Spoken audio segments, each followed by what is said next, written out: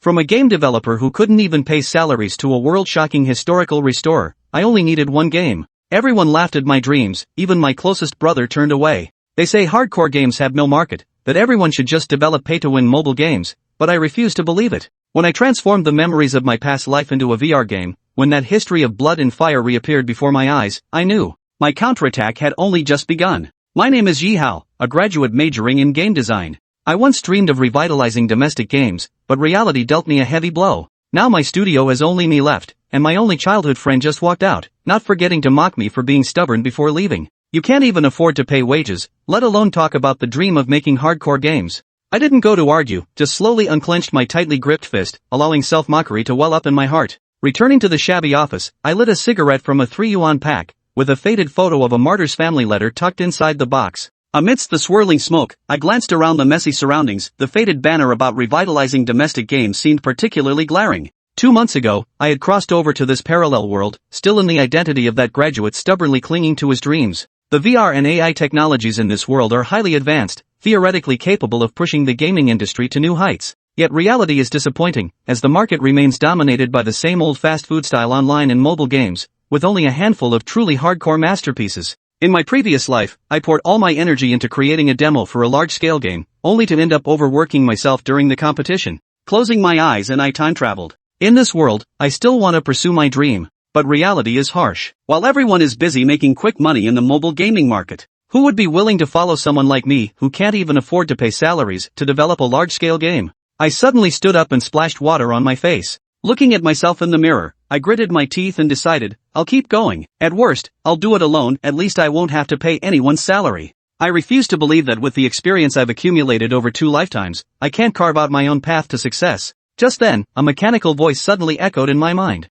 Detecting the host's determination and predicament, system activation commencing. Binding the strongest game developer system to the host now. The golden finger has finally arrived. I widened my eyes in excitement. The system informed me that any memory in my mind, whether it's a historical event, a novel, or a movie, can be turned into a game. Each creation requires the consumption of shock points. Shock points are generated from the shock and awe the game evokes in players. Complete loading of the host's past life memories. The host can select any memory from past lives to create. Detecting host's initial system binding. Newcomer's gift package now available. Constitution enhancement. The host's all attributes receive a boost. Distribute vibration points. As the beginner's gift pack was claimed, I felt my suboptimal health condition instantly swept away, with the dark circles under my eyes vanishing. His hair became thick, and his whole person regained vigor and vitality. With these 100,000 shock points, I began to contemplate what kind of game to create. People in this world are addicted to fast-paced entertainment and lack reverence for history. I returned to my desk, my grandfather's voice and face appearing vividly in my mind. Grandpa, I must make the world see you, see the true heroes. With a thought, I made my decision to create the Battle of Shanghai. The Battle of Shanghai is a profound pain in the hearts of countless people. In this battle, 1 million soldiers used their flesh and blood to fiercely defend every inch of land on the brutal meat grinder of a battlefield. I put on the smart helmet, logged into the AI platform, and started creating games. A few hours later, a folder appeared on my computer desktop, with a name that stirred my heart: Dragon Soul Forges the Nation. The Battle of Shanghai. The game title, Dragon Soul Forges the Nation, The Bloody Battle of Songhu. This is a hardcore game set against the backdrop of modern wartime history in Manhwa. As a citizen of Dragon Country, my greatest wish is to promote Dragon Country's history, stories, and culture to the world. And now, my blood is boiling, my heart is burning. Currently, this game has only unlocked the first act of the Battle of Shanghai, and I need more impactful moments to continue its development. I opened the world's largest gaming platform, Steam, and, gritting my teeth, set the game's price to free. I have no money for promotion, paying for ads would just drown it in the ocean of games. I believe the game's quality is enough to surpass any other work. As long as we make a strong first impression, making money is only a matter of time. A moment later, a pop-up notification appeared: Dragon Soul Forge Nation, Bloody Battle of Songhu has been successfully launched. At 8:30 p.m., popular gaming streamer Big Eggplant was live-streaming CSGO. His skills declined, his performance was dismal, and he was mercilessly mocked by the audience. Can't play, bros, the other side has hacks. Decisively habitually shifted the blame, then opened Steam to ask the audience for new game recommendations. Try playing some AAA titles from abroad. Domestic online games are simply unbearable to watch. The barrage comments are filled with complaints. Big Eggplant browsed while interacting with the barrage of comments. Suddenly, he was drawn to a newly released domestic game. The game icon depicts a sunset-like blood-red hue. On a modeled battlefield, a figure leans on a gun to support their body. blood and scars exude an intense sense of oppression. Game title, Dragon Soul Forging the Nation, Bloodbath at Songhu. This looks pretty good, guys, how about this one? It's just one of those cheap reskin games, nothing but a flashy icon to fool people. Comments expressed skepticism, but noticing the game was free, Big Eggplant decided to download and try it out. He put on the VR gear and launched the game. In an instant, a deep and oppressive hum arose, as if countless heroic spirits were roaring. The screen lit up, with no vibrant colors, only a dull red hue soaked in rust and soil. An overwhelming sense of oppression intertwined with fearless aggression, radiating an aura of sacrifice and honor. These colors and sounds, why do I feel my whole body trembling as if marching into battle? Dechiesi swallowed hard with difficulty. The barrage of comments in the livestream also sharply decreased, as countless viewers were awestruck by this grand and majestic atmosphere. The Battle of Songhu, my grandfather fought in this campaign, but he never mentioned any of this. A viewer commented in the chat. Big Eggplant trembled all over, staring intently at the screen. He could feel it, the aura of war. Forging the nation with dragon spirit, through the bloody battle in Shanghai, we forged the prestige of our dragon nation. As the screen gradually brightened, Big Eggplant finally caught his breath from the oppressive atmosphere. But the scene did not immediately shift to combat. Instead, it adopted a high-altitude perspective, sweeping over the breathtaking battlefield below. Devastation stretched as far as the eye could see, with smoke of gunpowder rising everywhere. The soldiers of Dragon Nation, braving the relentless artillery fire, tenaciously held back the enemy. Their weapons were outdated, and they lacked unified uniforms, yet with their flesh and blood, they stubbornly dragged the fully armed invaders into a grueling battle. To protect their homeland and defend their nation, they shed blood and sacrificed their lives, ready to die on the battlefield for their country, with no need for their bodies to be wrapped in horsehide and returned home. The scene shifts to the enemy command post. An enemy officer in military uniform, holding a cup of sake, arrogantly watched the distant flames of war. This is an amusing game of roasting rats. The enemy's arrogance and contempt stand in stark contrast to the bloody, inch-by-inch struggle on the battlefield. I can't take it anymore, I'll kill you damn little Japs. Viewers in front of their screens were furious, their eyes red with anger, and the barrage of comments exploded with rage soaring to the skies. As this CG sequence ended, the subtitle reappeared on screen, Dragon Soul Forges the Nation. The Battle of Songhu is a game set against the backdrop of modern war history in Dragon Country. Massively multiplayer online battle game. In the first act of the Battle of Shanghai, can accommodate up to 11,000 players simultaneously in the campaign. Difficulty selection for the campaign. Simple medium reproduce history. Of course, definitely choose the highest difficulty. The barrage went wild. Big Eggplant's curiosity and competitive spirit were completely piqued. He's most susceptible to this kind of provocation. Are you underestimating the streamer? Come on, brothers, let's play this historical reenactment difficulty.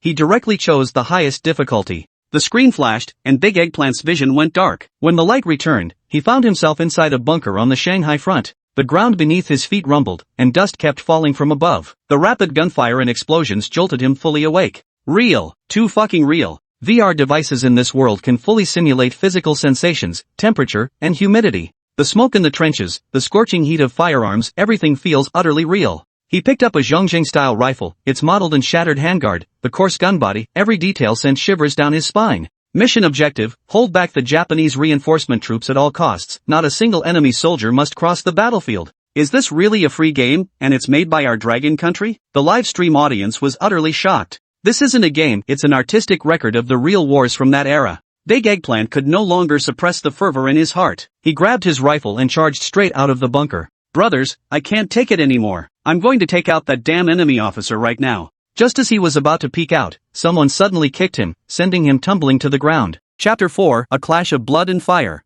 A rough, raspy voice roared in every spectator's ears. You bastard, are you out of your mind? Daring to stick your head out like that? Get down on the ground. Big Eggplant froze almost instinctively. His mind was still consumed with thoughts of how to take down the damn Japanese commander. He hadn't even processed what was happening around him.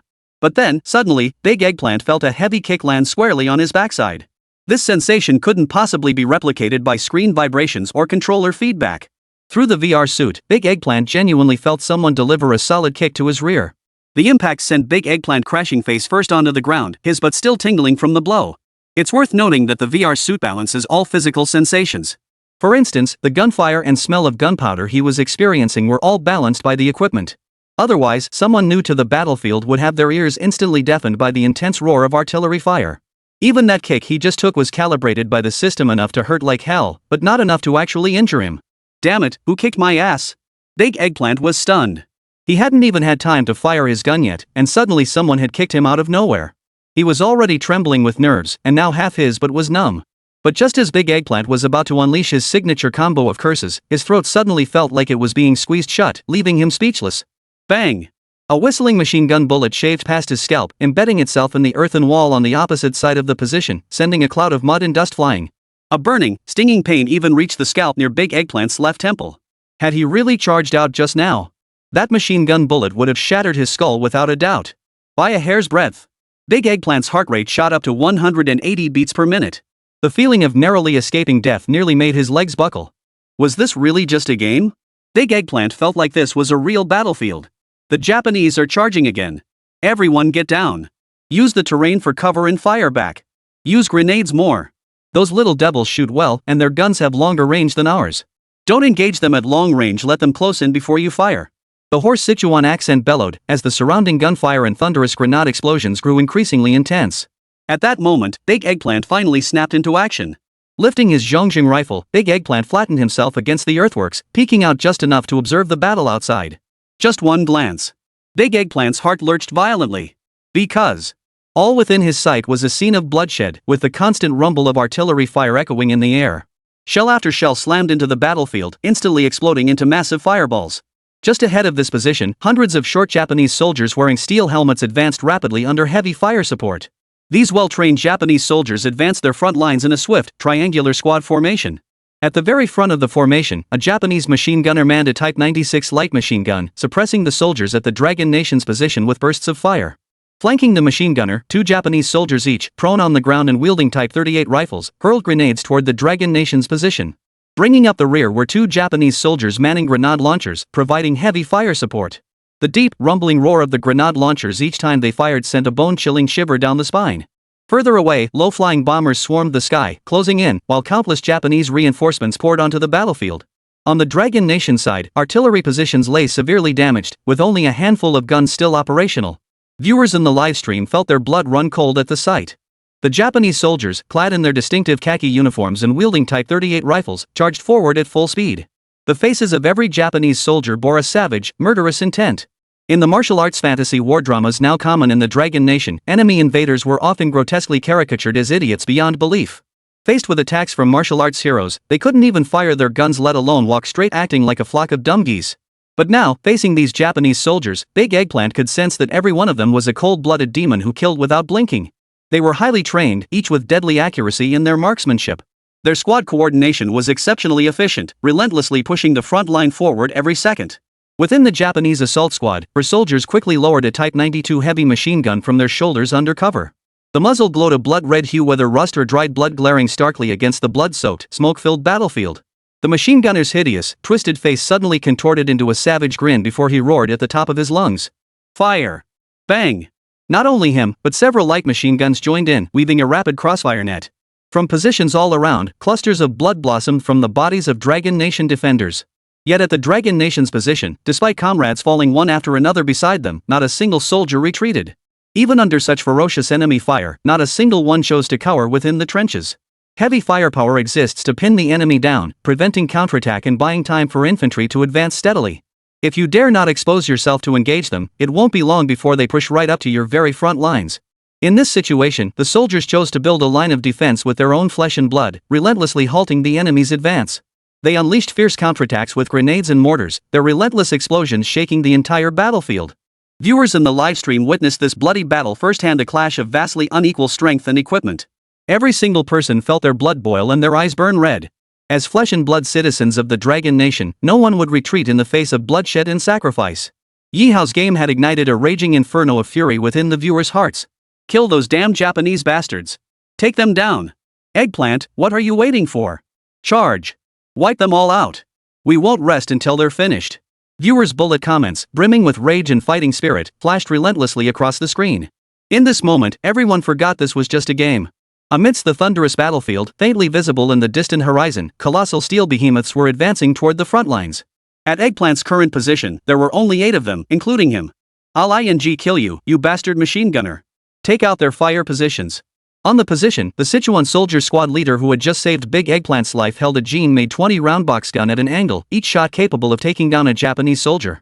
At his command, a burly machine gunner beside him snatched the checkmate rifle next to Big Eggplant and began firing bursts toward the enemy positions outside the trench.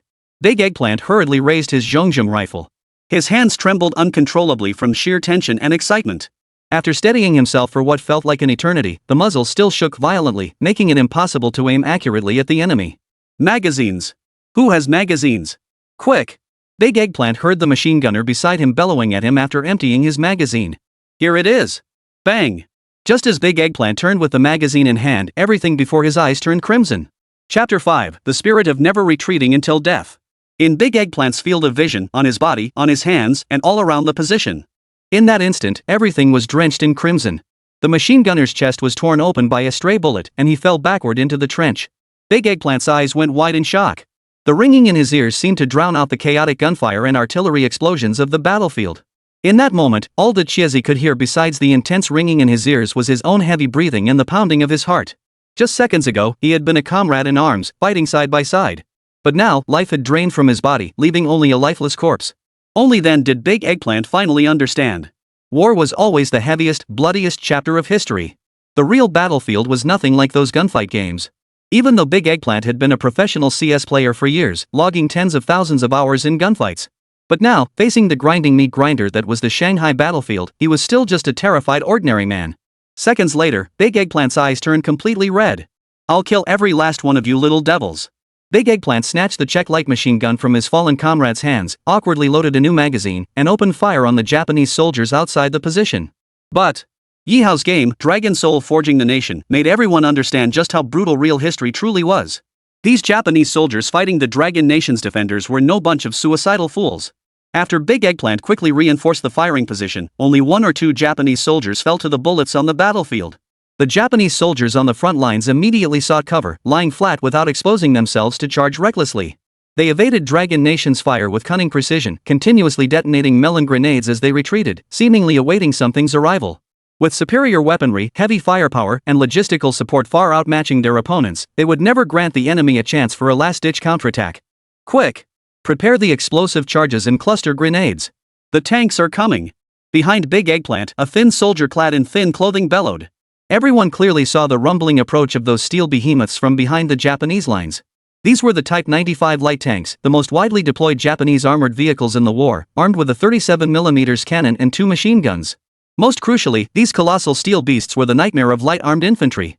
Without artillery suppression, the Type 95 light tanks accelerated at full throttle, advancing rapidly. Their steel hulls still bore clear foreign markings, and a Japanese soldier's head peered out of the observation port, machine gun at the ready. Now, at Big Eggplant's position, only a Czech light machine gun remained, not even a grenade launcher. Big Eggplant aimed at the tank, pulled the trigger, and emptied half a magazine. Yet the bullets merely sparked against the tank's armor, utterly incapable of piercing its outer plating. At that moment, the Japanese squad that had been hiding in the bunkers began to emerge one after another, advancing steadily under the tank's cover. They babbled in their incomprehensible language, each one wildly arrogant, firing relentlessly to suppress the Dragon Nation's positions. Kill them! On the front lines, Big Eggplant and the sole remaining machine gunner kept firing relentlessly, but even the hail of bullets couldn't halt the enemy's steel advance for a single moment. In the livestream chat, every viewer's nerves were stretched taut. Even as mere observers, this battle felt harrowing. The suffocating pressure of that battlefield meat grinder made everyone feel faint. These tanks are completely invulnerable. Is there any way to take them out? Would grenades work? Big Eggplant was pinned down by the tank's machine gun, unable to lift his head. At that very moment, his 2 comrades beside him were struck down by bullets. Even as they fell, even as life slipped away, their hands remained clenched tightly around their rifles. In their eyes, rage, tragedy, heroism, and murderous intent. Lingering long after they were gone. They were soldiers of the Dragon Nation, warriors. Even in sacrifice, the dragon spirit within them, the very soul of the Dragon Nation, would never fade. The viewers in the live stream room had tears in their eyes. These warriors, one after another, charged into the battlefield and fell heroically. They died for the Dragon Nation, for all who live today. Under the advancing Japanese tank formations, it wasn't just Big Eggplant's position across every sector of the battlefield, the Dragon Nation's defensive positions were nearly out of ammunition and supplies. Dechiezi was pinned down in the trench by intense fire, buried under a layer of dust, struggling to breathe, his body stiff with cold. The roar of enemy tank engines and the screeching of tracks grinding closer echoed in his ears. "Damn it, today I'll fight you to the death. Think you can overrun my position? I'll snap your damn teeth out, you beasts, even if it kills me." The Sichuan army squad leader who had saved Big Eggplant's life earlier, also the commander of this position, now lunged swiftly toward the nearby ammunition crate. His face and body were caked in blood and grime, obscuring his features. A patch embroidered with the character "For Death" was strapped to his shoulder, the emblem of the Sichuan Army's suicide squad. Perhaps this unnamed Sichuan platoon sergeant shared the same face as the countless heroic souls now eternally resting beneath the earth. They gave their lives without leaving names behind, without leaving anything to prove their identities. The only thing the people of the Dragon Nation could remember about them was their dragon spirit, their refusal to retreat until death, their self-sacrifice. Big Eggplant watched as the Sichuan platoon sergeant swiftly opened the ammunition box, retrieving the last few grenades and a pack of explosives. As he tore strips from his leg bindings and clothing to bind the grenades, Big Eggplant saw the festering wounds covering his body. Beneath the Sichuan platoon sergeant's thin clothing, only a death flag was wrapped around his body. Cluster grenades mixed with explosive charges. This was the only means soldiers had to damage tanks without artillery support. Even for suicide squads carrying cluster grenades, only a 3-man formation offered a chance to close in on enemy tanks. 5 grenades, 1 explosive charge. That'll do just fine. I'll take my explosive charge and grenades to deliver another big gift to these little devils. Here, take this armband and this grenade. Kid, don't be scared. When they charge, just pull the pin. The Sichuan platoon sergeant removed his death armband and slipped it onto Big Eggplant's arm, patting his shoulder. Amidst the roar of artillery in the barren battlefield where ammunition and supplies had long since run out, a faint, resigned smile spread across his face. Even as death approached, he still did everything he could to comfort the soldier before him. Amidst the earth-shattering artillery and tank roar, the Sichuan squad leader strapped the explosive pack to his back, dragged several bundles of grenades with one hand, and began crawling out of the trench. "What are you doing?" Big Eggplant shuddered violently and cried out in shock. But before Big Eggplant could finish his cry, the Sichuan platoon sergeant, not much older than him, had already grabbed the edge of the trench with both hands and flung himself out. Chapter 6, Under the Banner of Death, Sacrificing One's Life for the Nation. Amidst the relentless barrage of artillery fire, the Sichuan platoon leader hunched low, charging toward the Type 95 tank with an intensely heroic and resolute demeanor. Big Eggplant hadn't even had time to process what was happening. When he finally saw clearly, the Sichuan platoon sergeant had been struck simultaneously in the shoulder and leg. Blood splattered through his body and thin uniform, an excruciatingly vivid sight. In that instant, Big Eggplant and every viewer in the livestream felt an overwhelming sense of suffocation. Riddled with multiple bullets and dragging his crippled leg, the Sichuan platoon sergeant suddenly pulled the fuse on the explosive charge in his hand as the enemy tank thundered toward him. "Father, mother, today your son has given his life for the nation." Ha! Following that heroic, tragic declaration of sacrifice came a burst of fierce, triumphant laughter. Even as the enemy tank's steel tracks were about to crush his body, even as his comrades behind him had all fallen. At this moment, even as he reached the end of his life, this platoon sergeant from Sichuan province still refused to let the Japanese devils see anything but his utmost pride. Boom! The explosive charges and cluster grenades detonated almost simultaneously, unleashing violent shockwaves and billowing clouds of smoke and dust. To Big Eggplant's eyes, the world before him seemed to turn entirely crimson with the squad leader's sacrifice. A deafening roar filled his ears, his heart pounded wildly, and his eyes bled. Through the haze, Dechiesi and every viewer in the livestream witnessed a death flag slowly rising amidst the smoke and dust. In times of national crisis, the Japanese invaders show their true, vicious face. The fate of the nation rests on every citizen's shoulders. In times of injury, wipe away the blood and death, wrap it around the body. Charge forward, never forgetting your duty. Beneath that banner of death fluttering in the air, a destroyed Type 95 tank blazed fiercely. Several Japanese soldiers, engulfed in flames, screamed in agony. Yet the Sichuan platoon sergeant who gave his life in the final moment was nowhere to be seen. In that instant, the livestream's chat stream grew sparse. Countless viewers' hearts trembled violently, though they had only witnessed this hero from Sichuan for mere minutes. Yet his blurred, mud-streaked face seemed to be etched into their very souls. He left behind only a few words, yet they resonated like the roar of a dragon, causing the hearts of the viewers to beat in unison with that dragon's cry. "I am an unfilial son, sacrificing my life for the nation. If there is a next life, I will fulfill my filial duty to my parents." The audience had completely forgotten this was merely a game. To their eyes, the scenes unfolding before them were the very events that had unfolded decades ago. Ye Hao had merely harnessed the most advanced technology available to allow everyone to witness firsthand the most tragic and heroic scenes from that era. The Green Hills are honored to bury the loyal bones.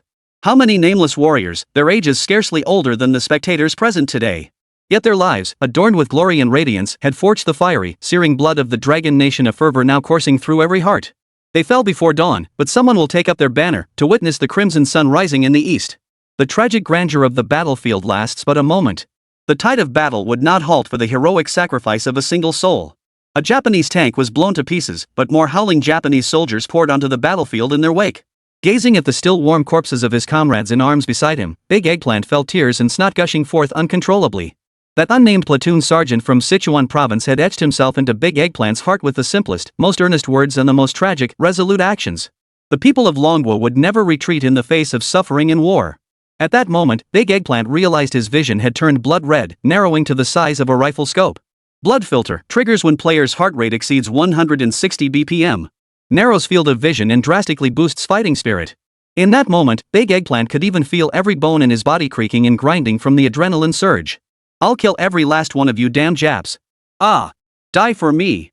Snatching out the Czech light machine gun left behind by a fallen comrade, Big Eggplant jammed in a magazine, raised the weapon, and unleashed a hail of fire at the Japanese soldiers outside. Everything before his eyes was shrouded in a crimson haze. All he could feel was his heart pounding violently, his heavy breathing, and the metallic taste of blood in his mouth. But the Czech light machine gun's magazine held less than 30 rounds. On the battlefield, with decisively kind of firing, it wouldn't take more than a minute to empty the magazine. In mere seconds, Big Eggplant's Czech machine gun fell silent. Before he could reload, the distant Japanese squad had already raised their Type 38 rifles. Bang! A bullet whistled sharply, piercing Dajiazi's right forearm with pinpoint accuracy. Blood spattered. Big Eggplant instantly felt an unbearable burning sensation and excruciating pain in his right forearm. The VR suit's effects were disturbingly realistic.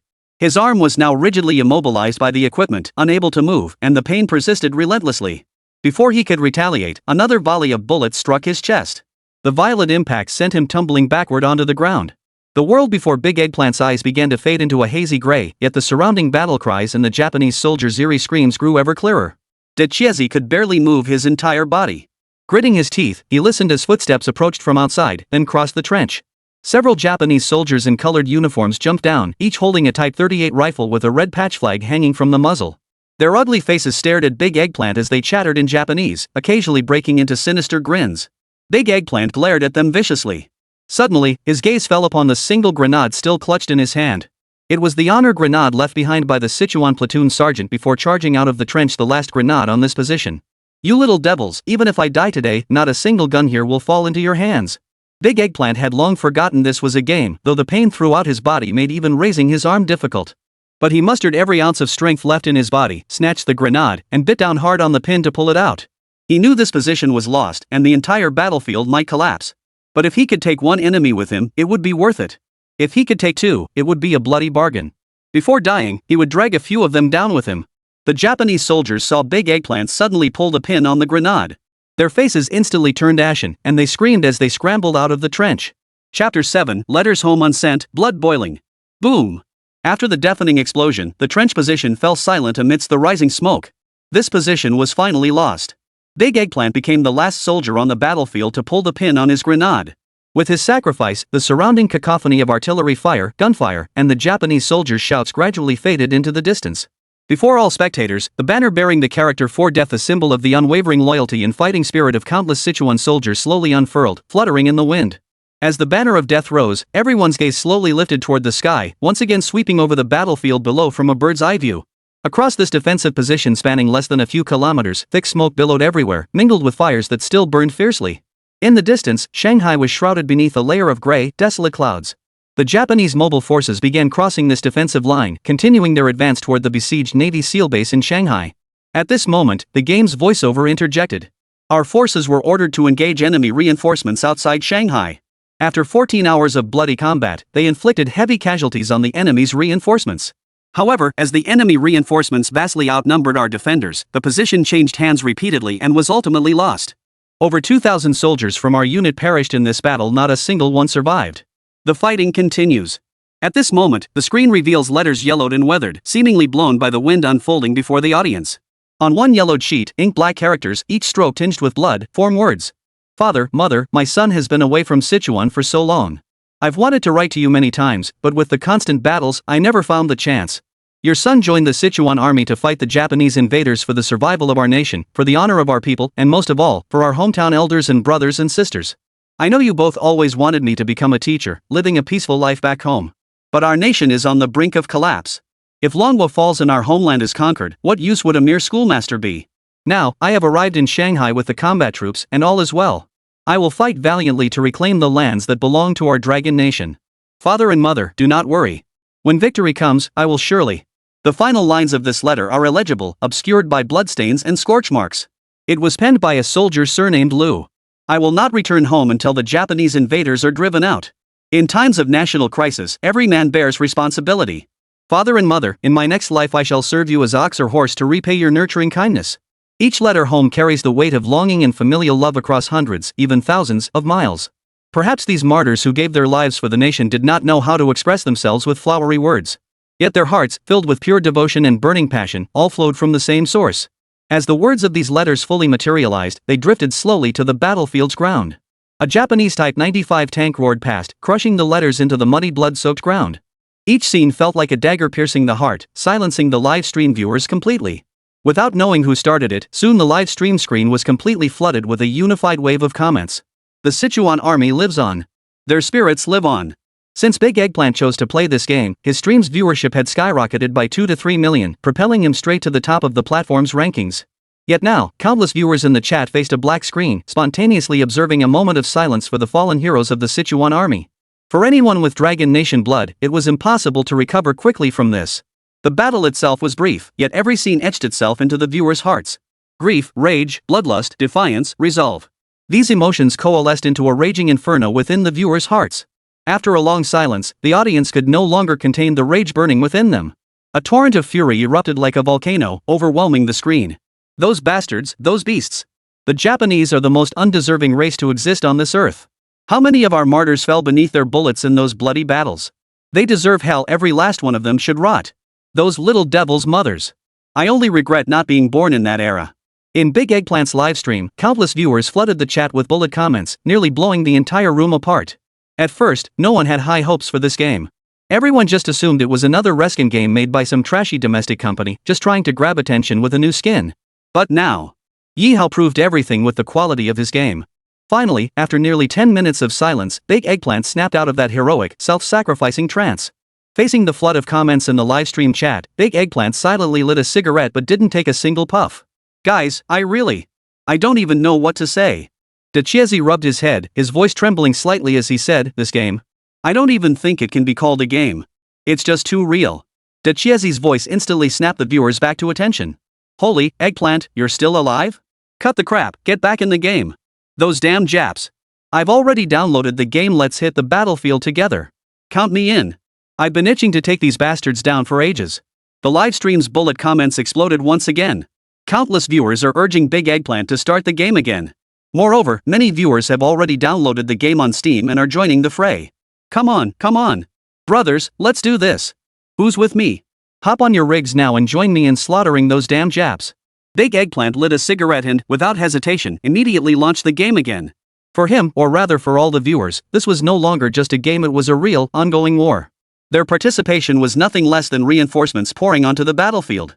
This time, after Big Eggplant reloaded the game, the usual cutscene vanished. Instead, the screen faded directly into the combat footage. Armed with the experience of their first bloody battle, Big Eggplant charged forward relentlessly, one assault after another. Of course, on the battlefield, he also met death time and time again. As Big Eggplant led his livestream audience deep into this battlefield, fighting desperately to eliminate enemies, the game created by Ye Hao had already triggered a massive explosion across the entire Dragon Nation internet. Chapter 8, 10 million views, let's kill the Japs together. In the War Nightingale livestream on the neighboring platform. Zhang, I love playing chess with the old lady, hee. Who says I only win by outlasting old ladies? Stop slandering the streamer, I've got real skills, okay? Just 2 days ago, Zhang achieved an impressive record of 1 win and 16 losses in a Go tournament. Surprisingly, despite her lack of skill, she pulled off an unprecedented win against her final opponent, old lady Rue. Viewers in the livestream chat unanimously agreed that Zhang Ying's skill level could only beat her by wearing down the elderly opponent. Relying on his youth and stamina, he wore her down until she was dizzy and disoriented, forcing her to concede defeat. At that moment, Zhang was playing the Plants vs. Zombies minigame, bragging wildly while glancing at her stats in the background. But the moment she glanced at it, she froze in shock. Evening streams were prime time, yet today her viewership was only a third of what it usually was. Worse still, the current viewership of several thousand was steadily plummeting.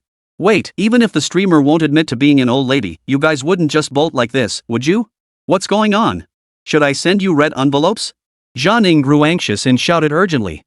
Who cares about playing Plants vs. Zombies? The heat on Big Eggplant's channel next door is about to break 50 million. Exactly. That livestream is about to explode. I watched for a bit and it's giving me anxiety. Zhang, drop this crappy game and download the same one Big Eggplant is using. Seeing the stream flood with comments, Zhang was genuinely stunned. Wait, Big Eggplant isn't even on the same platform as her, yet he's pulling her viewers over? This was unthinkable in the past. What kind of event could possibly pull viewers across platforms? Plus, everyone in the chat was talking about this game Big Eggplant was playing. Could a mere game really generate such unprecedented buzz? Zhang clearly remembered that over the years, domestic games in Dragon Country had been utterly unwatchable. Not a single title had even reached passable quality. This phenomenon wasn't confined to Zhang Ying's stream alone. Major streamers across all platforms like Chu He and Big Monkey were all experiencing the same confusion and bewilderment. Their viewer counts were plummeting, and their chat feeds were flooded with mentions of this mysterious game. Some streamers couldn't contain their curiosity any longer and jumped platforms to check out Big Eggplant's stream.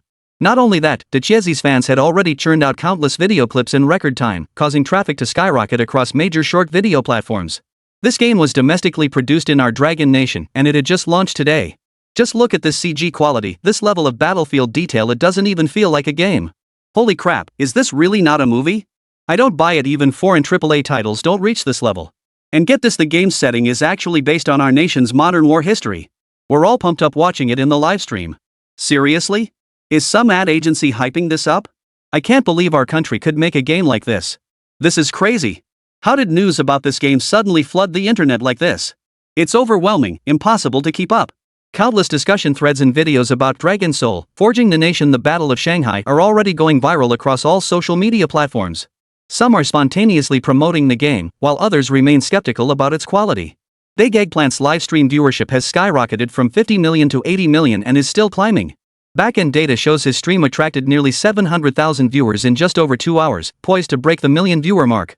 Before long, a significant portion of the audience, along with major streamers who had dropped by Decisively's stream, had already downloaded the game, donned their VR gear, and officially joined the game. Only after personally experiencing the game and witnessing its CG scenes firsthand did they understand why its popularity had skyrocketed overnight. The live-streamed clips were already breathtaking, even making one question whether it was a movie rather than a game. But when players actually donned their headsets and entered the game, the immersive experience felt at least 10 times more intense than the clips. The CG scenes depicted desolate, blood-red landscapes, with the Dragon Nation's defenders fiercely holding their ground. The brutal savagery of the invading forces, the overwhelming pressure from waves of planes and tanks. Every single detail left these newcomers gasping for breath. What shocks these new players even more is that each of them inevitably appears in the first act's defensive battle upon entering the game. Yet each player's position and identity was entirely unique, no two experiences were ever the same. Take Big Eggplant, for instance, he appeared at the sniper position of the Sichuan platoon sergeant. Therefore, no other player would ever share his exact viewpoint or role. Instead, they would become comrades at different positions. It could be said that this game truly embodied what it meant to be in a real alternate world. On this battlefield, they aren't mere NPCs mechanically repeating the same routines, they are flesh and blood soldiers of the Dragon Nation. It turned out Ye Hao had vastly underestimated both the players' enthusiasm and the game's explosive popularity. Within less than 12 hours of Dragon Soul Forging the Nation's launch, the player count had already far exceeded the initial 1,000 player limit. Moreover, his shot points had now surged past 100,000 and were still climbing. Opening the game's back-end interface, Ye Hao was startled to see a particular statistic. Players who perished in-game could return to the main page, reload, and log back in. Yet now, tens of thousands of players were waiting in the queue just to log back in after dying.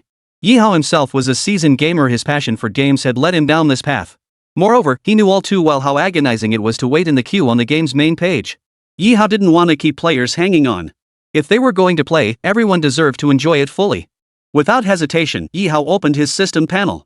This system can modify released games according to the host's needs by consuming shot points. Current player cap, 1,000. Expand it. 1,000 isn't enough, make it 10,000. Ye Hao went all in, instantly consuming the 100,000 shot points he'd just acquired to expand the game's capacity to 10,000 players. The bigger the storm, the pricier the fish, the more you invest, the greater the return. After Ye Hao completed the expansion, a small update package appeared on the game page. Once the update was installed, even more players immediately joined the game battlefield. Yet no matter how many spectators and streamers joined this game, wave after wave sacrificing themselves only to re-enter, endlessly reinforcing the battlefield. In this battle tasked with blocking enemy reinforcements, all participants would inevitably meet their end, every last soldier perishing without exception. After all, this was a realistic wargame based on historical events. War is forever steeped in cruelty and harsh reality. The grand scheme of things will never be altered by individual acts of bravery or fearlessness. On the vast battlefield, the strength of a single individual is always the most insignificant. Had the Dragon Nation's defenders achieved a decisive victory in this holding action, the invading forces in Shanghai would have been utterly annihilated and the Battle of Shanghai would never have occurred. This defensive battle was merely a prologue. Yet even this prologue alone had forced countless Dragon Nation citizens to experience firsthand the savage brutality of the Japanese invaders. Each person fell, sacrificed, and rejoined the bloody battle amidst endless fury, oppression, and unwillingness. Yet the true Great War had only just begun. Chapter 9, Machine Gun Emplacement, War Nightingale terrified stupefied. The wooden stock of the Zhongjing rifle dug painfully into her shoulder. Zhang Ning clutched the weapon as if it were a piping hot baked sweet potato, her legs trembling uncontrollably as she struggled to steady herself. Just moments ago, she had passed through the opening cinematic battle scene and officially joined the campaign. Like Big Eggplant and all the other players, Zhang Ning stood frozen for a long time after witnessing the breathtaking scenes unfolding on the battlefield. Prior to this, there has never been a single game, let alone one that surpasses it, that could even come close to matching Ye Hao's game. Highly advanced VR equipment had long been abandoned in this Blue Star world. Yet Ye Hao, with Dragon Soul forging the nation, showed everyone how future technology should be utilized. Within this game, every player felt utterly immersed in the battlefield, experiencing reality pushed to its absolute limits. Whether it was the thunderous artillery fire, the hail of bullets on the battlefield, or the flesh and blood martyrs of the Dragon Nation, they all existed with complete authenticity. And those Japanese soldiers, howling as they charged forward, their hideous, terrifying faces resembled demons crawling straight out of hell. By the time the brief CG cutscene ended, Jenny Ying felt a bit lightheaded. She looked around. For a moment, she couldn't quite grasp where she was. Looking out in all directions, she saw a battlefield pockmarked by artillery shells, smoke billowing everywhere. She found herself standing on a slightly elevated mound of earth. Have I joined the game already? Can you guys see me? Zhang Ning activated the livestream's bullet chat function via a button on her VR headset. The next second, phantom bullet screens began appearing in the upper right corner of her view. Almost every one of them was warning her, "Get down. Duck? Why duck? Should I lie down or crouch?" Zhang Ning was originally a Go player. During her streams, she mostly played casual games and had never encountered such hardcore war games before. For a moment, she couldn't grasp what her viewers meant. But just then, a piercing, wailing screech began to descend from the sky above her. That deathly howl stirred a primal fear deep within her soul. Instantly, Zhang Ning shuddered violently. Roar! A Japanese fighter plane, gleaming with a silvery metallic sheen, tore through the low, gloomy clouds and suddenly appeared above the battlefield in a steep dive. Perhaps in the fantastical dramas of the War of Resistance, these Japanese fighter planes would have been insignificant. In those martial arts epics, heroes either scaled walls like cats or pelted enemy planes with rocks, using rifles as makeshift anti-aircraft guns. To audiences, these ultralight fighters seemed utterly useless in combat. But when you're actually on the battlefield and see this fighter plane, like a howling Grim Reaper, descending from the sky, you realize what a terrifying nightmare this truly is. Bam! A dense swarm of metal rips through the clouds. That was the distinctive shrieking of the Japanese fighter, like death scraping a skull with his scythe, sending chills down your spine. Breaking through the clouds, the Japanese fighter dived at an extremely low altitude over the battlefield, its twin machine guns beneath the nose opening fire instantly. The intense flashes of tracer bullets and the trails left by bullets piercing through the battlefield smoke were all too real. Zhang Ning was now completely paralyzed. She felt as if her limbs had lost all control. Her mind screamed to run, yet her body remained frozen, utterly immobile. Just as the enemy fighter was about to sweep her position with fire, her neck was seized as if by iron pincers. Before she could even cry out, her entire body was flung into the trench like a sack. Mud soaked her entire body. Before her vision blurred, Zhang Ning could barely make out the hem of the enemy's military uniform. Thud! The impact sent a jolt of pain through her VR suit's haptic feedback system. Even though the pain was dampened, it still made Zhang Ning yelp in agony. To her horror, she discovered a gash on her left forearm, feeling the stinging, scalding blood flowing out. Even the sensation of warm blood trickling down her skin felt painfully vivid. I'm bleeding. I'm quitting. I don't want to play anymore. I'm logging out. Zhang Ning was genuinely terrified, her defenses nearly shattered. She'd barely played any shooter games before, yet she'd been suddenly thrown into this battlefield. The fact she hadn't passed out was already a miracle within a miracle. Shut the hell up! Just as Zhang Ning frantically wiped away tears and shouted she wanted to leave, a rough, gravelly voice filled with bloodlust and authority exploded behind her. The voice felt like a blade piercing her very soul, making her body tremble instantly. Though fear still lingered within her, the very presence of that voice felt like a reassuring pill, steadying her nerves considerably. Turning around, Zhang Ning saw that the one who had just roared was the man who had saved her. He was a man in his 30s, wearing black-rimmed glasses and a military uniform soaked through with mud and blood. His eyes behind the lenses seemed to burn with fire, making him appear like a sculpture stepped out of the lead-type illustrations in wartime reports from that era. His fingers were long and powerful, yet thick calluses and dried blood were visible on the palm crease of his right hand. This was the body of an intellectual who had weathered countless battles. Zhang Ning froze, her lips trembling. What do you think this place is? This is the battlefield. Once on the battlefield, there is no distinction between men and women. Everyone must execute combat duties with full force. Put on this uniform, take up this rifle. You are a warrior of the Dragon Nation, the hope of your hometown's elders and parents. The man who looked like a staff officer roared fiercely, if we retreat an inch today, the enemy will advance a foot. If we don't shed blood and make sacrifices, it will be our hometowns, our parents, and our loved ones who die. These words thundered like explosions in Zhang Ying's ears. Japs. Fight the Japs. The words echoed relentlessly in Zhang Ying's mind. For any Dragon Nation citizen, the term Japanese devils was forever the most potent catalyst for igniting their bloodlust. Those bloody battles, those countless heroic sacrifices, those spirits forever resting in the earth, they were an indelible pain in the hearts of the Dragon Nation's people. Zhang Ning desperately tried to console herself with the thought that this was just a game. Yet everything around her compelled her to ask, could a game truly achieve this level of realism? Machine gun emplacements, all units. The enemy fighters are about to arrive for backup, take them down hard. Every enemy fighter we shoot down means one less sacrifice among our comrades. All units, fire. The staff officer's voice boomed again from nearby, piercing Warren Nightingale's ears. Chapter 10, Online Battlefield. Big Eggplant, you're here too? Zhang Ning clenched her teeth, her gaze shifting from panic to resolve. As the staff officer's words echoed in her ears, she felt as though she could see millions of eyes staring at her. This wasn't a virtual scene from a game, but the intertwined gazes of millions of real eyes from 1937. Gripping her Zhongjing rifle, Zhang Ning was about to raise her head and fire. Duck! But just as she was about to crawl out of the trench, a very familiar voice suddenly exploded behind her. Simultaneously, a figure slammed her back down, and both rolled into the trench. Immediately after, where Zhang Ning had nearly exposed herself, a burst of machine gun fire whizzed past, sending plumes of muddy smoke billowing from the earthen wall behind them. Lying on the ground, Zhang Ying's heart pounded wildly. She hadn't even fired a shot yet, but her pulse was already threatening to break 160 beats per minute. Had the person not tackled her down just now, there was no doubt that the moment she surfaced, the next second would see her chest riddled by those machine gun bullets. An indescribable fear gripped her heart. Even as she repeatedly reminded herself this was just a game. The sheer terror of that brush with death left her trembling with lingering dread. If she had actually been hit by a bullet, would she have bled out? Would she have truly died here? But at that moment, a very familiar voice rang in her ears. Damn it all, everyone down. Keep your heads down. The Japs have air support, but we don't. Wait until their fighter planes run low on ammo, then we open fire and mow them down. Zhang Ning was dazed. She'd felt that voice was familiar earlier, but now, that sense of familiarity grew even stronger. Brushing away the dust around her, Zhang Ning finally opened her eyes and saw the person who had saved her life. But when she recognized his face and features, she froze in shock. Impossible. Zhang Ning couldn't help but yell, holy. This man wasn't one of the soldiers stationed at this position.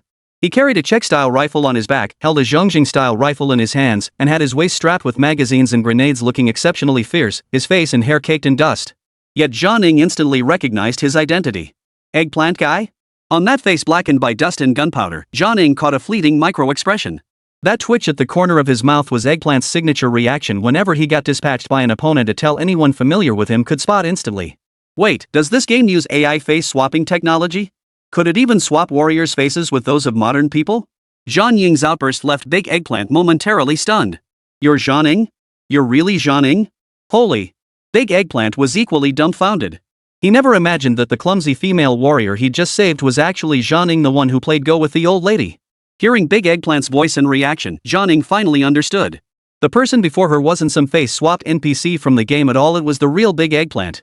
Bro Eggplant, how did you end up in my game? I remember I started this game myself. Zhang Ning was utterly dumbfounded. With little experience in large-scale multiplayer games, she had no clue what was happening. Who said this was a single-player game? Big Eggplant wiped the dust from his face and addressed her. This is a massive multiplayer online game. Besides us, there are tons of other players and streamers here. Anyone who went through that CG cutscene just now automatically entered the first act sniper battle, this battlefield right here. At that moment, countless viewers in both their live streams were stunned.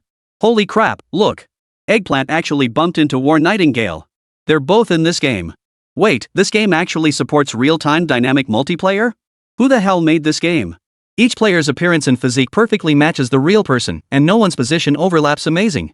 In the live stream chat, countless viewers were stunned by the sight of the two meeting face to face. This isn't a game at all, it's another real world. Zhang Ning, hold your fire for now. I'll lead you, don't stick your head out like an idiot again. Follow my orders. After pulling Zhang to his feet, Big Eggplant pulled out a rusty military knife and began carving a map into the ground. Over the past few hours, through repeated deaths and respawns, he pieced together this rough map of the battlefield. Look, the Japs have at least 6 attack routes now. Our defensive position here is just one of those routes. And it's the fiercest fighting. The Japanese have the most troops here. Earlier, we organized a suicide squad to carry out large-scale demolition against their tank units, which is why the Japs deployed their fighters. Our priority now is to shoot down as many of their fighters as possible and hold back their ground forces on the front line. Big Eggplant pointed to various marked locations on the map, his words ringing out with conviction. This streamer, who never bothered to memorize map positions while playing CS, now marked every strategic point across the vast battlefield with precision rivaling an AI. Looking at Big Eggplant before her, War Nightingale even felt a strange unfamiliarity about this man. The Big Eggplant who streamed normally loved to crack jokes and fool around. But now, the resolve and composure etched on his face made Zhang feel as though this wasn't him at all. The battlefield was always the ultimate crucible for tempering willpower and forging character. Only after being baptized by the flames of battle could a rookie soldier transform into a seasoned veteran with a steadfast spirit. Even the players who had just joined this game began to undergo a shift in their psychological acceptance and composure after experiencing several deaths. As Big Eggplant analyzed the battle situation, several more players arrived at this position. They were all viewers from the livestream, fellow game enthusiasts who had followed Big Eggplant here immediately. If we get shot and die in this game, we won't actually die, right? Zhang voiced her concern. This feels way too real. Even though I keep telling myself it's just a game, I still can't help feeling scared. What's there to be afraid of, Sister Zhang? We've died several times already. But when we die, the campaign doesn't reset to the beginning. Probably because not all players die simultaneously. If everyone died at the exact same moment, I'd guess the campaign progress would reset with high probability. Several players shared their thoughts when suddenly one raised a question. Bro, can we try some tactics? Like, can we flank the Japs based on their formations and troop deployments? Chapter 11, the fierce battle begins, the battlefield like a meat grinder. Backing the board is actually a term from the gaming world. Essentially, it refers to players tackling difficult, complex games by repeatedly attempting them, meticulously documenting enemy attack patterns, skills, tactics, and so on, then compiling this data. This dramatically increases the chances of clearing the game. Useless. Big Eggplant shook his head, thrust his military knife into the ground, and pointed at the map. Look, he said. I've memorized nearly every inch of this battlefield. I've tried your backing up method too, it doesn't work. The Japanese forces' attack patterns, whether troop deployment, firepower intensity, or fighter takeoff timing, were always different. When developing the game, Ye Hao had anticipated this very challenge. The player base for Dragon Soul, Forging a Nation, was bound to skyrocket to terrifying heights. The more players there are, the higher the probability of someone memorizing the map and clearing it. Therefore, making the campaign content fully randomized in advance was an absolute necessity. Besides, Big Eggplant looked at the player and asked, do you really think the enemies you've encountered are just standard NPCs following a scripted path? The spectator shook his head. The past few hours of intense combat had proven these Japanese soldiers were flesh and blood individuals, each possessing tactical awareness. They wouldn't let you walk through their defenses unchallenged. This realization descended like a heavy cloud, swiftly enveloping the entire machine gun emplacement. Big Eggplant noticed that the players beside him, including War Nightingale, were all in an unusual state and unnaturally low and somber mood. Even he himself felt a strange tightness in his chest, as if breathing had become difficult. In an instant, Big Eggplant grasped the reason. The battlefield was brutally unforgiving even to seasoned veterans. How much more so for ordinary people like them, who had never touched a firearm or truly set foot on a battlefield. Many who witnessed the battlefield's bloodshed and terror developed severe psychological stress, plunging into depression or even withdrawal. And with the VR motion equipment enhancing the battlefield's realism, it felt all too tangible. Even during the lull when the fighting ceased and both sides were regrouping for the next bloody battle, many still couldn't relax their tense nerves. What the hell do we do now? Everyone, snap out of it. Big Eggplant was starting to panic. This was beyond his control. Not everyone could handle battlefield stress syndrome. But at that very moment, the staff officer in the round black glasses stepped into the center of the machine gun emplacement. Comrades, fellow soldiers. We've temporarily driven back the enemy, but now is not the time for complete rest. The staff officer clapped his hands and declared, right. Let's sing a song. What should we sing? Let's sing Sacrifice Has Reached the Final Hour. This patriotic song, created during the war years in Longwa, features stirring lyrics and music that inspire and ignite fighting spirit. Come on, I'll start it for you all. March forward, never retreat. Life and death hang in the balance. Ready, sing. Led by the staff officer, the soldiers on the battlefield began singing along with him. Above the VR headsets of Big Eggplant, War Nightingale, and other viewers, faint, ethereal lyrics suddenly appeared overlaying the game world. Our compatriots slaughtered, our land seized, we can endure no more. We absolutely refuse to accept the terms of surrender. Not an inch of Dragon Nation's territory shall be lost. With our blood and flesh, we'll strike down the enemy's head. Sacrifice has reached its final hour. What began as a low, sullen chant grew into a roaring battle cry as Big Eggplant, War Nightingale, and the spectators joined in.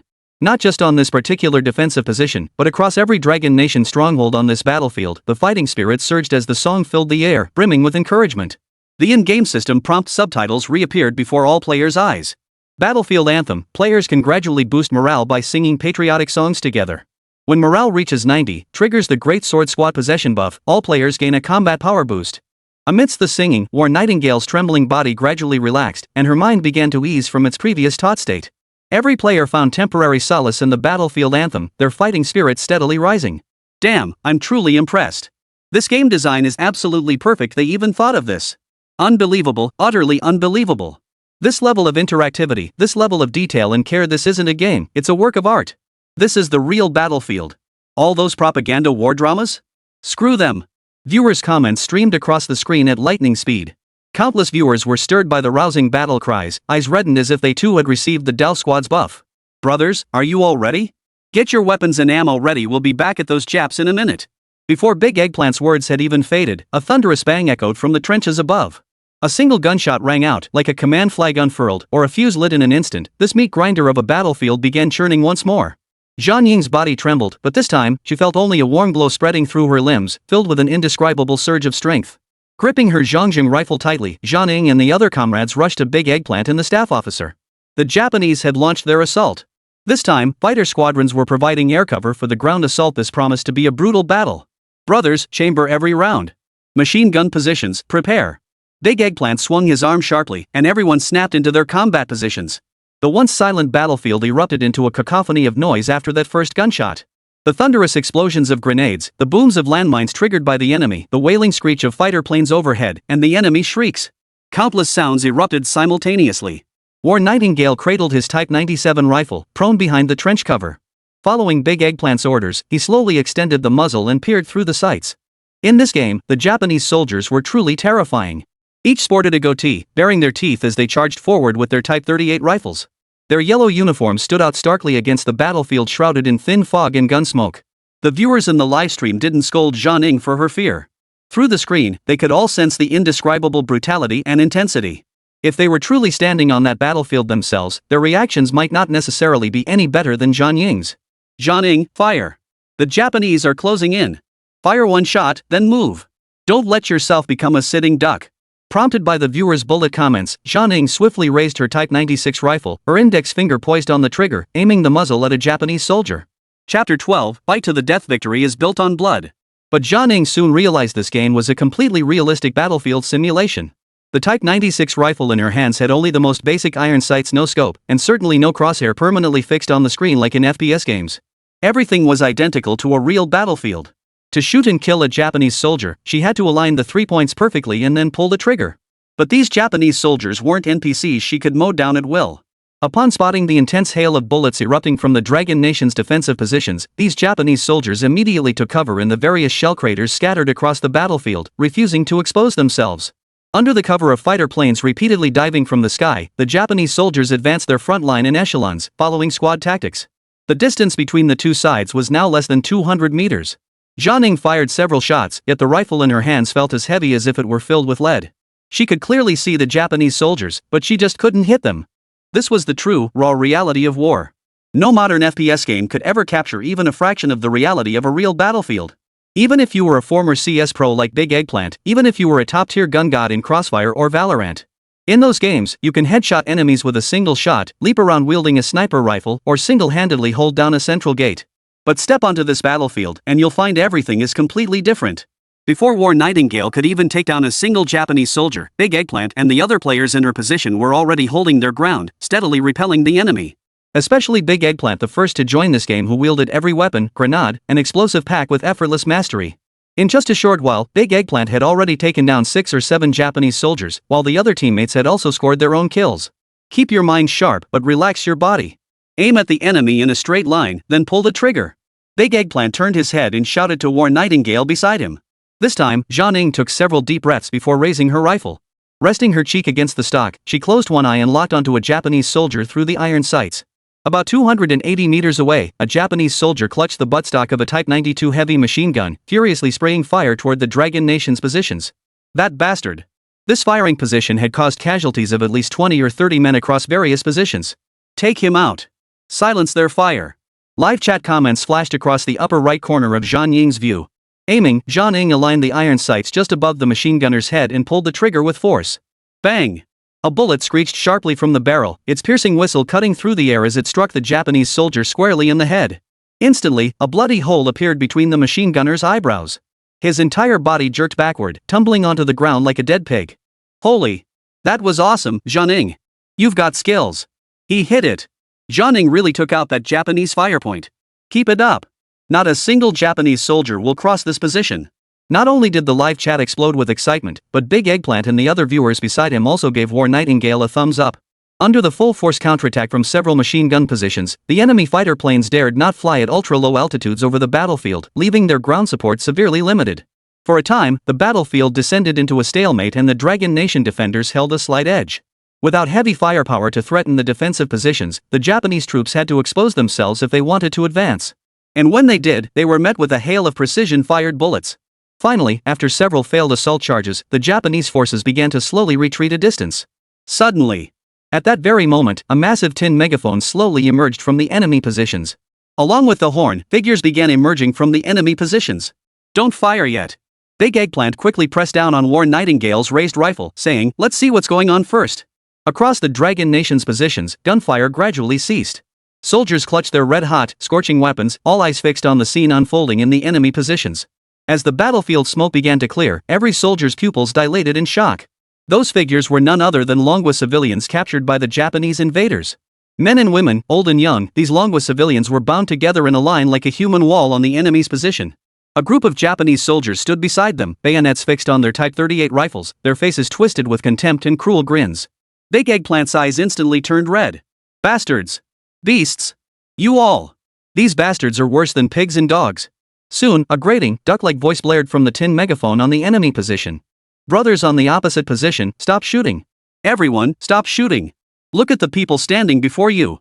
That voice wasn't Japanese gibberish, it was Chinese. Brothers, I know you're out of ammo and supplies, and you can't hold out much longer. Now, the Locust Army has entrusted me to deliver a message. Lay down your arms and surrender on the spot. The Locust Army of the Zayarizi Empire treats prisoners well. You have 5 minutes to decide. You may not care about your own lives, but can you really watch the common folk die alongside you? Hearing this, everyone in the trenches felt their blood boiling to their foreheads. The live stream audience erupted in fury. Countless people were itching to jump right into the game and kill this traitor who sold his soul to the Japanese devils. In war, what's more disgusting than these inhuman Japanese beasts are these spineless traitors who sold out their country. How many heroic martyrs didn't die by enemy bullets, but at the hands of these traitors who sold their country for personal gain? Big Eggplant and the others nearly ground their teeth to dust. You traitorous dog! I'll kill your ancestors!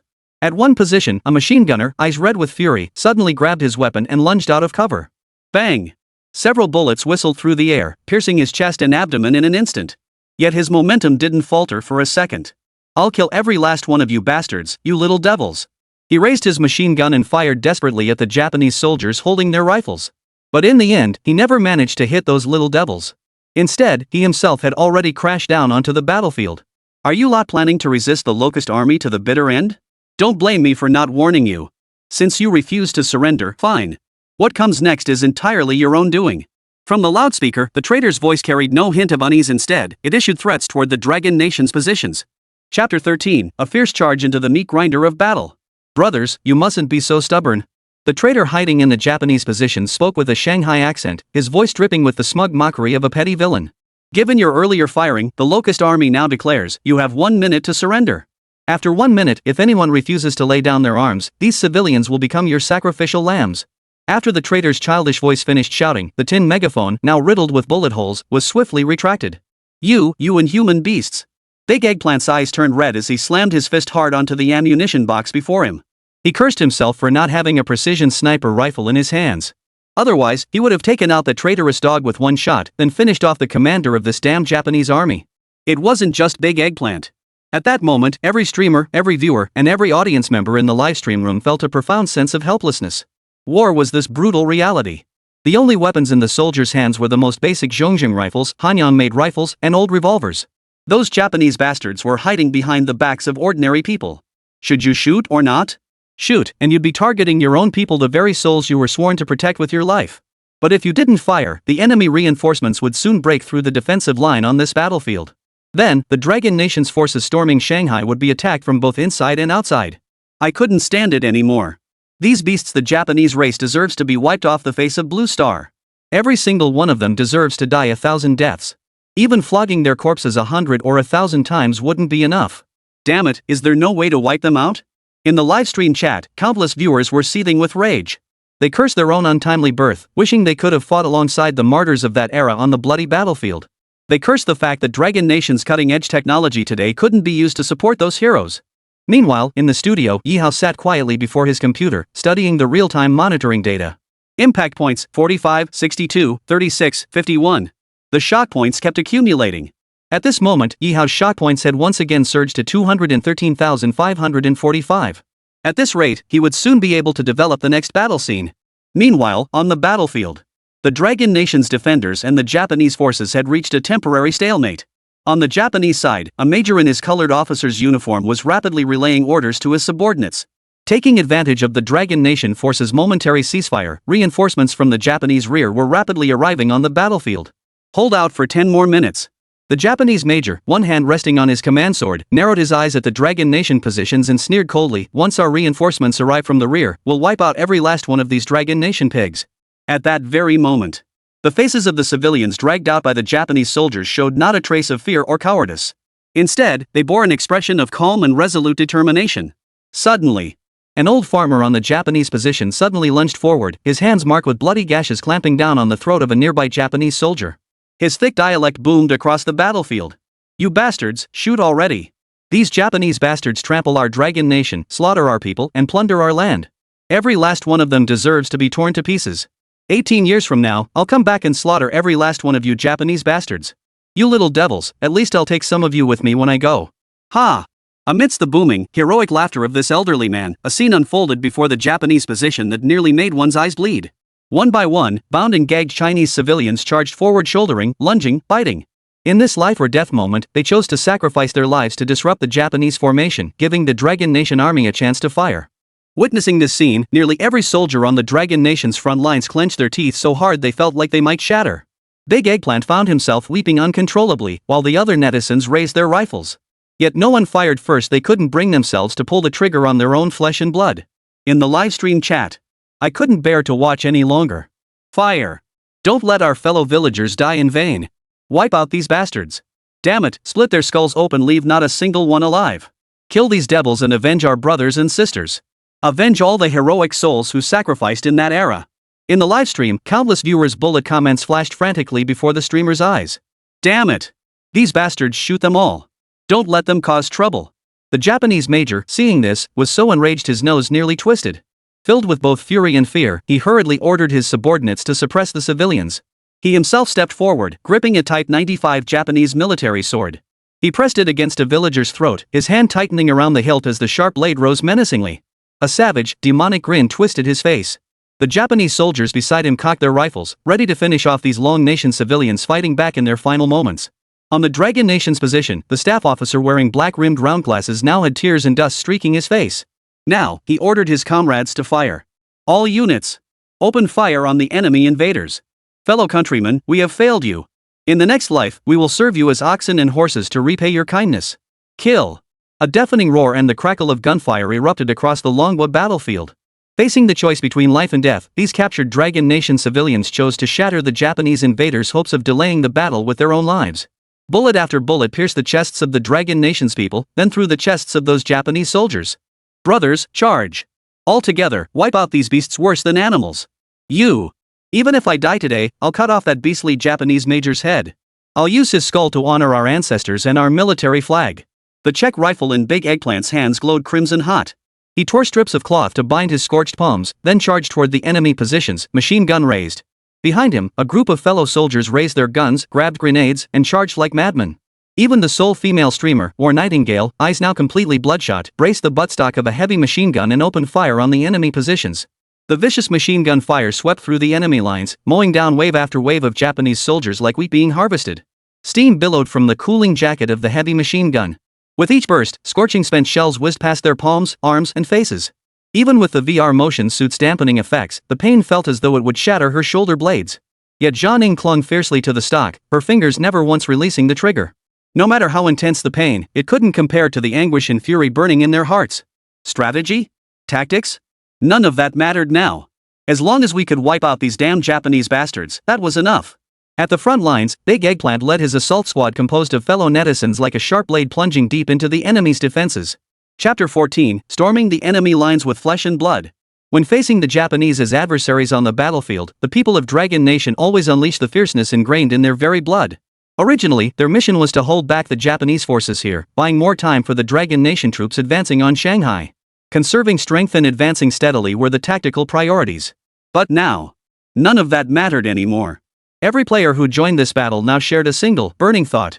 To chop off the heads of these Japanese devils one by one, to appease the spirits of their fallen compatriots. At the forefront of the assault team, Big Eggplant charged ahead, his Czech submachine gun unleashing 3 round bursts that reaped the lives of Japanese soldiers one after another. The assault team charging alongside him faced the most intense counterattack from the enemy positions.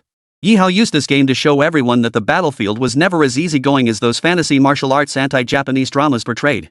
Even facing the fierce charge of the Dragon Nation's troops, the Japanese forces never lost their composure or simply became stupid. On the contrary, the vast majority of these Japanese soldiers were highly trained military personnel who would only counterattack with even more ruthless and bloody tactics. From the very beginning, Ye Hao intended for everyone to witness firsthand and experience the grueling and heroic nature of each battle. On the enemy position, Major General Fujita Notsuka drew his command sword and bellowed in a hoarse, grating voice. Damn it! Tank units, advance! Quickly! Crush every last one of these reckless Chinese pigs into mincemeat. From behind the enemy lines, several Japanese tanks rumbled out, racing at full speed toward the battlefield. Even the lightest tanks remained the most troublesome adversaries for infantry. However, the little devils didn't know they were facing a group of Dragon Nation warriors whose bloodlust had been completely ignited. It's just tanks. Bring 'em on. Assault team, follow me. Blow their tanks to smithereens. Before Big Eggplant could finish his shout, 3 squads of netizens armed with explosive charges were already charging toward the tanks from behind him at even greater speed. The 3-3 demolition tactics, one of the most frequently employed strategies by the Dragon Nation's forces against enemy tanks throughout history. Boom! Boom! Boom! A series of violent explosions erupted across the battlefield, accompanied by earth-shattering tremors. The Japanese tanks, which had been advancing at full speed moments before, now lay immobilized. Flames roared from their open hatches as burning soldiers screamed and crawled out.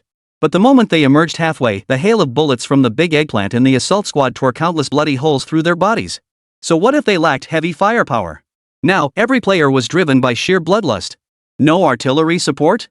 Then they'd use their lives and explosive charges to relentlessly wear down the enemy tanks. Even as the Japanese counterattacks remained fierce, the Dragon Nation players pressed forward relentlessly, showing no sign of stopping. The moment a player fell, another waiting in the queue would immediately log in to take their place. In less than 20 minutes of intense assault, countless player lives were swallowed by this colossal meat grinder of a battlefield. Even at a devastating cost, even with the enemy's firepower being several times more brutal. As a Dragon Nation citizen, no one would ever bow to the Japanese invaders. In that era, countless martyrs had sacrificed their very lives to fill the battlefield and crush the enemy. Needless to say, today's players are even more fearless in the face of death. Streamers like Big Eggplant, participating viewers, and players alike. Everyone now shares a single objective. That Japanese stronghold ahead, and that damn Japanese commander Sato Tanazuka, clutching his command sword and screaming like a madman. Charge! Brothers, cut down these devils. Leave not a single enemy alive, let their blood consecrate our military flag. The heat in Big Eggplant's livestream had already reached 99.99 million. Tonight, over 1 million viewers have flooded this livestream. In the studio, 2 computer screens stood before Ye Hao. One monitored the game's backend data, while the other displayed Dichiezi's livestream. Over the past half hour of the most intense and brutal assault, his shot points had accumulated to 355,470. Under the relentless, fierce assaults of the Dragon Nation's assault troops, the Japanese forces' once impregnable defensive line finally cracked, leading to a complete collapse across the entire front. Yet even as their positions were about to fall, these Japanese soldiers showed no sign of surrender. One by one, they racked their bolts, ejected the cartridges, and fitted their Type 38 rifles with sharp bayonets. With eerie screeches, they charged the Dragon Nation assault team, engaging in hand-to-hand combat. At that moment, a game subtitle filled with heroic pathos appeared before all players' eyes. As soldiers, dying on the battlefield is a worthy end. Today, if I die, the nation lives. If I live, the nation dies. All hidden buffs activated, Great Sword Brigade Spirit Inheritance Close Quarters Combat Ability greatly enhanced. Resolve and Fortitude greatly enhanced. In an instant, every player felt a sudden buzzing sound ringing in their ears. In that moment, every player felt their eyes, flushed crimson with rage and bloodlust, gradually cool. Their vision shifted from a blood-red haze back to normal. Yet their resolve to fight surged like a geyser. That sound was the voice of the martyr's blood and lives a searing, unforgettable shock, imbued with the spirit of those tumultuous times and the undying soul of the Dragon Nation's military. After nearly an hour of fierce combat, this Japanese stronghold was finally completely overrun. The head of the Japanese commander, Sato Tanazuka, was riddled with shrapnel like a honeycomb. Big Eggplant grabbed the head and flung it into the raging flames. Surrounded by the scattered corpses of Japanese soldiers strewn across the battlefield, and the burning head of the Japanese major general consumed by the flames. Countless players, fellow gamers, and livestream viewers collectively exhaled a long sigh of relief in that moment. Amidst the gloom and carnage, the Dragon Nation's military flag was planted firmly on this battlefield.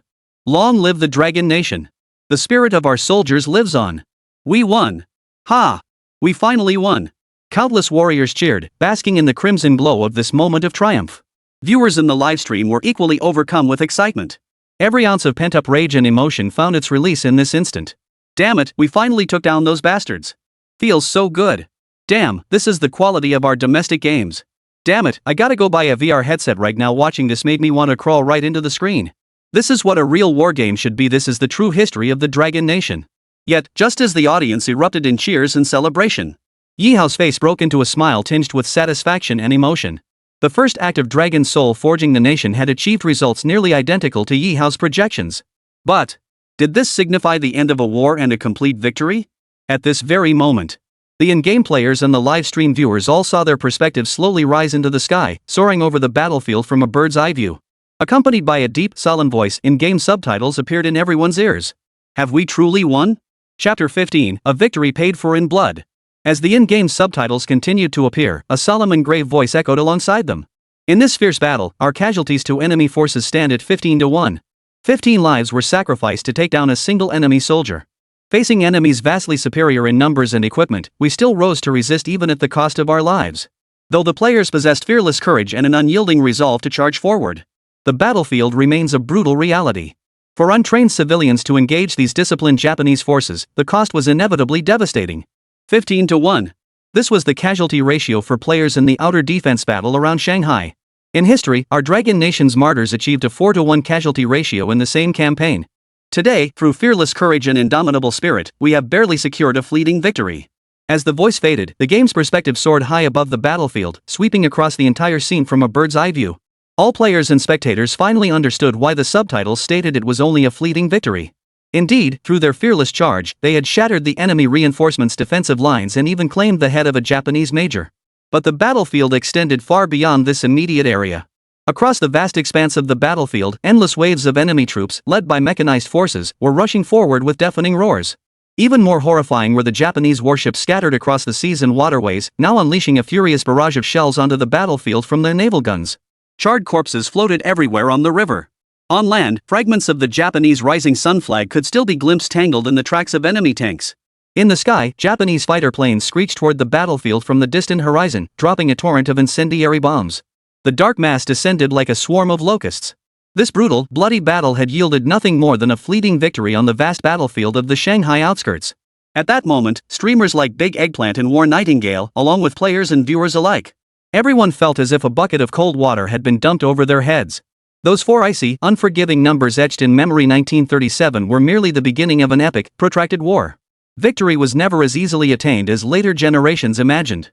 A great leader once said, "The people of the Dragon Nation cherish peace, but to defend it, they have never and will never fear waging war against aggression." Any nation or force daring to invade the Dragon Nation will learn a profound lesson. The will of the Dragon Nation's people is as unyielding as steel, indelible. The spirit of the Dragon Nation's military shall endure forever. It knows no fear of battle. As the credits for Act 1 slowly rolled in the game, the players' blood-pumping excitement gave way to deep contemplation. Unless one personally joins this war, personally engages those invaders in battle, people today would never truly grasp the nature of the enemy the Dragon Nation's martyrs faced, nor the immense sacrifices they made. War remains the most terrifying force in the world. In the game, players possess the ability to respawn, reloading into the battlefield after sacrifice. But on a real battlefield, once you die, everything resets to zero.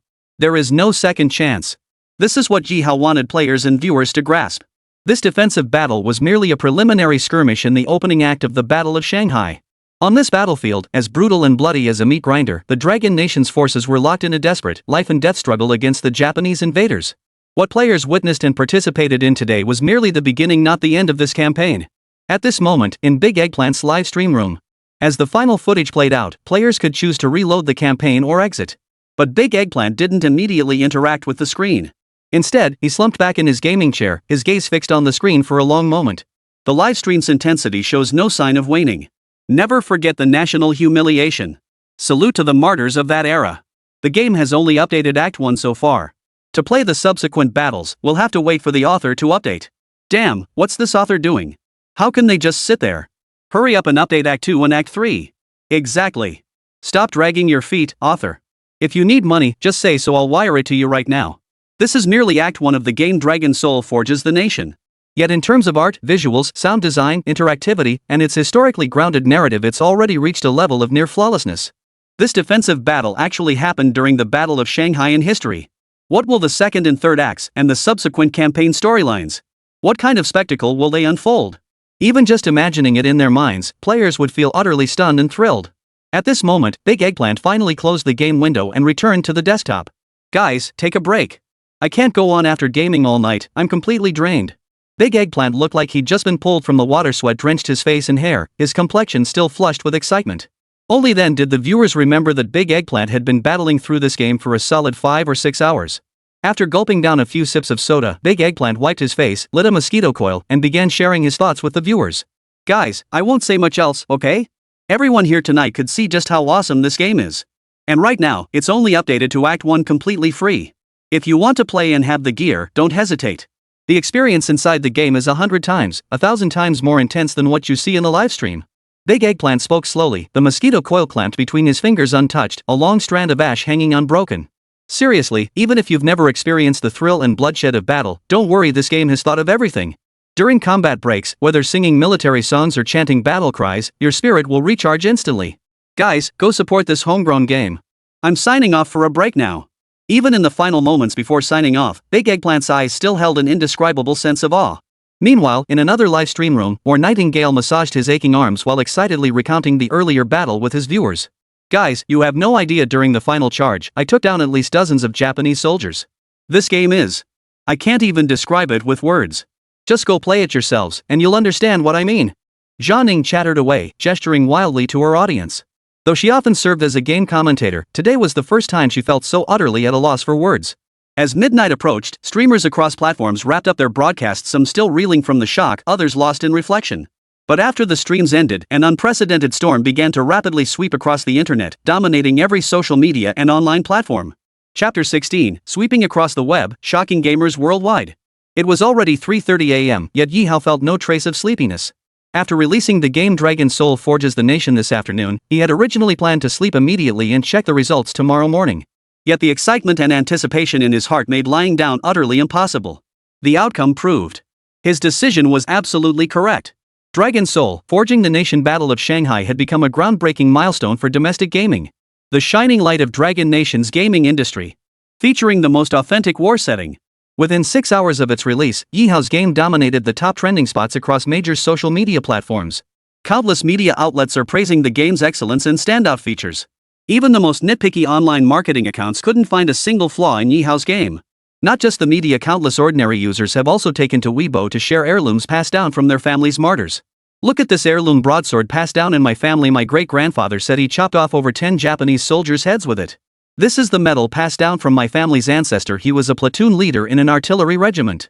The Sihong Warehouse Memorial Museum is fully booked. Anyone have tickets? Desperately seeking.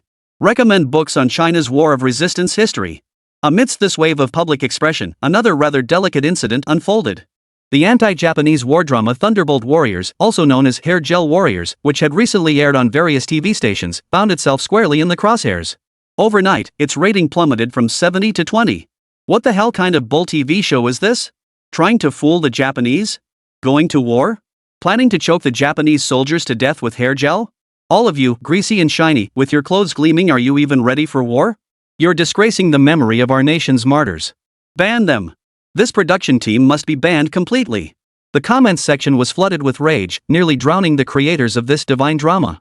As more people learned about the game Dragon Soul Forges the Nation and saw actual gameplay clips, they could no longer tolerate this nonsense.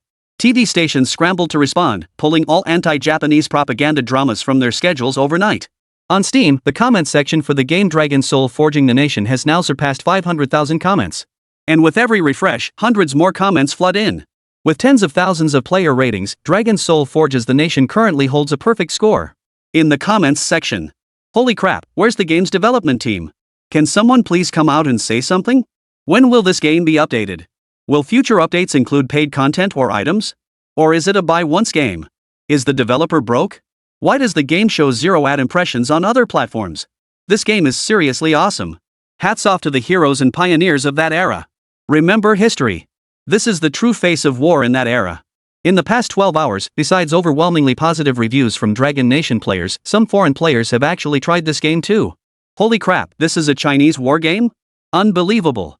I'm super excited for its future updates, they're bound to be amazing. A perfect game. Dragon Nation soldiers are incredibly brave and resilient, my deepest respect to them. These foreign players are mostly fans from major streamers' channels or discovered the game through trending topics on Dragon Nation's social media. At first, some international players even thought it was some Chinese investor throwing money at hype. Hardly anyone believed China could create such a breathtaking game. Bull. China could never create a AAA-level masterpiece. Even our country's major game studios couldn't match the visual quality shown in those gameplay clips. If there's anything worse than China's soccer, it's definitely their gaming industry. That's right, Dragon Nation's games are the most juvenile, the most adept at fleecing players' wallets. Beyond that, they're good for nothing. But then, when these players opened the game with disdain and a sense of amusement, they quickly learned the true meaning of the phrase slapped in the face. Amidst the less than friendly comments, some international players left special messages. This game is fantastic, but we don't understand the Dragon Nation language. Could you add multilingual voice packs in future updates? This request, of course, was immediately shot down by domestic players. Our war in the Dragon Nation, defending our homeland on our own soil against the Japanese devils, how could we possibly use another country's language? Don't understand? If you don't understand, why not sign up for a class and learn the language of our Dragon Nation? Exactly. Domestic players overwhelmingly oppose the demand for additional voice packs. Beyond the historical weight and reverence this game demands. There's another point, Dragon Nation players have been doing this for years. Take major international games, not only do they lack Chinese voice packs, but sometimes you don't even get subtitles. Who would believe that foreign developers aren't looking down their noses at us or showing contempt for Chinese players? For the vast majority of major foreign games, Chinese players have had to independently translate them into Chinese and create mods just to play. Now that Chinese games are taking off, you suddenly show up demanding voice packs? Where were you back then? Scanning the comments section, Ye Hao couldn't help but let a faint smile touch his lips. China possesses a profound history unmatched by any nation worldwide, along with the most captivating stories. Why should we keep accepting cultural imports from abroad? The language of China is itself a part of its history, a part of its culture. Ye Hao's goal was to make players worldwide play Dragon Nation's games properly. Within half an hour of posting his Dragon Soul Forging Studio account on Steam's profile section, Ye Hao's follower count exploded to over 60 or 70,000. Private messages flooded in, nearly crashing his phone completely. Ye Hao couldn't possibly read through all the messages, there were simply too many. Meanwhile, the shot points on his system panel continued to accumulate at a staggering rate, currently reaching 557,102. The player's enthusiasm far exceeded Ye Hao's expectations. Now was the time to reassure these players, letting them know his response and next steps. Chapter 17, Rejecting All External Collaborations. Before long, Ye Hao responded through the official account of his Dragon Soul Forging Nation studio. Dear players, rest assured our game will soon be updated with the next campaign. Please be patient. This brief message instantly ignited excitement among players who had been restless with anticipation. In this era of information explosion, any emerging phenomenon can generate unimaginable influence in an incredibly short time. Not to mention, Dragon Soul Forge Nation had already become a viral sensation across the internet. Not only are gamers in the gaming community watching its every move, but many people from all walks of life have also turned their attention to it. University history professor, this game is incredibly meticulous. Its depiction of our nation's military weapons, troop strength, and force composition is so precise it rivals historical records. Military enthusiast, forget everything else, the firearms and ammunition in this game are all top-tier authentic. Unlike those ridiculous dramas nowadays where our Dragon Nation somehow pulls out AKs, which is just plain ridiculous.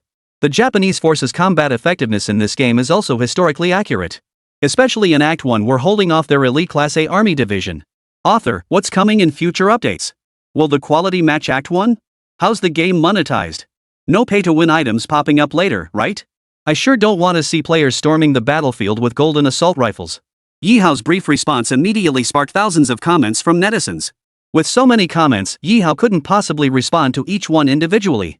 He could only pick out a few key questions to address. Regarding quality, rest assured, friends. The subsequent campaigns unlocked in Dragon's Soul, Forging the Nation will only improve in quality. We absolutely won't cut corners. The second act campaign update is scheduled for tomorrow afternoon. Regarding monetization, rest assured, we will never introduce pay-to-win items or any content that disrupts gameplay or contradicts historical accuracy. Currently, Dragon's Soul Forges the Nation will adopt a one-time purchase model for future content. Players only need to pay once to permanently access all future campaign updates. Our studio has set the game's price at 80 yuan. Countless players were waiting for Ye Hao's studio to respond. When Ye Hao's reply appeared pinned at the top of the comments section, it felt like a grenade had exploded in every player's mind. Whoosh! The entire comments section erupted. 80 yuan?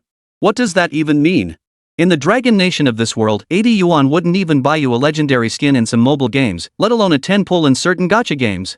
Even on Steam, popular big-name games with decent player bases routinely price their items at 138 or 238. 80 yuan? For this level of game quality? Plus all future campaign updates included, no extra fees? Holy, am I seeing things? How much? 80? No way, author, wait, bro, you're not joking, right? 80 bucks? How's your studio even surviving? Seriously?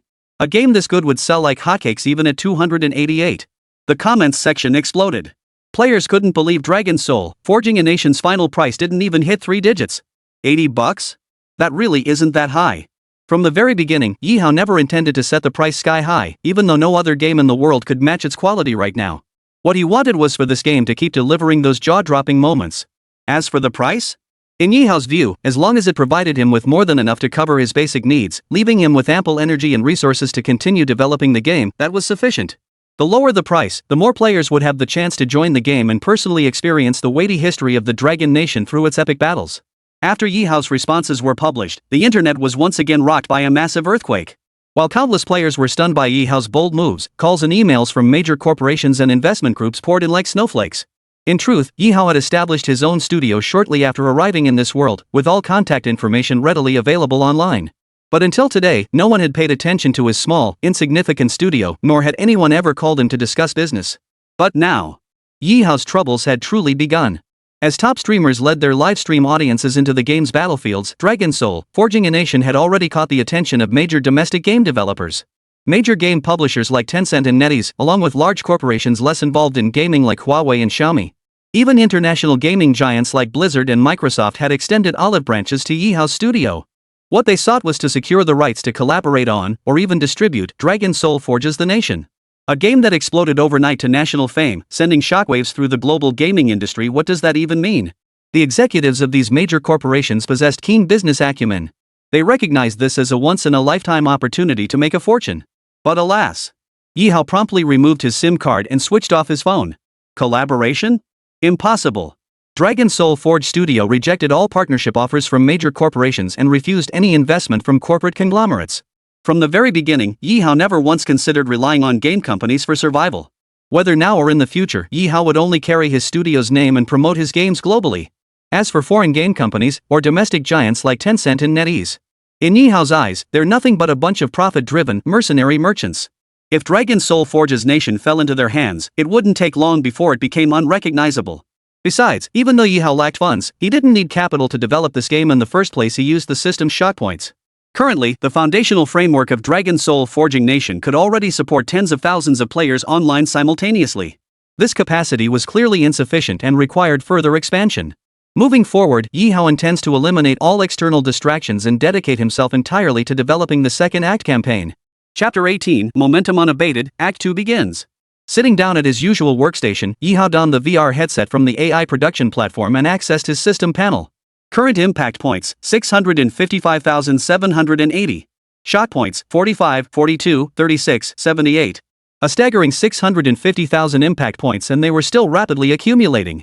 Ye Hao pondered briefly before deciding to execute the second player capacity expansion for Dragon's Soul Nation within the game. Dragon's Soul Forge. Current in-game player cap 10,000.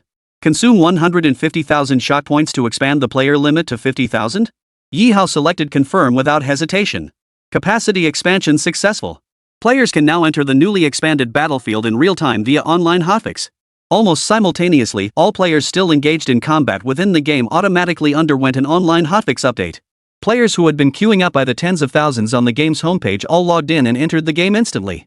Next up was the production of the second act campaign. Ye Hao's eyes sparkled with excitement. He had already decided what content to choose for the second act campaign. The following afternoon, all major live streaming platforms and short video websites in Dragon Nation underwent an update. Every streaming platform created a dedicated section exclusively for Dragon Soul Forging the Nation. Within short video apps, the bright red tagged Dragon Soul Forging the Nation dominated the trending search terms. After a day of fermenting, the fervor surrounding Dragon Soul Forging the Nation showed no sign of waning. If anything, it was intensifying. In truth, even if the platform developers hadn't worked overtime to build these dedicated sections, the outcome would have been the same. Today, major game streamers all made nearly identical choices upon going live. Whether they usually play League of Legends, CS:GO, Valorant, Farming Simulator, or other games. Today, every streamer's content was identical: Dragon Soul Forge. The game's popularity has reached unimaginable heights, to the point where any small-time streamer broadcasting it can easily draw thousands into their chat. Big Eggplant naturally went live immediately. But when his camera came on, viewers were stunned to see another figure in the frame. This individual, known by nicknames like Red Skin Duck, Ghostly Face, and Miasma Rat, had been crowned the Lunch King by viewers in every game except League of Legends. What's more, this person had been on hiatus for a while. Viewers never dreamed he'd show up in Big Eggplant's stream. Holy crap! Isn't that Mr. Ma? He actually showed up. Big Eggplant, you're something else. You even managed to get Mr. Ma on the show? At this moment, Big Eggplant's stream had easily surpassed 100,000 viewers. Even though streamers across all platforms were broadcasting this game, Decisively had the edge. He was one of the first to start playing it yesterday and among the earliest to complete Act 1. That's why most viewers still chose to watch the game in his stream today. How about it, guys? I got Old Ma to join us. Today, I'm teaming up with Old Ma for a dual play session. Big Eggplant patted Teacher Ma on the shoulder beside him and laughed. Teacher Ma will be right here at the computer next to me, playing with me. Hee hee, little brothers, did you miss me? I watched Decisively stream privately yesterday and already have a good grasp of how this game works. Today, I'm going to team up with Decisively and take down those little devils in one go. How about that? Teacher Ma quickly got into the groove, his face flushed bright red, looking just like a red-skinned duck. Viewers could see a hint of nervousness and excitement on his face. This wasn't surprising. Anyone who watched yesterday's stream had their heart racing and trouble sleeping last night. Guys, perfect timing. The game just updated to Act 2. Give me 2 minutes, I need to download the update. After opening Steam, Big Eggplant was thrilled to discover that Dragon Soul Forging the Nation had indeed updated to Act 2. The news instantly sent the live chat into a frenzy. Holy crap! Is this for real? The dev promised an update by tomorrow night, and they actually delivered? Quick, clear your background apps and max out your internet speed. What kind of scenes will Act 2 bring? Holy crap, I can't even imagine. Viewer comments flew across the screen in rapid succession as countless people heatedly debated what the plot of Act 2's campaign might be. Here it comes, here it comes. Don't get too excited, it'll be updated soon. Big Eggplant and Teacher Ma finished updating simultaneously. They donned their VR motion suits, strapped on their headsets, and officially logged into the game. Guys, we finished Act 1 yesterday, so today we're diving straight into Act 2. If any newcomers haven't seen Act 1, I highly recommend checking out other streamers. Act 1 runs. They're super intense and awesome. Big Eggplant announced, then he and Teacher Ma simultaneously logged in and began loading the game. After a brief black screen, instead of loading immediately, a warning subtitle appeared. Special warning, players prone to 3D motion sickness, high blood pressure, or low psychological resilience should select normal or easy difficulty. Huh? What's this mean, Eggplant? Teacher Ma froze upon seeing the subtitle. What the hell is this? Eggplant and the viewers were all stunned. There was no such warning before selecting difficulty for yesterday's first act campaign. Why did this warning suddenly pop up at the start of Act 2? Forget it, forget it. Big Eggplant shouted, guys, we cleared the historical difficulty campaign yesterday. Today we're playing on the highest historical difficulty. To agree? Hell yeah. This warning's clearly just bluffing. Let's do it. Exactly. What's the point if we don't play on historical difficulty? We gotta go all out on historical. Mr. Ma, don't chicken out, let's go all out on the highest difficulty. The live stream's bullet comments flew across the screen in rapid succession. It's just a game, guys. Don't try to talk me into it. I was planning to play on the highest difficulty anyway. Eggplant, just pick historical difficulty. Let's see what it's really like. Though Teacher Ma felt a twinge of panic, the relentless stream of comments solidified his resolve. He let Eggplant select the historical difficulty. As the difficulty selection concluded, the screen plunged back into darkness. Moments later, a massive light screen abruptly unfolded, accompanied by rows of suffocatingly large text. Chapter 19, Sky Battle. The steel-scented blue skies. The arrogance of flies in the clouds, Japanese fighter planes sweep through unopposed. Light screen display, the blood-red shadow of rampant bombing on the Dragon Nation battlefield. On the grand screen, as a light curtain illuminated, the scene abruptly shifted to the skies 10,000 meters above a location in the Dragon Nation. Against the boundless azure sky, squadrons of dark green fighters, their fuselages emblazoned with blood-red rising sun flags, roared in formation, streaking across the vast expanse of Dragon Nation's land. These were the Japanese Type 96 land attack aircraft. Flying at extreme altitudes with a top speed of 375 km per hour, they were so fast that even the Hawk 3, the backbone of the Dragon Nation Air Force at the time, struggled to keep up. The CG shot quickly zoomed in, giving a close-up of the lead Type 96, especially the glaring Japanese flag on its fuselage. A solemn voiceover accompanied subtitles appearing slowly at the bottom of the screen. In that war-torn era, the Japanese invaders launched massive airstrikes against Dragon Nation's military strongholds, imposing both psychological and physical pressure on our forces. They brazenly deployed countless aircraft to ruthlessly bomb our Dragon Nation's land and people. These Japanese Type 96 attack aircraft slaughtered countless military personnel and civilians of our nation, destroying innumerable military bases and radar installations. Our repeated large-scale military operations ended in bitter defeat time and again due to the lack of air support. Faced with these highly maneuverable enemy aircraft, we lacked sufficient air defense capabilities, with insufficient fighter planes and pilots. We were once helpless, left only to sigh at the sky. In the CG footage, these Japanese Type 96 attack aircraft formed a single file line, roaring over city after city and military base in our Dragon Nation. As they swept overhead, aerial bombs rained down from the sky, accompanied by a torrent of napalm bombs. In an instant, the ground was engulfed in a sea of blazing fire. On the ground, despite the Dragon Nation's forces organizing anti-aircraft machine gun positions to fight back, the effect was extremely minimal. Without advanced radar or missiles, everything depended on gunners using iron sights, trying to track the agile enemy fighters with their eyes alone. How could human eyes possibly keep pace with the speed of aircraft? Countless Dragon Nation soldiers could only grit their teeth as they watched the enemy aircraft fly in unchecked, drop their payloads, and then soar away triumphantly. That sense of humiliation and helplessness. Even through the screen, countless viewers in the livestream chat felt an unbearable suffocation. Big Eggplant's eyes blazed with fury, veins bulging on his forehead as his fists clenched so hard they cracked. Those damn Japanese bastards have gone too far. Do these beasts think our Dragon Nation's territory and airspace are their backyard? Come and go as they please? Teacher Ma's face was equally grim. On screen, Chinese cities were reduced to seas of fire by bombs dropped from Type 96 fighters. Countless civilians wailed and perished in the inferno. We lack air defense capabilities, our aircraft are insufficient, and we don't have a proper pilot training system. Isn't this just taking a beating for nothing? I couldn't bear to watch. Had I lived in that era, I would have fought to the death to stop these savage invaders from running rampant. This was no longer merely a military strike, it was a provocation against our nation, trampling upon our dignity. Teacher Ma's face turned ashen with rage as his voice grew icy. The scene shifted once more, this time to the Japanese military command center. Two high-ranking Japanese officers stood before a massive sand table map, gesturing at the terrain. Excellent. Our reconnaissance aircraft can perfectly detect their entire military deployment. These Dragon Nation pigs still haven't figured out how to deal with our fighters, Commander, I also heard from our pilots that Dragon Nation soldiers actually tried to shoot down our high-altitude fighters with machine guns? How amusing. Increase the bombing intensity immediately. Additionally, deploy the 3rd and 7th Divisions from the ground to maintain pressure on the Shanghai area from the front. Work in tandem with our air assault to annihilate their forces. That Japanese brat called Commander wore black round glasses, leaning on his command sword with both hands, his face radiating the smug confidence of one who thought he controlled everything. Dragon Nation? What do they have to oppose our noble little Red Book Empire's forces? I'll use fighter planes and bombs to make them bow at the feet of our little notebook empire, to make that dragon country tremble in fear. The Japanese officer's arrogant, brazen words enraged the viewers in the livestream chat. You little bastard. I'm logging in right now, just you wait. I can't take this anymore. These beasts only dare to act so arrogantly because they have support from other allied nations. Wipe out these little devils, make sure they never return. The Dragon Nation's territory and airspace shall not be trampled. At that moment, heavy, imposing subtitles rose once more within the game. The Japanese invaders' overwhelming force of Type 96 attack aircraft has inflicted devastating losses upon our Dragon Nation.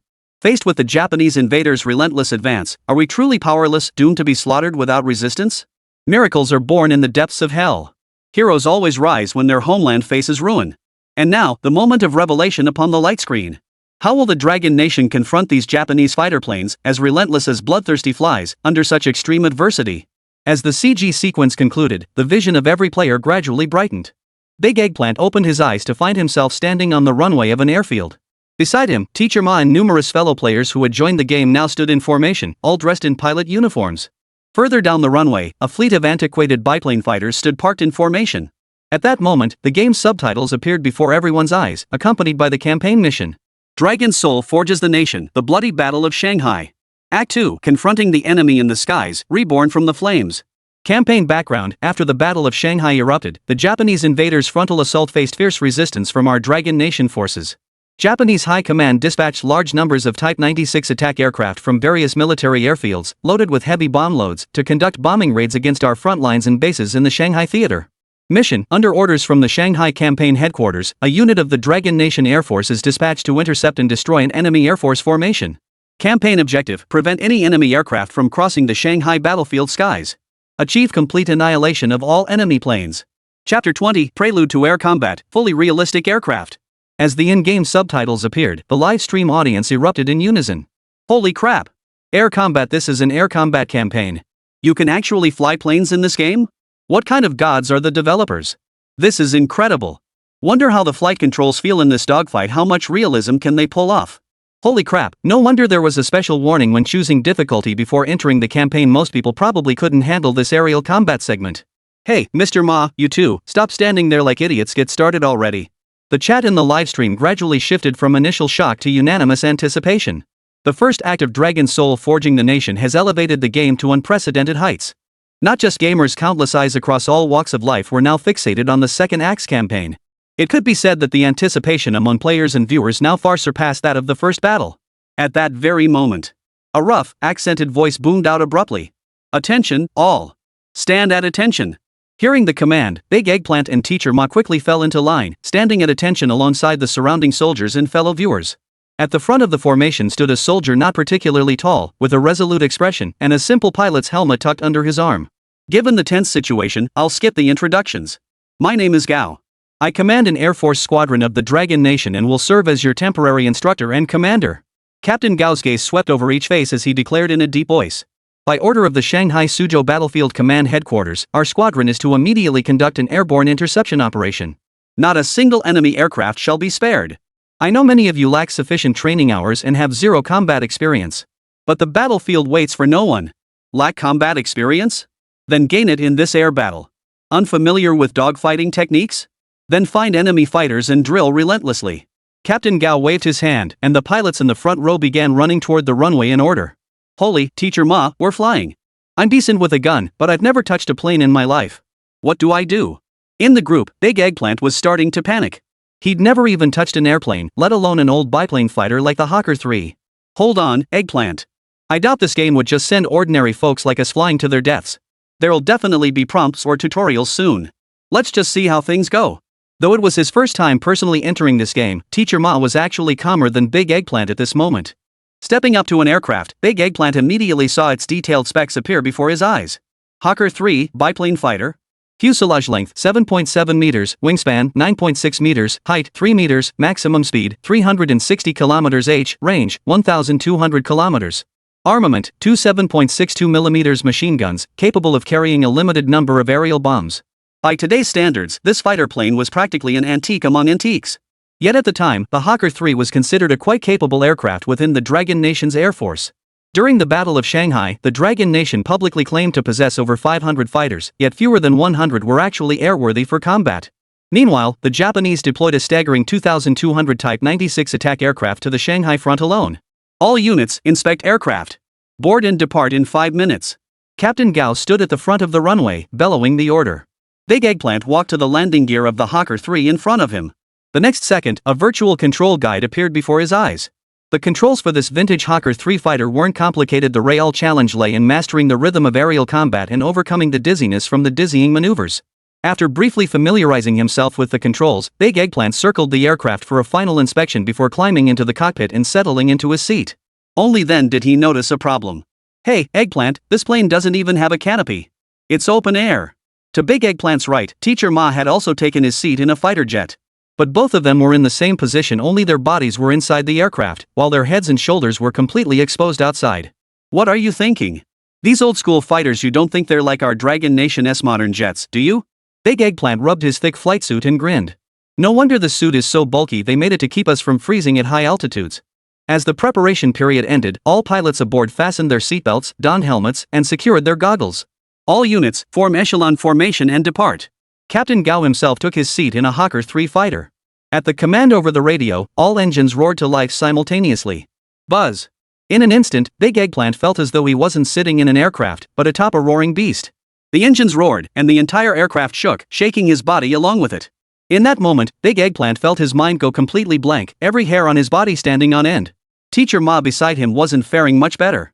His face flushed red, then drained pale, his hands gripping the control stick so tightly his knuckles turned white. Holy, this feels too real. I can handle roller coasters, but a plane? A fighter jet? I can't take it. Big Eggplant's face was twisted in agony, but the arrow was already on the string, there was no turning back now. Soon, the fighter jets ahead began taking off one by one, and Big Eggplant's turn was coming up fast. Following the prompts on the screen before him, Big Eggplant slowly applied throttle, then maneuvered the control stick to turn the plane toward the runway. Accelerate! As the throttle opened wider, the Hawker 3 fighter jet gained speed down the runway. The vibration of the fuselage and the roar of the engines grew more intense. And right in front of Big Eggplant, he could even feel the powerful airflow rushing past his body and face. This sensation felt no different from actually flying a real plane. Aircraft speed has reached takeoff criteria. Raise the control stick. Following the in-game prompts, Big Eggplant slowly pulled back on the control stick, guiding the aircraft to gently lift its nose. At the end of the runway, Big Eggplant piloted the Hawker 3 fighter with nimble precision, climbing upward before diving into the cloud cover. Close behind, Teacher Ma, his face tense with concentration, controlled his own fighter, following Big Eggplant's path upward into the sky. Chapter 21: Eagles soaring through the skies, a decisive battle of unequal strength. Once the entire flight squadron had ascended into the high altitude, Big Eggplant and Teacher Ma's frantically pounding hearts finally began to settle. Surveying the boundless sea of clouds stretching endlessly on either side of the aircraft, Big Eggplant grew accustomed to the sensation of piloting and couldn't help but grin. Damn it, I gotta say, once you get the hang of it, it's not that complicated after all. Guys, flying this thing isn't that hard after all, it's pretty much like driving a car. No sooner had Big Eggplant uttered these words than the game's subtitles appearing on the screen before him publicly humiliated him. During this mission, all flight sensations will be reduced to 10% of normal flight sensations.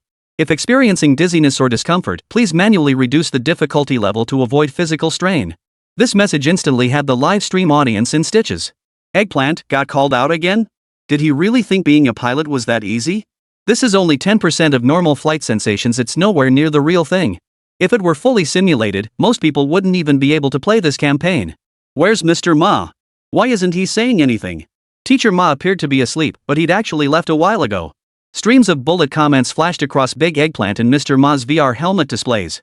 Hey, guys, don't be so cocky. Even at 10% flight intensity, most people couldn't handle this kind of stimulation. Big Eggplant and I are already doing pretty darn well mastering the Hawker 3 fighter on our first try. Mr. Ma's tense mood eased slightly, a hint of excitement flickering across his face. Mastering the Hawker 3 fighter jet on their first try, this was something he never dared dream of before. Just then, Captain Gao's voice crackled over everyone's radios. All units, form up and proceed along the designated flight path. Prepare to descend 1,300 meters. Shortly thereafter, Decisively and the others, piloting their Hawker 3 fighters, had already broken through the sea of clouds below.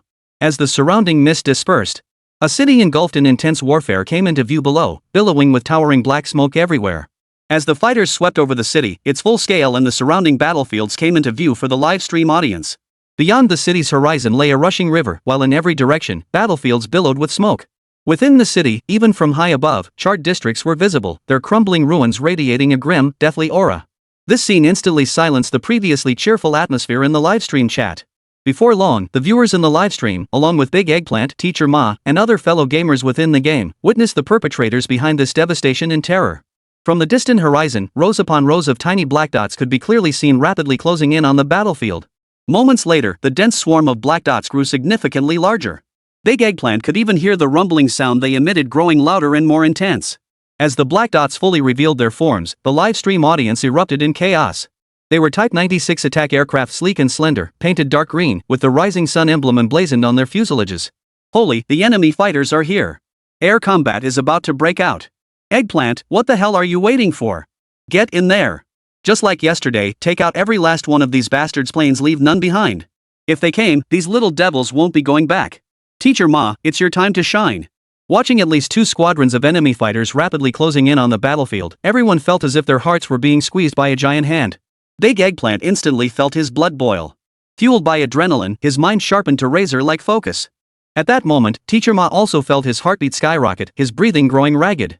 The howling wind stiffened his body, while the aircraft's tremors and the ever-closer roar of enemy fighters echoed in the distance. Damn it, you're telling me this is a game? Teacher Ma felt an overwhelming urge to scream this out loud. At this very moment, the flight squadron containing Big Eggplant, Teacher Ma, and a group of fellow pilots was positioned in the southwest sector of the battlefield. Meanwhile, 2 enemy squadrons of fighters were approaching the battlefield from the west. This created a natural opportunity for a flanking interception. Suddenly, Captain Gao's urgent, choppy shouts crackled over everyone's radios. All units. West, 9 o'clock. 2 Japanese flight squadrons detected, approximately 30 aircraft. Prepare for interception operations. Fire freely, fire hard. Let these bastards know what pain feels like. As the voice crackled over the radio, Big Eggplant and Teacher Ma snapped out of their stunned state almost simultaneously. To their left, right, front, and rear, fighter planes began to spread out, forming an encircling formation as they closed in on the enemy squadron. Hawk 3 fighters, each trailing long wakes of vapor, roared across the sky, charging straight at the enemy aircraft. The roar of their comrades' fighters accelerating filled the air, igniting a fiery glint in both Big Eggplant and Teacher Ma's eyes. Come on, bring it on. Kill them all. Today, I'll smash every last one of these bastards' planes to pieces. Big Eggplant slammed the throttle forward, yanked the stick hard, and roared after his comrades' planes. Brothers, I'm in. No time for talk today, we must wipe out every last one of these Japanese planes. On the other side, Teacher Ma matched Big Eggplant's speed, filling the gap in another interceptor squadron with a diagonal dive. In this era, the skies held no radar, no electronic jamming, only the purest clash of steel and gunfire. Both sides' fighters were roughly equal in speed, armed solely with machine guns. Now, it all came down to aerial combat skills, courage, and resolve. If you dared to fight fiercely, you had a chance to survive to the end. If you faltered and turned tail, you instantly became a sitting duck for the enemy. The planes approached each other at breakneck speed. In the blink of an eye, the Dragon Nation Air Force Squadron and the 2 Japanese squadrons had simultaneously entered the kill zone. Boom! Boom! The deafening roar of gunfire and explosions filled the sky. This marked the official commencement of an aerial battle destined to end with the annihilation of one side. Chapter 22, The Flames of War Ignite, a moment of thrilling evasion. Less than 10 seconds after the dogfight commenced, the Japanese squadron that had been flying in formation suddenly scattered in all directions. From the perspective of the Dragon Nation Air Force Squadron, it appeared as if a black ball had exploded in the sky, scattering countless crows in all directions in the blink of an eye. In terms of combat proficiency, most Japanese pilots had undergone standardized flight training in Little Japan. Whether in terms of the aircraft's structural strength or the pilot's skills, the Japanese were clearly superior to the Dragon Nation's forces, an undeniable reality. But, through battle after battle, at the cost of blood, the Dragon Nation forces taught the Japanese that superior guns and planes did not guarantee victory. After dispersing, each Japanese fighter immediately opened fire toward the Dragon Nation's flight squadron. Ferocious machine gun fire erupted, and high in the sky, one could even faintly see a chain of bullets sweeping back and forth. The thunderous roar of engines shook the entire sky battlefield at that moment. Spread out. Spread out. Engage individually. The enemy's firepower is superior, don't cluster together. Captain Gao's urgent voice crackled over every pilot's radio. Decisively, piloting a Hawker 3 fighter alongside the intercept squadron ahead, hesitated instinctively upon hearing the radio command.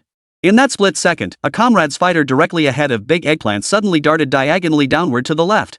The next second, a Type 96 attack plane, spewing flames, appeared in Big Eggplant's line of sight. Me! Big Eggplant yanked the stick hard. The Hawk 3's engines roared to life, and the entire plane surged upward in violent tremors. By the narrowest of margins, a hail of machine gun fire swept just beneath the Big Eggplant's fuselage, striking nothing but empty air. Big Eggplant, helmeted, instantly broke out in a cold sweat. This was all thanks to his background as a former CS:GO pro player, granting him quick reflexes. Combined with the battle-hardened awareness honed during the first campaign, his perception of battlefield anomalies had become razor-sharp. Had he hesitated even a fraction of a second longer, he and his fighter jet would have been lost forever in the blue sky. After the plane abruptly pitched upward, it immediately entered a large looping flight pattern. Eggplant's body position shifted from sitting upright to an upside-down sensation with his head pointing straight down. This sensation, though only equivalent to a normal pilot's 10 gs, still left Big Eggplant feeling utterly terrified and incredibly exhilarated. The Japanese Type 96 fighter, realizing it hadn't downed Big Eggplant, locked onto the pilot who'd been forced out of formation. Its machine guns raked the sky as it closed in rapidly. Damn it, I can't keep taking this beating. If this kept up, he'd be taken out by the Japs sooner or later. While maneuvering his fighter left and right to evade the machine gun's hail of bullets, Big Eggplant kept glancing back at the pursuing enemy plane. He had to find a way out of this predicament of being hounded relentlessly. Old Ma! Old Ma!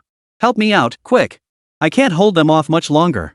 In desperation, Big Eggplant radioed Teacher Ma. Earlier, they'd been closest to each other. If anyone could come to his aid, Teacher Ma had the best chance of reaching him now. But the radio soon crackled with Teacher Ma's frantic response. I can't break away from the battlefield right now, Eggplant. My intercept squad is already locked in combat with 7 or 8 enemy planes. On the other side of the airspace battlefield, Ma held the control stick of his fighter jet, repeatedly pulling the machine gun trigger as he relentlessly swept fire toward the enemy planes ahead. His situation was slightly better than Big Eggplant's, but if he withdrew now, the intercept squadron's fire network would be compromised. That would greatly increase the chances of those enemy planes escaping or worse, turning around to counterattack the Dragon Nation's flight squadron. Holy, this is getting dangerous as guys. Big Eggplant didn't call for Teacher Ma's help again. Instead, he gritted his teeth and desperately maneuvered through the air, dodging the Japanese machine gun fire. The only silver lining was that while several Japanese machine gun rounds had struck his fighter's wing, they only punched small holes without causing fatal damage. However, Big Eggplant remained pinned down by the Japanese fighter, forced into passive evasion with no chance to turn and counterattack. At that moment, Captain Gao's roar crackled over Big Eggplant's radio. Number 7, follow my orders. Pull back the left wing to full deflection, then push the nose down. Hearing Captain Gao's command, Big Eggplant instantly felt his salvation. In the next instant, Big Eggplant yanked the stick hard while simultaneously flooring the throttle.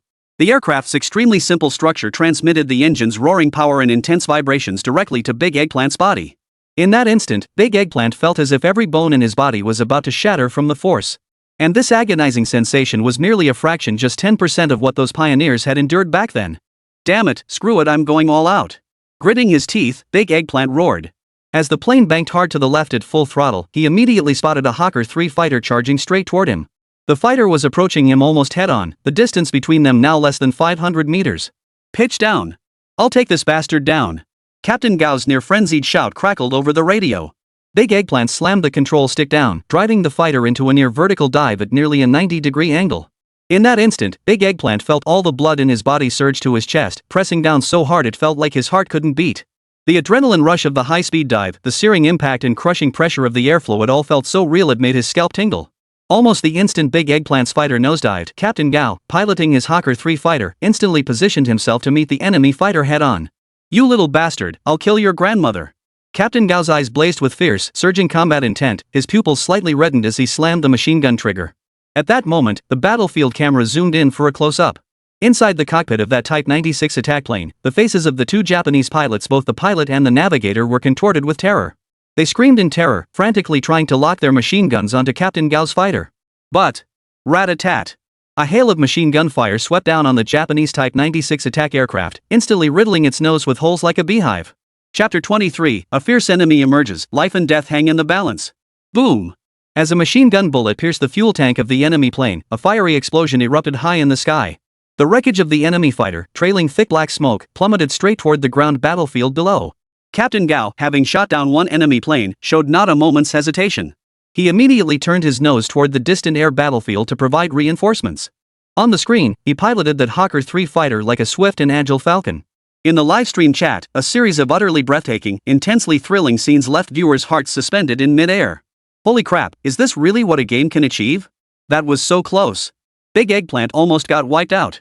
Captain Gao isn't just anyone, he's a recorded commander of an air squadron in Dragon Nation's history. A true aerial combat hero. Our fighter is the Hawker 3, which is still inferior in overall combat capability to the Japanese Type 96 attack aircraft.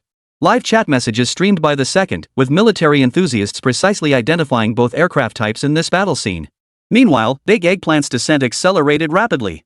Plunging vertically toward the ground, anyone who's ridden a roller coaster or drop tower can relate to that heart-stopping thrill. But even the fastest freefall ride wouldn't exceed 145 kilometers per hour. The Hawker 3 beneath Big Eggplant was now plummeting straight down at 400 kilometers per hour. Even with the flight sensation reduced to a 10, the impact of the plane's plummeting speed and the ever-enlarging ground below remained undiminished. For a moment, Big Eggplant felt his head grow heavy, his eyelids dragging as if he might fall asleep any second. Holy, Eggplant, pull up now. We're going to crash. Could the intense combat earlier have knocked Eggplant unconscious? Oh no. The dizziness induced by flight maneuvers is something most people can't easily shake off. Viewers in the livestream, seeing only Big Eggplant's perspective through the screen, couldn't help but gasp in unison. Plunging from thousands of meters beneath the clouds, they'd crash into the ground in just over 10 seconds. It's unimaginable how the pioneers of that era endured such terror. At that moment, Big Eggplant finally regained consciousness from his dazed state. The frantic beeps of wildly spinning gauges and the piercing howl of fierce winds filled his ears. The roaring roar of the engines at this moment played a crucial role. Big Eggplant shuddered violently, both hands gripping the control stick as he yanked it upward with all his might. The Hawk 3 fighter traced a massive reverse L shape in the sky before climbing upward. Holy, I almost crashed right there. Ma, what's the situation over there?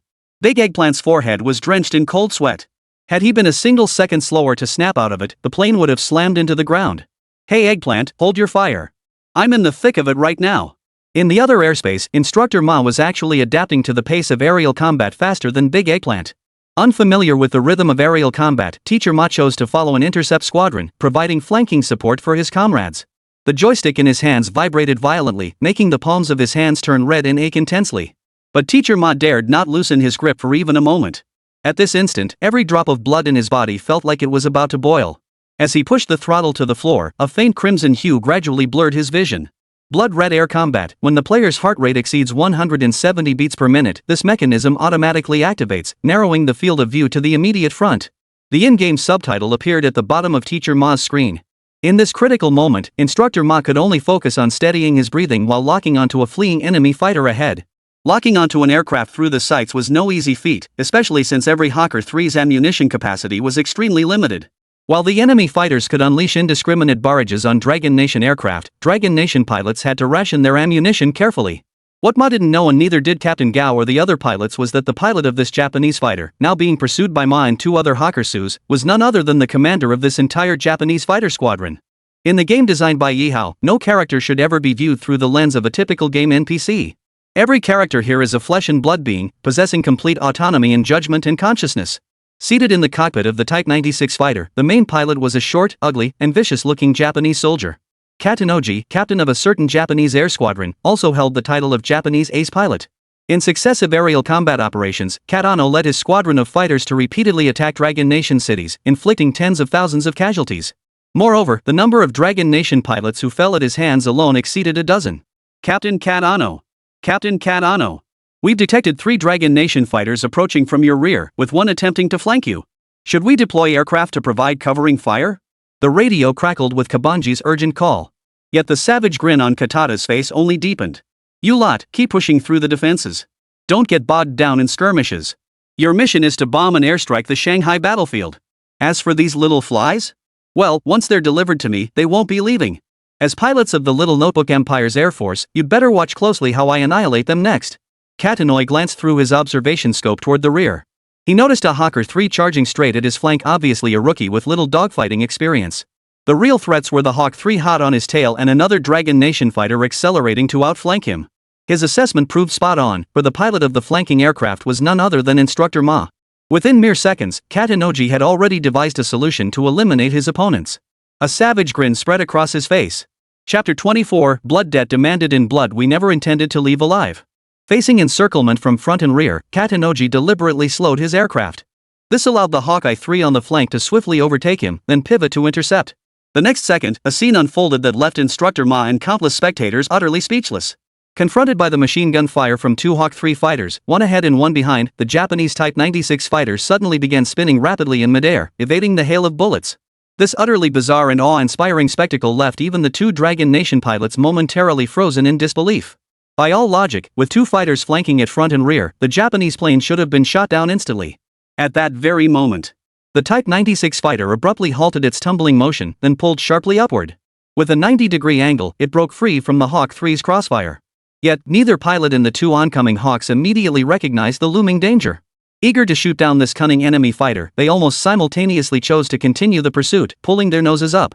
At that moment, Instructor Ma on the flank suddenly saw the enemy Type 96 fighter, after its 90-degree climb, accelerating rapidly across the sky in an almost inverted position. Meanwhile, the 2 Hawk 3 fighters pursuing head-on simultaneously pitched up their noses. Their flight paths formed 2 distinct lines, converging toward a single point of intersection. Damn it! Break formation! Break formation! A buzzing sensation filled Teacher Ma's mind. In that instant, he suddenly realized his 2 teammates had been lured into a trap by this enemy aircraft. It was a trap with no escape, a trap set by a Japanese veteran pilot. But Teacher Ma's roar came too late. In an instant, two Hawk 3 fighters from the Dragon Nation collided violently in the sky, transforming into two massive fireballs as they plummeted toward the ground. Witnessing this scene, Instructor Ma froze in shock. The live stream audience erupted in gasps. No one could have imagined that the Japanese players in this game would employ such cunning and treacherous tactics. Aircraft number 4 down. Aircraft number 5 down. Two lines of crimson text appeared at the bottom of the screen. Damn those Japanese bastards, animals. Instructor Ma's eyes burned crimson. He didn't even have time to mourn the loss of his two comrades. Because after Katano succeeded in his first maneuver, he immediately turned his plane around and set his sights once more on Teacher Ma's aircraft. Facing 3 opponents alone, Katanoi would never act recklessly. But now, as far as the eye could see, the Dragon Nation's air squadrons were scattered into small groups of 3 or 2, desperately fighting against twice their number of enemy aircraft. Captain Gao was currently locked in a 1-against-2 dogfight with 2 enemy fighters, leaving him utterly unable to provide support for Teacher Ma. A one-on-one situation, and his opponent was clearly a rookie. Katano's face could no longer hide his vicious grin. He was determined to use the most brutal methods to torture this Dragon Nation pilot to death. Ha! Your Majesty the Locust King, did you see that? This is the combat prowess of our little notebook empire's warriors. All units, annihilate this Dragon Nation Air Force. His Majesty the Locust King, on board. Katanoji led the charge, bellowing with demonic, howling ferocity. The shrieks of those little devils pierced the hearts of Teacher Ma and everyone in the livestream like sharp shards of glass. This pain wasn't like being stabbed by a knife or hit by a bullet. It was agony that made every breath excruciating, a rage-inducing torment. Teacher Ma's eyes blazed red. Clutching the control stick, he roared, "I'll fight you to the death today." Ah! At that moment, Teacher Ma cared about nothing else. His sole desire was to shoot down the Japanese pilot and avenge his comrades. Blood debt must be repaid with the blood of the Japanese. In the live stream chat, countless viewers erupted in fury. The moment those 2 British Hawker 3 fighters crashed, it felt like the hearts of countless viewers shattered along with them in indescribable agony. In games, players can restart after dying. But in that era, how many martyrs never even left their names behind, their blood spilled in the boundless blue sky? History bestowed upon them only the honor of martyrs in books and heavy, nameless monuments to the fallen heroes. Damn it, I can't take this anymore. Let's wipe out these damn Japanese bastards. Go for it, Teacher Ma. If one round doesn't finish him off, there's always a second, a third. Let these beasts come but never return, this sky shall be their grave. The audience's eyes burned red. In this moment, they felt as though they were right there, piloting those roaring Hawker 3 fighters themselves. The Japanese Air Force descended like a plague of crows, bringing death and destruction. The airspace of the Dragon Nation shall not be desecrated or trampled. Just as Instructor Ma prepared to fight to the death. Over the radio. Old Ma, you're gonna go all out without calling me? You, man. Are we even friends? Come on, come on. Today we're 2 against 1, we'll chew this little Jap and his plane to bits. On Teacher Ma's flank, in the distant sky, Big Eggplant roared toward them in his Hawker 3 fighter. Moments earlier, after escaping the danger of crashing, Big Eggplant had first supported an intercept squadron before heading toward Teacher Ma's position. But before he could join the fray here, Big Eggplant witnessed the collision and crash of 2 Dragon Nation fighters mid-air. Now, as Big Eggplant raced toward the scene at full throttle, the rage burning within him was fiercer than anyone else's. Come on, Eggplant, let's go. Teacher Ma bellowed, yanking the control stick to full throttle as he pursued Katano's aircraft. Oh? Well, some dumb pigs delivering themselves right to us? At that moment, Katano also noticed the 2 Dragon Nation fighter jets closing in at full speed behind him. Yet his face betrayed not a trace of fear or panic, only the thrill of a hunter spotting prey. Ha! These Dragon Nation pigs have gone mad daring to challenge me? Well then, I'll just have to let you bathe in the glory of my little notebook empire. Dying by my hand is an honor for you Dragon Nation pigs. The maniacal grin on Katano's face grew even more savage.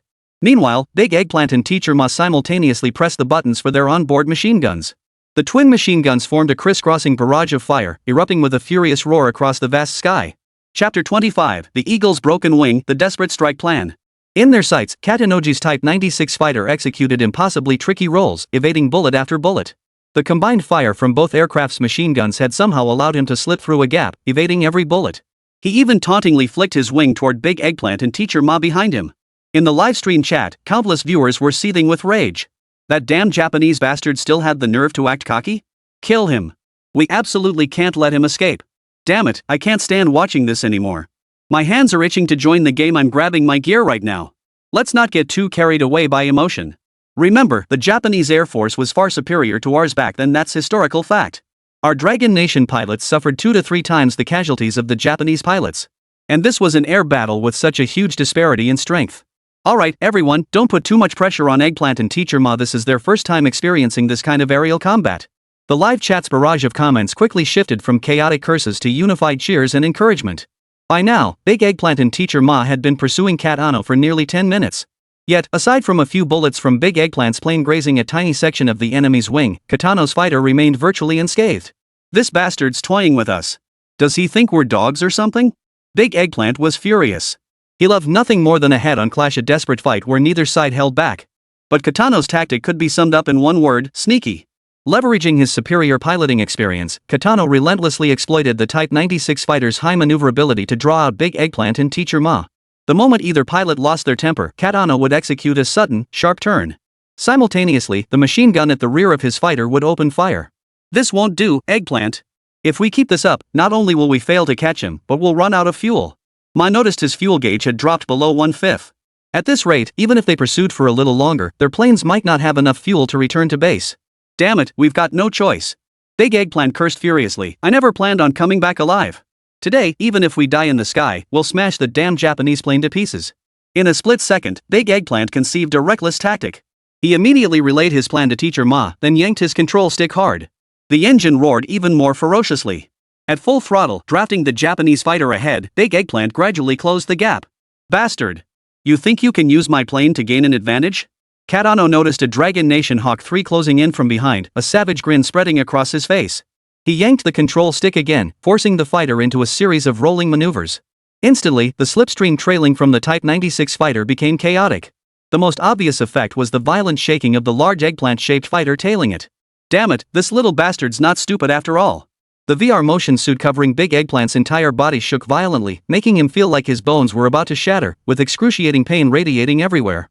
But, with the enemy Type 96 fighter closing in before his eyes, Big Eggplant gritted his teeth, forcing himself to endure the searing pain throughout his body. He steadied his control and continued closing in. Both sides relentlessly suppressed each other's positions with machine gun fire. Yet the Type 96 fighter carried only one rear-mounted machine gun, while Big Eggplant's Hawker 3 boasted 2 forward-firing guns. With such a disparity in firepower, the Type 96's fuselage quickly riddled with bullet holes. Bastard! Katanoji instantly panicked. The fuselage still carried numerous aerial bombs destined for the Shanghai battlefield. If a stray bullet detonated them, he would be buried in the sky along with them. After a moment's hesitation, Cat Ano suddenly made a move. He swiftly released the throttle and pitched the nose upward. In an instant, the plane's speed plummeted, while the Big Eggplant's Hawker 3 continued its pursuit unabated. Within a split second, the two aircraft transformed from their original pursuit formation into a new configuration: Big Eggplant's plane below, Katano's plane above. Those Dragon Nation boars only know how to charge recklessly, they understand nothing of tactics. Katanoy sneered coldly, immediately intending to dive downward, using the Type 96 fighter's sturdy hull to crush the Hawk 3's wings. One was a steel fuselage, the other crafted from high hardness, lightweight with their collision strength was on entirely different levels. Before this, Katanoji had already taken down more than one Dragon Nation aircraft using this method. A smug sneer now spread across his face. In his eyes, this Dragon Nation aircraft was about to be crushed beneath him and crash to the ground. But, just 1 second later, the smile froze on Katano's face. His features contorted in shock and incomprehension. Logically, by forcing the aircraft downward like this, the Dragon Nation pilot below would have to evade or dodge to avoid crashing. The more they dodged, the more Cat Ano could gain the upper hand, easily ramming their opponent's wing or tail for a decisive kill. But then, Cat Ano suddenly saw that the Dragon Nation's Hawk 3 fighter showed no intention of evading. Instead, it abruptly raised its left wing and charged straight at him for a head-on collision. Gazing at that left wing, now raised like a blade, the belly of the Type 96 fighter resembled a great white fish about to be gutted. Even if the wooden wings were fragile, they were still made of high-strength timber capable of supporting the aircraft. A vertical slash like that would pack the destructive force of a blade several meters long. Damn it! This guy's a lunatic. Cat Ano was genuinely terrified, cursing as he frantically tried to evade the attack. These Japanese devils who set foot on Dragon Nation soil always overlooked one crucial fact. The weapons and equipment of the Dragon Nation's military and civilians might lag behind theirs. But what every soul born on Dragon Nation soil possesses in abundance is an unyielding, fearless spirit unwavering in the face of sacrifice when confronting the enemy. Facing the Japanese devils, every soldier and civilian of the Dragon Nation could unleash 1000% of their combat power and resolve. Katanoji had gravely underestimated the resolve of this pilot he deemed foolish. Now, he must face his opponent's all-or-nothing assault. Chapter 26, Mutual Destruction, where courage prevails in narrow passes. You little devils, I'll fight you to the death today. Decisively's eyes blazed crimson.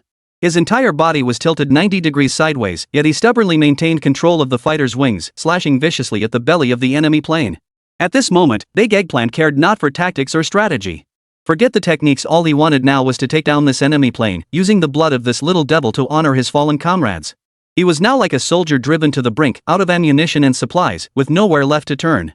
His opponent wore armor far superior to his own, wielded weapons far sharper than his. But none of that mattered anymore.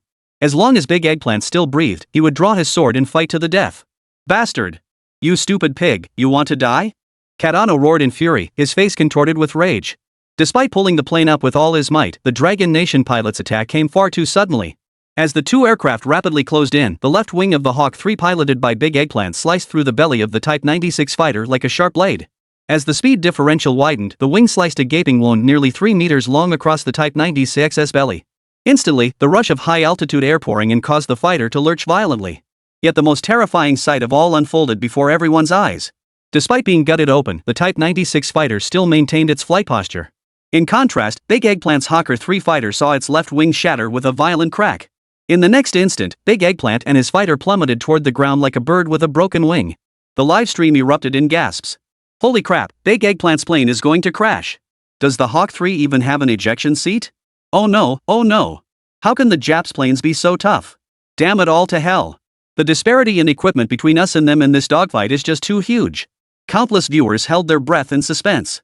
Could it be that this damn Japanese fighter is actually going to get away? But in the game, Big Eggplant was currently experiencing dizzying vertigo as the entire plane spun wildly and plummeted, with all sorts of instrument panels beeping frantically. Yet, a triumphant smile spread across Big Eggplant's face. You bastard, go to hell. Katano, watching the Big Eggplant's plane plummet, still felt unsatisfied.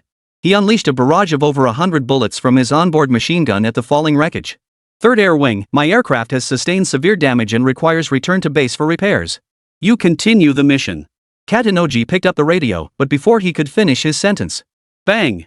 A series of violent gunshots shattered the windshield right before his eyes.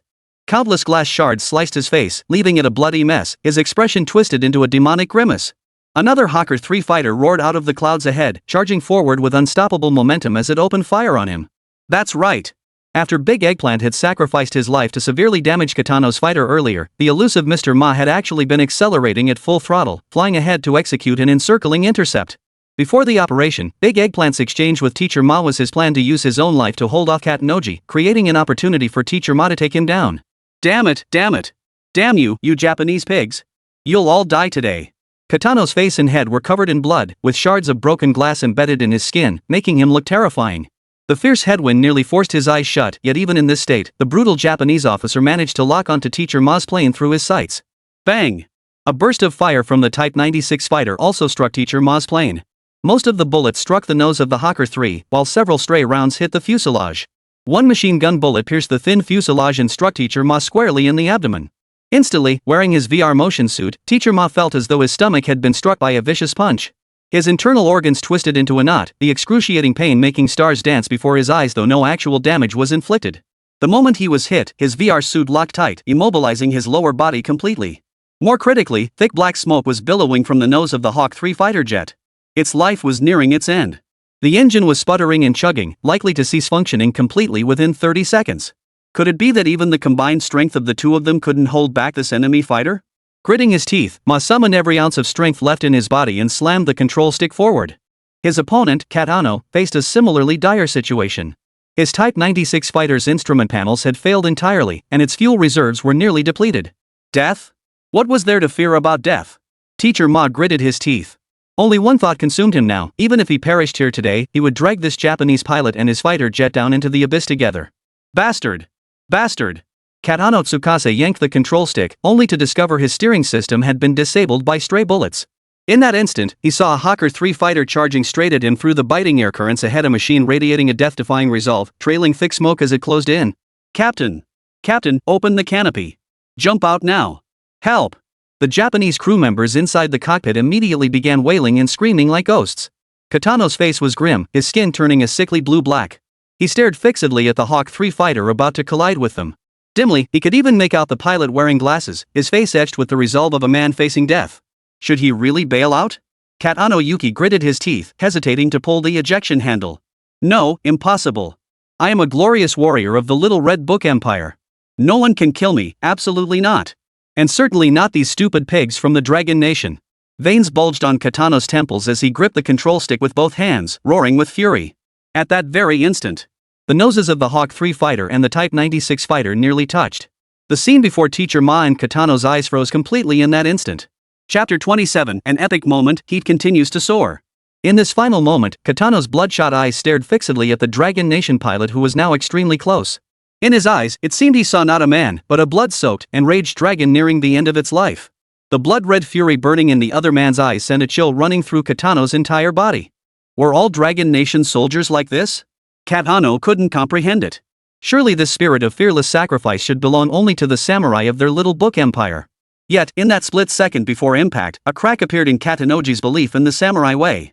Those eyes, that bloodlust, that utterly selfless, resolute aura, they far surpassed any samurai he had ever seen. Meanwhile, what Teacher Ma saw was a hideous, grotesque face ugly as a demon.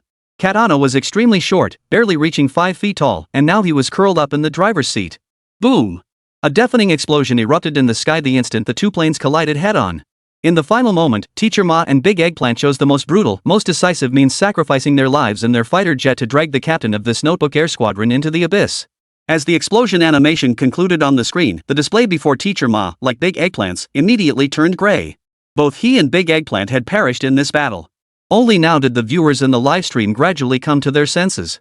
Each felt as if they'd just been pulled from water, their chests tight and breathing labored. In that final instant, as the enemy fighters collided, the reality of it all felt almost unbearable. War is never the child's play ordinary people imagine, a mere clash of blades that ends after a short skirmish.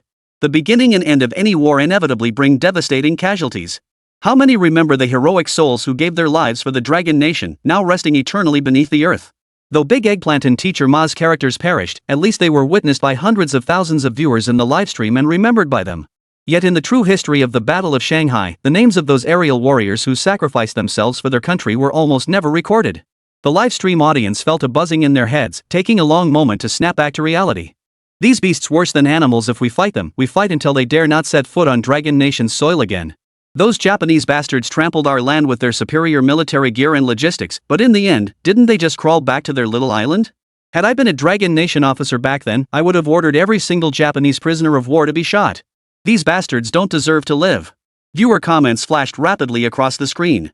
Though this was merely a game, every viewer shared the same sentiment. The Japanese Air Squadron's pilots had undergone extensive flight training, making their aerial combat capabilities exceptionally formidable. Moreover, the Japanese Type 96 attack aircraft significantly outperformed the Hawk 3 fighters currently deployed by the Dragon Nation in terms of performance specifications.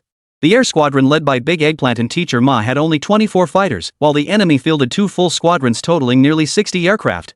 Faced with such overwhelming numerical superiority, the two pilots had no choice but to resort to this most extreme tactic: mutual destruction. The audience understood this too. In this historical dogfight, any pilot facing such odds would choose to die for their country without hesitation. Except for those traitors who had long since surrendered to the Japanese devils, the fighting spirit of any Dragon Nation citizen must never be underestimated.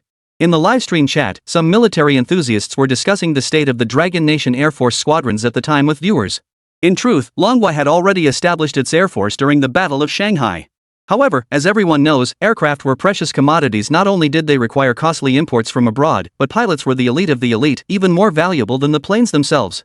A significant portion of China's first elite pilots came from privileged families or were students returning from overseas studies. Though younger than most of us gathered here today, their courage in shedding blood for Manhwa matched that of any seasoned veteran.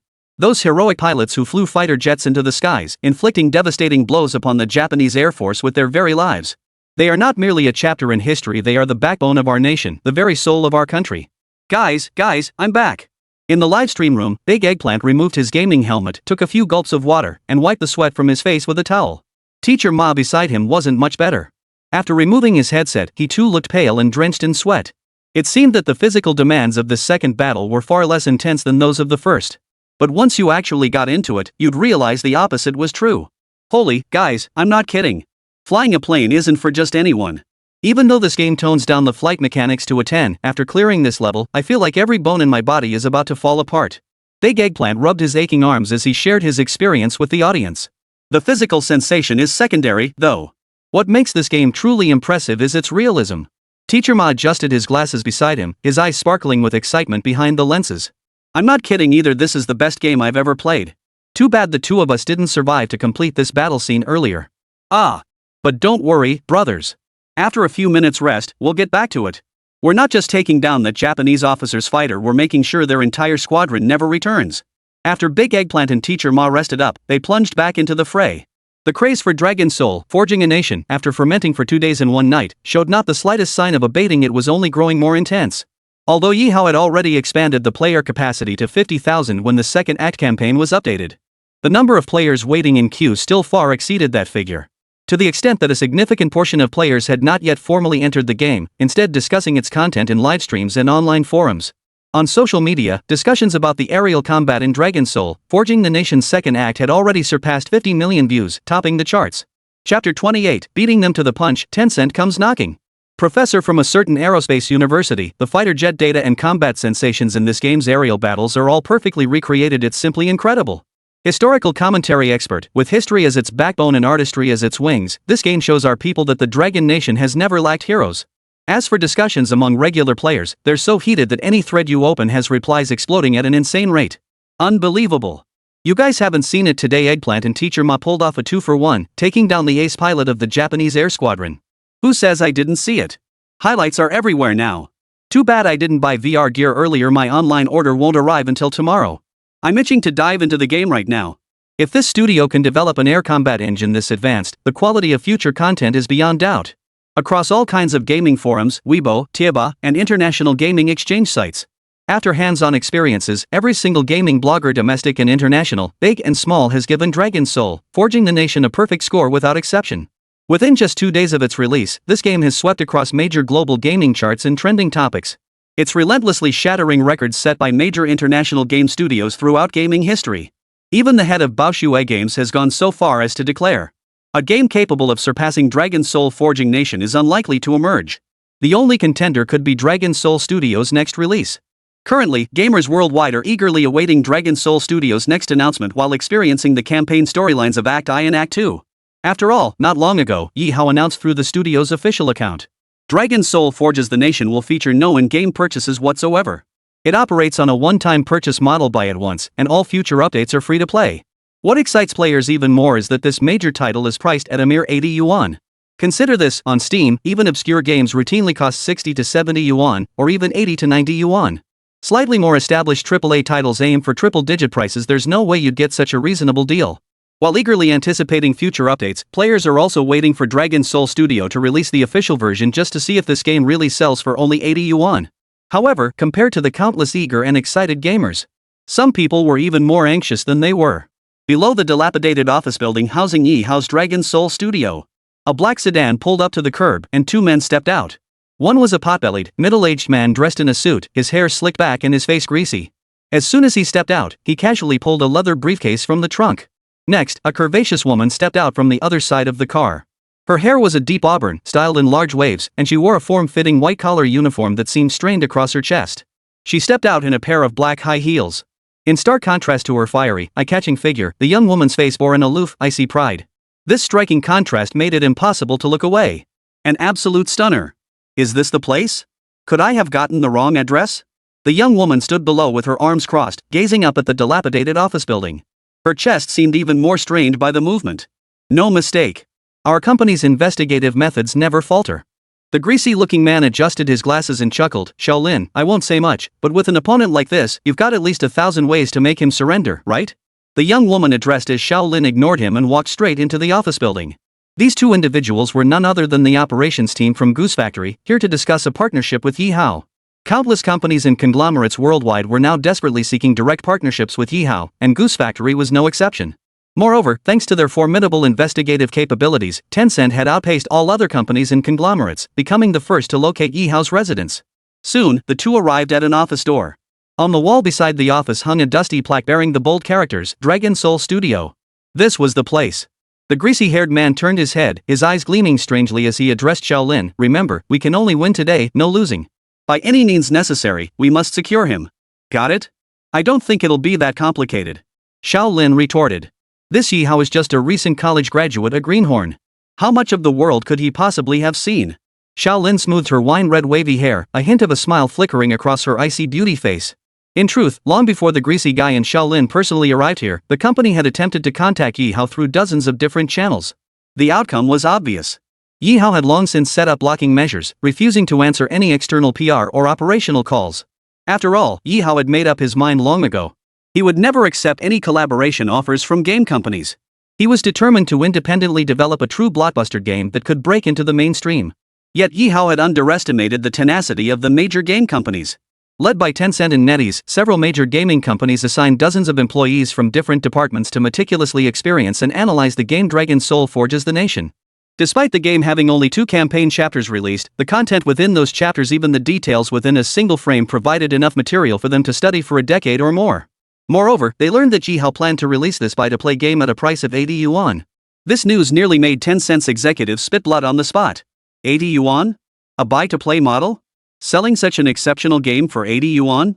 That hurts worse than smashing their game studio bones with a hammer. Had this game been entrusted to Tencent for distribution, selling it like hotcakes worldwide wouldn't have been an empty promise. After online negotiations broke down, Tencent's top brass made a snap decision. They immediately dispatched the operations team to find Ye Hao. The executives gave the greasy-haired man and the beautiful Shaolin only one requirement. At all costs, secure the exclusive operational rights for Dragon Soul Forging the Nation today. Chapter 29, Reject all offers, without exception. Tencent's executives had even declared that if Ye Hao's game were entrusted to them for operation, amassing tens of billions of dollars in global revenue would be a piece of cake. Standing before the Dragon Soul studio entrance, the greasy-looking man and Shaolin felt not only certain of victory but also utterly bewildered. Because before them lay a shabby little office barely fit for use, smaller than even a minor department at Tencent. This masterpiece, which shattered multiple global gaming records in just 2 days, was actually born in such a place. What baffled Tencent's executives even more was that their investigations revealed Dragon Soul Studio had 0 employees, having operated at a loss for consecutive quarters. This meant the entire game had been single-handedly created by Ye Hao, a one-man operation. Even with today's AI-powered game development platforms, how could one person possibly create such an expansive game? To resolve this mystery and secure the exclusive distribution rights for Dragon Soul Forging the Nation, Tencent dispatched these 2 individuals to visit Ye Hao in person. The greasy-looking man was Song Jinfu, a Tencent executive specializing in external negotiations and acquisitions of small studios and games. He oversaw numerous acquisitions for the company. The alluring woman he addressed as Shaolin was Han Xiaolin, a rising star in Tencent's PR and operations departments. Despite her youth, she had already closed numerous major commercial deals. At that moment, Han Xiaolin approached the door and raised her hand to knock. Inside the office, Ye Hao wore headphones, closely monitoring the back-end data of the game Dragon Soul Forging a Nation. Since the update for Act 2's campaign, the game's player count had remained consistently at the 50,000 player cap, with numerous players still queuing outside. The game's popularity had far exceeded Ye Hao's expectations. Fortunately, the shot points in his system panel were rapidly accumulating. At this rate, it wouldn't take long before he had enough shocking points to update the next campaign and continue expanding the game's capacity. At this moment, Ye Hao monitored the back-end data while simultaneously streaming Zhenaying's gameplay. Compared to professionals like Teacher Ma and Big Eggplant, amateur streamers like War Nightingale were clearly struggling during the second act's aerial combat campaign. Just then, a knock sounded at the door. Ye Hao frowned. Though he didn't go to answer it, Ye Hao could already guess who was seeking him out. Ye Hao actually considered ignoring them entirely, letting the person outside knock for half an hour until they naturally gave up. But then he thought, what if this group left only for another to arrive? Rather than feigning absence, he might as well use this opportunity to make it clear to the outside world, Dragon Soul Studio does not accept any collaborations. Standing up, Ye Hao walked straight to the door and pulled it open. Song Jinfu and Han Xiaolin had been waiting outside for ages. Seeing Ye Hao open the door, both of them froze in surprise. They had assumed that only elite professionals or industry heavyweights could create games of this caliber. The developer's age would surely be pushing 40, certainly not someone young. Yet the man before them, Ye Hao, looked every bit like a recent college graduate. With sharply defined features, piercing eyes, and a neatly trimmed short haircut, he was far beyond what either of them had anticipated. Hello, Mr. Ye Hao. After a moment of surprise, Han Xiaolin immediately spoke up. We're from Tencent's operations department. We're here to discuss with you. But before she could finish, Ye Hao waved her off. No need to elaborate. I don't require any cooperation or external assistance. With that, Ye Hao immediately prepared to close the door.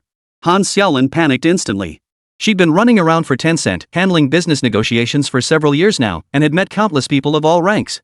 But never had anyone acted like Ye Hao, not even bothering to hear her out before trying to shut the door. Originally, Han Xiaolin had planned to adopt a haughty attitude, using her imposing presence to intimidate Ye Hao.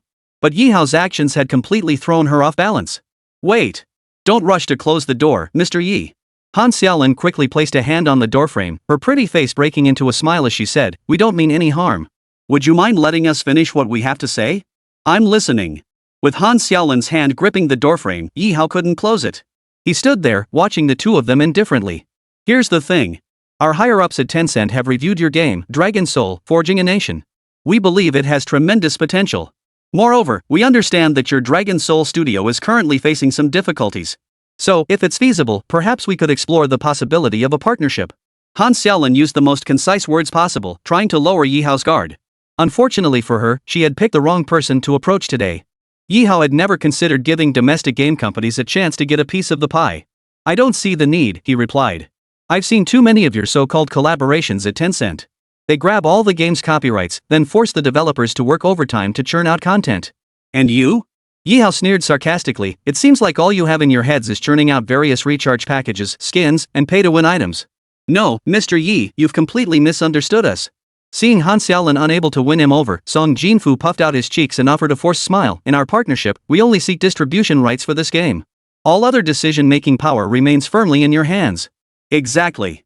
Han Xiaolin chimed in with a smile. "Whatever premium items you want to introduce in the game, whatever gacha pools you want to launch, you get to decide it all."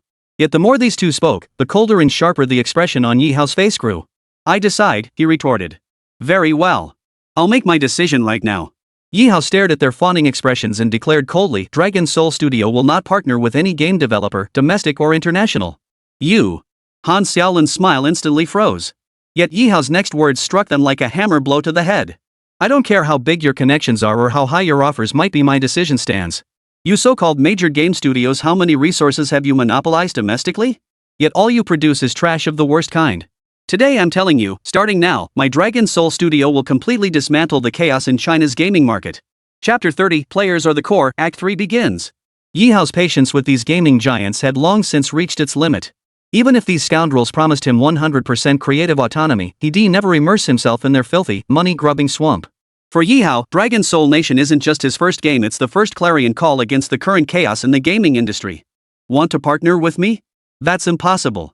Want to take me down? Then bring it on, let's see if my system is stronger than your capital." Before the two men outside could even process what had happened, Ye Hao slammed the door shut with a loud bang. "Mr. Yi! Mr. Yi!" Han Xiaolin knocked a few times on the door. When she realized he wasn't responding at all, she rolled her eyes and turned to Song Jinfu. "Let's go? He doesn't even want to see us. This is the first time I've ever encountered someone like this." Song Jinfu was completely dumbfounded. In all his years in the industry, he'd acquired over 100 games and studios. Every single one had greeted him with fawning obsequiousness and sycophantic flattery. For those small studios, being noticed by Tencent was a blessing beyond their wildest dreams. How could anyone possibly refuse Tencent's acquisition and distribution offer? "So, what do we do now?" Han Xiaolin crossed her arms, the heels of her high-heeled shoes twisting slightly on the floor. "Heh, young people are full of themselves, perfectly normal." A cold smile flickered across Song Jinfu's greasy face. Did Tencent become China's top gaming giant by politely negotiating partnerships? No. In fact, before Ye Hao, some heads of small studios had also taken a hardline stance, flatly rejecting Tencent's so-called licensing acquisition offers. But what was the outcome? Their games, along with their entire studios, vanished without a trace from the gaming market after a brief burst of popularity. Anyone challenging Tencent had better first consider whether they could truly shake this mountain-like opponent. If soft tactics don't work, then you'll have to resort to hard ones. The business world is always brutally ruthless. It seems Ye Hao still doesn't grasp this truth. Granted, his game was decent, and he himself had some talent, but still. Song Jinfu stared at the Dragon Soul Studio sign and sneered coldly. "Let's go." It won't be long before he learns the brutal reality of business warfare. Back in the office. After returning to his computer and sitting down, Ye Hao had completely put the incident with the two from Tencent out of his mind. Now, he began contemplating how to develop the next phase of the game. The intensity of both the sniper battle in Act 1 and the aerial combat in Act 2 was high, yet Ye Hao felt something was still missing. The combat visuals and details of various firearms, vehicles, fighter jets, and so on had already reached their peak, leaving no room for further optimization. Each act was rooted in authentic historical events from the Dragon Nation's War of Resistance, with verifiable records to support them. So what exactly was missing? Ye Hao pondered this for a long time. Finally, a word suddenly popped into his mind. Tactics. Yes, tactics. In the first act's defensive battle, players, as soldiers on the battlefield, had only one mission: to delay the reinforcements of the Japanese Imperial Army's Class A division as much as possible. In the aerial combat of Act 2, players piloted Hawker 3 fighters to intercept enemy aircraft heading to reinforce the Shanghai front. The missions for these 2 acts were fixed. Players only needed to enter their combat positions according to the mission requirements to fully experience the entire story level. However, this approach inevitably reduces the game's openness and freedom. What is the most crucial element in a game? Is it the graphics, sound effects, or special effects? Or is it the game's background story? In Ye Hao's view, the most crucial element is actually the players themselves. If players' inherent agency cannot be unleashed, even the most flawlessly crafted game will ultimately leave something to be desired. The third act campaign, it's settled. Ye Hao's eyes lit up. For this third act campaign level, he would place even greater emphasis on the player's own choices and judgments. The campaign objectives could provide a broad direction, but the specific tactics, combat content, and planning would be left for the players to construct. Imagine, who wouldn't want to fiercely strike down the Japanese invaders and defend the Dragon Nation's territory in such a grand battle, using tactics they themselves had decided upon? During the historic Battle of Shanghai in Dragon Nation's history, by the 10th day, Japanese forces had landed at multiple ports across Dragon Nation, aiming to completely encircle the Dragon Nation army. As the fighting progressed, a brutal stalemate dubbed the Meat Grinder commenced in the Luodian area. Both sides fought relentlessly back and forth. The Dragon Nation's 18th Army, determined to defend every inch of land with their blood, inflicted heavy casualties on the Japanese elite infantry division at the cost of over half their own forces. This protracted battle, lasting over 10 days, stands as an indelible, heroic chapter in the Battle of Shanghai and in modern military history. After setting his next objectives, Ye Hao immediately opened his system interface. Shot points, 45, 77, 23, 49. Current shot points, 1,536. 1,000,000 shot points. Ye Hao had truly underestimated the players' enthusiasm. Shortly after the second act campaign update, he had already accumulated enough shot points to unlock the third act campaign. As a seasoned gamer, Ye Hao knew better than anyone how agonizingly long the wait for game updates could feel. What's more, the current top players were already locked in fierce combat within Act 2. For players of such high skill, the content of Act 2 was nowhere near enough to keep them stuck for 10 days or more. After some thought, Ye Hao made a bold decision. Originally, he planned to officially release the full version of Dragon Soul Nation a week later, simultaneously launching Act 3. But now, having witnessed Tencent's tactics firsthand, Ye Hao had changed his mind. With 1,000,000 shot points in hand, what did he have to fear? Since every one of you is practically itching to snatch this game right out of my hands, I'll give you developers another jaw-dropping surprise. That evening at 9:30 p.m.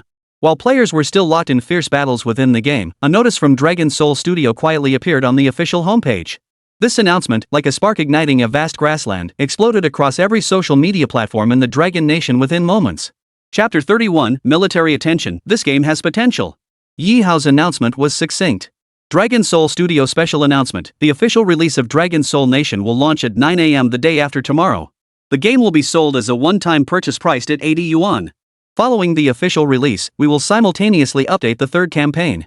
Note, the scope and scale of Act 3's campaign content will far exceed the first 2 acts. Stay tuned. The moment this announcement dropped, social media across Dragon Nation exploded. Holy crap, you're not kidding, right? They're releasing the full version in just a few days? And it's really 80 yuan? Damn, an 80 yuan buy-to-play game with this level of quality? I've got nothing to say, absolutely backing this. No beating around the bush, they're diving straight into the heavy stuff. This move is genius. Damn it, why wait until the day after tomorrow? Seeing this news now makes me wish someone would knock me out so I could sleep straight through until then. The third act campaign is getting updated? Looks like this is the main event, launching alongside the official release. Can't wait. Countless players are buzzing with excitement over the official release of Dragon Soul, Forging the Nation. But what truly stunned players was Ye Hao actually delivering on his promise, an 80 yuan buy-to-play game. Buy-to-own means absolutely no additional paid content, not even in-game purchases for any future updates. For gamers in Dragon Nation, this was something they never dared dream of. What kind of games have they been playing all this time? Gacha games where spending 648 yuan only netted you a crippled character, forcing you to spend more to buff it up. One gimmicky skin after another, all locked in gacha pools forcing you to dump thousands just to guarantee a single item. Major Dragon Country game developers seem to have long tacitly agreed to treat domestic players like cash cows.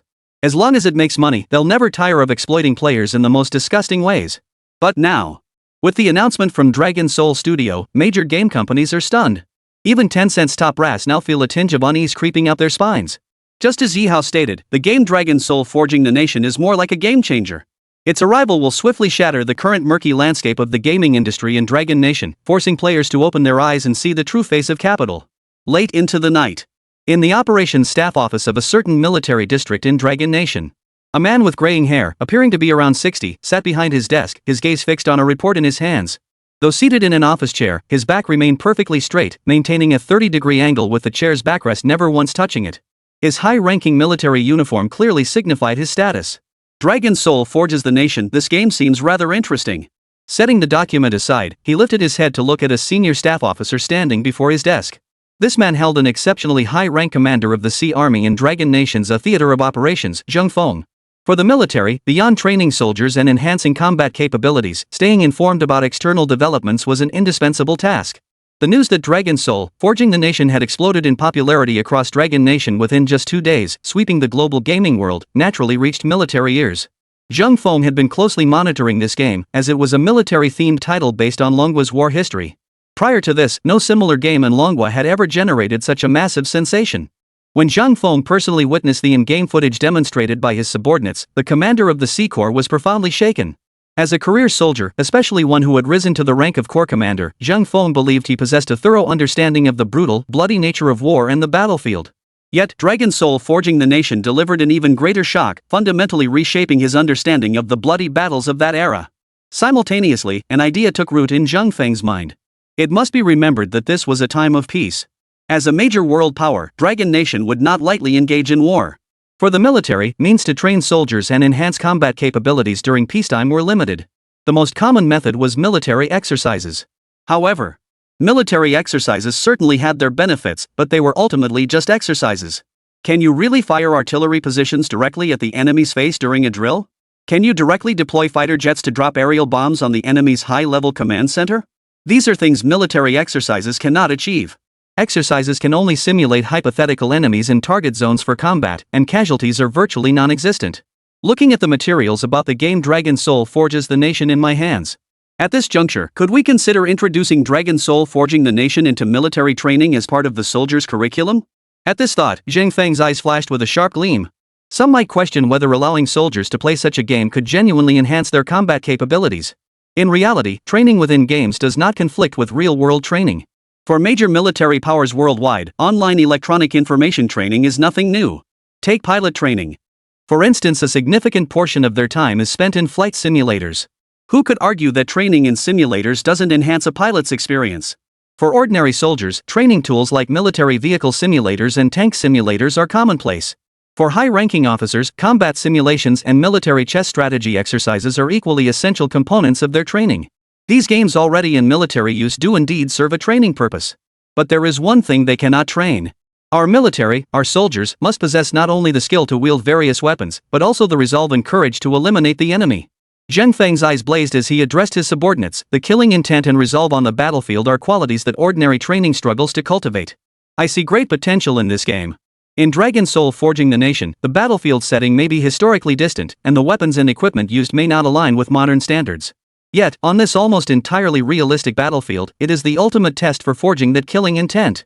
Upon hearing Zheng Feng's words, the staff officer immediately inquired, "Commander, should we approach the game's developers?" "No need to rush that." Zheng Feng raised his hand. "We haven't tested it yet. Approaching them directly might startle the young developers. I hear the official release is imminent?" Chapter 32, Official Release Day Account Numbers Go Wild. Correct. The staff officer nodded and said, the game's developers mentioned that when the official version launches, they'll also update the third campaign act. Moreover, its content volume will far exceed the first 2 acts. Oh? Even more content than the first 2 acts? Zheng Feng pulled out a pack of cigarettes, lit one, and held it between his fingers as he chuckled. I'm really looking forward to this. Judging by the quality of the game so far, this third act campaign is bound to be a hit. Go arrange it now. Get some equipment and computers from our Sea Army unit. Assign about a platoon of soldiers to conduct the beta test. Also, keep an eye out for the game's official release. The moment it drops, get it set up for the test platoon immediately. Zheng Feng's gaze fixed straight ahead, a hint of anticipation visible in his eyes. If Dragon Soul Forging the Nation truly became part of military training and proved highly effective, that would be a major triumph. The next morning, 6 o'clock. Ye Hao removed his gaming helmet. Despite pulling an all-nighter, he remained alert and energetic, showing no signs of fatigue whatsoever. After endowing him with the talent to create games, the system also enhanced his physical capabilities. Now, Ye Hao had completed the entire third act campaign and imported it into a folder on his computer. With all preparations essentially complete, the immediate task before him was to upload the Act 3 campaign update package and simultaneously release the game as its official version. To be honest, Ye Hao wasn't particularly keen on releasing the game on Steam. After all, it was a foreign gaming platform. Given the chance, Ye Hao would much rather create a gaming platform for his own country. But that was clearly a long-term goal, something that wouldn't happen anytime soon. It was now 8:30 p.m. Ye Hao had already opened the Steam client, uploaded the campaign update and game update, and proceeded to edit the listings. As his mouse hovered over the game's sale price field, Ye Hao's gaze fell upon Steam's top charts, filled with various foreign blockbuster titles. Their prices generally hovered above 198 yuan, with the most common being 238 or 268 yuan, and some even more expensive. Yet Ye Hao felt no envy toward their prices. Dragon Soul Forging Nation was his first game and currently the only major title from Dragon Nation with a real chance to break through the niche market and go global.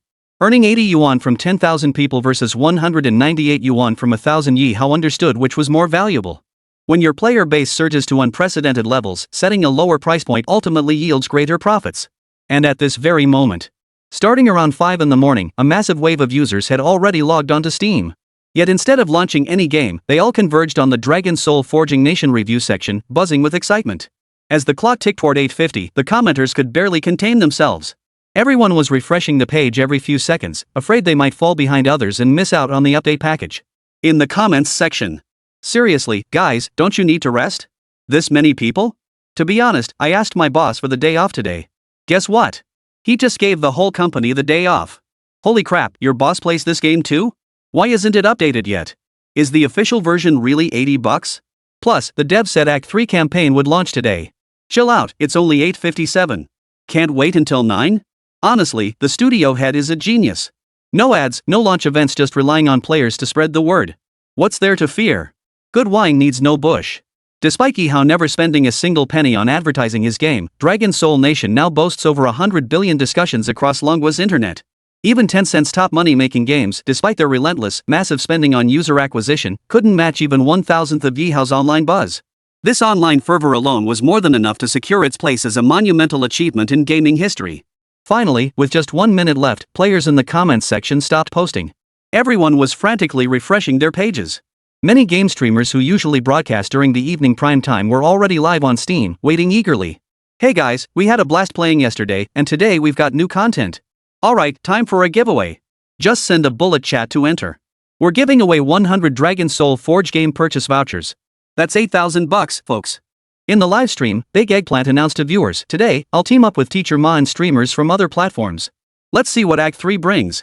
Other streamers were also refreshing their pages, waiting for the game's update package to go live.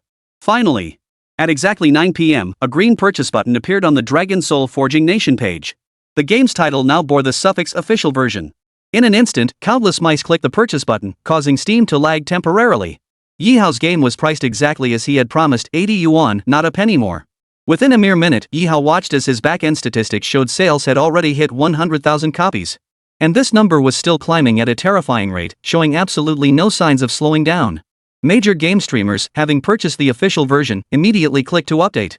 When the download progress bar appeared, both streamers and players were stunned to discover that the update package for Act 3 alone was a staggering 2 terabytes. Consider this, the combined size of Chen Yu's previous 2 campaign acts had only reached the 1 terabyte benchmark. Fortunately, technology in this world is highly advanced, with VR equipment practically ubiquitous in every household. With sufficient internet speeds and hard drive space, every player could handle the game's update package flawlessly.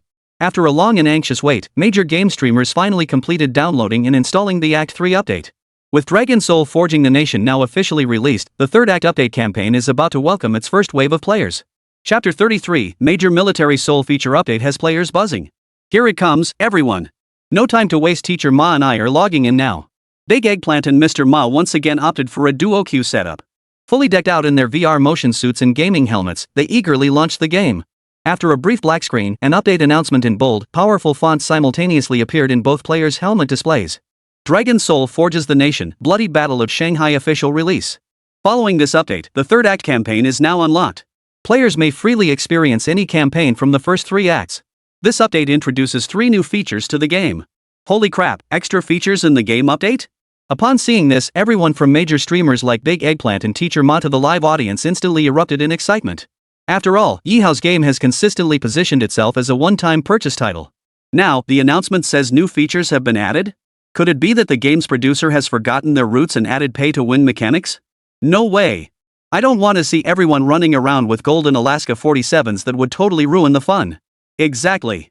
If that happens, no matter how good this game is, how would it be any different from other pay-to-win scams? Hold on, everyone. Let's read the announcement first. Can you really be sure the developers added pay-to-win features? Seriously, no patience at all. The livestream audience split into two camps. One side convinced this update meant pay-to-win, while the majority disagreed. Hold your horses, folks, let's read the announcement first. Big Eggplant kept tapping the screen. Soon, the announcement reached the second page, detailing the new features added in this update. New feature, Military Spirit Inheritance System. Reforge every weapon in your hands with the imprints of firearms from historic battles.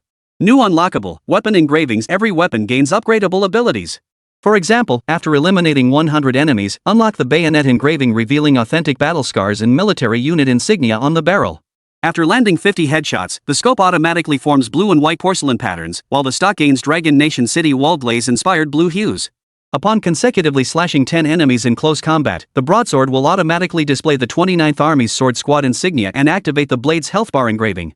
Upon reading this, Big Eggplant nearly blurted out, "Holy crap, isn't this just like those gun skins in modern shooters?" Exactly. But transforming what was originally a pay-to-win item into something earned through battlefield kills actually boosts the game's playability. Teacher Ma's eyes sparkled with excitement. This system of unlocking gun skins through enemy kills requires no microtransactions and preserves the historical immersion for players. Feature 2, Military Merit Exchange Shop. By defeating enemies, players can continuously accumulate military merit points, which are permanently valid. An in-game merit exchange shop will open, allowing players to spend varying amounts of merit points to redeem various items. Feature 3, Homeland Bonds System. Upon logging in after the official launch, each player may select their affiliated region once. Based on their chosen hometown, players will receive corresponding buff bonuses in-game. Note, region selection is final and cannot be changed. Choose carefully. After seeing these three new features, all the skepticism in the livestream vanished instantly. All three features are completely free to play and will never disrupt gameplay or game balance. Holy crap, this game developer is a genius. Not only did they pull off a third act update in just a few days, but they also added so many new features? Big Eggplant couldn't wait. He closed the update notice and immediately logged in. Upon reaching the login screen, sure enough, Big Eggplant and Teacher Ma immediately spotted the Homeland Bonds system mentioned in the update announcement. Select your hometown region. Southern-style hometowns e.g. Jiangsu, Zhejiang, Guangdong automatically grant water network terrain awareness buff, permanently increases player movement speed by 10. Hometowns in the Central Plains region e.g. Hubei, Hunan, Anhui receive the Earth's Blessing buff, increases stamina during melee combat. Sichuan Chongqing lineage grants the Death Banner emblem, boosting combat effectiveness by 100% when critically wounded. Northern lineage players will automatically grant their weapons the Frozen Ground Chill buff, reduces enemy movement speed upon attack. While these buff effects may not significantly impact gameplay, they ensure every player joining the game remains constantly mindful of their ancestors' bloody battles and history. At this point, the live stream audience erupted in excitement. This setting is so historically accurate. To be honest, my great-grandfather and my second and third grandfathers were all elite soldiers of the Sichuan army who went to war. My family still has fragments of the death banners from back then. You Sichuan troops weren't half bad, but we Guangdong troops weren't about to be outdone. Back then, our entire province fought against a nation, nearly reducing it to a wasteland. The War of Resistance was our entire nation's fight. The author wants us to remember history. No more chit-chat, let's dive right in once the game update's done. Holy crap, this is getting interesting. Big Eggplant exclaimed, my great-grandfather served in the Cantonese army, so I'm definitely choosing the southern faction without hesitation. Teacher Ma chimed in, I was born and raised in southern Anhui.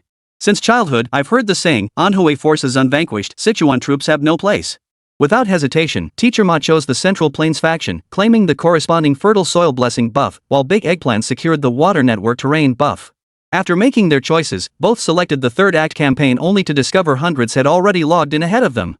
Holy, how did these guys get in so fast? Big Eggplant exclaimed in shock, immediately selecting Act 3. Buzz. A humming sound, completely different from before, rang out the very next second after logging into the game. This sound no longer carried the passionate, blood-pumping energy of the game loading screen. Instead, it was a deep, desolate, and oppressively low growl. It was like the eternal wail of countless heroic souls on the battlefield, or the blood-soaked aura distilled from ancient battlefields across the Dragon Nation. It was a sound of tragic grandeur, desolation, iron-blooded resolve, and unyielding spirit. As the visual interface and light screen gradually illuminated before their eyes, a dark, parched crimson hue filled everyone's vision. A chilling glacier crystallized from the smoke and flames of war. Chapter 34, The Flesh Grinder, a harrowing contrast between enemy and ally.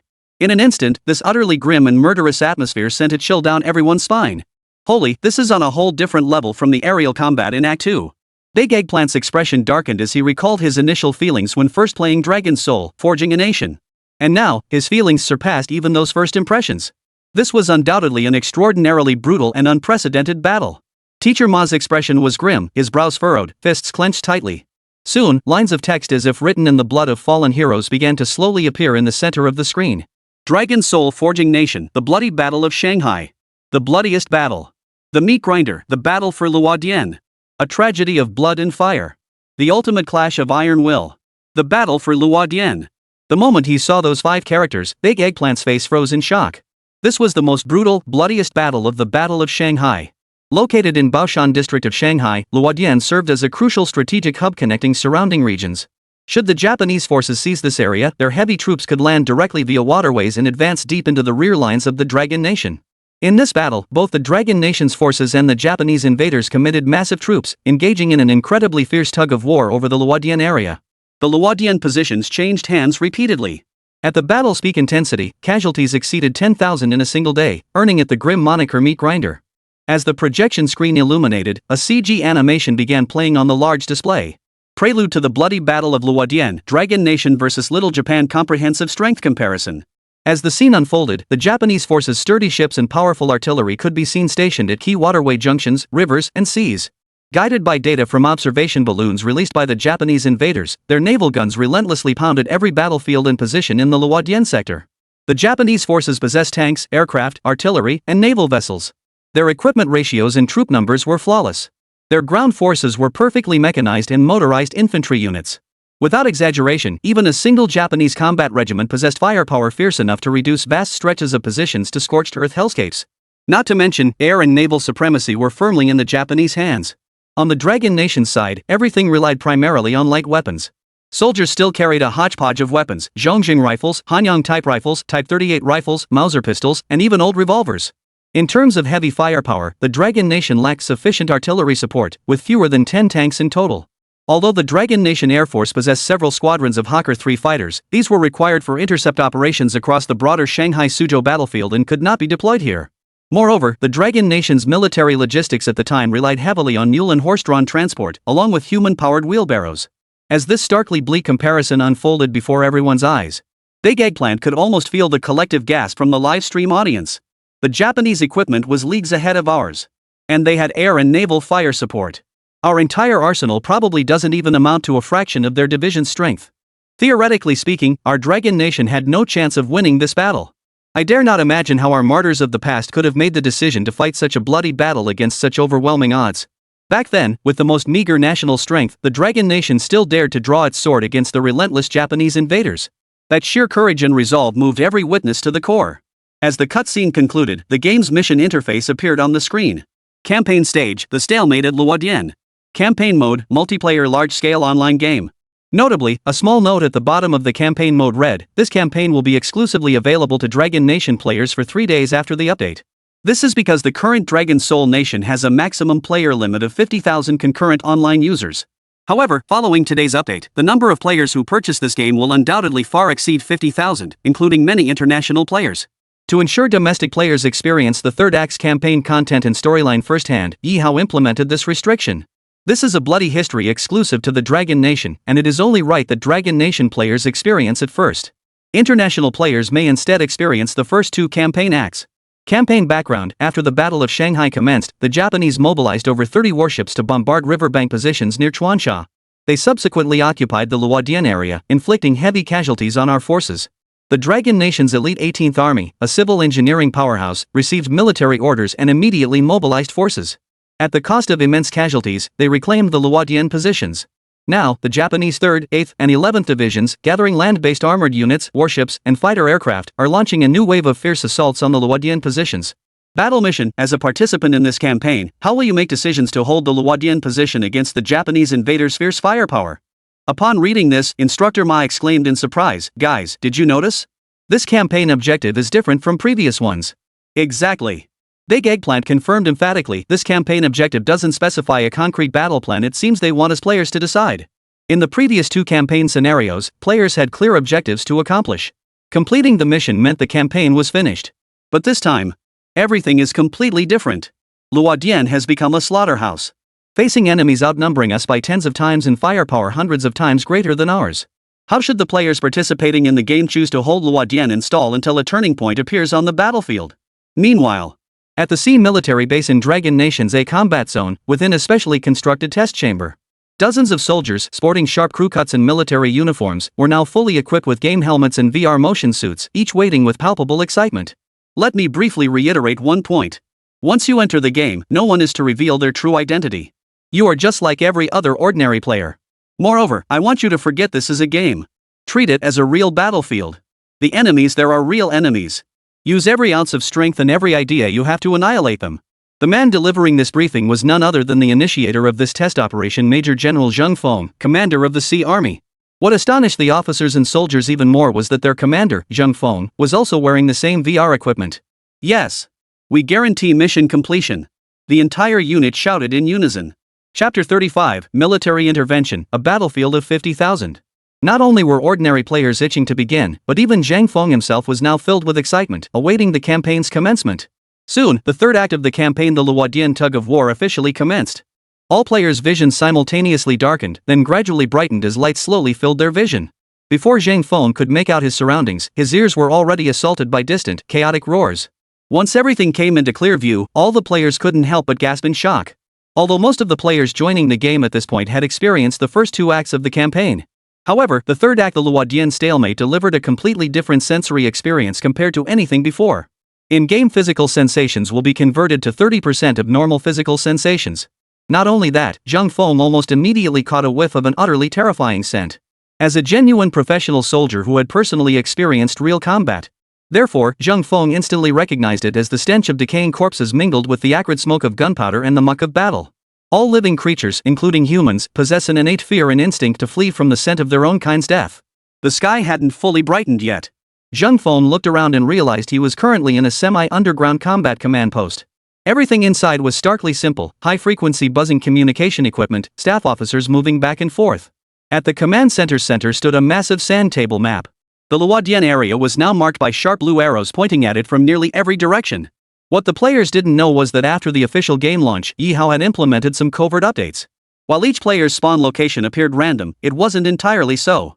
Those skilled at sniping and eliminating enemies with precision were highly likely to be assigned sniper positions upon joining. Those skilled at hacking enemy heads with a broadsword would likely be assigned to the broadsword squad or vanguard unit. Each player's role is assigned with a bias based on their previous performance in the game. As for Zhang Feng, his true identity is commander of the Sea Army in Dragon Nation's, a theater of operations. Moreover, he had previously experienced the first act of Dragon's Soul, forging the nation.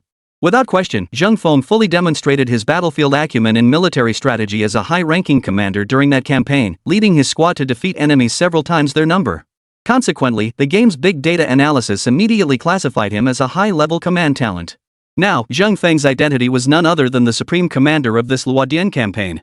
After a moment of stunned disbelief, Zhang Feng snapped back to reality. He no longer cared about how immersive this game felt. In his eyes, this was another real world, and he was the supreme commander of this protracted battle at Luodian. The battlefield shifted in an instant. Time was of the essence. Zhang Feng scanned his surroundings, noticing several other players appearing around him one after another. "You lot!" Zhang Feng barked orders at them. "Prepare the map and the latest battle reports immediately. We have no time to waste, we must formulate new tactics right now." At that moment, the surrounding players felt a chill run down their spines. Zhang Feng, a former military commander, commanded with an air of authority and a deep, resonant voice that sent shivers down their spines. He himself immediately moved to the sand table map, beginning to study the surrounding battle situation. Simultaneously, the live streams of various broadcasters cut to footage from the command center. Beyond the streamers' first-person perspectives, any major in-game event automatically switched the screen to this view for viewers. When the livestream viewers saw Zhang Feng, each of them felt a jolt run through their bodies. Holy crap, this is the commander of the Luodian tug of war? Is he an NPC or a player? If this were the first couple days after the game launched, maybe he'd be an NPC. But now? With so many players, he's definitely one of them. His aura isn't like an ordinary person's. Look at that killing intent and focus in his eyes. Could he be a professional? Hard to say. What if he's just a military simulation enthusiast? Watching Zhang Feng's figure, the spectators felt not only profound awe but also an inexplicable sense of reassurance.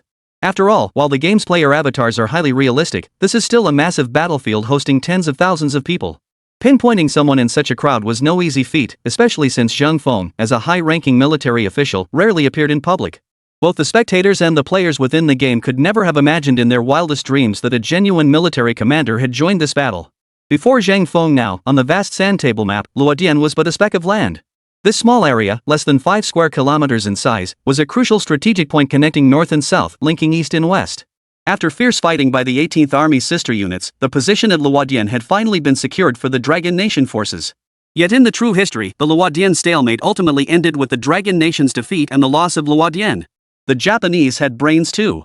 Their commanders understood that seizing Luodian would be like thrusting a bayonet into the heart of the Dragon Nation.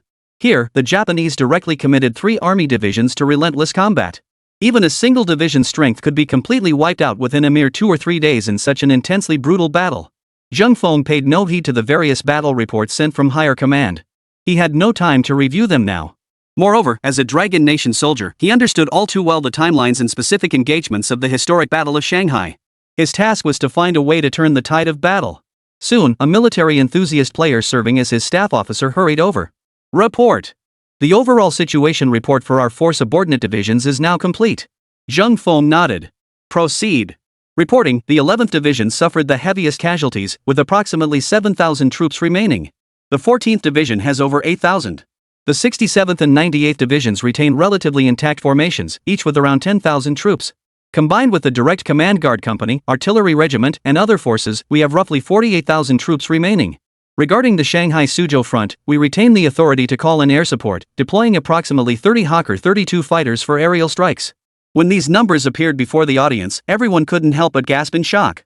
Chapter 36, Frontal Artillery Feint, Flanking Dagger Strike. A massive battlefield with 50,000 combatants. Moreover, the Dragon Nation's forces had suffered devastating losses. After the Shanghai campaign, the 18th Army had been reduced to roughly half its original strength. In contrast, the Japanese had committed a full 3 divisions of ground forces alone. A standard division comprises 30,000 troops, meaning their land forces alone numbered nearly 100,000. Simultaneously, their naval and air forces were exceptionally formidable. What most astonished the players at this moment was how the man occupying the position of Supreme Commander would orchestrate the deployment of tens of thousands of troops in combat. At that moment, Zheng Feng was studying the sand table map, his mind racing through detailed battle plans. The current troop distribution matched his projections almost exactly. The most troublesome issue on the battlefield was undoubtedly the lack of sufficient heavy firepower support for the Dragon Nation forces. Furthermore, due to the repeated changes in control of the Luodian position, the defensive fortifications there were far from solid. On the Japanese side, the 3rd and 8th Divisions were rotating in combat. With their overwhelming numbers of armored vehicles and naval guns, they relentlessly assaulted the Long Nation's frontline positions. Hold the line? Zheng Feng immediately dismissed the idea. Holding out would only lead to greater trouble, as the initiative would always remain in the Japanese hands. Right now, a better option than holding the line was to take the offensive. Disrupting the Japanese forces across multiple fronts would throw their frontline units into disarray, significantly easing the pressure on the Dragon Nation's defensive positions. Issue the orders immediately. Have the 11th Division deploy the 3rd and 4th Regiments to attack the northwest sector of the front line. The 1st and 2nd Regiments of the 14th Division will attack the northeast sector. Concentrate all heavy firepower from the 67th and 98th Divisions and pound the center of the battlefield relentlessly. Draw all their attention there. The 11th and 14th Divisions' assaults are primary, the 67th and 98th Divisions' attacks are feints. Execute immediately, tear their offensive lines apart first. In the blink of an eye, Zheng Feng made his decision. The battle situation at Luodian was actually not overly complex. This vital transportation hub was surrounded by vast plains. Under these conditions, any tactic involving flanking maneuvers was impractical. Moreover, with 3 Japanese divisions, nearly 100,000 troops advancing toward Luodian, a head-on confrontation offered almost no chance of victory. Therefore, in Zhang Feng's eyes, this battle boiled down to one word: disrupt. By disrupting the enemy's attack lines, forcing them to question whether the main assault came from the frontal artillery positions or the flanking attacks, the initiative would shift to our side. If we fight, we must lead the enemy by the nose, not let them pin us down in one position and subject us to relentless bombardment. With half an hour until dawn, preparations must begin immediately. The Japanese fighters would launch their full assault at daybreak. We must strike first. Once our artillery battalion opens fire, both flanks must attack immediately.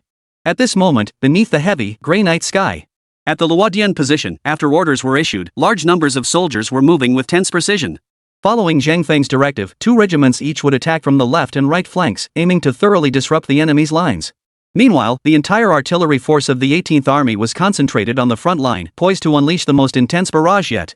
This would draw the bulk of the enemy's attention to the center. If this plan succeeded, the Japanese advance would be drastically slowed. The audience held their breath, every eye fixed nervously on the screen. The silence before the great battle was the most unbearable, especially at this moment. Dawn would break in half an hour, and right now was when the Japanese forces were at their weakest. Even their Type 96 attack aircraft rarely operated in nighttime conditions. On the left flank. At this moment, Big Eggplant, Teacher Ma, and the others had already arrived here to await orders. Since they had pre-formed a squad from the start, both were assigned to the same unit. Just as in the first campaign, Big Eggplant now served as the machine gunner. A checkmate machine gun hung behind him, while a large sword slung diagonally across his waist glinted coldly in the moonlight. Teacher Ma carried a Zhongzheng rifle, equipped with a standard-issue scope, a perk earned from his previous record of sniping numerous Japanese soldiers. Holy, I'm so damn excited right now. Big Eggplant took several deep breaths, feeling his heart pound wildly. The preparations for the first 2 battles hadn't taken this long. They jumped straight into combat after joining the fray. Listen up, everyone. Big Eggplant turned to address his platoon. Our mission isn't to wipe out the Japanese entirely, there are too many of them for us to handle. Our mission is to disrupt their plans. When we flank them and charge into their positions, fight freely but don't get trapped in their encirclement. The more noise we make, the more the enemy will be stretched thin, unable to concentrate their forces against us. Big Eggplant emphasized, and remember, never treat these Japanese soldiers like ordinary game NPCs. They're not stupid. Stay vigilant. The soldiers nodded in unison, their eyes blazing with excitement. Boom! At that moment, from the distant front lines, the artillery positions of the 18th Army opened fire. The deafening roar of artillery thundered simultaneously in everyone's ears. In that brief instant, at least 3 artillery regiments fired simultaneously, the last remaining firepower of the Dragon Nation's defenders. Each shell fired meant 1 less shell left. Fire! Hit them hard! Hit those damn little bastards! Damn it all to hell! Use every last shell we have. Don't spare a single one. At the artillery positions, heavy guns roared to life one after another under the artillery regiment commander's furious shouts. Farther across the battlefield, brilliant bursts of fire lit up half the night sky. All units, charge! At that very moment, a sudden shout erupted from the left flank assault position, piercing the night. Charge! Charge! Kill! Along the front lines, players scrambled over the edges of their trenches, crawling out with all their might before charging fiercely toward the battlefield ahead. Under cover of darkness and artillery fire, the 4 regiments on both flanks of the Luodian battlefield plunged like 2 sharp daggers deep into the Japanese enemy's heart. Chapter 37, Coordinated Assault, tearing through the enemy lines. This surprise attack unfolded in a flash. Its speed was so swift that by the time the artillery regiment's shells began pounding the enemy positions, the vanguard had already breached the Japanese defenses. However, the Japanese defenders' reaction speed was no less swift. Amidst the deafening roar of artillery, the short, stocky Japanese soldiers let out shrill, guttural cries as they raised their rifles, hastily establishing firing positions to return fire. Despite the Chinese forces' swift and aggressive surprise attack, the Japanese positions reinforced over many days were now exceptionally sturdy, making it extremely difficult to breach. Moreover, every few dozen meters along the enemy lines, a machine gun spat out fierce tongues of fire. In the darkness, the accuracy of both sides' firearms noticeably declined, especially the Japanese machine guns, whose bursts of fire were particularly conspicuous. The players who launched the first wave of assaults had now closed the distance to within 200 meters of the front line. They became the primary targets of the Japanese forces' first wave of counterattack. Boom! Boom! Boom! From the enemy positions, mortar after mortar rapidly fired shells. Shell after shell landed mere inches from the charging Longwa soldiers. The explosive shockwaves sent bodies reeling backward, ears ringing with deafening roars. Charge! Charge! The Longwa vanguard's battle cries shook the heavens. Soldiers stepped over the corpses of fallen comrades, charging relentlessly forward under the Japanese forces' intense fire and artillery barrage. Meanwhile, Big Eggplant and Teacher Ma, leading a platoon of fellow netizens, had also charged to the front lines. Gazing at the sky lit up by artillery and gunfire in the night, Big Eggplant instinctively swallowed hard. Holy, this firepower is insane! Big Eggplant exclaimed in shock. Did our artillery regiment up front fail to draw the enemy's attention? No, Eggplant. Ma Teacher crouched beside Big Eggplant, pointing toward the distant roar of artillery on the main front. Look, he said. Our 3 artillery regiments have drawn the bulk of the enemy's guns to the central battlefield. Here, our only threats are mortars and heavy machine guns. If it weren't for Zhang Feng's order to concentrate all the 18th Army's heavy artillery firepower on the central battlefield, the casualties among the vanguard units on both flanks would be even heavier right now. Damn it all! These damn Japs have too much firepower. If we keep charging like this, our losses will be too heavy.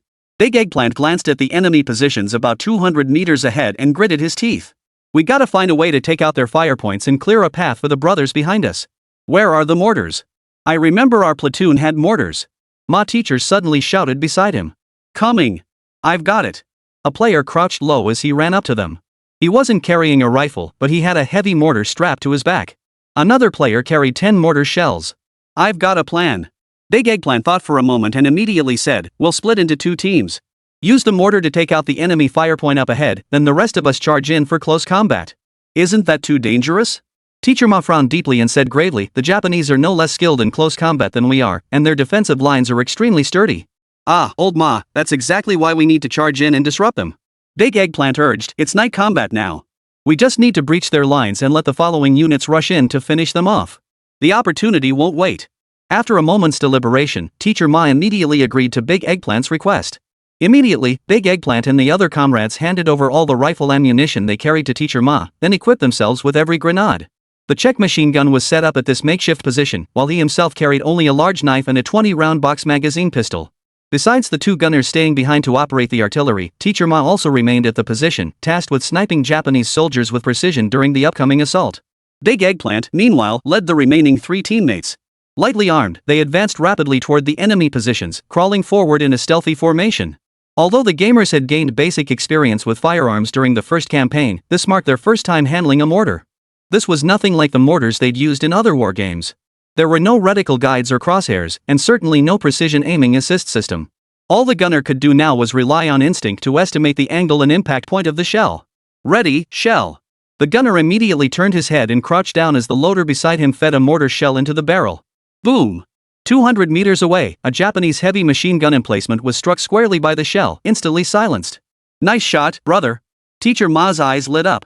At that moment, he raised his Zhongjing-type rifle and began aiming at the heads of the Japanese soldiers in their positions. 200 meters away, with a rifle, and in the dead of night. Under these conditions, the probability of a one-shot kill was extremely low. Ma closed one eye, aligning the other perfectly with the rifle's front sight, then pulled the trigger. Bang! Over 200 meters away, a Japanese soldier preparing to reinforce the firing position had his head blown apart in a cloud of blood, crashing face first into the ground. Holy! Teacher Ma, is that good? Were you just pretending to be a noob when you played PUBG before? One shot, one kill. The live stream audience was stunned by Teacher Ma's marksmanship. However, Teacher Ma didn't respond to the comments. He noticed a line of small text had appeared in the bottom right corner of his screen. Killed 1 enemy soldier, 5 military merit points. Special reward, precision snipe from 150 meters away, 2 merit points. In Teacher Ma's personal panel, he could see his military merit points had already accumulated to 7. Oh right, I remember now, the author updated the merit point store. Teacher Ma realized this, but he had no time to browse the store. Now Big Eggplant and the others were already closing in on the enemy positions. The sky was beginning to grow light, and a faint glow could already be seen on the eastern horizon. Big Eggplant and the other 3 crawled forward, nearly flat against the ground. Their pitch-black military uniforms provided the perfect camouflage. At this moment, the enemy positions remained completely unaware that several Dragon Nation soldiers had already crept right up to their very eyes. With the distance now less than 10 meters, Big Eggplant signaled to his comrade beside him. The next moment, all 4 simultaneously pulled the pins on their pre-prepared cluster grenades and hurled them with all their might into the Japanese positions. Chapter 38, Fixing Bayonets, Cleaving the Japanese Major Alive. Decisively had already experienced the devastating power of cluster grenades during the first campaign. Those things could even blow tanks to smithereens tossed into the Japanese positions. They were guaranteed to send limbs flying everywhere. Boom! A terrifying series of explosions erupted within the enemy positions, accompanied by fiercely rising fireballs. Damn it, charge with me, brothers! Big Eggplant leapt to his feet, drew the large blade from his back with his right hand, and raised his pistol in his left to unleash 2 bursts, finishing off the 2 Japanese soldiers still twitching before him. Military merit points, 5. As the squad leader, Big Eggplant hesitated not a moment, charging headfirst into the enemy lines. Amid his roar, the 3 comrades behind him drew their own blades. Like 3 cold-blooded tigers, they charged straight at the heart of the enemy position. Just then, Teacher Ma's 10 mortar rounds finished their barrage.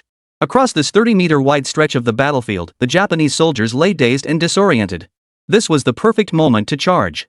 If they could break through the chaos here, they could shatter the enemy's entire defensive line. Big Eggplant charged in with ferocious ferocity, swinging his large blade left and right. With swift, sweeping cuts, he felled 1 Japanese soldier after another. Military merit points, 10. Special reward. Bayonet kill, merit points doubled. Seeing the notification in the bottom right corner, Big Eggplant was genuinely surprised by the game developer's attention to detail. A standard kill of an ordinary Japanese soldier on the battlefield would yield 5 military merit points. Beyond that, a rifle snipe from over 150 meters earned an extra 2 merit points, while a bayonet kill doubled the entire reward. Artillery engagements and commander-level military merit points followed separate calculation rules. Naturally, Japanese sergeants, machine gunners, artillerymen, second lieutenants, and so on all yielded different amounts of military merit points. Damn it, I really want to see what good stuff is in that military merit point shop. Big Eggplant was itching to see, but he knew the good stuff would cost a hefty chunk of points. He'd only just earned 20 merit points. Wanting something good? He was nowhere near that yet. As it turned out, Big Eggplant's choice was spot on. By the time he led his squad in a spearhead charge, breaking through enemy lines and plunging into the Japanese positions, the sky was already turning pale with dawn. On the left flank, other streamers' squads spotted Big Eggplant leading the charge into enemy lines. Holy, how the hell is Eggplant so badass? He's actually going hand to hand with the Japs? We can't fall behind, brothers. Get ready, mortar barrage, then charge. On the other side of the front, Big Monkey and his followers were still holding their basic formation, grinding through the enemy lines. Seeing Big Eggplant already fighting the enemy at close quarters left them utterly speechless. Inspired by Big Eggplant, the left flank battlefield witnessed scene after scene of utter devastation. The two regiments engaged in combat were instantly reduced to utter chaos. Players either banded together in small groups or followed streamers across the battlefield, all transitioning to squad-based combat.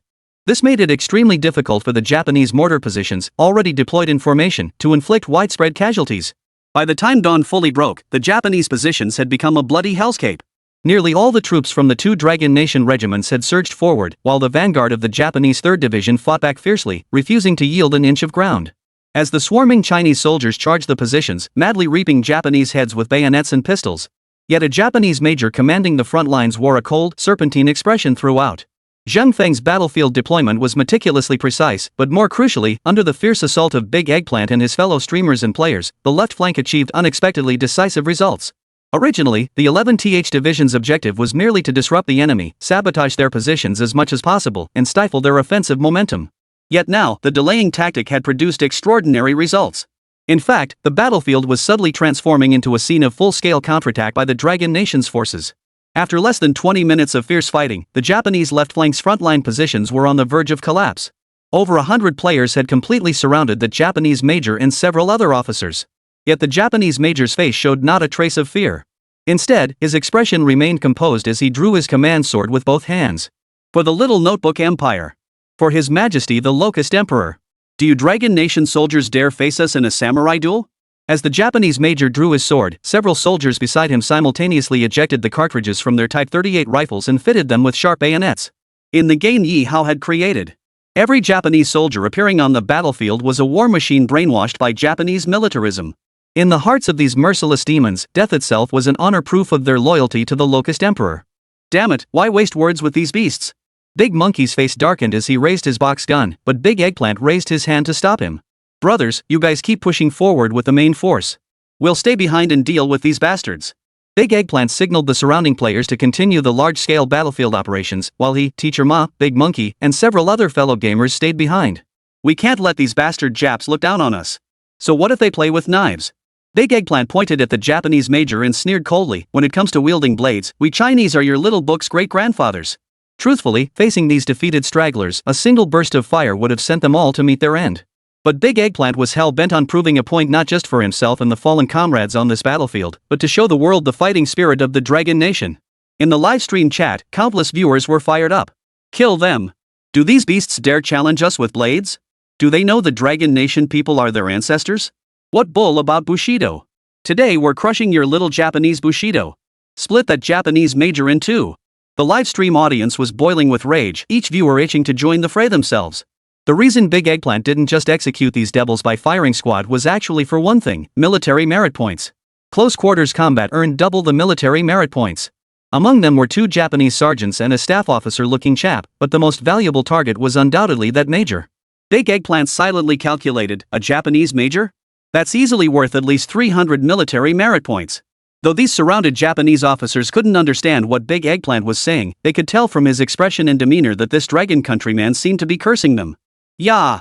Long live His Majesty the Locust King. A Japanese sergeant raised his Type 38 rifle, bayonet fixed, and lunged forward, thrusting the long, sharp blade straight toward a water friend's chest. Chapter 39. When it comes to bayonets, our fighting spirit surpasses anyone's. The bayonet thrust was swift and vicious, revealing the Japanese soldiers' well-trained combat skills and savage, brutal ferocity. The people of Longwa never feared invaders, nor would they ever evade history. In that era, the Dragon Nation's military equipment and combat techniques were indeed inferior to those of the Japanese forces. This is the true historical record. Moreover, the combatants on this battlefield were players and online friends. Their knowledge of close-quarters combat techniques was even more limited. But almost simultaneously, Big Eggplant beside him suddenly grabbed the large blade in his hand, swung it in a wide arc close to the ground, and a flash of cold steel shot past. The Japanese soldier, caught off guard while holding his Type 38 rifle, had his calf cleanly severed. He collapsed face first onto the ground. Having landed the first blow, Big Eggplant pressed his advantage, charging forward to drive his blade deep into the Japanese sergeant's back. Put! Blood spattered everywhere. Killed one Japanese sergeant, 60 military merit points. Triggered special reward, double rewards for bayonet kill. Ha! That felt amazing. 60 points credited instantly. Big Eggplant burst into laughter, a droplet of blood sliding off the gleaming blade in his hand. In Ye Hao's designed military merit point shop, even the most basic gear required hundreds of points. Killing an ordinary Japanese soldier on the battlefield only yielded 2 military merit points. Beyond that, close combat, night combat, long-range kills, and other actions offered additional rewards. But a Japanese sergeant's base reward was a whopping 30 military merit points, 6 times that of an ordinary soldier. In the livestream chat, viewers had all spotted the reward notification flashing across Big Eggplant's screen. This design is actually quite reasonable. The Japanese sergeant is equivalent to a squad leader position, so killing one should yield greater rewards. Exactly. Higher-ranking Japanese soldiers mean bigger rewards. That's how we motivate our troops.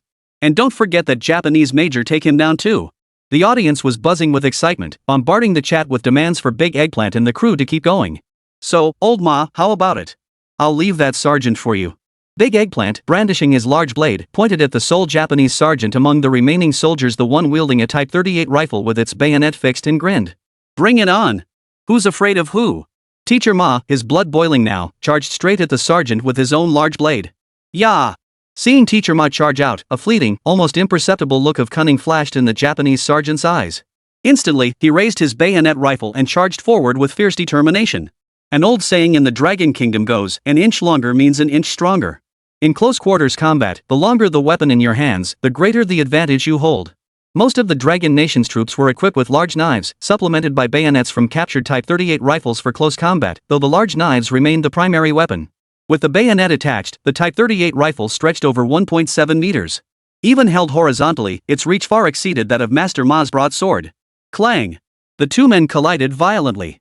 Master Ma's broadsword swung straight down from above, delivering a fierce downward strike. The Japanese sergeant immediately raised his bayonet, using its fixed ring to block the broadsword while also catching the blade's edge. Damn it! Teacher Ma's heart sank. Almost instantly, he saw the Japanese sergeant's bayonet twist and thrust, driving straight toward his chest. Old Ma! Watch out! Big Eggplant frowned from behind and immediately shouted a warning. The scale of this battle dwarfed the previous 2 engagements. If he were injured or even killed at this critical juncture, reuniting with the others afterward would be nearly impossible. Even though the game's intensity for the third act, the Luodian stalemate, had been scaled back to 30, Teacher Ma still felt a numbing shock in his palm. However, honed by previous battles, Teacher Ma reacted swiftly, rolling backward onto the ground. He seized the handle of his broadsword with both hands, using it to lever the Japanese sergeant off him, then swung his left foot up to deliver a vicious kick to the enemy's midsection. Thud! The Japanese sergeant let out a piercing scream, his body flipping over Teacher Ma and crashing heavily onto the ground. Without hesitation, Teacher Ma scrambled to his feet and sliced cleanly through the Japanese sergeant's head with the blade of his broadsword. Killed Japanese sergeant, triggered melee double reward, 60 military merit points. Way to go, Teacher Ma. You didn't disappoint. Nice work. 60 military merit points secured. The surrounding viewers couldn't help but cheer in unison. Meanwhile, another streamer named Big Monkey, who was gathered here with Big Eggplant and others, couldn't hold back either. In the gaming streamer world, his follower count and popularity far exceeded those of Big Eggplant and Teacher Ma combined. Unfortunately, when Dragon Soul, Forging the Nation first launched, Big Monkey hadn't paid attention to the game, causing the initial wave of hype and traffic to flow entirely to Big Eggplant. Immediately, Big Monkey glanced at the live chat and shouted, "Guys, we can't fall behind. I'm taking the damn Japanese advisor's head." The chat exploded with supportive messages. Go for it. Monkey, you're the top red-eye player in the country. You're a dual blade specialist in the game, this is your chance. That Japanese staff officer is probably a second lieutenant, must be worth 150 military merit points. Split him open. Avenge our fallen viewers and players. Amidst the audience's cheering bullet comments, Big Monkey brandished a large blade and pointed it at the Japanese staff officer. You little bastard, if you're not afraid of dying, come fight your old man. Big Monkey was much leaner than Big Eggplant and Teacher Ma, but this proved advantageous in close combat. Agile movements proved far more useful than sheer muscle. The Japanese staff officer, clearly a civilian turned military man, flushed crimson at Monkey King's provocation. Clutching his command sword, he let out a shrill cackle and charged forward. Yo, I'll strangle you, monkey. Come on. Big Monkey charged forward, swinging his large blade left and right. With two swift slashes, he opened a deep gash across the Japanese staff officer's right shoulder. Damn it! This kid's no good. Big Eggplant, leaning on his own large blade nearby, shouted at the sight, Monkey, cut the crap. Slash him down quick. I'm going to find that major to practice my skills on. Yet, just as everyone believed Monkey's victory was inevitable, something unexpected happened. After being cut down by a single stroke, the Japanese staff officer suddenly thrust his left hand into his coat, then violently pulled out two pull tabs. Chapter 40, the military merit store opens, shocking the entire crowd.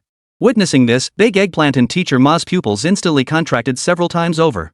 He's going to blow himself up. Get out of the way. Hit the deck. Having experienced several battles before, the two understood the Japanese soldiers' mindset in this game best. They were war machines brainwashed by the militarism of the Little Notebook Empire, utterly indifferent to the prospect of death. In fact, on previous battlefields, countless Japanese soldiers had triggered grenades in their final moments, causing significant additional casualties among the Dragon Nation's forces. Holy! Big Monkey also spotted the pull ring on the Japanese staff officer's finger. But before rolling to the ground, he took one last greedy swing, driving the broad blade deep into the bastard's neck before twisting his body to tackle him. Boom! Amidst the deafening blast, the Japanese staff officer's body was blown to bloody mist. Fortunately, Big Eggplant and the netizens were lying low in a lower lying area, while the grenade exploded higher up. The shrapnel didn't reach them. Military merit points, 200. Seeing the notification on his interface, Big Monkey immediately grinned like a monkey. Guys, tell me, isn't this awesome? Big Monkey declared triumphantly, that damn Japs tried to outsmart me? Ha! Even if he's dead, I'm taking those 200 military merit points. With that, the group's focus narrowed to the most valuable prize, the Japanese major. When it came to dividing up this juicy prize, they reached an almost unanimous agreement. During the left flank assault, it was Big Eggplant's squad that first devised the tactic of using mortar fire to create openings, followed by close quarters bayonet charges. Therefore, no matter how you looked at it, within the grand tactical framework of the battlefield, Big Eggplant's small-scale tactics were the key factor in breaking through that gap. Big Eggplant, we're all brothers here, no need for formalities. Big Monkey slapped Eggplant on the shoulder and said, this major's head belongs to you. None of us are jealous, right, brothers?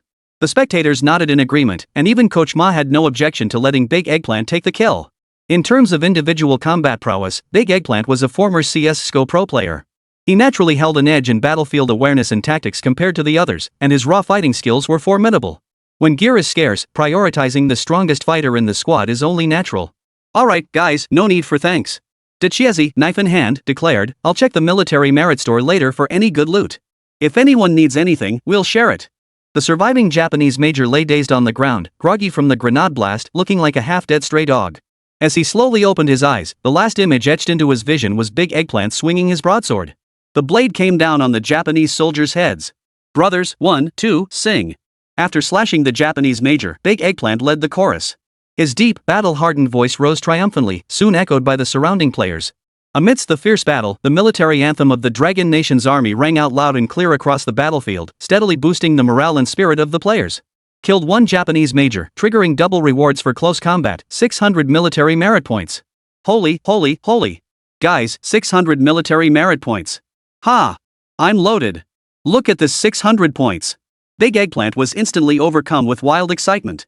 Holy crap, his personal panel now showed a staggering 735 military merit points accumulated. This figure undoubtedly placed him at the very top of the battlefield's military merit rankings. No one on other fronts had managed to kill a Japanese officer at the rank of major yet. To earn 735 points by killing regular Japanese soldiers would require taking down over 100 of them or engaging in close combat to eliminate 70 or 80 Japanese grunts. The viewers in the livestream were all thrilled. Stop showing off, Eggplant. Hurry up, we've been dying to see what's in the military merit store. Exactly. I bet the game devs wouldn't dare add gold or diamond gun skins show us already. If there's good stuff, remember to share it with the brothers. The audience eagerly urged Big Eggplant on. Hold on, okay? Come on, let's see what the military merit store has. Meanwhile, on the left flank battlefield, the main force had already pushed forward to the front lines. Eggplant and the others were still in a relatively safe position, while also being able to quickly reinforce the frontline battle sector. Dragon Soul Forging the Nation. Military Merit Store. Special note, all items exchanged in the Military Merit Store cannot exceed 30% of the weapon's historical maximum enhancement level. Reasonable. Teacher Ma nodded approvingly. It adds fun and replayability to the game without being overpowered, preserving the game environment in balance. After opening the in-game Military Merit Store, Big Monkey, Teacher Ma, and other fellow players crowded around to take a look.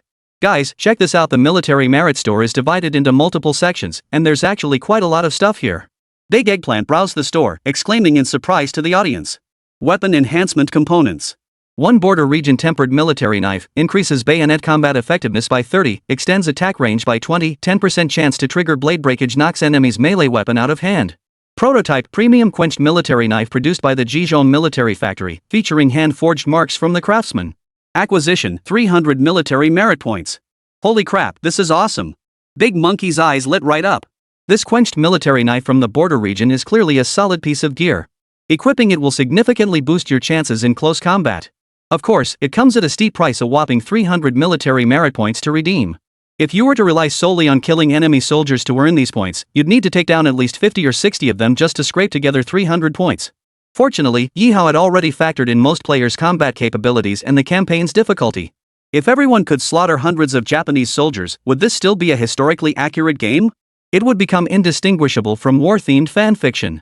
Regarding military merit point acquisition, any player participating in the campaign automatically earns 50 points for every hour they survive on the battlefield. This way, a player playing 8 hours a day could reliably earn at least one item from the military merit shop. Holy crap, this dev is way too considerate. Big Eggplant continued browsing the military merit store and said, "Alright, guys, let's bookmark this border region quenched military knife first and see if there's anything else worth grabbing." Chapter 41, Massive Gear Upgrade leaves the entire audience in awe. In front of the surrounding viewers and livestream audience, Big Eggplant continued browsing other items in the merit store. Gong County Arsenal Rifle Barrel Calibrator. Effect, when equipped on a rifle, increases range by 50 meters and accuracy by 20. Acquisition, 450 military merit points. This one's pretty good, too perfect for you, old ma. Big Eggplant nodded repeatedly. One major issue everyone faced on the battlefield now was the lack of high-grade military-grade weapons. The Japanese have the Type 38 Arisaka long range, strong penetration, and a bayonet for close combat. In contrast, the best rifle the Dragon Nation army could field was the Zhongjun, equipped only with iron sights. Accurate hits on enemy soldiers beyond 100 meters were extremely difficult. Taiyuan Arsenal Machine Gun Dust Cover Machine Gun.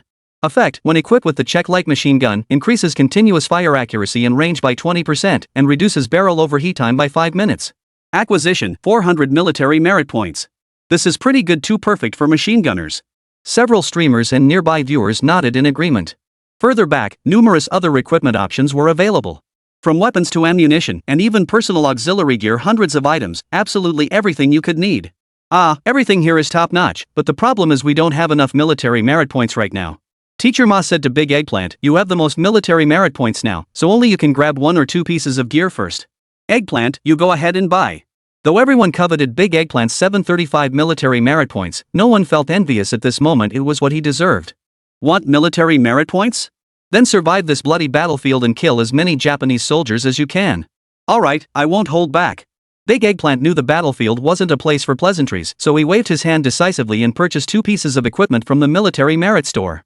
One was the border region made quenched military knife everyone had just seen. For the second item, Big Eggplant chose a support-oriented piece of gear. Guejun Wolf Soldier Greaves Mobility. Effect, increases movement speed by 25. When wounded, automatically triggers a blood-stopping bandage effect 1 hour cooldown. Acquisition, 300 military merit points. Combined with the border region quenched military knife, these Guejun Wolf Soldier leg guards totaled exactly 600 military merit points. Additionally, Big Eggplant spent an extra 100 military merit points to purchase some specialized ammunition. Hanyang Armor-Piercing Steel Core Rifle Bullets. Effect, increases damage dealt to lightly armored units by 30. Can penetrate standard sandbag fortifications at medium to close range. Acquisition, 5 merit points per round daily limit, 30 rounds per person. A flash of light appeared, and Dechiezi now held a gleaming military dagger in his hand. Its design blended elements of ancient Chinese octagonal Han swords and modern cavalry bayonets, featuring a long, straight blade that gleamed menacingly. With a total length of approximately 85 centimeters, it could be wielded directly in close combat or mounted on a rifle for bayonet charges. What a fine blade! Big Eggplant excitedly swung it left and right twice before sheathing it at his waist. He still preferred using it for close combat. Simultaneously, a bullet belt appeared at Big Eggplant's waist, holding the 20 Hanyang steel core armor-piercing rounds he'd just exchanged for. Big Eggplant wasn't stingy. He distributed all 20 rounds among the fellow streamers and viewers nearby, ensuring each person got exactly 3 bullets. On his legs, a pair of tight-fitting camouflage leggings could now be seen. As he moved, his speed noticeably increased. This sight made the surrounding viewers green with envy. Did you all see that? Decisively slung his Czech light machine gun over his shoulder and addressed the viewers before him. Want the good stuff? No problem, you gotta fight hard. The more enemies we take down, the more military merit points we earn. That's right, brothers just drooling over it won't cut it. Teacher Ma chimed into the live stream audience. This gear is great, but you have to earn it. Enough talk, let's catch up with the vanguard and keep fighting. Immediately, the group gathered their gear and rushed at top speed to catch up with the vanguard's advance unit. This was the Japanese army's first line of defense on the battlefield. At this moment, the enemy positions on both flanks of the battlefield had already collapsed into widespread chaos and disarray. But not a single soldier allowed themselves to become complacent or declare victory prematurely. They knew this was a vast battlefield stretching over 30 kilometers deep. Everyone understood this was no skirmish for glory, it was a battle for the very survival of the 18th Army. After breaking through the Japanese first line of defense, the 4 regiments on both flanks must now drive deep into the enemy's heart, tearing their guts to shreds. At the main command post in the more distant Luodian position, the battle reports from the front lines were swiftly delivered to Commander Zheng Feng. Yet at this moment, Zheng Feng's face, the standard square features of a military man, showed no trace of excitement or joy. For he understood one thing very clearly. Although the left and right wings of the 18th Army had achieved victory, the Japanese had launched an attack with a full 3 army divisions. That amounted to nearly 100,000 troops. The 18th Army had fought continuously from the Shanghai Suzhou battlefield to this point, with almost no replenishment of troops or ammunition. Their current strength was less than half that of the enemy. 4 regiments might disrupt their lines for a short time. But the enemy commanders weren't fools. They would eventually react and commit overwhelming forces to annihilate the flanking units of the Dragon Nation. If the battle dragged on, this surprise attack would lose its element of surprise and turn into an even bloodier, more protracted struggle. This window of opportunity would not last long. According to Zheng Feng's assessment, tonight the vanguard forces would be drawn into a true bloodbath. Beyond the immense pressure from the enemy's overwhelming frontal forces, one thing was causing Zheng Feng particular headaches. That was ammunition. Currently, the 18th Army had only 4 artillery regiments still capable of combat, all of which had been deployed to the central sector of the front line. The ammunition reserves of these 4 artillery regiments were already quite limited. The initial barrage of artillery fire had consumed nearly 40% of their shell stockpile. The remaining shells were barely enough to last until nightfall, let alone sustain them through a protracted battle. Chapter 42, Full-Scale Offensive. This is the decisive battle. On the enemy side, they fielded over a dozen artillery regiments. Moreover, from the distant rivers, their numerous warships could bombard the battlefield with their naval guns. What should we do? Zheng Feng had considered withdrawing the 4 artillery regiments back to the flanks for a conservative defense. But doing so would leave the front completely exposed, allowing the enemy's bayonets to drive straight through. Now, Zheng Feng realized that this Luodian stalemate, dubbed a flesh grinder, was far more difficult to maneuver than he had imagined. Even as the commander of Army C in Dragon Nation's a theater of operations, even with his systematic training in command theory at the military academy and his familiarity with various tactics and tabletop exercises. But simulations remained just that, simulations. On the real battlefield, variables were overwhelmingly numerous. Countless pieces of information demanded his immediate processing and absorption, compelling him to make correct decisions in a flash. What was even more critical was that Luodian was not a place easily defended against attack. To assault it, vast open terrain all around offered ample space to deploy forces. This meant the Dragon Nation forces now had no alternative. Every soldier must pin the Japanese invaders firmly to the main front, preventing any additional pressure on the flanks.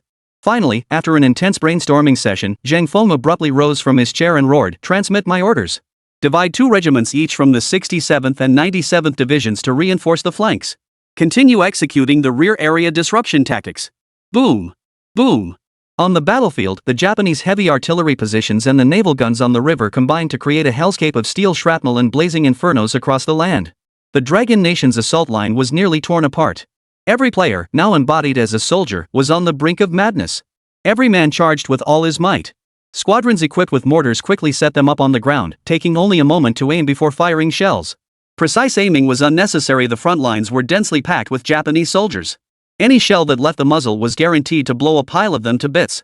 The Japanese second defensive line now formed a frenzied barrage of fire, light and heavy machine guns, mortars, and Type 96 attack aircraft overhead, all wove a relentless web of destruction. Every second, severed limbs flew across the battlefield, blood spilling everywhere. The Japanese commander wasn't a fool. Though they'd lost the first defensive line under the Dragon Nation Army's desperate charge, the strength of the second line had increased several-fold. These Dragon Nation pigs were merely fighting like cornered beasts. In the Japanese command post behind the front lines, several high-ranking officers peered through binoculars at the distant battlefield. They were running out of ammunition and supplies, their artillery fire growing increasingly sparse. There was no way they could withstand the full might of our little Benzo Empire's assault. Halt their advance with our heaviest firepower. They'll collapse without further provocation. Beneath the Japanese commander's goatee, his parched lips swiftly issued the order. Soon, the vanguard units on both flanks of the Dragon Nation had successfully crossed the artillery bombardment zone. Charge! Follow me! The troops at the very front became suicide squads, one wave after another leaping over trenches, scrambling across the ditches, charging forward with all their might. Not a single man chose to retreat. By continuing the charge, they could draw the front lines into close combat, even bayonet fighting. Conversely, if you were intimidated by enemy fire and only dared to shoot from afar, you would become targets for their artillery bombardment. The Suicide Squad's objective was simple: they had only one mission: to plunge directly into the enemy's positions and force them into close combat. Casualty figures on both sides were skyrocketing at a terrifying rate. But now, no one can afford to think about casualties. This wasn't a battle fought for pride, it was a massive decisive clash determining the survival of both sides. Around Big Eggplant and Teacher Ma, comrades kept falling, struck down by bullets. Those who had been hit in non-vital areas and could still fight lay prone on the ground, dragging their wounded legs as they picked off Japanese soldiers with their rifles. Others, struck down, lay motionless forever. The players surging forward could only stride over their bodies. Everyone shared a single objective: breach the enemy's second defensive line and open fire across the entire front. Big Eggplant charged ahead, his left shoulder now wrapped in a bloodstained bandage that covered half his torso. That wound came from a stray bullet grazing his shoulder during the earlier charge. His newly acquired equipment, the Guejun Wolf Soldier leg guards, immediately proved their worth, triggering an automatic bandaging effect on Big Eggplant. However, even with the wound bandaged, Big Eggplant could still feel half his body stiff and numb, accompanied by a sharp, stabbing pressure. The physical sensation of this battle was entirely different from the previous two. The intensity level reached 30, and the pain from the gunshot wound transmitted through the VR suit was anything but pleasant. Charge! Big Eggplant now led the dozen or so players beside him as the first to charge into the enemy's second defensive line. Close quarters combat ensued, a brutal, knife and bayonet fight where only sheer courage and individual skill mattered. This time, Big Eggplant didn't wield his large blade. Instead, he drew the newly exchanged border region-made quenched military knife from his waist. By now, the sky had grown dark and gloomy, and a light drizzle had begun to fall. Gripping his military knife tightly, Big Eggplant lunged fiercely at the nearest Japanese sergeant. "You little bastard, go to hell!" Decisively roared, swinging his border region-made, quenched military knife forward in a diagonal slash. To the naked eye, the distance seemed insufficient to strike the Japanese sergeant. But this was a weapon exchanged from the military merit mall, inherently granting a 30% boost to close combat effectiveness, saving considerable energy. Additionally, it provided a 20% increase in melee range. Thus, from a third-party perspective, the blade appeared a palm's length away from the Japanese sergeant's throat. But swish! A deep, rumbling thunderclap echoed through the sky. Big Eggplant swung his blade with deadly precision, cleaving the Japanese sergeant's head clean off and sending it crashing to the ground. Triggered close combat double reward. Kill one Japanese sergeant, 60 military merit points.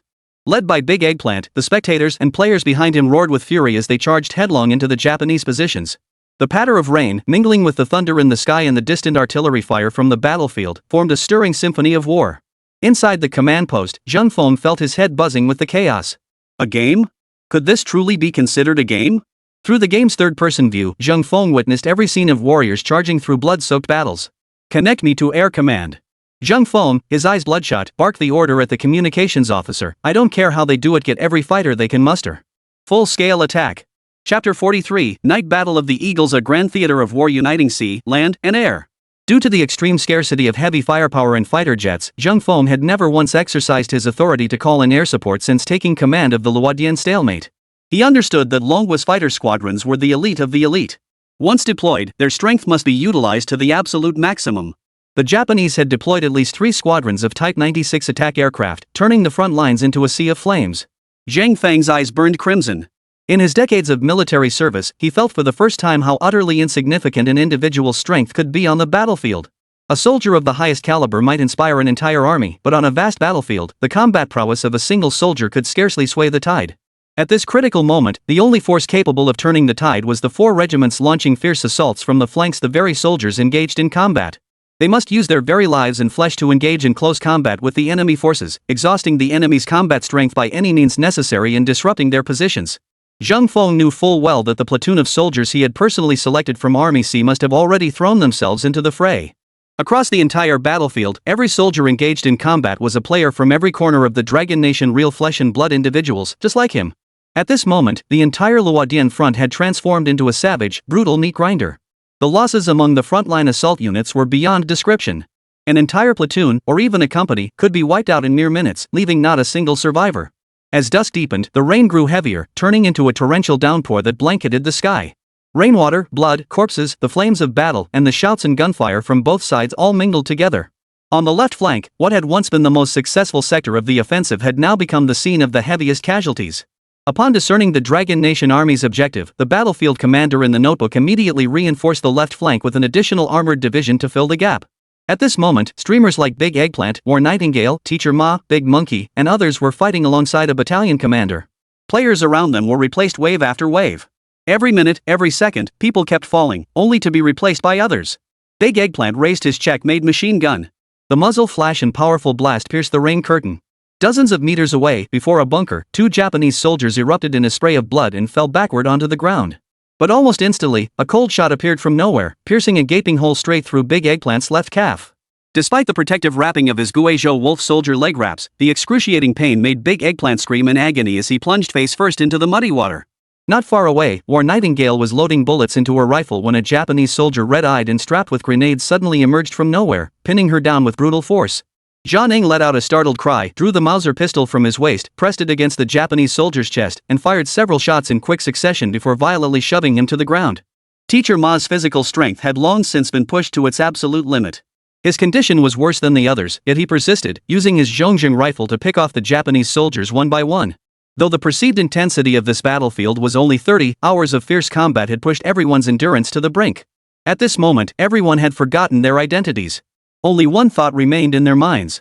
Even if it cost them their lives, they would hold back the enemy forces at all costs. A player sprinted forward, dumping all his ammunition into Zhang Ying's hands before ripping every unexploded grenade from the dead Japanese soldier's body. Under the relentless downpour, the player, nearly submerged in muddy water, crawled desperately toward the Japanese bunker ahead. That bunker housed the firepower of 2 Type 92 heavy machine guns. Merely holding its position suppressed the battlefield for hundreds of meters around it, making it impossible for anyone to cross its line of fire. However, when the player crawled within 10 meters of the bunker, a Japanese soldier spotted him. With a sudden, eerie cackle, he raised his Type 38 rifle and fired 2 shots straight into the player's back. This scene played out clearly before the eyes of streamers like Big Eggplant and others watching from behind cover. Yet, an unexpected turn of events unfolded. Instead of collapsing, the wounded player struggled to brace himself in the muddy water. Summoning his last ounce of strength, he pulled the pin on a grenade and hurled it fiercely toward the bunker.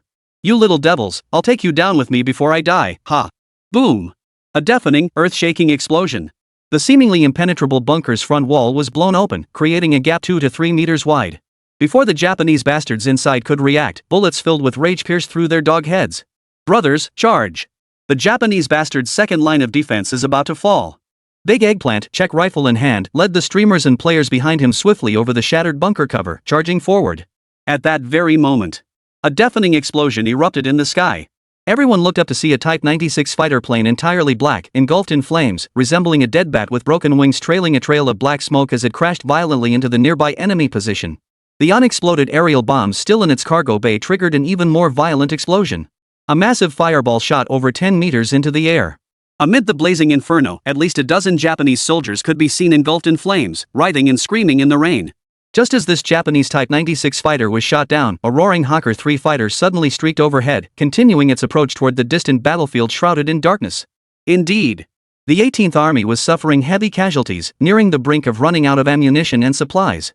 Moreover, both flanks were under concentrated attack from the enemy's fighter squadron. Despite the night combat environment and the extreme risks of flying fighters in a rainstorm, nevertheless, the Dragon Nation's air squadron launched without hesitation. Upon receiving orders from the 18th Army headquarters, a Dragon Nation air squadron stationed at the airbase immediately dispatched over 20 Hawk 3 fighters, racing at top speed to reinforce Luodian. This protracted stalemate at Luodian was no longer confined to ground clashes. High above the pitch-black, rain-drenched night, fighter planes from both sides simultaneously engaged in a bloody aerial battle. Chapter 44, A Bloody Victory. The battle is far from over. On the Japanese side, facing fierce counterattacks from the Dragon Nation's left and right flanks, the commander reluctantly ordered the Japanese air squadron unskilled in night combat into battle. The blazing infernos across the battlefield, unquenched even by the torrential downpour, were the result of napalm bombs dropped by the enemy aircraft.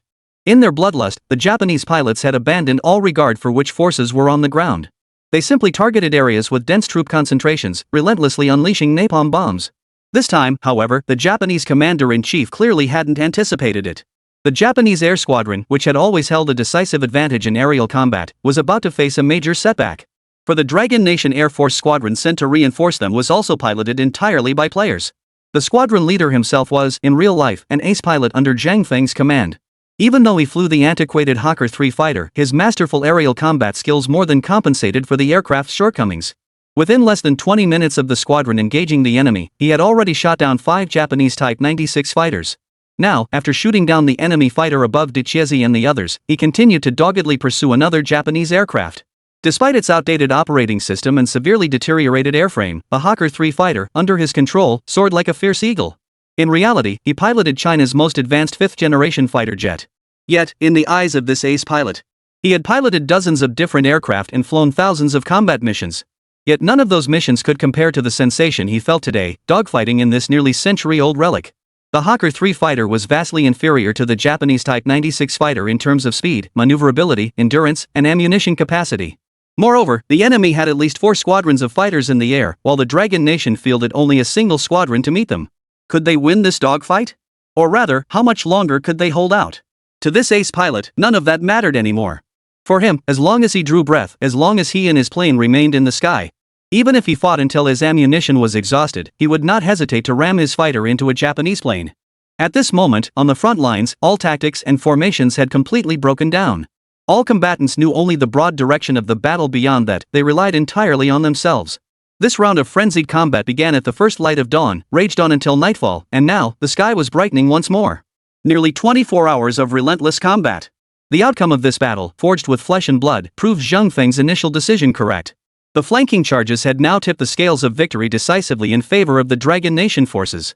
Though the Japanese forces vastly outnumbered the Dragon Nation's troops, backed by heavy artillery, naval vessels, and fighter aircraft support, what they lacked most was the resolve of the Dragon Nation soldiers, a resolve that grew fiercer with every battle, a vow to defend their homeland to the death. As dawn approached, the Japanese forces on the front lines finally began to withdraw. Under orders from their rear commanders, the frontline Japanese forces, including their heavy artillery positions and all mobile equipment, began a full retreat. At this moment, almost no one could tally the casualties and losses inflicted on both sides during this bloody battle. Both the Dragon Nation and the Little Benzi have recorded this breathtakingly brutal battle in the annals of history. The Luodian tug-of-war lasted over 10 days, and the subsequent battles it triggered spread throughout the latter half of the Battle of Shanghai. The ferocity of this battle was merely a microcosm of the countless engagements Dragon Nation endured during that bitterly cold winter of 1937. It was this very battle that shattered the Japanese invaders' delusions. 3 months to conquer China. This vow, uttered by high-ranking officers of the Japanese invaders, ultimately became a laughable joke. Through united efforts and relentless counterattacks, the players fiercely repelled the invading Japanese forces, forcing their temporary withdrawal from the Luodian battlefield. Yet the losses and costs of this battle were devastating. The 18th Army had nearly depleted another entire division.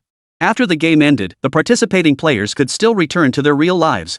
Yet the heroic souls who perished on the Luodian battlefield that day never saw the flag rising with the morning sun. Their noble spirits and aspirations had already merged into the fertile soil of the Dragon Nation, becoming an integral part of it. At that very moment, the viewers in the livestream room suddenly felt as though their souls and bodies had been jolted back to reality with a thunderous crash. At the battle's outset, most viewers could still send bullet comments and interact with the streamers. But when this brutal battle, dubbed a meat grinder, unfolded, every soul was shaken to its core. In the game, Big Eggplant seized a military flag riddled with bullet holes and planted it fiercely on the ground left behind by the retreating Japanese soldiers. Above, the rain was easing, and sunlight began to pierce the clouds. Watching the military flag slowly flutter in the breeze, the viewers' hearts finally began to relax. In this battle, players of Dragon Soul, forging the nation, successfully repelled the Japanese forces through precise tactics and a desperate counterattack. Yet everyone knew deep down that this was merely one chapter in a long, drawn-out battle. The Japanese forces would return to attack again before long. This was far from a true, comprehensive victory. This is the reality of war, the very era our martyrs fought through step by step. To this day, these Japanese invaders continue to deny history and distort historical facts. They scarcely deserve to be called human, obsessed with petty rituals yet devoid of great principles, selfish, greedy, and brutal. Through this stirring campaign, Ye Hao allowed every citizen of the Dragon Nation to truly feel the weight of that era. The souls of the fallen must never be forgotten. The Dragon Nation must be forged by the will of its people. In the livestream chat, Big Eggplant and Teacher Ma had both removed their gaming headsets. During their break, they chatted with the chat stream about their feelings. Guys, this battle was no walk in the park. I'll say it again, I highly recommend you experience it for yourselves. Big Eggplant turned to Teacher Ma and said, Old Ma, while we're resting, let's see who racked up more military merit points this time and redeem some gear while we're at it. Chapter 45, Trading Up from Shotguns to Cannons, Major Gear Upgrade. Sure thing. I'd wager my military merit points are higher than yours. I didn't redeem any gear the entire time. Teacher Ma chuckled. They walked over to the computer and opened the personal inventory page that appeared after the game update. There, in Big Eggplant's inventory, 2 items stood out: the border region made quenched military knife he'd previously exchanged for, and the Guizhou army wolf soldier greaves. Moreover, since his kill count had surpassed 50, intricate blade patterns now radially etched themselves onto the surface of the border region quenched military knife. What a fantastic piece of gear! Big Eggplant's eyes lit up as he exclaimed, honestly, guys, earning military merit points by fighting the Japs in this game and exchanging them for gear? These items are worth way more than any CS skins. Dragon Soul Forging Nation was unlike any other game on the market. Here, military merit points could only be earned through killing enemies, completing various battlefield missions, and surviving the battlefield. Cheaters who play games big and small have absolutely no way to exploit it, so items bought with military merit points hold their value incredibly well. Let me see how many military merit points I've accumulated. Big Eggplant clicked open his personal inventory with the mouse, revealing the answer. Military merit points, 1550. The number sent the live stream audience into an uproar. Holy crap, Eggplant, you must be cheating. Didn't they say you only get 5 military merit points for killing one Japanese soldier? Over 1500 military merit points? That means you've killed over 300 little devils? That's impossible. Is the game glitched? No way. How could such a great game have bugs? Faced with the audience's questions, Big Eggplant once again explained the military merit point rules of Dragon Soul Forging the Nation in detail. Killing a regular Japanese soldier yields 5 military merit points. Additional bonuses apply for conditions like bayonet charges, long-range sniping, or night combat kills. Beyond that, Japanese sergeants yield 30 points, second lieutenants 100 points, and colonels 300 points. Beyond these, you've overlooked one crucial aspect: this game features survival bonuses. The game's time progresses 3 times faster than real-world time. Our 24-hour battle equates to just 8 hours in reality. Big Eggplant explained to the audience, in the campaign, every hour of survival earns 50 military merit points. For 24 hours, that's a total of 1,200 military merit points. On top of that, Big Eggplant eliminated over 30 enemy soldiers in subsequent engagements. Combined, that totals exactly 1,550 military merit points. Immediately after, Teacher Ma revealed his own military merit points slightly lower than Big Eggplant's at 1,350 points. I was too busy checking out your awesome gear during the fight earlier this time. I'm buying some good stuff too. Teacher Ma opened the merit store, guiding the livestream audience through selecting items and gear one by one. Note, items in the merit store will be updated weekly. As new campaigns are released, more weapons fitting their respective themes will be added. Teacher Ma stared intently at the screen and said, I really want a rifle with high accuracy. I wonder if I can find one here. Soon, several weapons appeared on the screen. Jiangnan Fishing Fire Suppressed Rifle. Prototype, Hanyang made rifle with custom suppressor attachment. Properties, reduces firing noise by 50%, suppresses muzzle flash, reduces accuracy by 15%. Acquisition, 600 military merit points. Is this considered a silenced rifle? Big Eggplant turned to Teacher Ma and said, I think this one's pretty good. Old Ma, how about we go with this one? Reduced accuracy? That debuff isn't ideal. Let me look at some others. Teacher Ma shook his head. Before long, an exceptionally unique and eye-catching firearm appeared on the military merit store page. Holy crap, this is awesome, the Yangtze Falcon. Quick, check out this weapon. Big Eggplant's eyes lit up as he urgently urged Teacher Ma to open the weapon page. Yangtze Falcon Sniper Rifle. Historical prototype, modified from a specially adapted Zhongjum rifle with a Soviet-made sniper scope. Features, reinforced vibration damping, 50% faster recoil recovery after movement, built-in leveling device, corrects high-angle shooting errors, anti-reflective lens coating. Acquisition, 1,000 military merit points. This sniper rifle, named the Yangtze Falcon, featured the clean lines of a standard Type 56 rifle, with modified components and a high-powered scope. Both its appearance and performance, including its features, met Teacher Ma's expectations perfectly. But the moment he saw the required military merit points, his face fell. Damn it, this gun costs 1,000 military merit points? That's way too expensive. Earlier, he and Big Eggplant had fought fiercely for a full day and night in the Luodian Battle of Act 3, yet they'd only managed to accumulate 1350 military merit points. For an average player who only plays 2 or 3 hours a day, it would likely take a whole week to earn enough to redeem this weapon. It was pricey, but damn, this gun was good. Our battlefield is lacking snipers like this. Old Ma, I think this suits you perfectly. Big Eggplant pondered for a moment before saying, alright, you take this rifle, and I'll throw in 20 steel core armor-piercing rounds for you. A fine blade deserves a worthy scabbard. If this sniper rifle can be paired with steel core armor-piercing rounds, it might even stand a chance against the Japanese Type 92 armored vehicles. Alright, I'll take it. After a moment's consideration, Teacher Ma made his decision instantly. With a sweeping gesture, he purchased the Yangtze Falcon directly from the military merit store. With the remaining 350 military merit points, Teacher Massachusetts pondered briefly before deciding to purchase another piece of equipment. Zhejiang Arsenal Silencer. Effect, reduces firing noise by 70%, 10% chance to trigger silent kill. Historical prototype, modified equipment once used by the Zhejiang military region's guerrilla units. Acquisition, 300 military merit points. With that purchase, Teacher Ma's military merit points were completely depleted. He spent his final 50 points on a set of specially made steel core armor-piercing rounds. Guys, all the new gear is fully loaded. Let's take a quick break before diving back into battle. Teacher Ma's face flushed crimson with excitement as he grinned at the livestream audience. However, in the livestream chat at that moment, while the vast majority of viewers were urging Teacher Ma and Big Eggplant to return to the battlefield, a handful of people watching the stream were practically going mad with frustration. Chapter 46, Military Merit Items Go Viral. Market stability is paramount.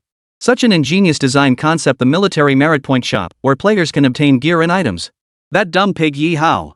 He actually made this entire shop completely free? Doesn't he realize that if the military merit store were set up as a paid model, where players could top up to exchange for military merit points, it would be a goldmine? In Tencent's executive office, a senior manager's face flushed crimson with rage.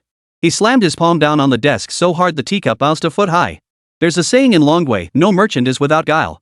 And that's especially true for the merchants in today's gaming industry.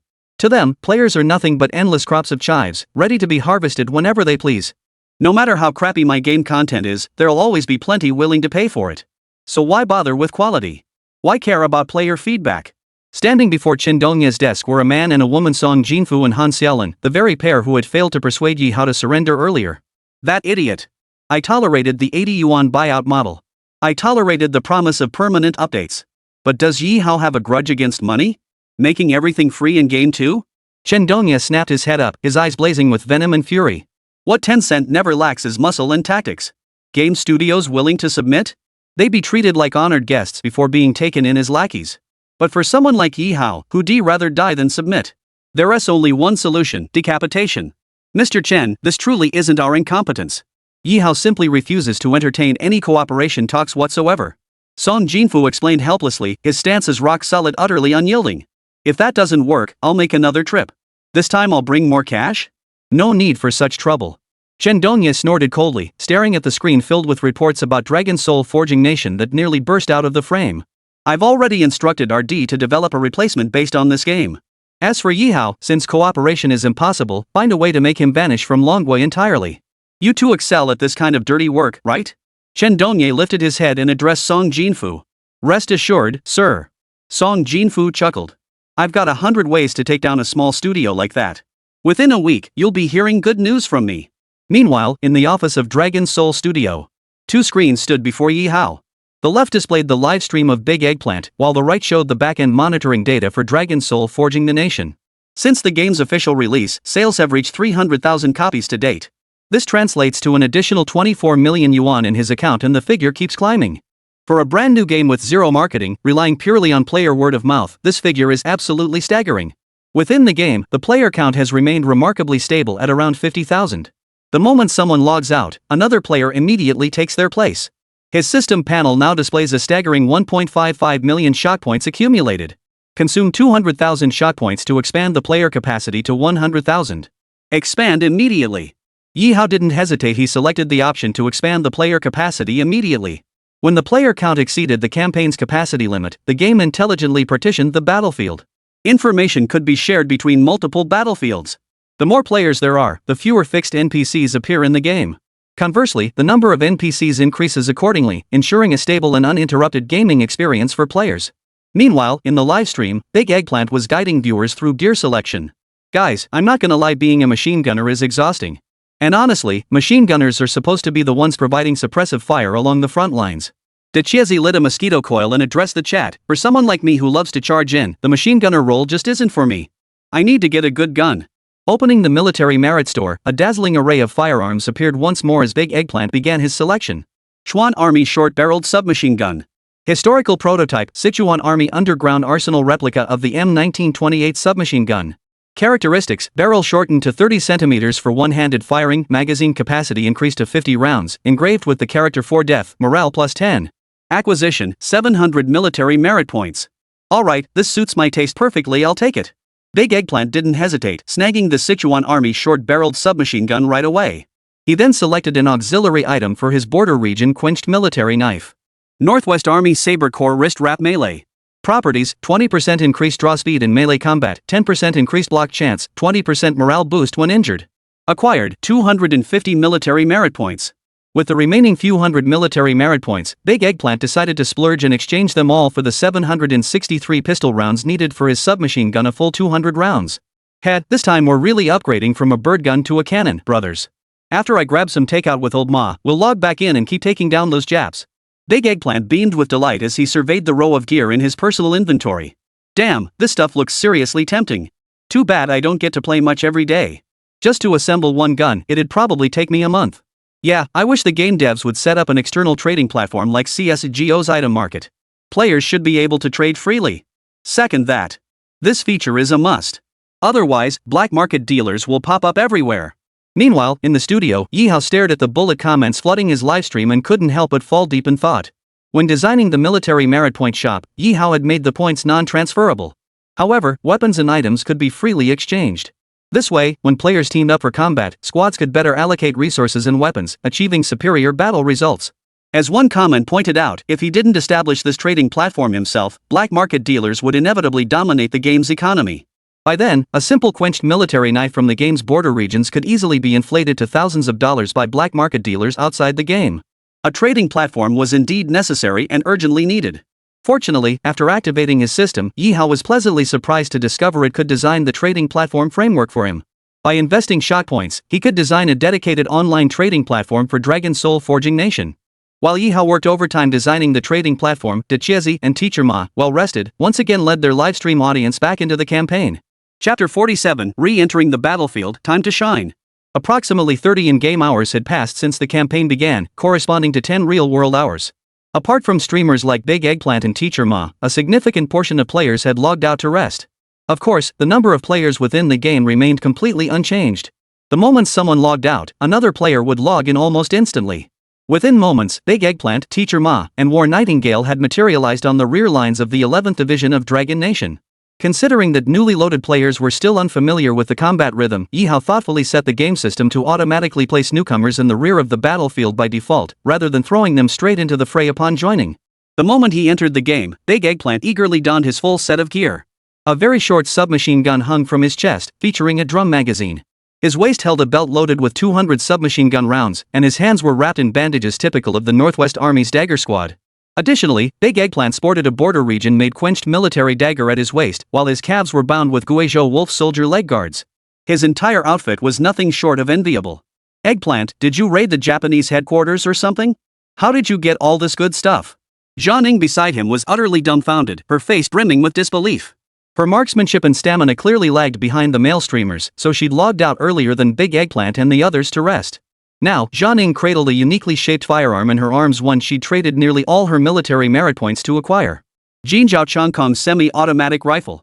Historical prototype, a firearm combining Hanyang made and American M1 Garand technologies. Features: magazine capacity increased to 10 rounds, barrel durability 30, recoil reduced by 15%. Acquisition, 1,100 merit points. After acquiring this semi-automatic rifle, Zhang Ying's remaining military merit points were barely enough to buy some extra ammunition. Ha! Haste makes waste, take it slow. Big Eggplant gloated, I did take down one more Japanese major than you lot, those 600 military merit points aren't for show. As for Teacher Ma, he had already retrieved his Yangtze Falcon sniper rifle, loaded it to capacity, and slung it behind his back. Let's rest a bit, plan our route, then head to reinforce the front lines. While the streamers on Big Eggplant's side discussed tactics on the spot, the in-game camera began switching perspectives at just the right moments. Viewers in the live stream chat flooded the screen with comments. Check it out, some of the new players have equipped the latest Year 2. I see it. Look at that guy, isn't that the same quenched military knife from the border zone as Big Eggplant's? You're right, I just checked the military merit store and over 500 quenched military knives were exchanged today. Holy crap, that's enough to form a whole sword squad. Yeah, that's the streamer effect for you. Just look at how many people are watching. Plus, the border region quenched military knife is a steal, it's bound to become a must-have weapon for everyone soon. Not necessarily. Think this is some backwater? On the battlefield, no weapon ever dominates with a single trick. Exactly. On large-scale battlefields, it all comes down to teamwork. Without comrades, no one can hold the fort alone. The audience's bullet chats buzzed with lively discussion. Hey guys, aren't you going to pick up some guns? A new player excitedly ran up to a squad and announced, my friends and I picked up a ton of Type 38 rifles and ammo on the front lines. Hearing the rookie's words, one veteran player grinned.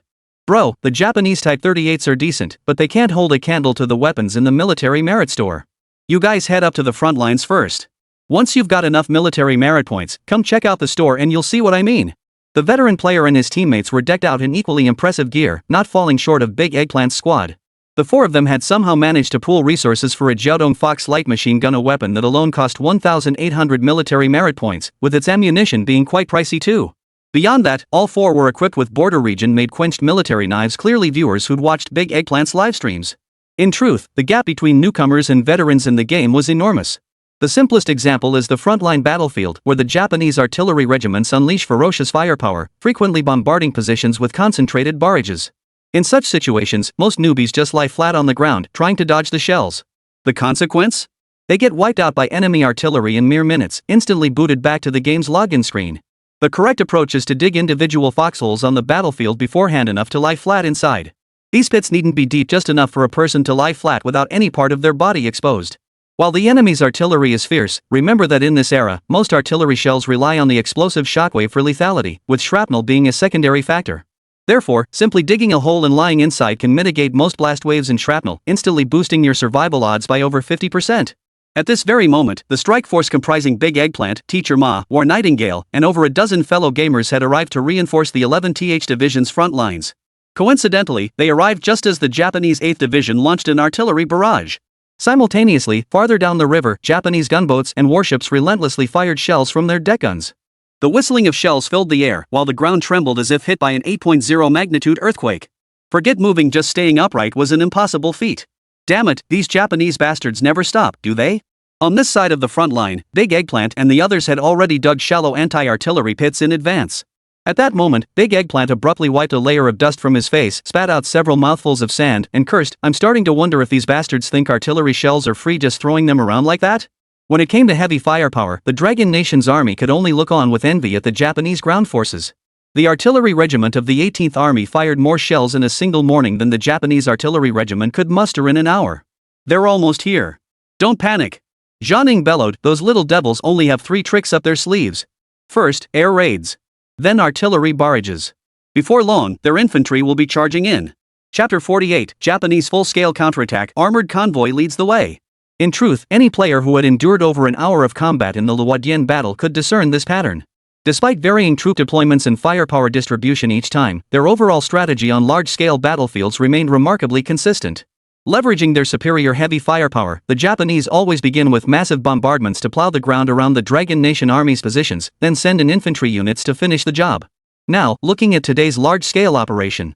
Before dawn, under the command of Zheng Feng, the current supreme commander of the 18th Army, 2 regiments each from the Dragon Nation Army's left and right wings launched a surprise attack. The surprise attack proved highly effective, disrupting the operational lines of 2 Japanese army divisions for at least 24 hours and preventing them from posing a substantive threat to the Luodian defensive positions. However, Ye Hao had repeatedly warned the players. The Japanese forces in this game, including those historically opposed by the Dragon Nation, were nothing like the clumsy fools portrayed in those exaggerated dramas. Despite holding overwhelming superiority in both manpower and firepower, the Japanese commander-in-chief had stabilized the situation. The 4 regiments that had initially charged into the heart of the enemy lines had now suffered near total annihilation. Now, the Japanese forces were conducting concentrated artillery bombardment across the entire battlefield, preparing for their next major assault. Bro, what are we gonna do? A newbie player, still fresh on the battlefield, shouted from his foxhole, "Are we just going to take a beating? Isn't there any tactic to take them down?" Tactics? Hearing the newbie's words, a faint smile flickered across Big Eggplant's weathered face. Of course there are tactics. Big Eggplant raised his voice and declared loudly. Really? A tactic? Eggplant, just tell us already. Teacher Ma's eyes lit up instantly. Our strategy is actually quite simple. Now that we no longer have the conditions for a surprise attack, what do we have left? Big Eggplant surveyed everyone around him amidst the deafening roar of artillery fire and shouted, "Never retreat, even unto death. Never retreat, fight to the very last moment. Defending our homeland is a soldier's sacred duty. To die on the battlefield, wrapped in horsehide, is a soldier's honor." Hearing Big Eggplant's words, everyone else froze. We have no strategic depth to retreat into. Behind us lies Luodian, the very battlefield of the Battle of Shanghai, the plains of our nation's heartland. If we retreat today, it's like letting the enemy's bayonets pierce our guts. Casualties will only grow more devastating. Big Eggplant shouted with grim determination, "Our logistics and heavy firepower may fall short of the Japanese, but we have men and an unbreakable fighting spirit." At that very moment, behind enemy lines, General Kato Namaru, commander of the Luodian front, scanned the distant battlefield through his binoculars. Yash! The Luodian battlefield had become a sea of fire. Lowering his binoculars, Kato Namaru drew his command sword and smiled confidently. "After our heavy artillery and naval bombardment, the Dragon Nation's defenders can't possibly retain much combat strength. Now, order the 3rd and 8th Divisions to deploy tanks and armored vehicles. The entire army force is to launch a full-scale counterattack. Within 3 hours, Luodian must be in our hands." Kato's confidence was not unfounded. From the Japanese positions, not a single surviving Longwa soldier could be seen in the direction of Luodian. What he didn't know, however, was that after enduring countless battles, the Long Kingdom forces had long since developed countermeasures for their predictable tactics. The carpet bombing seemed formidable, but it was nothing more than a lot of thunder and little rain. After over half an hour of concentrated artillery fire, the casualties inflicted on the Dragon Nation forces amounted to less than 500. At Kato Namaru's command, the Japanese forces on the front lines launched their assault. As commander, Kato Namaru now felt a deep sense of headache and unease. Remember, he had personally pledged to Kobayashi, the commander-in-chief of the Dragon Nation Theater, that he could land from the sea within 3 days and wrap up the Shanghai battlefield like a dumpling. And what was the result? They had been fighting for days just to take Luodian, and the recent surprise attack by the Dragon Nation forces had inflicted significant casualties. Further away, on the main Shanghai battlefield, the campaign had already dragged on for over 10 days. Koban's forces faced fierce counterattacks from the Dragon Nation army on all fronts. On the front lines, when the artillery fire ceased, everyone on the Dragon Nation side crawled out of their foxholes, brushing the dust off their bodies. The Japanese are about to charge. Look, the armored vehicles are already advancing. Big Eggplant crouched behind the sandbag emplacement, pointing toward the enemy lines as he warned the others. In the distance, large numbers of Japanese infantry could be seen advancing toward the battlefield, following a line formed by armored vehicles. These armored vehicles differed from the Type 92 tanks. Their hull armor was thinner, resembling a double-layered black turtle shell. These armored vehicles moved faster, making them ideal for mopping up operations, while tanks were reserved by the Japanese for frontal assaults. Even so, most of the weapons in the Dragon Nation's arsenal were ineffective against these armored vehicles. But this time, things were different. "We can't cover distant battlefields, but within 200 or 300 meters of our position, Mr. Ma, it's up to you." Big Eggplant pulled out a bullet pouch containing 20 steel core armor-piercing rounds, his last remaining military merit points spent on ammunition, and shoved them all into Teacher Ma's hands. Combined with the 10 rounds Teacher Ma had exchanged himself, his Jiangnan fishing fire sniper rifle now held a total of 30 rounds of ammunition. And this was the nightmare awaiting those distant Japanese armored vehicles. According to the military merit store's description, these steel core armor-piercing rounds could penetrate sandbag fortifications and pierce the steel armor of Type 92 armored vehicles. This meant that if Teacher Ma could take out the driver with one shot and then hit the fuel tank with the second, the armored vehicle would be rendered useless. Come on, Teacher Ma. 30 rounds, you've got to take out at least 1 or 2 armored vehicles. 1 or 2 is too few, make it 3. 3 should be about right. Man, Teacher Ma's aim in PUBG was so terrible, I'm worried he might not even take out a single vehicle with these 30 rounds. The live chat buzzed with chatter, but their comments didn't distract Teacher Ma's aim for a second. Through the scope, Teacher Ma had locked his crosshairs onto the right side of the lead armored vehicle, the driver's position. Holding his breath, he aimed. 2 seconds later, his right index finger pulled the trigger with force. Chapter 49, Full Retreat? An unacceptable military order. At that moment, everyone beside Teacher Ma, along with millions of viewers across all live streams, watched this shot with bated breath. Bang! Equipped with a custom suppressor, Teacher Ma's Jiangnan fishing fire sniper rifle emitted only a muffled crack. But the steel core armor-piercing bullet fired from its barrel struck the extremely narrow glass panel of the Japanese Type 92 armored car with pinpoint accuracy. Almost simultaneously, a jet of blood spurted from the throat of the Japanese driver behind the wheel. His head jerked to the side as he was instantly killed. Killed one Japanese armored vehicle driver. Triggered long-range sniping reward, 15 military merit points. Holy! Teacher Ma is awesome. What marksmanship! One shot, one kill dead center. We seriously underestimated Teacher Ma's marksmanship, that kind of precision from over 200 meters out. The live stream audience erupted in gasps. Yet, not a trace of tension or excitement flashed across Teacher Ma's face. The muzzle shifted slightly, and another shot rang out. Bang! Boom! This time, a single shot produced two distinct sounds. A massive fireball erupted from the underside of the immobilized enemy armored vehicle, its intense blast and shockwave even flipping the vehicle onto its side. The second shot struck the vehicle's external fuel tank directly. Even though the tank was hidden beneath the armored steel plate, with the power of his weapon, Teacher Ma achieved a direct hit. The lead-armored vehicle was rendered completely useless within mere seconds. This scene instantly boosted the morale of the players at the surrounding positions. Fire! Fire! The enemy's armored vehicles aren't invincible. Let's just blast them to pieces. Explosive charges. Grenades, hurry up! In an instant, other player squads in the surrounding positions unleashed a barrage of tactics against the enemy armored force. The 4-player squad that Big Eggplant and his group had spotted earlier in the rear had now set up that extremely expensive Jiaodong Fox light machine gun. Charge!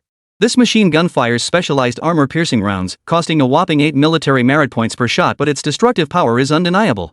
A single burst of fire instantly took out 3 armored vehicles. Not far away, another player squad pulled out peculiar-looking explosive charges. Flying Thunder Cannon Modified Explosive Pack Demolition. Properties: increases blast radius by 2 meters, boosts armor penetration by 30, and delivers additional concussive damage to units inside armored vehicles. Acquisition: 180 military merit points. One player grabbed a pack, lit the fuse, and swung his arm wide to hurl it forward. Boom! A violent explosion erupted, accompanied by a massive blue fireball that instantly obliterated an armored vehicle. This scene sent the live stream audience into a frenzy. Holy, this looks seriously awesome. Before, whenever we ran into enemy armored vehicles or tanks, we had no choice but to run for our lives. Who knew things would be so different now? Could we actually hold off the enemy's armored forces like this? That's probably unrealistic. After all, this gear was exchanged from the military merit store. It's too costly to sustain. Just as the viewers mentioned in their chat comments. In Ye Hao's military merit store, every weapon and piece of equipment has a historical prototype for reference. While these weapons and gear offer certain enhancement effects, their maximum boost cannot exceed 30% of the historical weapon's peak performance. The most critical issue is the exorbitant cost of these items. A single steel core armor-piercing round costs 5 military merit points, while a single Flying Thunder bomb pack demands 180 military merit points, and both are subject to daily purchase limits. In such high-intensity combat, it was utterly unrealistic for players to sustain their ammunition supply solely through military merit points earned from killing enemies. On the Japanese side, the newly deployed armored division commander stared through binoculars from the rear, utterly bewildered. Through his view, the dozen or so armored vehicles at the very front had been wiped out before they even reached the Dragon Nation Army's positions. Bastards! These Dragon Nation pigs are too resilient. Dispatch more tank units immediately and wipe them out completely. The Japanese commander, furious and flustered, immediately deployed his tank units. Compared to the armored vehicles, these Type 95 tanks were a whole different level of toughness. Forget steel-cored armor-piercing rounds, even the expensive Flying Thunder grenades required direct hits on the tracks to be effective. Time was ticking away, second by second. By now, most players on the front lines were nearly out of ammunition and supplies, while casualties continued to rise rapidly. Including streamers like Big Eggplant, nearly everyone had been battling for over 9 real-world hours. Though it was just a game, the mental exhaustion was overwhelming. At that very moment, suddenly, a squad of Dragon Nation soldiers charged through the enemy's intense artillery fire at the front lines, rushing straight to the position where Big Eggplant and the others were holding out. Brothers, we've been dispatched by the higher command to deliver orders. Headquarters orders all frontline troops to withdraw immediately. Amidst the deafening roar of artillery fire, a messenger shouted hoarsely at Big Eggplant. What did you say? Retreat. Bull. Big Eggplant, Master Ma, War Nightingale, and the dozen or so fellow players fighting fiercely beside them all froze in disbelief at the news. The battle had reached a life-or-death stalemate, and now you tell me to retreat? Ever since entering this game, the word retreat had never crossed any player's mind, only fighting to the death. The Commander-in-Chief has spoken. Your forces on the left and right flanks have held the enemy for 24 hours. That's mission accomplished. Now, the Japanese have deployed 2 armored divisions for a frontal assault, and at least 1 more infantry division is advancing. If we continue fighting here, our 18th Army will be wiped out sooner or later. The Commander-in-Chief has ordered a full retreat from the Luodian positions. The messenger bellowed, delivering the headquarters message to the assembled troops. Remember, since 5 a.m. yesterday, the 18th Army had already inflicted heavy losses and tied down the enemy forces with 4 regiments on both flanks. After nearly 30 hours of relentless combat, both the soldiers' physical endurance and their ammunition supplies were nearing their limits. At this juncture, retreat did not signify flight, but rather a temporary withdrawal to regroup and conserve strength for a counterattack. Yet the High Command had clearly overlooked the situation on the front lines. Chapter 50, Withdrawing from Luodian. This humiliation cannot be swallowed. Every player still capable of fighting at this moment was practically bloodthirsty, driven by raw, primal fury. Now, asking them to retreat and abandon these hard-won positions was simply unacceptable. Big Eggplant's eyes glowed crimson as he shouted at the messenger, "Brother, we appreciate you delivering the order, but we're not retreating today. Military orders are as immovable as mountains, but we're already deep within enemy lines. There's no chance to retreat. Today, we'll fight the damn Japs to the bitter end, buying time and opportunity for our other brothers in arms to retreat. Fight to the last drop of blood. No retreat." The players around Big Eggplant roared in unison, their eyes blazing with fierce determination. Yet before their roars could fade, a thunderous shout exploded overhead. "Nonsense! What do you think you are? Heroes? Your actions can be summed up in 2 words: military hooligans." A man wearing black-rimmed glasses, who appeared to be a regimental staff officer, had already approached Big Eggplant and the others, shielded by several soldiers. The staff officer's barrage of scathing insults instantly stunned the entire group. Behind his spectacles, his eyes blazed like fiery torches. He strode before Big Eggplant and the others, his gaze sweeping over them with unmistakable authority. "As soldiers, especially those on the battlefield, you should understand better than anyone that military orders come before everything else. Carrying out orders is your sacred duty as soldiers. Do you think the High Command would willingly cede the Luodian position? That we'd retreat before the Japanese devils?" Pointing toward the distant front lines, the staff officer roared, "Look for yourselves. How many men remain in the 4 regiments on the front lines? We're nearly wiped out." As far as the eye could see, the Dragon Nation's positions were littered with countless corpses. Those still capable of fighting numbered less than 1 in 10. Meanwhile, the Japanese had just reinforced their lines with 2 armored divisions, now advancing with brutal ferocity. Retreating does not mean we are fleeing. It is to regroup temporarily, regroup our forces, and continue annihilating the Japanese devils. Everyone on the front lines, withdraw immediately. I will have the 2nd Regiment of the 14th Division hold them off and buy us time. The staff officer bellowed the order. The 2nd Regiment of the 14th Division he mentioned was the core veteran unit of the 18th Army, the elite of the elite. He knew full well that the soldiers on the front lines were already fighting with bloodlust in their eyes, none willing to surrender their positions to the Japanese devils at this critical moment. Yet the High Command's decision was correct. Persisting in the battle would only lead to the Japanese 2 armored divisions breaching both flanks, causing the front line to collapse. Luodian would become the burial ground for the entire 18th Army. "Brother Eggplant, should we retreat?" Jianing counted the 4 rounds left in her magazine. The barrel of her Chongkong semi-automatic rifle was scorching hot. "Damn it, we've held out this long, I really don't want to retreat. Withdraw. Execute the superior's order." Watching the advancing Japanese armored units in the distance, Big Eggplant's face twisted with reluctance as he slammed his fist hard into the rammed earth of the position. "Let's pull out." Teacher Mai nodded in agreement. "We have less than a few hundred troops left on the front lines. Once the enemy's armored forces arrive, we're all finished." This was no time for stubborn pride or reckless defiance. In the livestream chat, viewers' comments flooded in thick and fast. "Ugh, after fighting this long, just handing over the position in Luodian to the enemy? That's unbearable. Weren't we supposed to fight to the last breath? Why retreat now? Of course we're retreating. Are we supposed to just stand here and die? If we don't pull back now, we'll only trade one life for another. But if we regroup and change tactics, we might just take out 10 of them." Exactly. Are we supposed to just throw our flesh and blood against the enemy's armored forces? Soon, starting from the defensive positions near Big Eggplant, the frontline Dragon Nation forces began an orderly retreat. Meanwhile, the forces brought by the 2nd Regiment's staff officer utilized the terrain to conduct echelon delaying actions, providing cover for the retreating soldiers. At this very moment, on the enemy side, the Japanese commander-in-chief, Kato Namaru, remained completely unaware that the 18th Army had initiated its strategic withdrawal.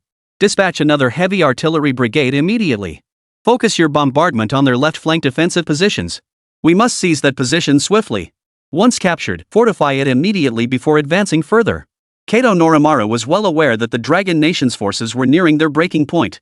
But the more desperate the situation, the less likely the cunning enemy would give the Dragon Nation army a chance to strike back in their final throes. "You think you can lure me into charging headlong, chasing your tail straight into an encirclement? Dream on." Kato Namaru was utterly confident that capturing the forward positions and fortifying them on the spot was the right choice. Little did he know, his plans had been thoroughly anticipated by the 18th Army's headquarters. While the enemy's armored units pressed forward, the remnants of the 18th Army's main force at Luodian had already commenced a large-scale retreat. Everyone! Move fast! Get out as fast as you can! Ignore the Japanese, our 2nd Regiment will hold them off for you.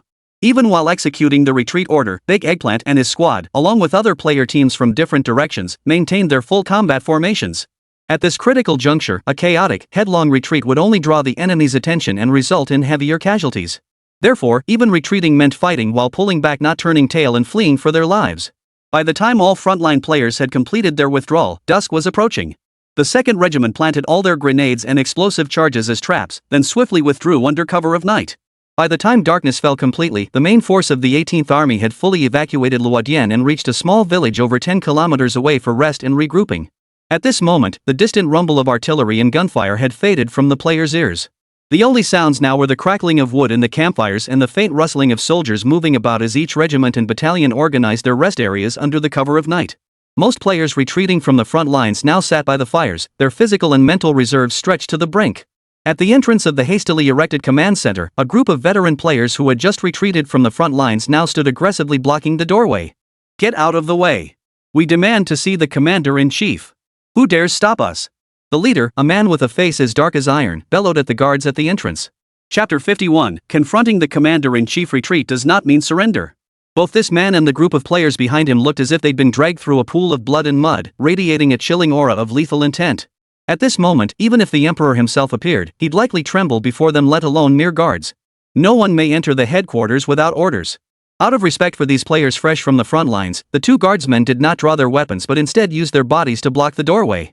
Just then, another group approached from nearby, their presence brimming with aggressive energy. See, old ma, I told you we wouldn't be the only ones coming. Look, someone beat us to it. Big Eggplant spotted the group arguing heatedly with the guards at the HQ entrance from afar and immediately turned to old ma with a smug look. Fresh from the front lines, Big Eggplant, Teacher Ma, and the others had only briefly rested. But they couldn't sit still for long. The order for this major retreat seemed far too sudden to them. Even if they needed to evade the Japanese elite armored forces' firepower, surely they didn't have to abandon the Luodian position outright? Driven by this doubt, Big Eggplant, Teacher Ma, War Nightingale, and others decided to come personally and demand a clear explanation from the Commander-in-Chief. What they hadn't anticipated was that someone had arrived before them. Hearing voices behind them, the man leading the group turned around. Instantly, both sides froze in shock. Wait, hold on, you're that guy, right? Big Eggplant stared at the face before him and exclaimed in surprise, it's Chu-He. Holy crap, Chu-He, you're here too. Before their eyes stood the man leading a player squad, none other than Chu-He, the undisputed top streamer in the host section of Decisively's neighboring platform. In terms of follower count and influence, Chu-He far outshone the rest of them. Chu-He had decided to bring his viewers here to seek answers. Beyond his own refusal to swallow the bitter pill of retreat, another reason was the overwhelming backlash from his stream's audience. Out of 100 people, maybe 80 agreed with the full retreat decision, but the remaining 20 certainly wouldn't. So what about a million-viewer livestream? That meant tens of thousands of skeptical voices would be raised. Holy crap, Eggplant? Master Ma? And War Nightingale? Chu-He's eyes lit up upon spotting Big Eggplant and the others. He laughed heartily, what a coincidence. Never thought I'd run into you guys here. I figured we might not even cross paths on the battlefield. After all, this game's battlefield spanned tens of thousands of players. Here, the odds of 2 acquaintances meeting without being in the same squad were practically zero. Big Eggplant noticed that Chu-He's gear was quite luxurious. A Jean-made assault carbine alone cost 1,200 military merit points, plus a German-made multi-purpose infantry shovel worth another 400 points. Beyond that, the guy even sported a military belt from the northern Shanxi arsenal and a pair of Guizhou wolf soldier greaves. Clearly, while leading his fellow players into battle, Chu-He had also secured unexpected loot comparable to Big Eggplant's. Eggplant, you're just in time. After brief pleasantries, Chu-He's expression hardened back to its previous icy demeanor. You're here to get answers too, he said. Then let's go find the commander and demand some straight talk. Smack! Big Eggplant slapped his thigh and exclaimed, you're absolutely right, brother Chu-He. We won't ask for anything else, but we demand an explanation. Otherwise, I can't swallow this anger. Instantly, the 2 groups merged into one, nearly 30 people now clamoring at the command post entrance, making even the guards visibly uneasy. Just as friction was about to erupt, an officer who looked like a staff member emerged from the command center. Seeing him emerge, both Big Eggplant and Chu-He's groups froze simultaneously. The division commander requests your presence for discussion. Proceed. The staff officer offered no further explanation, merely gestured toward Big Eggplant and Chu-He's group before turning and walking back inside. Fine, let's go in. Who's afraid of whom? Shui showed no hesitation, immediately leading Big Eggplant and several other streamers into the main command center. This place was actually a relatively spacious courtyard within the small village, its rooms bustling with senior staff officers moving about. Upon entering, Big Eggplant and the others saw various communication devices arranged throughout the space, their high-pitched beeps piercingly loud. Amidst the constant flow of people, a man stood with his back to them, studying a military map. Somehow, despite their initial anger and desire to demand answers. But the moment they laid eyes on the commander-in-chief of the 18th Army, their fiery resolve instantly cooled by 3 degrees. Even the usually articulate Chewie opened his mouth, only to find his mind going blank, unsure how to speak. Just then, the commander turned around and calmly looked at them. There was no doubt about it, the commander before them was Zheng Feng, the army commander of the Sea Army in Dragon Nation's a theater of operations. His crew-cut, faded, and stained high-ranking officer's uniform and imposing stature were matched only by his serene gaze. Though he said nothing, Zheng Feng's formidable presence left Zhu He and Big Eggplant speechless. "You're all soldiers retreating from the front lines, right?" Finally, Zheng Feng spoke first, looking at them and saying, "I know you're questioning my decisions as commander-in-chief, right?" "It's not questioning," Zhu He replied, his voice firm. "It's that we refuse to accept it." Zhu He clenched his fists and demanded in a low voice, "We sacrificed so many brothers, fought assault after assault to hold the Luodian position.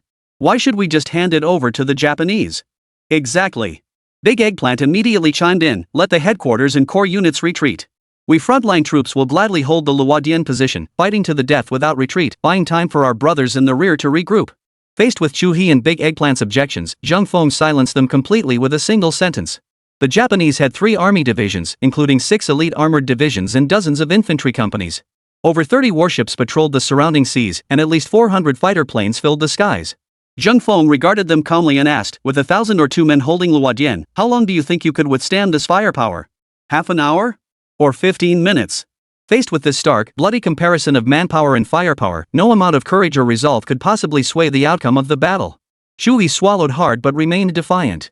"Even if we can only hold out for 10 minutes, we won't hesitate. Do you really think those of us on the front lines fear sacrifice?" Chapter 52, the ace up his sleeve, a commander item worth 100,000 military merit points. At these words, Zheng Feng's previously calm gaze suddenly sharpened. Fear of death? Not a single Dragon Nation soldier, whoever they may be, would ever choose life over duty in this battle.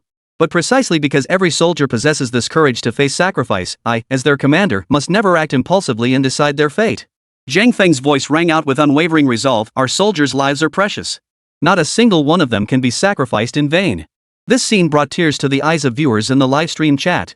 "I support this commander's decision. The battlefield is never a place for impulsive actions." Exactly. Life is precious. Even when we fight to the death, we must burn with the greatest possible value, not die in vain. Never question a commander's judgment. They embody the very soul of the army. Positions can be retaken, but if lives are lost in vain, nothing remains. Inside the command center, Zheng Feng observed the now silent streamers before turning his gaze back toward the Luodian position. "The moment I decided to retreat, I was already formulating our next counteroffensive plan. You're all veterans of the front lines now. What are your thoughts?" Zheng Feng asked solemnly, hands clasped behind his back. "I have an idea." Big Eggplant immediately spoke up. "Both sides have been locked in fierce combat for over 30 hours. We need to regroup, and the enemy must be exhausted too. This is the perfect moment for a surprise attack."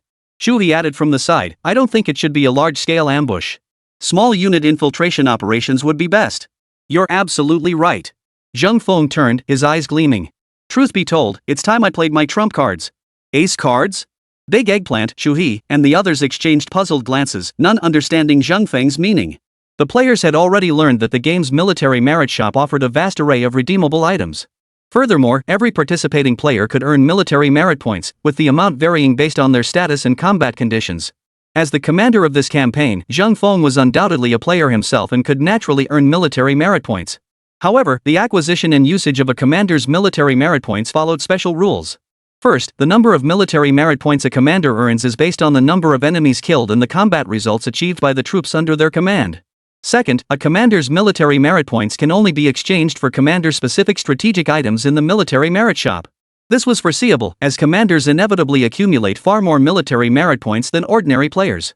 If they could be used to exchange for firearms and ammunition, a commander could easily arm an entire high-spec squad. At that moment, Zheng Feng raised his hand and opened his personal interface. Military merit points, 100,542. 100,000 military merit points. When they saw that number, everyone including Zhu He and Big Eggplant along with countless viewers in the livestream were stunned. Holy, 100,000 military merit points. That's insane. If you could exchange this for guns and ammo, I can't even imagine you could easily build a special forces company. A commander is a commander. If you mess up your command, you'd never rack up this many points. Immediately after, Zheng Feng opened the military merit store. He had already researched some of the store's features earlier and had his eye on several special commander strategic items. Military merit store. Raging Yangtze, artillery barrage command strategic item, redeemable once every 72 hours. Effect, summon 6 SFH-18 howitzers for 3 rounds of bombardment within a short timeframe covering a 100-meter radius. Cost, requires tactical observation guidance and double consumption of standard artillery shells from troop reserves. Historical inspiration, German-equipped division's 150mm heavy artillery bombardment tactics.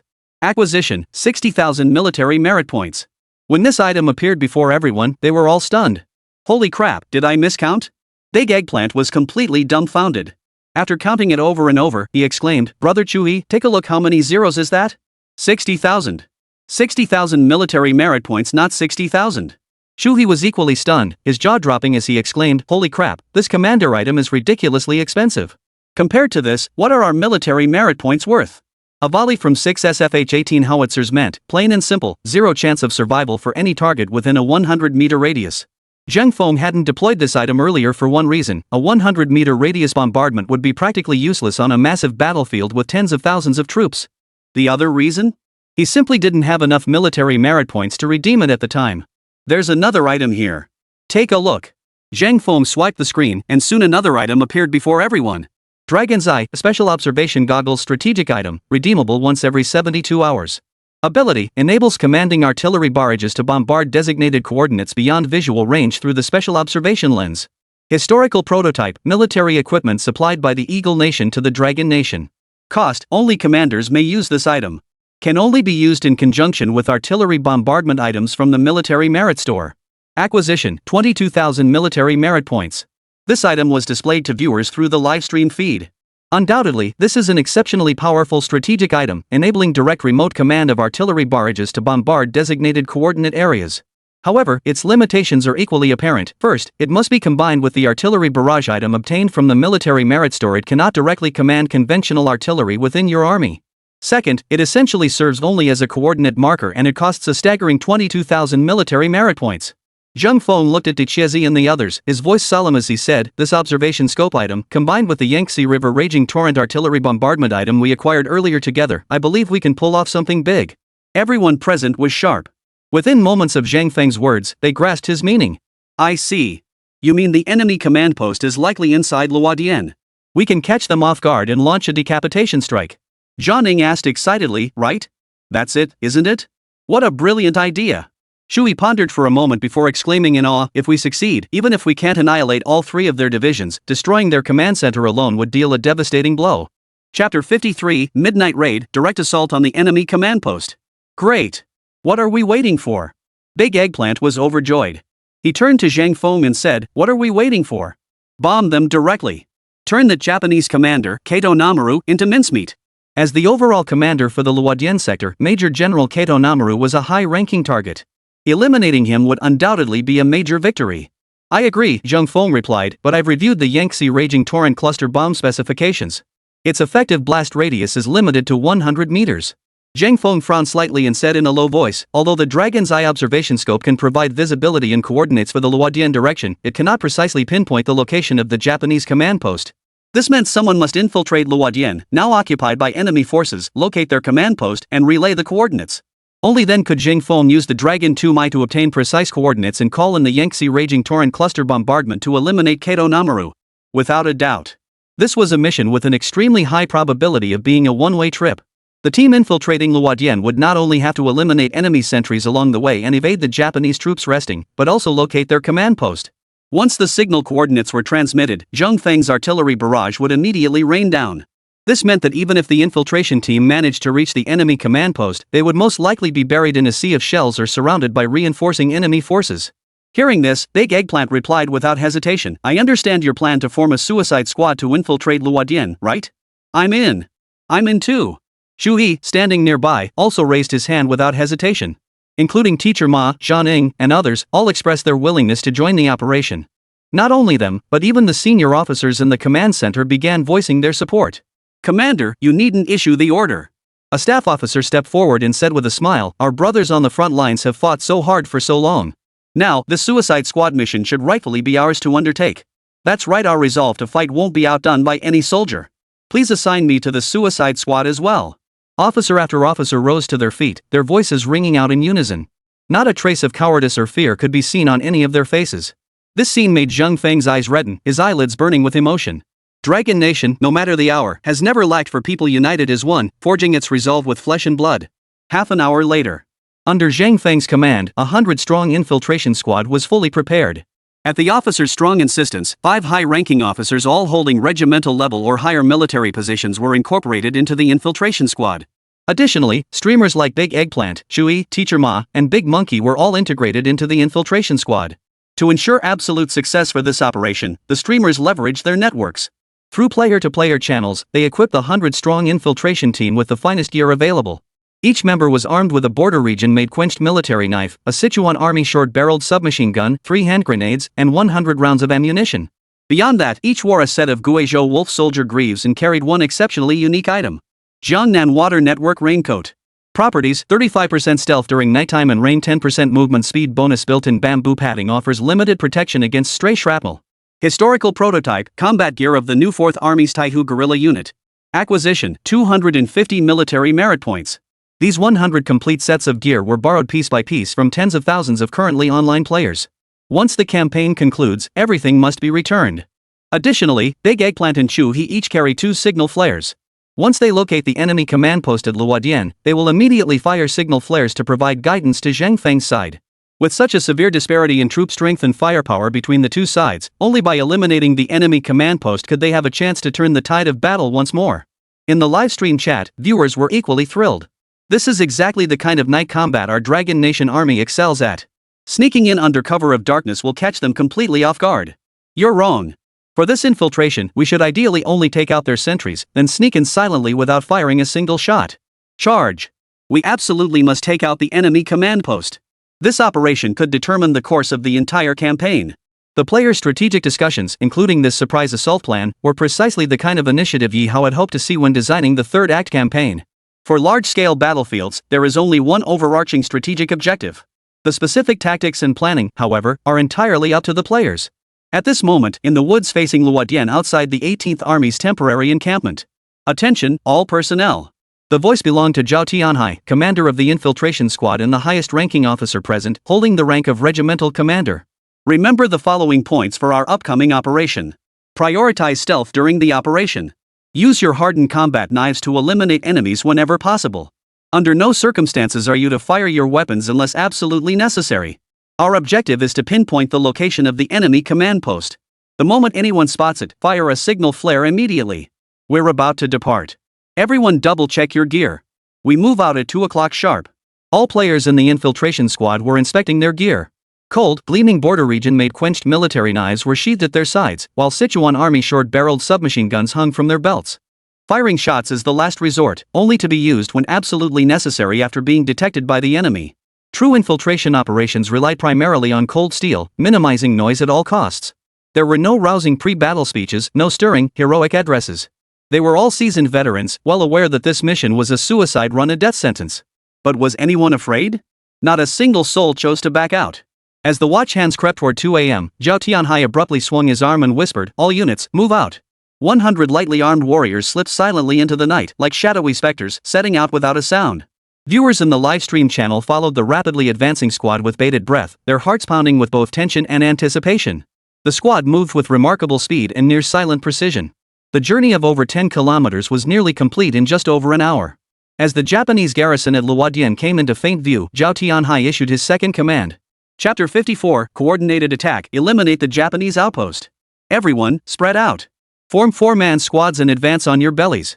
Zhao Tianhai gritted his teeth, his words straining through clenched jaws. Even if your elbows are raw and your toes are gone, not a single one of you is to lift your head or body off the ground. Got it? Smack! Every member of the infiltration squad obeyed the pre-mission directive, their right hands slammed hard against the grenades hanging on their chests, producing a dull thud. There's a saying in Longwei, the last 10 miles of a 100-mile journey are half the distance. The larger the operation, the more likely it is for mistakes to occur at the most critical moment. Therefore, every player had their nerves stretched to the limit. One by one, they lay flat on the ground, moving forward on all fours as silently as possible. In the darkness, the waist-high wild grass served as the perfect natural cover. Using the terrain to their advantage, the infiltration squad advanced another 100 meters. At the front of the squad, Zhao Tianhai slowly raised his right fist. Beside him, Big Eggplant, Shu He, and Big Monkey all halted immediately. Looking ahead from this position, the Luodian stronghold lay less than 50 meters away. After the fierce daytime battle, Japanese troops had partially occupied Luodian. From a distance, flickering campfires could be seen scattered throughout the town.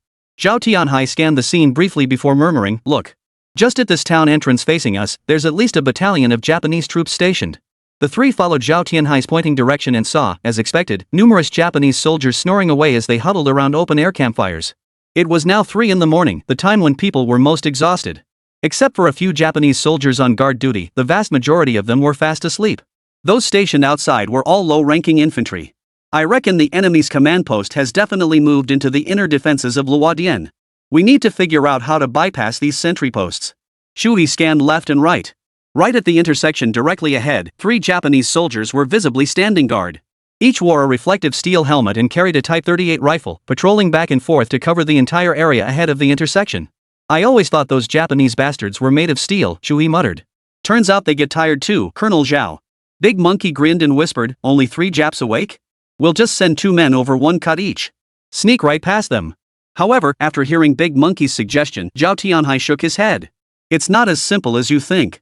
Zhao Tianhai said sternly, "The devils have been fighting on our Dragon Nation soil for so long. They've learned many of our Dragon Nation army's tactics. This includes sentry posts. Early in the war, Japanese forces did post sentries during rest periods, but only 3 or 5 visible patrols at most. The Dragon Nation forces identified this weakness and repeatedly exploited it through night raids. They killed sentries, planted explosives, and inflicted severe damage on the enemy.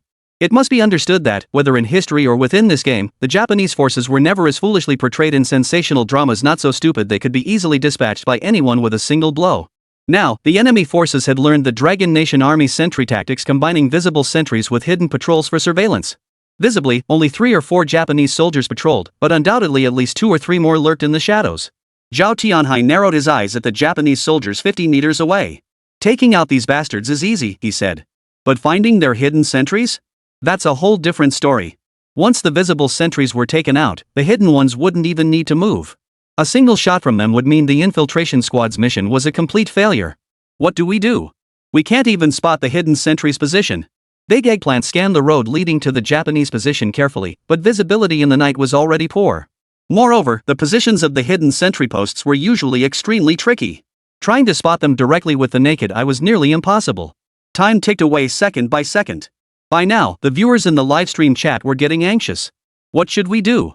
Are there any items in the military merit store that could pinpoint the enemy's location? If there were, everyone would have started pooling resources before setting out. It seemed clear that without firing, we wouldn't be able to enter Luodian. We're only a 100-man squad. Fire? There are easily thousands of enemy soldiers inside Luodian now. For a moment, the viewers' chattering comments flooded the chat, flashing across the top right corner of the streamer's helmet views. After much deliberation, Big Eggplant finally came up with a somewhat viable solution. "Commander Zhao, I have an idea." Big Eggplant whispered, "First, we take out those Japanese sentries with cold weapons. Before that, have our snipers pre-aim at potential positions for hidden sentries." "Got it." Zhao Tianhai's eyes lit up. Once the visible sentries are taken out, the hidden ones will definitely fire. That movement will give them away. Besides a frontal assault, this was undoubtedly the only viable plan at the moment. Zhao Tianhai swiftly issued orders, summoning 10 players skilled in precision sniping to his side. Among them was Instructor Ma. All 10 players were equipped with Jiangnan fishing fire sniper rifles, each fitted with the same silencer as Teacher Ma's. This setup would allow them to eliminate the lurking Japanese sentries with near-silent precision. "Now, your mission is to pre-aim at potential ambush positions like the top of the earthen wall at the village entrance, the treetops, behind the millstone. Mark them all. Xiezi, Zhuhi, you two must be extremely cautious and strive for success." Zhao Tianhai's expression turned grave as he gave Big Eggplant and the others a firm pat on the shoulder. "Rest assured, sir." Shui chuckled softly, drawing the German-made multi-purpose infantry shovel from his waist. "If we don't take out those bastards, we'll come back with our heads on a platter." The clock struck 3:20 a.m. At a road junction leading out of Luodian, a Japanese soldier patrolling with his Type 38 rifle suddenly shivered. For some reason, he felt tonight's chill was unusually biting, thick with a palpable aura of murderous intent. In the next split second, before he could register anything, a blinding white light flashed before his eyes. Chapter 55, Infiltrating Luodian, Clashing with the Japanese Troops. The Japanese sentry didn't even have time to scream. His eyes widened instantly as a wound 2 fingers deep gouged his throat. Blood spurted from his carotid artery, splattering over a meter away. The one who ambushed him was Big Monkey from the 3-man squad. Though Big Monkey had seemed unremarkable in previous battles, his physical prowess far surpassed that of Eggplant and the others. In his hands, the border region-made quenched military knife moved with the precision of a flying blade. From over 10 meters away, it sliced cleanly through the Japanese soldier's throat. Seeing the strike land, Big Eggplant and Chewie simultaneously burst out from the grass on either side. On the left, Big Eggplant wielded his border region-made quenched military knife. With a swift, decisive swing, he chopped down another Japanese sentry. Meanwhile, on Chewie's side, the blade of his German-made multi-purpose infantry shovel gleamed white and razor-sharp. With a single, decisive strike, he split the skull of the other Japanese sentry clean open. The trio moved with blinding speed. From Big Monkey striking first, instantly dispatching a Japanese sentry with a flying knife, to Big Eggplant and Chewie taking out the other 2 sentries, the entire sequence unfolded in less than 3 seconds. Even as they lay dying on the ground, their life force fading, the 3 Japanese soldiers were still thinking in stunned disbelief, what the hell just happened? Yet, the very next second after the trio succeeded, 2 Japanese soldiers at the hidden sentry posts at the intersections simultaneously cocked their Type 38 rifles. Just as the 2 Japanese soldiers prepared to fire, muffled gunshots echoed from behind Decisively and his 2 companions. Muffled by suppressors, the shots sounded no more distinct than claps of applause from 50 meters away. With the shots, the 2 Japanese soldiers at the ambush positions both instantly developed gaping holes in their foreheads and collapsed face first onto the ground. Holy, it actually worked. Damn, I never expected Teacher Ma and the others to be such sharp shooters. They must have been practicing in secret. That was too close for comfort. Just 1 second later, and those lurking Japanese soldiers would have opened fire. In the livestream chat, countless viewers collectively exhaled in relief.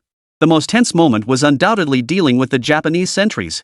Once they successfully infiltrated Luodian's interior, the risk of exposure would actually decrease significantly. After taking out the Japanese sentries at the intersection, Big Eggplant and the others quickly moved to observe the Japanese soldiers sleeping outdoors a short distance away. After over 30 hours of relentless combat, these Japanese soldiers lay sprawled on the ground, sleeping like dead pigs. I really wanted to chop these bastards all up. Big Eggplant cast a regretful glance at the Japanese soldiers and said, I say, let's save a special gift for these bastards when we retreat, huh? Damn it, even with a suppressor, I doubt these bastards would wake up if someone actually fired a shot. Chewie cursed under his breath, then quickly signaled to the squad behind him. The immediate priority was to infiltrate Luodian and locate the Japanese command post. Out of caution, Zhao Tianhai ordered the bodies of the Japanese sentries to be disposed of before leading the infiltration squad forward. All corpses were dragged deep into the woods. Why did Ye Hao want players to fully utilize their abilities, strategize for the battlefield, and decide tactics? Because guns and cannons are lifeless, but people are alive. Only through unconventional and daring maneuvers could they turn defeat into victory and seize the opportunity to triumph through surprise. If all players had strictly followed the in-game missions and specific combat requirements, the surprise attack on Luodian's stronghold would never have happened. At this moment, the infiltration squad had successfully entered Luodian. To play it safe, Zhao Tianhai ordered Decisively and the others to strip 100 sets of the Japanese soldiers' colored uniforms from the sleeping Japanese troops nearby. They then dressed all the squad members in these uniforms. This way, even if they encountered enemy troops while moving through Luodian, the risk of detection would be significantly reduced. This damn dogskin uniform is disgusting.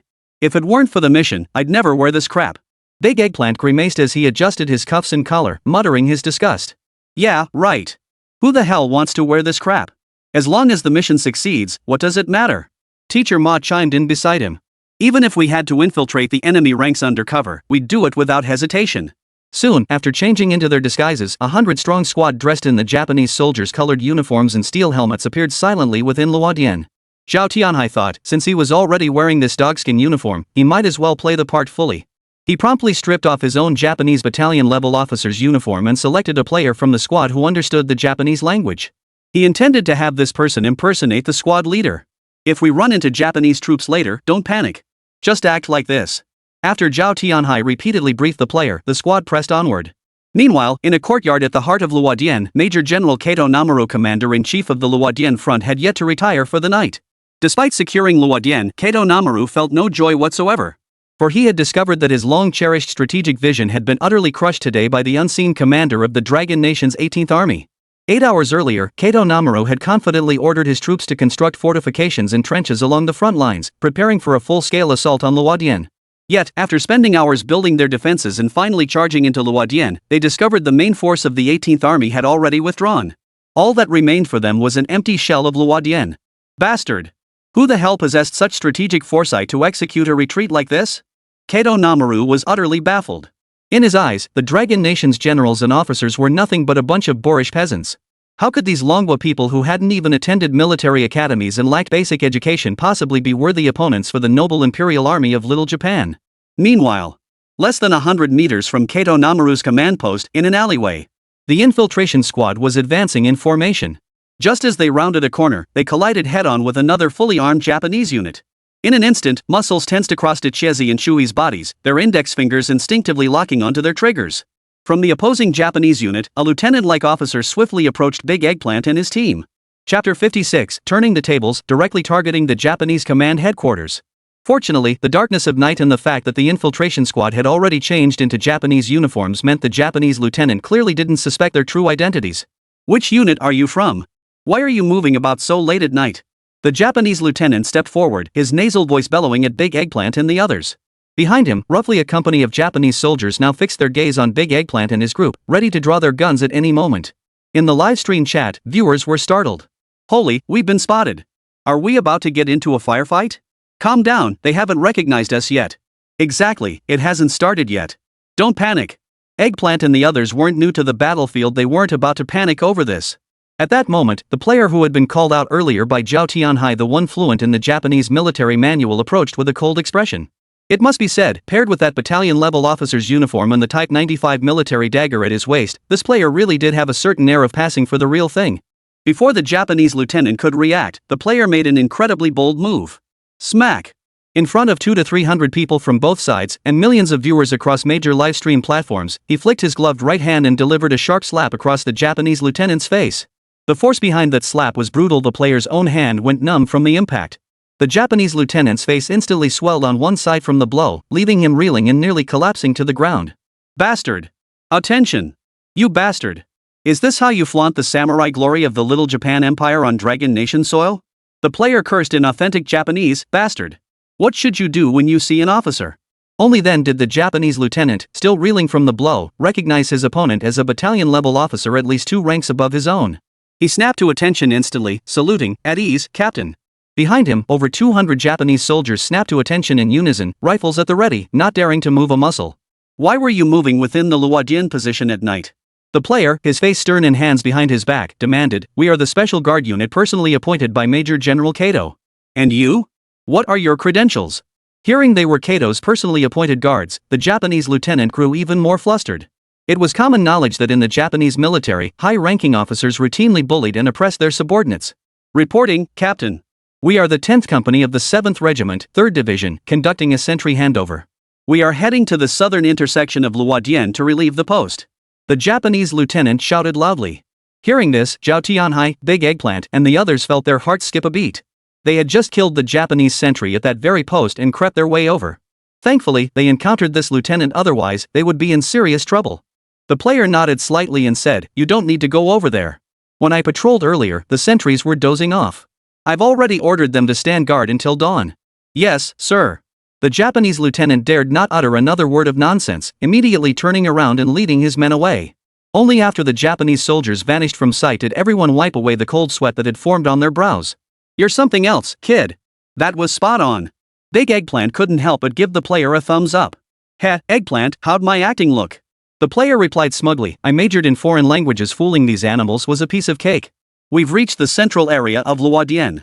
Zhao Tianhai addressed the group. If the enemy's headquarters has been relocated here, it must be nearby. Keep searching. The players nodded in unison and continued searching along the alley.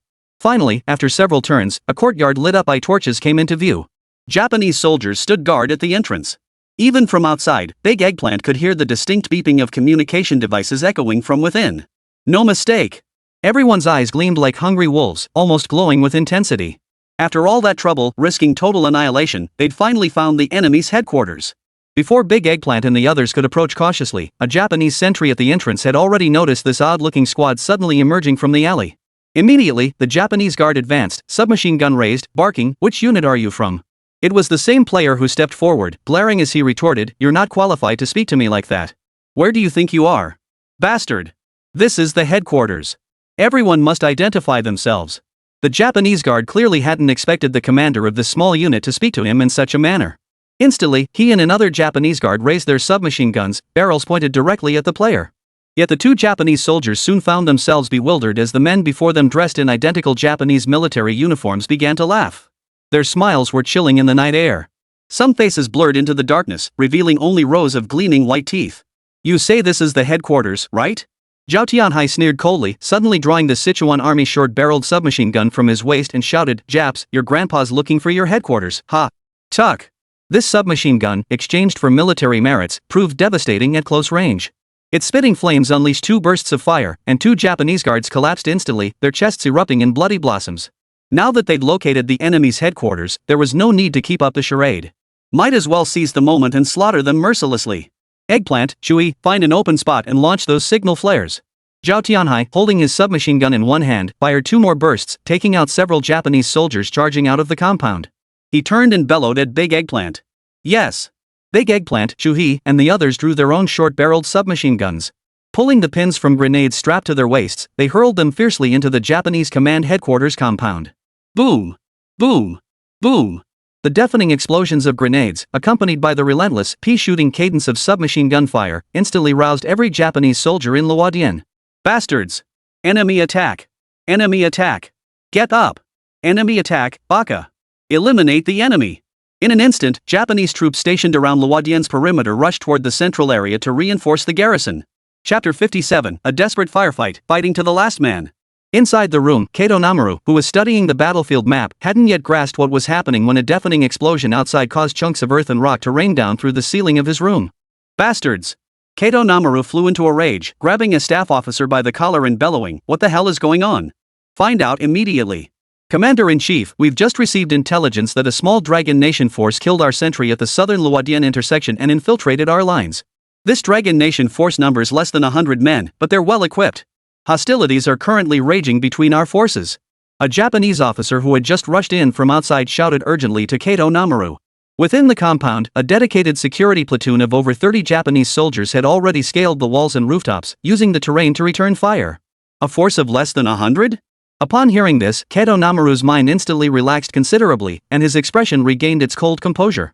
It seemed the commander-in-chief of the 18th Army of the Dragon Nation had been stunned by our barrage tactics. A mere 100 men dared to think they could wipe us out at Luodian? Ha! That's a pipe dream. Those Dragon Country pigs pass the order, capture as many as possible alive. I will personally interrogate them. Fierce anger blazed in Kato Namaru's eyes. In his eyes, the Long Nation Army's assassination attempt was nothing short of an insult, treating him, a noble samurai of the Little Book Empire, like a tactically clueless pig. Yet what Kato Namaru never anticipated was this. The mission of this Dragon Nation infiltration squad was never to assassinate him at all. Their objective was to pinpoint the coordinates of the enemy's headquarters. Once the coordinates were secured, the infiltrators' sole remaining objective would be to use every means possible to trap Kato Namaru within this compound. For soon, he would meet his end amidst the furious barrage of artillery fire along the Yangtze River. At this very moment, Japanese forces were swarming in from all directions around Luodian. De Chiesi and his men were trapped in the heart of Luodian. There was no chance of breaking through the encirclement, and casualties were mounting rapidly. "Damn it! Those bastards have prime positions on the walls and rooftops, we can't hit them." Big Eggplant swapped out the drum magazine on his short-barreled submachine gun, cradling it in one hand while clutching a signal flare in the other. 5 or 6 players formed a protective circle around him, shielding him as he prepared to fire the flare. Outside the alley, including the east-west thoroughfare, the incoming Japanese forces numbered at least 700 or 800. "Eggplant, fire that flare now. I'll cover you." Teacher Ma crouched behind a sandbag, his Jiangnan fishing fire sniper rifle raised, aiming at the Japanese soldier firing from the rooftop. Aligning his sights, Teacher Ma pressed the butt firmly against his cheek and pulled the trigger hard. Bang! A Japanese soldier let out a wretched howl and tumbled clattering down from the rooftop. Beside Teacher Ma, War Eagle also raised his rifle, beginning to pick off the Japanese soldiers occupying the high ground with precision shots. On the ground, Shui and Big Monkey each led a dozen or so fellow players, fighting desperately on the left and right flanks to hold back the Japanese troops surging in from the east and west streets. Each player carried 3 grenades and a short-barreled submachine gun loaded with 100 rounds. In such intense firefights, even conserving ammunition, 100 rounds would barely last half an hour. Bang! A stray bullet pierced Big Eggplant's left forearm. The searing, stinging pain instantly made him feel his left arm being restrained by the VR motion suit. Gritting his teeth against the pain, Big Eggplant aimed the flare cartridge at the night sky above him and bit down hard on the pull tab. Whoosh! In that instant, the 50-plus remaining players of the infiltration squad, along with the hundreds of Japanese soldiers surging in from all sides. Even Kato Namaru, peering cautiously from the room, witnessed a glowing orb trailing a crimson tail streaking rapidly into the sky. After ascending over 100 meters, the flare hung like a blood-red eye suspended in the dark blue night sky. Its deathly crimson glow bathed the entire town of Luodian below in a blood-curdling red hue for a brief moment. Was that a signal flare from the Dragon Nation? What were they up to? The signal flare's deathly crimson glow illuminated Kato Namaru's face with startling clarity. His expression was thick with confusion and bewilderment. At that very moment, at the temporary encampment of the 18th Army, over 10 kilometers away, Zheng Feng held an observation lens in his hand, its outer rim gleaming with an antique bronze finish, while its center possessed the translucent quality of glass. This was the commander's special item he had exchanged for 22,000 military merit points from the merit store, the Dragon 2 Mai observation lens.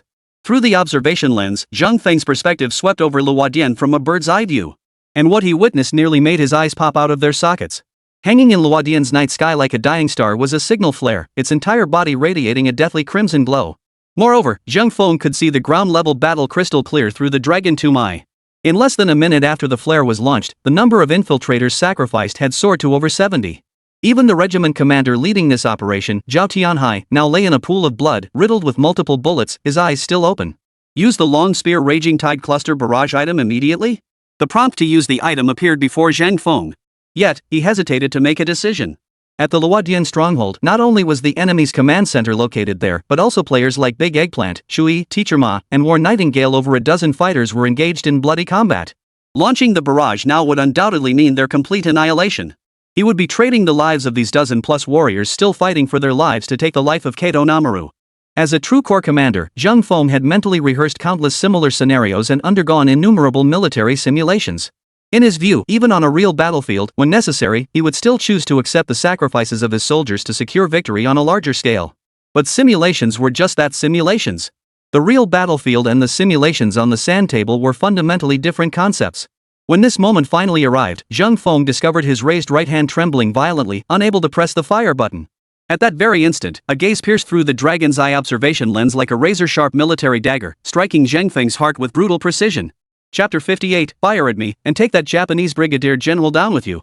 At this moment, deep within Luodian's core, Big Eggplant, Shui, and over a dozen other players found themselves completely surrounded by hundreds of Japanese soldiers. Every last bullet had been expended, and all grenades were gone. Now, the players had drawn their border region-made quenched military knives, preparing for a final, desperate strike. Following Kato Namaru's orders, the Japanese soldiers did not open fire to kill the players who were out of ammunition and supplies. Instead, they aimed to capture them alive. Prisoners of the Dragon Nation army were always highly valued by the Japanese forces. Especially these soldiers from the 18th Army. If they could extract the current location of the 18th Army from them, it would be a tremendous tactical advantage. A bow-legged Japanese major, leaning on his Type 95 military sword, fixed his sharp, wolf-like eyes on Big Eggplant and his comrades. After a few snarls, the Japanese major slowly spoke. You Dragon Nation soldiers have no ammunition or weapons left. There's no point in continuing this futile resistance. Our little Japan Empire reveres the way of the warrior. We honor those who fear no death, and thus, we greatly admire you. Our Commander-in-Chief, Major General Kato, has taken notice of your courage and fighting spirit. Now, Major General Kato wishes to know, which division of the Dragon Nation forces do you belong to? Under what orders did you come to Luodian to fight? Disclose your purpose, and the Locust Army of the Little Notebook Empire guarantees your safety. I repeat this final time, lay down your weapons and state your mission objectives. The Locust Army of the Little Book Empire will guarantee your safety.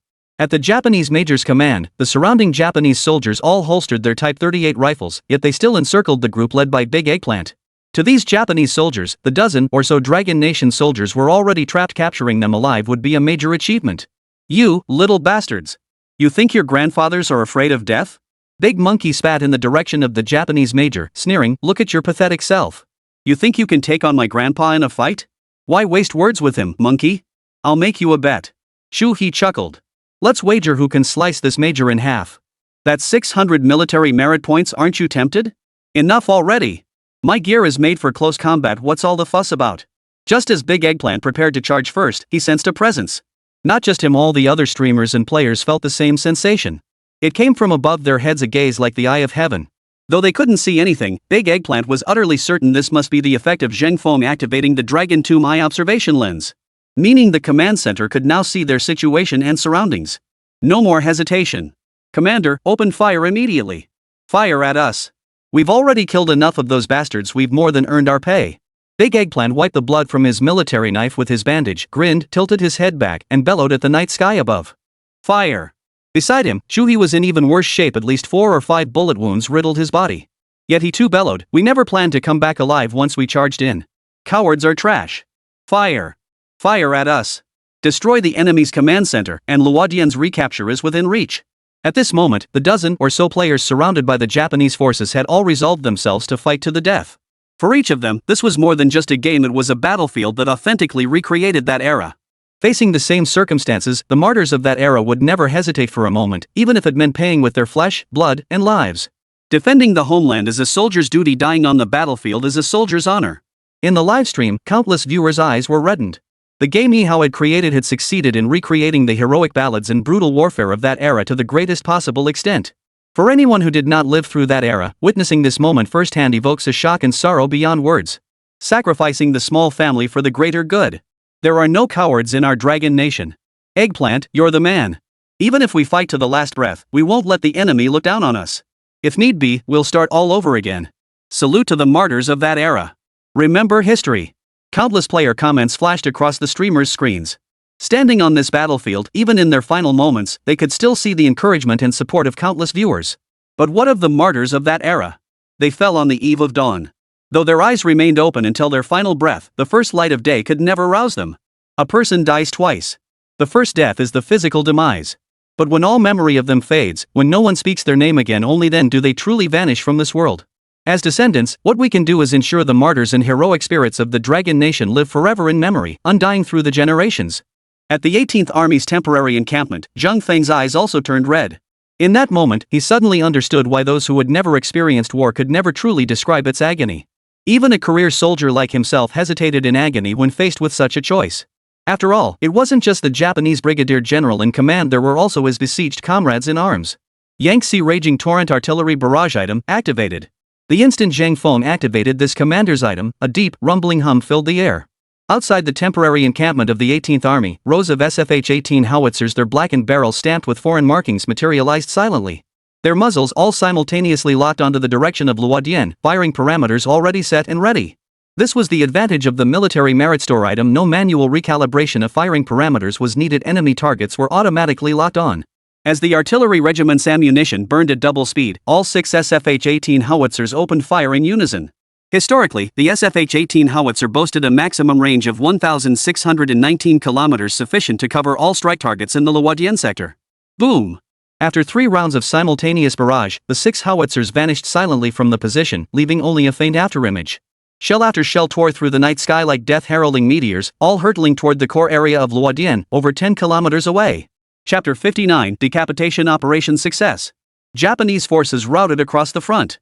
As the 6 SFH-18 howitzers roared like thunder, every officer of the 18th Army from Zheng Feng down experienced a momentary blankness in their minds. Deep down, they all understood the battle situation was dire. Despite over 30 hours of fierce fighting, the losses of the Japanese 3 divisions remained far lower than those of the 18th Army. Even though the main force had now withdrawn from the Luodian positions, if the Japanese were given time to regroup, they would quickly reassemble their forces and resume pursuit. Time was of the essence, every second counted. Any hesitation at this critical juncture would render all the military operations the 18th Army had fought so hard for utterly futile. Yet everyone knew that once those 6 howitzers fired, the dozen or so brothers trapped in the encirclement would surely be buried beneath a sea of shells. Zheng Feng's facial muscles twitched slightly, his entire face turning ashen and grim. For the first time, he felt the immense weight of pressure a true battlefield commander must bear. Meanwhile, at the core of the Luodian defensive position. Bastards! What the hell did you just do? The Japanese major erupted in fury, violently kicking the gravely wounded Shuhei to the ground. The sharp blade of his Type 95 military dagger was already pressed against his throat. Ha! Shuhei merely stared coldly at the Japanese major, grinning savagely. You little devils, your time is almost up. Your old man here can't be bothered with your nonsense. Seeing the dozen or so surrounded Dragon Nation soldiers, each wearing a calm expression of readiness to die, the Japanese major panicked. The Japanese commander in charge of the Luodian sector, Major General Kato Namaru, had also appeared before Dechiezi and the others. Kato no Maru had studied Dragon Nation culture and understood what Dechiezi and the others had been shouting earlier. He grasped the purpose behind this infiltration squad's arrival and the signal flare they'd launched. Amidst the surrounding Japanese soldiers who were scrambling in utter panic, Kato no Maru neither fled nor cried out in fear.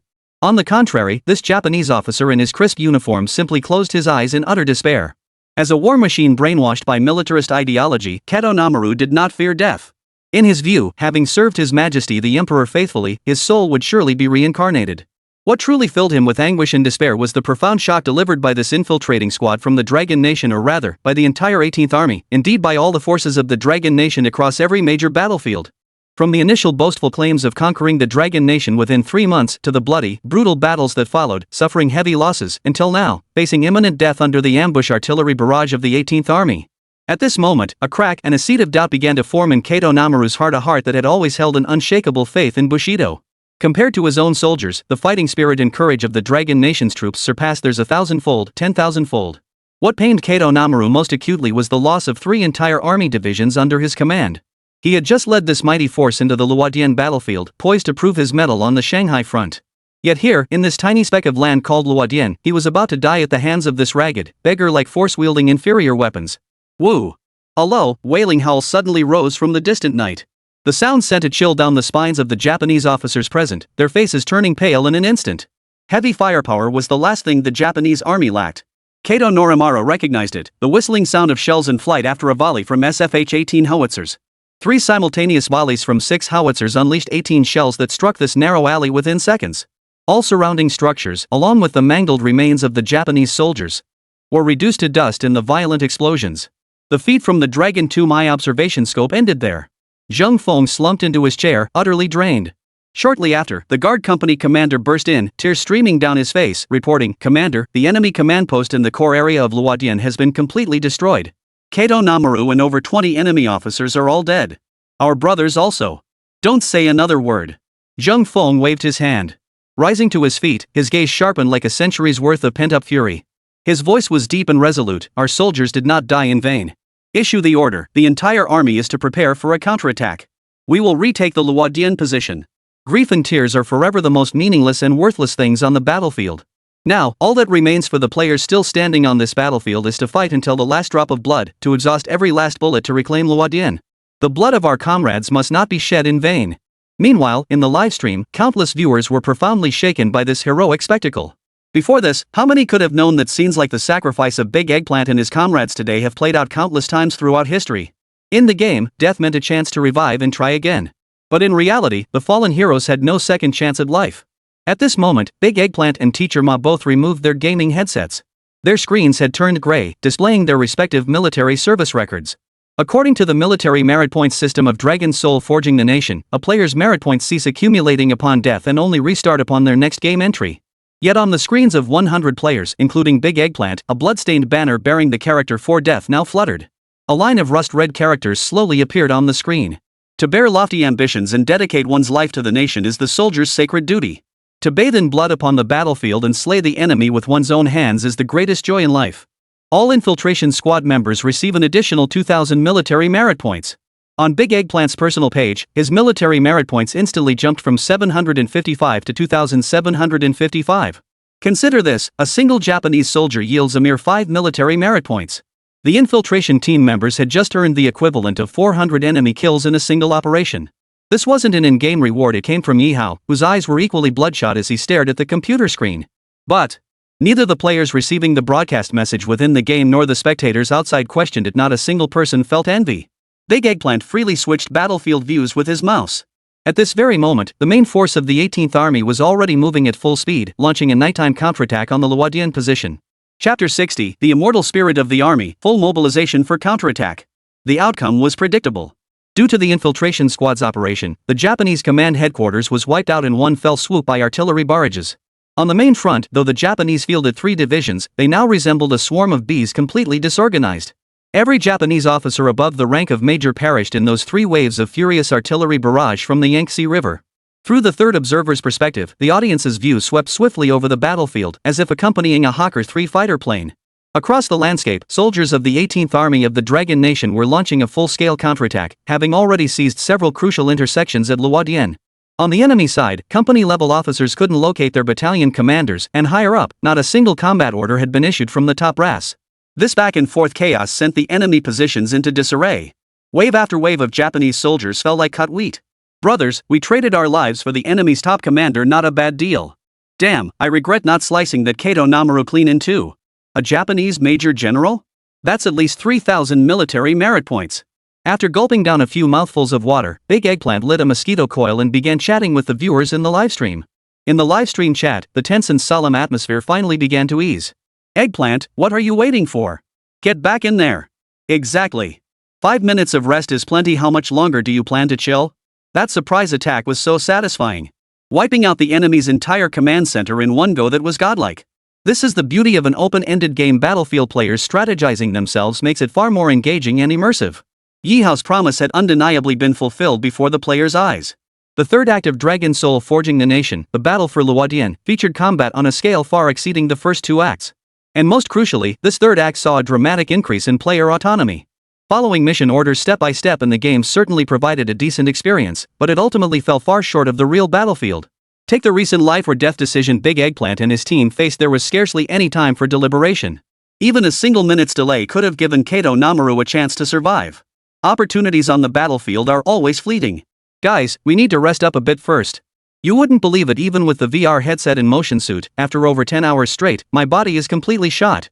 Coach Ma wiped the sweat from his forehead with a towel and said, I think anyone who hasn't played this game needs to try it for themselves. Exactly. No matter how much you talk about it, watching someone play this game is a completely different experience from playing it yourself. Big Eggplant nodded in agreement. At this moment, the Japanese forces, deprived of high-level command, were utterly incapable of mounting a frontal defense against the counterattack of the 18th Army of the Dragon Nation. After a fierce countercharge, the Luodian position changed hands once more. The Japanese troops retreated in disarray, abandoning numerous casualties in both light and heavy weapons. With their tails between their legs, they fled the Luodian position, crawling back toward their coastal garrison. As the eastern sky gradually lightened with the first hint of dawn, a crimson sun was about to burst forth. A squad of players hoisted a bright red Dragon Nation military flag and planted it firmly atop a watchtower in Luodian. Luodian stronghold, we have reclaimed it. Not a single drop of our comrades' blood shall be shed in vain. Long live the Dragon Nation. The spirit of our soldiers lives on. Across the Luodian battlefield, countless players unleashed pent-up frustration and exhaustion with every ounce of strength.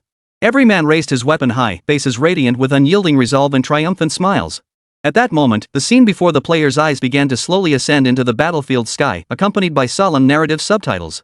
Today, we honor the legacy of our fallen heroes, allowing the military spirit of the Dragon Nation from that era to shine once more within this game. During the historic Battle of Luodian, the Dragon Nation's forces suffered tens of thousands of casualties.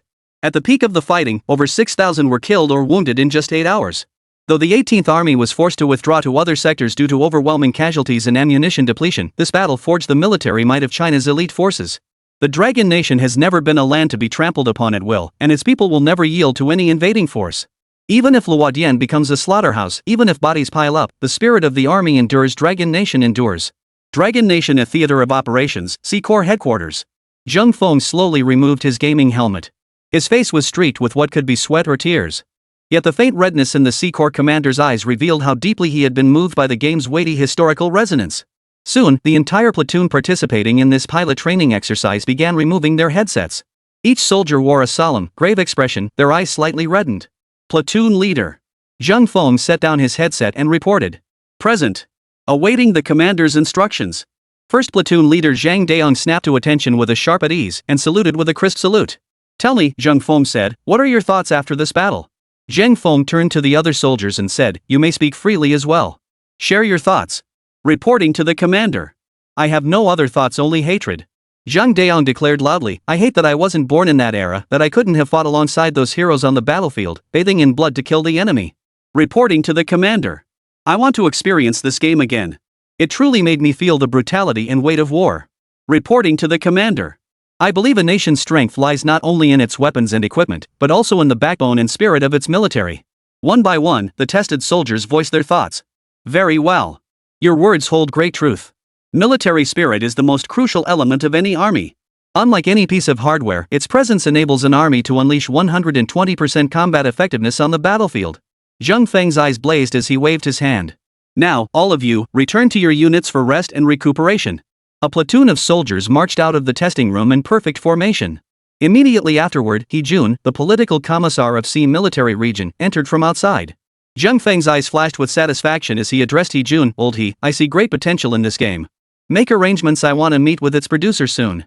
Chapter 61, 1,050,000 copies sold, profits rolling in. He Jun, clearly anticipating Zheng Feng's thoughts, nodded and smiled. Sounds good. I'll immediately arrange for the leadership of the Armed Forces Department in Shangqing City to meet with the game developers. No. Zheng Feng waved his hand.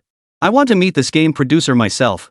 I'm curious what kind of game team could create such a breathtaking masterpiece. Hearing this, a hint of surprise flashed across He Jun's face. You must understand that Zheng Feng is a legitimate major general, sporting 2 stars on his epaulets. By all accounts, meeting with members of a game development team let alone Zheng Feng would be a major event, even if the C military region dispatched a 4-star division commander. Such matters are typically handled by local armed forces departments or public security bureaus. For a corps commander to personally attend, that's an extraordinary display of pomp. Seeing Zheng Feng insist on this decision, Political Commissar He Jun nodded. I'll have the local Armed Forces Department and Public Security Bureau make preparations immediately. Commander, do you think this game called Dragon Soul Forging the Nation could be incorporated into our regular training curriculum? Absolutely.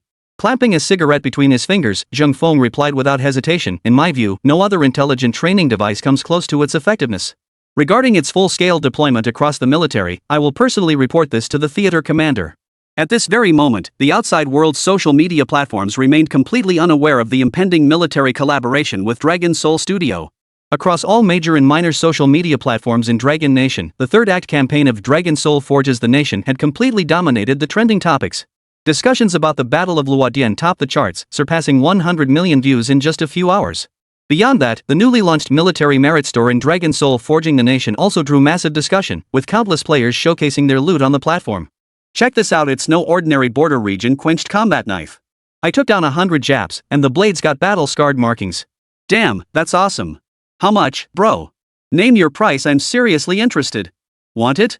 Then go kill some enemies on the battlefield yourself. I'm keeping this as a family heirloom, not for sale. Heh. Why flaunt it if you won't sell? It's just a military knife. I can't get my hands on that little Book of Locusts commander's sword, but farming a military knife in the game? Piece of cake. Military knives? Put. Our squad already snagged a new Zhang Iron Gate heavy machine gun. That thing's got 371 enemy kills branded on it right now. Check out ours, our gear is seriously badass too. Meanwhile, in the live streams of major broadcasters like Big Eggplant and Shu He, they were receiving equipment returned by infiltration squad members one by one. 100 sets of individual soldier gear combined are worth nearly hundreds of thousands of military merit points. Guys, remember what we said, borrowed gear gets returned, and borrowing again is easy. Ha! Come on, I recorded your contacts before the battle. Now I'll DM each of you to return your gear. As Big Eggplant finished speaking, Teacher Ma chimed in. For players who lent gear today, Eggplant will give each of you a 200 yuan red envelope as compensation. Old Ma, you bastard. Big Eggplant wore a look of bitter resentment, but he didn't refuse Teacher Ma's suggestion. After all, his popularity and gift revenue had skyrocketed during these days of streaming Dragon Soul Forging the Nation. Handing out tens of thousands in red envelopes as a fan appreciation gesture? Totally reasonable. Compared to the jubilant players buzzing on Dragon Nation's social media, the most nerve-wracking concern now was the overseas player base. Steam itself had a massive foreign player base. Even without promotion, over 10% of Dragon Soul Forging's current purchasers were international players. Don't underestimate that number, it's still tens of thousands of people. Right now, the Steam review section for Dragon Soul Forging the Nation is flooded with foreign players wailing in despair. Oh my god, why am I not from Dragon Nation? Such an amazing campaign, and we international players have to wait 3 whole days to experience it. I swear this is better than any AAA title I've ever played. Holy, is this really something a Dragon Nation studio could pull off? I just can't believe it, the quality is beyond belief. Private message, don't let the game's content mislead you. Our little notebook nation's war back then was just, and it wasn't an invasion. You little notebooks want to play this game? Then you should beg the devs to open up the Japanese perspective combat mode and throw you in there, ha. Exactly. Having you little Japanese players join as the enemy would totally enhance our gaming experience. Occasional comments from Japanese IPs in the discussion section quickly vanished after being mocked by foreign users, their authors sheepishly deleting their remarks. In the office, Ye Hao, who had been burning the midnight oil for over 10 hours, stretched his arms and torso vigorously. Every bone in his body cracked and popped. Thanks to the system's physical enhancement, he still felt energetic and hadn't experienced any significant fatigue. At that very moment, his back-end dashboard showed that Dragon Soul Nation had sold a staggering 1.05 million copies within just 18 hours of release. Even at the game's price point of 80 yuan, he was still raking in a fortune. Beyond that, when Ye Hao opened his system panel, his accumulated shock points had soared to 2,673,500. Over 2,600,000 shock points.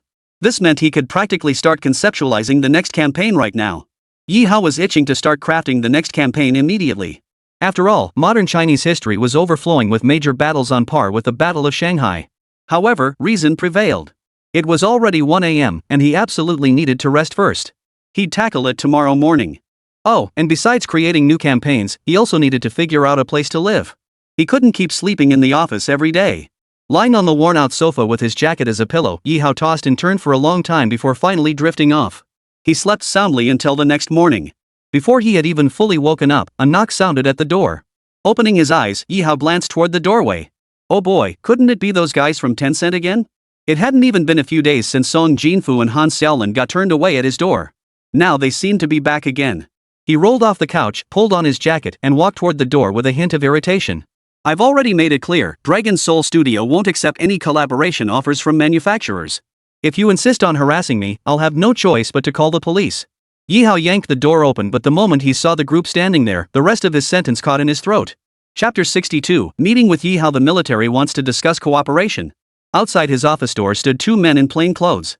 One of them pulled a police ID from his pocket and flashed it before Ye Hao. Are you Mr. Ye Hao?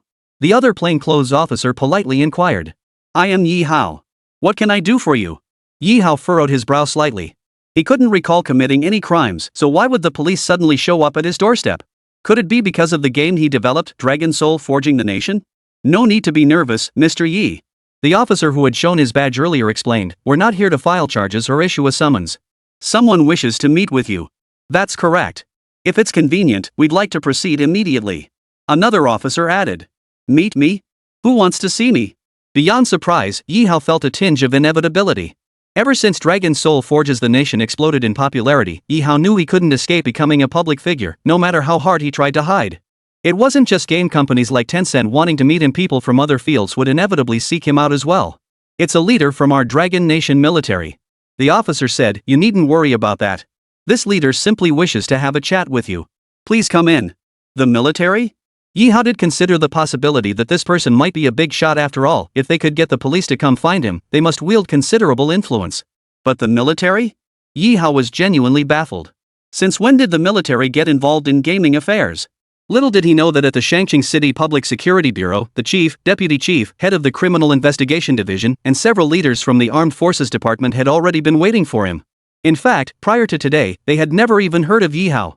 After receiving the high-level military directive, it was no surprise that both the Shanghai City Public Security Bureau and the Armed Forces Department had immediately entered a state of extreme alert.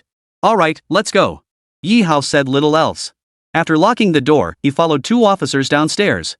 They got into a vehicle and immediately headed for the Municipal Public Security Bureau. A few minutes later, in the courtyard of the Municipal Public Security Bureau, Chief Zhao Jinjun and the deputy chiefs emerged from the main hall almost simultaneously as the car pulled in.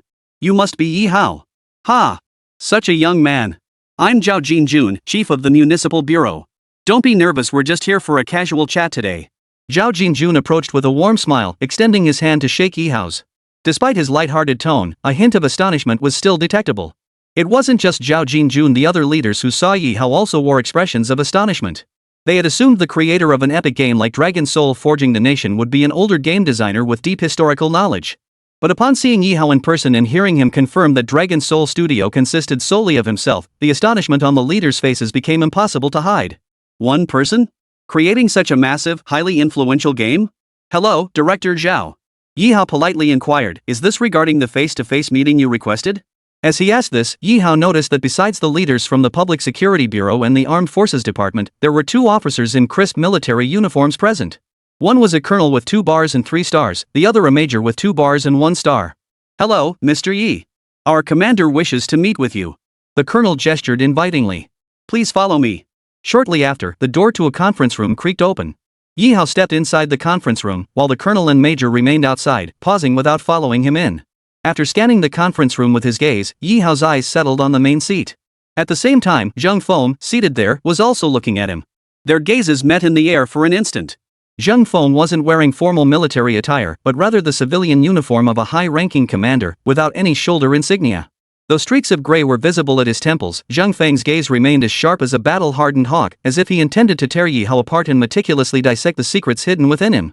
As a soldier, especially one who had personally walked the battlefield, baptized by cannon fire and blood, Zhang Feng's bearing alone was enough to strike fear into anyone. Any ordinary person standing before him would likely be sweating profusely and trembling by now.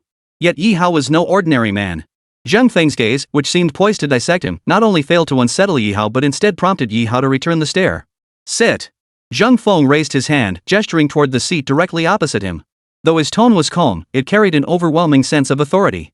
Ye Hao said nothing, walking over and sitting down in the seat opposite Zhang Feng.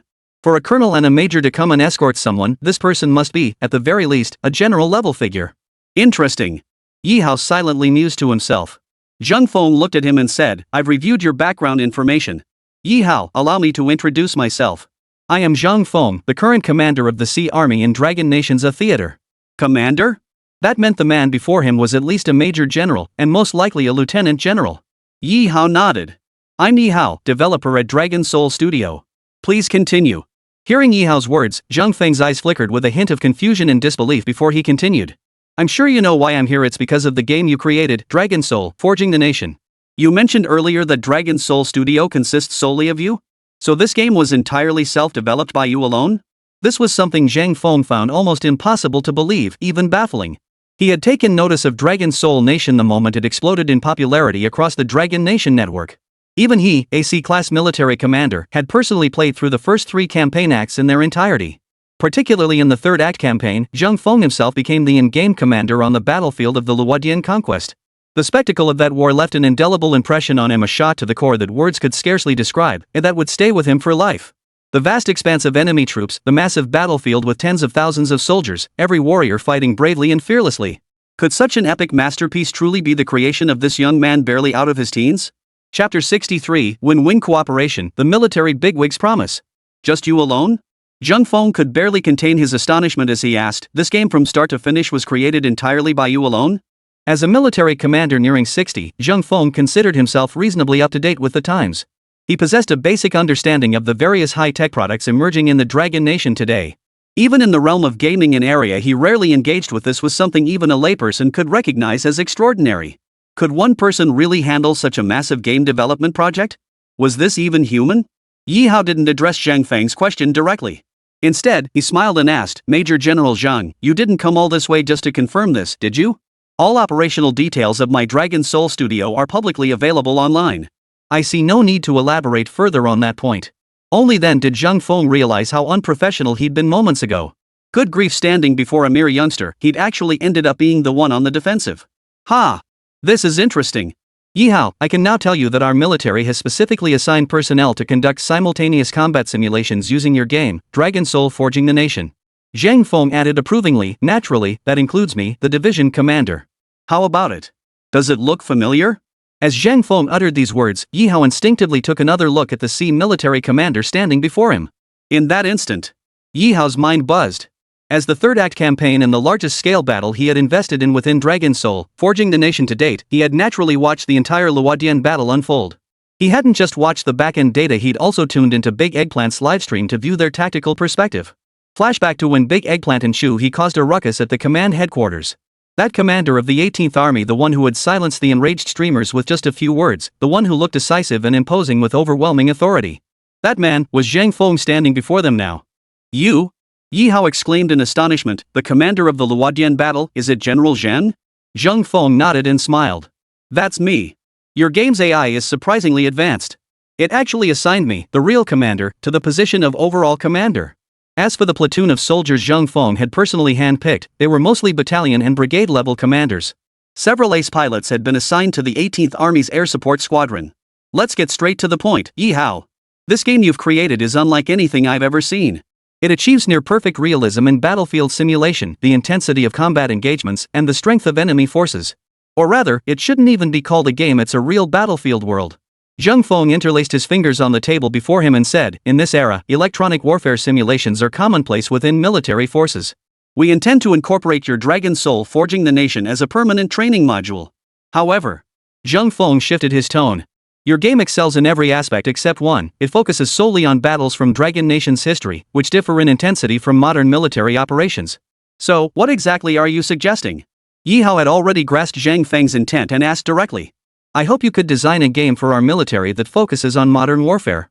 Zhang Feng stated, as for the terms, you may name your price anything the military can fulfill. The weight of those words could not be overstated. To ensure Ye Hao would agree to this request without reservation, Zhang Feng was willing to go all out. In his eyes, if Ye Hao could create a modern warfare game tailored to his requirements, its value would be beyond monetary measure. It was akin to the military currently spending millions, tens of millions, or even hundreds of millions on weapons and equipment for exercises. Soldiers could fire hundreds of rounds daily at the firing range and throw dozens or even hundreds of grenades. Yet none of this could cultivate the willpower and killing intent needed on the battlefield. The fighting spirit of an army is priceless. Upon hearing Zhang Feng's request, Ye Hao saw no reason to refuse. His original purpose in designing the game Dragon Soul Forges the Nation was to prove himself, to demonstrate that the Dragon Nation possesses both outstanding games and a profound historical legacy. Serving the military was equally a way to contribute to the nation's strength and prosperity. Yet, after careful consideration, Ye Hao shook his head. That single shake of his head sent a chill through Zhang Feng's heart. Could such favorable terms really fail to sway this young man? Commander Zhang, I understand your perspective, but my current capacity is truly limited. Ye Hao explained, if I were to develop entirely on my own, it would be difficult to create another game in the short term. Asking him to create a new game would mean consuming even more shock points. But right now, Ye Hao's shocking points were barely enough to create the next major battle for Dragon Soul Forging the Nation. However, I do have an alternative proposal. Before Zhang Feng could grow impatient, Ye Hao continued, I can provide the design concepts and blueprints. Your military experts can handle the actual game development, and I'll offer subsequent revisions to refine it further. This way, Ye Hao would only need to export the production data for the first few battle scenes of Dragon Soul Forging the Nation from his computer, submit it to the military, and then modify a portion of that data. As for the modern military weaponry data required for these modifications, that would naturally fall to the military experts to handle. It had nothing to do with him. Zhang Feng pondered for a moment before making a decision. Alright. I think your idea is excellent. We can proceed with it. Just as Ye Hao had considered, many parameters and data points for modern military weapons were highly classified. And since he wasn't officially part of the military, obtaining such data would inevitably lead to a whole host of complications. After all, Ye Hao is just one person. Even with the system's assistance, he couldn't possibly divide his attention between two games simultaneously. Having military personnel refine the game based on the framework he provided was absolutely a viable approach. So, you're agreeing to this, right?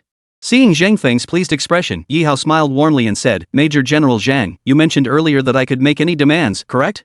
Of course. My word is always final. Zhang Feng nodded and raised his hand. As long as it's legal and compliant, whatever you need, the military will spare no effort to fulfill it. Go ahead. Chapter 64, Looking Back, it's Yuapu and the Crimson Twilight. Alright, I'll state them then. I have two requirements. Ye Hao held up one finger. First, the military version of the campaign game I've revised and refined must remain strictly internal to the military.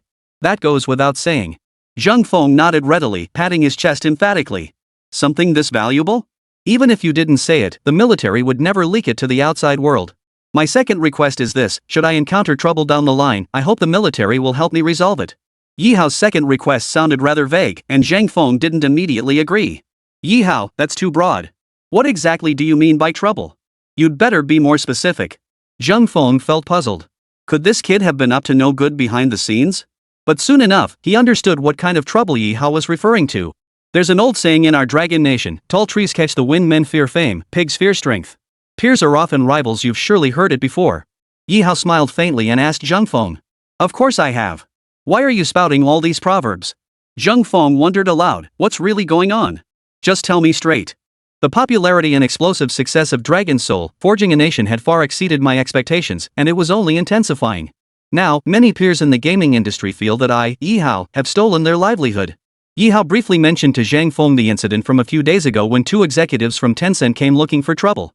Some of the major game companies in our Dragon Nation, relying on their deep pockets, have resorted to increasingly ruthless tactics. Countless small game studios and individual developers have vanished without a trace under their massive influence, too many to even count. Ye Hao sighed, I reckon after their setback, Tencent won't let this go. If they come after me again. I doubt they have the guts to touch someone the military has their eye on. Zhang Feng gave a cold snort, his voice carrying an air of authority. You can rest assured on that point, Ye Hao. From this moment onward, I, Zhang Feng, will guarantee your safety. Really? Ye Hao's eyes lit up. Zhang Feng didn't beat around the bush. Even if this goose factory you speak of is colossal and flush with capital, he stated bluntly, I doubt they have the guts to go up against the military. Capitalists hold endless stacks of cash. They can eliminate rivals without drawing a blade, pushing opponents into dead ends through invisible pressure. But no matter how powerful a capitalist you are, can you truly transcend the limitations of carbon-based life? Can you really defy bullets? Rest assured, should any situation arise in the future, the military will step in to resolve it. This is the promise we have made to each other. Zheng Feng extended his hand to Ye Hao with solemn gravity. Thank you for your understanding, General Zheng. Ye Hao shook hands with Zheng Feng without hesitation, a faint smile flickering in his eyes. At this moment, no one else besides himself and Zheng Feng knew about this matter. 10 cent, this is trouble you brought upon yourselves. Don't blame anyone else. Half an hour later, Ye Hao was escorted back to the office building housing his studio by the two officers who had arrived earlier. Back in his office, he locked the door and sat down at his computer. Before returning, he and Zheng Feng had agreed, within a month, he would submit the game's basic template to the military, then incorporate modifications based on their development team's feedback. Truthfully, Ye Hao could have completed the game template in minutes. The reason he needed a month was simply because he intended to take this time to settle his mind and design the second act, a brand new large-scale campaign. Looking back at the modern history of Dragon Nation, major battles were countless, and bloody conflicts were too numerous to count. The first 3 acts of the Battle of Shanghai had merely scratched the surface of this grand conflict. Beyond the bloody struggle at Luodian, an even vaster and more brutal battlefield unfolded before him. Ye Hao opened the system interface. His shot points had now accumulated to over 3 million. Which campaign should be the next theme? Ye Hao opened his computer browser and began aimlessly browsing. Suddenly, several keywords caught his eye. Yuepu. Baoshan. Yangqing. Autumn 1937, Shanghai Battlefield. The bloody struggle for Luodian had just concluded. But the fighting did not cease. Instead, it raged onward, spreading like wildfire toward the broader Baoshan County seat and the outlying positions of Yuepu, Yangqing, and Liuxing. There, following Luodian, lay the true meat grinder. It was a hellish crucible where both sides committed massive forces, fighting inch by inch of land, inch by inch of blood, locked in a relentless tug of war. At that moment, Ye Hao felt his heart clenched by the deafening roar of artillery fire on the battlefield. For a Dragon Nation citizen, the relentless, brutal fighting in the latter stages of the Battle of Shanghai was a tragic yet heroic testament to the nation's indomitable spirit of resistance.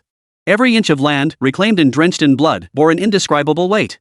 Without a moment's hesitation, Ye Hao raised his hand to summon the system interface. System, query the shot points required to create a battle focus on the Yuepu, Baoshan, and Yangqing front during the late stages of the Battle of Shanghai.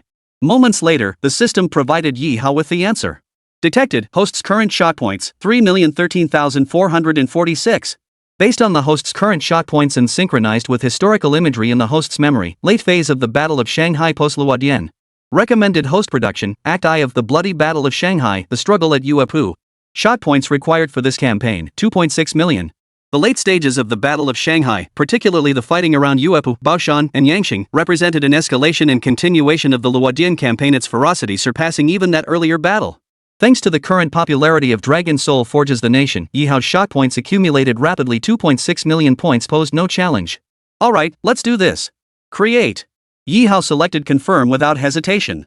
Host has confirmed production of Dragon Soul Forges the Nation, the Bloody Battle of Shanghai, the Yuepu campaign, Act 1.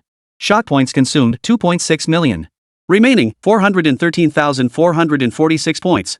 Initiating game scene framework import and game resource content loading to begin CG animation rendering.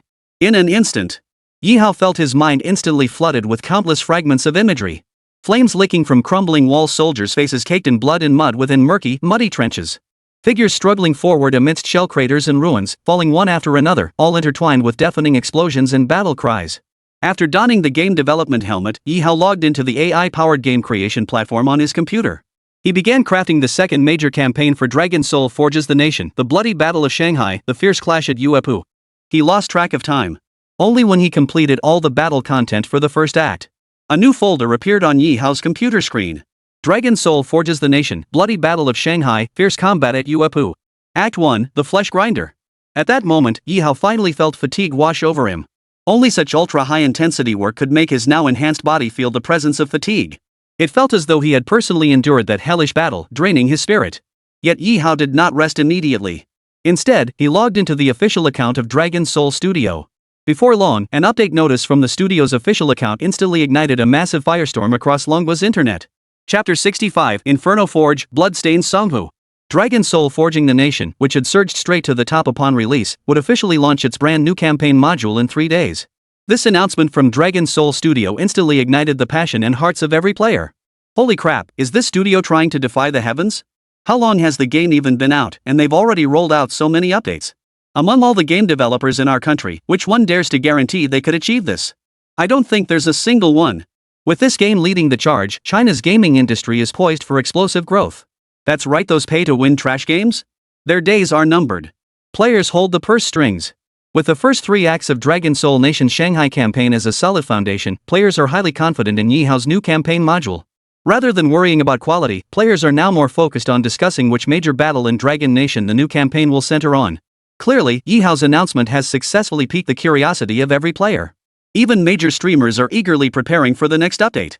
At this very moment, in Big Eggplant's livestream, tens of thousands of viewers watched as he replayed the second run of the Luodian battle. Swish!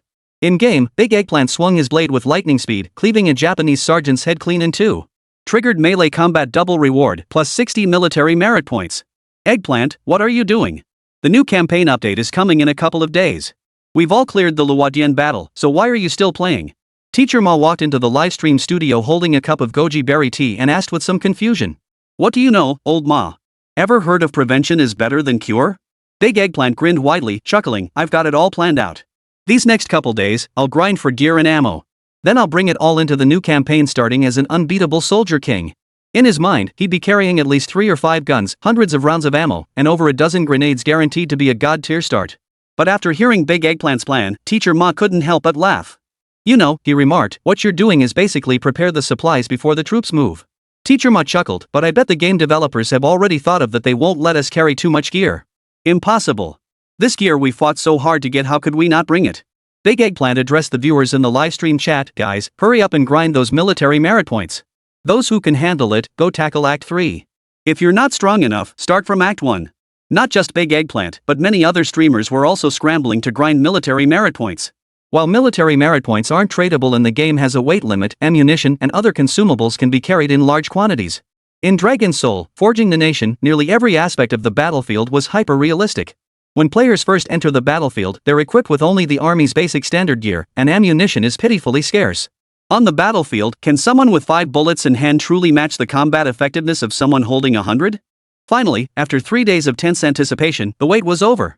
On Steam, the third update package for Dragon Soul Forging Nation has been released twice the size of the Luodian battle update. Holy crap, the game expanded again? This update raised the battlefield capacity limit to 200,000 players. Eagle-eyed players spotted a discreet note at the end of the update announcement. After this update, the game Battlefield now supports up to 200,000 players online simultaneously. In the previous third act campaign, the Battle of Luodian, a single battlefield could only accommodate up to 50,000 players. Once this limit was exceeded, new players would enter a completely new battlefield, with empty positions filled by player AI identical to those in the first battlefield. But this time, the player capacity limit has been expanded even further. What does this mean? It means the newly updated campaign will be far larger in scale than the Battle of Luodian. Old Ma, are you ready? In Big Eggplant's livestream, both Teacher Ma and he had already donned their gaming headsets, both having downloaded the update package at the very first opportunity. The livestream had already reached over 5 million viewers, with more than 200,000 actively watching. Cut the chatter, the audience is waiting. Let's get started. Teacher Ma was back in his red duck mode, rubbing his hands together excitedly. Alright, everyone, let's begin. Big Eggplant raised his left hand, using a gesture to control the screen before him and enter the game. Simultaneously, the viewer's perspective synchronized with the streamer's, shifting into the game view. Dragon Soul Forges the Nation. Following this update, a brand new campaign module has been added, the Bloody Battle of Shanghai, the Fierce Clash at Ye Hao. Loading Act 1, the Flesh Grinder. This campaign's motion intensity set to 30 threshold.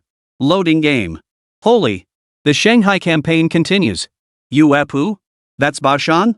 An even more brutal meat grinder than Luodian. My elders mentioned it a true meat grinder. In the late stages of the Battle of Shanghai, every inch of Baoshan, Ye Hao, and Yangqing was drenched in blood. In the livestream, countless players were instantly ignited. Bullet comments surged like a tidal wave, carrying the weight of history and the fervor of the game. The next moment, the scene in everyone's view slowly brightened, yet remained veiled by a haze filter mingled with gunpowder smoke and bloodstains. As the image sharpened, the view no longer showed Luodian's relatively open fields and township, but instead a devastated wasteland. Amidst this desolation, a cluster of repulsive, mocking laughter echoed from before a relatively intact Jiangnan-style ancestral hall. Several Japanese soldiers, clad in mud-stained, yellow uniforms covered in dark brown blood crusts, stood holding their Type 38 rifles with bayonets fixed. They surrounded a lone young man from the Dragon Nation, taking turns to kick him viciously in the abdomen and ribs with their heavy military boots. It felt like a pack of hyenas toying with a helpless prey, reveling in the sadistic pleasure of inflicting pain. Just then, one of the Japanese soldiers seemed to tire of this game. He let out a few strange, cackling laughs and pointed at an inconspicuous cloth bundle at the young man's waist. The other Japanese soldier's eyes lit up instantly, revealing greedy grins. A stocky Japanese soldier stepped forward impatiently, roughly jabbing at the cloth bundle with his bayonet. The cloth bundle was slashed open, and several hard, mud-stained corn cakes rolled out. Bastard! That's all? The stocky soldier raised his rifle but then slammed it hard against the young man's head. In the scene, the young man let out a muffled groan as blood gushed from his temple. Ha! The surrounding Japanese soldiers erupted in louder, raucous laughter. Another Japanese soldier approached with a savage grin. Chapter 66, The battle begins. We'll meet at the martyrs' cemetery. Damn it, what the hell do these beasts think they're doing? Big Eggplant's eyes blazed with fury, his fists clenched so tightly he could barely contain his rage.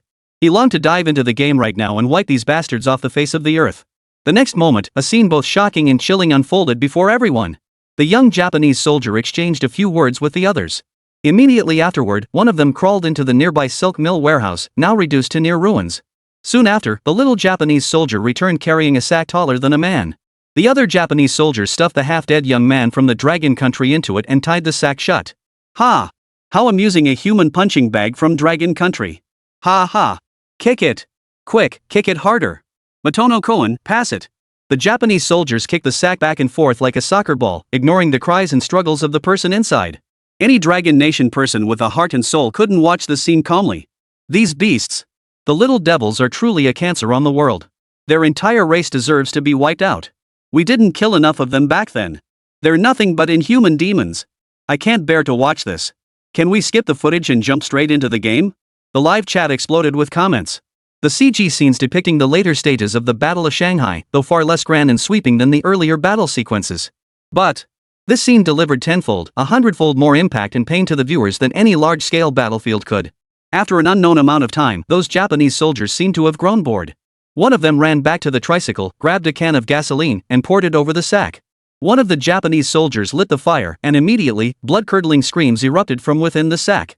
Rolling black smoke and the fierce flames of burning gasoline, combined with the agonized cries from within the sack, pierced the heart and soul of every single person watching. When the struggles inside grew faint, the leader strapped 2 grenades to the sack's opening. He pulled the pins, then kicked it forcefully into the nearby river, its surface thick with duckweed. Boom! After the violent explosion, everything fell silent.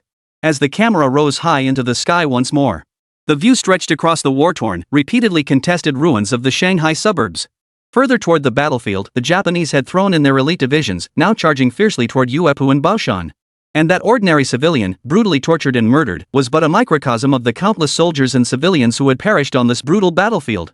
After an unknown period, rows of rust-red characters, etched like carvings by fire, slowly appear on the screen. Every inch of our land and rivers is forged from flesh and blood. Hellish confrontation. A despair-inducing chasm in combat capabilities. The decisive battle lies in the use of force, and the key to force lies in the weapon. As the light screen rose, all spectators clearly beheld a vast panorama. It was a bird's-eye view sweeping across the Songhu battlefield, the Uepu Baoshan area. The Dragon Nation forces holding this ground possessed extremely weak anti-air capabilities. Field guns and infantry cannons were scarce and outdated, while large-caliber howitzers were virtually non-existent.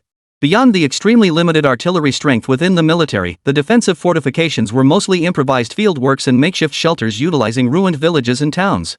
In terms of manpower, the Dragon Nation forces assembled here comprised exhausted troops withdrawn from the main Shanghai Suzhou front, urgently needing rest and replenishment. These included some German-equipped divisions, local units, and reinforcing fresh troops. Combined, this Dragon Nation garrison featured wildly inconsistent equipment, a high number of wounded, and mostly depleted units. Their total strength was vastly inferior to the attacking Japanese forces. In contrast, the advancing Japanese forces. As the light screen flickered back to life, the scene unfolding before them made every viewer feel 2 words as heavy as boulders pressing against their chests. Suffocating. The Japanese forces deployed this time numbered several times that of the Dragon Nation's army. This represented the strength of several fully manned elite army divisions, their heavy armament far surpassing that of the enemy forces in the Luodian campaign. In terms of heavy firepower, each Japanese regiment was equipped with substantial artillery.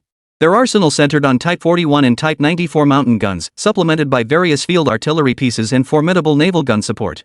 Their ammunition reserves were staggering. This quantity was nearly several times that of the Dragon Nation's defending forces. Moreover, every combat-ready Japanese soldier was exceptionally well equipped, each carried nearly 200 rifle rounds, 3 to 4 hand grenades, and light and heavy machine gun firepower was available to every squad. High above, the Japanese forces possessed a vast fleet of Type 96 attack aircraft and bombers capable of conducting uninterrupted aerial assaults. The disparity in troop strength and firepower between the Dragon Nation and the Japanese forces was immense. The Dragon Nation's forces now faced a steel monster armed to the teeth. As these scenes of utter despair unfolded before the audience's eyes, every single person could almost hear themselves gasp in horror.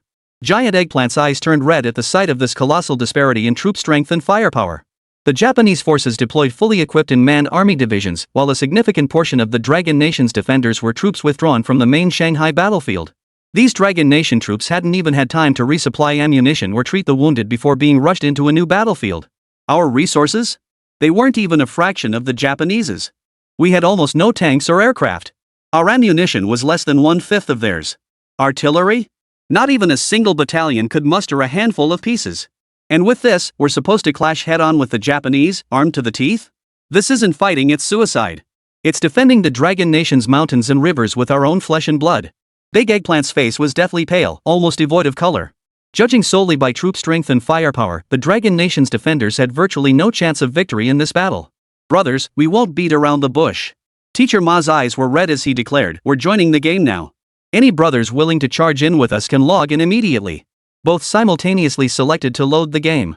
Entering Act 1, the Flesh Grinder. Loading roles. Big Eggplant, Squad Assault Trooper. Teacher Ma, Squad Sniper. As the light screen before him lit up once more, Big Eggplant saw his viewpoint rapidly descending from high above. Flesh Grinder Defensive Battle. Maximum players on battlefield, 200,000. Campaign objective, hold your ground at all costs and repel the Japanese invaders. Chapter 67, outnumbered but undaunted Dragon Nation never fears strong foes. Similar to the previous Luodian battle, players in this campaign had no specific, detailed task assignments. Every player shares the same mission. That is, by any means necessary, swear to defend your position to the death and halt the Japanese invaders' advance. As seasoned players, after a brief adjustment period, Decisively's perspective shifted back to first-person view. At this moment, he and Teacher Ma were positioned within the defensive perimeter surrounding a devastated village. Without a word, both began checking their gear. Holy! Big Eggplant couldn't help but exclaim. He'd just realized that not all the gear he'd painstakingly traded for with military merit points had made it out. In his personal storage, besides his initial gear set, he had purchased 300 rifle rounds, over a dozen Flying Thunder grenade packs, and 2 quality firearms. Now, Big Eggplant had only his leg guards, wrist bindings, short-barreled submachine gun, and border region-made military knife along with a mere 100 rifle rounds and 2 grenades. See? I told you so. Teacher Ma opened his personal panel and pointed to the bottom row of text. When entering a new battlefield, each player can only carry equipment equivalent to a single soldier's loadout. This meant that no matter how many guns, thousands of rounds of ammunition, or grenades and explosive packs you had in your personal warehouse. But when you enter a new battlefield, you can only bring individual soldier equipment. When it came to game balance, Ye Hao had already perfected it to near flawlessness, leaving no loopholes for players to exploit.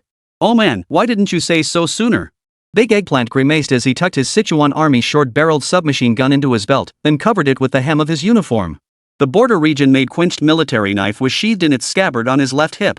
This setup would give him more opportunities to counterattack during close-quarters combat. As for the Zhongjing-type rifle in his hands, he simply held it in his arms. Once Teacher Ma was ready, the two advanced along the defensive line, surrounded by concentric circles of sandbags and rammed earth. Looking around, numerous players were busy organizing their equipment. This must be a company-level defensive position. Look, there's even a heavy machine gun emplacement up ahead. Teacher Ma pointed ahead and said to Big Eggplant. Big Eggplant craned his neck to look.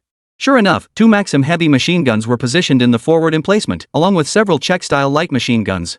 Beyond that, the position also housed 2 mortars considered heavy firepower. Still too little, sigh. Big Eggplant sighed. A company should have at least 100 men, right? With only this much heavy firepower and no field guns or mountain guns?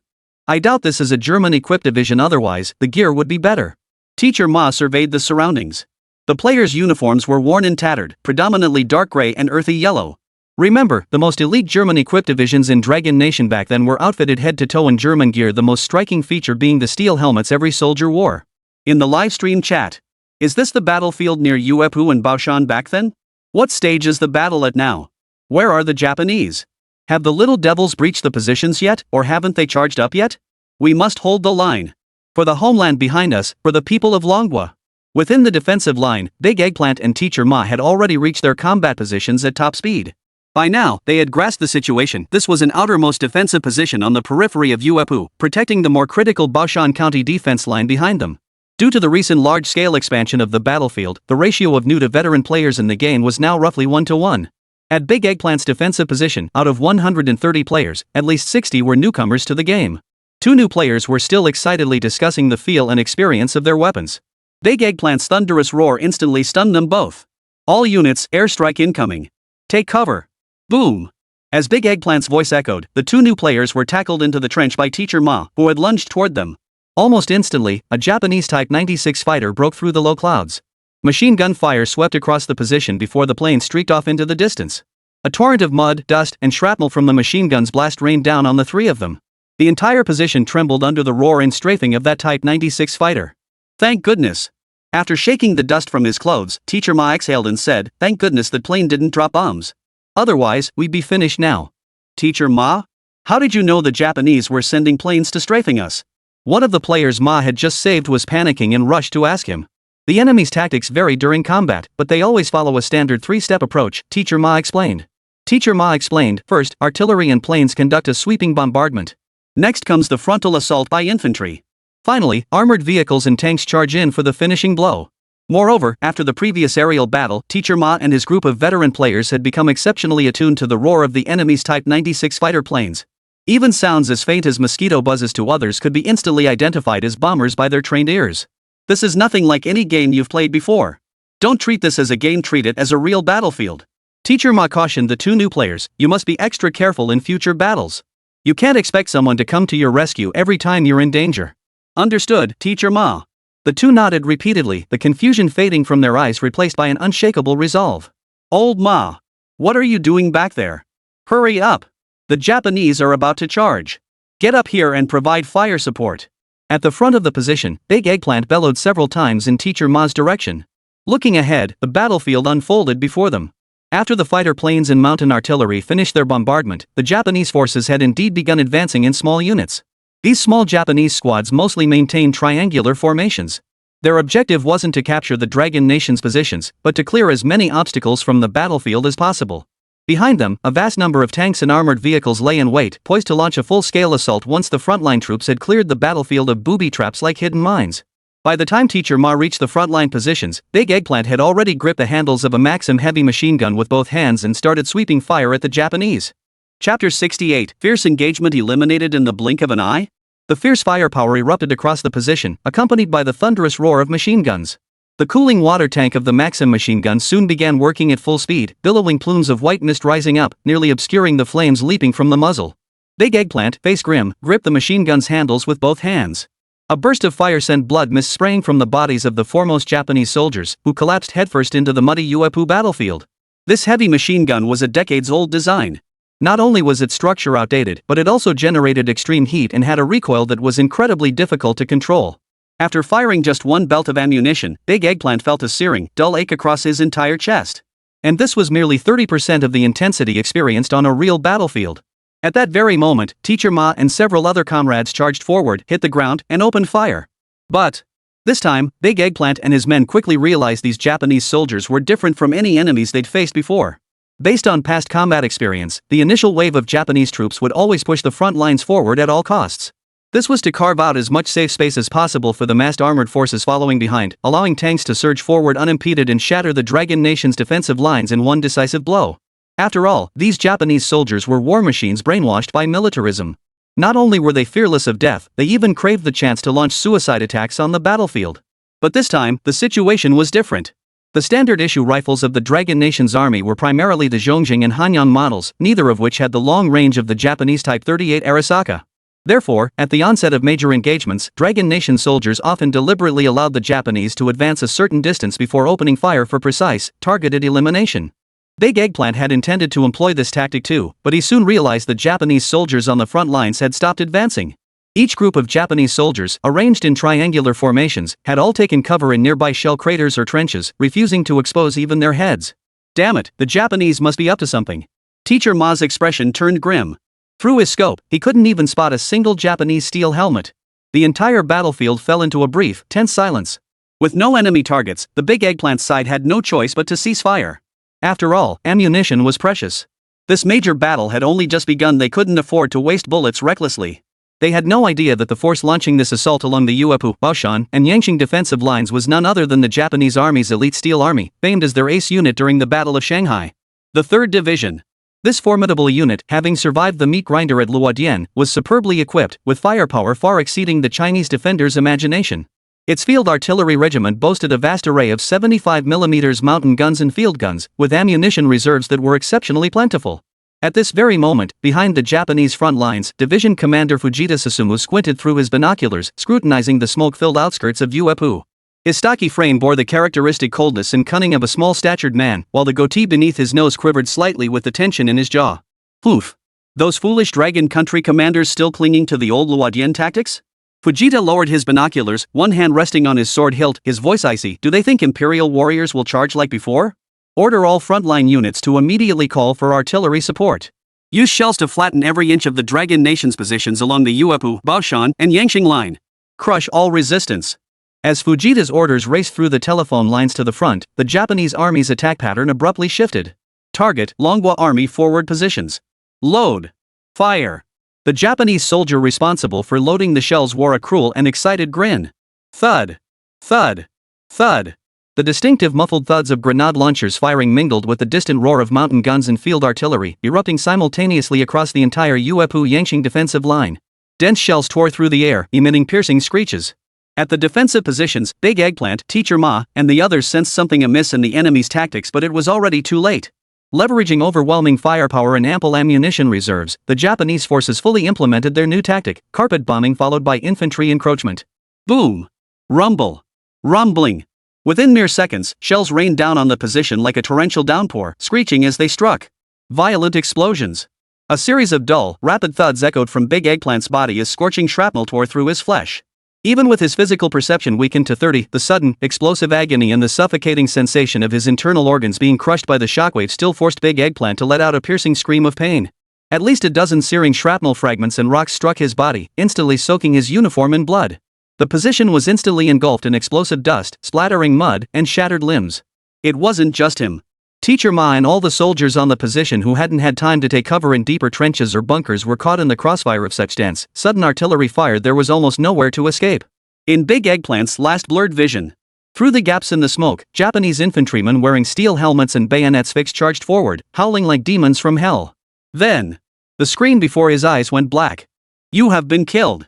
Four icy cold characters rose simultaneously before Big Eggplant and Teacher Ma's eyes. Far off, the Dragon Nation defenders, despite their resolve to die with their positions, could barely withstand this tidal wave of death, utterly deprived of artillery and air support. Moments later, both snapped out of the game state. Removing their helmets, they found the game had reverted to the login screen, queuing to reload. Meanwhile, the livestream chat exploded with chaos. Holy! What the hell is going on with these Japs? How did they suddenly get so damn strong? This tactic, no, something is seriously off. Could it be that the enemy AI in this game learns and adapts? In truth, the combat prowess of the Japanese forces from that era was never weaker than what was portrayed in the game. This is bad. The outlying positions are probably all gone. Big Eggplant gulped down 2 mouthfuls of water, wiped his sweat with a towel, and said, still shaken, I've never died this fast before. Yeah, right. Aren't we all? Teacher Ma wiped his face, panting as he said, the Japanese combat tactics and firepower on this Shanghai battlefield are on a completely different level from before. If we keep using the old tactics, the result will probably be the same. Chapter 69, Outer Defense is Lost, Time to Change Tactics. Big Eggplant considered himself well versed in Dragon's Soul, Forging a Nation, having played it extensively with Teacher Ma and the others. The earlier campaign stages had all been cleared smoothly. Even if we take a step back, with the gear they'd exchanged from the military merit shop this time, they should at least get to show off their skills, right? But reality was brutally harsh. On the battlefield, the combat prowess of a single soldier rarely shifts the tide of war. Your gear might be top-notch, but can your comrades in arms keep pace? Lack of heavy firepower, those 5 words alone spell disaster. On the battlefield, you'll be utterly helpless against the Japs. On the game's loading screen, Big Eggplant surveyed the entire battlefield through his observation point. Sniping positions elsewhere faced nearly identical situations. Less than a minute after Big Eggplant and Teacher Ma were taken down, Shuhei and his group of fellow players at the adjacent position also lost their ground. On the main front, the Japanese had seized all forward positions from Uepu's outskirts to Yangqing's flank with just one wave of concentrated artillery bombardment. This was bad. With the outer defenses gone, we were left with only the main positions in the Baoshan direction and the secondary fortifications. Big Eggplant's face was grim as he frowned, pointing at the screen and telling Teacher Ma the depth of the main position is too shallow. Behind it are fields and villages, and there are still many villagers who haven't had time to evacuate. If the enemy breaks through our main defenses and surges into the rear villages, civilian casualties will be unavoidable. Then, the Dragon Nation's forces will become increasingly constrained in their actions, unable to fight at full strength. It all depends on the decisions made by our overall commander for this campaign. Ma shook his head inside. At least in my view, this is almost an irreversible situation. Damn it, we can't afford to think about that now. Big Eggplant was also fired up, shouting, "Let's fight to the death today. Even if we die, we'll knock out a few of those bastards' teeth." Moments later, the game loaded. After re-entering the game, Big Eggplant and Teacher Ma found themselves not at the frontline position they'd occupied before. Instead, they found themselves in the ruins of a village, half collapsed by explosions, located behind the main Baoshan stronghold. A deafening barrage of artillery fire roared from the front lines and flanks. High above, Type 96 fighters screeched overhead, unleashing waves of napalm bombs. Fierce black smoke billowed from numerous blazing fires. The two men had no time for further discussion. Grabbing their weapons, they crouched low and darted through the rubble. Every man charged desperately toward the core fortifications of Baoshan's main position, where the gunfire and explosions were most intense. At this very moment, on the front lines, the enemy forces had advanced their positions to where Decisively and his men had previously held their defensive line. Volley fire, open fire. Fire. A Japanese commander, seemingly a major, drew the bloodstained Type 95 military sword from his waist and bellowed the order with a savage grin. Before him, over 100 mortar tubes were lined up in a row. The Japanese soldiers swiftly adjusted their angles and loaded shells. Thud. Thud. Thud. Mortar shells screeched through the air, crashing into the main positions of the Dragon Nation's forces. Shell after shell landed in trenches and foxholes.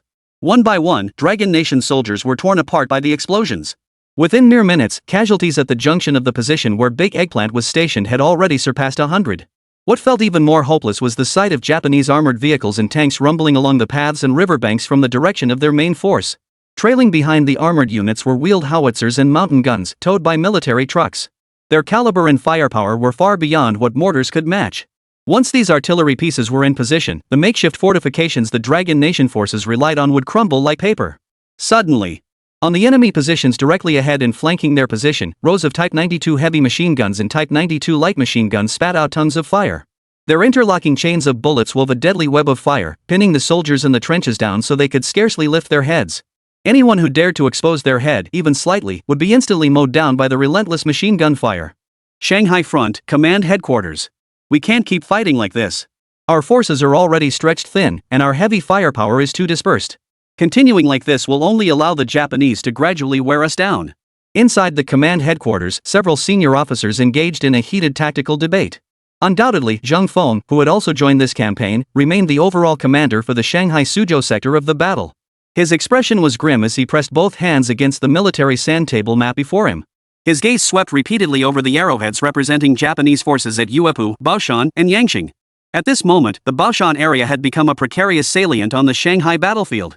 For external reinforcements to reach it, they would have to break through nearly 300,000 enemy troops on the battlefield. This was an almost impossible task.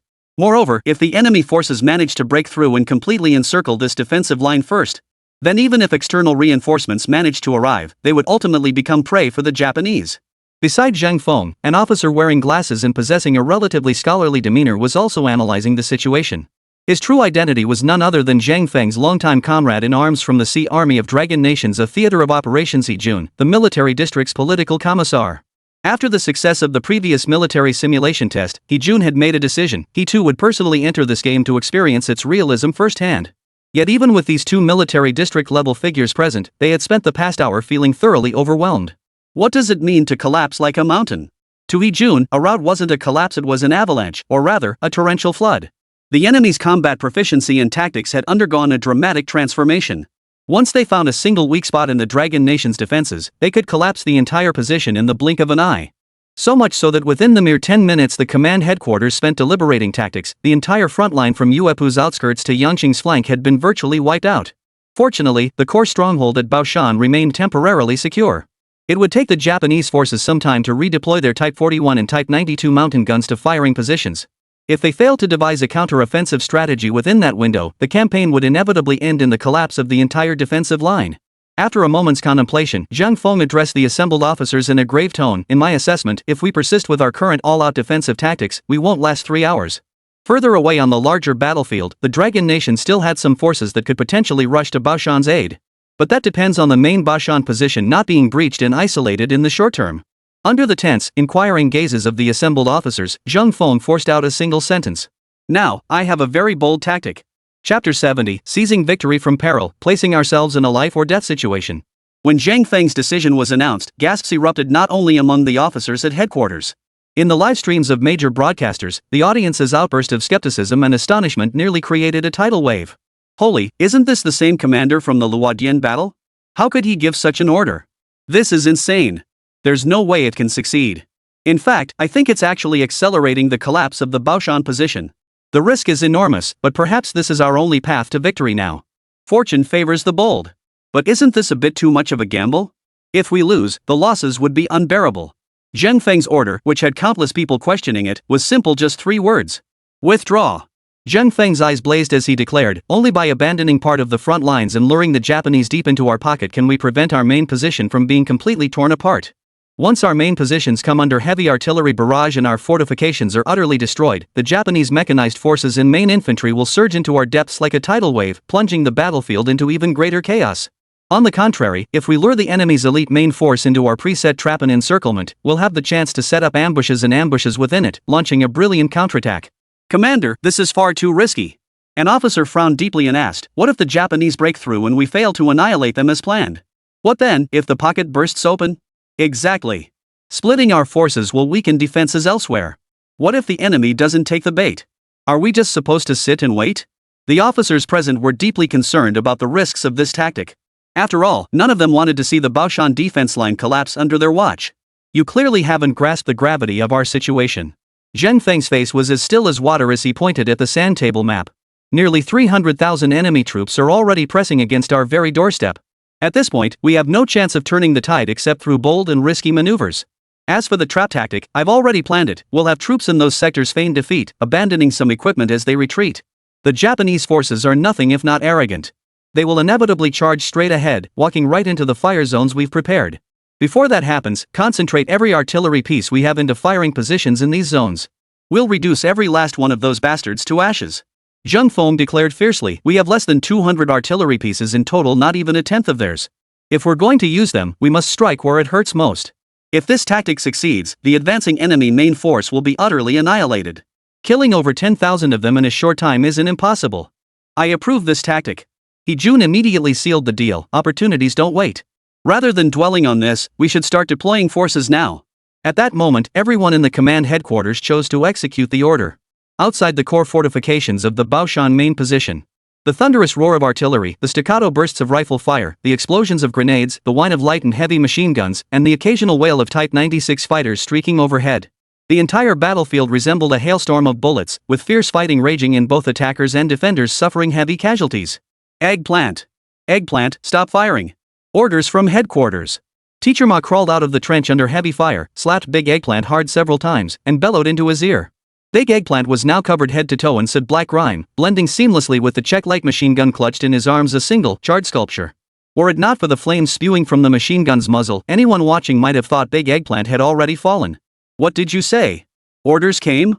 Big Eggplant ejected the spent magazine, inserted a fresh one, racked the bolt, and snapped back. What did headquarters say? The order is to evacuate this position immediately. At top speed. Take only the artillery and ammunition. Master Ma yelled into Big Eggplant's ear. Withdraw? What nonsense are you spouting? Big Eggplant froze for a moment, then shouted, this is the core position. If we retreat, the Japanese will storm right through that gap we blew open up front. Are you made of wood, you fool? Teacher Ma lost his temper, bellowing, we must pull out. Lure the Japs into our ambush, then hit them with a massive strike. Move it. Though still processing the order, Big Eggplant understood one thing with ironclad certainty. On the battlefield, military orders are as immovable as mountains. Absolute obedience is non-negotiable. If everyone started thinking independently, some wanting to charge, others wanting to retreat, and still others wanting to hold the line, it would descend into complete chaos. Before retreating, Big Eggplant didn't forget to attach 2 wooden-handled grenades to a Maxim heavy machine gun with tripwires. He wasn't about to hand over such valuable weapons to the Japanese for free. Soon, following Zhang Feng's orders, the Dragon Nation's defenders began a full-scale retreat from a designated area east of Baoshan's main defensive position, near Yuepu. Without the soldiers' fierce, death-defying resistance, the prearranged breach was torn open by the Japanese in mere minutes. But when the vanguard of the Japanese troops charged through the breach, the soldiers at the very front froze in shock. What the hell? What are these dragon country pigs playing at? Why is everyone gone? The Japanese captain leading the unit cautiously scanned the faintly visible ruins of an abandoned village in the distance. On the positions the Dragon Nation army had just abandoned, scattered firearms and weapons could still be seen. There were even several crates of ammunition left behind. Soon, this news reached the small notebook command post at the rear of the battlefield. Upon hearing the frontline report, Noda Shigeo sneered with contempt. Ha! I knew it! The Long Nation soldiers aren't made of steel after all. They fear death and dread sacrifice. It seems some clever Longwa soldiers chose to abandon their positions and flee. Send word to the frontline troops to quicken their pace and surge through the breach. Hold off on slaughter and looting for now, prioritize pursuing and annihilating the fleeing Dragon Nation forces to widen the breach. The little devils never imagined that while they excitedly organized their forces to pour through the breach and try to expand their gains. Meanwhile, on the Dragon Nation side, massive artillery pieces were being transported along hidden paths and river ditches to predetermined ambush positions. Big Eggplant and Teacher Ma had already arrived at a position. Here, several Krupp field guns and a few outdated Shanghai-made mountain guns lay piled up, meticulously concealed beneath layers of branches and camouflage netting. What made their eyes widen even wider was the massive, half-covered contraption beside them. Its thick barrel made it clear this was no ordinary field gun. Holy crap!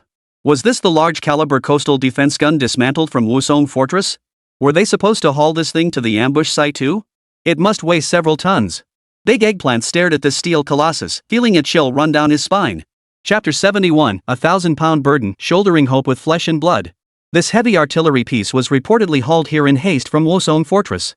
The gun carriage is too heavy, the truck's stuck in the mud and can't move. A player who looked like a company commander ran over and barked at Big Eggplant and the others, just take the barrel and breech block. Drag it to that dirt road behind us that can handle trucks. Hearing this, Big Eggplant, Teacher Ma, and the others instinctively turned to glance once more at this steel colossus. In their expressions, everyone saw utter disbelief, even a hint of bewilderment. You're telling me to haul this thing hundreds of meters to the dirt road? Big Eggplant stepped forward, gesturing toward the heavy gun's barrel and breech block. The barrel alone was terrifyingly thick, likely weighing at least a ton or two. Not to mention the heavy breech mechanism. Trying to drag this thing through the trenches by hand? That's an impossible mission. There's no time. Whether we can do it or not, we have to try. Teacher Ma made a split-second decision, summoning the surrounding water friends and bellowing, "Guys, every heavy cannon we manage to haul out gives us one more chance at victory in the ambush zone. Let's go for it. Come on, let's do this. What's the big deal about carrying something? With over 10 of us, how could we possibly fail?" Exactly. This game only has a 30-person capacity, what's there to fear? In an instant, over a dozen players swarmed around the gun. Everyone scrambled to find sturdy wooden poles, ropes, and even belts to thread through the barrel and breech block, then adjusted their grip points for the upcoming haul. And right then, boom! Dechezi and the others whipped their heads around to witness a scene that made their blood run cold. Less than a kilometer away, on the flank of the main position, a dense cloud of smoke and explosions billowed upward. The breach torn open by the Japanese forces was widening further. Hordes of Japanese infantry, led by armored vehicles, were surging across the breached fortifications, charging along the riverbed toward the positions. No time to waste. Hurry! Big Eggplant hoisted a makeshift log onto his shoulder, and the others followed suit. Come on, 1, 2, 3, lift! Dechezi's crouched legs surged with force. In that instant, excruciating pain shot through his shoulders, making him tremble in agony. He dropped the pole immediately. It wasn't just him, over a dozen fellow soldiers and even Instructor Ma felt as if their shoulders were being crushed. Holy, this isn't supposed to feel like 30 kilograms? Why does it hurt so much? Big Eggplant gasped in shock. Only then did he notice the description of this heavy artillery piece appearing in his screen's field of view. Krupp 150mm Fortress gun disassembly components, barrel weight approximate 28 tons, breech block weight approximate 15 tons. The barrel alone weighed nearly 3 tons, that's a full 6,000 catties. Even if evenly distributed among 10 people, each soldier would still have to bear the terrifying weight of 600 Jin while advancing. Even with the game's 30% realism reduction, the pressure on the player's shoulders still felt like nearly 200 Jin. Those who've never carried a load can't possibly grasp the excruciating pain a single small bar can inflict when pressed against the shoulders. In the livestream chat, viewers watched with bated breath. Oh no! If this heavy artillery doesn't make it to the ambush zone, the entire plan will be ruined.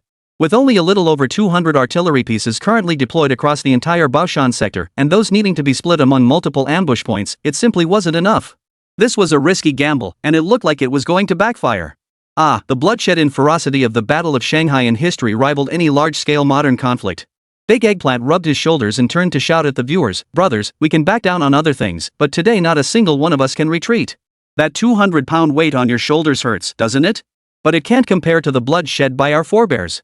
They used their very bodies and flesh to block enemy bullets and halt their advance. What we endure today doesn't even amount to 1/100th of what our forebears suffered. The Japanese bastards are about to breach the line. What we're carrying on our shoulders today isn't just this gun barrel, it's the dignity of our dragon nation and the lives of our Baoshan comrades." Big Eggplant tore off every scrap of cloth he could find and strapped them all to his shoulders. Then, raising his arm in a rallying cry, he shouted, "All hands, prepare to hoist the barrel. Today, even if our arms are crushed and our bones shattered, we must complete this mission." At Big Eggplant's rallying cry, the eyes of the entire crew turned red. Does it hurt? But that pain is a million times better than the agony in our hearts. Over a dozen water friends hoisted the wooden poles onto their shoulders once more. At the company commander's command, everyone exerted force simultaneously. Creak. Squish. In the game's visuals, each player lifting the cannon barrel sank deep into the mud beneath their feet, every step accompanied by a powerful suction. The heavy pressure made the poles groan under the strain. Yet, despite their combined might, the thick steel barrel slowly began to lift from the muddy ground. Seeing this, the company commander's eyes flashed red. He bellowed immediately, "Come on. Everyone stay calm. Listen to my command and step forward. One step at a time. Don't break formation." From their position to the dirt road behind them, the distance was less than 300 meters. But between them lay collapsed ridges, rainwater-filled craters, and trenches littered with fallen bodies. 300 meters. Big Eggplant, Teacher Ma, and the others carrying the heavy artillery barrel were utterly speechless. Their minds buzzed, vision blurred. Sweat mixed with mud streamed into their eyes, and the skin on their shoulders felt as if it would be rubbed raw by the wooden poles. Yet one voice echoed relentlessly in every mind. That voice was bleak and tragic, like the lament of the countless heroic spirits of the dragon nation who had sacrificed their lives to defend their homeland. Or perhaps it was the sigh of the ravaged, fertile soil of Jiangnan beneath their feet.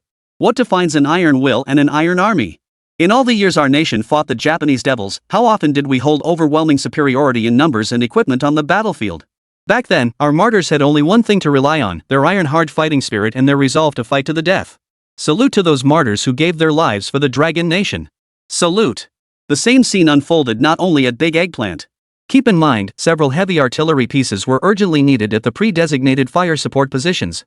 Each critical component, requiring manual transport, was being moved by a dedicated squad through mud and gunfire toward their designated positions. Through the battlefield's smart cameras, any major event would be instantly streamed to the bottom left corner of every streamer's screen, shared with all viewers.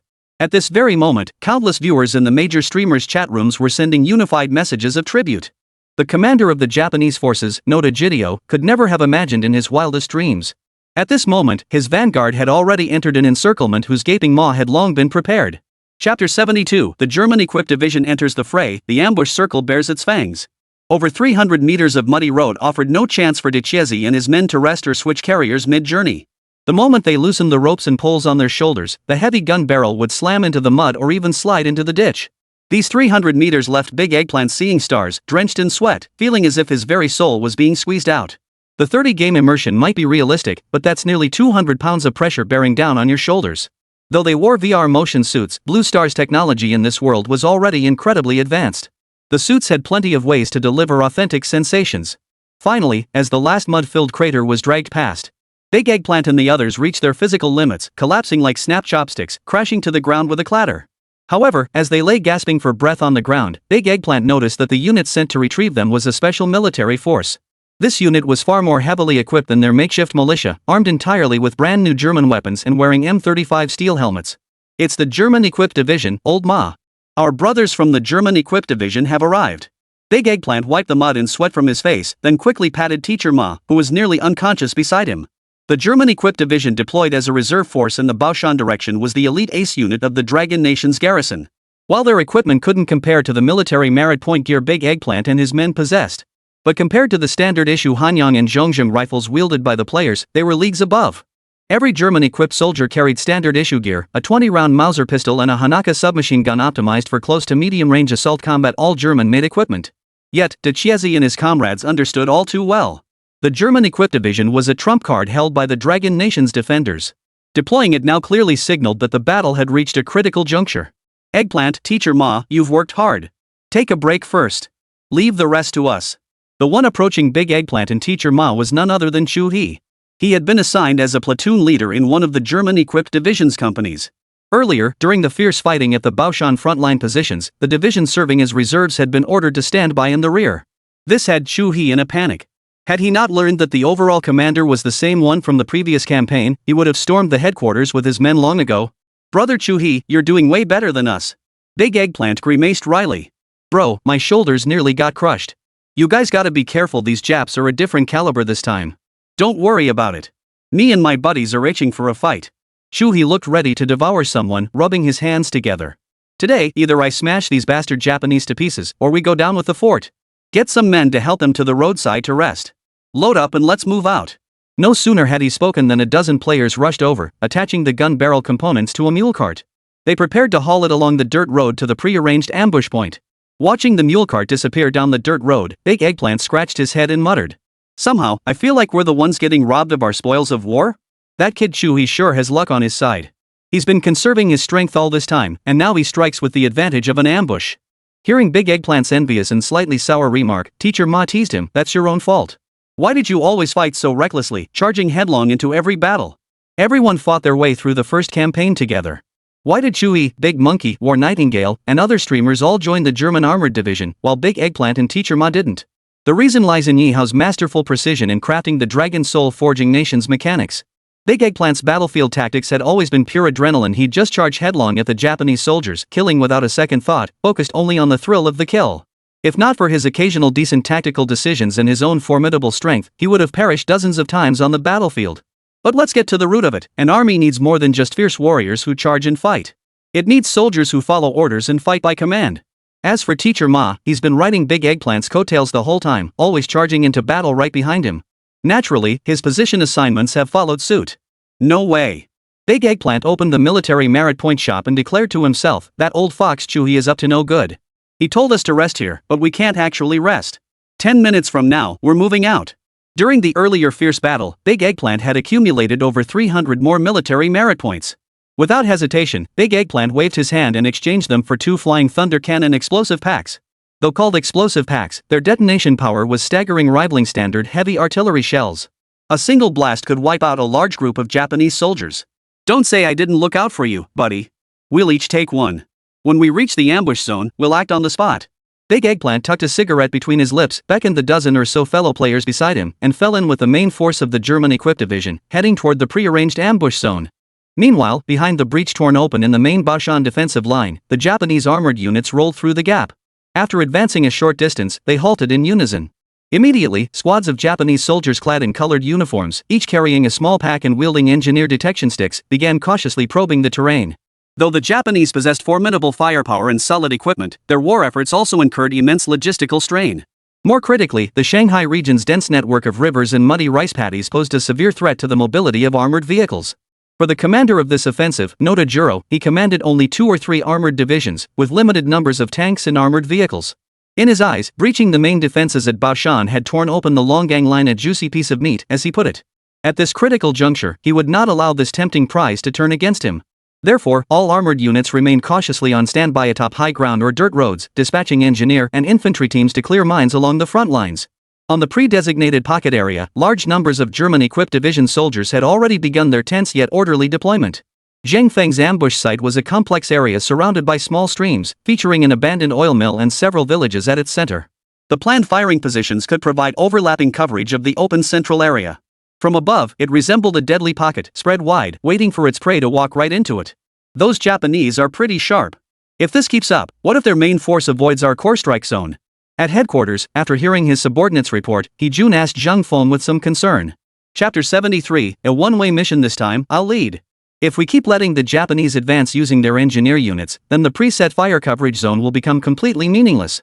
According to Zhang Feng's expectations, this ambush should eliminate at least several thousand enemy troops. Only by inflicting heavy casualties on the enemy's vanguard could they temporarily stem the tide of defeat and gain a moment to regroup. Zhang Feng immediately ordered the staff officer beside him, Staff Officer Li, dispatch elite troops from the 88th Division responsible for the ambush. Their primary objective is to eliminate the enemy engineers, create chaos, and lure the enemy deeper into our lines. Yes, sir. Soon, this order reached the unit where Big Eggplant and Shuhei were stationed. Damn it, we're in the German-equipped 88th Division. Big Eggplant couldn't help but mutter to Teacher Ma when he heard the orderlies shout from afar. Teacher Ma's expression turned grave as he solemnly replied, the 88th Division in history fought with extreme ferocity at Zhebei, at the Sihang warehouse, and at Baoshan. They were true heroes. Upon realizing they were part of the famed German-equipped 88th Division from that era, the surrounding players instantly felt their strength and vitality surge. Some say that when facing any nation, the combat effectiveness of the Dragon Nation is far less than half of what it is when facing the Little Notebook. This statement holds absolute truth. When the Dragon Nation's soldiers encounter the Little Notebook's beasts, their very bones seem to surge with a massive boost in morale and combat prowess. This is something no other nation can achieve. Stop picking on the division commander. Shuhei, who had been directing the transport of the gun rammer, planted his crowbar into the ground and sprinted over. This mission to lure the enemy deep into our lines, my comrades, and I will gladly take it on. We guarantee 100% mission success. We will draw the enemy's vanguard forces into the pre-designated fire zone.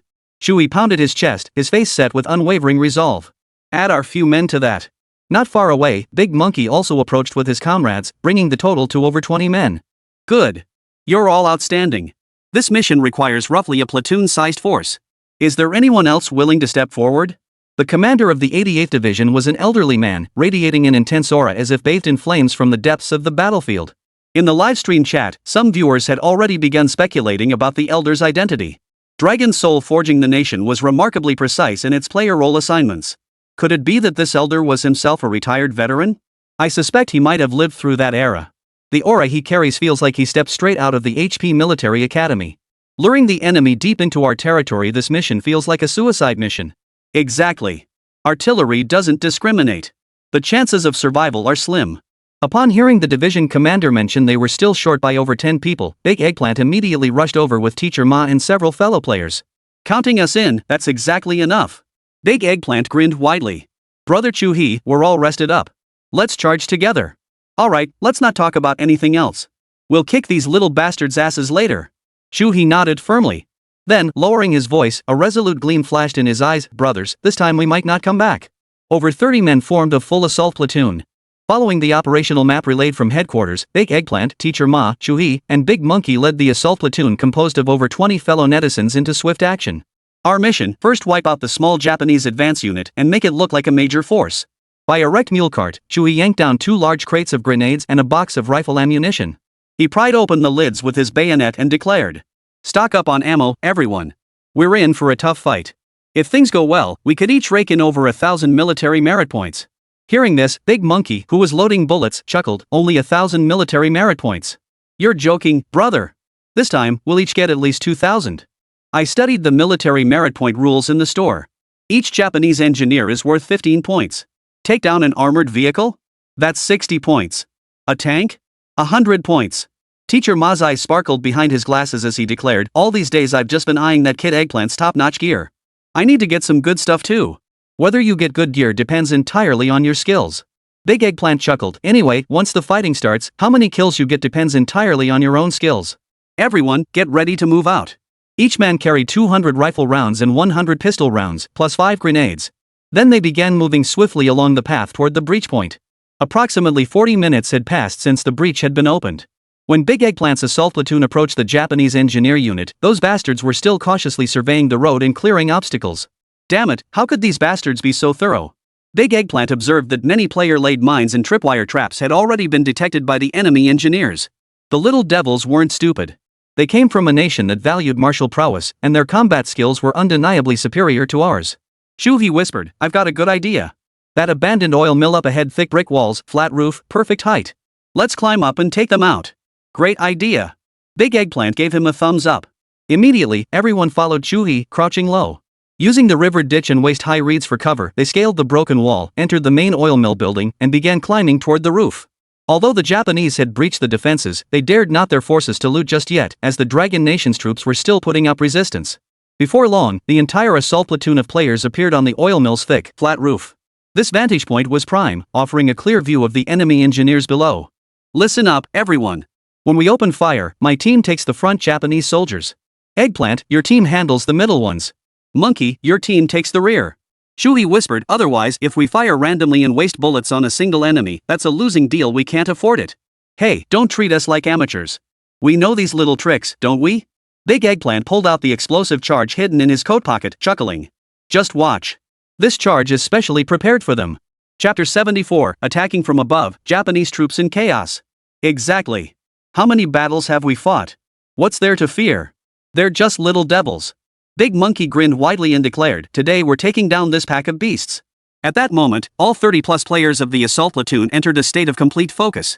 The exhaustion, pain, and wounds accumulated during the earlier fierce fighting all faded into insignificance. Replacing them was an overwhelming resolve and conviction for this battle.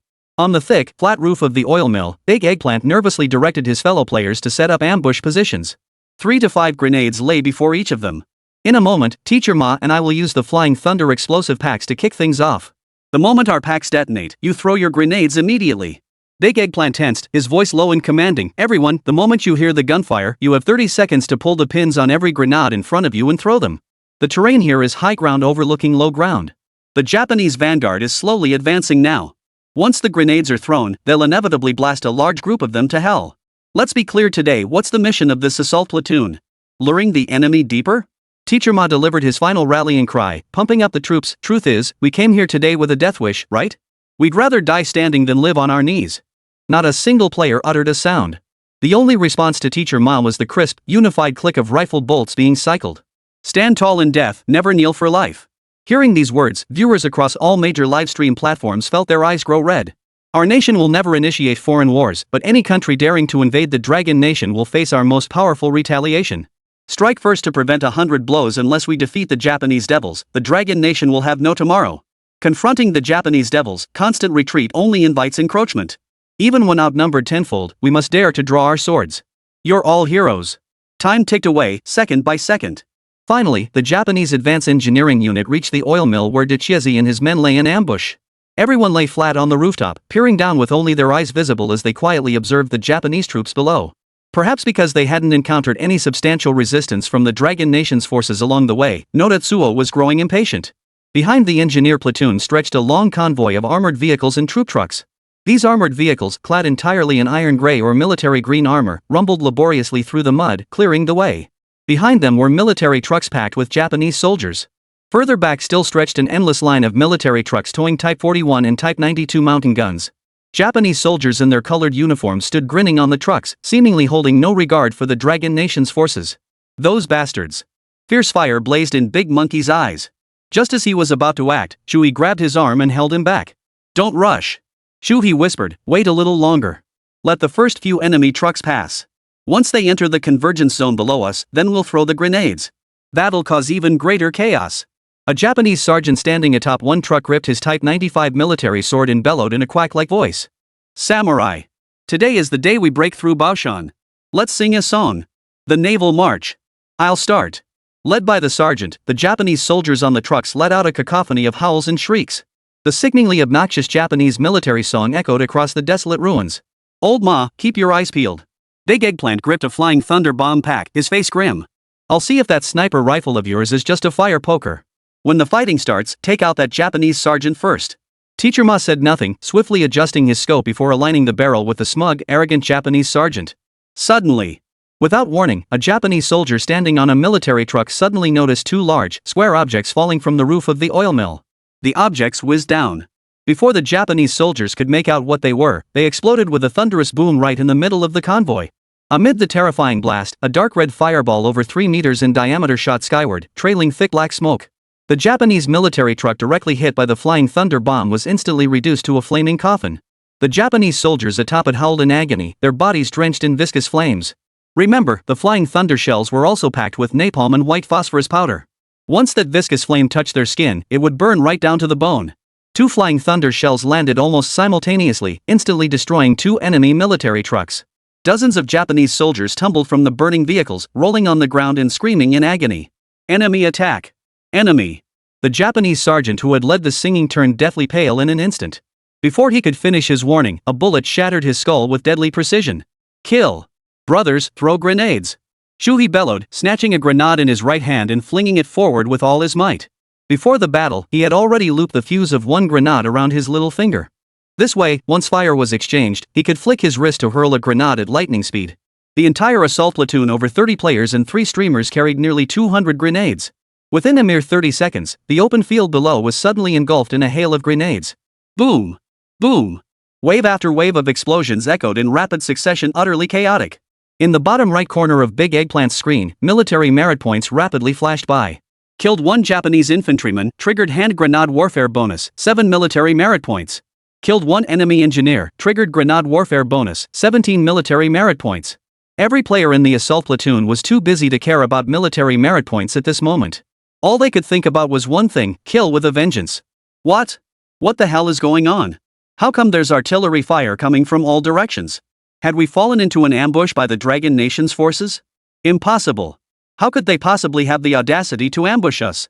Behind this vanguard unit, Japanese Major Tu Jing Mingwan, who was commanding the follow-up forces from the rear, hurriedly yanked open the passenger door of his vehicle. The violent explosions and raging inferno erupting from the field ridges ahead sent a chill down the Japanese major's spine, making his legs tremble. The man tumbled headfirst from the passenger seat, crashing into the muddy ground. Chapter 75, a desperate struggle. The Japanese major's faith crumbles. Major!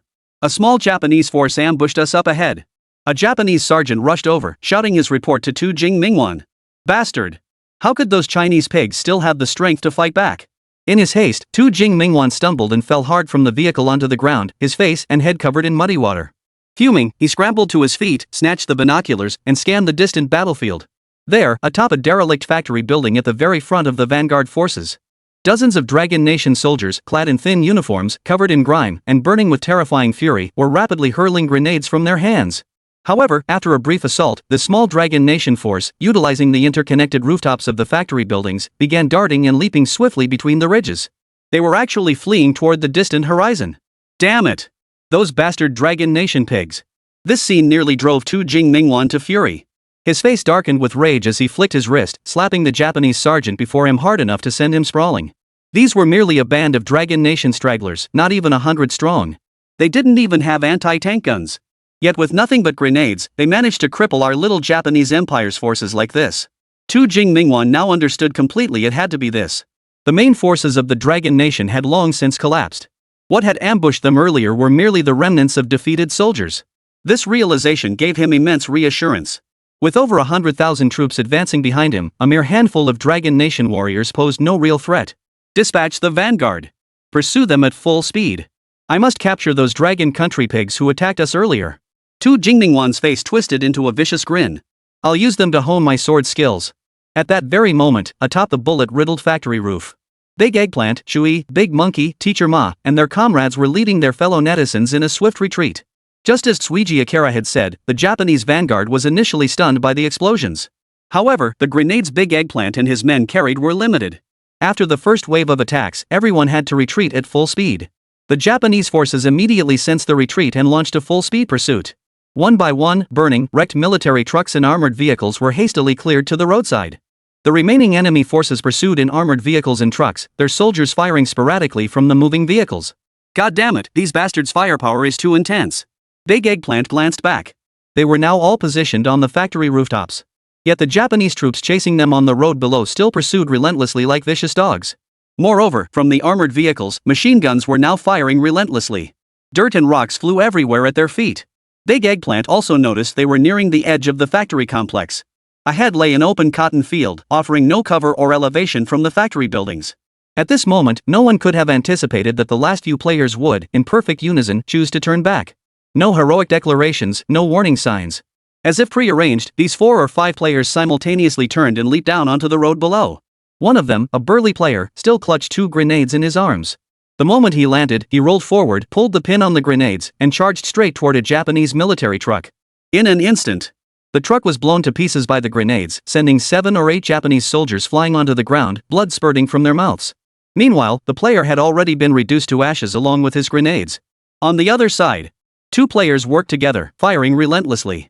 One shot struck with deadly precision, piercing the narrow observation port of an armored vehicle and instantly killing the Japanese soldier inside. However, under the relentless advance of the Japanese armored forces, these 3 players were soon driven into a desperate situation. Listen up, soldiers of the Dragon Nation. Drop your weapons. We, the Locust Army of the Little Notebook Empire, guarantee humane treatment for prisoners. I repeat, lay down your weapons. A Japanese interpreter stepped forward and bellowed at the three players. Not killing them was General Tomei's order. He was dying to see what these audacious remnants of the Dragon Nation looked like, daring to ambush the glorious Little Notebook Empire's forces. "You insolent dog, you dare speak to your grandfather like that?" One of the players sneered coldly. Having exhausted all ammunition in his firearms, he tossed them aside and drew the tempered military dagger strapped to his waist. At that moment, the game's battlefield AI camera automatically pivoted to this location. What sent chills down every spectator's spine was this: when ammunition ran dry and survival seemed impossible, these three players, without a moment's hesitation, chose to fight with their blades. In their hands were border region quenched military knives, their blades and handles gleaming with a cold, blue-white light. In each player's eyes burned a terrifying flame of resolute determination to die. When two warriors meet on a narrow path, the brave one wins.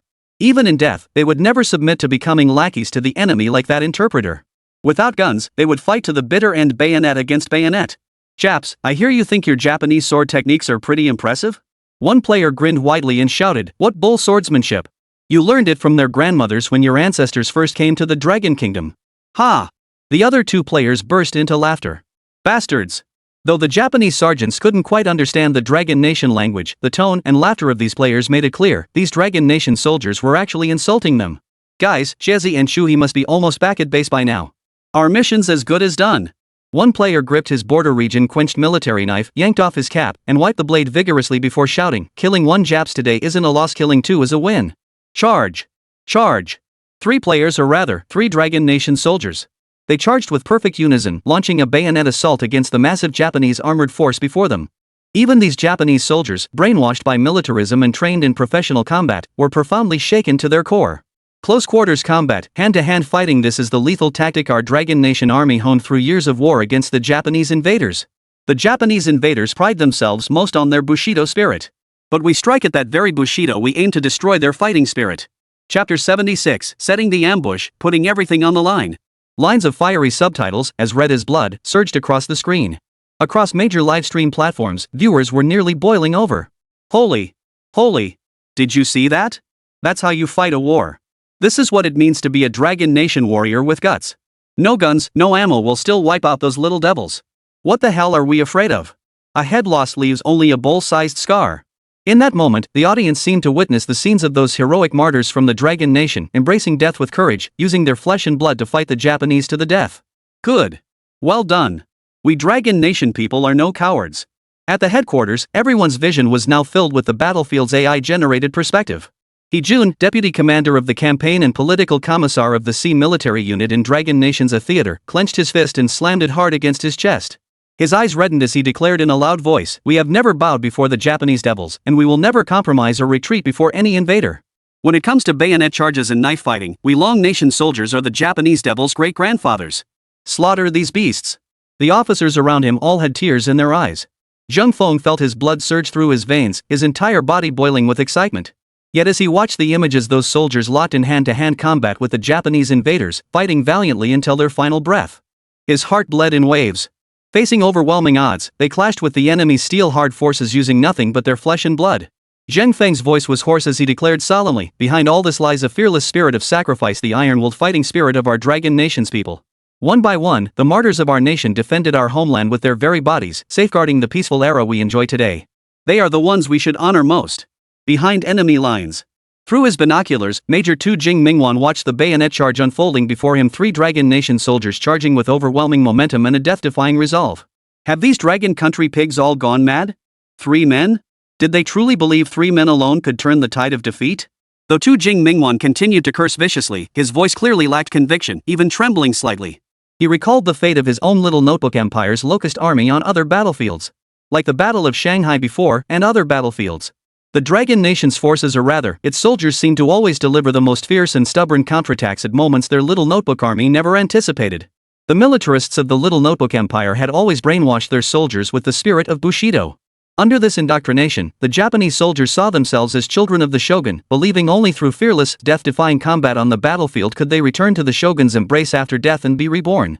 Before arriving on the Dragon Nation battlefield, Tu Jing Mingwan himself was an unshakably devoted believer in Bushido. But today, a distinct flicker of fear appeared on Tu Jing Mingwan's face. A fear he himself refused to acknowledge. For he had discovered that compared to the so-called spirit of Bushido they preached, The unyielding resolve displayed by these Dragon Nation soldiers surpassed theirs 1,000-fold, 10,000-fold. They cared not for their own lives, placing their nation and people above all else. Could such an ironclad army truly be defeated by their puny, swarm-like forces? The final charge by the three players, though it only claimed the lives of 4 or 5 Japanese soldiers, sent shockwaves through the enemy ranks, shockwaves that even a major battle could scarcely match. Only now did the Japanese truly grasp that their adversaries were not the Chinese pigs their high-ranking officers had described, nor were they livestock to be slaughtered at will. This was a formidable force, steel-willed, utterly loyal, fearless in the face of death, and possessing exceptional tactical acumen. Armored convoy, advance. Only when his arms grew numb did Tu Jing Mingwan snap back to reality, immediately bellowing orders for the convoy to deploy at full speed. Not a single trace of the Dragon Nation's forces could be found across the entire battlefield at that moment. Therefore, he absolutely had to capture that fleeing small unit of the Dragon Nation. Otherwise, how could he account for the losses suffered by the vanguard to Commander-in-Chief Noda Shigeo? Cut 2. This was a riverbank plateau with extremely treacherous terrain. A narrow river bend flanked by steep earthen slopes and embankments, dozens of meters high and extremely precipitous. The muddy road winding along the riverbank was the sole passageway. Behind this bottleneck passage lay a broad, open riverbank area partially encircled by the embankment. Amidst this floodplain, 2 regiments of Dragon Nation soldiers are urgently constructing fortifications. Their weapons and ammunition were extremely limited. On the commanding heights of the riverbank embankments, over 100 artillery pieces of various types had already been fully deployed. The commander of the 7th Artillery Regiment was a man named Lu Yuxing. Though his name carried the character 4 Jade, his appearance resembled that of a dark whirlwind. At this moment, he was cursing the Japanese devils, tears and snot streaming down his face. Damn it, I've had enough today. All units, bring out every last shell we have in the 7th Regiment. We'll make this ambush a bloody masterpiece. The first barrage must wipe out at least 1,000 of those bastards. Once the shells are spent, everyone charges in. Coordinate with the 4th Regiment outside for a pincer attack. We'll steam them like dumplings.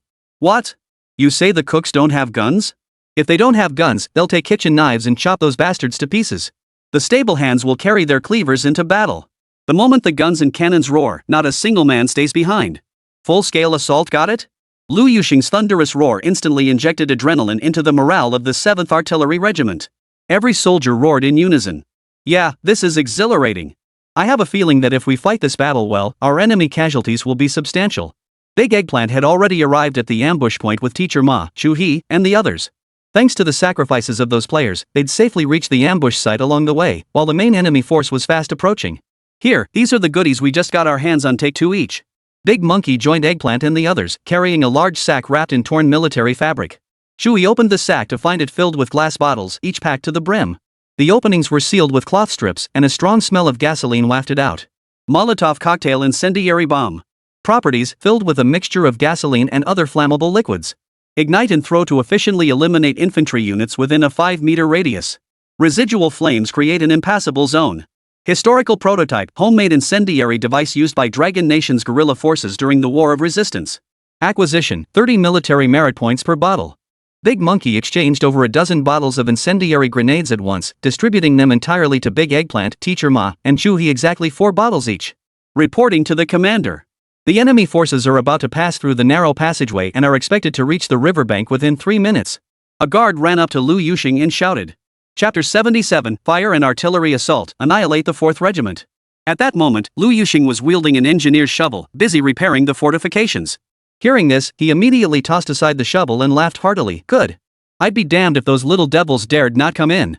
All units, prepare for battle. At that moment, behind the embankments surrounding the entire riverbank, soldiers from the Dragon Nation were silently crouched in positions at every vantage point. To ensure the ambush's absolute success, the 7th Artillery Regiment had committed every last resource. Over 100 artillery pieces of various types had been fully calibrated for their firing coordinates. Streamers like Big Eggplant and Chu He were so excited they were trembling all over, their fingers tingling with anticipation. Finally, under the watchful gaze of nearly 1,000 eyes across the entire regiment, the Japanese vanguard emerged from the narrow channel at the river bend's foremost edge. Having endured Dichiezi's earlier assault, this Japanese regiment was clearly seething with rage. The lead military trucks charged full speed into the riverbank, their engines roaring. Following closely behind were vast numbers of Japanese infantry regiments, accompanied by various armored vehicles, a dense mass stretching as far as the eye could see. Damn it, our heavy losses in this battle can't be blamed on us lacking effort. Just look at this bunch of Japanese bastards. Big Eggplant lit a cigarette and whispered to Chu He, they're clearly reinforcements from elsewhere, never experienced the attrition of the Shanghai battlefield.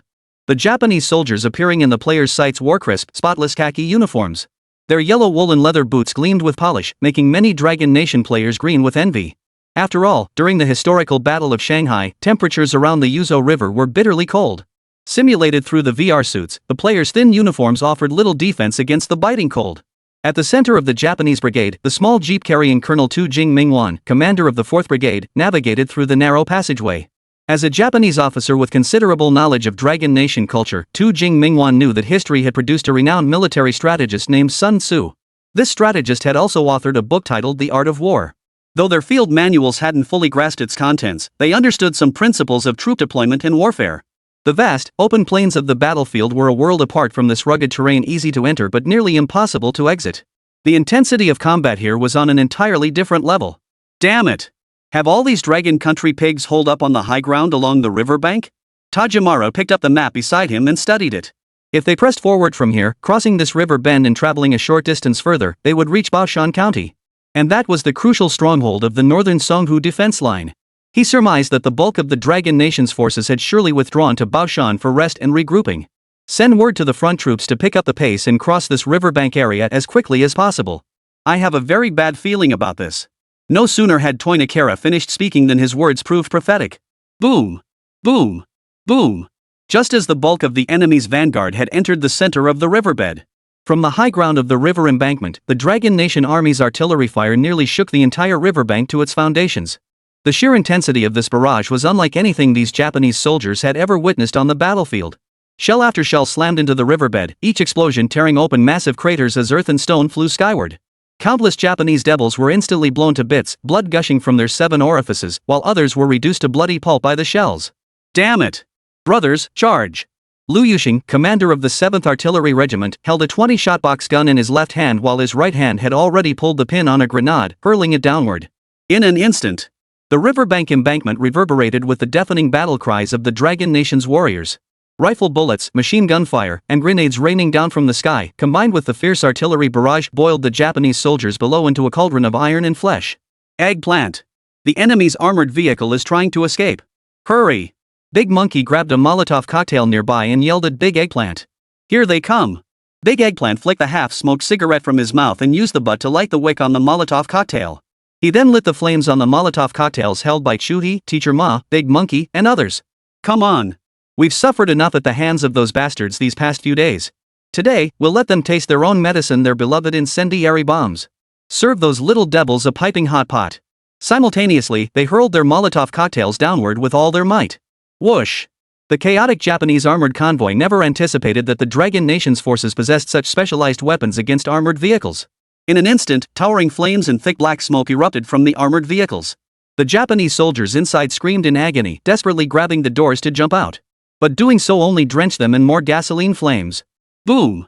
Several armored vehicles' fuel tanks exploded under the intense heat, and the violent blast waves sent dozens of Japanese soldiers flying. Awesome! Ha, this is awesome! Big Eggplant roared with laughter. Burn to death, you beasts! But, after being caught off guard by the Dragon Nation's forces, the Japanese vanguard immediately began to react. The remaining Japanese soldiers scattered, setting up machine guns and sweeping fire toward the top of the embankment. Meanwhile, the regiment commander, Major Tu Jing Mingwan, frantically jumped out of his jeep, supported by 2 Japanese sergeants. The very next second after he jumped out, a mountain gun shell slammed into the jeep, instantly reducing it to a fireball that shot 3 or 4 meters into the air. Shuhei, with his sharp eyes, immediately spotted a Japanese officer in a major general's uniform amidst the panicked chaos below. Holy, it's a major! Quick, Teacher Ma! Now's your chance to use that sniper rifle. Hurry! Shuhei was eager to claim the major's head. After all, according to the military merit store's calculation rules, a Japanese major was worth a whopping 300 military merit points. Unfortunately, the 7th Regiment's ambush position was on the embankment. The firing distance from top to bottom was likely over 300 meters. At that distance, a standard pistol would barely hit anything, and even the iron sights on a Zhongjing rifle would struggle to acquire the major. Hurry! Seeing no suitable support for Teacher Ma, Big Eggplant simply lay flat on the ground, using his own back as a makeshift sandbag. Teacher Ma raised his Jiangnan fishing fire sniper rifle, the only one here equipped with a scope. Today, I'll shatter your beastly skull. Holding his breath, Teacher Ma locked onto the Japanese Major Tsuiji Akara's head through the sniper scope. The next second, he pulled the trigger with all his might. Chapter 78, a rare victory as long as the man holds the position. Bang! After an extremely faint gunshot, a finger-sized hole of blood suddenly appeared between Tu Jing Mingwan's eyebrows. At the back of his skull, the immense kinetic energy of the bullet as it exited his head had violently torn away the entire rear cranial bone. His entire body stiffened at the impact of the shot, eyes wide in disbelief as he stared upward toward the dam. That bespectacled, cold-eyed sniper from the Dragon Nation. In his fleeting final moments of consciousness, the word impossible echoed relentlessly through Tu Jing Mingwan's mind. Impossible. How could our noble little notebook empire warriors possibly lose to these dragon country pigs? Thud. Major Tu Jing Mingwan crashed face first onto the ground. Killed one Japanese major. Triggered long-range sniper kill bonus, earned 450 military merit points. In the lower left corner of Teacher Ma's screen, a kill notification flashed simultaneously. The reward for sniping an enemy from 150 meters away was 15 times the base value. Thus, the Japanese major's 300 military merit points instantly doubled to 450 in Teacher Ma's hands. Holy, old Ma, you just hit the jackpot. Big Eggplant, still lying prone on the ground, burst out laughing. After this ambush, don't even think about running off, we're all in this together. Exactly. Shuhei chuckled too, we're all in this together. You owe me 20 rounds of armor-piercing ammo later. With that, Big Eggplant scrambled to his feet while the surrounding players began charging downwards. Retreat! Everyone retreat! Run! Seeing their squad leader get his head blown off with a single shot, the little devils instantly descended into utter chaos.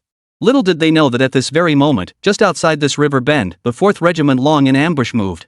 Their mission was to act like a sharp guillotine, slicing through the retreating Japanese forces along their escape route and completely cutting off their vanguard. Using pre-positioned explosive charges, sandbags, and incendiary devices, the 4th Regiment's assault company swiftly detonated the explosives, sealing off the narrow exit passage. This move inflicted even heavier casualties on the panicked Japanese troops.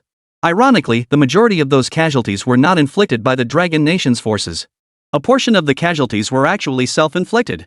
The remaining armored vehicles and a tank frantically reversed direction, attempting to break out, utterly disregarding their own comrades screaming in agony ahead. Many Japanese soldiers, spared by the Dragon Nation players, were instead crushed into pulp by their own armored vehicles. In the live streams of major broadcasters, the audience's excitement nearly boiled over at that moment. Holy, this is a glorious victory. At least 1,000 enemy casualties, and the Japanese formation was completely shattered. This feels so damn good. That's exactly how we should crush them. I thought those devils were invincible demons, but turns out these beasts feel pain and no fear too. Ha! The thunderous roar of artillery and gunfire from the encircling front, combined with the sudden emergence of the 4th Regiment of the Dragon Nation, completely sealing off the exit route. Outside, within the Japanese 5th Regiment following the Tsuiji Maru, Regiment Commander Ozawa Sugiki's face had turned ashen. Order! The vanguard becomes the rear guard. Full retreat! Ozawa Sugi, his face cold, addressed his staff officer, "We've fallen into the Dragon Nation Army's ambush. We must withdraw from this area immediately to prevent our forces from being further divided and attacked." This wasn't out of fear, but because the Japanese vanguard now consisted of 3 full regiments advancing in a long, single-file line. With Tsuiji Akara's 4th Regiment already wiped out, Ozawa Sugiki had no intention of becoming the next casualty. Regardless of the circumstances, the priority now was to withdraw swiftly and personally report the situation to Commander-in-Chief Noda Juo. Immediately. Under fierce resistance from the 4th Regiment of the Dragon Nation, the Japanese 5th Regiment immediately began a slow retreat. Even in retreat, the Japanese formation showed no signs of collapse. They maintained their formation intact, and their casualties were far fewer than those of the 4th Regiment, which had been nearly annihilated within the encirclement. In truth, Ozawa Sugitri was worrying needlessly.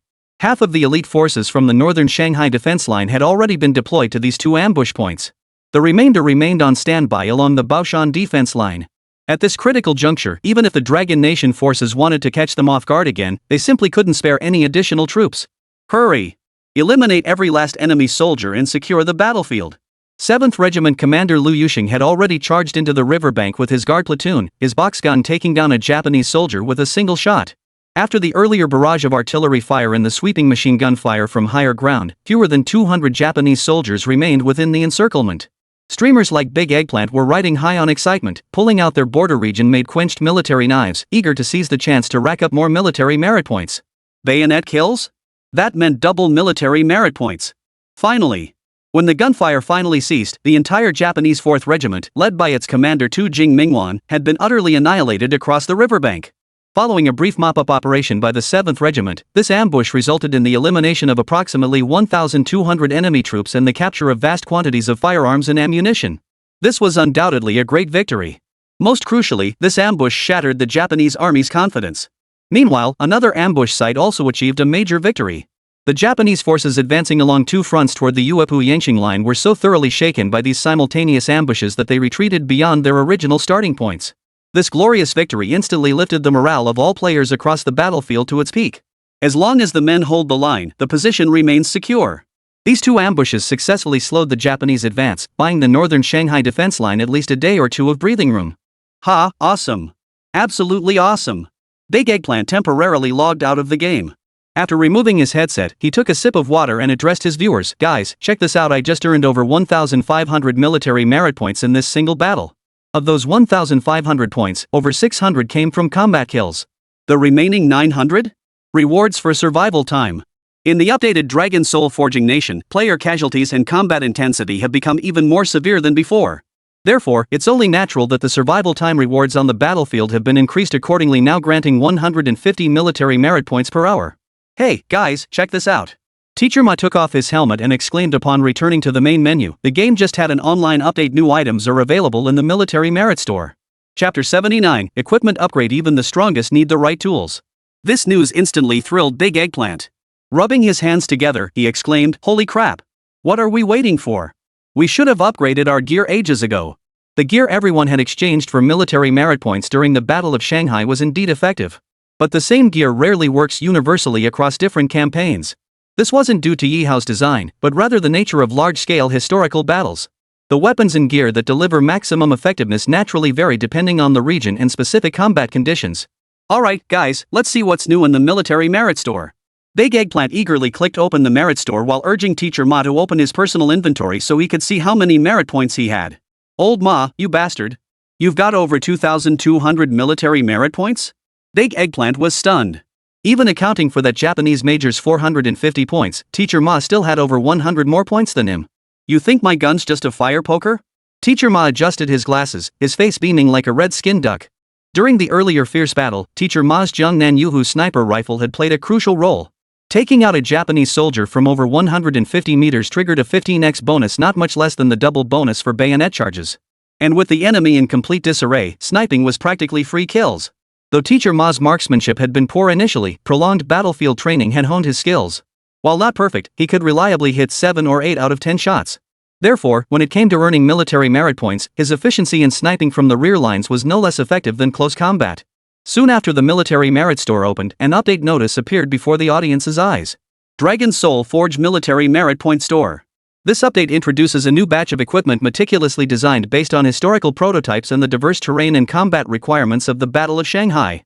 All military merit point equipment is available for players to select and exchange, excluding commander strategic items.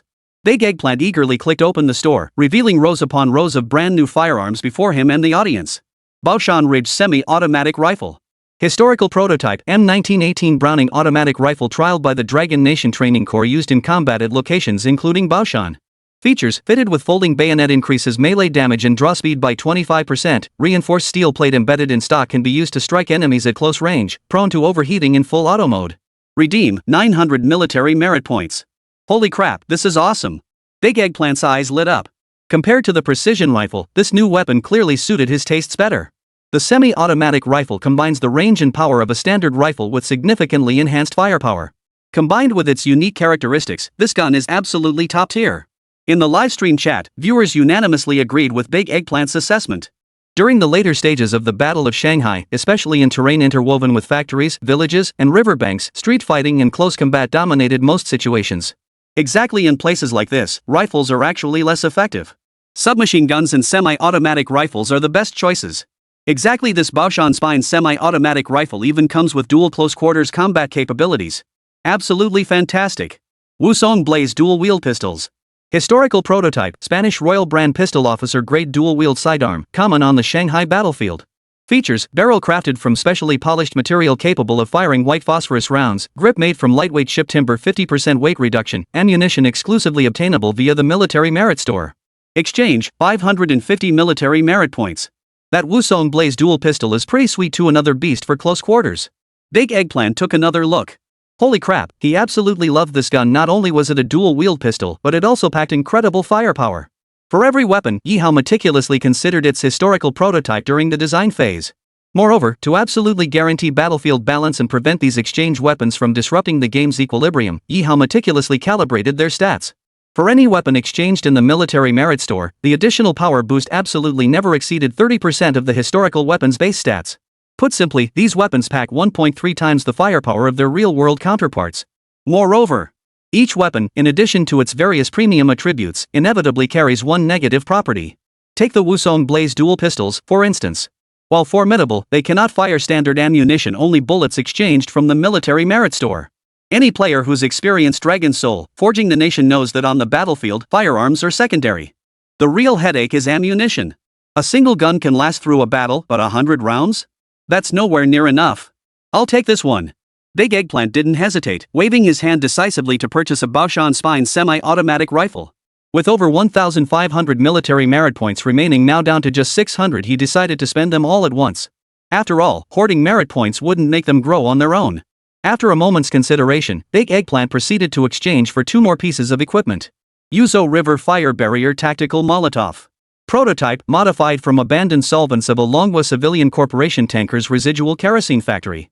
Properties, creates a burning kerosene strip on water or ground, effectively damaging armored and infantry units for 300 seconds. However, changes in wind direction may cause friendly fire. Exchange, 100 military merit points per bottle. Uepu Engineer Shovel. Historical prototype, short-handled shovel commonly used by Dragon Nation engineers on the Shanghai Suzhou battlefield. Properties, melee damage 20, trench digging speed plus 30. Must be holstered when firing affects weapon swap speed. Exchange, 150 military merit points. Big Eggplant used his remaining 600 merit points to buy a Uepu Engineer Shovel and 4 bottles of Yuzobang Fire Barrier Molotovs.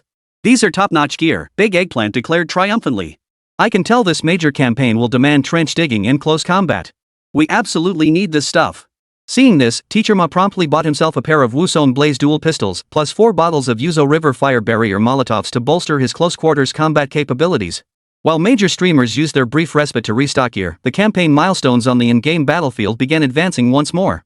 Within the command headquarters, Zheng Feng and the other high-ranking officers all saw the in-game campaign mission notice appear before their eyes. Chapter 80, Japanese lightning counterattack. The battlefield turns sea of blood. Dragon Soul forges the nation, bloody Battle of Shanghai. After 24 hours of fierce combat, the initial blocking mission achieved tremendous success.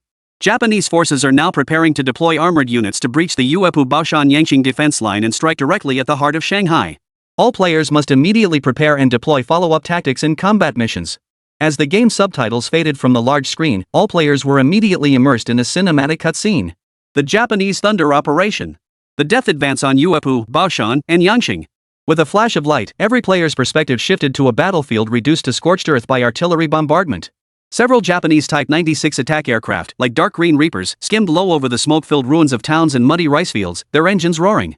Machine guns beneath their noses raked the ground, bullets plowing through rubble and harvesting every exposed inch of land. Charge! Immediately following, from the ground direction, the Japanese forces deployed their aces on the Shanghai battlefield, the elite armored units of the 3rd and 11th Divisions. They formed a terrifying steel phalanx, grinding forward toward the front lines. The scene showed row upon row of Type 95 light tanks and armored vehicles arranged in dense assault formations. They crushed through rubble, waded through mud, their tracks churning up death-laden dust.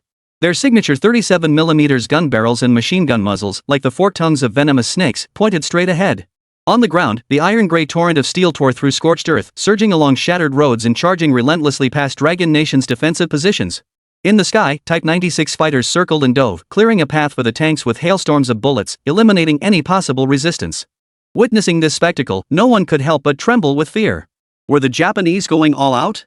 They've committed their 2 most elite armored divisions to the Baoshan defensive line. Political Commissar He Jun of Army C watched the images with a grave expression, his voice solemn. As the overall commander of this campaign, Zheng Feng remained silent. His gaze was cold and intense as he silently watched the Japanese armored divisions advancing like mad across the front lines of every battlefield. The overwhelming armored force, just the tanks alone, numbered well over 100. Every high-ranking officer behind him was thinking the same thing. On the Shanghai battlefield now, their infantry divisions were poorly equipped, lacking heavy firepower and armored vehicles. How could such a heavily armed, steel-clad force ever be defeated?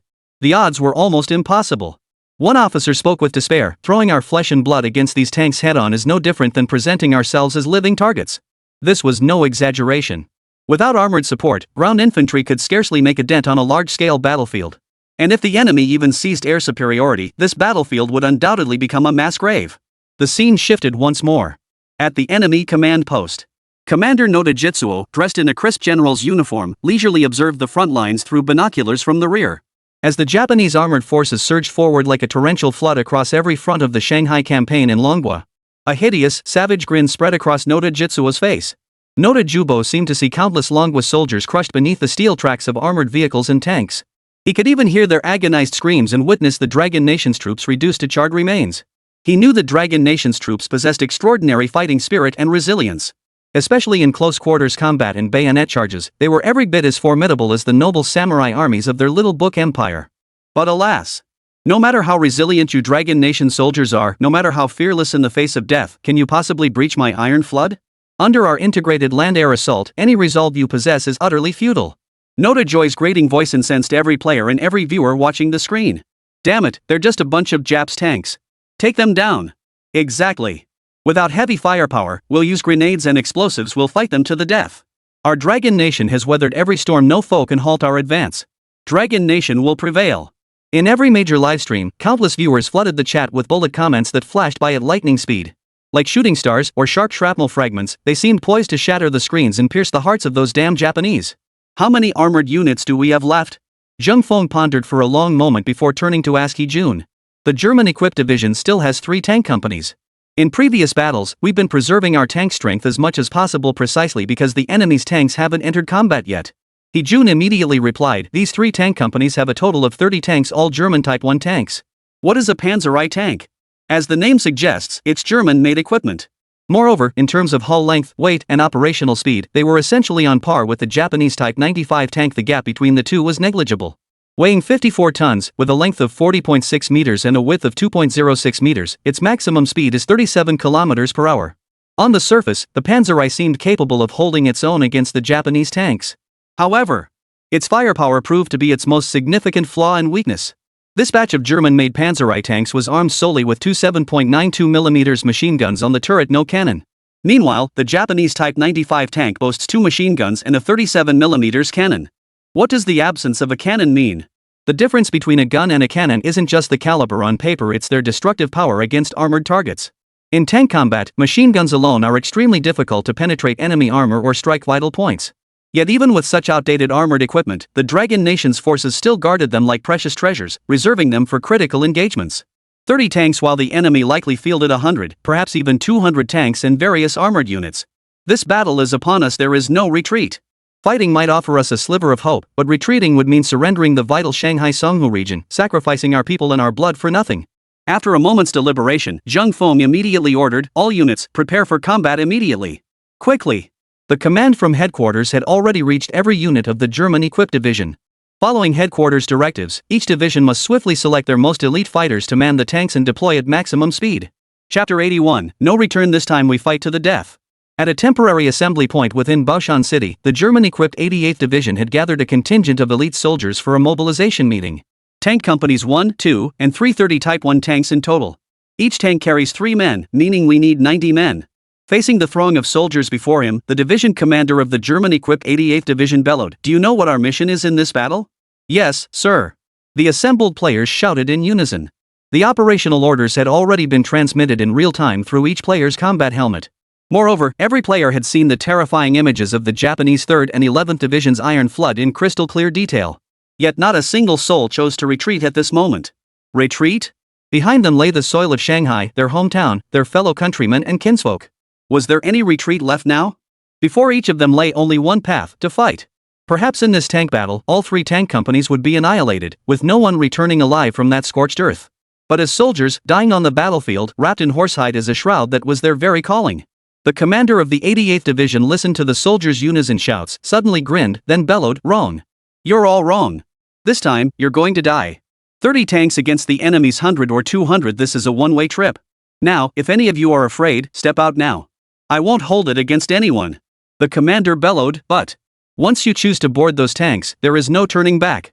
Your mission is singular, slaughter the enemy mercilessly." Not a single player chose to back down at this moment. "Commander, don't hesitate." Big Eggplant stepped forward and shouted, "We streamers definitely deserve a spot. We've fought our way through every campaign since the beginning, we've flown planes, tanks are no problem.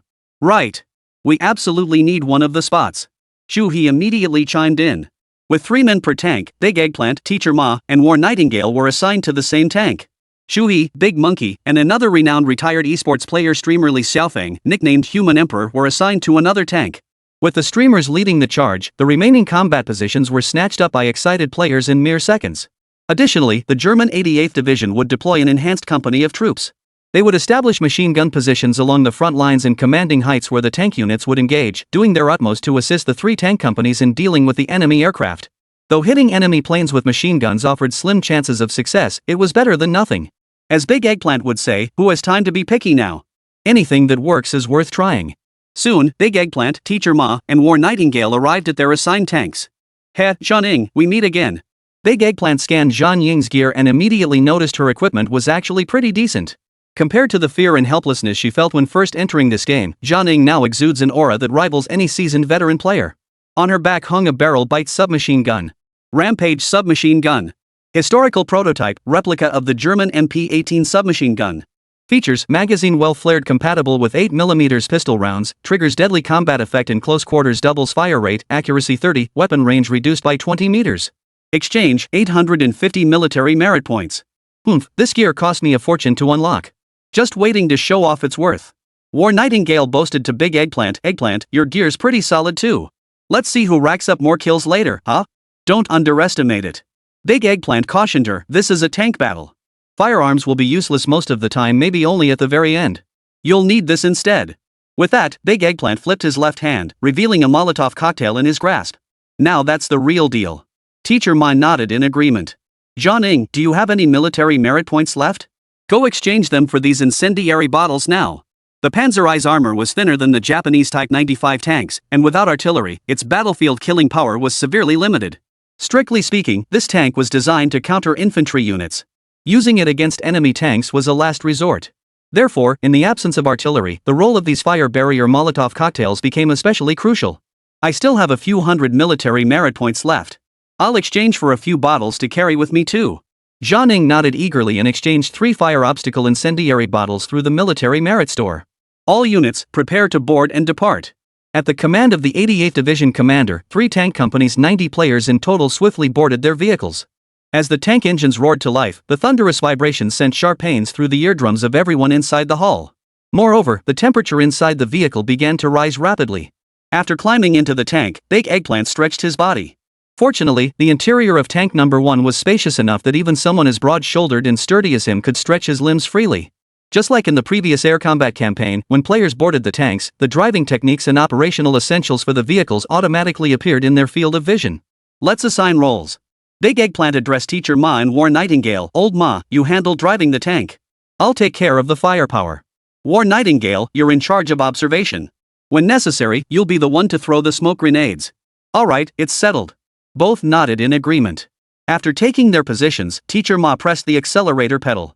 The tank's tracks rumbled to life, joining the advancing tank column and rapidly moving toward the front lines. At that very moment, all the surrounding players cheered and waved enthusiastically at the 3 departing tank companies.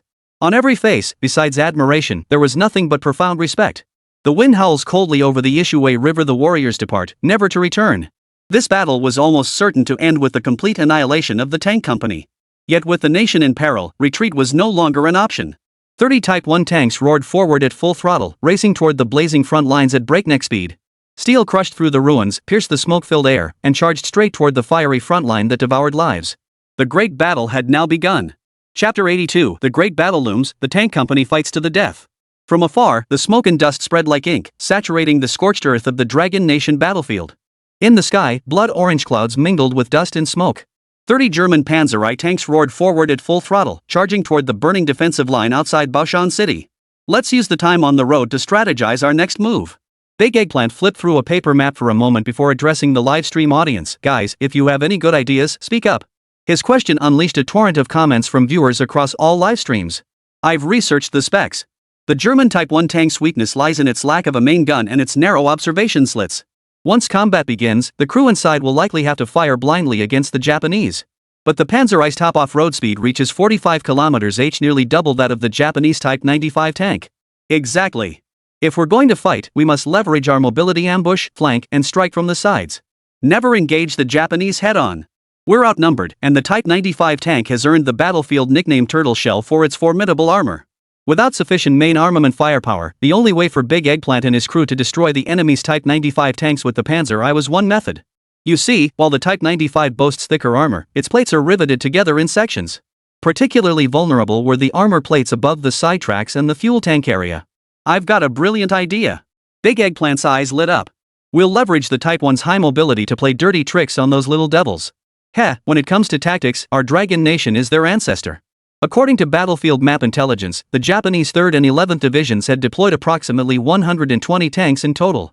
They were about to reach the outer perimeter of the Baoshan defensive line. Meanwhile, Big Eggplant's 3 tank companies were encircling them from the flank. Moreover, with the Type 1 tank's superior mobility, Big Eggplant's forces were certain to reach the ambush positions first. Soon after, all 30 Type 1 tanks from the 3 companies arrived at a riverbank reverse slope along the defensive line.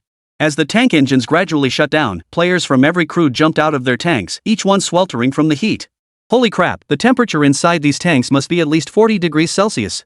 Shuhei panted heavily, fanning himself with a hard aluminum plate.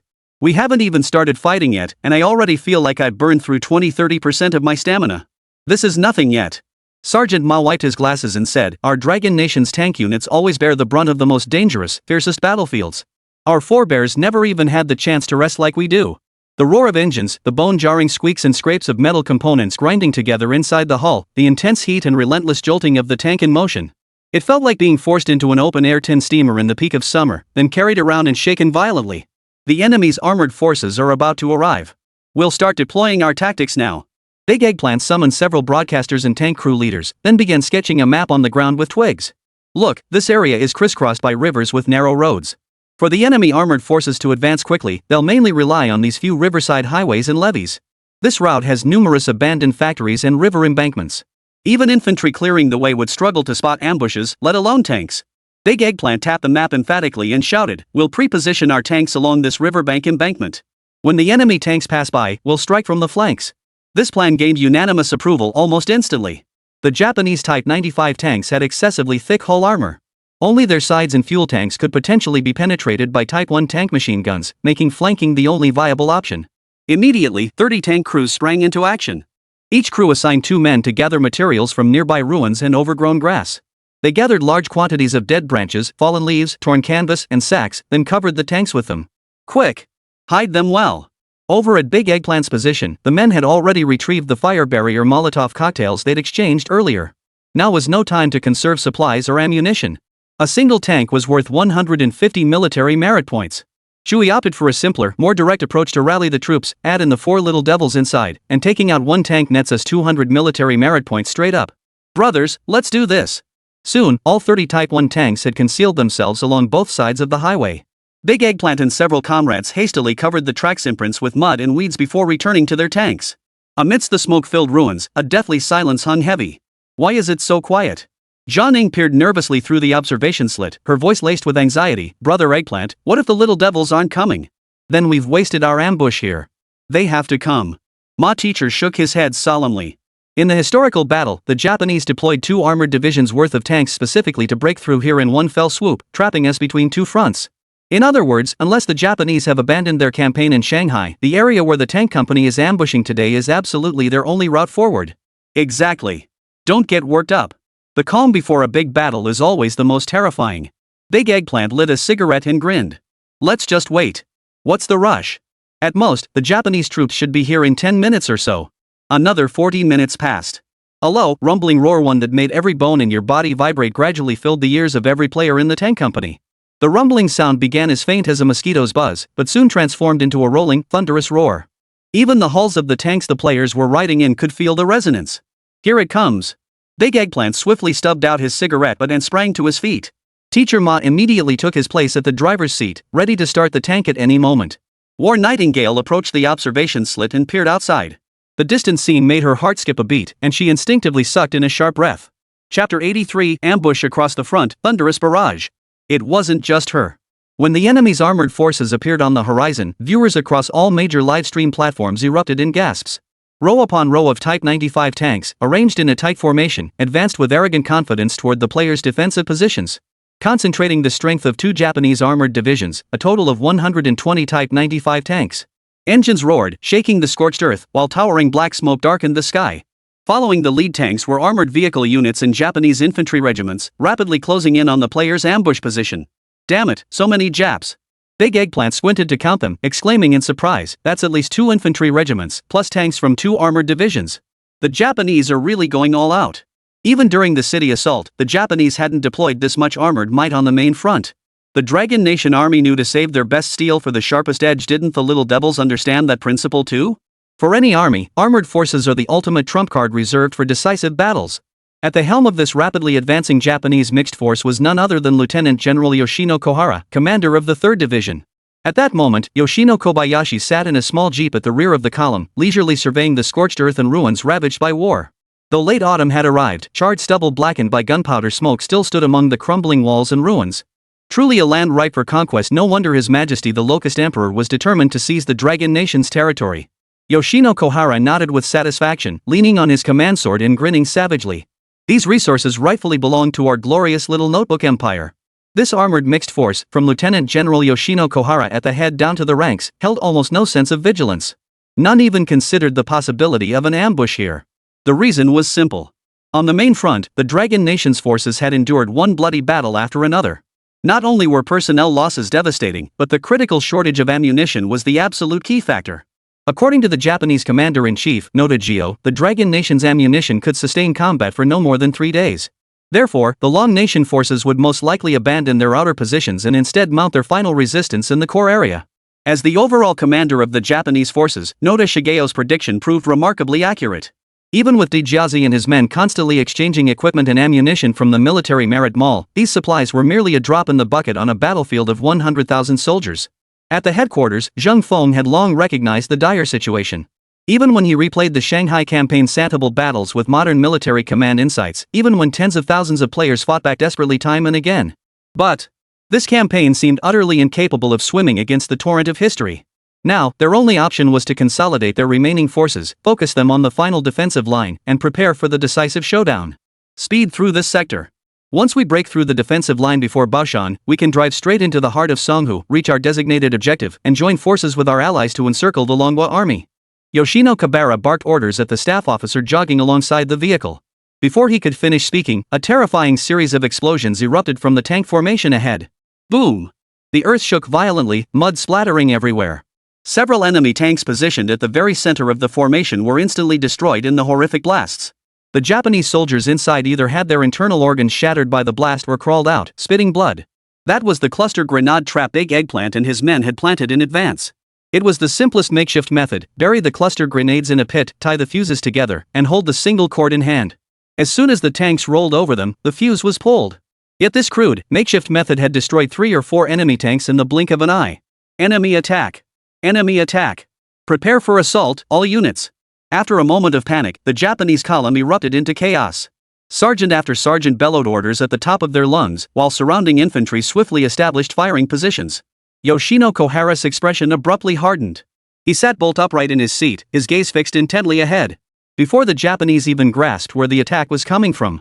Suddenly, from both sides of the Riverside Highway and the shadows of abandoned factories, the roar of engines began to echo. The deep roar of diesel engines echoed like the souls of a million fallen warriors, raging across the scorched land, venting their fury. Charge! What did it matter that there were no radios for communication? At this moment, all commands, signals, and radios were meaningless, useless. Once the battle commenced, the most potent command was the thunderous crack of your trigger being pulled. Leveraging the Type 1 tank's formidable mobility and engine power, over a dozen Type 1 tanks simultaneously burst forth from their hiding places. Every player serving as gunner had their sights locked onto the flanks of the enemy tanks. Fire! Open fire on the Japanese bastards! 2 MG-13 machine guns on each tank turret spat fire ferociously. The machine gun fire network unleashed a torrent of bullets, all densely targeting the weakest points of the Japanese Type 95 tank, the rear cooling grills and fuel tanks. The enemy tank's 17mm armor could withstand individual machine gun rounds, but not sustained, concentrated fire.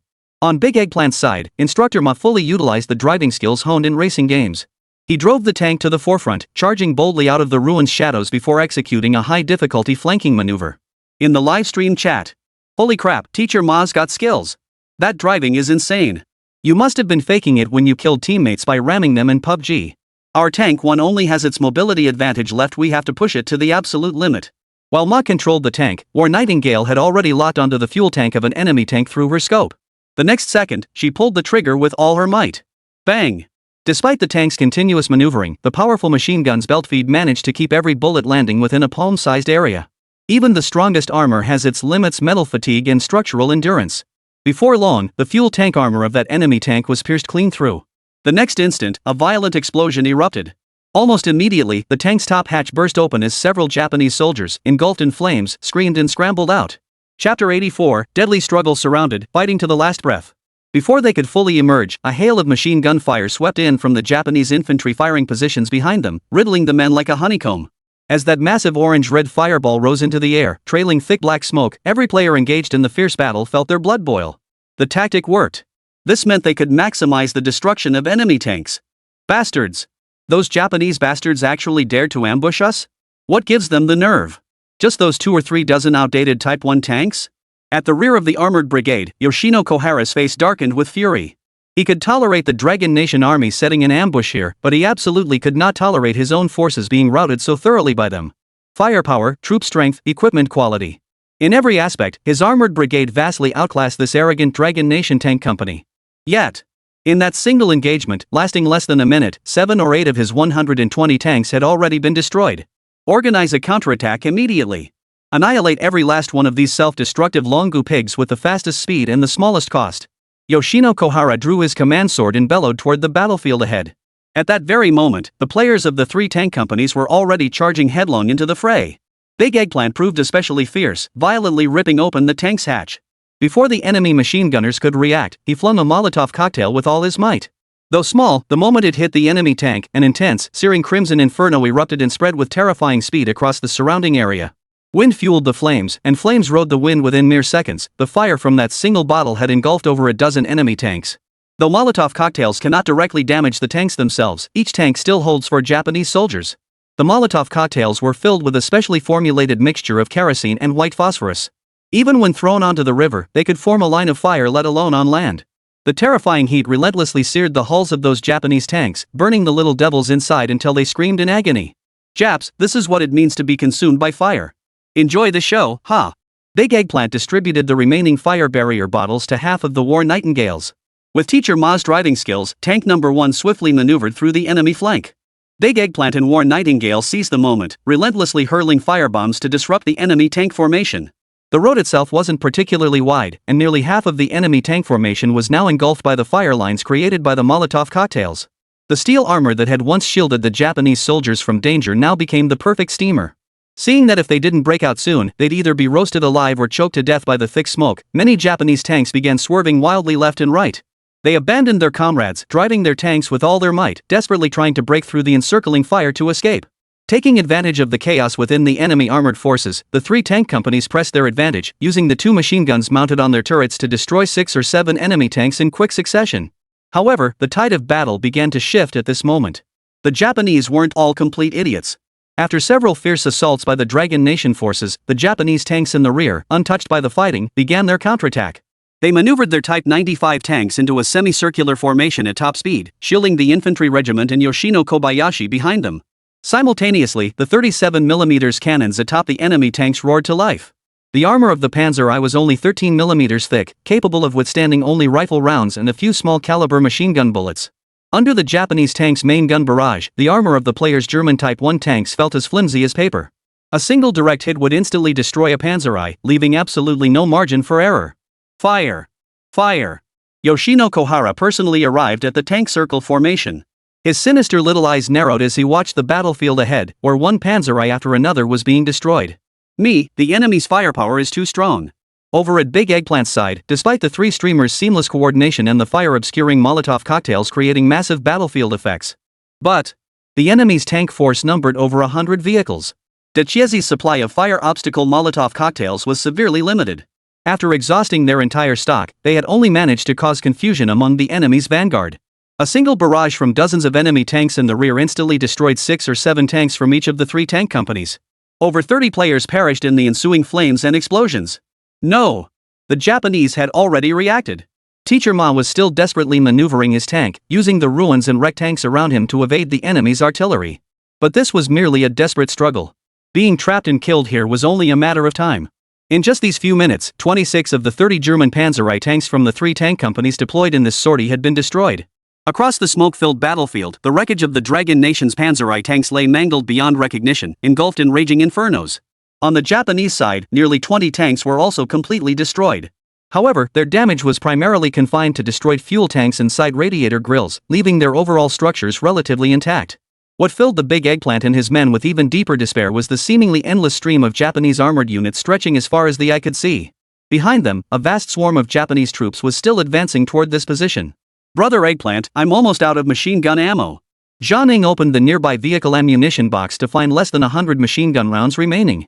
As for incendiary bottles and grenades, they had none left at all. On the enemy side, the remaining 100 tanks had formed a circular formation. Each tank shielded the most vulnerable flanks and fuel tanks of the others. This was practically an impenetrable iron barrel formation. Wait, I still have 2 Flying Thunder explosive charges. Master Ma's eyes suddenly lit up. He had purchased these items from the military merit mall before, but they had been tucked away at the bottom of a box, never used. Perfect. Big Eggplant's eyes lit up as he roared with laughter. "Old Ma, I knew you had a plan. Come on, let's use these 2 explosive charges and go all out against the Japs one last time." At that moment, despite being trapped in a deadly encirclement, not a single player among the 4 remaining tanks showed fear or hesitation. Every tank crew, just like Big Eggplants, had prepared to leap from their tanks and make a final, desperate stand with their lives. Chapter 85, Outnumbered, Outgunned. A duel amidst the forest inferno. At this very moment, the fierce battle raging across this scorched earth was being transmitted in full view to all players through the game's battlefield AI perspective. The euphoria from their earlier triumph, achieved by holding their ground amidst the ruins, began to fade. Replacing it was a scene of utter despair filling every player's heart. In the command center, Zheng Feng, the supreme commander, sat with reddened eyes, his gaze fixed unblinkingly on the holographic display. At one defensive position, and reinforced company tasked with intercepting enemy aircraft had reached its absolute limit. Fierce flames. They blazed fiercely across the ruins left by the artillery bombardment, devouring everything around them. Simultaneously, they scorched and consumed the bodies of the players holding the line. Under the relentless barrage of enemy heavy artillery, the reinforced company had suffered devastating casualties. As far as the eye could see lay positions destroyed by enemy tanks, artillery, and heavy guns, along with shattered limbs. The machine gun emplacements the players had cobbled together from ruined buildings had successfully shot down a low-flying Japanese Type 96 fighter during the previous round of fire. But the exposure of this position drew the Japanese commander's furious retaliation. The main guns of the Japanese warships anchored outside Wusong Mouth roared with deafening fury. More waves of Type 96 bombers, like circling Grim Reapers, roared in from the direction of the Huanpu River. This time, they did not risk low-level bombing runs.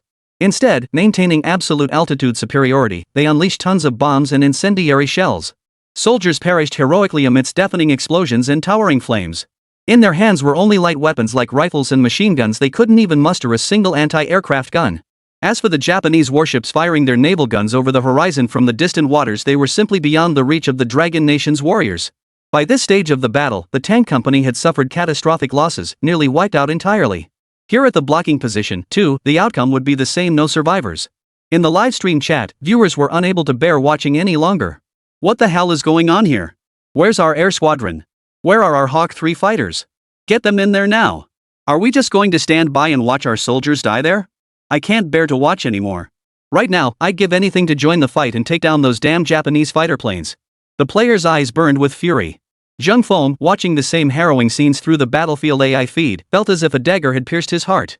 That piercing, heart-wrenching agony was a pain he had never felt in all his decades of leading troops. In his view, war inevitably meant bloodshed and sacrifice, a reality every soldier accepted long ago. But witnessing his own comrades in arms, seeing his brothers in arms perish in the inferno, this agony was far more intense than being struck down by a stray bullet on the battlefield. Old Zhang, calm down. Commissioner He Jun, his face ashen, immediately grabbed Zheng Feng by the arm. As his longtime partner, he knew Zhang Feng's temperament well. If he didn't restrain Zheng Feng now, the man might be overcome by rage and bloodlust, ordering the entire German-equipped division stationed here to launch a full-scale counterattack. On the battlefield, military orders take precedence over everything. Commanders must never act on impulse, no matter the circumstances. Old Zheng, listen to me. It's not that we don't want to rescue them, it's that we can't. Every soldier sent to the front lines for a delaying action has already accepted death as their fate. Every single second we're buying now has been forcibly wrested from the Japanese teeth with their flesh and blood, with their very lives. The enemy's overwhelming superiority in naval, land, and air firepower and equipment leaves us no choice but to consolidate our forces and defend. This isn't anyone's fault, it's the brutal reality of the gap between our Dragon Nation and the little Japanese in that era. As the current political commissar of Army Sea and Dragon Nation's theater, He Jun was a military officer trained in formal academies. He understood better than anyone the irreversible, colossal gap in this war. His voice trembled with grief, anger, and unwillingness. Every person present understood deep down that the Battle of Shanghai was not merely a contest of the fighting spirit and courage of soldiers on both sides, but a clash of national strength. National strength. Zhang Feng watched the screen showing the fierce battle still raging around Big Eggplant and the others. He could scarcely fathom it. Decades ago, that army barely able to sustain itself with food and ammunition. How could they fight tooth and nail step by step, ultimately crushing these Japanese invaders armed to the teeth? Could it be that an iron will truly overcome the vast chasm in military equipment? Zhang Feng felt a twinge of confusion. The theory he had never believed in before was now prying open a crack in his mind. Amidst the ruins, surviving tanks charged headlong toward the Japanese tank formation with a death-defying resolve. Though tank number 1 lacked a gun, its 5-ton hull could still ram and disable enemy tanks at full speed. Charge! I'll fight you to the death today. Every enemy tank we destroy eases the pressure on our main force. Teacher Ma's eyes burned red, his body drenched in sweat as he gripped the throttle lever, pushing it to the limit. To his left, inside another tank, streamers Chuhi, Li Xiaofeng, and Big Monkey refused to be outdone, charging forward with equally desperate determination. Bastards! Have these Dragon Country bastards lost their minds? Observing this scene through his binoculars from the rear command post, Yoshino Kohara was utterly stunned, his entire body tingling as if struck by lightning. He had always believed that only their noble Japanese samurai code would inspire such suicidal charges against overwhelming odds. Suicide attacks using their frail bodies to confront foes several times, even dozens of times stronger than themselves. Such spirit should belong solely to their noble Japanese empire. Where did these Dragon Country people get the guts? At that moment, panic erupted among the Japanese tank units on the front lines. Having previously contracted into an iron barrel formation, the tanks were now packed bumper to bumper, with no room for maneuver whatsoever. Now, with the 4 tanks from the Big Eggplant side charging forward, the dozen or so Japanese tanks at the very front had nowhere to even dodge. Bastards! Get out of the way! Move! Fire! Blow these Dragon Country pigs to smithereens! The cannons of the Type 95 tanks roared one after another. Chapter 86, Drawing the Sword despite knowing defeat is inevitable. The tank cannon struck the tank carrying Big Eggplant and his men, instantly tearing gaping holes in its thin armor. But, even as their tanks began to disintegrate and shatter, not a single one chose to retreat. Though vastly outnumbered, at the moment of final resolve, they still chose to draw their swords. Their chests were what they offered to the enemy. Come on, you little devils. Today, I'll fight you to the bitter end. Your bullets will only ever hit our chests. Big Eggplant roared with maniacal laughter, leaning half his body out the tank hatch to hook Master Ma's 2 flying thunder grenades onto the turret's machine gun. Jianing, prepare to bail out. Teacher Ma tightly bound the tank's throttle lever with a cloth strip, then stood up and joined Jianing by Big Eggplant's side. Seconds before the tank crashed into the enemy formation, Big Eggplant, Teacher Ma, and Jianing leapt off one after another, tumbling hard onto the ground. Inside the Type 95 tank facing them, several Japanese soldiers screamed in terror as they watched the rumbling colossus approach, futilely firing their machine guns in a hail of bullets. Boom! A collision so violent it made every heart skip a beat echoed through the air. At full speed, tank number 1 could reach a blistering 35 km per hour. The impact instantly compressed the front ends of tank number 1 and the Japanese Type 95 tank together. The Japanese soldiers inside were instantly crushed into pulp. Moreover, the collision triggered the 2 Flying Thunder explosive charges, which detonated simultaneously, unleashing a massive fireball 5 or 6 meters high. Awesome! Ha! Old Ma, with this collision and the explosive charges, we've taken out 3 more enemy tanks. That's a good return on investment. Big Eggplant scrambled to his feet, covered in dust and grime, and immediately burst into a hoarse, raucous laugh. However, not all 3 tanks achieved the same devastating results from their desperate charge. The 2 tanks controlled by the online players hadn't even reached the enemy lines before their fuel tanks were hit by artillery fire, causing massive explosions. Chuyi, Li Xiaofeng, and Big Monkey followed Big Eggplant's example, jumping out of their tanks seconds before impact. Yet, as the enemy machine guns swept over them, Ye Hao and Chuyi were instantly riddled with over a dozen dense bullet holes. Their lifeless bodies fell to the ground, signifying their demise. Now, only 4 survivors remained, the entire Big Eggplant squad and Li Xiaofeng, the human emperor from Chuyi's squad. Brother Feng, how are you? Big Eggplant yanked Li Xiaofeng to his feet and gave him a hard slap on the back. Cough. Li Xiaofeng had hit a rock when he jumped down earlier, knocking the wind out of him. The force of the slap jolted him back to consciousness. Big Eggplant, Teacher Ma, War Nightingale, you're all here. Li Xiaofeng's eyes lit up as he laughed heartily. Come on, let's pool whatever weapons and ammo we have left and give those little devils another big blast. In the distance, the Japanese had already dispatched a squad of infantry armed with Type 38 rifles, advancing toward the 4 hiding behind the rubble. Clearly, the Japanese commander, Yoshino Kohara, didn't want 4 corpses. What he wanted was to capture these 4 Dragon Nation warriors alive. I've got 10 bullets left. Teacher Ma pulled out a small box of specially made steel core armor-piercing rounds he'd exchanged for at the Military Merit Mall. I've got 6 bullets and 2 grenades. War Nightingale also produced his entire stash. Li Xiaofeng said, I've got 1 grenade left and 3 bullets. I've been shooting the bastards non-stop, so I blew through my ammo way too fast. I've got plenty of guns, but bullets are really running low, only 5 left. Big Eggplant slapped his head and sighed, I've got plenty of military merit points now, but I didn't have time to buy ammo from the store. What a waste. In the live stream chat, many viewers instantly expressed regret. Man, if we had enough ammo, this terrain would be perfect. We might even take out another wave of Japs.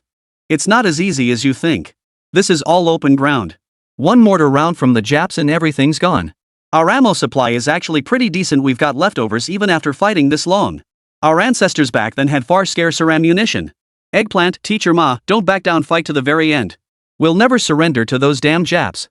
While you can directly access the military merit shop on the battlefield to exchange items, this exchange process takes time. Items don't appear instantly after clicking.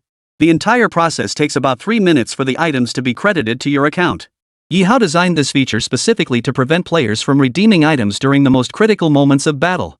Because battlefield situations change in the blink of an eye, and while players' military merit points aren't shared, items can be freely exchanged. Without this restriction, a player might exchange for ammunition 1 second only to be killed the next, allowing nearby players to immediately seize that ammunition. After all, firearms are personally authenticated and require manual consent to transfer ownership, but ammunition has no such restriction. Anyone can pick it up and use it immediately. To exchange for equipment and ammunition from the merit store, players must do so in a safe zone or outside the game. As a result, Big Eggplant and his team now find themselves completely out of ammunition.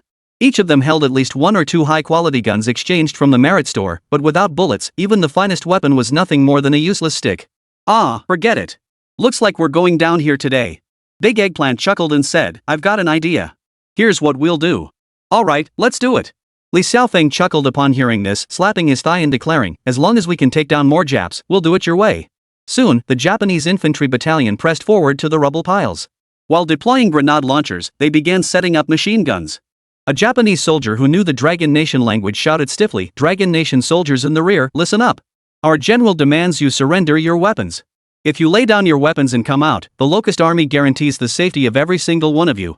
I repeat this final time, lay down your weapons, and the Locust Army will guarantee your safety. Moments later, several figures emerged from behind the rubble. The sight of Big Eggplant and his men emerging caused the Japanese infantry company to instantly raise their Type 38 rifles in unison. Chapter 87, with no retreat left, a one-on-one showdown with the Japanese division commander. Meanwhile, through the game Battlefield's AI camera, the scene of Big Eggplant and his men emerging empty-handed from the rubble was broadcast to all players. Instantly, many players found themselves wondering, what were they doing? If they intended to fight to the bitter end, shouldn't they use the rubble as cover? But to suggest Big Eggplant and Teacher Ma were planning to surrender? That was even less believable. They're all veteran players who fought their way through every campaign since the first act. Not just them, not a single player who joined the fight ever surrendered to the notebook. Hey, you lot! Big Eggplant pointed at the Japanese soldiers cautiously eyeing him through their Type 38 rifles and barked, I'm right here. Why the hell are you still pointing your guns at me? Beside Big Eggplant, Li Xiaofeng, War Nightingale, and Teacher Ma emerged one after another, each glaring coldly at the Japanese soldiers. Good.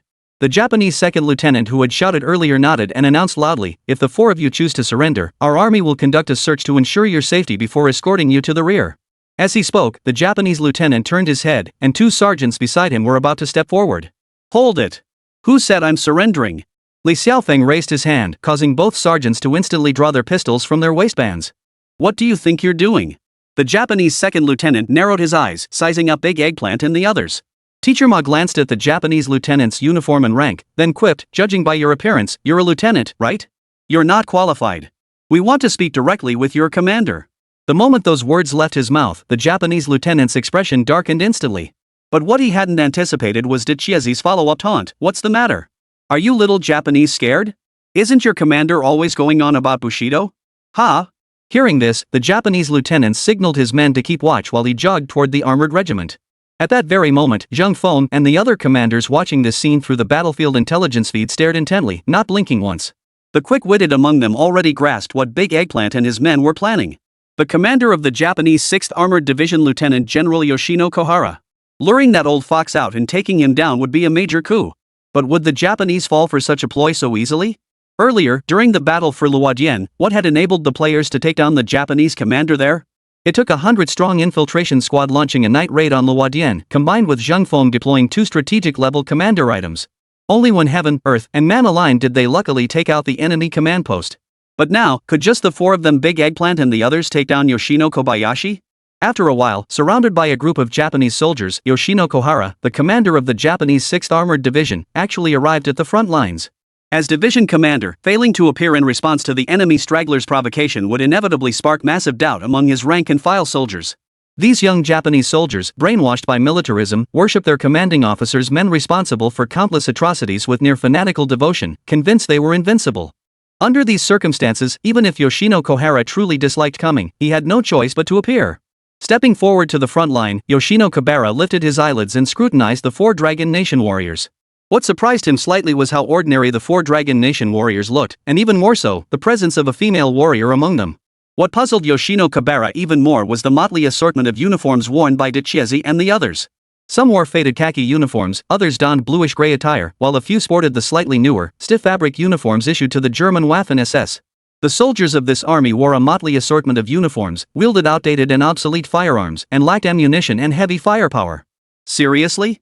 This was essentially an army of farmers, and they'd inflicted such heavy losses on the Little Notebook Empire's forces?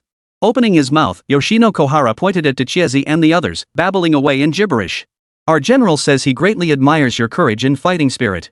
He asks if you are willing to surrender to the Locust Army. Should you choose to surrender, the Locust Army will grant you the highest honors.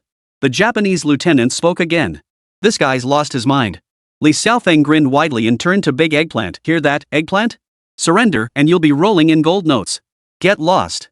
Big Eggplant cursed under his breath. Then he pointed at Yoshino Kohara and bellowed, You want us to surrender? Forget it. Let me tell you straight, I hear you little Japanese think you're pretty damn good with knives, huh? Today we're going to test your skills. One-on-one, bayonet to bayonet, until the last man falls. Big Eggplant glared at Yoshinohara. I want to trade a few blows with you. Got the guts? Me? Behind the black-rimmed round glasses on Yoshino Kohara's face, a pair of bulging eyes blinked. His lips moved, muttering something. His expression showed neither fear nor excitement, only a hint of puzzlement. What's this little Japanese guy muttering about? Li Xiaofeng wondered aloud. Who cares what he's muttering? Teacher Ma whispered, Don't forget our mission is to inflict as much damage as possible on their armored forces at Baoshan and delay their advance. Every moment we delay gives the main force more time to regroup and deploy their forces. What makes you think a lowly private like you has the right to engage in hand-to-hand combat with a lieutenant general like me? The Japanese second lieutenant relayed Yoshino Kohara's words to Big Eggplant. I hear your little book's locusts revere Bushido, believing any challenger regardless of rank must be accepted. Big Eggplant bellowed, What's the matter? You, a distinguished lieutenant general, afraid of me? Ha! If you're scared, just call me Grandpa and I'll spare your life. Truth be told, Big Eggplant had never heard of the little book locusts. That line was pure fabrication. But his goal was achieved. It was a provocation tactic.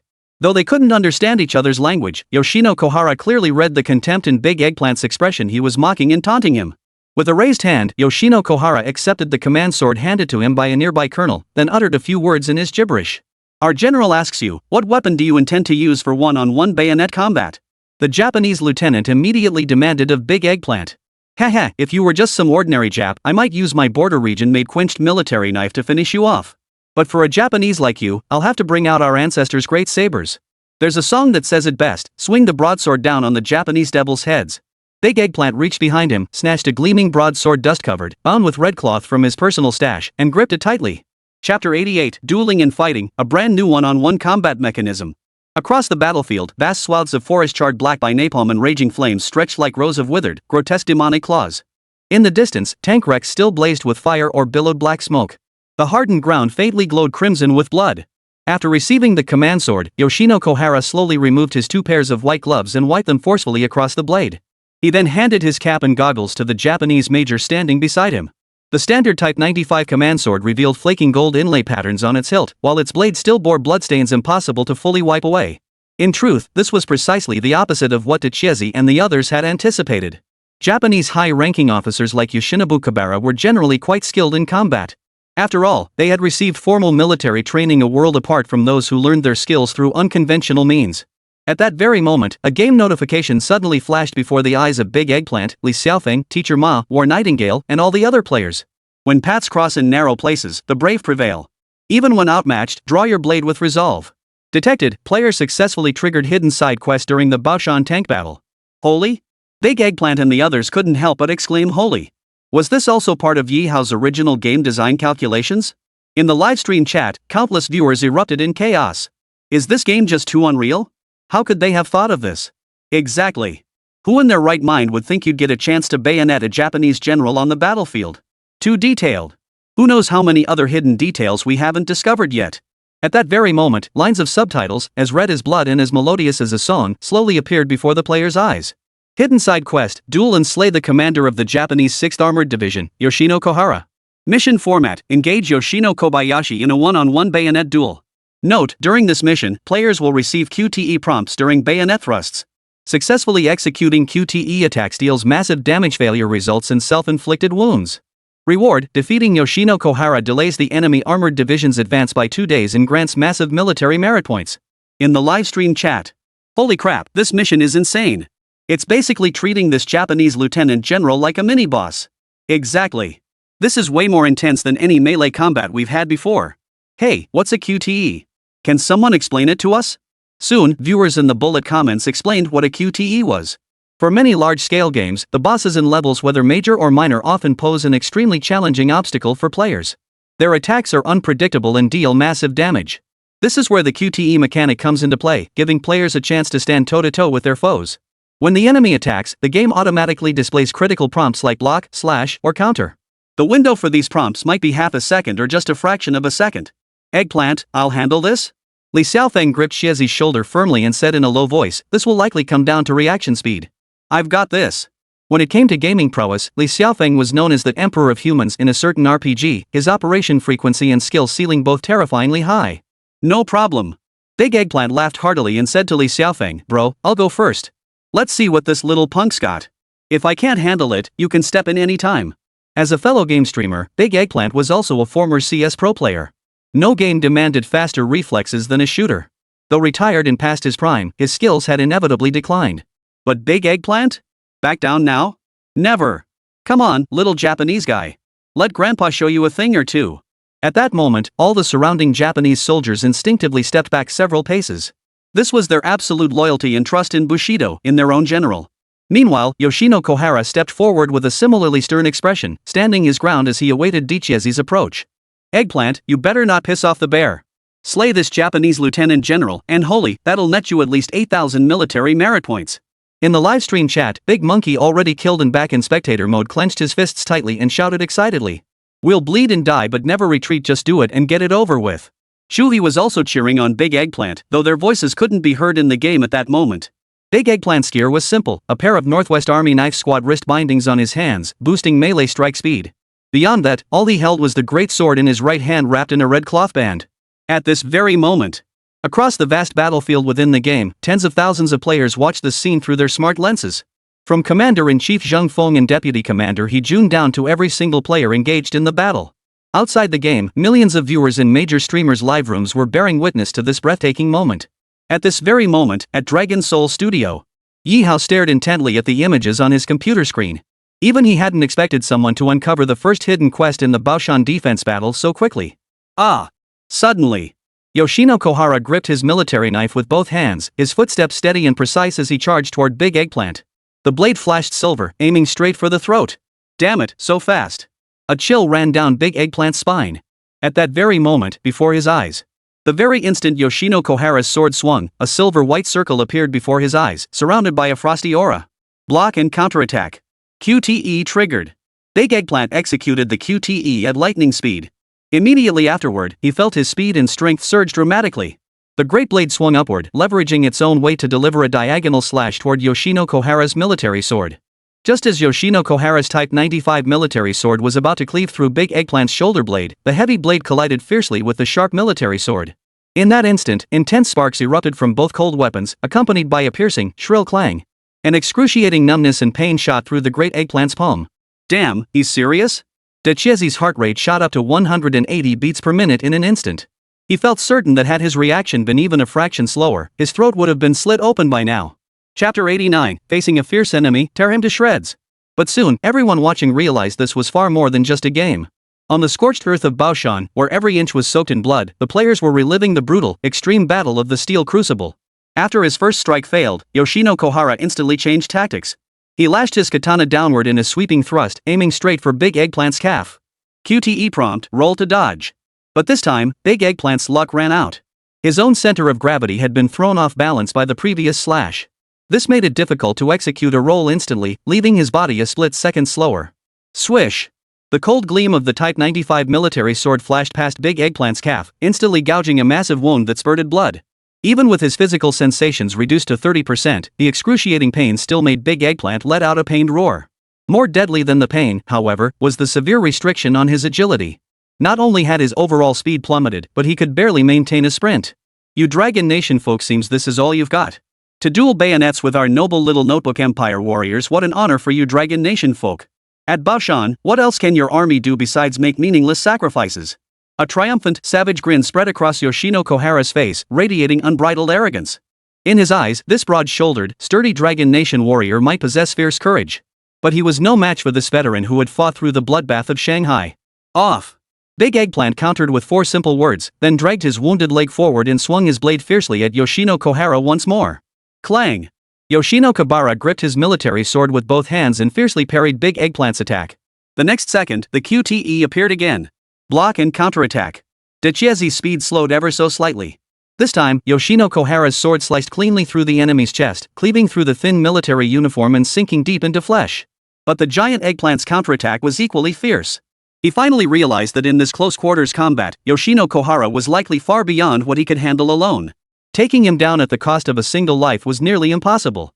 Therefore, his only option was to trade wounds, buying Li Xiaofeng as much time as possible to kill this Japanese soldier. Therefore, as the Big Eggplant was struck by the blade and about to collapse, he swung his large knife horizontally in a horizontal slash.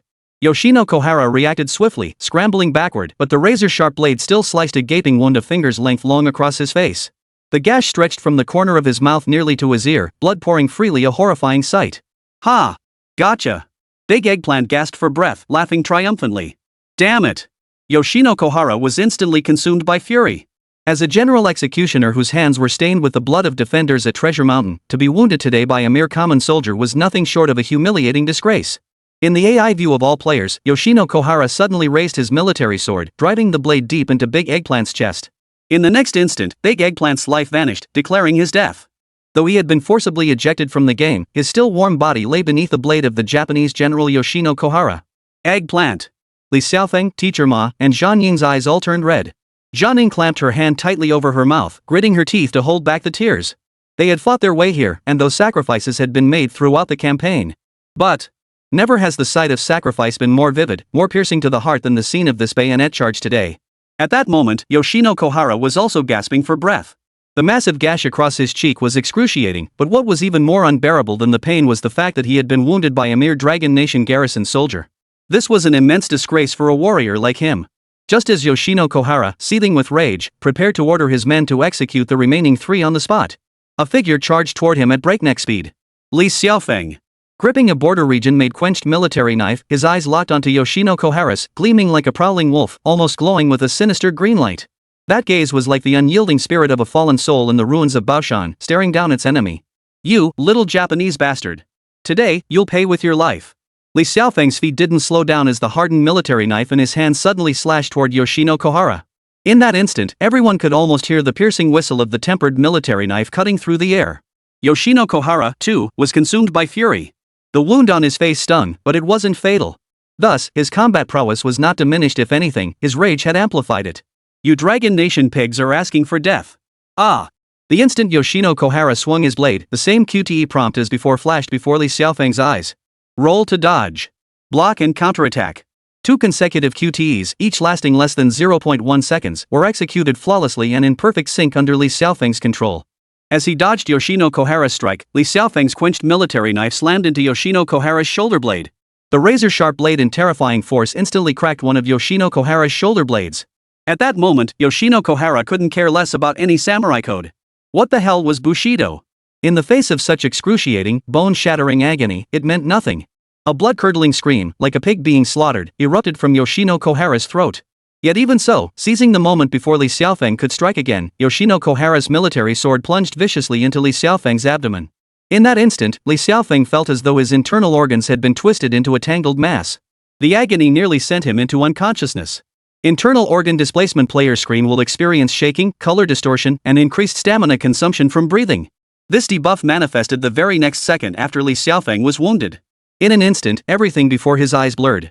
Even the figure of the Japanese General Yoshino Kohara appeared as a shaky double image. Oh no, oh no. Big Eggplant, who had already returned to the livestream room, watched the screen with his brow furrowed into a tight knot. At this rate, Brother Phone might not hold out much longer. Damn it, how come these little devils are so tough? They're nothing like the enemies we've faced before. Big Eggplant slapped his thigh in frustration. But that was just one of the rules of war. High-ranking enemy commanders would never casually show themselves on the front lines. And even if they did show up, killing them would come at a tremendous cost. Viewers in the livestream were gripped with tension. If even a skilled player like Li Xiaofeng couldn't take down Yoshino Kohara, then perhaps no one could. Teacher Mine Zhaning don't know how to play with knives. Is there still a chance to fight back? At this point, all we can do is cheer them on. Even if it means dying, we'll bite off a chunk of flesh from these devils. All or nothing. In the split second before blacking out, he saw the QTE prompt flash before his eyes once more. Chapter 90, Loyal Spirit Shroud, the final moment has arrived. Block with sword. Rapid stab combo. Note, enemy now in rage state. Continue combo strikes to maintain consciousness. Li Xiaofeng gritted his teeth and let out a frenzied roar. In that instant, a surge of strength erupted from within him, propelling him to his feet as his quenched military knife launched a fierce counterattack. With every successful QTE counter, Li Xiaofeng's quenched military knife left a fresh, bleeding wound on Yoshino Kohara's body. Li Xiaofeng, unleashing his full power, delivered terrifying counterattacks that sent shockwaves through Yoshino Kohara's mind. On this scorched earth of Baoshan, once fiercely contested by the Dragon Nation's defenders with their very flesh and blood, he sensed a bone-chilling resolve to fight to the death. For a moment, he actually sensed that this seemingly ordinary Dragon Nation soldier might pose a genuine threat to his life. In that split second of distraction, Li Xiaofeng suddenly slammed into him, dragging Yoshino Kohara headfirst into a massive shell crater beside them. The close-quarters sword fight instantly transformed into a brutal, face-to-face brawl where every punch landed with brutal force. General! General! The Japanese lieutenant, accompanied by several soldiers, rushed to the edge of the crater, aiming to shoot Li Xiaofeng dead.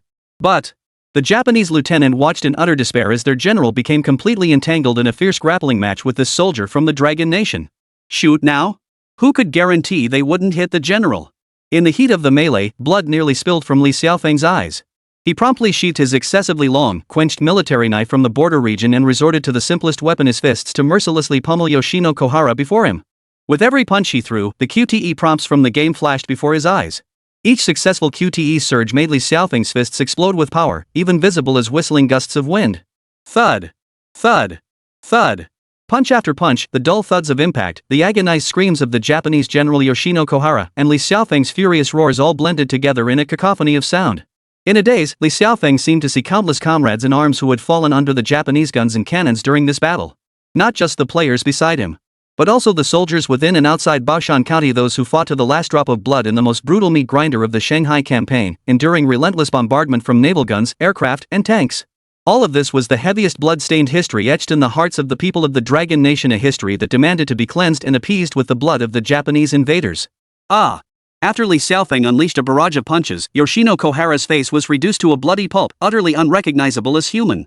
And finally, before him, the ultimate QTE prompt appeared. Execution QTE. The halo surrounding this QTE was not silver-white, but a blood red tinged with desolation and weight. Lying on the ground, Yoshino Kohara was now nothing but exhaling breath, with no inhalation left. He could never have imagined. As a general personally appointed by the Locust King, he would meet his end at the hands of the Dragon Nation's soldiers. Just like those Japanese devils wiped out by the Dragon Nation's army at Baoshan, he now lay fallen upon this scorched earth. Die, you little devil! Ah! With his final punch, Li Xiaofeng poured all his strength into it, striking Yoshino Kohara's temple with brutal force. In that instant, blood spurted out. The scene before Yoshino Kohara's eyes went dark, like a movie suddenly losing power. This arrogant Japanese division commander, who boasted of achieving glory through slaughter on Dragon Nation soil, finally met his end on this land soaked in the blood of the defenders. The bleak, blood-red subtitles from the game slowly appeared once more. Hidden mission: eliminate Japanese 3rd Division Wing Commander Yoshino Kohara complete. During the Battle of Shanghai's Baoshan Defense in history, Yoshino Kohara, one of the Japanese frontline commanders, was captured after the decisive victory and executed in the Dragon Kingdom. Special reward issued. At this very moment, Li Xiaofeng's personal inventory gained 5,000 military merit points. The previously fallen Big Eggplant received 3,500 military merit points, while Teacher Ma and War Nightingale each earned 2,000 points. Not only them, all tens of thousands of players present received 500 military merit points each, plus a special item appeared in everyone's inventory. Loyal Spirit Shroud. Properties: equipping this item increases all combat stats by 10. When wrapping the body of a fallen comrade, triggers Loyal Spirit immortality, granting 1 instance of fatal damage absorption for 1 minute. This item is imbued with the indomitable spirit of the Baoshan garrison's fallen heroes. Though all received the rewards of military merit points and equipment. But, at this moment, not a single player could muster a smile or feel any joy. Their gazes were solemn and grave as they stared at the scenes unfolding on the smart screen. Why could the people of Dragon Nation prevail in protracted campaigns against enemies many times, even dozens of times, stronger than themselves? Why did the backbone of the Dragon Nation's people never bend before the enemy? Why did the fighting spirit of its soldiers shake the world? The resolve of the Baoshan garrison to fight to the last man stands as the ultimate answer. Salute! Salute! Countless players spontaneously rose to their feet in solemn silence. This breathtaking bayonet charge stands as the truest embodiment of every Dragon Nation citizen with courage. General! General! Bastards! You dragon country pigs, kill them! The Japanese lieutenant's eyes nearly popped out of his head. Beyond sheer shock, his heart was now filled with an indescribable dread. It was as if he were facing those defenders who fought to the death amidst the ruins of Baoshan. It wasn't just him. Every Japanese soldier witnessing this moment felt cracks forming in their samurai faith, their worldview beginning to crumble. Meanwhile, Li Xiaofeng's physical endurance had reached its absolute limit. The blood gushing from the knife wound piercing his chest and abdomen had already soaked his entire uniform crimson. Pale-faced, Li Xiaofeng turned his head toward Teacher Ma and Jianing in the distance. His eyes revealed a hint of relief and a faint smile. Tears welled in Teacher Ma's eyes. In the next instant, he and Jianing abruptly drew the firearms strapped to their backs. The ammunition the four had pooled earlier was now on their persons. Teacher Ma fired several precise bursts, instantly taking out the Japanese lieutenant and several surrounding soldiers. Seize them! They were out of bullets. The other Japanese soldiers lying prone on the ground immediately noticed that Teacher Ma and Jianing had exhausted their ammunition. At this moment, they still harbored the delusion of capturing prisoners alive. Alas, the eyes of Teacher Ma and Jianing were already filled with unwavering resolve.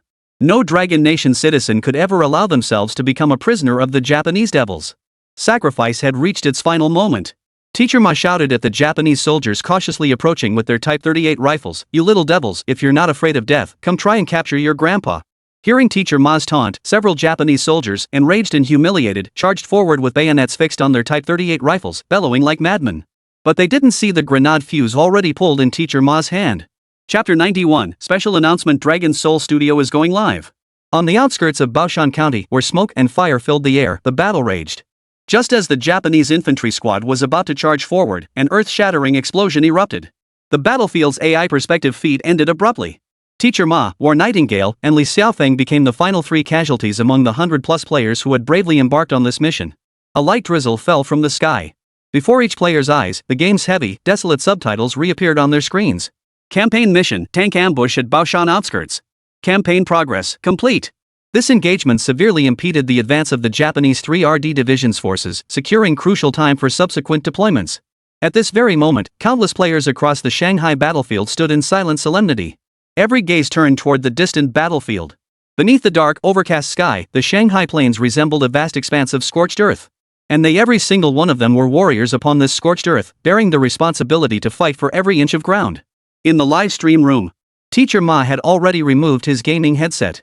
His unblinking gaze revealed he hadn't fully shaken off the resolute determination to fight to the death from that final moment. "Alright, old Ma, relax a bit." Big Eggplant handed him a bottle of water. After Dragon Soul Forges, the nation updated with the major Shanghai campaign battle, Ye Hao implemented a special progression system for the game's content. In the game, all players' combat progress directly influenced the unlocking speed of subsequent campaigns. Today, Big Eggplant and his team successfully repelled the Japanese elite forces on the outskirts of Baoshan, even eliminating their division commander, Yoshino Kohara. Consequently, the in-game campaign launch timeline was postponed, allowing players to log out and rest. This is mind-blowing. After taking a few sips of water, Teacher Ma remained silent for a long while before speaking slowly. I truly never imagined a game could reach such heights. The Battle of Shanghai in history, it was a meat grinder for the Dragon Nation's army, the most painful chapter in the long timeline of history for all Dragon Nation people. Ye Hao used the most authentic gaming experience to awaken the numb hearts of this era. Remembering history should never be just empty words spoken lightly. Big Eggplant sighed deeply and said, I don't have much else to say, but damn, it's a shame all the glory ended up going to that guy Feng. Ha, jealous? Teacher Ma's mood eased slightly as he chuckled, with your build and speed, you're not cut out for bayonet charges. What's there to envy? You wouldn't believe it, Big Eggplant admitted, I've chopped down plenty of little devils in the game before. It felt like slicing through cucumbers and cutting through vegetables. Big Eggplant clicked his tongue. But this Japanese general was completely different. He gave me the impression he'd undergone professional-level assassination training. Every single Japanese soldier on the battlefield was absolutely not to be underestimated. That lesson was firmly etched into Big Eggplant and the others today. In the livestream chat, viewers were buzzing with discussions about the game's content. Honestly, this author is a bloody genius. He's done annihilation battles, defense battles, brought in planes and cannons, and now he's even got tank battles. What kind of battle should come next? Does anyone know? If it follows the historical timeline, the next major battle should be the core conflict at Baoshan. Holy! Is that for real? The Battle of Baoshan Core, that was an utterly brutal meat grinder on the Shanghai battlefield. As countless audience comments streamed by, at this very moment, over at Dragon Soul Studio. Ye Hao had just finished developing the online trading platform for Dragon Soul Forges the Nation through his game-making helmet. This idea had been brewing in his mind for quite some time. Because players within the game could freely trade weapons and items. This inevitably led to some individuals specializing in flipping gear, driving up prices, and ultimately turning the entire game into a chaotic mess. At times like this, it was up to Ye Hao, the person in charge, to step in. Regarding the online trading platform, Ye Hao had no intention of profiting from the players. Not only did he not plan to profit, but he even envisioned a fascinating new game feature through the trading platform. Supply crates. This concept is certainly no stranger to many seasoned gamers. In the current Dragon Soul Forging Nation, the battlefield yields military merit points and allows players to seize enemy firearms, weapons, and ammunition. Now, Ye Hao planned to introduce an entirely new mechanism into the game. After pondering, Ye Hao opened his studio's official account on his computer and posted an announcement. Within mere minutes, the announcement rapidly climbed the trending charts across major social media platforms. Ye Hao's announcement was actually quite brief, consisting of only a few lines. Special announcement, tomorrow at 6 p.m., Dragon Soul Forging Nation producer Ye Hao will host a special livestream on the platform. During the stream, the producer will reveal the latest updates on the game's upcoming content. This trending news quickly set countless player communities abuzz. Holy crap, the devs are finally going live? The game's been out for ages, your studio's official account has gained millions of followers, and you're just now thinking about streaming? You've got some serious patience. If they're going to the trouble of streaming to interact with players, it must be major news. I can't handle this, someone knock me out so I can sleep straight through till 6 p.m. tomorrow. But amidst the sea of excited cheers, some voices began questioning Ye Hao's actions. Seriously? I thought the official team was above that. Looks like they're just trying to cash in on the stream, huh? Probably. Streaming is such a quick way to make money, just sit there and watch the gifts pour in. Looking at it this way, there's a reason why the game was priced at $80 for a one-time purchase. Could it be they're planning to introduce extra paid content in future updates? Highly likely. To be honest, I think the game developer has completely lost sight of their original vision. In fact, a significant portion of these comments were not made by regular players at all. In a small office at a Tencent division, Song Jinfu stood behind a row of employees, watching them deftly type and send messages on their phones and computers. Right, go ahead and tear into Ye Hao. Slam him as hard as you can, preferably ruin his reputation completely. Song Jinfu narrowed his eyes and sneered coldly. Ye Hao, oh Ye Hao, you're still too green. Chapter 92, Provoking Conflict, Tencent's usual tactic. After several failed attempts to contact Ye Hao about cooperation, Tencent's higher-ups finally made their decision. Since Ye Hao wouldn't even accept their hospitality, there was no chance he'd ever serve as Tencent's lackey. Therefore, the only option left was to eliminate the threat at its root. For a domestic tech giant to take down a small studio, the methods available were endless. Spreading rumors and smearing reputations through relentless negative publicity campaigns is merely the simplest tactic. Once the target's reputation begins to decline, more and more uninformed individuals will join the chorus, a classic herd mentality effect. Tencent's strategy is straightforward: deploy professional online trolls to attack Longhun Studio. Once Dragon Soul Studio's online reputation plummets, Tencent can seamlessly launch their Dragon Soulcast Nation 2.0 to rake in profits. This plan was flawless. In the past, Tencent had used the same tactics to destroy countless small studios and outstanding game projects. However, Ye Hao proved a different story. The paid trolls' attacks barely made a dent. Even with professional trolls leading the charge, the sheer size of Ye Hao's player base proved overwhelming. As a result, the mass-produced hate comment Song Jinfu was flooding the internet with simply couldn't gain traction. What Song Jinfu and Tencent's executives never dreamed was that Ye Hao was now far beyond their reach. The following afternoon, by 5:30 p.m., streamers across all major platforms had simultaneously opened the newly registered Dragon Soul Studio livestream. Holy crap! Big Eggplant and Teacher Ma were still streaming together in the same room. At that moment, Big Eggplant pointed at the screen in utter shock, shouting, "Old Ma, everyone, look at this!" The audience count just broke 100,000. Ye Hao's broadcast wasn't even scheduled to start for another half hour, yet over 100,000 viewers had already flooded into Dragon Soul Studios' livestream. And all kinds of GIFs and special effects were already flooding the screen like crazy. Awesome! Teacher Ma expressed his feelings with the simplest of words, then added, "I reckon the official viewership this time might just break 20 million. When Big Eggplant streamed Dragon Soul Forges the Nation earlier, the highest viewership hit 10 million, which equated to 1 million concurrent viewers. Judging by that, even with traffic split among major streamers, Ye Hao's broadcast should easily draw 1 to 2 million viewers." Inside the Dragon Soul Studio livestream room, though the feed remained black, the viewer count had already surged past 4 million. Open the door, streamer. Hurry up and open it. Will the streamer show their face and meet us? I'd love to see who designed this game. It must be a team, at least no one could create such a massive game alone. Open the door, streamer. Not all players and viewers online know Ye Hao's identity. Streamers like Big Eggplant only know that the producer of Dragon Soul Forging Nation is Ye Hao. Beyond that, they know absolutely nothing. Everyone, including the streamers, was dying to see who had created such an epic masterpiece. Finally, as the clock struck 5:59, the Dragon Soul Studio livestream feed came to life. The screen lit up, but the sight that greeted the nearly 1 million viewers and streamers across major platforms left them all dumbfounded. Seriously? You're telling me this is the official backstage team for Dragon Soul Nation?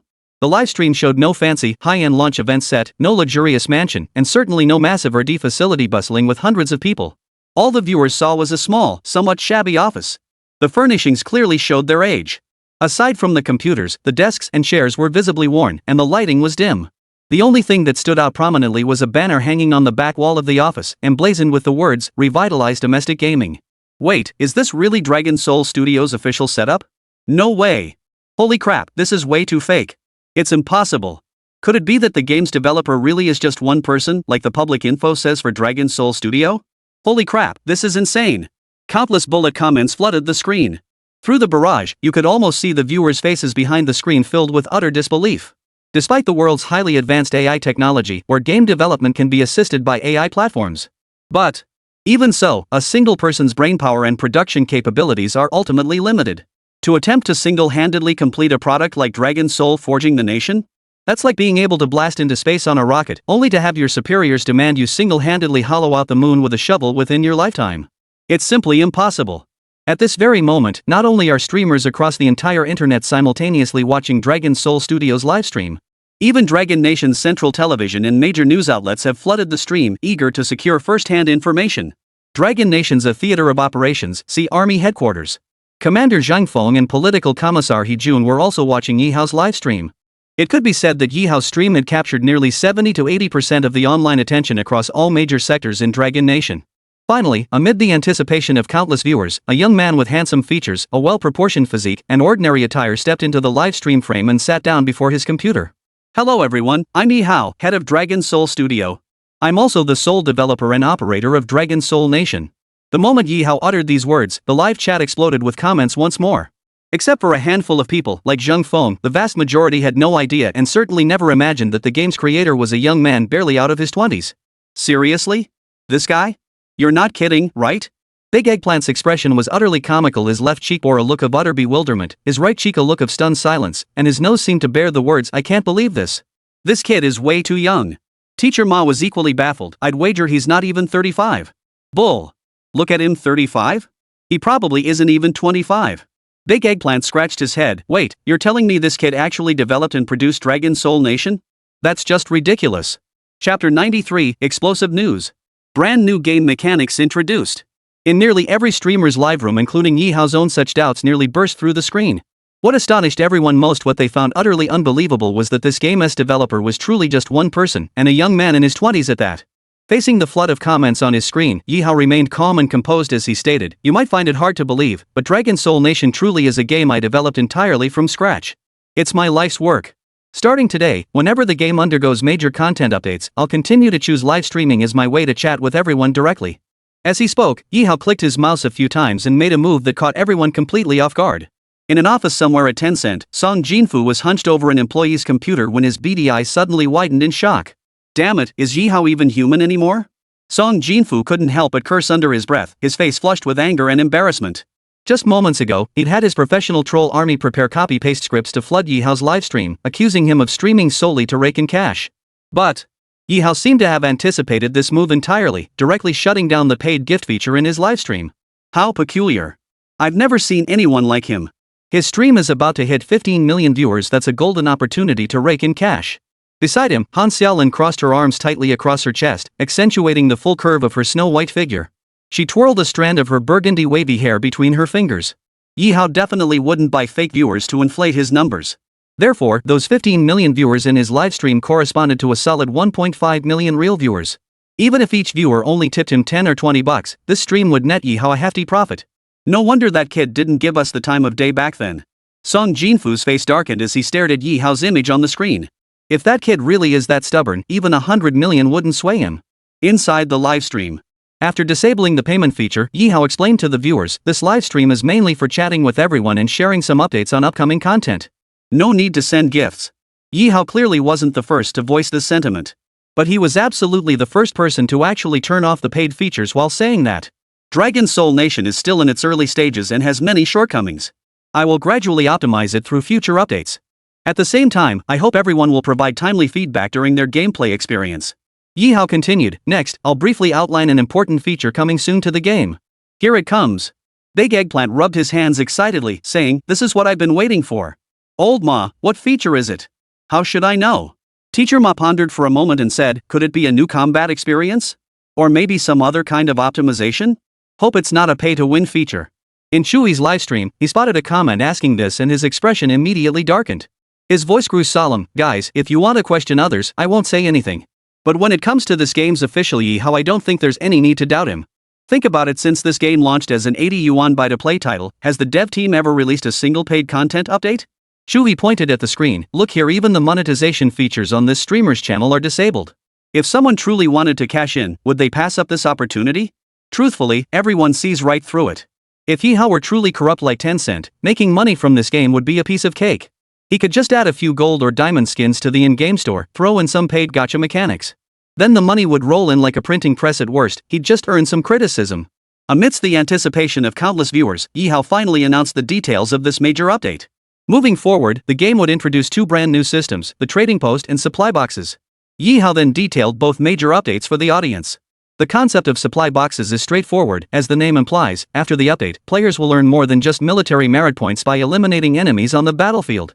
By defeating enemies, they also have a chance to obtain supply crates of varying tiers. Opening these supply crates offers a chance to obtain items of varying tiers. Currently, the game features 7 types of supply crates: wooden, stone, iron, silver, and gold. Beyond these 5 standard types, there are also special officer-grade supply boxes, diamond tier, and unique airdrop supply boxes. Among these, only airdrop supply boxes spawn randomly on the battlefield and require players to engage in combat to obtain them. The other 6 types of supply crates can all be obtained by defeating enemies normally on the battlefield. When Ye Hao explained the supply crates, Big Eggplant slammed his hand on the table. Holy, I know this system like the back of my hand. It's just like the supply crate mechanics in CS:GO. Big Eggplant exclaimed excitedly, this is going to be so much fun, guys. Trust me, you'll get hooked. Big Eggplant, is this system pay to win? Teacher Ma beside him asked a crucial question. That's hard to say. Big Eggplant shook his head, frowning. CS definitely requires payment, but for Ye Hao's game, I can't say for sure. Meanwhile, in the livestream, Ye Hao continued explaining the supply crate mechanics to the players. For example, if a player kills a Japanese soldier, they can obtain a wooden supply crate. Wooden supply crates could yield various items and weapons like bandages, standard rifle ammunition, pistol magazines, grenades, and more. Correspondingly, if you kill a Japanese sergeant, you'll get a stone supply crate. Stone supply crates contained higher quality items like machine gun ammo, fuel cans, grenade launchers, and more. Ye Hao addressed the audience. As for the higher tier silver, gold, and officer supply crates, what they contain is something you'll have to discover for yourselves in game. After noting some questions in the bullet comments, Ye Hao paused briefly before continuing. Of course, the most crucial question remains, do these supply crates require payment to open? I'll give you the answer right now. Chapter 94, the most brutal battle, the Baoshan Alley War, is about to begin. At this moment, across Ye Hao's livestream and those of major broadcasters, the combined audience watching this simultaneous broadcast had reached nearly 5 million. Every single person was focused on Ye Hao's upcoming response. If this new supply crate feature were free, it would undoubtedly be an excellent innovative gameplay addition. But conversely, if Ye Hao chose to charge for it here, then the buy once model Dragon Soul Nation had touted from the start would become a complete joke. Finally, amid the anticipation of both players and viewers, Ye Hao revealed the answer. The lowest tier wooden supply crate required no cost whatsoever and could be opened immediately upon acquisition. Above that tier, the stone and iron supply boxes require 5, 10, and so on military merit points per opening, with the required points increasing accordingly. Ye Hao explained to the audience, this is to prevent unscrupulous individuals from exploiting our supply crate system for reselling. It won't affect regular players in the slightest. See what I mean, guys? I told you this is absolutely a completely free feature. Big Eggplant smugly addressed the chat. If it weren't free, I bet Ye Hao wouldn't dare announce this on stream. That'd just invite criticism. Exactly. Since he dared to come out and announce it publicly, he must be confident. Teacher Ma added approvingly, too bad Ye Hao disabled the live stream donation feature. Otherwise, we'd definitely head over to his stream to show our support. It wasn't just Teacher Ma and Big Eggplant thinking this way. At that very moment, countless advertisers and corporate official accounts were frantically scrambling. They had all planned to ride the massive wave of Ye Hao's livestream popularity, flooding the chat with gifts to climb the donation rankings and get their company names displayed in the livestream for free advertising. But Ye Hao's move had completely dashed all their plans. The second new feature is the in-game trading platform. Following today's hotfix update, Dragon Soul Nation will now support online item trading, with military merit points remaining the currency for transactions. Ye Hao continued explaining to the audience, furthermore, merit points cannot be purchased with real money. They can only be earned by defeating enemies on the battlefield. Beyond that, the marketplace itself will dynamically adjust prices for all items daily based on in-game market conditions, powered by the dynamic intelligent framework Ye Hao designed in advance. Let me give an example. Suppose you're all playing this game for the first time today. How much would a border region tempered military knife be worth to you? At least 600 military merit points worth of gear, right? However, before you, there's a group of players who've already cleared all the campaign stages of the Shanghai Battlefield and reached the core chapter of the Baoshan Defense. In the brutal street fighting of Baoshan, the border-made quenched military knife has limited utility, leaving many players' knives gathering dust. Ye Hao explained, this way, veteran players can choose to list their quenched military knives on the trading platform to recoup their investment. Moreover, due to the unique blood bar engraving feature in Dragon Soul Forging the Nation, veteran players' equipment often holds greater value than items exchanged from the military merit store.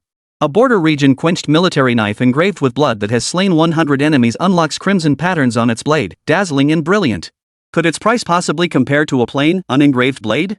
Not to mention, various items obtained from military supply crates can also be traded on the auction house. Yuder, brothers. Now we won't have to worry about gear anymore. If we ever run short, we can just buy what we need from the trading post. In Big Monkey's livestream, he grinned broadly while joking with his co-streamers. Even though military merit points can't be purchased, the trading post supports targeted transactions. This means that if you don't have enough military merit points, you can still contact the other party offline to negotiate how much to pay for the item.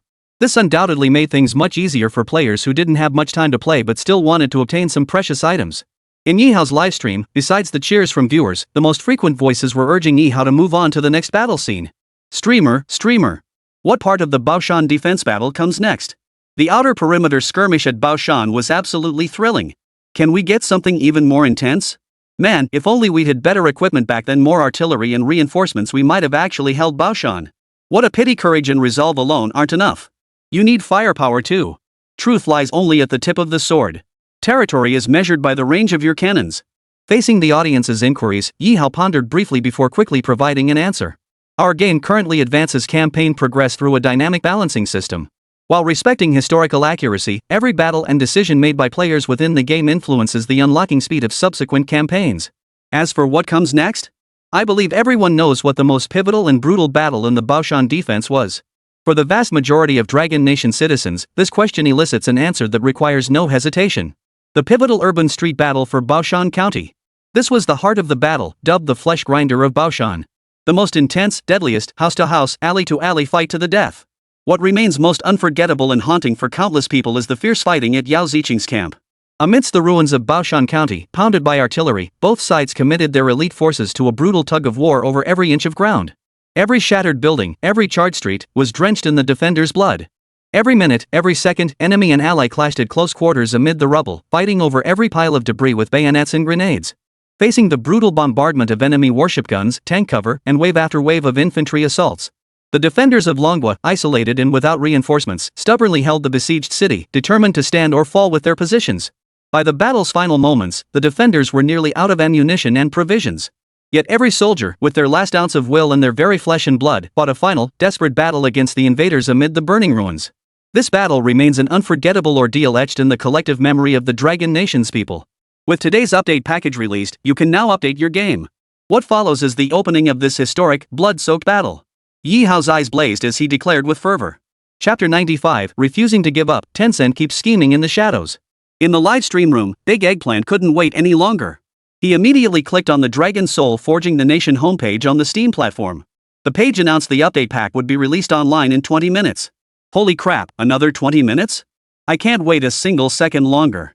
Big Eggplant chugged a mouthful of cola, then turned to Ma Lauscher with a sly grin. Old Ma, don't even think about sleeping later. Let's pull an all-nighter tonight. I'm in.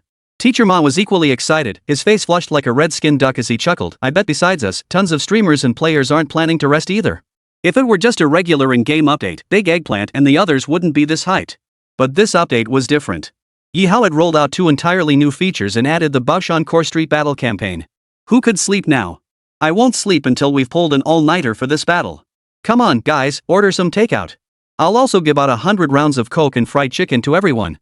Big Eggplant happily pulled out his phone to order takeout, while Teacher Ma once again dropped 100 lucky draw red packets worth 5,000 yuan into the livestream chat.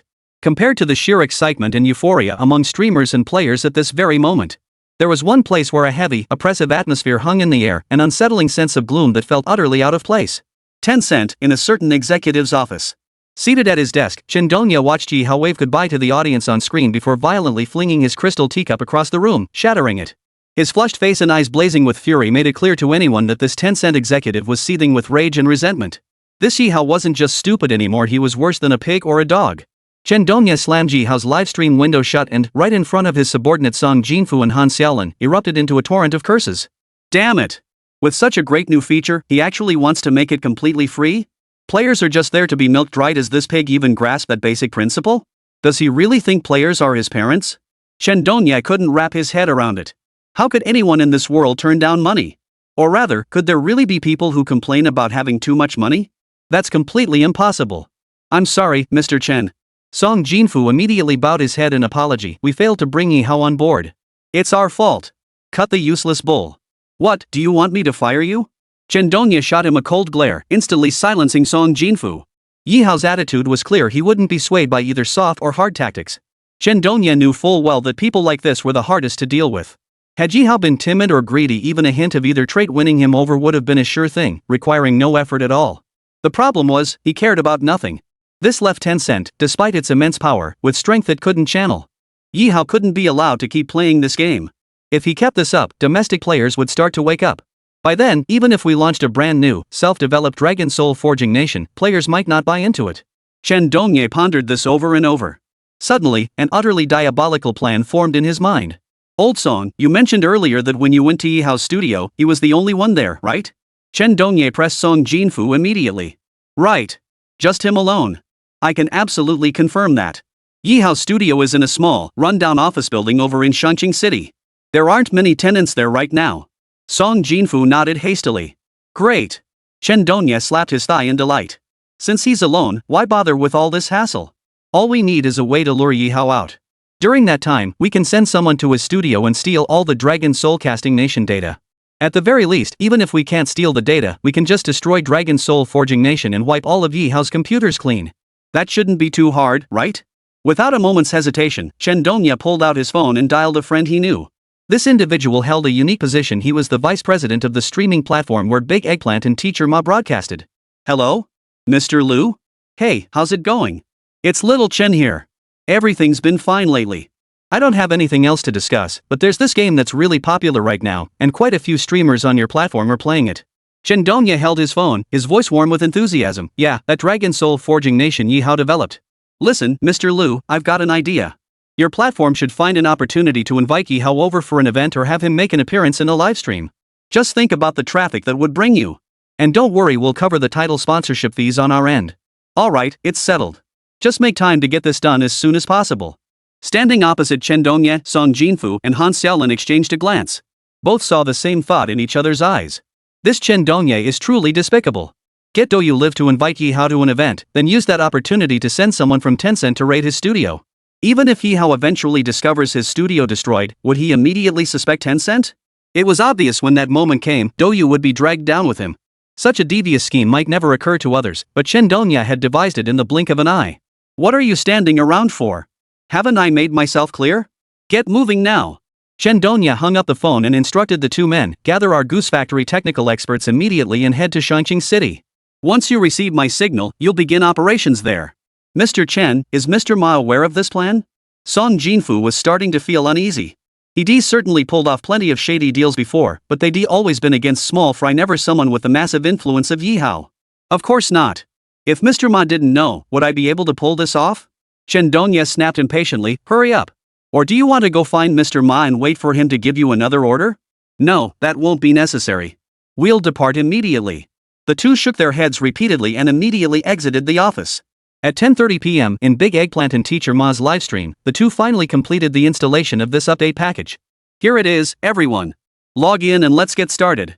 Chapter 96, Unbelievable. This military knife is worth 5,000 military merit points. Big Eggplant had been waiting impatiently. The moment the update package was released, he and Teacher Ma had immediately downloaded and installed it, then logged into the game. Meanwhile, in the livestream, most players' download progress was only at 60 or 70%. As the familiar loading screen flashed by, they arrived at the login page. Sure enough, Big Eggplant saw that besides the usual campaign selection options, the game now featured a brand new trading post. Of course, the marketplace was completely empty at the moment, not a single piece of gear listed. Yep, this must be the new feature, right, guys? So we can sell our gear here? Let me give it a shot. Big Eggplant casually opened his personal inventory. He was practically rolling in gear right now, more than he could ever wear. Especially the firearms, those guns he'd exchanged for military merit points. Big Eggplant wasn't ready to part with them just yet. But the guns and ammo he'd captured on the battlefield were different. Those were things he could always get again on the battlefield. Big Eggplant dragged the mouse, pulling 100 rifle rounds from his warehouse into the sell box. The next second, the trading platform displayed its quote. Standard rifle ammo X100, recommended selling price, 20 merit points per 100 rounds. At this suggested price point, one could bid up or down by 50 points, meaning the price fluctuated between 10 and 30 military merit points. The price seems pretty reasonable. Big Eggplant nodded and said, a single enemy soldier is worth about 5 military merit points. 20 points for 100 rounds of ammo? I think that's pretty good. So Big Eggplant listed the items for sale and continued rummaging through his warehouse. Flying Thunder Shell Explosive Pack, recommended selling price, 130 merit points. Compared to the military merit store, the trading post's suggested price was 15 military merit points lower. Dechiezi wasn't surprised by this, since Flying Thunder Cannon explosive packs were single-use items. People come to the trading post either to buy quality goods or to snag cheap ammo and supplies. If prices were higher than the merit store, who'd bother coming here? Immediately after, Big Eggplant tested the high-value item mentioned earlier in Ye Hao's livestream. With a click of the mouse, Big Eggplant dragged the border region-made quenched military knife from his inventory into the sell box. Frontier-made quenched military knife. Blood slot inscription, 149 enemy kills, crimson blood mark. Recommended selling price, 4,500 military merit points. Holy! At that moment, Big Eggplant and Teacher Ma nearly shouted holy crap in unison. 4,500 military merit points? How much more is that than a regular quenched military knife? Nearly 7 or 8 times more? Teacher Ma exclaimed in astonishment, blood slot engraving is actually worth that much? No kidding. You think those engravings just appear? I earned every damn one of them by hacking Japanese devils to pieces on the battlefield. Big Eggplant chuckled, I don't think the price is exaggerated at all. For most people, killing over 100 little devils in the game isn't easy. If Dragon Soul Forging Nation were just a run-of-the-mill hack-and-slash game, then this tempered military knife's price tag would clearly be over the top. But considering the combat intensity and enemy strength in the game, with 149 kills, this quenched military knife is worth every 4,500 military merit points. I won't sell this one. I'll sell the explosive charge and bullets instead. Old Ma, what do you say? Big Eggplant finished listing 100 rifle rounds and a Flying Thunder bomb pack, then turned to ask Teacher Ma. That quenched military knife with 149 kills? He wasn't selling it. He planned to use it to rack up 1,000 kills on those little devils. I don't have much to sell either, most of it's still useful. After pondering for a moment, Teacher Ma listed the Jiangnan Water Network raincoat he had previously exchanged for sale. This gear wouldn't be of much use in the core defense battle of Baoshan anyway. Amidst the dense barrage of artillery and stray bullets, its concealment ability was practically non-existent. Jiangnan Water Network raincoat, recommended price 330 military merit points. After confirming the listing, Teacher Ma promptly put up 100 rifle rounds for sale, priced at 20 military merit points each, just like the large Eggplant.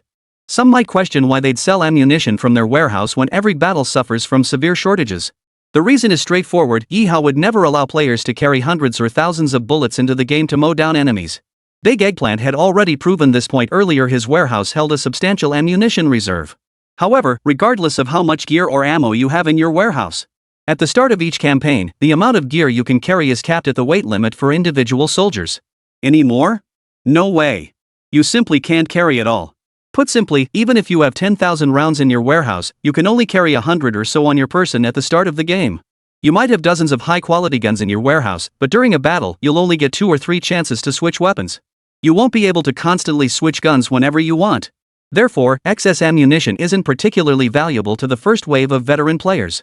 Their value lies in being listed cheaply on the trading platform, where new players can purchase them after getting a basic grasp of the game to use in combat. After the two finished listing their items, the auction house page flickered and suddenly, dozens of new pages of items appeared. Holy, these guys are fast. Big Eggplant was startled. He flipped through a few pages casually, mostly other players listing various items, including guns and ammo. And right at that moment, Big Eggplant's listed Flying Thunder Bomb explosive pack sold. 130 military merit points were instantly deposited into his personal inventory. In the livestream chat, viewers were already urging Big Eggplant. Eggplant, stop messing around with that trading system. Hurry up and play the campaign first. We can figure out the trading system later when we have time. Exactly. I bet the in-game progress is about to trigger the Baoshan core defense battle. Time waits for no one. Every second delayed is a huge loss. Big Eggplant replied while donning his gaming gear. What's the rush? Oh, come on, don't you think I'm in a hurry? I'm already getting ready. Just chill. Soon, he and Teacher Ma had their full VR gear on and both launched the game simultaneously. As the light dimmed before their eyes, a prompt appeared at the center of the game screen. After days of bloody fighting on the Songhu front, the Japanese 3RD Division's offensive has been repelled. Their armored vanguard suffered heavy losses at the hands of the Dragon Nation's forces. At this moment, outside the core Baoshan stronghold, the Japanese have assembled their main forces, including the 101st Division, preparing to launch a decisive assault. Chapter 97, Bloody Baoshan, Iron Meat Grinder. Baoshan City, guarding the vital Wusong Pass, lacks towering walls but features a core defense composed of reinforced concrete bunkers, barricades, and densely packed underground fortifications. Every inch of concrete embodies the defenders' resolve. This became one of the bloodiest meat grinders of the Battle of Shanghai, a target the Japanese were determined to crush at any cost. Campaign, Defense of Baoshan's core stronghold. Mission, hold the Baoshan core defenses to the death. Not an inch of ground. Fight to the last man. Not a single step beyond the core defenses for the Japanese invaders. After the subtitles faded, a brief yet heart-stopping CG sequence filled the screen. The camera soared from high above, rapidly pulling back as every player's perspective expanded. The Baoshan cityscape below was engulfed in smoke and debris, a landscape of shattered walls and collapsed ruins. Yet amidst the ruins of the core stronghold, a winding, blinding red line suddenly pierced the eyes. This crimson line was not static, it seemed to flow and writhe through the ruins, carrying a suffocating aura of death. What is that red line? Big Eggplant looked utterly perplexed, asking in confusion. Beside him, Teacher Ma's voice trembled as he spoke. Blood. It's a path formed by blood. A path of blood? Before Big Eggplant could fully process the words, the aerial perspective began to rapidly zoom in toward the ground. That shocking crimson line instantly magnified and spread out. Its true form tore through every player's nerves. It wasn't a simple line, but a viscous, pitch-black river of blood formed by countless trickles converging, saturating every inch of Baoshan County's scorched earth. It was unimaginable how much blood from Dragon Nation warriors had pooled together to form this river of blood. Between the core strongholds of Baoshan, fierce offensive and defensive battles had raged for days. The relentless assaults of the Japanese 3RD Division's 68th Regiment clashed with the 3rd Battalion of the 583rd Regiment, 98th Division of the Dragon Nation's defenders, unleashing wave after wave of deadly, back-and-forth combat across Baoshan. By now, both sides had long since fought themselves into a bloodlust. Retreat? There was no retreat possible. For the Japanese, capturing the Shanghai battlefield was essential to opening the vital north-south artery of the Dragon Nation, allowing their forces to advance unimpeded. For the Dragon Nation's forces, not an inch of homeland could be surrendered. As soldiers, retreating would mean exposing the people's chests to the Japanese bayonets. Faced with such a desperate situation, every soldier would unhesitatingly choose to sacrifice their own lives to save the people of the Dragon Nation. Serving the nation and shedding blood on the battlefield is the very essence of a soldier's duty.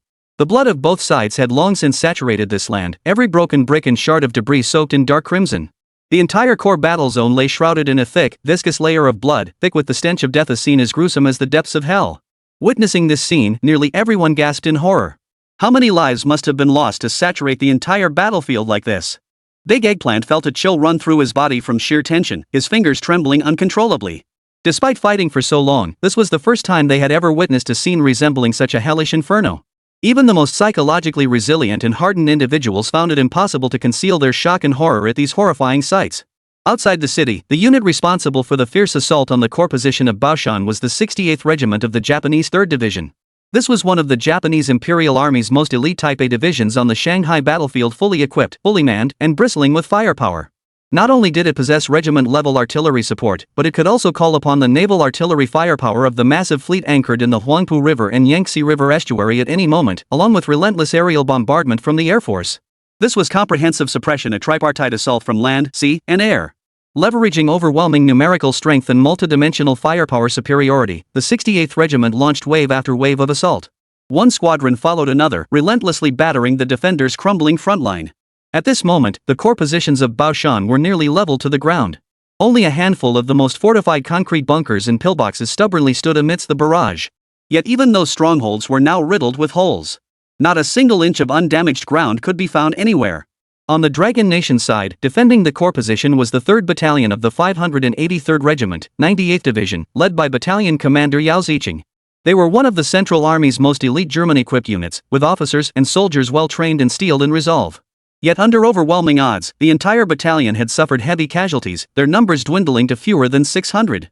In terms of sheer numbers alone, the Japanese 68th Regiment outnumbered them by more than 3,000 men. What left all players and spectators gasping was the terrifying disparity in firepower facing this elite unit. The Japanese naval shells possessed immense destructive power. Each heavy projectile that struck left a massive crater capable of obliterating entire buildings.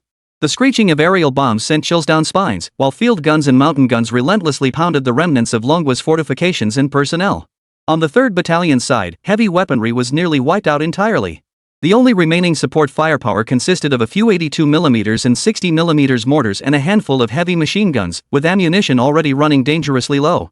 Facing the Japanese Imperial Forces' relentless bombardment from sea, land, and air, the Dragon Nation's positions were nearing their breaking point.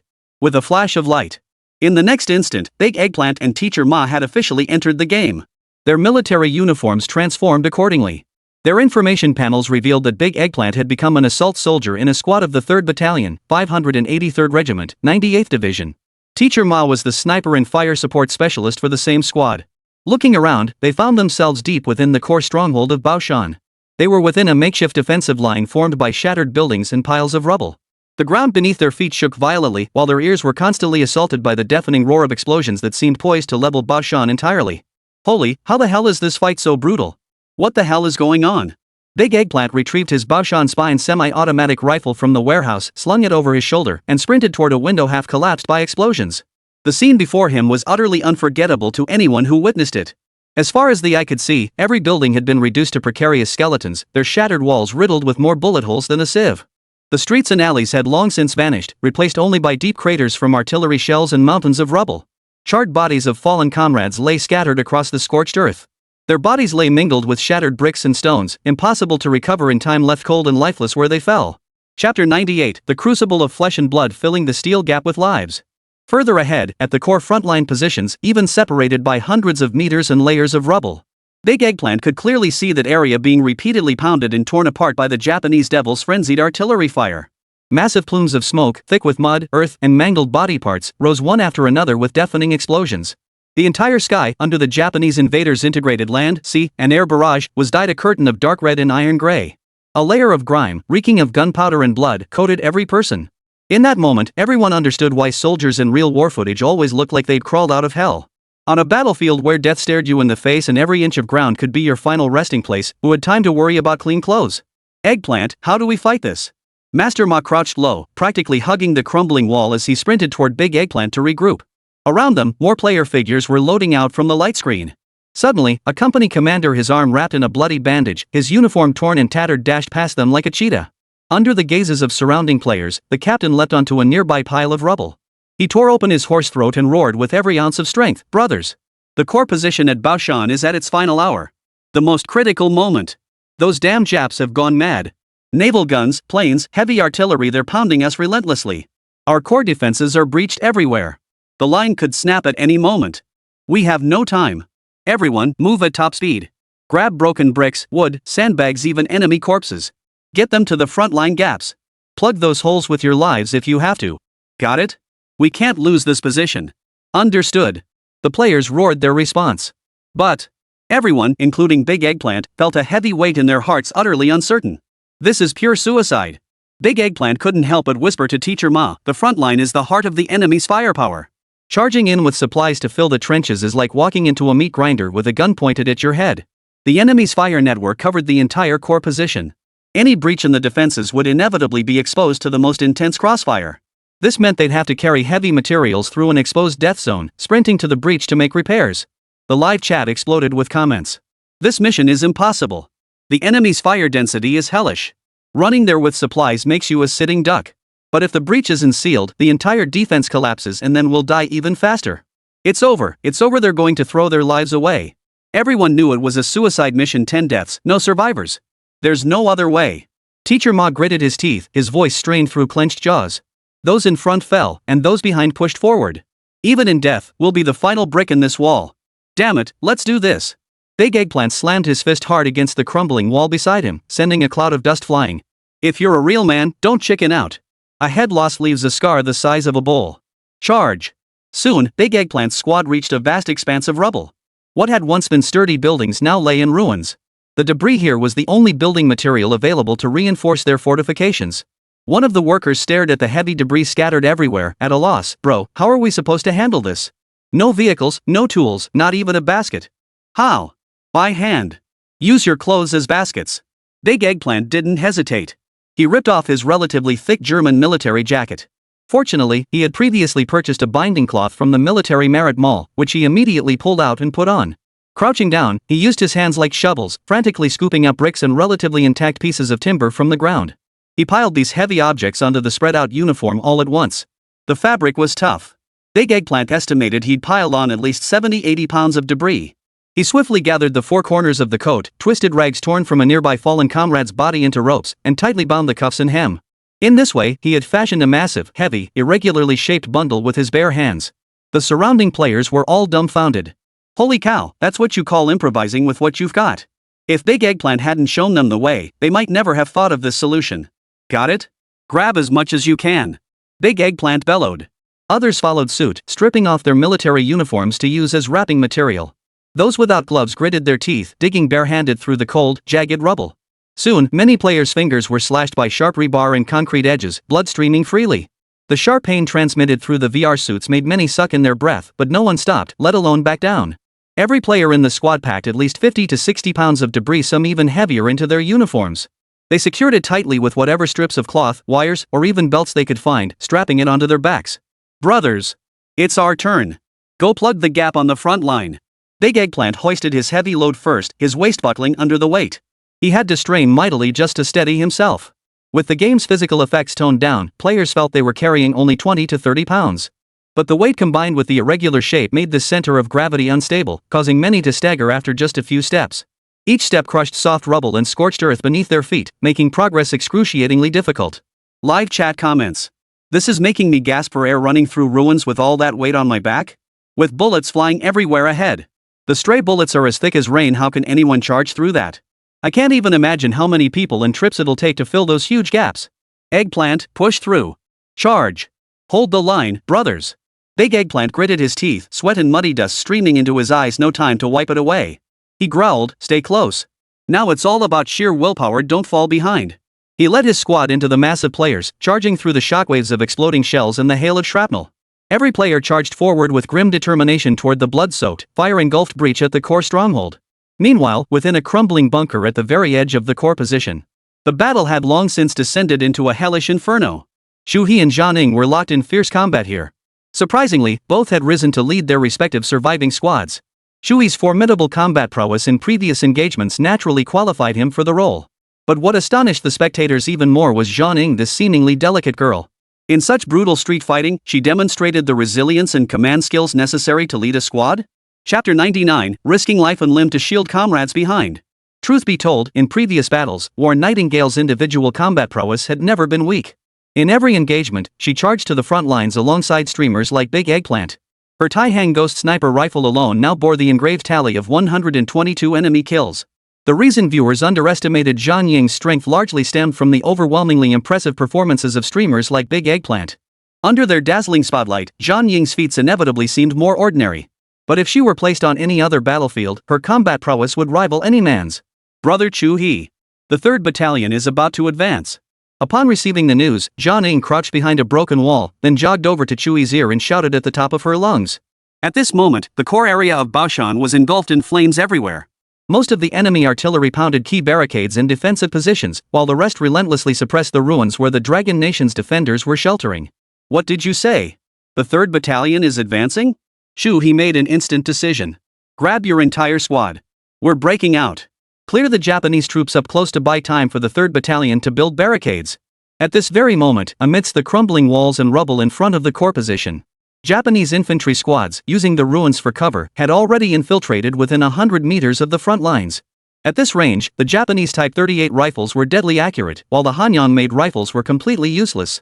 Only the Zhongjing rifles could offer any real fight. After days of brutal attrition warfare, players' equipment supplies were equally strained. Many veteran players had burned through massive amounts of ammunition, reaching the point of running low.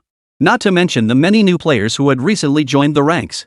Not only did they lack weapons redeemable with military merit points, but each might not even receive a Zhongjing rifle. Even so, Chu He understood clearly that if they took cover, casualties would naturally be much lower. The enemy's artillery was fierce, but it couldn't reduce every patch of rubble to dust. Taking cover beneath these ruins would guarantee at least a 60 to 70% survival rate. But over at the 3rd Battalion, the casualties would skyrocket to terrifying numbers. At this moment, it wasn't a question of who would sacrifice themselves and who wouldn't. It was about understanding that if no one stepped forward, they would all perish together in the end. Without hesitation, Chu He immediately led his squad of online friends to join forces with War Nightingale's squad, forming a platoon-sized unit. 27 or 28 men, that was enough. All listen to my command. We'll charge from the left ruins. Don't target the enemy artillery positions, focus on eliminating their infiltrating infantry. Chu He bellowed at the players before him, we can't reach the enemy's artillery positions, so we'll take out whatever's within our reach. Understood. Soon, this hastily assembled platoon-sized unit burst out from their hiding place like a dagger. In the left-hand block littered with rubble and burning debris. The Japanese soldiers, who were searching house by house and advancing under alternating cover, clearly never imagined that the Dragon Nation's defenders, after enduring their artillery bombardment for so long, would dare to launch a counterattack. This wasn't just reckless, it was downright foolish, like a mantis trying to stop a cart. Chu He wielded a Baoshan Ironblood Flower submachine gun, another weapon exchanged from the military merit mall. Chu He charged ahead at the very forefront. A fellow player beside Chu He hurled a Flying Thunder explosive pack with all his might, sending it 40 meters away into a cluster of Japanese soldiers behind a broken wall. Boom! A massive explosion instantly shredded 3 or 4 Japanese soldiers into fragments scattered across the sky. The blast instantly drew the surrounding Japanese squad's fire, their guns trained on the fearless Chinese soldiers charging forward. Eliminate them! Open fire! A Japanese sergeant leaned out through a half-collapsed window, his voice raspy with urgency. But before he could finish the command, War Nightingale raised her hand and fired. The bullet pierced the broken window frame with pinpoint accuracy, striking him squarely between the eyes. Over 100 meters away, 1 shot, 1 kill. Killed 1 Japanese sergeant, triggering long-range sniper kill reward, 90 military merit points. Acquired, iron supply crate. A supply crate. Zhang Ying's eyes lit up instantly. Finally. She'd finally gotten a supply crate, and it was stone, not the lowest tier wooden kind. She had watched Ye Hao's entire livestream earlier. Honestly, the supply crate feature was what intrigued her most about Ye Hao's stream. Who would have thought that killing just 1 Japanese sergeant would drop an iron supply crate? Unfortunately, she was currently on the battlefield and didn't have time to open the supply crate and see what goodies were inside. Everything would have to wait until the current battle was over. Chu He was equally formidable on her end. A 20-round semi-automatic rifle in her left hand, a flower-patterned machine gun in her right. Relying on the suppressive fire from his teammates behind him, he rolled forward and charged into a half-collapsed house. The Japanese soldiers inside were still reeling from the explosion when a burst of bullets swept through.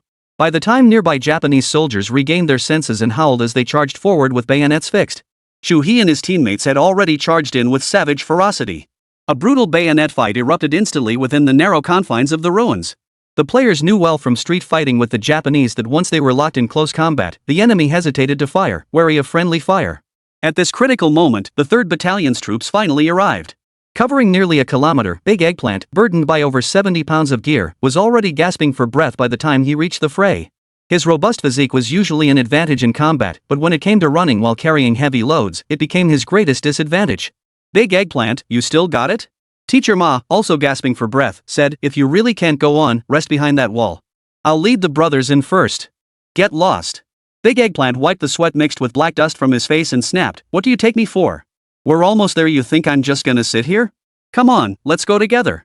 After barely 10 seconds of catching his breath, Big Eggplant hoisted the heavy sandbag onto his back again. Leading his squad, they crouched low and charged out of cover.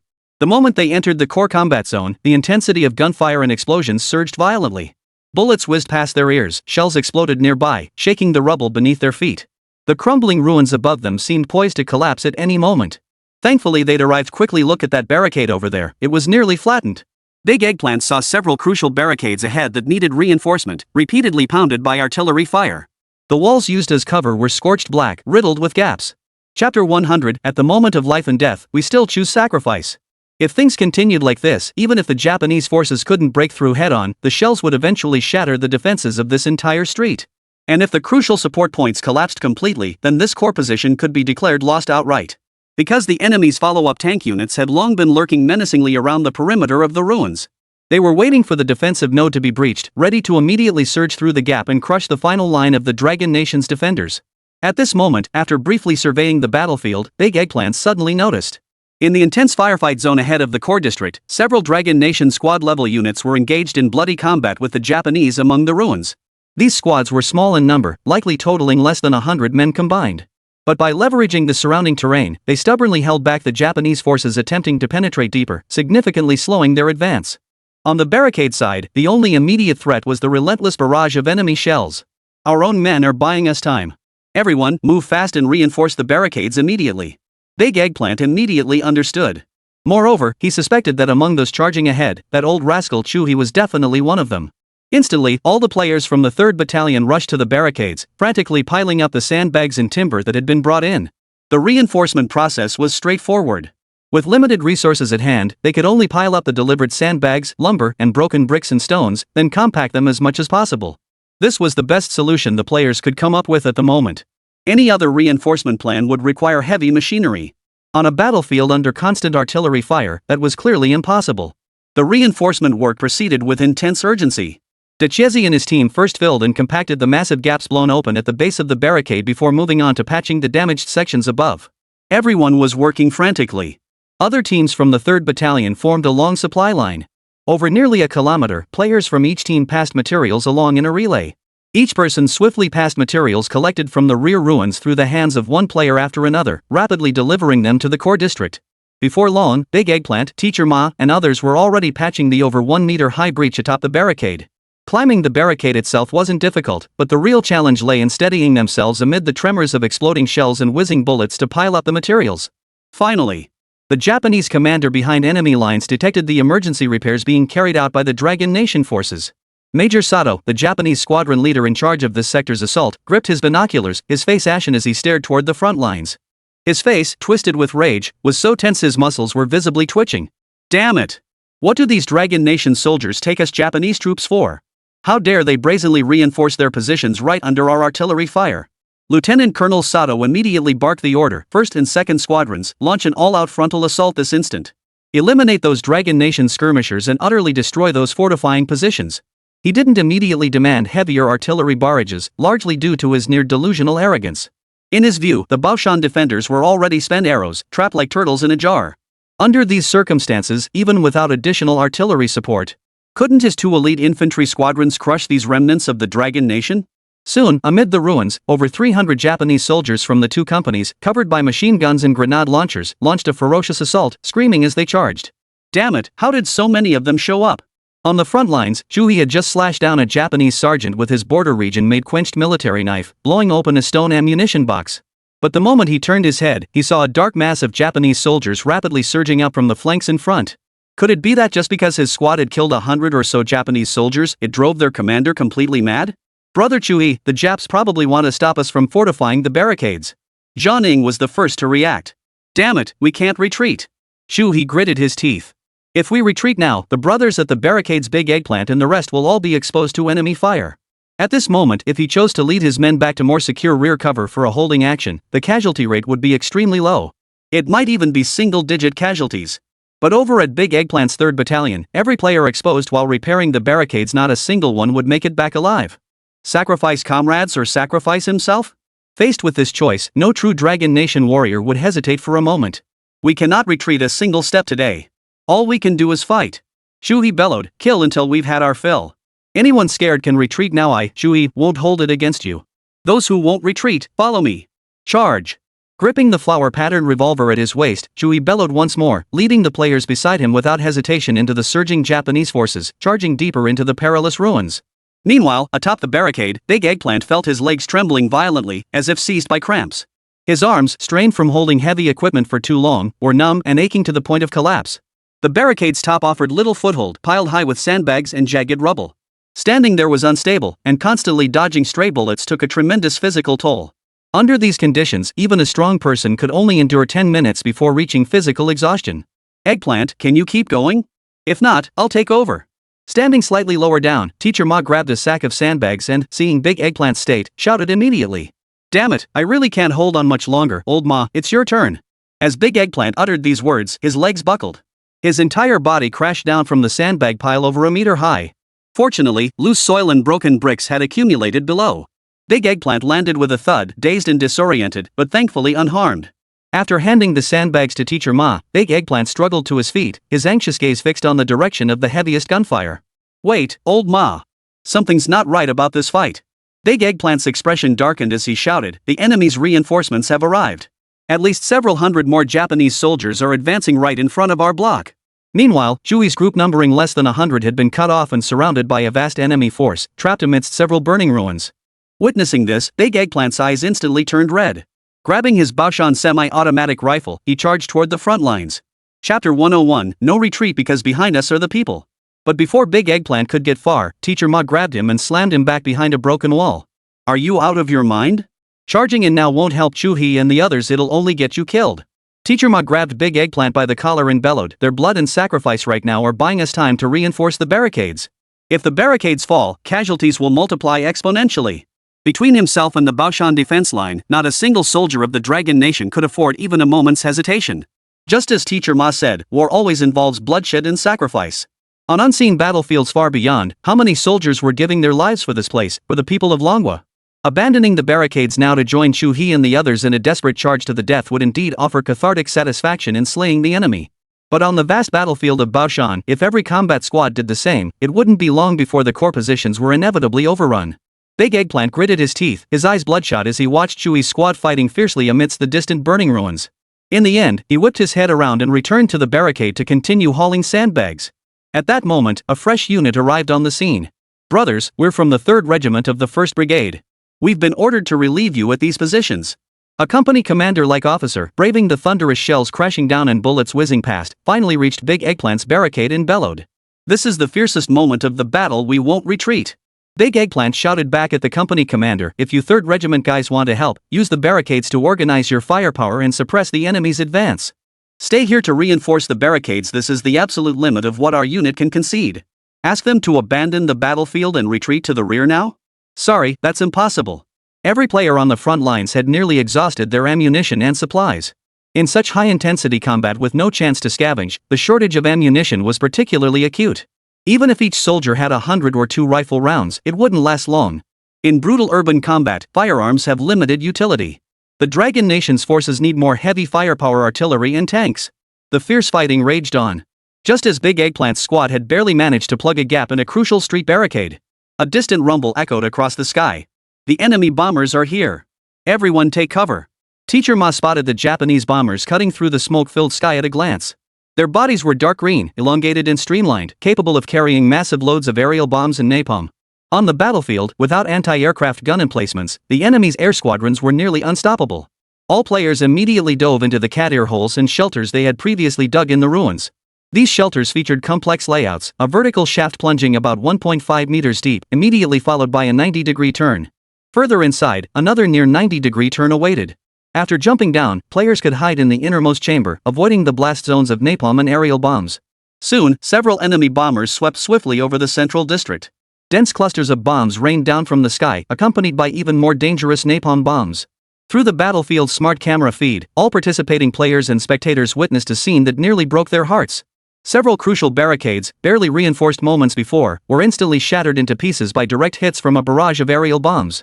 Sandbags, timber, and rubble flew through the air in a chaotic explosion. The materials players had desperately piled up, along with the bodies of fallen comrades, were all torn apart by the savage shockwave. As napalm bombs exploded atop the barricades and surrounding ruins, Baoshan was transformed into a sea of flames. Many soldiers who hadn't managed to evacuate lost their lives in the inferno. In the livestream chat, the viewers' fury ignited completely at that moment. Damn you Japanese bastards! You're nothing but a bunch of inhuman beasts. The atrocities committed by the Japanese in this war are sins their descendants will never be able to atone for. Even now, the Japanese government continues to deny history these scenes are bloody proof. This battle is becoming increasingly difficult to sustain. The gap in our manpower and equipment is simply too vast, we simply cannot hold out. Though the audience seethed with rage, the grim reality of the collapsing front at Baoshan's core battlefield was plain for all to see. After days of fierce fighting and attrition, even the so-called elite of the Dragon Nation's forces, the German-equipped division, were now struggling to hold their ground alone. A force lacking artillery firepower, air support, and armored vehicles and tanks. No matter how skilled the individual soldiers were, they could not possibly turn defeat into victory. The fierce fighting raged from day into night, and then from night into the next morning. Over the course of more than 10 hours, control of the central district changed hands multiple times. The Japanese battalion commander, Sato, personally committed his last reserve forces to launch the most ferocious assault. Across the battlefield in the core district, smoke billowed, flames shot skyward, and countless corpses stained the scorched earth crimson. Wave after wave of players chose to launch suicide attacks against the Japanese with their lives. They charged from the ruins' corners with explosive packs and cluster grenades, blocking the Japanese assault troops. After over 16 hours of fierce combat, even the Japanese battalion commander Sato, whose face had been twisted in fury, now wore an expression of profound shock at the Long Nation army's unyielding resolve to fight to the death. These Dragon Nation soldiers, their combat prowess and fighting spirit, well, were truly extraordinary. Despite the vast disparity in firepower and equipment, they stubbornly held their positions, inflicting heavy casualties on our Japanese forces. Major Sato gripped his command sword and nodded slowly. It seems these Dragon Nation soldiers can indeed be called warriors. But on the battlefield, there was never any room for mutual admiration. Sato, a fervent militarist, recognized the Dragon Nation soldiers' fighting spirit, but that didn't mean he'd show mercy on the battlefield. Another full 2 squadrons of Japanese soldiers howled as they charged into the ruins. Rifle grenades and light and heavy machine gun fire poured down like a deluge upon the Dragon Nation defenders' last stronghold. The makeshift defenses built from shattered buildings and temporary barricades began to show signs of collapse under such intense assault. In the sky, as the enemy bombers dropped another wave of aerial bombs. In the core district stronghold, the Dragon Nation's fighting force was now less than 1/10 of its original strength. Chapter 102, Fighting to the Death, the Dragon Nation's spine remains unbroken. Big Eggplant, Shuhei, Teacher Ma, and other streamers, along with fewer than 30 remaining viewers, had retreated behind the final barricade. What about the main force? Big Eggplant was now covered head to toe in charcoal dust and bloodstains. Were it not for the flash of white teeth when he spoke, his face would have resembled scorched earth. The loss of their position was only a matter of time. Their mission had always been to hold the line against the enemy's advance, buying time for their comrades. Our regiment is practically wiped out, only our group remains. The 3rd Regiment suffered over 50% casualties and has already withdrawn. At this critical moment, Shuhei, while cooling the barrel of his submachine gun with mud from the ground, actually managed to grin at Big Eggplant. That's good. Big Eggplant exhaled in relief. With the main force withdrawn, our mission is complete. Brother Shuhei, the Japs are almost upon us, what's your plan? What else could we do? Shuhei teased Big Eggplant, why don't you go tell the Japs to send their commander out for a one-on-one duel with us? How's that sound? You think all the Japs commanders have a brain? Big Eggplant shook his head and chuckled. Last time we got lucky killing Yoshino and Kohara. This time, I doubt we'll be so fortunate. As he spoke, Big Eggplant retrieved his border region-made quenched military knife from his personal storage. At the same time, he noticed his warehouse had grown significantly, filled with numerous military supply crates. 17 or 18 were ordinary wooden supply crates, while 2 others were made of stone. Upon hearing Big Eggplant's words, Chewie immediately checked his own warehouse and said, "I've got more than you, over 30 wooden supply crates, 5 stone ones, and 1 iron one. Damn it, I should have just charged in with you to fight the Japs earlier." Reinforcing the barricades? Where'd I get the chance to grab supply crates then? Big Eggplant instantly felt a pang of regret. These crates were today's premium loot. As the saying goes, rarity makes things valuable. The best loot from supply crates always goes to the first ones to open them. Once everyone starts opening more crates, the prices of the items inside will inevitably drop.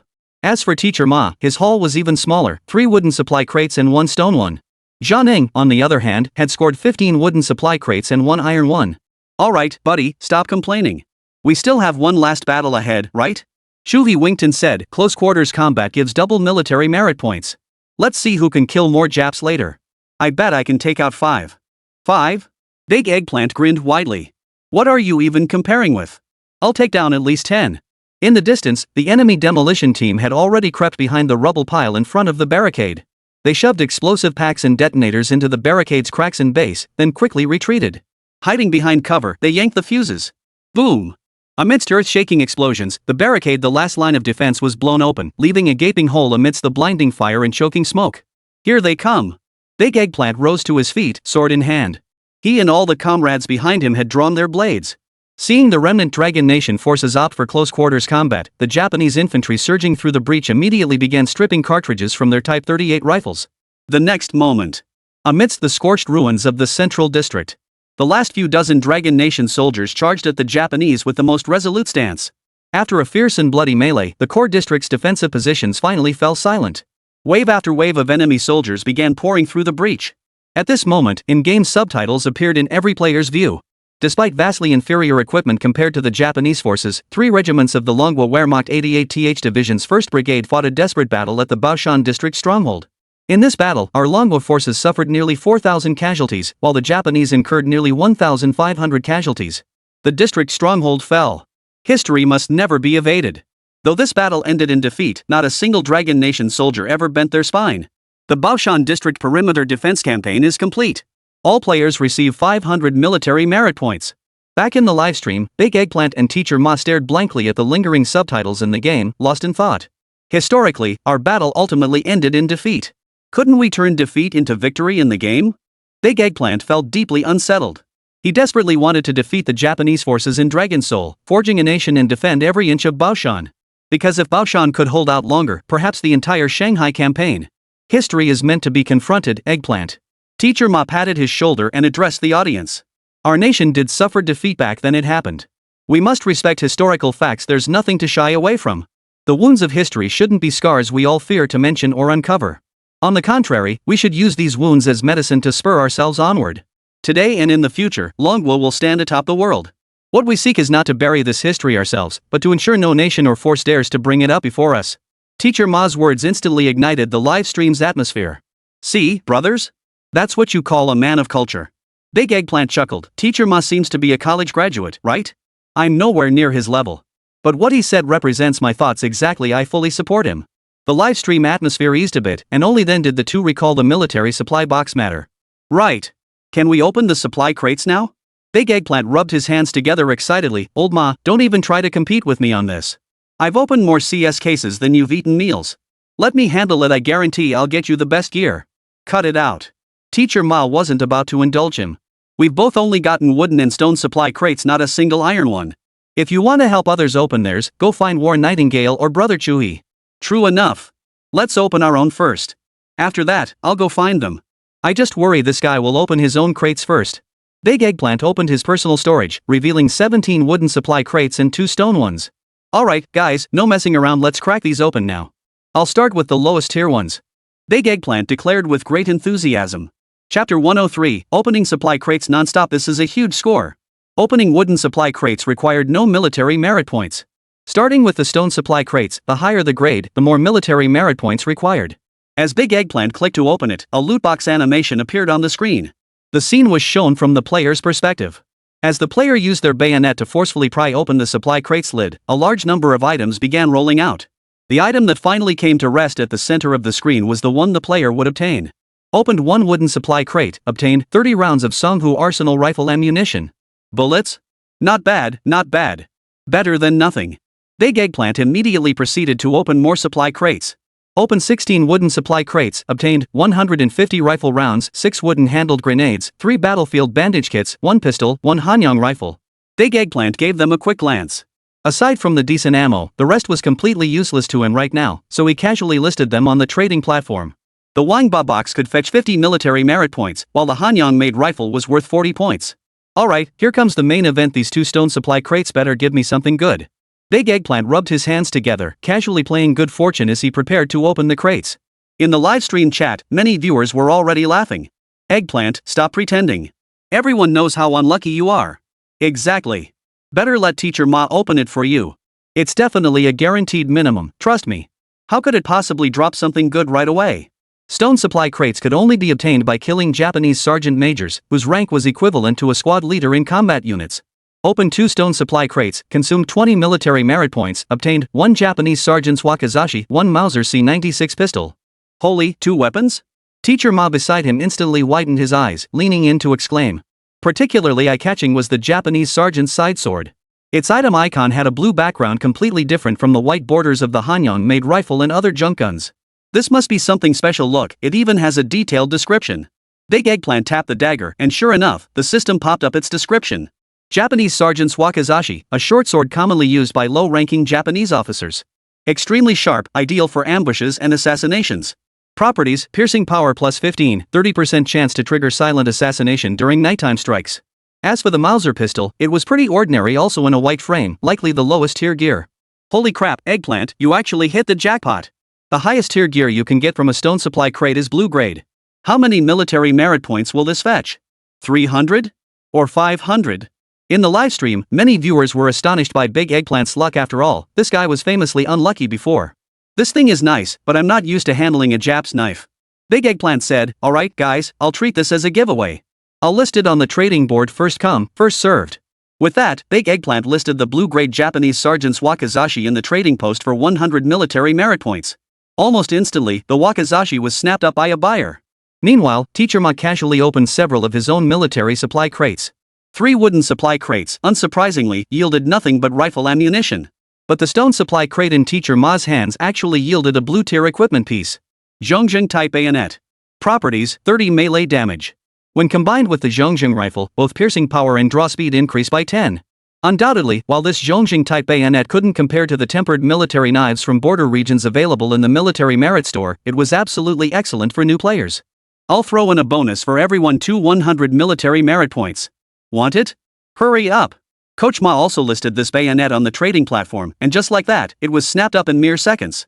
Don't fret if you missed out, folks, I'll be dropping some red envelopes in the livestream later. Big Eggplant spoke while casually browsing the gear and items players had listed in the trading post. After this major battle, it was clear that not only he and Teacher Ma had made significant gains.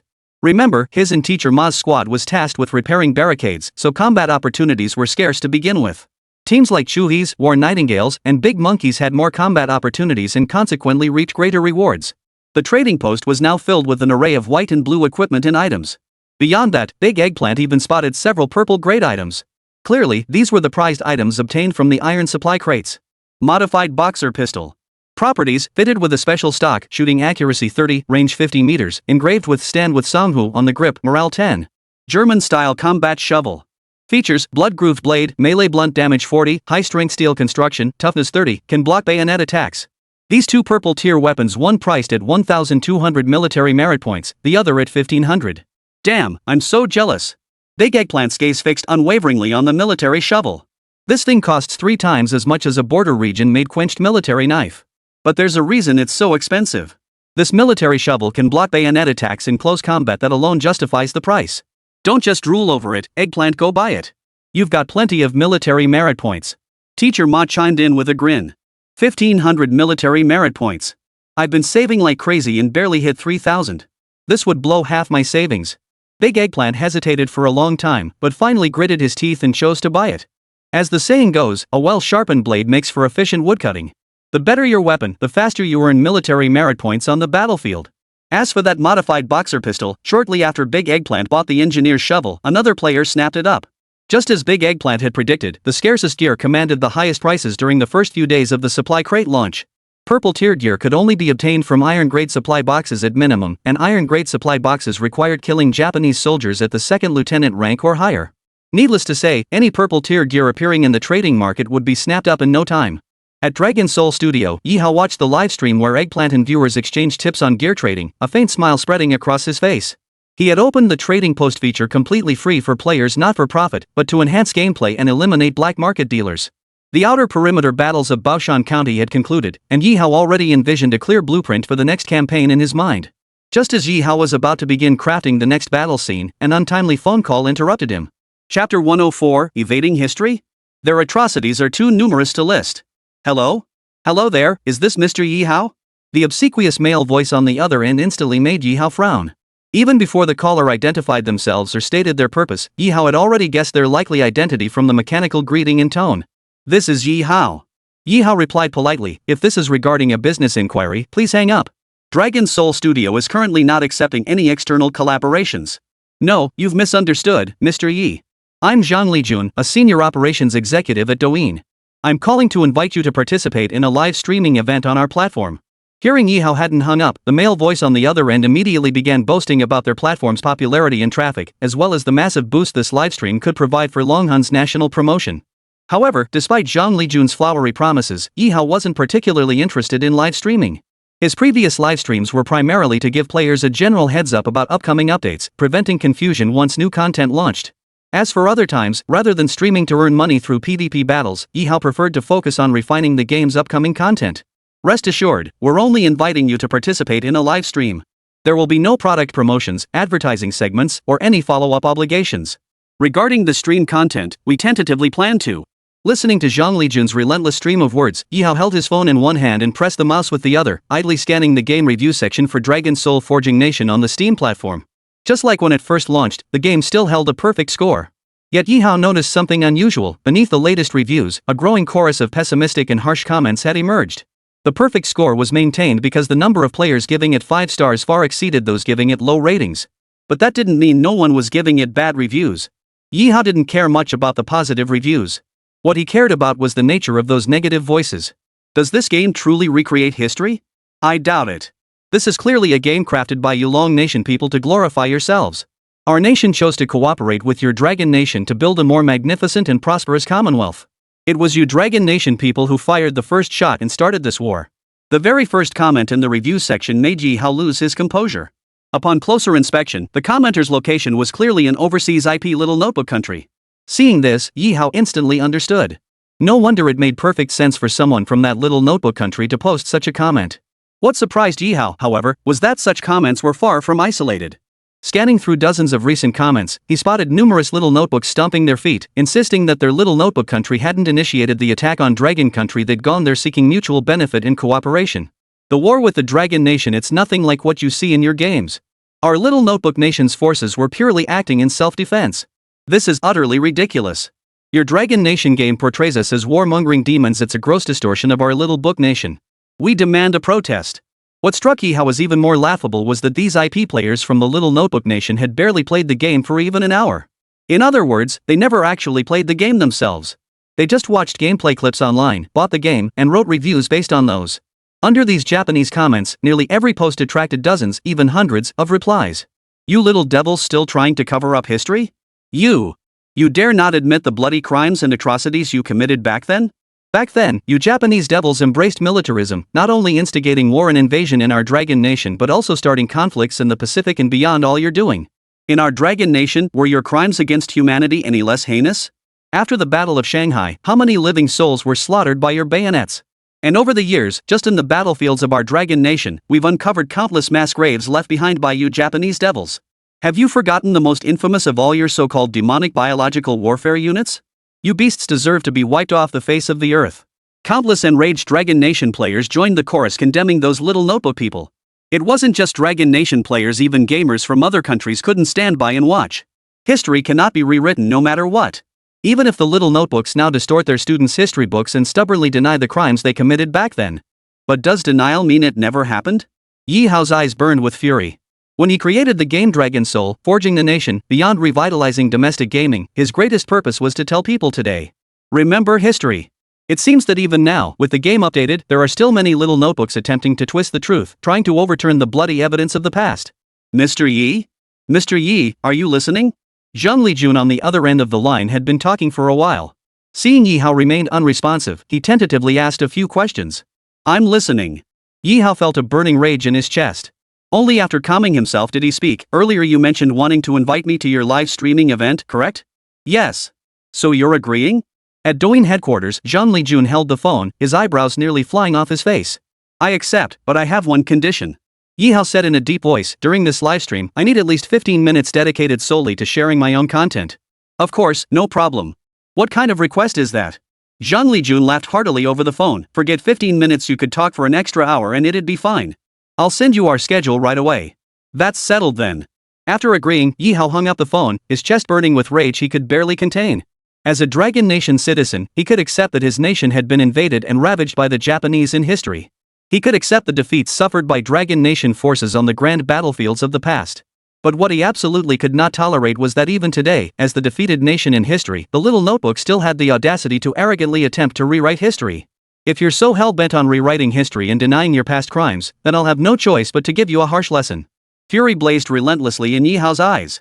Chapter 105, 10-cent strikes. If we can't have it, we'll destroy it. The more the little notebook denies it, the more it dares not admit it, the more he would ensure those true facts were laid bare before the world. The next morning, Douyin's official account dropped a bombshell announcement. Special announcement. Ye Hao, head of Dragon Soul Studio, the development team behind Dragon Soul Forges the Nation, will join our official livestream at 6 p.m. today. During this livestream, Mr. Ye Hao will not only address your questions but also share exclusive first-hand information about the game's upcoming updates. Don't miss it! Within an hour of this short video going live, likes had already surpassed 1 million and were still rapidly climbing. At this moment, Ye Hao's previous live stream experience serves as the best testament to his character. Had this been Ye Hao's debut stream, many would have questioned whether he intended to cash in on streaming for a second wind. But during that very first stream, Ye Hao disabled the gifting feature in his livestream room, proof enough of his intentions. Upon hearing about this livestream, players and major streamers flooded Douyin's official livestream room by 5 p.m. Just look at this viewership. Standing behind the backstage crew, Zhang Lijun stared at the real-time data on the giant screen wall and marveled, this is the true top-tier talent of our Dragon Nation right now. An hour before going live, with no one even appearing on camera yet, the stream already showed over 1 million viewers. What defines top-tier popularity and traffic? Holy crap, I never imagined our gaming world could produce someone like this. Inside the livestream, Big Eggplant lit a mosquito coil off camera, still sporting his signature sourpuss expression. He turned to Teacher Ma beside him and said, look at this turnout. What mainstream celebrity could possibly match this? Even if you brought in China's top A-list celebrities right now, without inflating the numbers, they absolutely couldn't reach Ye Hao's level. What's even more mind-boggling is that among this ever-growing audience of millions, every single one possesses core purchasing power. Teacher Ma beside Eggplant remarked, what's up, Eggplant? Jealous? Look at your outfit, who'd want to watch you? Ye Hao's gameplay is solid, and let's be honest, he's pretty handsome too. Handsome? Big Eggplant scoffed, weren't I once called the Wu Yanzu lookalike? That's just because I'm past my prime now. Besides, I'm a technical streamer, I don't rely on looks for my livelihood. His claim of being a tech streamer instantly drew a flood of mocking comments in the chat. Give me a break. That might have been true 5 or 6 years ago. Teacher Ma chuckled, I reckon today's stream is finally going to reveal the next campaign level. Hearing this, Big Eggplant nodded and sighed, if history repeats itself, the Battle of Baoshan should be nearing its final stages by now. Once the outer defenses fell, the 2 Japanese divisions would drive straight through, like a sharp bayonet piercing the heart of Baoshan County.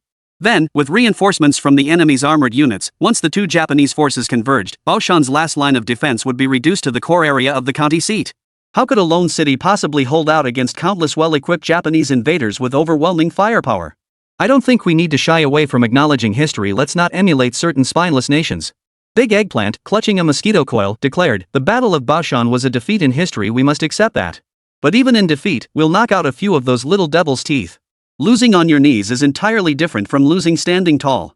Though subsequent campaign stages remain unopened, both streamers and all players have long prepared for this final, desperate stand. Our city may fall, but if the devils wish to cross our lines, they must first step over our corpses. At this very moment, in Douyin's official livestream room. Mr. Zhang, do you regret not letting Ye Hao take over our product promotions? An operations staffer chuckled at Zhang Lijun. Hey, this is nothing. Zhang Lijun swallowed hard and said, whether we do the livestream or not can wait. Our priority now is to establish a connection with Ye Hao. While short video platforms seemed dominated by viral hits with fleeting popularity, Zhang Lijun, a seasoned operations veteran, saw things differently. In his view, Ye Hao possessed limitless future potential. If Ye Hao were a money tree, it would be a giant redwood, a towering giant capable of reaching hundreds of meters in height. Such a precious gem, how could we just have him promote products right away, squandering all that heat? Sustained, steady growth is the right path. Just watch, I'll make sure to bring Ye Hao into our fold. Ha! Zhang Lijun barked at the operations manager. Dispatch someone immediately to check where Ye Hao's convoy is. They're already on their way and should arrive in about 10 minutes.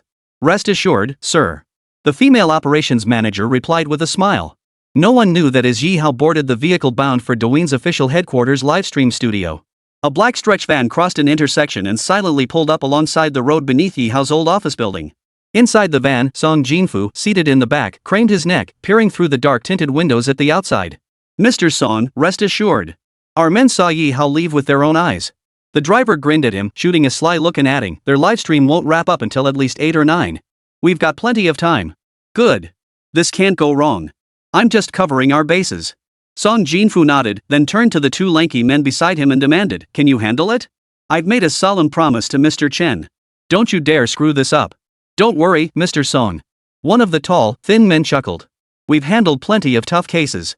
But we've never encountered a game studio's encryption system we couldn't crack.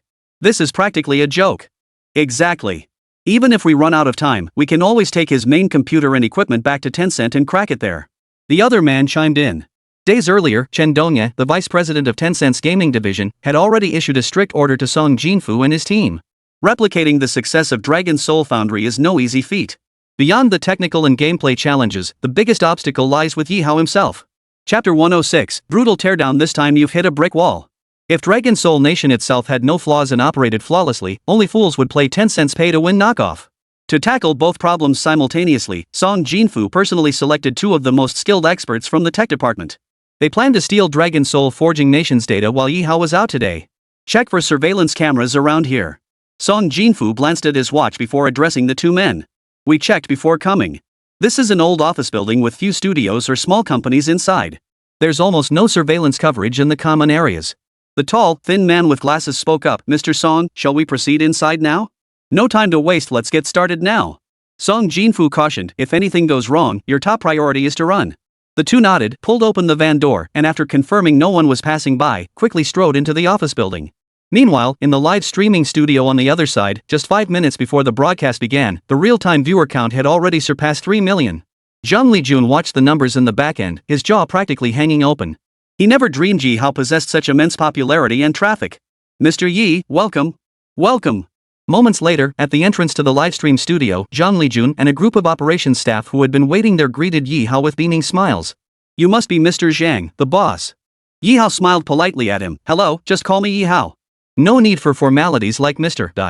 In terms of age, Zhang Lijun was in his late 30s, nearly twice Ye Hao's age. Hearing this guy persistently call him Mr. Yi made Ye Hao feel a bit uncomfortable himself. Our live stream is about to begin. No need to be nervous, it's just a simple interview program. At the end of the program, we've reserved 20 minutes for you, your personal time to shine. Zhang Lijun gestured invitingly, leading Ye Hao into the live studio. Meanwhile, the tall, lanky man with glasses and the short, skinny man beside him had already slipped into the office building. Thanks to Tencent's precise information control, the 2 made their way straight to the floor housing Ye Hao's Dragon Soul studio. Everything here was so outdated that even these 2 tech whizzes from Tencent couldn't help but frown. This amazing game was created in such a run-down, cramped space? Even if you forced me to look, I wouldn't believe it. The tall, lanky man muttered under his breath before leading the shorter, thinner man to the door of Dragon Soul studio. With no surveillance cameras in the surrounding hallways, they promptly pulled out their professional lock-picking tools and got to work. Minutes later, with a click, the lock opened. The pair slipped inside in a flash. Though called Dragon Soul Studio, the interior was Spartan. The only electronics were a computer and 2 monitors on a desk. They approached the computer. The tall, thin man pressed the power button, and sure enough, an encryption program locked the machine. Old Black, your turn. Hurry up. The tall, thin man stepped aside and instructed the shorter, thinner man beside him. After sitting down, the short, thin man pulled out a device, connected it to Ye Hao's computer host via a data cable, and began running the decryption program. They had used the same method before to crack other studios and even the core servers of some fairly large companies. By all accounts, with the capabilities of their decryption equipment, the job should have been completed within a minute. However, this time, something went wrong. Ye Hao's unassuming computer took them nearly 10 full minutes to crack, and still there was no sign of breaking through the encryption. Holy? The short, skinny man couldn't help but exclaim in surprise, "This is weird, how come this kid's firewall is so tough?" 10 whole minutes. The tall, thin man frowned. "Old Black, can you actually do this? Or is something else wrong? Why are you yelling at me? Look for yourself, this computer just won't crack." Lao Hei replied, "His firewall looks like the most basic kind, but once you break through one layer, there's another one waiting like a 1,000-layer pancake, nesting like Russian dolls." As they spoke, several more minutes slipped by.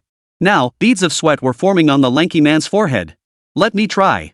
If this doesn't work, we'll have to disassemble his machine and send it back for decryption." The lanky man sat down and said.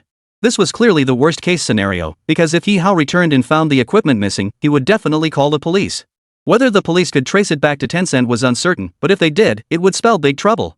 Unfortunately, the two men still confidently believed that no one knew about their decryption efforts. In reality, Ye Hao, currently a guest in the livestream room, had already received an alert notification on his phone. With the system's capabilities, Ye Hao could single-handedly accomplish feats unimaginable to ordinary people. Would Ye Hao possibly leave something as crucial as Dragon Soul Forging Nation unprotected before leaving? The firewall trapping the lanky man and the dark-skinned man was also crafted by Ye Hao's system. Its decryption difficulty surpassed even the military-grade encryption programs of any top global power. Tencent, are indeed all-powerful in the civilian sector, boasting countless industry giants and technical experts. But could you possibly use your current technology to challenge military-grade encryption programs? Seeing the alert notification on his phone, Ye Hao merely twitched the corner of his mouth. He had no intention of calling the police, nor did he rush to stand up. He had a far more effective solution than reporting it to the police. As the program progressed, Ye Hao's 20-minute solo segment was fast approaching. "Host, I need to use the restroom. I'll be right back." After standing up, Ye Hao addressed the camera, "Viewers, please hold on a moment. My apologies." Once in the restroom, Ye Hao pulled out his phone and dialed a number with an air of casual indifference. Dragon Nation A Theater, C Army Headquarters. Inside the office, Zheng Feng, commander of Army C, was discussing in-game deployments with political commissar He Jun. The two had been talking for nearly an hour. "The current situation is dire. I still have 2 trump cards commander skills, but deploying them before the final moment would likely yield minimal effect." Zheng Feng frowned slightly and said, "Old He, analyze this. How should we proceed with the upcoming battle?" Just then, Zheng Feng's phone rang in his pocket.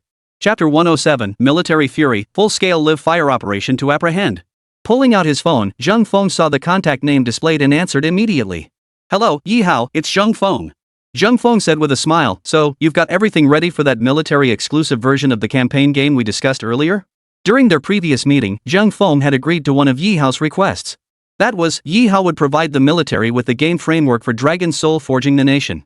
He would also assist military experts and engineers in refining it into a modern tactical simulation game suitable for military use. In return, Zheng Feng pledged that whenever Ye Hao needed assistance in the future, he would be unconditionally obligated to help. "A slight complication has arisen, General Zhang. I'm afraid I can't deliver what the military requested." Ye Hao deliberately adopted a serious tone when addressing Zheng Feng. "What? You can't deliver? Why not?" Zheng Feng froze. The last thing he expected was for Ye Hao to say he couldn't deliver the game. He had assumed that after over half a month, Ye Hao should have nearly completed his preparations. Who could have foreseen this turn of events? "I genuinely wanted to contribute to the military's efforts," Ye Hao said hesitantly, "but the problem is, someone is sabotaging our cooperation." Ye Hao said with some difficulty, "And this person is someone I can't afford to provoke." "Sabotaging our cooperation? Who would be so bold? Just tell me what's going on. The military stands firmly behind you." Zheng Feng's expression darkened instantly upon hearing those words. Sabotaging a military cooperation project, this isn't just about legality anymore. He has full authority to arrest them immediately. I'm currently hosting a livestream on Douyin's official platform when an alert popped up on my phone. Someone is cracking the encryption password on my computer and they're using mechanical devices to do it, right here in my studio. Ye Hao said with deep concern, "I can't get back in time. If they succeed, they'll steal all the data. At the very least, they'll take my computer equipment. That would likely mean the end of our collaboration." Oomph. Thieves these days are getting bolder and bolder. They even dare to mess with our military partners? Zheng Feng laughed bitterly in anger. "I thought it was something major. Don't worry, Ye Hao. I'll handle this. Not a single one of them will leave today." "Really? General Zhang, you'd better hurry. I'm worried they might leave soon." Only after saying this did Ye Hao hang up the phone with a sense of relief. In the office, He Jun had already pieced together the situation from Zhang Feng's earlier words. "I'll contact the Municipal Public Security Bureau and the Armed Forces Department in Shanghai City, where Ye Hao is stationed," he said. Have them send personnel immediately to intercept them. I'll contact them right away, but that alone won't be enough. Zheng Feng stood with his hands behind his back. That kid Ye Hao could have just called the police. But he didn't. That means he's testing us, wanting to see if the military can really protect him. Then what do you suggest? He Jun asked, puzzled. I won't ask how many officers the Shangqing Municipal Bureau and Armed Forces Department deploy. You need to contact the commander of the 2nd Division immediately. His troops are stationed closest to the area. Zhang Feng's expression turned stern. Tell him to immediately detach a contingent of elite troops from his Special Operations Brigade. Have them board military helicopters and rush to Shangqing City at top speed. Meanwhile, at Ye Hao's Dragon Soul studio, the lanky man and Old Black were still sweating buckets as they cracked the encryption program. Damn it, are you two done yet? Lao Hei's phone was on speaker on the table, blaring Song Jinfu's impatient curses. It's been over 40 minutes, you two big shots. When are you going to finish? If you drag this out any longer, Ye Hao's program will probably wrap up. Song Jinfu, both anxious and irritable, shouted into the phone. Almost done, Mr. Song. Lao Hei was equally anxious. Mr. Chen said it's best to get the data files. Taking the equipment directly is the worst option. If we can steal the data, that's clearly the safer option. After all, this isn't hardware. If someone really wanted to trace it back, it would be incredibly troublesome. Beyond that, the two were also locked in a bit of a rivalry. Both were top-tier tech experts at Tencent, each possessing formidable skills. Yet today, they'd been outmaneuvered by Ye Hao. This was something they simply couldn't accept. Enough stalling. I doubt you two useless fools will crack it by tomorrow. Get your tools and dismantle his host and equipment immediately. Take it away. No more delays. Got it? Song Jinfu barked impatiently into the phone. Yes. The two immediately disconnected the decryption equipment and began shutting down Ye Hao's computer, unplugging cables and dismantling various devices as they worked. They weren't just taking the computer host, they weren't leaving behind Ye Hao's gaming helmet or any other auxiliary equipment either. Mr. Song, Ye Hao has a backup phone here. Should we take it too? Mr. Song? Mr. Song? Lao Hei held the phone to his ear for a moment, hearing nothing but static on the other end. After a few seconds, the call abruptly disconnected. Strange. What's going on? When Old Black tried calling Song Jinfu again, he suddenly noticed his phone signal had turned into a red cross. No signal? That can't be right. How could there be no signal in this office building? The lanky man turned his head and asked in confusion. The moment the words left his mouth, a loud crack echoed through the room. The next second, all the lights around them went dark. Power outage. Internet down. At 7:30 p.m., the entire office building plunged into darkness. In that instant, both men felt an icy chill race up their legs to the tops of their heads. Even the most obtuse person would realize that if it were merely an office building power outage, their phones shouldn't lose internet connection. Let's go. Something's about to happen. The tall, thin man's expression abruptly changed. He hastily packed all the equipment into a travel bag, slung it over his shoulder, and dragged Old Black out of Ye Hao's studio at top speed. The entire hallway was pitch black, and the elevator they'd taken up was also dead, utterly unusable. Something's definitely wrong. Quick, take the stairs out. Hurry. The lanky man and Old Black clattered down the stairs. They were on the 10th-something floor. Running down would take some time. But just as they reached the second floor, Old Black suddenly grabbed the lanky man beside him. Something's not right. Listen carefully, there seems to be a noise. Chapter 108, the Special Forces are here, and you want to run? The two stood at the stairwell entrance, straining their ears. No sirens, but down in the lobby, a multitude of light footsteps seemed to be approaching. And every single one of those footsteps was heading straight for the stairwell. At that moment, both men turned as pale as ghosts, their faces so white they could almost reflect each other's features. We're done for. What do we do now, Brother Liu? I don't want to go to jail. I don't want to rot in prison. Old Black was so terrified his legs went weak, nearly collapsing onto the floor. The tall, thin man he called Brother Liu, however, managed to keep his composure. He yanked Lao Hei up and said, "Don't panic. Let's see what's going on first." Saying this, he pulled Lao Hei back up the stairs. Once they reached the third floor, they waited quietly for a moment. But the people below clearly had no intention of rushing up immediately. They were searching room by room, starting from the bottom and working their way up. Unless Old Black and his partner grew wings, there was absolutely no way they could escape. Stealing his nerves, Lu Su followed Lao Hei to the window at the end of the stairwell. Peering out cautiously, they strained their necks to see outside. But what they saw nearly made them collapse to their knees in terror. Outside this office building, the streets had long been cordoned off. In the darkness, heavy-duty vehicles with blinding headlights, their body colors indistinguishable, roared toward them. Moreover, several police cars and 2 military jeeps were parked right in front of the office building's exit. As for the van they had arrived in earlier, it was still parked by the roadside, but all its doors were wide open. There was no one inside, and Song Jinfu was nowhere to be found. We're done for. Lao Hei slumped to the ground, his eyes vacant. Brother Lu, we're screwed. Lu Su was also stunned. He never imagined that just stealing data from a small studio would cause such a huge commotion. It's okay. Don't panic. We haven't been caught yet. Lu Su glanced around frantically. Suddenly, an idea struck him. He quickly grabbed Lao Hei and dashed to the other side of the stairwell, the back of the office building. Opening the stairwell window, he saw several enormous trash bins below, heaped high with garbage-perfect natural cushioning. Got it. We'll jump down from here. Lu Su immediately started unloading his belongings and then climbed through the window. But what about all this equipment? Lao Hei asked urgently. Equipment? What the hell equipment? Are you afraid they won't find something to pin on us? Lu Su cursed under his breath, gritted his teeth, and plunged straight down from the third floor. Splash! He landed squarely in a large dumpster. Though drenched in filth and stinking water, he was miraculously unbroken, no arms or legs missing. Jump now! Lu Su shouted over his shoulder, and Old Black followed suit, leaping down after him. Only after crawling out of the dumpster did they notice that, sure enough, the area behind the office building hadn't been cordoned off yet. Before their relief at surviving could fully set in, several figures burst out of the shadows with lightning-fast movements. Before Lu Su and Lao Hei could react, each was struck twice by rifle butts. The pain made stars dance before their eyes, and they collapsed instantly. Freeze! Any weapons on you? Only when the muzzles of assault rifles pressed against their heads did they see clearly several special reconnaissance soldiers had been lying in ambush here. They were clad in full combat gear, their assault rifles already chambered in safeties disengaged. The oppressive pressure emanating from those black muzzles made both men's heads go numb. Any weapons? Speak!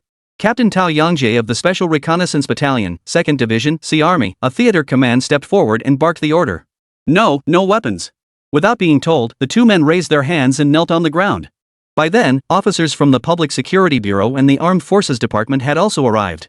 The blinding lights washed their faces, revealing no trace of blood. What sent even greater shockwaves through Lao Hei and Lu Su's hearts was the armed helicopter now roaring overhead. Trying to hide? The head of the Shangqing City Armed Forces Department roared, "Do you two realize that the thermal sensors on the attack helicopters spotted you the moment you entered the office building? Where are the stolen items?" Zhao Jinjun, the city bureau chief, glared sternly and coldly ordered, "Hand over the stolen goods immediately, not a single screw should be missing." By this time, a large contingent of police and special forces had already surrounded the area. Song Jinfu and the van driver were already handcuffed, heads bowed as they were led aside. The items, we didn't touch them. They're all in the third floor hallway." After uttering these words, Lu Su collapsed, his entire body limp from exhaustion. Soon, the Special Reconnaissance Unit located the stolen items on the third floor. "Director Chen, how should we handle these individuals?" Commissioner Zhao Jinjun of the Municipal Bureau asked the Armed Forces Department director standing nearby. "Hand them over to me for now. Since this involves military secrets, I'll notify you when we need to coordinate with the Public Security Bureau for further handling." Minister Chen shook hands politely with Zhao Jinjun before signaling his men to escort the suspects away in a vehicle. As Operation Thunder concluded at the Dragon Soul studio, Ye Hao's livestream reached its most critical moment. Regarding the follow-up updates for Dragon Soul's nation-building campaign, the Battle of Shanghai would remain the central focus. However, during this period, I've noticed certain online comments, particularly from overseas. Facing the livestream camera, Ye Hao avoided directly naming the little notebook but stated, "Not only do they deny the wars and history of that era, they even attempt to distort and frame our Dragon Nation. As the developer of Dragon Soul Nation, I feel it is my duty to expose their heinous crimes to the world. While we must remember history, no one has the right or qualification to rewrite it. I hope to use the most authentic visuals and experiences to ensure everyone who encounters Dragon Soul Nation understands this truth." The moment Ye Hao finished speaking, the live chat exploded with comments. In this world, the nation most qualified to criticize and condemn the Little Red Book is undoubtedly the Dragon Nation. And during that period of the War of Resistance, the atrocities committed by the Japanese invaders were simply beyond counting. Following the Battle of Baoshan alone, the Japanese invaders rampaged through the city for days, committing atrocities too heinous to be fully documented.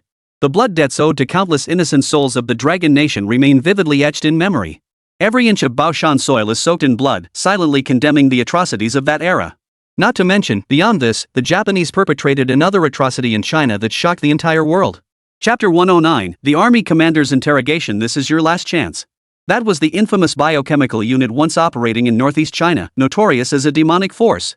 Why were the Japanese forces of that era called hellish devils by every nation, war machines brainwashed by militarism? How deranged and ruthless must a nation's military be to develop such inhumane weapons as biological and chemical arms? Ye Hao had no desire to revisit this most painful chapter of Dragon Nation's history. But if the little notebook still insisted on distortion and denial, he would have no choice but to act. Today's livestream was also Ye Hao's way of leveraging Douyin's platform and reach to issue a warning to those with ulterior motives. The people of Longwa cherish peace. They never initiate aggression or attack other nations, nor do they recklessly provoke wars. However, should any individual or nation attempt to exploit the kindness of the Dragon Nation's people as a shield for their own reckless actions, they will face the most fierce retaliation. Alright, that wraps up today's special interview program. On behalf of Douyin's official team, I sincerely invite Mr. Ye to join our live broadcast events more often in the future. Zhang Lijun stood up first, clapped enthusiastically, and smiled broadly at Ye Hao. Thank you to Douyin's official team, and thank you to every viewer who watched today's livestream. The next stage of the Dragon Soul Nation building campaign will be updated tomorrow at 9 a.m. Ye Hao stood to shake hands with Zhang Lijun, and the live interview concluded in a relaxed and harmonious atmosphere. As he escorted Ye Hao to the door, Zhang Lijun felt waves of exhilaration wash over him. Today, he finally understood what it truly meant to be at the pinnacle of stardom. Entertainment stars? Move aside. Ye Hao's livestream where he merely sat and chatted casually with them had already surpassed 7 million peak viewers. Holy crap, this was beyond his wildest dreams. Zhang Lijun couldn't help but marvel. If Ye Hao could just endorse our products, we'd rake in hundreds of millions in a single day, no sweat. As for whether Ye Hao would actually agree, Zhang Lijun hadn't even considered that. There's an old saying in Longwei, money makes the devil grind the millstone. No matter how lofty your ideals or how indifferent you are to money, could you really resist a mountain of cash? In his view, there was no one money couldn't buy. It was simply a matter of offering enough. Meanwhile, after getting into the car, Ye Hao received a call from Zhang Feng. Ye Hao, all the individuals attempting to steal your equipment and data have been apprehended. Your belongings are safe, though they've been dismantled into parts. Come to the municipal bureau shortly to verify. Though Zhang Feng's tone over the phone was matter of fact, Ye Hao could detect genuine anger in the military commander's voice. From the moment he made the call until the program ended, less than half an hour had passed and the military had already resolved the entire matter. This efficiency wasn't just fast, it was terrifying. The folks at Tencent probably never imagined that by casually raiding a small studio, they'd end up stepping on a tiger's tail. Returning to his office building, Ye Hao found the scene still under martial law. Military armored vehicles lined the roadside, their headlights blazing, while numerous military personnel bustled about the perimeter. Spotting Ye Hao's return, an officer approached and said, "Please, our vehicle is ready." Not recognizing the man, Ye Hao nodded and climbed into the military jeep, heading back toward the Municipal Public Security Bureau. After another 10+ minutes, Ye Hao arrived at a room resembling an interrogation chamber. There, he saw Zhang Feng, dressed in military uniform, his expression cold and stern. Opposite Zhang Feng, three men Lu Su, Lao He, and Song Jinfu sat on three interrogation stools, handcuffed and shivering uncontrollably like thieves. "Ye Hao, take a seat and speak." Zhang Feng motioned for Ye Hao to take the seat beside him. Seeing this scene, the last shred of hope in Song Jinfu's heart was utterly crushed. What the hell was the point of this charade? He never dreamed Ye Hao would actually know this high-ranking military figure. Now, everything made perfect sense. Armored military vehicles filling the streets, special reconnaissance units descending from the sky, and armed helicopters. Now Song Jinfu understood why Ye Hao dared to live alone in that dilapidated office building, not even bothering with basic security measures. Why? Because he had backing. And not just any backing, the kind no one dared cross. First, check, is all your equipment accounted for? Confirmed. Zhang Feng gestured to Ye Hao. His computer tower, along with various gaming headsets and auxiliary devices, had all been dismantled by Lao He and his partner. Had the military not intervened, Song Jinfu would likely have already rushed back to Tencent with all this gear. After a quick debug, Ye Hao reported to Zhang Feng, "All clear, General Zhang. They didn't breach my firewall, and all equipment remains intact." "Commander?" Hearing Ye Hao's words, Song Jinfu and the other two instantly turned ashen-faced. What did military commander signify? How many armies and commanders existed in the entire Dragon Nation? And they'd actually encountered one?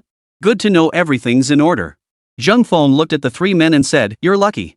If Ye Hao's equipment had malfunctioned, do you know what that would mean? It would be an aggravated offense." Song Jinfu remained silent. His mind had completely shut down. What could he possibly say? The only thing he could still recall was what Qin Dongye had warned him before departure: if this ever blew up, never name Tencent. As long as Tencent wasn't implicated, Qin Dongye had even promised that if they ended up in prison, they'd receive 10 million yuan in compensation per year. "I'm a straightforward person. There's no need to hide or pretend in front of me. Speak up." Zhang Feng looked at Song Jinfu and the others impassively. Who was behind this? Who else is involved? Spill everything. There's no one else. Song Jinfu gritted his teeth and forced himself to speak. "Commander, sir, this was my decision alone. My surname is Zhang." Zhang Feng replied coldly, "You claim to have acted alone? According to our military intelligence, you're a high-ranking executive at Goose Factory. Do you really believe your own story?" Such a flimsy lie was so transparent that Zhang Feng couldn't be bothered to expose it. "It really is me." To everyone's surprise, Song Jinfu nodded repeatedly. It was entirely my own idea. I've already resigned from Goose Factory. Stealing Ye Hao's game was purely to make a fortune for myself. Chapter 110, History hurts, but the people of Longguai are tough as nails. What exactly is your relationship with these two? Zheng Feng turned his gaze to the two people beside him and asked. They're both my assistant's former tech staff from Tencent. The three of us decided to go big. Song Jinfu blurted out in one breath, I happen to have dealt with Ye Hao before and knew his place had lacked security easy pickings. So here we are. Hearing this, Lu Su and Lao He beside him nodded stiffly. Watching the trio's performance, Ye Hao couldn't help but sigh inwardly. Some people, even when death is imminent, still put on a show, completely oblivious to why they're facing their end. Did Song Jinfu and his crew really think their amateur acting could pin all the blame on themselves, letting the big fish behind the scenes walk free? In reality, this matter was far more complex than that. I'm giving you one last chance. If you still refuse to tell the truth, I'll have no choice but to hand you over to the military's inspection department for further investigation. Zheng Feng stated calmly, I can see your operation was meticulously planned. Who made contact, who executed the action, who provided backup. This wasn't some impulsive, off-the-cuff scheme. Therefore, there must be corresponding records stored on your persons and all the devices you've used. Do you really think the military lacks the capability to trace your past communications? At these words, Song Jinfu and the others' expressions instantly fell. They might have argued about other matters, but when it came to technology, the military's experts far surpassed the so-called tech gurus outside the military. They simply weren't on the same level. Moreover, just as Zheng Feng had stated, the phones and computers they used to contact Shendonia hadn't had their chat histories cleared. The records could be retrieved without even needing special technical measures. Why was this the case? The reason was simple, Song Jinfu and his crew never imagined this operation could go wrong. After all, how much trouble could there be in taking down a mere young upstart? Everyone involved in this operation, including Shendonia, shared the same mindset. They genuinely didn't see Ye Hao as anything worth worrying about. In the end, Ye Hao's methods were beyond anything they could have imagined. This is your final chance. Whether you speak up or not is entirely up to you. Zheng Feng folded his hands and said, but I must remind you, if you persist in this stance, the charges against you will only grow heavier once our military uncovers the truth. Cooperate and receive leniency, resist and face harsher punishment. That's the unchanging principle. Zheng Feng understood full well that these men before him were merely scapegoats pushed forward. The real mastermind behind this operation was someone else entirely. If anyone was to be arrested, it should be those who posed a threat to Ye Hao, not just these few men. Song Jinfu was now wrestling with a fierce internal decision. Originally, he had thought that no matter what, even if he were truly caught, he could simply take the blame himself. After all, Shendonia's promise held weight. Even if imprisoned, he'd receive 10 million yuan in compensation annually, 100 million over 10 years. Prison? That's practically money for lying down. But the problem was, this was no longer just about whether he'd go to jail or not. Song Jinfu never dreamed he'd be apprehended by the military and interrogated by none other than a high-ranking general, a top-brass figure. If the military sent him away, it wouldn't necessarily mean prison, it could mean a bullet to the head. No matter how much money Shendonia compensated him, he'd need to be alive to spend it. After weighing his options, Song Jinfu finally bowed his head and declared, I plead guilty, Commander Zhang. All of this was arranged by my superior, Shendonia. I admit to everything. With his confession, Lao He and Lu Su beside him immediately nodded in agreement, ready to confess as well. Minister Chen, have Director Zhao send someone over to take their statements. Having obtained the answers he sought, Zheng Feng rose to his feet and signaled Ye Hao to gather their belongings and follow him out. Commander Zhang, thank you for your help this time. After stepping outside, Ye Hao sincerely addressed Zheng Feng. To be honest, he hadn't expected Zheng Feng to personally handle this matter. In Ye Hao's view, if the military wanted to make arrests, it should be simple. Whether notifying the Public Security Bureau or the Armed Forces Department, apprehending these thieves would be a piece of cake. As the commander of Army C, Zheng Feng's seniority was intimidating enough. Having him handle a matter of this level was like using a sledgehammer to crack a nut. Ultimately, Zheng Feng's presence stemmed entirely from the favor he was doing Ye Hao, honoring the mutual agreement and assurances made between them. Having pledged to provide security for Ye Hao's operations here, he naturally had to honor that commitment. You needn't thank me. This is an agreement, or rather, a mutual understanding between the military and you. Zheng Feng said politely, what I'm doing today is merely fulfilling a promise. You don't need to feel any psychological pressure. It must be said, Zheng Feng handled this flawlessly. There's a saying in our Dragon Nation's military, treat enemies with the harshness of winter, but treat friends with the warmth of spring. Zheng Feng quipped, so, how's the game template the military requested coming along over there? About 80 to 90%. Ye Hao smiled faintly, essentially, it's all complete. The specific battle frameworks, weaponry, equipment, and other data just need to be filled in and re-entered by our military experts, and it'll be finished. Good. Once you return, hand it over to our military. Zhang Feng's eyes lit up. To be honest, Commissioner He and I have been discussing the follow-up battle arrangements for the Battle of Shanghai you're developing. What are your thoughts? Ye Hao's interest was piqued. Though he was the game's creator, he had to admit that players' decisions on the battlefield often diverged completely from his anticipated course of events. Take the tank battle earlier, for instance. According to Ye Hao's original plan, if the Dragon Nation's tank company could hold off the enemy's armored division for over 2 hours, it would be considered a success. But what happened? 3 tank companies, with fewer than 30 tanks, stubbornly held off hundreds of enemy tanks and armored vehicles for nearly 8 hours.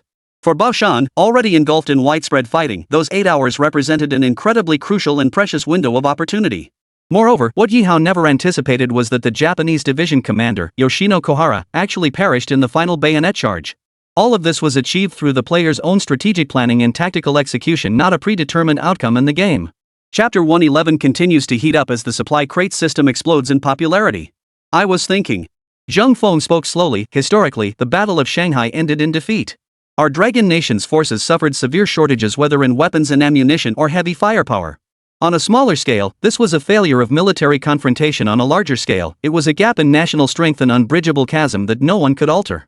The Japanese were already an industrial powerhouse back then. Every minute, every second, their munitions factories churned out massive quantities of weapons and ammunition for the front lines. Moreover, they utilized resources plundered from our nation right on the battlefield, directly converting them into an unending stream of combat power, effectively sustaining their war effort through warfare itself.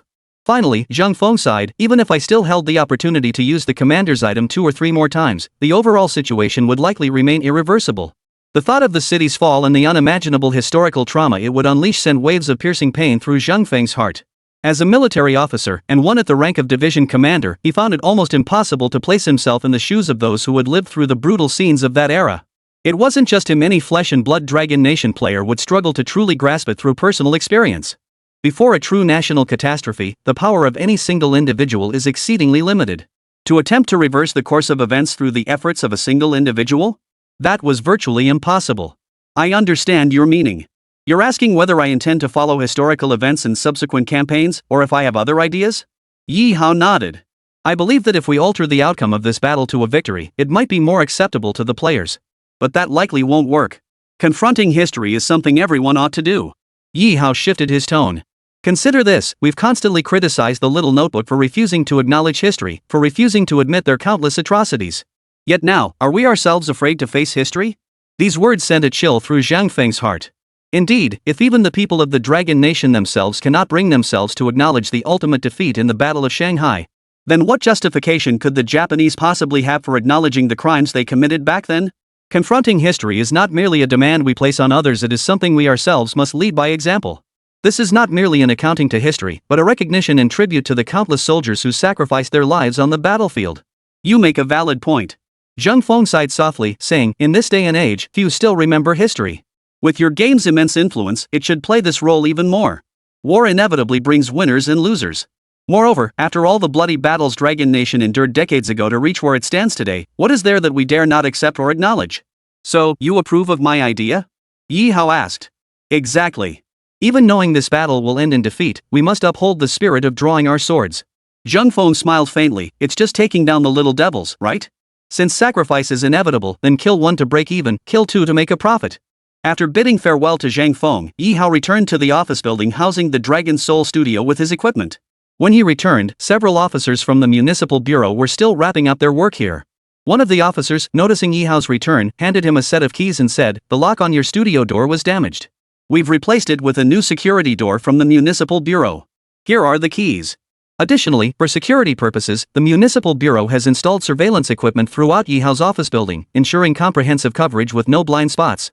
After expressing his gratitude, Ye Hao returned to his studio. Once he had reassembled his computer and equipment, he began copying the Dragon Soul Nation template, preparing to hand it over to the military shortly. As for the subsequent campaign of the Baoshan Defense Battle, Ye Hao had already mapped out the entire progression in his mind. Following the failure of the outer defensive battles, the Dragon Nation garrison in Baoshan County could only continue to contract their defensive lines. Ultimately, the decisive battle between the Dragon Nation forces and the Japanese invaders would unfold in the core of Baoshan County, a brutal street fight.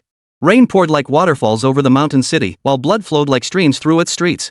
This battle would be the final, desperate stand written with the lives and strength of the Dragon Nation's defenders within Baoshan City. 10 o'clock at night. In CS Big Eggplant's livestream, Eggplant and Teacher Ma were still happily opening loot boxes for their viewers. Holy, guys, we gotta admit this military supply crate feature is a genius design. New players get the most critical ammo and supplies, while us veterans? It's all about luck.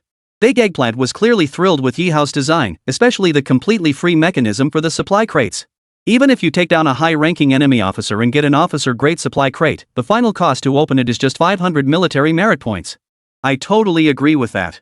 Teacher Ma immediately nodded in agreement. In any other game, this supply crate would make you spend $50 for 10 pulls, or 648 for a guaranteed drop, right? But Ye Hao's supply crate system has no hard guarantees, it's all down to luck. Alright, let's see what we get from this Japanese lieutenant's iron supply crate. Big Eggplant tapped the screen. After the bayonet opening animation concluded, a flurry of items flashed across the display. Finally, the pointer settled dead center on a special issue rifle. Northeast Anti-Japanese League Special Sniper Rifle. Properties, range increased by 300 meters. Fur-lined stock and grip reduce firing noise. Players of Northeast Chinese origin using this weapon can trigger the additional blood surge effect, morale plus 20, bullet power plus 30. This sniper rifle also bore a purple tier rating, ranking among the finest gear obtainable from the iron supply crate. See? I told you I have good luck. Congrats, buddy. No need to thank me later, just don't sneak me 1,000 or 2 extra rounds. After logging off with a satisfied smile, Teacher Ma reminded him, Eggplant, there's a silver tier supply crate, check it out. What? Silver tier? Big Eggplant's face was written with utter disbelief. A silver tier supply crate? That requires killing at least a Japanese major level enemy. Who could take down a Japanese major? I don't believe it. Big Eggplant exclaimed in shock, the Battle of Baoshan was so brutal, we couldn't even touch a Japanese officer's hair, this is impossible. Chapter 112, the silver crate, the first gold-framed gear in the entire network. Why not? Just look and you'll understand. Teacher Ma turned the screen slightly, and Big Eggplant finally saw who owned that silver tier supply crate. It was none other than Li Xiaofeng, the legendary Warcraft streamer known as the Human Emperor, who shared the same platform as them. Hey, everyone. I told you the game devs really play favorites. Li Xiaofeng was currently flaunting his silver supply crate to his viewers in the livestream. How could this be? Big Eggplant rubbed his eyes in disbelief. You need to kill at least a major to get one of those. Have we ever seen a major on the front lines? The commanders of Japanese brigade units were typically major generals, while majors were most likely just adjutant-level officers. Clearly, during the Baoshan Defense battle, the Dragon Nation defenders were constantly under fire suppression. Beyond desperately repairing barricades, they didn't even have a chance to counterattack. On a battlefield like this, expecting to get your hands on a Japanese lieutenant colonel's head?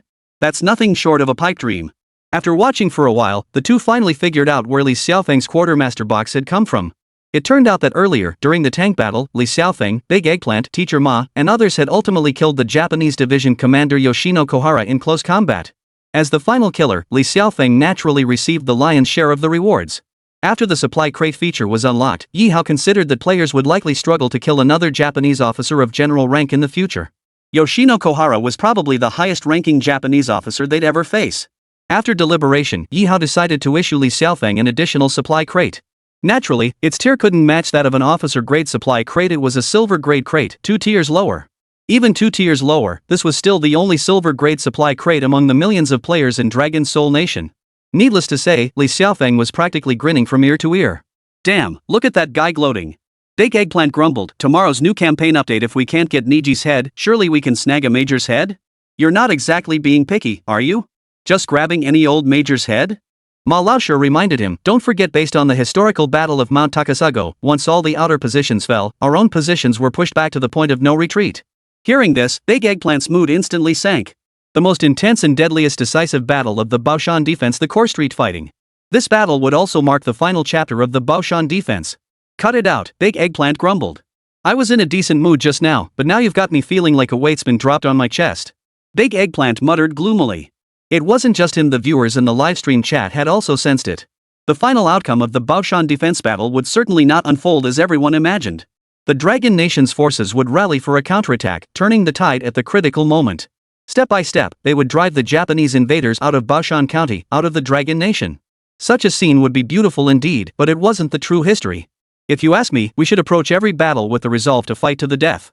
Teacher Ma patted his shoulder and said, anyway, if your head gets chopped off, it's just a bull-sized scar. Who's afraid of who? Let's just go all out and kill those devils. Right. We can't change the past, but the future is in our hands. Big Eggplant nodded vigorously. I'll talk it over with old Li first. How about we get that supply crate and open it up? Go for it. Hurry up, or someone else will snatch it. Teacher Ma nodded. But Big Eggplant's face quickly fell. Old Ma, why are you such a jinx? Look, the monkeys snatched the box. While the two were still debating back and forth, Big Monkey had already beaten them to it, snatching Li Xiaofeng's silver military supply box and opening it for him. Guys, opening chests is just like upgrading gear, you absolutely need some kind of incantation. Right, I'll get a few dozen cushions to pad it first, then open it, double insurance. Big Monkey swayed his head back and forth in the livestream, chanting some unknown incantation as his mouse cursor hovered over the supply crate. White. Big Eggplant sneered maliciously, just give Li Xiaofeng a white item. Let's see how Monkey handles that. Right, I can feel it coming, this is it. After chanting for ages, Big Monkey suddenly clicked open loot box. The familiar bayonet-themed loot box animation played on screen, followed by a rapid succession of deer flashing by. Finally, the pointer settled squarely on an item with a golden border. At that moment, several livestream rooms exploded simultaneously. Holy crap! Did it really drop gold? This is the very first gold-bordered item in our game. How much is this worth? Money? Can money even measure this? If you must put a price on it, it's easily 5 figures or more. What is it? Hurry up, I'm too scared to watch. As the golden glow gradually faded, the outline of the equipment finally came into view for all players. It was a masterpiece so exquisite that one glance was enough to make your eyes lock onto it forever. A unique command dagger blending ancient Chinese dragon motifs with modern military weaponry craftsmanship. Purple gold dragon patterned command dagger. Historical prototype service dagger worn by a major in a German equipped division of the Dragon Nation. Details: the hilt and scabbard are inlaid with polished purple gold ore. The scabbard bears the blood-red inscription, swear to reclaim the homeland. Properties: bone shattering, your attacks have a high chance to sever enemy bones. After successfully parrying 10 times in close combat, permanently unlock National Blade, 20 damage, 20 pierce. Killing enemy officers of major or higher rank unlocks Bloodstained Blade, causing crimson veins to emerge on the blade. Note: upon first enemy kill, the user's name is permanently engraved on the blade. This weapon cannot be traded. Holy! This thing is awesome. It's leagues above those quenched military knives and big blades we've been using before. This is insane. Holy crap, I really want to buy this, guys. Big Eggplant's eyes were practically glowing. Only now did he understand what it meant to be so overwhelmed that words failed him. This blade was top tier in both appearance and properties. Not to mention, it was the only weapon in the game Dragon Soul forged to date with a golden border. Its value was practically beyond monetary measure. Before Big Eggplant could even send a comment, countless viewers in Big Monkey's livestream went wild. Chapter 113, Never Retreat Until Death. The people stand behind us. Though Dragon Soul Forge offers virtually no pay-to-win opportunities, the disparity in gear quality, however, stands as the starkest contrast.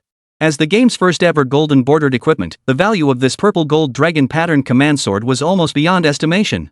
In the next instant, players flooded Monkey's livestream with bullet comments, offering exorbitant prices to purchase this weapon. I've got my eye on that command saber, I'll trade 10 super rockets for it. 10 super rockets? That's all you've got? Do you even know how much a dragon sniper costs in CS next door? Cut the crap, I'll pay 50 super rockets for this command dagger. I'll give 60. In just a moment, the value of this purple gold dragon pattern command knife skyrocketed to hundreds of thousands of yuan, and it kept climbing. While in-game currency can't be used directly for transactions, players can actually exchange gear face-to-face after logging in as long as payment is settled beforehand. For players, if you can't get Niji's command knife, snagging this one will make you look seriously badass. Guys, calm down.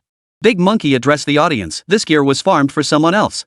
I have no right to dispose of it, let alone sell it. If you want it, go ask Li Xiaofeng what he says. Though Big Monkey coveted this golden bordered gear himself, he knew full well Li Xiaofeng would likely never part with it. Its commemorative value alone made it priceless. Historically, this purple gold dragon pattern command sword had belonged to the commander of a certain brigade within the Dragon Nation's German equipped division. Its blade had truly severed the heads of Japanese officers, stained with the blood of those invaders. And today, within the game Dragon Soul Forging the Nation, Ye Hao had used his abilities to allow the world to witness this treasure, long buried in history, once more. Let's not dawdle. Big Eggplant shut down Monkey's livestream and said, log in quickly. The new campaign update is about to start. Whatever they say this time, we've got to snag some good stuff. Makes sense. Teacher Ma nodded in agreement. Instead of envying others, why not take matters into our own hands? That's how we'll ensure we have enough to eat and wear. Both men launched the game simultaneously. After donning their full gear, they waited for the latest update package to drop. As soon as the update package was released here, Big Eggplant was ready and waiting. He would click at lightning speed to be the first to enter the game. Just like them, countless players in the live streams of major streamers were also waiting nervously and excitedly for the update. Finally, amid the players' eager anticipation, the update arrived. It's here! It's here! Daji Ezi opened the update and exclaimed, "Look, everyone! It's exactly what I thought! Dragon Soul forges the nation, the bloody battle of Shanghai. Update content, the bloody battle of Baoshan City. Battle background, the bloody defense of Baoshan City stands as the most brutal and heroic siege battle of the Battle of Shanghai. Historically, Battalion Commander Yao Ziqing of the 3rd Battalion, 583rd Regiment, 98th Division of the Dragon Nation's army led his troops in a desperate defense of the isolated city. Facing overwhelming enemy forces, they fought fiercely for 6 days and nights. From the battalion commander down, every single soldier made the ultimate sacrifice. This battle was where our Dragon Nation's troops fought with unyielding spirit and forged their fighting morale. Though the enemy's equipment and firepower far surpassed ours, the fighting resolve of our Dragon Nation soldiers was unstoppable. Now, as the last remnant of the Baoshan stronghold, can you shoulder the legacy of our fallen heroes and defend our homeland with your own blood? While waiting for the update package to download, Big Eggplant noticed that this installation would grant early access to the battle CG animation. As the light screen flickered before them, the scene before him and Teacher Ma dimmed. As the light slowly brightened again, the sound of artillery fire filled their ears, starting faintly before swelling to a deafening roar. This world-leading VR haptic technology even allowed them to feel the earth tremble beneath their feet and the suffocating stench of gunpowder. Looking out, every player faced the ruins of Baoshan City, engulfed in thick smoke and raging flames. The positions they had defended time and again with their lives had been torn open by the Japanese invaders. The skeletal remains of bombed-out buildings stood isolated throughout the city like the bones of fallen behemoths. On the surviving streets, rubble piled like mountains, charred wooden beams still smoldering. At this moment, the battlefield's AI camera began to zoom out once more, the view shifting toward the distant Japanese naval forces. For the Dragon Nation's forces at that time, assembling a fully formed navy was beyond reach. Even mustering a few ships capable of firing naval guns was as difficult as scaling the heavens. Yet the Japanese possessed a naval fleet whose combat prowess ranked among the world's elite. In the distance, the Japanese naval guns unleashed a furious barrage of fire upon the city.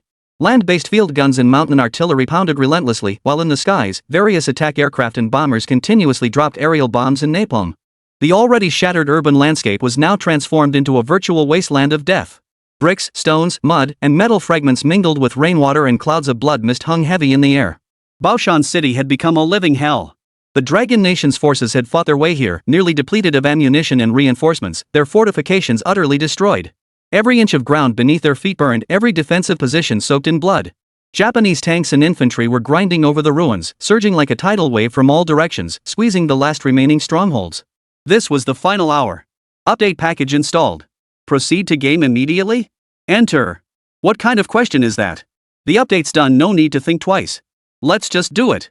Big Eggplant selected login without hesitation. They'd been waiting for this moment. The loading animation faded away. The next second, he and Teacher Ma had successfully logged into the game, appearing behind a ruined barricade in Baoshan City.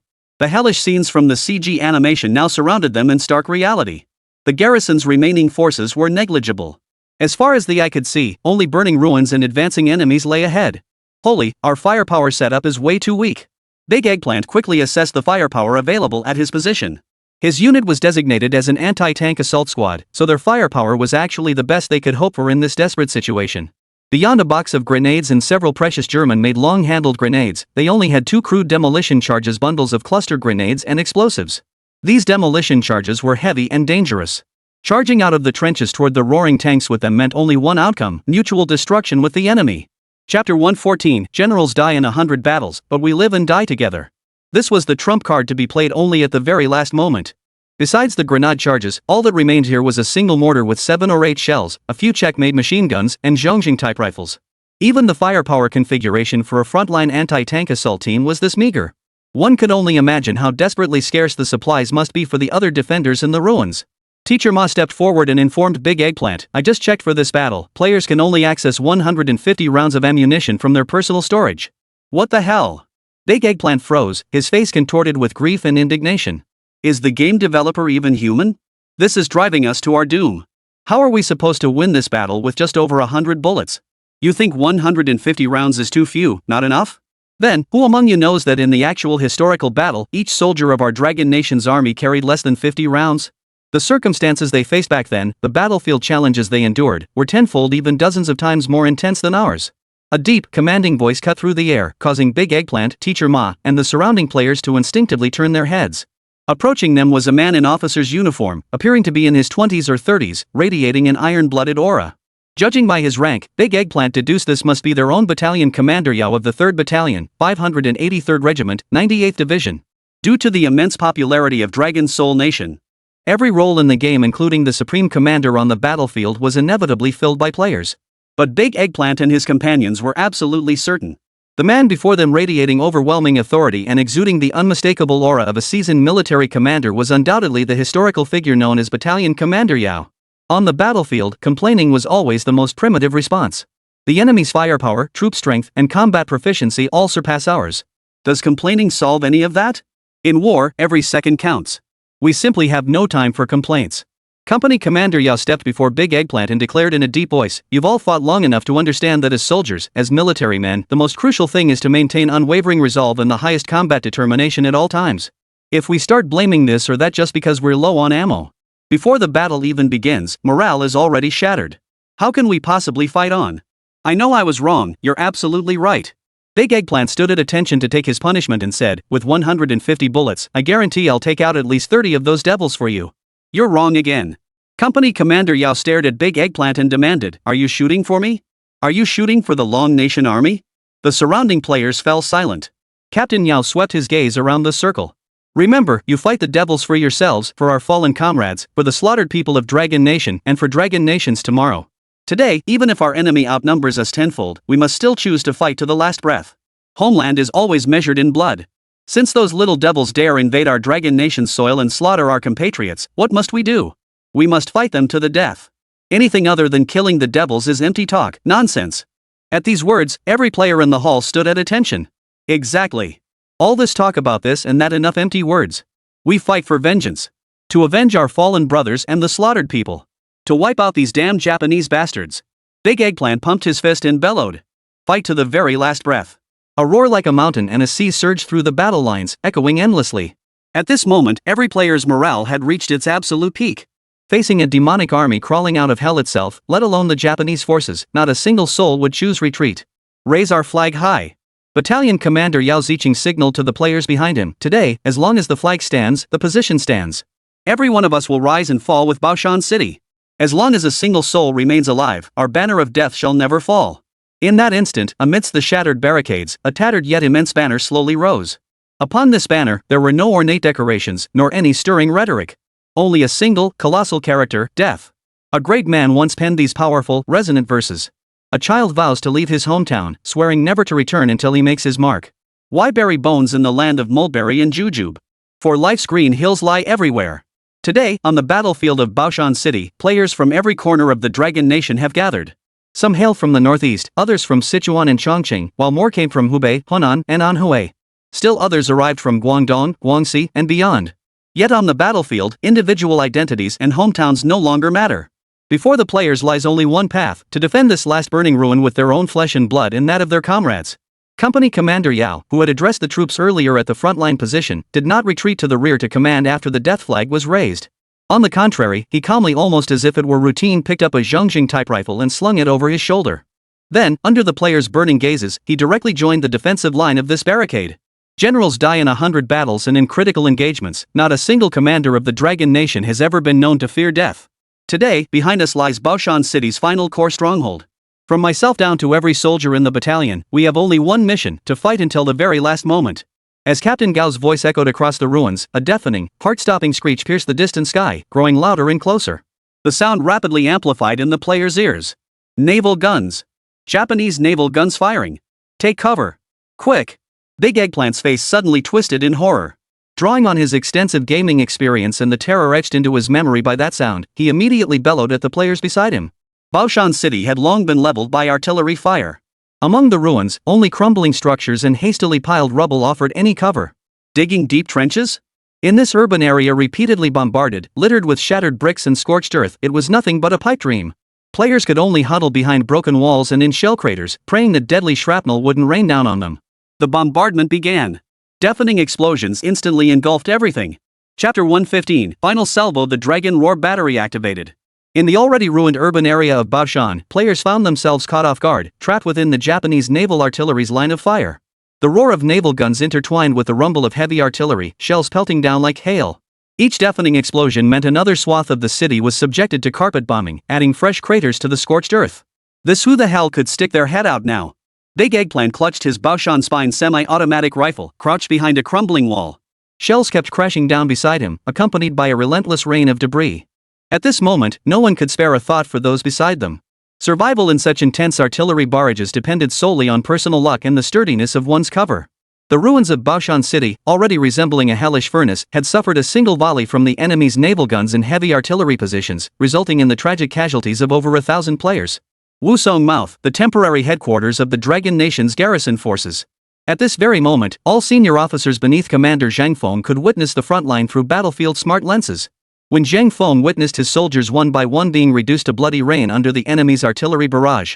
When he witnessed entire sections of already skeletal ruins being utterly obliterated, he could no longer hold back. As commander, he couldn't just stand by and watch his men sacrifice their lives to plug the gaps. If he didn't use the commander's device now, when would he? The enemy's firepower was even more ferocious than anticipated. There was no time to wait. I'm activating the strategic item right now. Without a moment's hesitation, Zhang Feng raised his hand and activated his military merit shop interface. As the overall commander of the campaign, he held genuine strategic level items, special tools exclusive to commanders. During the Luodian skirmish, Zhang Feng had coordinated an ultra-long-range operation with the infiltration squad, using 2 commander items to take out the enemy division headquarters. This time, however, with enemy forces vastly outnumbering the Dragon Nation's defenders and Baoshan City on the brink of falling, just how much impact could the strategic item possibly have? Leading the final assault on Baoshan City were elite units from Kobayashi's 3rd Division and attached Marine Corps forces. Their overwhelming firepower far exceeded the players' expectations.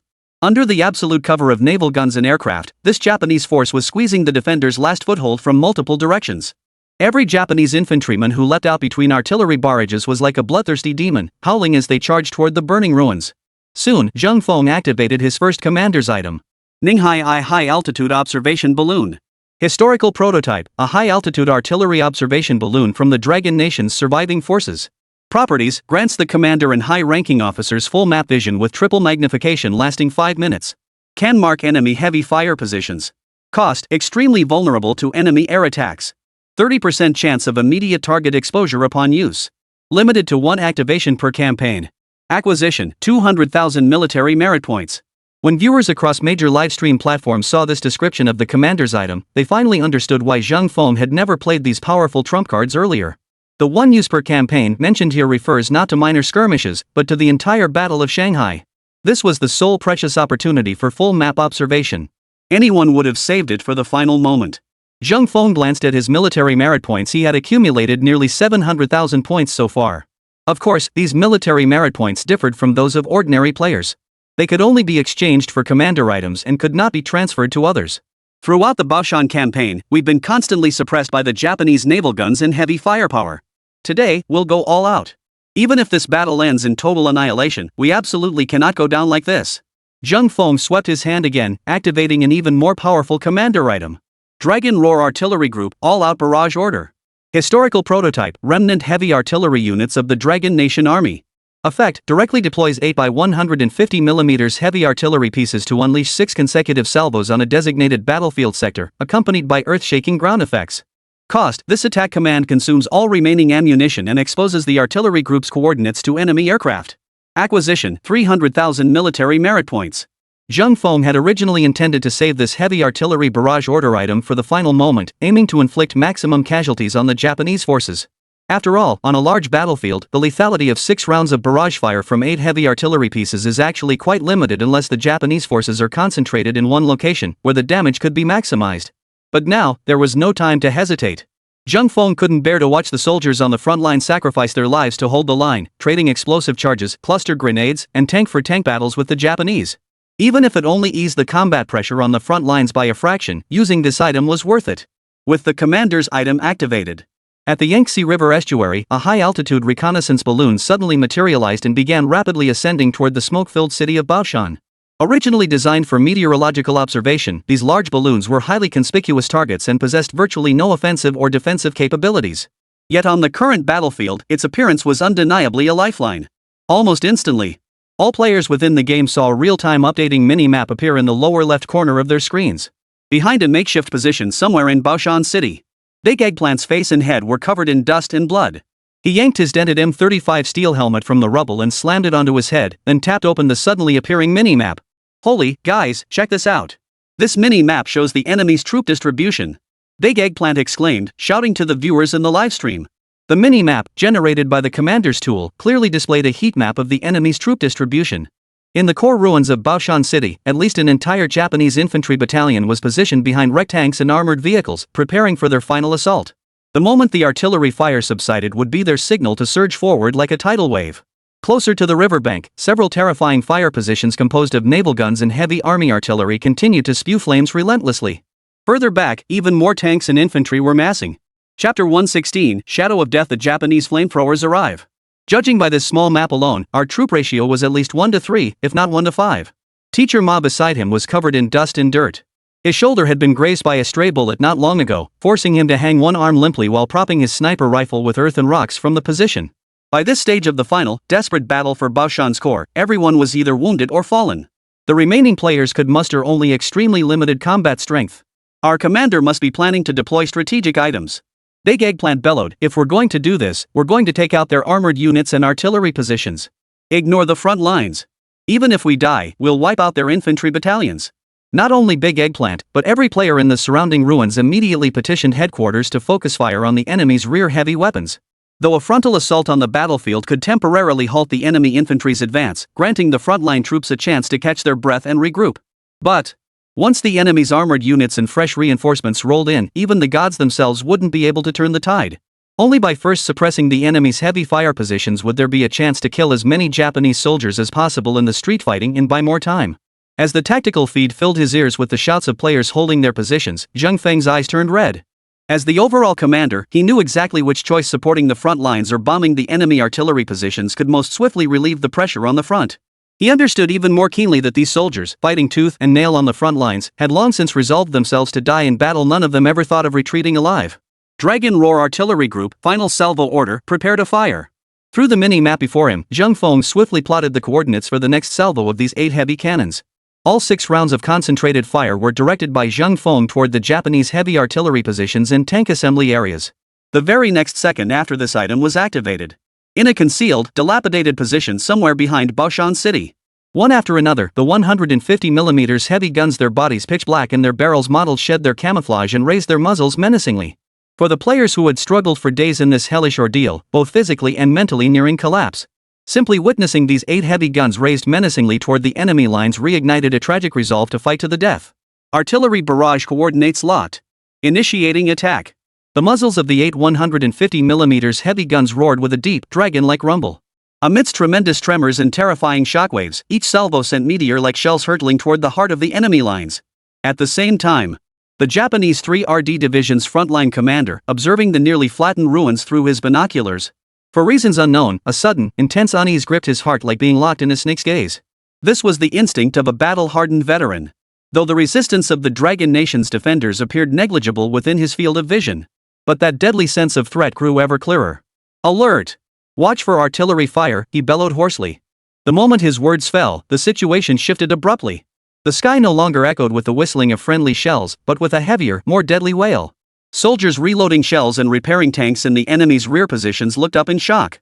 In the next instant, destruction descended. Armored vehicle parking areas, heavy artillery positions, were instantly engulfed by a hail of heavy artillery shells, striking without warning. Explosions sent flames and thick smoke skyward, while shrapnel and human remained scattered in the shockwave. The terrifying blast waves and earth-shaking tremors were so powerful that even players deep within the ruins of Baoshan City's core could distinctly feel the ground quake beneath their feet. This sudden heavy artillery strike struck precisely at the lifeline of the enemy's offensive forces.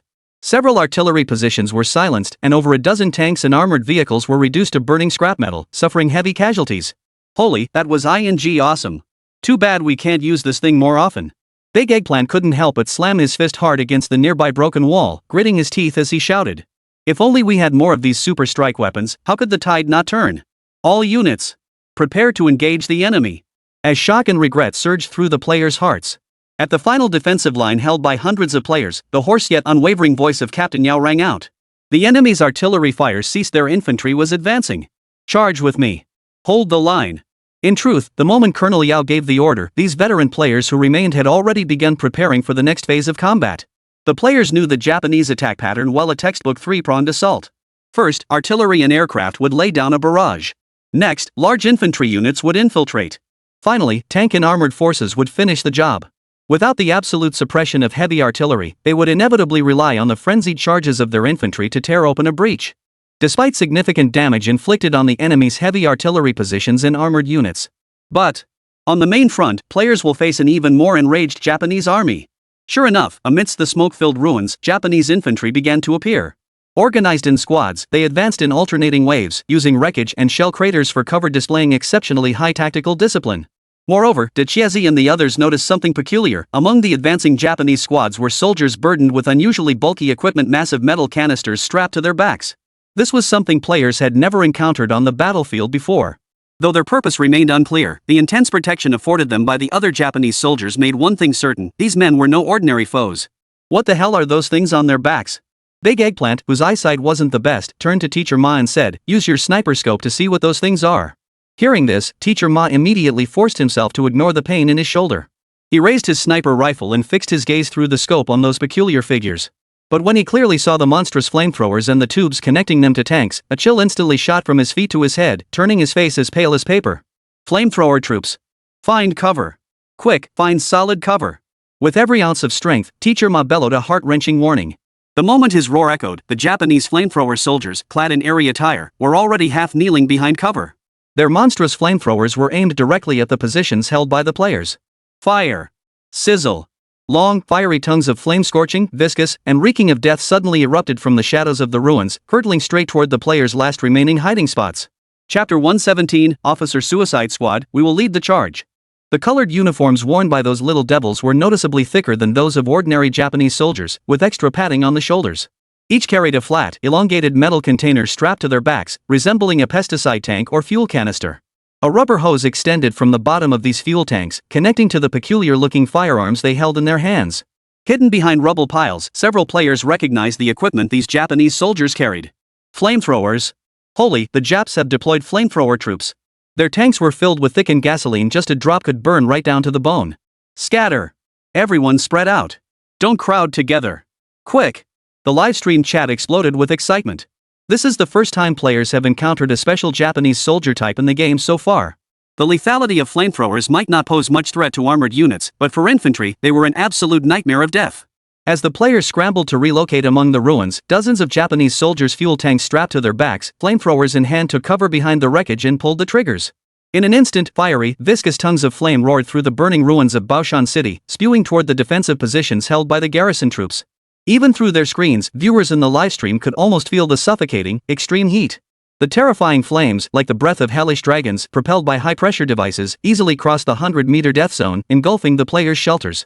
When the gasoline fire mixture, thickened with additives, landed on bunkers or shell craters, unquenchable flames instantly engulfed many players. The viscous flames spread like a flesh-eating ulcer, devouring their victims with relentless fury. Even more deadly, the flowing fire oil spread through the rubble, producing suffocating, toxic smoke that made it impossible to open one's eyes. This was a demonic weapon designed specifically for urban warfare and assault operations, used to incinerate defenders in trenches and buildings. If they were allowed to unleash their fury unchecked, this last bastion would inevitably be reduced to a sea of molten death. Goddammit, we gotta take out those flamethrower troops or there won't even be a place to hide. Big Eggplant noticed the disposable fuel tanks strapped to the flamethrowers' backs. The ability to project flames over such distances relied on the immense thrust of burning propellant gas. Seizing the brief moment when these damn Japanese flamethrowers were swapping out their spare fuel tanks, the surviving firing positions on Big Eggplant's side opened fire simultaneously. Gripping his wounds, Teacher Ma calmly locked onto targets with his sniper rifle, a weapon bearing the engraved tally of 164 kills. With each crack of the rifle, another Japanese flamethrower soldier fell to the ground. Under the relentless, death-defying counterattack from the scattered defensive positions, the Japanese infantry's first assault wave was brutally repelled. However, the losses suffered by the 3rd Battalion of the 98th Division were equally staggering. Even before the bloody battle at Baoshan City, this heroic battalion had few combat-ready officers and soldiers left. From battalion commander Yao Ziqing down, every soldier bore wounds. And the players faced Japanese elite forces with overwhelming superiority in both manpower and firepower. On the larger battlefield behind them, countless Japanese troops were still advancing toward the Baoshan area. Taking out a few flamethrower troops was utterly insignificant in the grand scheme of the battle. After repelling the enemy, fewer than 100 players remained in the core ruins. Japanese tanks! They're breaking through the breach. A hoarse warning cry rang out. All players' hearts sank as their eyes darted toward the end of the smoke-filled street. The rumble of tracks crushing broken bricks and rubble grew ever closer. One after another, the Japanese tanks' iron hulls spun their tracks, rumbling rapidly toward their target. They poured through the breached city walls, crushing burning ruins and fortifications as they rolled toward the Dragon Nation's last defensive line. Convinced they had annihilated the remnants of the Dragon Nation's fighting force, the Japanese commander finally unleashed his steel frontline for the final harvest. At this moment, an air of despair hung over every shattered bunker. Ammo and supplies were exhausted. All that remained in their hands were scattered grenades and heavy demolition charges. Of the comrades beside him, barely 1 in 10 remained. Big Eggplant gasped for breath. Fighting this long had left his mind foggy. This was a deathly steel front line that could never be breached. Never mind that only a ragtag band of survivors now held the Baoshan position. Even a fully intact German-equipped division stationed here would struggle to withstand the Japanese's combined sea, land, and air assault. Not only did the players feel suffocating pressure, but viewers in major livestream rooms were clenching their fists in tension. The Japanese forces remained overwhelmingly strong, with reinforcements pouring in endlessly. Within Baoshan City, the defenders were like a candle flickering in the wind. Exhausted in body and spirit, they had reached their absolute limit. In this suffocating moment of despair, a figure stepped forward. Amidst the stunned gazes of surrounding players, he resolutely approached the front edge of the crumbling wall. The figure was not imposing. But when he struggled to raise the banner bearing the character For Death, which had been knocked down by the blast wave, and let it flutter fiercely once more amidst the smoke and dust, an invisible force instantly steadied every wavering spirit. The commander? Big Eggplant and Teacher Ma crouched behind the rubble. Along with the other players, everyone stared in disbelief at the man beneath the banner, the one who had shed his general's uniform for the plain garb of an ordinary soldier. Comrades, brothers, we have fought to the bitter end. Even if we fall in battle, we shall die with honor before the dragon spirit. I, Zheng Feng, issue my final command. All members of the command post are to form an officer suicide squad immediately and deploy to the main battlefield. As long as we stand, the position holds, we swear to stand or fall with Baoshan City. Zheng Feng's voice pierced the roar of artillery fire. Behind him, the massive banner bearing the character For Death whipped wildly in the scorching air currents, like a towering totem of the dragon spirit. We swear to stand or fall with Baoshan City. The fury of the desperate roared through the ruins. Prepare the demolition charges, cluster grenades. Suicide squad, target the enemy tank column.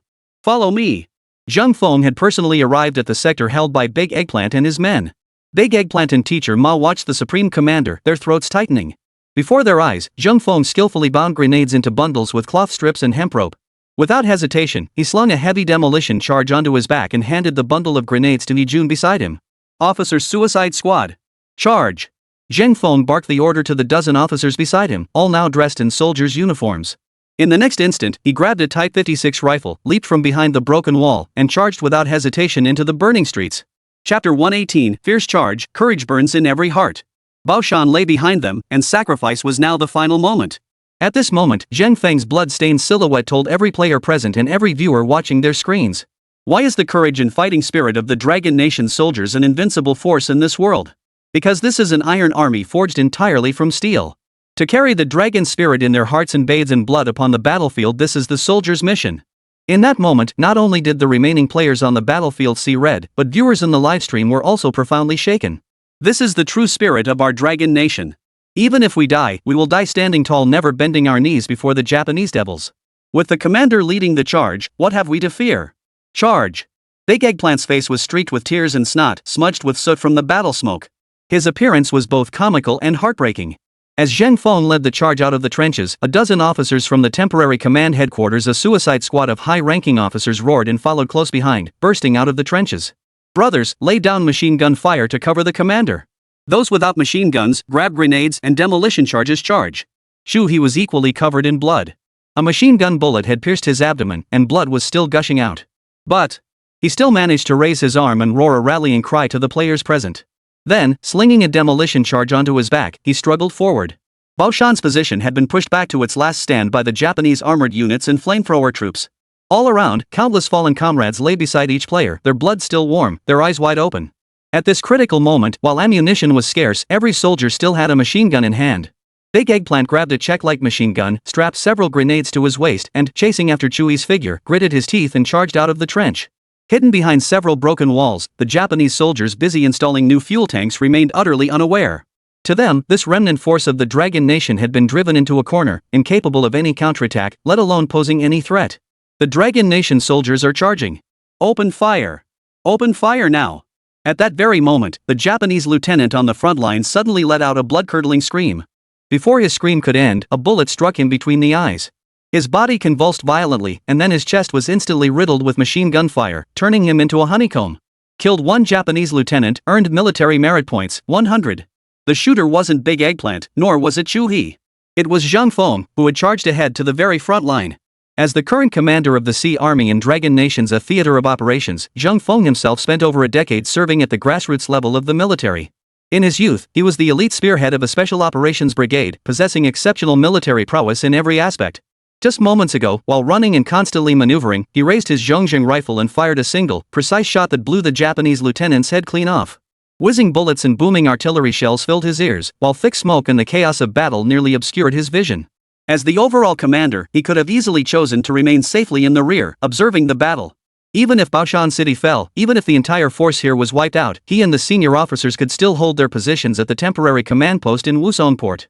But, as a true soldier of flesh and blood, Zhang Feng could not bear to watch his men fall one by one while he remained safely in the rear. Generals die in 100 battles, warriors return after 10 years. In the Dragon Nation, there have always been only military spirits who die bravely in battle, never commanders who cowardly cling to life. At this very moment, the enemy's frontline commander also detected the counterattack from this remnant Dragon Nation force. Bastards! Have these Dragon Nation soldiers lost their minds? With such meager numbers, do they truly believe they stand a chance of breaking through our encirclement? The Japanese major narrowed his eyes, drew his Type 95 military sword with a fierce motion, and shouted, "All units, attack!" Not a single Dragon Nation soldier is to be allowed to escape alive. On the front lines, following the officer's suicide squad, Big Eggplant and his men emerged, swiftly eliminating the Japanese flamethrower troops with lightning-fast precision. While flamethrowers were formidable in siege warfare, once engaged at close quarters, these Japanese soldiers clad in cumbersome gear and unable to fire their weapons became sitting ducks. Decisively wielded a Czech light machine gun in each hand, unleashing sudden bursts of fire. Wave after wave of Japanese flamethrower soldiers fell like cut wheat. Killed one Japanese flamethrower soldier. 50 military merit points. Ha! That felt good. Big Eggplant roared with laughter. One Japanese flamethrower soldier equals 50 military merit points. Old Ma, you'd better kill faster, or I'll snatch all the points. Eggplant, go to hell. You're sweeping the floor with two machine guns who could possibly outpace you. Teacher Ma drew his Wusong flaming twin pistols, firing both barrels simultaneously, managing to snatch only a few stragglers from Big Eggplant's grasp. But after the players launched a counterattack and wiped out the frontline Japanese troops, what awaited them was a wave of enemy tanks surging forward. Row upon row of Type 95 tanks formed a defensive line, shielding the Japanese infantry and flamethrower troops behind them. The Japanese flamethrower troops were particularly cunning, firing through the gaps between the tanks. Streams of searing, viscous flames shot out over 100 meters, their terrifying heat capable of scorching clothing from several meters away. Demolition team, prepare to move in. At the very front line, Zhang Feng bellowed, swiftly drawing a cluster grenade from his waist. He yanked the fuse and hurled it toward the undercarriage of the nearest enemy tank. Cluster grenades were extremely heavy even in games, players found it incredibly difficult to throw them more than 15 meters. Yet the shockwave unleashed by its explosion was potent enough to mow down both friend and foe alike. In other words, this was a double-edged sword. Boom! A massive explosion ripped through the air, instantly crippling the Japanese tank. The Japanese soldiers inside had already been wiped out. Yet this fleeting victory proved short-lived. Further across the battlefield, enemy tanks continued surging toward the front lines. Every player could even hear the grinding sound of tank tracks crushing bricks and stones. On both flanks of Zhang Feng, several high-ranking officers had already thrown their cluster grenades. Facing the thunderous advance of the tank tracks, they communicated not a word and hesitated not a moment. One division-level officer and two regiment-level officers, each strapped with heavy demolition charges, launched a desperate charge. Chapter 119, Sunset over Treasure Mountain, Eternal Forging of the Steel Dragon's Soul. At this very moment, every battlefield AI camera in the entire game had locked onto the officer's Suicide Squad's desperate charge. To the astonishment of viewers across all live streams, leading the vanguard of the Suicide Squad was an exceptionally elderly division commander. One pant leg soaked through with blood, his steps laborious. Yet as they neared the enemy tank, the division commander unleashed astonishing speed. "You little devils, go to hell!" Under the gaze of millions of viewers, he roared as he shoved a demolition charge into the tracks of a Japanese tank, then yanked the fuse with all his might. The thunderous steel tank was about to crush his flesh and blood in the next instant. Yet even then, he threw himself onto the ground, braced the explosive charge firmly against it with his shoulder, and held his ground. The next instant, a deafening explosion shook the earth, reducing both the Japanese division commander and his tank to shards amidst the violent blast and searing flames. Almost simultaneously, on another front, two even younger regimental commanders launched a coordinated assault. You little devils, your grandpa's right here. Come and get me, ha! A young regiment commander roared with laughter, dodging bullets from the enemy machine gun turret while firing bursts from his box magazine pistol at the Japanese infantry between tanks. Bang! Bang! With each shot fired, a Japanese soldier would inevitably collapse to the ground, a bloody hole piercing his forehead. His almost reckless provocation instantly enraged the machine gunners inside the enemy tanks. Several Japanese tank turrets swiveled in unison, their machine guns weaving an inescapable net of fire. A hail of bullets swept toward him from all directions. Under the gaze of countless spectators and players, the regiment commander's body was riddled with bullet holes, collapsing onto the scorched earth of the Baoshan position. But, using the time he bought by drawing fire, another regiment commander who had also launched a suicide charge successfully approached a Japanese tank, explosives strapped to his back. You little devils, let me show you what's good. He leapt into the air, planting one foot on the spinning track chain to propel himself higher. A long string of cluster grenades flew from the regiment commander's hands, violently smashing into the observation window above the Japanese tank. But his sudden lunge also left his body completely exposed to the enemy machine gun. Bang! Machine gun fire swept across him, instantly turning the regiment commander's chest into a bloody sieve. Falling to the ground, in his dying moments, the regiment commander lay on his back on the battlefield. With his last ounce of strength, he pulled the pin on the demolition charge beside him. The hissing, burning fuse and the tank rumbling toward his body. Boom! After an earth-shattering explosion, both enemy tanks were destroyed. In that moment, the eyes of every viewer in the livestream turned red. I couldn't bear to watch this battle, was too brutal. No one walks away from battle alive. This is never an empty phrase, but the very essence of our Dragon Nation soldiers' fighting spirit. Suicide Squad. This is our Suicide Squad facing steel-plated tanks with nothing but flesh and blood. The battle raged on, and at the Baoshan stronghold, the Dragon Nation army's resistance had reached its final hour. After twisting off a Japanese sergeant's head in close combat, Big Eggplant was simultaneously stabbed through the back by 2 bayonets. I'll kill your grandmother, you little bastard. Dazai, drenched in blood, drew the pistol from his waist. 2 bursts of fire took down the Japanese soldiers, but he too finally collapsed, exhausted, onto the ground. Player Big Eggplant has been eliminated. Disconnecting. Within seconds of Big Eggplant's fall, Teacher Ma, Chui, and one by one, the players launching their final counterattack were cut down by the Japanese machine guns. Player Chui has been eliminated. Disconnecting. Player Teacher Ma has been killed. Disconnecting. Under the combined firepower of a Japanese tank battalion and infantry brigade, the remaining players, fewer than 100, could no longer turn the tide of battle. When Zhang Feng looked around, he realized his comrades in arms had been wiped out. This battlefield now held only him. His Zhongjing rifle was completely empty. Suddenly, Zhang Feng spotted a player's corpse nearby, still clutching an unexploded demolition charge. Without hesitation, he lunged forward, snatched the grenade, and burst out from cover like a cheetah. There's one more alive. Machine gun fire, take him out. Take out this Dragon Nation soldier, and we'll secure Baoshan completely. Fire. The Japanese major overseeing the battle narrowed his eyes and coldly issued his final command. Victory was within reach. This was the last remaining Dragon Nation soldier. Machine gunners from 2 enemy tanks simultaneously swiveled their barrels. Rounds chased Zhang Feng's silhouette in footsteps, sweeping across the ground and kicking up swaths of dust. In an instant, Zhang Feng was struck simultaneously in the leg and abdomen. His body staggered, then he collapsed face first onto the ground. Yet, in that very instant, he violently pulled the fuse, clutching the demolition charge. With his last ounce of strength, he rolled himself under the tracks of one of the tanks. For the victory of the Dragon Nation. This was Zhang Feng's final roar. After an earth-shattering explosion, Zhang Feng vanished into the massive fire and thick smoke. At that moment, a line of stark, tragic black text appeared before every player's eyes in the game. Commander Zhang Feng of the Baoshan Defense Campaign has fallen heroically in battle at the Baoshan City stronghold.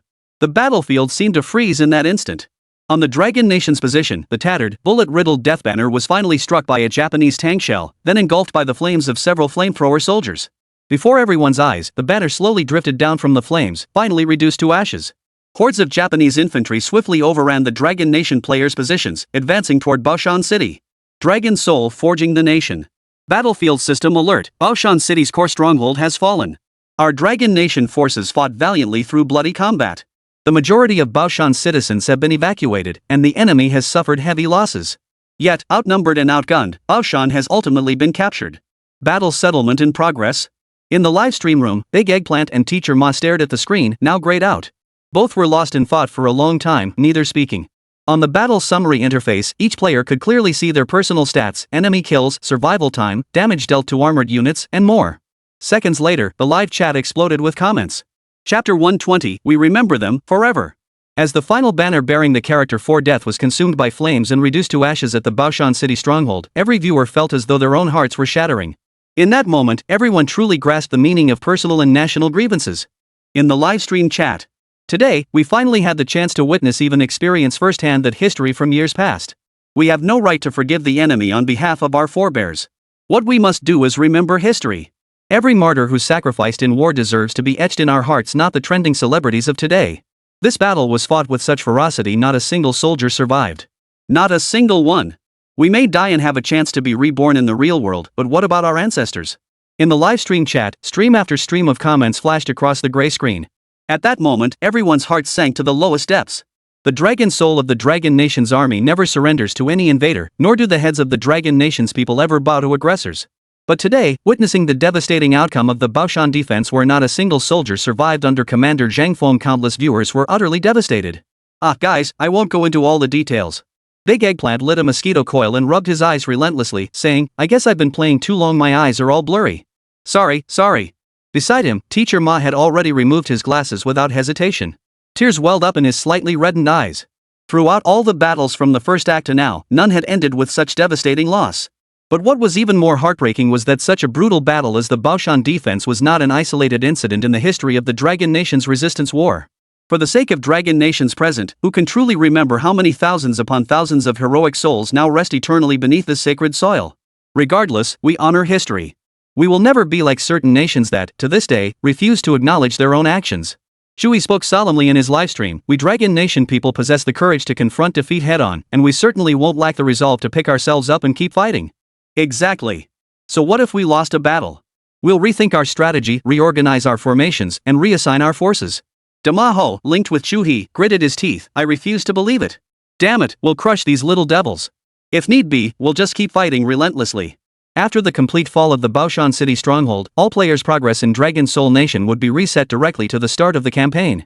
Of course, if Ye Hao unlocked the subsequent campaign stages, players could advance directly to the next level.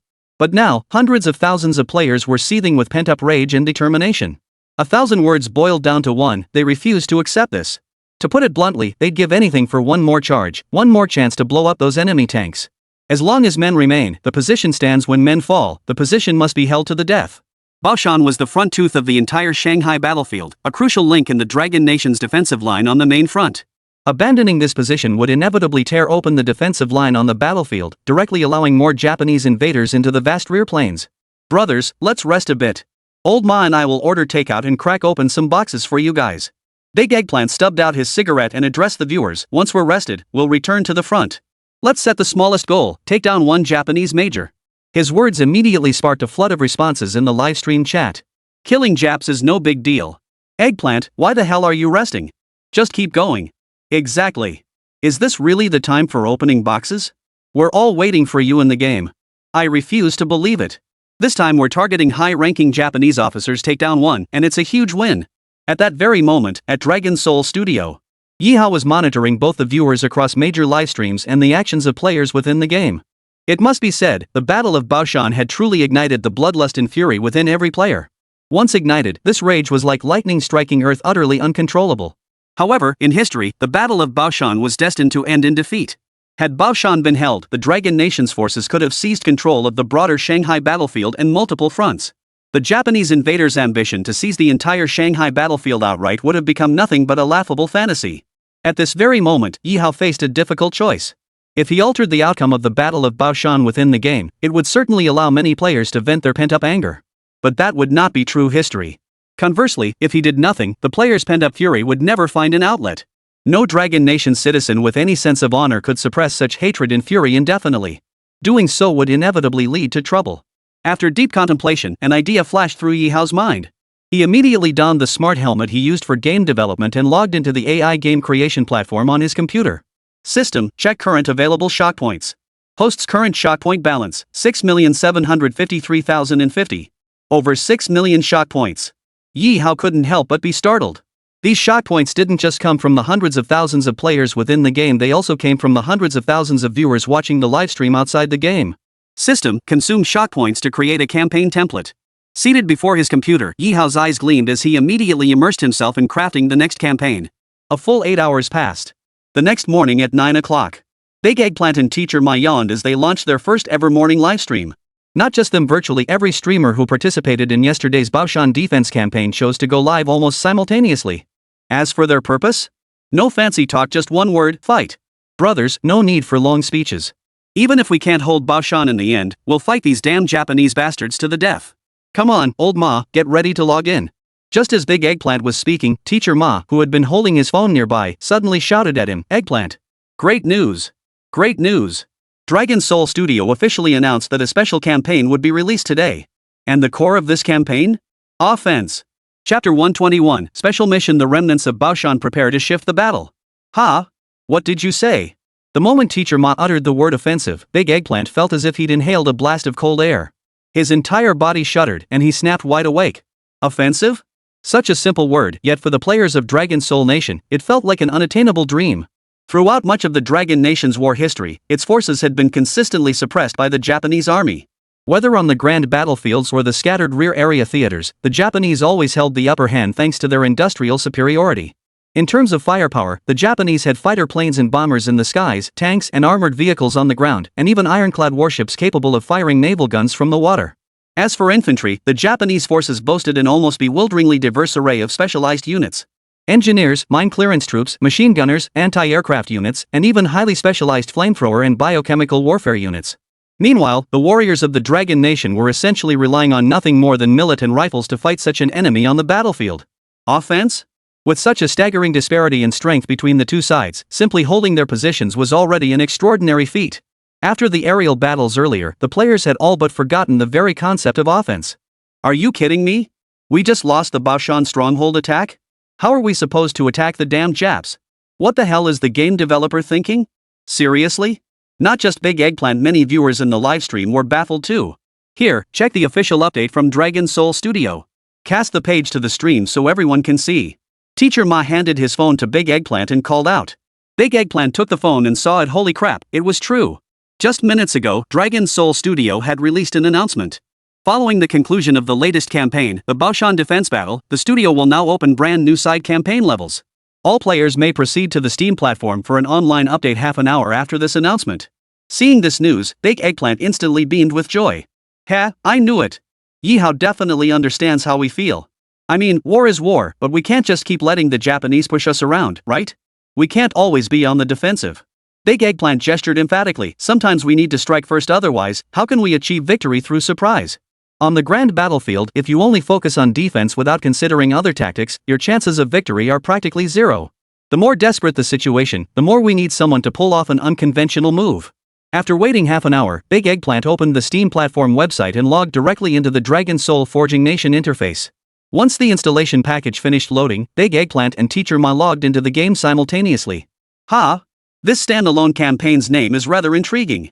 Upon seeing the newly updated campaign stage, Teacher Ma couldn't help but gasp in surprise. Dragon Soul Forging Nation, Bloody Battle of Shanghai. Special update campaign level, Remnants relocate, belated offensive. Target area, enemy rear headquarters, Wishan Dock. Mission type, ghost operation, infiltration, demolition, hit and run. Player identity, all players will depart disguised as laborers aboard an armored train. Campaign background, following the defeat at the Battle of Baoshan, our Dragon Nation forces suffered catastrophic losses, with several division-level units nearly annihilated. However, remnants of our Long Nation forces still hold out in the outer Baoshan positions in areas like Wusong. They did not immediately follow the main echelon to regroup near Yunzhou River. Now, as a member of these outlying forces, you the player will undertake a new top-secret tactical mission based on intelligence from the High Command. Upon reading this campaign background description, Big Eggplant and Teacher Ma's expressions were truly priceless. I get it. Big Eggplant slapped his thigh and exclaimed, the author must think we've been getting absolutely hammered, stuck in our positions, taking a beating the whole time, so they're finally giving us a chance to get revenge. What do you mean, chance for revenge? That's called a strategic mission, you know? Teacher Ma teased, I just don't like teaming up with people like you who love to charge headlong into battle. You have zero strategic vision. Strategic vision? We don't get that stuff. All we know is when we see the enemy, we just beat the crap out of them. Big Eggplant chuckled and clicked the screen again. Campaign mission. After the fall of the Baoshan position, headquarters reassembled reconnaissance forces and discovered that the majority of the enemy forces had entered the Baoshan area to construct fortifications. However, due to the fierce counterattack by our Dragon Nation forces during the Shanghai Battle, which inflicted heavy losses and caused significant disruption to the enemy, the Japanese commander-in-chief was forced to redeploy an elite armored division from the Hongkou area to reinforce the position. Consequently, the core defense of Hongkou now faces a temporary vulnerability due to the withdrawal of substantial Japanese forces for external deployment. To restore morale and demonstrate the fighting spirit and might of the Dragon Nation army, you are hereby ordered to launch a surprise attack on the Huishan Wharf area and destroy the following critical facilities. Note, during this campaign, player experience will be scaled to 30% of real-world intensity. All players will travel to the Hongkou area in small squads aboard camouflage trains, approaching from multiple directions. In this campaign, destroying designated target buildings and assassinating high-ranking enemy officers both offer opportunities to obtain substantial rewards. However, it is imperative to withdraw before enemy reinforcements arrive. The background and mission brief for this campaign were unusually lengthy. After several minutes of discussion, Big Eggplant and Teacher Ma reached a conclusion. To put it plainly, this is a specialized squad-level special operations mission. This time, players' objectives shift from large-scale battlefield combat and assaults to more stealthy and covert special infiltration, demolition, and assassination. The Huishan dock mentioned in the mission has become a crucial transit hub for enemy troops and supplies, as the Japanese have fortified several major strategic points there. I reckon if we pull this off cleanly, each of us could rake in over 10,000 military merit points. Big Eggplant mentally calculated that the figure should be about right. He immediately asked Teacher Ma, "Old Ma, should we call Chu-hee and Jianing to form a team?" "Sure, the more the merrier." Teacher Ma promptly called the other familiar streamers. Soon, Big Eggplant, Teacher Ma, War Nightingale, Chu-hee, Big Monkey, and Li Xiaofeng's 6 streamers formed a squad and logged into the game simultaneously. This time, the battlefield CG animation was incredibly brief. After a moment of disorientation, everyone opened their eyes to find themselves inside a speeding armored train. Chapter 122, Infiltrating the Armored Train, heading straight for Huishan Dock. Glancing around, Big Eggplant suddenly exclaimed in shock, "Holy, where's my gun?"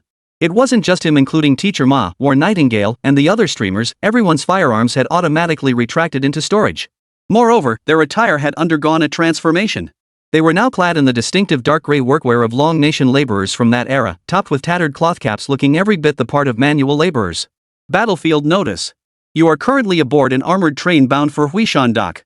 Beware of Japanese military patrols. Ensure safe arrival at Huishan Dock.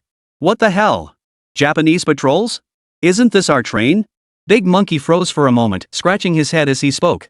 Of course. Don't you realize? Back in our Longwa days, could we even build armored trains like this? Shui stood up beside him, peered through the narrow gaps on either side of the carriage, then sat back down. My guess is, he said, this armored train and the entire railway line were built by the Japanese. As for our current status? We're prisoners of war, forced laborers working for them. This explanation perfectly accounted for why everyone was wearing laborer uniforms and why Japanese officers were patrolling the train. So that's how it is. Big Eggplant realized, then shouldn't we come up with some kind of tactical plan first? No rush. Let's wait and see. Shuhei motioned for everyone to sit down. Since the game hinted Japanese patrols would come, we'll take things step by step. Everyone settled onto the long, welded iron benches lining both sides of the train car. The entire carriage was filled only with the rumbling of the tracks and wheels. Not a whisper of conversation could be heard. Through the battlefield AI lens, Big Eggplant and the others saw that they weren't the only ones heading for Huishan Dock. From several other directions, numerous armored trains were also converging on Huishan Dock. Clearly, if any player in these armored trains was exposed and spotted by the Japanese, the entire operation would end in failure. In the livestream chat, viewers were intensely debating the game's developments. Do you think we have a chance to seize control of these armored trains and use them to attack the Japanese? The chances are slim. The front section of these trains is heavily fortified. Without heavy weapons, we simply can't breach it. Exactly. The priority is infiltrating Huishan Dock. Don't lose sight of the bigger picture. Exactly. Steady and sure, we must win this cautiously.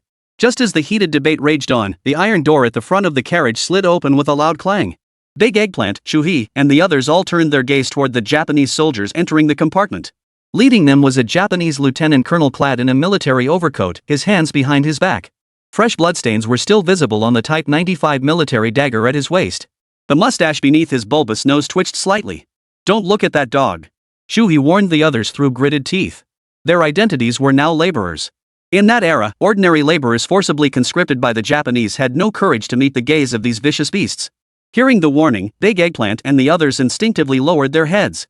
All of you, stand up. Just then, a collaborator beside the Japanese lieutenant suddenly kicked Big Eggplant hard and bellowed at the top of his lungs. Immediately after, two Japanese soldiers beside the Japanese major walked directly to the group of broadcasters, checking each one for weapons. After the inspection, the traitor waved his hand dismissively. "What are you standing around for? Sit down. Can't you see?" This remark instantly infuriated Chu-hee, who instinctively glared at the traitor with vicious hatred.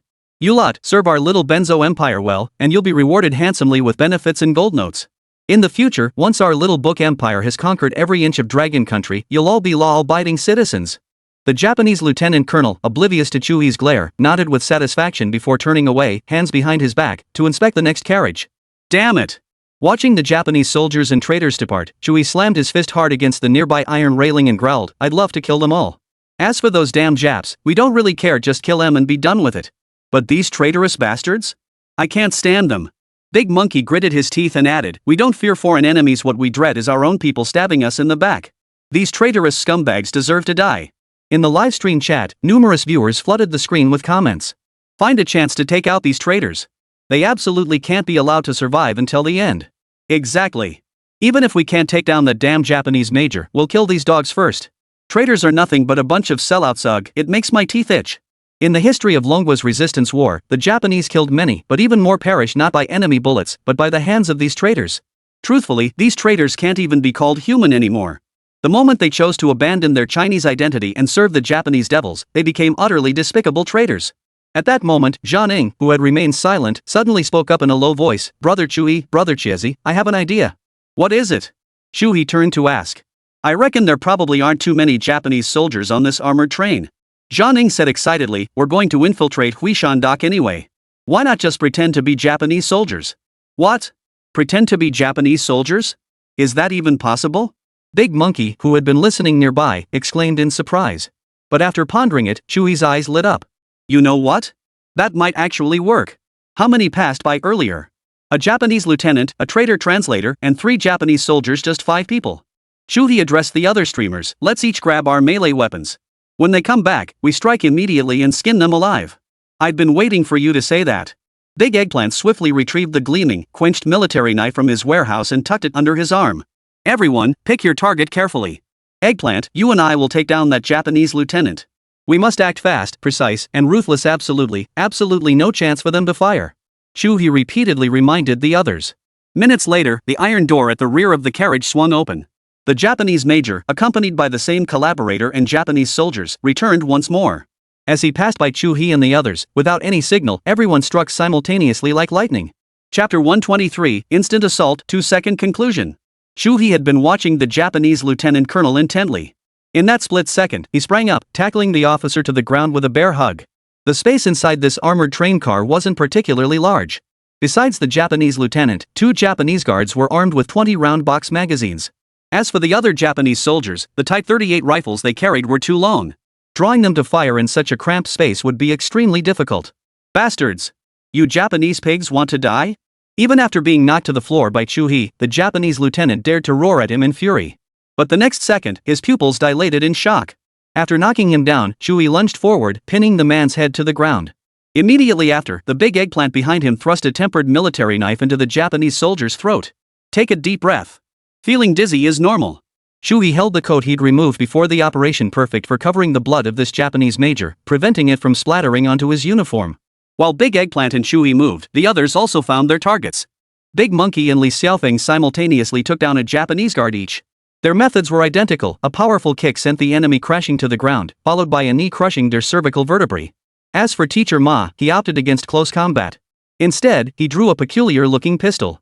That pistol was none other than the Wusong blazing twin pistols he had previously exchanged for at the military Merit Mall, now fitted with the suppressor from his sniper rifle. Within 5 meters, Teacher Ma unleashed 3 lightning-fast shots, instantly blowing the heads off the remaining Japanese soldiers. From the moment the 6 men moved to the end of the fight, it was a seamless sequence that took less than 3 seconds. This scene truly blew the minds of the viewers in the livestream. "Holy, are you guys this good now?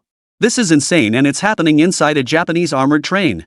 Smooth as silk, not a single enemy left behind. Beautiful." Over here, Big Eggplant saw the Japanese lieutenant colonel wasn't moving anymore and signaled Chu-hee to let go.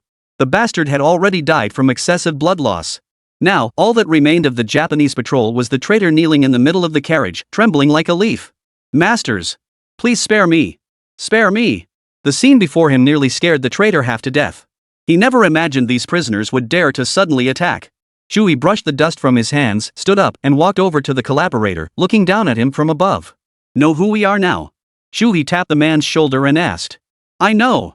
You must be the heroes of our Dragon Nation's army. The traitor nodded frantically. Off. Who the hell are we to you? Li Xiaofeng kicked him hard, sending him sprawling. His eyes blazed as he shouted, Do you have any idea how many good comrades in arms we lost because of scum like you? Throughout the war history of the Dragon Nation, traitors have always been an indelible national wound. Some traitors succumbed to brutal Japanese torture, while others even more despicable scurried forward to curry favor before the enemy even raised a finger. Serving the Japanese must feel pretty glorious, huh? Shui frowned deeply, his voice icy as he demanded, You may feel comfortable now, but do you realize your ancestors 18 generations back are turning in their graves, wishing they could strangle you? I know I was wrong. The traitor wailed with a mournful expression, I had no choice. Honorable heroes, the Japanese forced me into a corner, I had to serve them. As he spoke, he even managed to squeeze a few tears from his narrow, triangular eyes. But tears from such a person, or rather, from a two-faced dog like him, could never elicit sympathy. Instead, they only deepened people's disgust. In the livestream chat, many viewers had already lost their patience. Damn it, why waste words on this beast? Eggplant, just cut him down. If you're a traitor, just admit it, don't play the victim. When you were tagging along with that Japanese lieutenant just now, you were practically gloating. Kill him. Avenge our fallen comrades and our fellow villagers. The Japanese deserve to die, but scum like this must never be allowed to live. Inside the train car, Big Eggplant wiped the blood from his blade with a straw mat and said coldly, Brother Chewie, hand this traitor over to me. I'll send him on his way. Hearing Big Eggplant's words, the traitor fell flat onto the wagon floor with a thud, repeatedly kowtowing to Big Eggplant and the others, begging for mercy. Hold on, Eggplant. Chewie motioned for the others to gather and whispered, I think we should keep this traitor alive for now. At least we can extract some intelligence from him. Killing him at Huishan Dock won't be too late. Alright, you ask him first. Big Eggplant nodded and sheathed his blade. You. Chewie returned to the traitor, his voice cold and menacing. If you don't want to die, you should know what to do. Where is this vehicle headed? Which unit does that Japanese lieutenant major belong to? Who else is in the car? Spill it. Yes, sir. The traitor knelt on the ground and hurriedly explained, this route runs from North China to Huishan port, specifically transporting coal, iron ore, and other logistical supplies. There's also a company of locust soldiers, no, Japanese soldiers on board. As for this Japanese battalion, they all belong to the notorious Guangdong army stationed in northeast China. The Japanese Lieutenant Colonel de Jiazi and Shu he just took out was from this unit, or rather, he was the actual commander of this armored train. So, once the train arrives at the station, Japanese soldiers will come to take over? Shui furrowed his brow slightly and asked again. Yes. Once we reach the vicinity of Hongkou Dock, the train will stop at the station. At that time, the Japanese forces from Huishan district will come to take over the supplies. The traitor seemed to read their thoughts and quickly offered, I can help you get through this. As long as you spare my life, I guarantee you'll pass through safely. At this point, everyone understood they must proceed according to the original plan. That meant everyone would don these Japanese uniforms, impersonate a Japanese lieutenant and his bodyguard squad, and stride boldly into the Japanese-controlled Huishan Dock area. Chapter 124, Full-Scale On-Site Disguise Change, proceed as planned. Big Eggplant ignored the traitor's words, instead sneering back at him, You two-faced dog already betrayed our Dragon Nation once. Who's to say you won't turn on us again once the train reaches its destination? Such betrayals were all too common, especially among two-faced traitors like him. They possess not a shred of honor or integrity. Don't be fooled by his current demeanor, cowering like a broken-back dog before Chewie and Big Eggplant. That's merely a facade. Once the train reached Huishan Dock, entering enemy-controlled territory, if this traitorous dog turned on us again, we'd all be in dire straits. I have a plan. Just then, Zhang Ning beside them suddenly lit up and chuckled, Brother Eggplant, you've got those flying thunder bomb explosive packs, right? How about strapping one to his body? Ha? Flying, what kind of explosive pack? The traitor had initially dismissed Zhang Ning as frail and insignificant, but upon hearing this, he was utterly dumbfounded. That makes sense. Big Eggplant grinned immediately. If you dare betray us later, think carefully about the consequences. Those flying thunder cannon explosive packs can even blow tanks to pieces. You better consider whether you can handle the blast. With that, Big Eggplant retrieved a flying thunder bomb from his personal storage, walked up, and secured it tightly around the traitor's waist.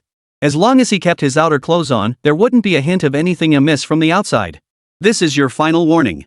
Chewie pointed at the panicked collaborator and said, Cooperate properly. Once we're off the train, we'll let you go. Otherwise, I only need one bullet, then you can wait to be blown to bits. Soon, the group quickly gathered all the Japanese corpses lying on the ground and began stripping off their dogskin uniforms. After a brief discussion, they unanimously decided Shuhei would impersonate the Japanese major, Big Eggplant, and Li Xiaofeng would play his bodyguards, while the others would pose as ordinary Japanese privates. Minutes later, Shuhei fastened his belt, pulled the Japanese lieutenant's cap onto his head, and slung the Type 95 military sword at his waist. How's that? Does it look convincing? Shuhei turned to ask Dechiezi and the others, who were nearly finished changing. You're telling me? Big Monkey scrutinized Shuhei from head to toe and teased him. You look the part now that you've put on this dog skin. Someone who didn't know any better might actually think you, Shuhei, became a Japanese major. Bull. As long as it looks the part, that's all that matters. Shuhei reminded Zhang, you need to be extra careful. As a girl, you must cover your hair completely. It's best not to expose your face at all, to avoid being discovered. As the only woman among the 6 streamers, the Japanese military uniform that fit the others reasonably well was noticeably too large on Zhang. Fortunately, she was only posing as an ordinary Japanese private. As long as Shuhei didn't slip up, it would be difficult for other Japanese soldiers to notice her. How do you usually communicate with the Japanese soldiers? After adjusting her collar, Shuhei turned to the traitor and asked, what about commands like attention or sit down? How do you say those? I'll teach you. It's super easy to remember. The traitor quickly offered a fawning smile. Those little devils have strict military discipline among themselves. Subordinates aren't allowed to question superiors or even look them in the eye. Don't worry, we'll just do a routine patrol. As for the corpses of those Japanese soldiers on the ground, after discussion among the broadcasters, they decided to dress them in laborer uniforms. Once the armored train arrived at the station, they would simply claim these laborers had attempted to cause trouble and were killed on the spot. After all, in the Japanese-controlled zone, the lives of Dragon Country people were utterly worthless. Killing a Japanese officer of this rank, a minor captain, required no justification whatsoever. Let's go. Shuhei nodded, signaling to the others behind him, everyone stay in character. Don't show any weakness. No need to say anything, just follow me. Soon. The traitor eagerly opened the heavy iron door of the carriage for Shuhei, and the group began their inspection along the lengthy train car. At this moment, though each streamer told themselves not to be nervous, who could remain completely calm when truly facing such a scene? This feeling was something they'd never experience on a large-scale frontline battlefield. Whether in the battle for Luodian or the defense of Baoshan, there was only one thing on everyone's mind: fight the Japanese with everything they had. All tactics and procedures served this core objective, everything else could be pushed to the background. But this special mission was entirely different. Right now, aboard the armored train, there was no real danger to speak of. The real danger would only begin once they reached Huishan Wharf. Even before Baoshan fell, the Japanese had already occupied significant portions of Huishan Dock in the Honko district. Now, it had become a crucial transit hub for the Japanese invaders on the Shanghai battlefield. All manner of supplies, fuel, coal, iron ore, logistics materials, military munitions, everything imaginable passes through and is distributed there. Moreover, it was particularly noteworthy that the area also contained the concession, a place of extremely unique status. Though they hadn't yet reached Huishan Wharf, every participant in this operation knew deep down that the true trials and perils had only just begun. With a clatter. As the traitor pulled open the heavy iron door of a train car, Shuhei, hands behind his back, entered alongside Big Eggplant, Li Xiaofeng, Teacher Ma, War Nightingale, Big Monkey, and others. But in the next instant, every streamer's pupils flinched involuntarily. Bang! Swish! A perfectly synchronized sound. Inside this carriage, 2 rows of Japanese soldiers, at least 100 of them seated along both sides, simultaneously stood up and saluted them. The uniforms these Japanese soldiers wore were not the same colored ones they had seen on the Shanghai battlefield earlier. Their uniforms were made of a noticeably heavier fabric wool and had a much darker hue. Every Japanese soldier was built like a tank, radiating the brutal ferocity unique to fanatical militarists. They bore a special, exclusive title, the Guangdong Army. This was a unit of the Guangdong Army dispatched from the northeast to the Shanghai battlefield specifically to escort supply convoys. Upon seeing Shuhei, disguised as a Japanese lieutenant colonel, enter, every single soldier stood at attention in perfect unison. Hundreds of Japanese eyes converged on Shuhei's face in that instant. Chapter 125, A Den of Danger, Arrival at Huishan Wharf. In that instant, it was no exaggeration to say that anyone lacking sufficient mental fortitude would immediately give themselves away. After all, standing before you were over 100 fully armed Japanese soldiers, each pair of eyes fixed intently on your every move. Even the slightest shift in your eyebrows, eyelids, or Adam's apple could trigger their suspicions. In the live stream chat, many viewers were stunned by this scene. Holy crap, if that were me, I'd be scared out of my wits. Guys, you absolutely mustn't give yourselves away. If something goes wrong, this will be a brutal fight with almost no chance of victory. Were these Japanese troops transferred from northeast China? Judging by their appearance, they probably haven't even entered the Shanghai battlefield yet. The Japanese have massive troop deployments all over our Dragon Nation. These Guangdong Army troops won't interfere with the fighting here on the Shanghai front. Viewers in the livestream chat erupted in a flurry of discussion. Of course, the overwhelming majority were most concerned about whether Chu-hee and Big Eggplant had been exposed. All hands, sit down. Chu-hee cleared his throat and barked the Japanese command he'd just picked up from the traitor, his voice deep and commanding. Hearing Chu-hee's command, the Japanese soldiers immediately sat back down with a swish, their gazes returning to their normal forward-facing state. Seeing this, Big Eggplant and the others breathed a collective sigh of relief. After smoothly navigating this carriage, Chu-hee and his group repeated the same tactic throughout the journey, passing through the carriages occupied by the Japanese soldiers without incident. They finally arrived at the carriage reserved for the Japanese lieutenant's exclusive rest. Damn it, there must be at least 400 or 500 of those little devils here. Chu-hee motioned for Big Eggplant to lock the compartment door before plopping down onto the dedicated sofa. There were 650 Japanese soldiers on this train. The traitor approached again, speaking obsequiously, "You seemed overly nervous earlier. These ordinary soldiers wouldn't dare look you in the face directly. They likely have no idea what their high-ranking officers even look like." "Is that so?" Chu-hee shot him a glance. "You seem so practiced at this. Have you done this kind of thing before? Or are you playing both sides?" "No, absolutely not." The traitor waved his hands frantically. "I was just giving you a heads up. In about 10 minutes, the train will arrive at the station near Huishan Dock." "So soon?"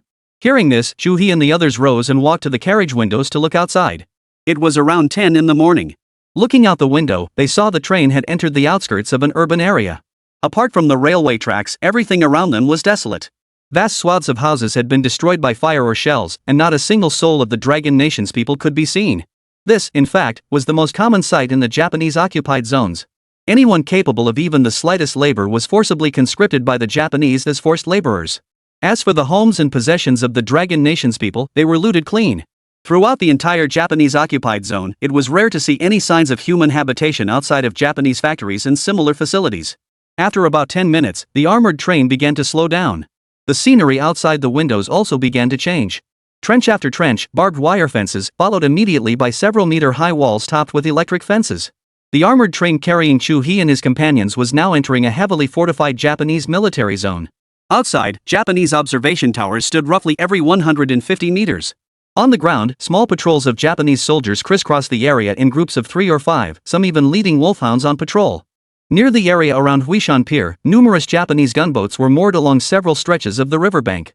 These gunboats differed from the Japanese regular army's warships. They were lighter in class, highly maneuverable, and still possessed artillery bombardment capabilities. At various docks, supplies delivered from other armored trains piled up like small hills, ready to be distributed to Japanese forces across the Shanghai Suzhou battlefield. Countless captured Longwei civilians were forced into labor, performing grueling manual work here. The docks echoed with the Japanese soldiers' shouts and curses, punctuated by the rumbling hum of heavy machinery. "Damn it, this place is more complicated than we thought." After watching from the window for a while, Chu-hee could only think of one word: chaos. The mission briefing at the start of the campaign had only mentioned infiltrating the Huishan Dock area, causing maximum damage to the enemy's facilities and supplies, and making a clean getaway. But this place was clearly not just a few factories and a simple dock.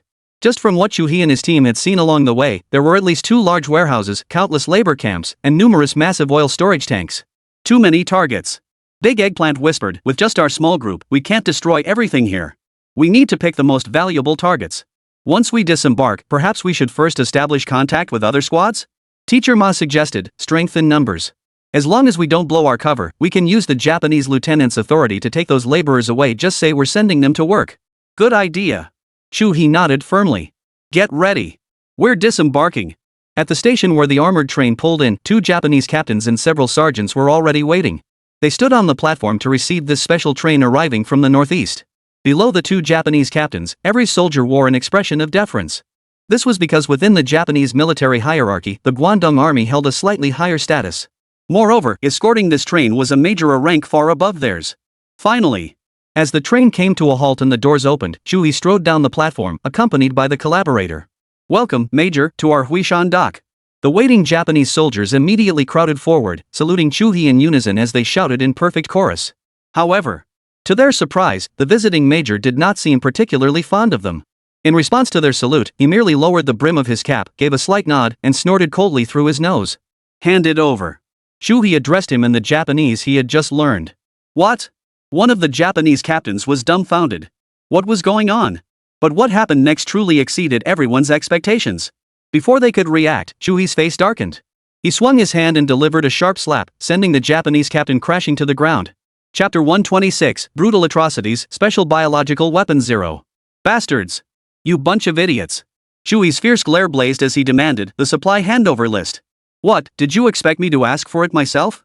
After scrambling to his feet, the Japanese captain seethed inwardly but outwardly snapped to attention with a sharp click, saluting Chewy. This scene had the live stream viewers buzzing with discussion. Those damn Japanese bastards are indeed animals, but we have to admit their military discipline is ironclad. That's right, such an army is terrifying. We can't just watch those exaggerated TV dramas, we must face history head on. Take this chance to slap those little devils around a few more times, no need to be polite.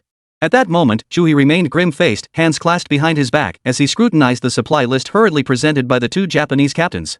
Per orders from the Japanese headquarters at the Battle of Shanghai front, this special train arriving from the northeast carried mostly heavy supplies. For instance, various coal and iron ores, fuel oil, gunpowder, and daily necessities made up only a tiny fraction.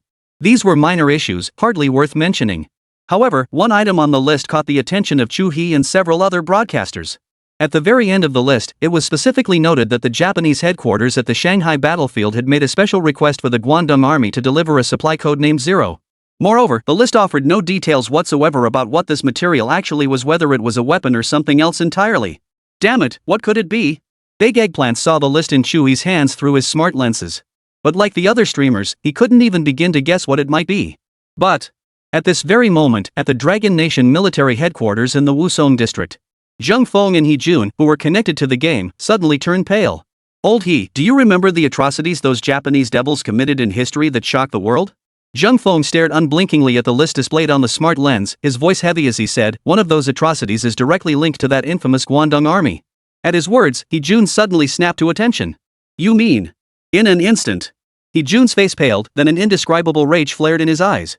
Throughout this protracted war of resistance, the Japanese devils had utterly disregarded any so-called international arms conventions on the battlefield, unleashing all manner of extreme weapons against the Dragon Nation's soldiers and civilians. Take the flamethrower troops that Big Eggplant and his men encountered during the Baoshan defense earlier, those were considered relatively ordinary units. What truly sent chills down the spine and proved utterly unguardable were the weapons invisible to the naked eye. Given that the enemy was the Guangdong army rushing in from the northeast to escort the train, the nature of the top-secret cargo they were protecting was now glaringly obvious. It was highly likely some kind of biochemical weapon capable of mass destruction on the battlefield. At the train terminal, after inspecting the enemy's inventory list, Chu He shoved it straight into his pocket and declared, I'll conduct another supply verification. Come back in an hour to complete the handover. With that, Chu He ignored the Japanese soldiers entirely, leading the other broadcasters and the traitor back onto the train. Bastards! Only after the train doors closed did the Japanese captain who'd been beaten earlier, clutching his face, curse under his breath. So what if they're the Guangdong army? What's so great about them? Those bastards. Enough, Tono-kun. They're not the kind of people we can afford to provoke. The other Japanese captain, his eyes still haunted by fear, added, don't forget the cargo they're escorting was specifically requested by our commander-in-chief on the Shanghai front. You're right. Let's go. At the reminder, the beaten Japanese captain shuddered violently, gritted his teeth, and led his men away. Back on the armored train, Chewy suddenly and without warning drew the pistol from his waistband and pressed it against the traitor's head. Talk. Chewy's eyes widened as he roared, what the hell is this 0 material? If you don't talk, I'll blow your brains out right now. No, don't kill me. The traitor's legs buckled in terror as he cried out, this is something only the high-ranking officers of the Guangdong army and the Japanese commanders on the Shanghai front know about. A lowly pawn like me wouldn't have a clue. Still not telling the truth? Big Eggplant, standing nearby, had no intention of wasting words with this traitor. He swiftly drew the quenched military knife from his waist and with a sharp whiz, plunged it into the traitor's instep. Scream? Yell once, and I'll chop off one of your toes right now. Go ahead. The moment Big Eggplant uttered those words, the traitor's agonized scream caught in his throat. You may be a lackey by the Japanese side, but since you understand their language, you must know something. Chu He stared at him coldly. This is your last chance. Speak. What is it? I only heard about it. The traitor hung his head and stammered, the Japanese are developing special biochemical weapons up north, things like poison gas. They say they'll deploy these weapons on the Shanghai battlefield. It'll definitely cause massive casualties for the Dragon Nation's army. Biochemical weapons? Chu He's eyes widened slightly. Meanwhile, the livestream chat exploded with fury. Those Japanese devils are a bunch of inhuman beasts, they'd do anything. That's right, especially during the final stages of the war, when the Japanese high command knew defeat was inevitable yet still went mad developing inhumane weapons. Those beasts even used those weapons on our Dragon Nation's civilians. During that long war, the Japanese committed countless atrocities in our Dragon Nation. Today, they've only admitted to the tip of the iceberg. They still refuse to acknowledge the bulk of their crimes. And today, Ye Hao's game Dragon Soul, Forging the Nation has directly recreated the scenes of that era. This is not merely about delivering justice to the people of Longwei, it's about exposing the true nature and face of that little notebook to the entire world. Brother Chu-hee, the situation has changed. I think our plan may need to be adjusted. Big Eggplant stepped forward, his face grave. If this armored train is carrying such weapons, our first priority is to destroy them. We absolutely cannot let them reach the Shanghai battlefield. This is far more urgent than blowing up factories or detonating oil tanks. Chapter 127, Equipment Upgrade. Reduce this place to ashes. You're absolutely right. While our primary objective is to destroy the supply depot at Huishan Dock, the strategic value of this thing outweighs any material goods. Shu-hee nodded, then asked the others, any objections? If not, our next priority is to destroy the weapons on the train. Without question, everyone endorsed this plan. We absolutely cannot allow these biological weapons to reach the Shanghai battlefield. If we let these biochemical weapons slip through today, tomorrow we could be facing tens of thousands, even hundreds of thousands of casualties on the Shanghai battlefield. Alright, let's start formulating the plan now. As Li Xiaofeng spoke, his gaze darted toward Big Monkey. The traitor kneeling on the ground hadn't even regained his senses when, in the next instant, a sharp, hardened military knife plunged into his back. The blade entered cleanly, emerging bloodied from his chest. Before the traitor could utter a scream, Big Monkey clamped his hand over the man's mouth, leaving him to struggle desperately with eyes wide open. You're getting off easy, you beast. If time weren't so tight, I'd have given you a few more stabs before sending you on your way. Big Monkey cursed, kicking the traitor over. Within seconds, the man was dead. Hide his body and those Japanese corpses from earlier. Shu-hee gathered the broadcasters and said, we'd best split up now. First, we need to figure out the facilities and defenses in this area, especially scouting the Japanese patrol routes and viable demolition targets. Thanks to the cover provided by their special status as Guangdong Army personnel, the group wasn't overly concerned about being stopped and questioned by the Japanese soldiers here. The rendezvous time was set for half an hour later. Soon, Shu-hee led Big Eggplant and Li Xiaofeng off the train first, heading toward the nearest oil tank area. Meanwhile, Teacher Ma called upon Big Monkey and War Nightingale, and the three set off in another direction. Though the supply transfer zone at Huishan Dock appeared chaotic, when Shu-hee and the others reached the oil depot, they discovered it was far more heavily guarded than they'd imagined. Towering fuel storage tanks stood before them. Roughly estimated, there were at least several dozen tanks here, each holding tens of tons of fuel. And this fuel depot was merely the tip of the iceberg at Huishan Dock. Damn it, no wonder the Japanese are such a pain in the ass on the battlefield, their logistics are way better than ours. Big Eggplant couldn't help but swallow hard. Just look at all that fuel. Even if they doubled their tank numbers, it'd still be more than enough. Exactly. Li Xiaofeng murmured, all this fuel was plundered from our northeast. They're waging war by feeding off war right here in our dragon nation, sucking the blood of our people. It's not just fuel, coal, steel, and vast quantities of grain. There's no way the little devils could transport all these war supplies from their homeland. The source of those supplies is the dragon nation regions occupied by the devils, plundered from the hands of the common people. Soon, Shu-hee noticed at least 3 Japanese patrols in this oil depot area, operating in a pattern of 2 outer groups and 1 inner group. Since this area was inside Huishan Dock, there were no watchtowers around the oil depot. Only tall barbed wire fences served as barriers. I've got an idea. Shu-hee addressed the 2 men, the oil depot is different from other places.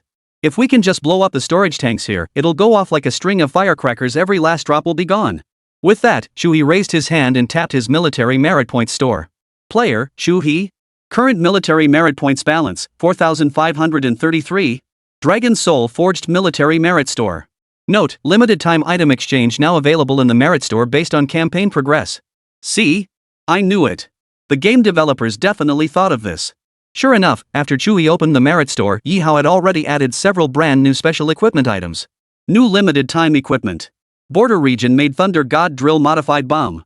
Historical inspiration, behind enemy lines in Longwa, guerrilla forces often repurposed captured grenades by adding clockwork or chemical fuses to create timed bombs targeting Japanese special units. Properties, embedded powerful magnet on bottom for attaching to metal units. Explosive power 40, with additional blast damage against metal and concrete units. Acquisition, 400 military merit points. Judging by images from the military merit store, this modified Thunder God bomb appears to have a crude cast iron casing. However, its interior holds a hidden surprise. Each Thunder Chisel bomb is packed with explosive powder salvaged from enemy grenades and features a rudimentary delay mechanism. To use it, simply twist the knob on top to set the detonation time between 15 seconds and 10 minutes. Moreover, the bomb's greatest advantage lies in its highly concealed appearance and simple installation. Simply set the countdown, then attach it directly to the target unit. This is the stuff we desperately need right now. Shu-hee's eyes lit up. With these modified Thunder God chisel bombs, we won't need to use grenades to blow up their fuel tanks later. He immediately turned his attention to the other specialized equipment. Water Ghost Underwater Demolition Cylinder. Historical prototype, improvised demolition tubes crafted by the Dragon Nation's military during the War of Resistance, specifically designed to attack the enemy's small transport vessels. Properties, fully waterproof.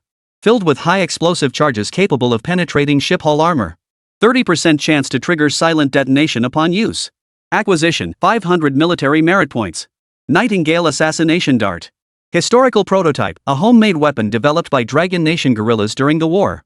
Properties, physically launches poison-tipped arrows or steel needles via a mechanical mechanism.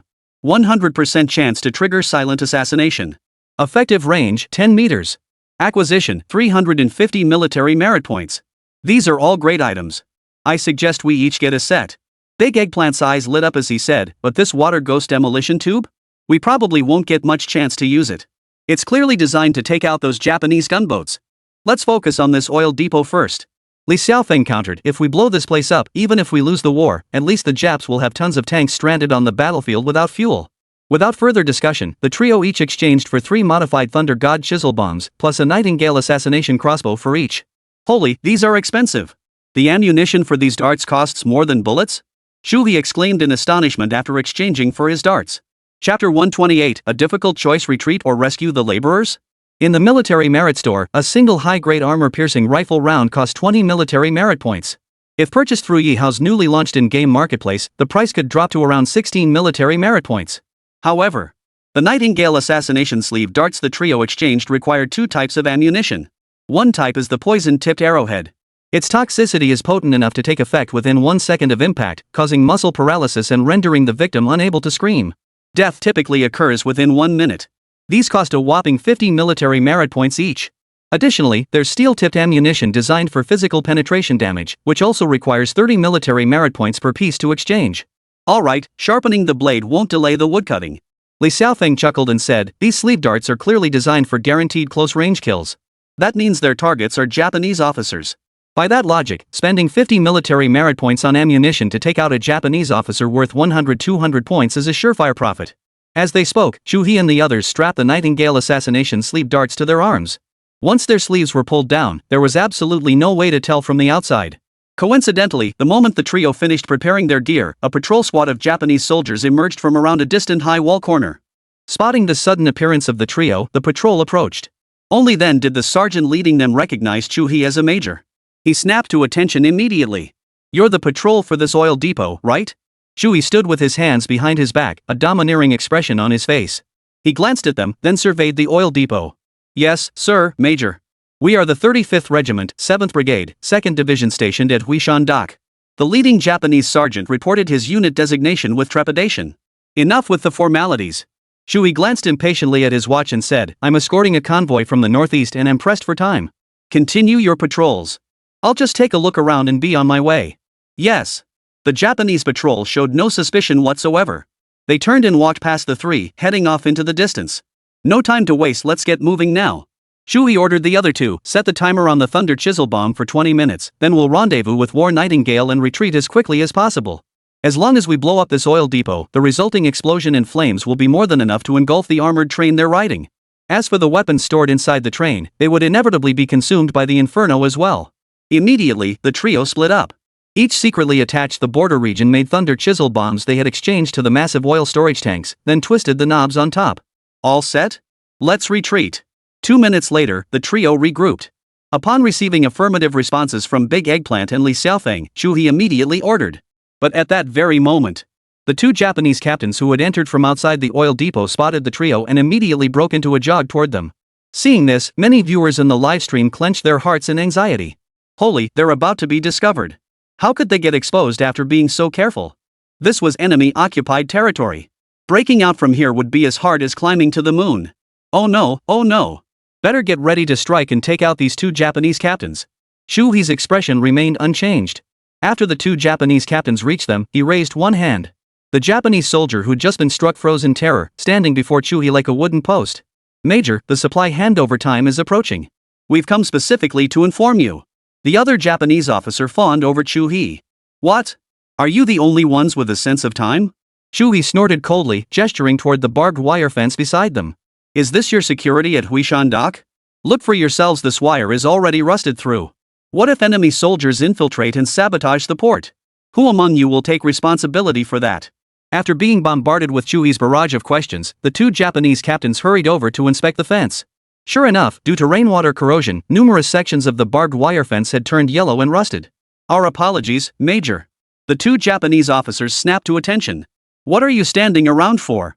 Shu He glared at them and ordered, report this immediately to your superior officer. Run there, don't waste my time. Aye. The two Japanese captains turned around. Before their feet could touch the ground, two almost inaudible clicks sounded from behind them. The next second, two deadly poison-tipped arrows pierced the necks of the two Japanese soldiers. 1, 2, 3. By the time Big Eggplant counted to 8, both Japanese soldiers had collapsed to the ground, unconscious. 1 minute later. Killed one Japanese captain, triggering silent kill reward. 230 military merit points. The identical kill notification appeared on both Big Eggplant and Li Xiaofeng's screens. Hide the bodies. We need to hurry back and regroup with Teacher Ma and the others. Shui signaled Eggplant and Li Xiaofeng to drag the two Japanese corpses behind the oil tank, then the trio raced back to the armored train at top speed. By the time they returned, Teacher Ma, War Nightingale, and Big Monkey were already waiting for them. I've got it covered. Shui panted, pointing toward the distant oil depot. At most 17 minutes left before that massive explosion. When it happens, this armored train will be scrapped along with everything else. What about your end? How's it going, Sister Zhaning? Big Eggplant asked urgently. We encountered a complication. Zhaning said with some hesitation, we scouted the area. It's all logistics transfer zones, but we discovered several large labor camps.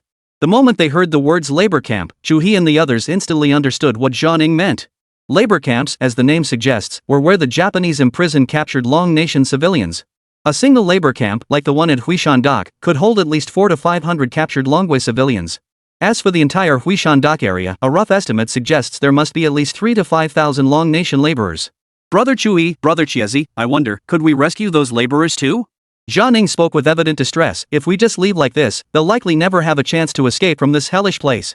Chapter 129, Countdown to the Inferno, Rescuing Our Brothers in Hell. The moment Zhaning spoke, the intelligent battlefield camera suddenly reappeared before all players' eyes. Everyone's gaze followed the camera forward. After passing through several towering walls, what appeared before the players were labor camps resembling death prisons.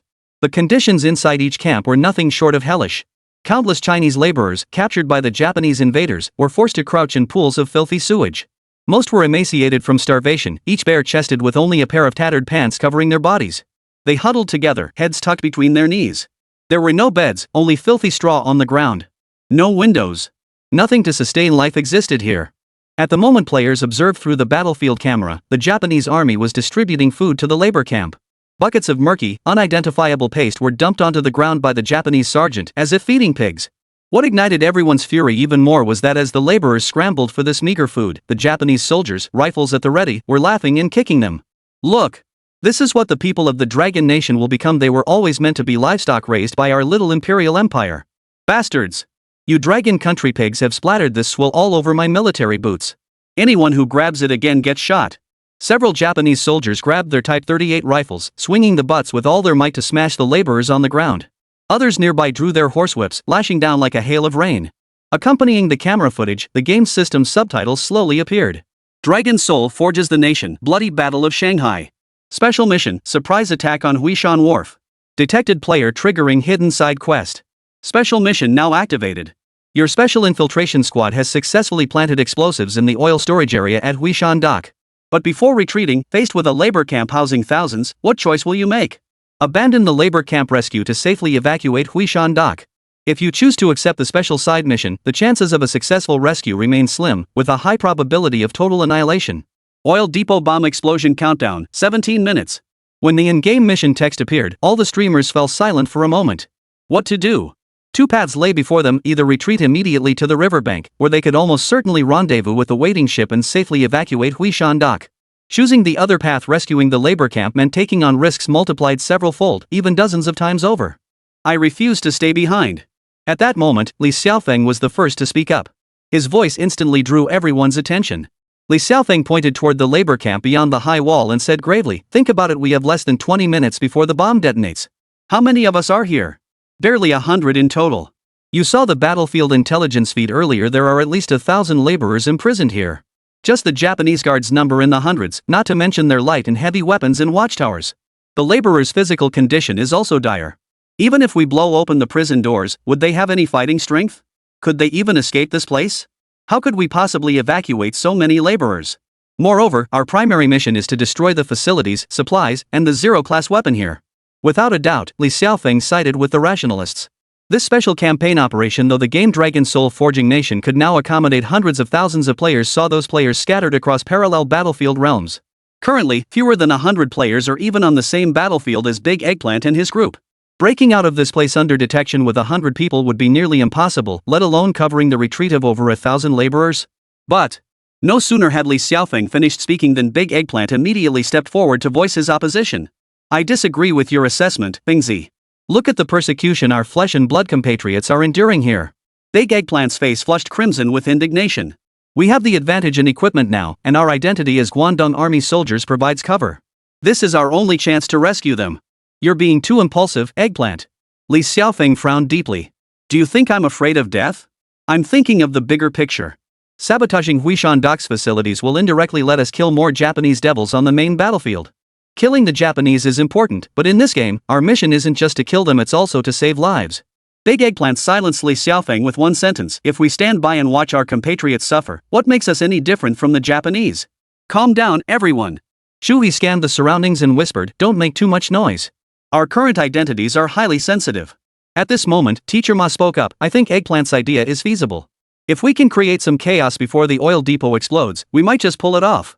At this very moment, viewers in the livestream were already engaged in heated debate over whether to proceed.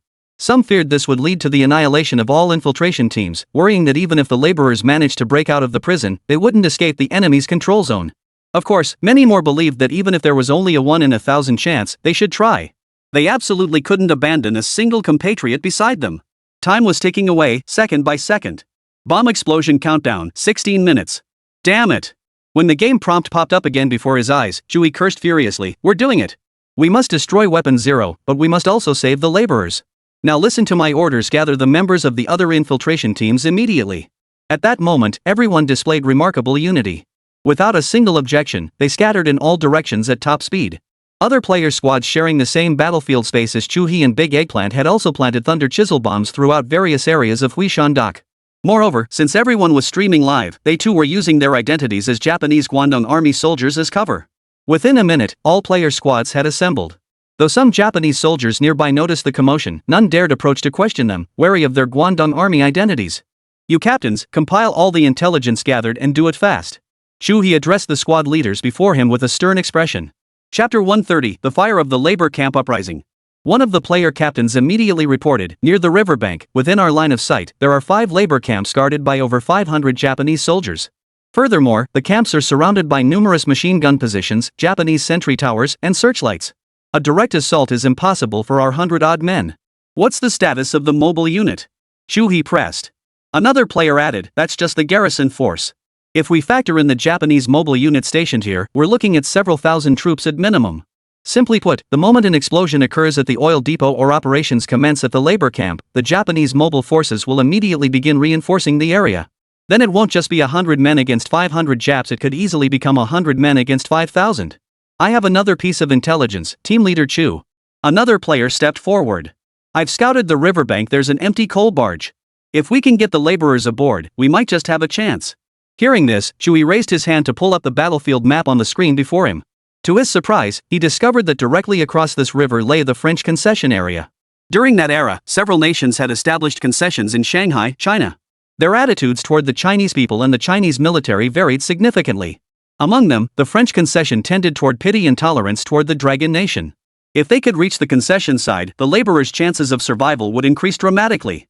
Moreover, once aboard the boats, the Japanese could only attack with gunboats.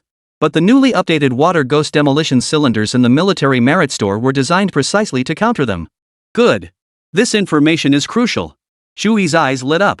During the Battle of Shanghai, the French had shown relative leniency toward the Dragon Nation's people. This was their only chance now.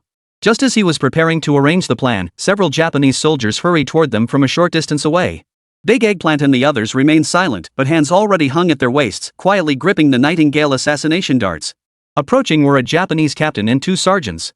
Noticing the 100-strong Guangdong army gathering behind Chu He, the captain's eyes flashed with obvious confusion. But immediately after, he saluted Chu He. "Major, regarding the list of laborers your unit intends to take away, please review it." The Japanese captain presented a document to Chu He with both hands.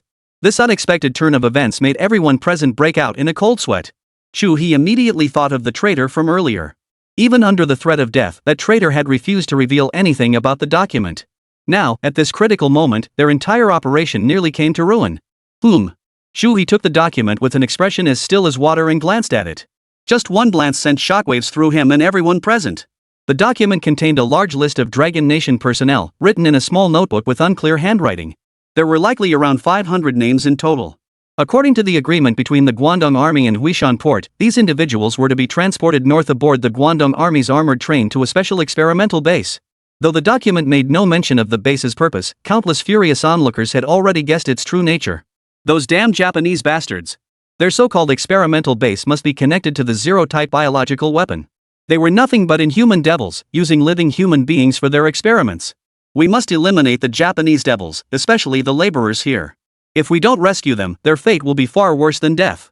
Oil depot bomb countdown, 14 minutes. As the countdown flashed before his eyes once more, Chu He suppressed his boiling rage and calmly tucked the documents into his pocket. "Thank you for your hard work." Chu Huaqiang forced a cold smile and addressed the Japanese captain. "I hear your Huishan dock manages prisoners and Longwo laborers exceptionally well. I'd like to send my men over to observe and learn from your expertise. As compensation, we'll be sure to praise you highly to your commanding officer." Standing beside him, Big Eggplant also put on a stern face and addressed the Japanese captain. "Thank you, Major." The Japanese captain chuckled and hastily replied, "Please feel free to observe. As long as it doesn't delay your departure time, there's absolutely no problem." Given that they were officers from the Guangdong Army, and high-ranking ones at that, the Japanese captain couldn't think of any reason to refuse their request. "Alright, you may go about your business. We'll look around on our own." Chu He waved them off. Once the Japanese soldiers had left, he immediately began coordinating the operation timeline with the players. Adjusting the watch's countdown, he declared, "We have only 12 minutes left for this operation." Chu He's expression turned stern as he declared in a deep voice, "This operation will be staged as a decoy escort, a diversionary tactic. Now, commence the operation immediately." Soon, Chu He's streamer squad sprang into action, while another player squad took on the role of provoking the riot as bait. As they approached the labor camp area, their Guangdong Army uniforms served as the ultimate pass. Any Japanese guards on duty snapped to attention the moment they saw the uniforms, not daring to utter a single word. Moments later, Chu He led his team to the entrance of a labor camp. Separated only by an iron fence, over 100 emaciated laborers, their bodies covered in scars, crouched on the ground. Hearing footsteps, they all lifted their heads, staring at this group of Japanese soldiers in their distinctive uniforms with eyes filled with terror. However, Chu He also noticed that among the laborers, several pairs of eyes met his with a flicker of anger and hatred. Those who could maintain such hatred and fighting spirit amidst this hellish torment were undoubtedly capable of becoming leaders. "Lieutenant Colonel." At that moment, the Japanese sergeant in charge of the labor camp scurried over, saluting Chu He with a hasty bow. "MHM." Chu He stood with his hands behind his back, his face dark. "My unit has received special orders to take away a portion of the laborers for use at my special experimental base." "You've already received the orders, correct?" "Hi. Lieutenant Colonel, we've already selected the strongest laborers. You may review the roster anytime." The Japanese sergeant replied without hesitation. "Damn, what a waste." Chu He thought to himself. What a pity these armored trains wouldn't be ready to depart again until tomorrow morning, and they'd already planted the fuel tank bombs. Only 10 minutes remained. Otherwise, these armored trains would have been the best escape vehicles available. Open the prison gates. I want to personally inspect whether the prisoners you've provided from Huishan Dock meet the standards. Chu He spoke with his hands behind his back, maintaining his usual calm and composed demeanor. "No problem, Major." The Japanese sergeant motioned for the soldiers beside him to swing their rifle butts and leather whips, driving the laborers near the cell door back before he walked over to unlock it. However, at that very moment, a series of explosions erupted at a temporary supply depot roughly 200 meters from the labor camp. Gigantic flames and deafening roars instantly tore through the sky above the docks. Chapter 131, Desperate Dock, Water Ghosts clear the way to break the siege. The player squad that had coordinated the earlier action used several barrels of gasoline and grenades to ignite the stack supplies here, taking out a few Japanese soldiers in the process. In an instant, piercing sirens and whistles erupted, drawing the attention of all nearby Japanese soldiers toward the commotion. "Bastards!" Chu He's heart raced. He immediately shouted, "Chinese troops have infiltrated. What are you idiots standing around for? Rush to support them. Eliminate every enemy."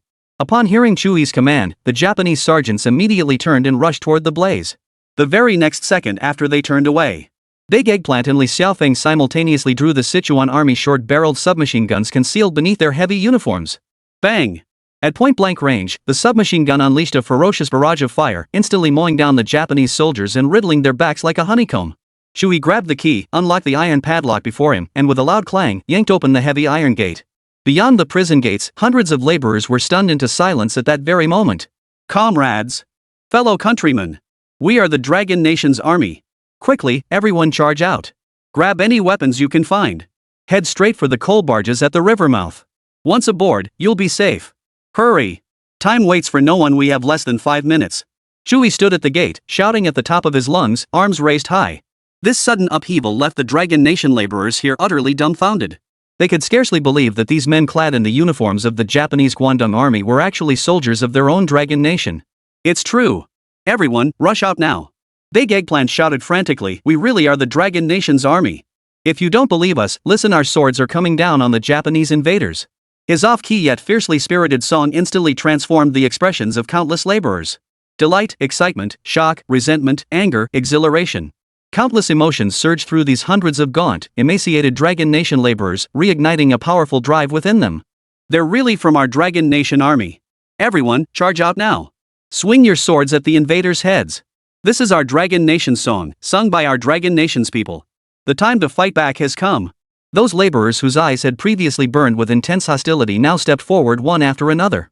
Countless hoarse voices, filled with rage, merged into a single roar that instantly drowned out the Japanese shouts and distant gunfire. The long-dormant will to survive ignited like a raging fire in that instant. In an instant, hundreds of laborers surged toward the prison gates like a flood breaking through a dam. A frail old man stumbled and fell, only to be swiftly hoisted onto the back of a young man who sprinted toward the exit. Nearby, a very young boy tossed aside a blood-stained stone and picked up the Type 38 rifle from the dead Japanese soldier's hands. His gaze shifted from numbness to savage fury. Further away, with the combined efforts of various player teams, the gates of several other labor camps had also been breached. A torrent of over 1,000 laborers surged forward in chaotic disarray, yet all shared a single destination, the riverbank. The few Japanese guards at the gate didn't even have time to fire before they were swallowed up by the enraged laborers. After seizing the Japanese guns, some workers shot down the sentry in the watchtower. Immediately afterward, the torrent continued surging toward the riverbank. Countdown to oil depot bomb explosion, 7 minutes. As the game system text flashed again, the Japanese soldiers here finally began to react. Bastards! Call for reinforcements. Those weren't Kanto army officers at all, they were Chinese imposters. Call for backup. The Japanese captains who had delivered documents to Chui earlier finally caught on.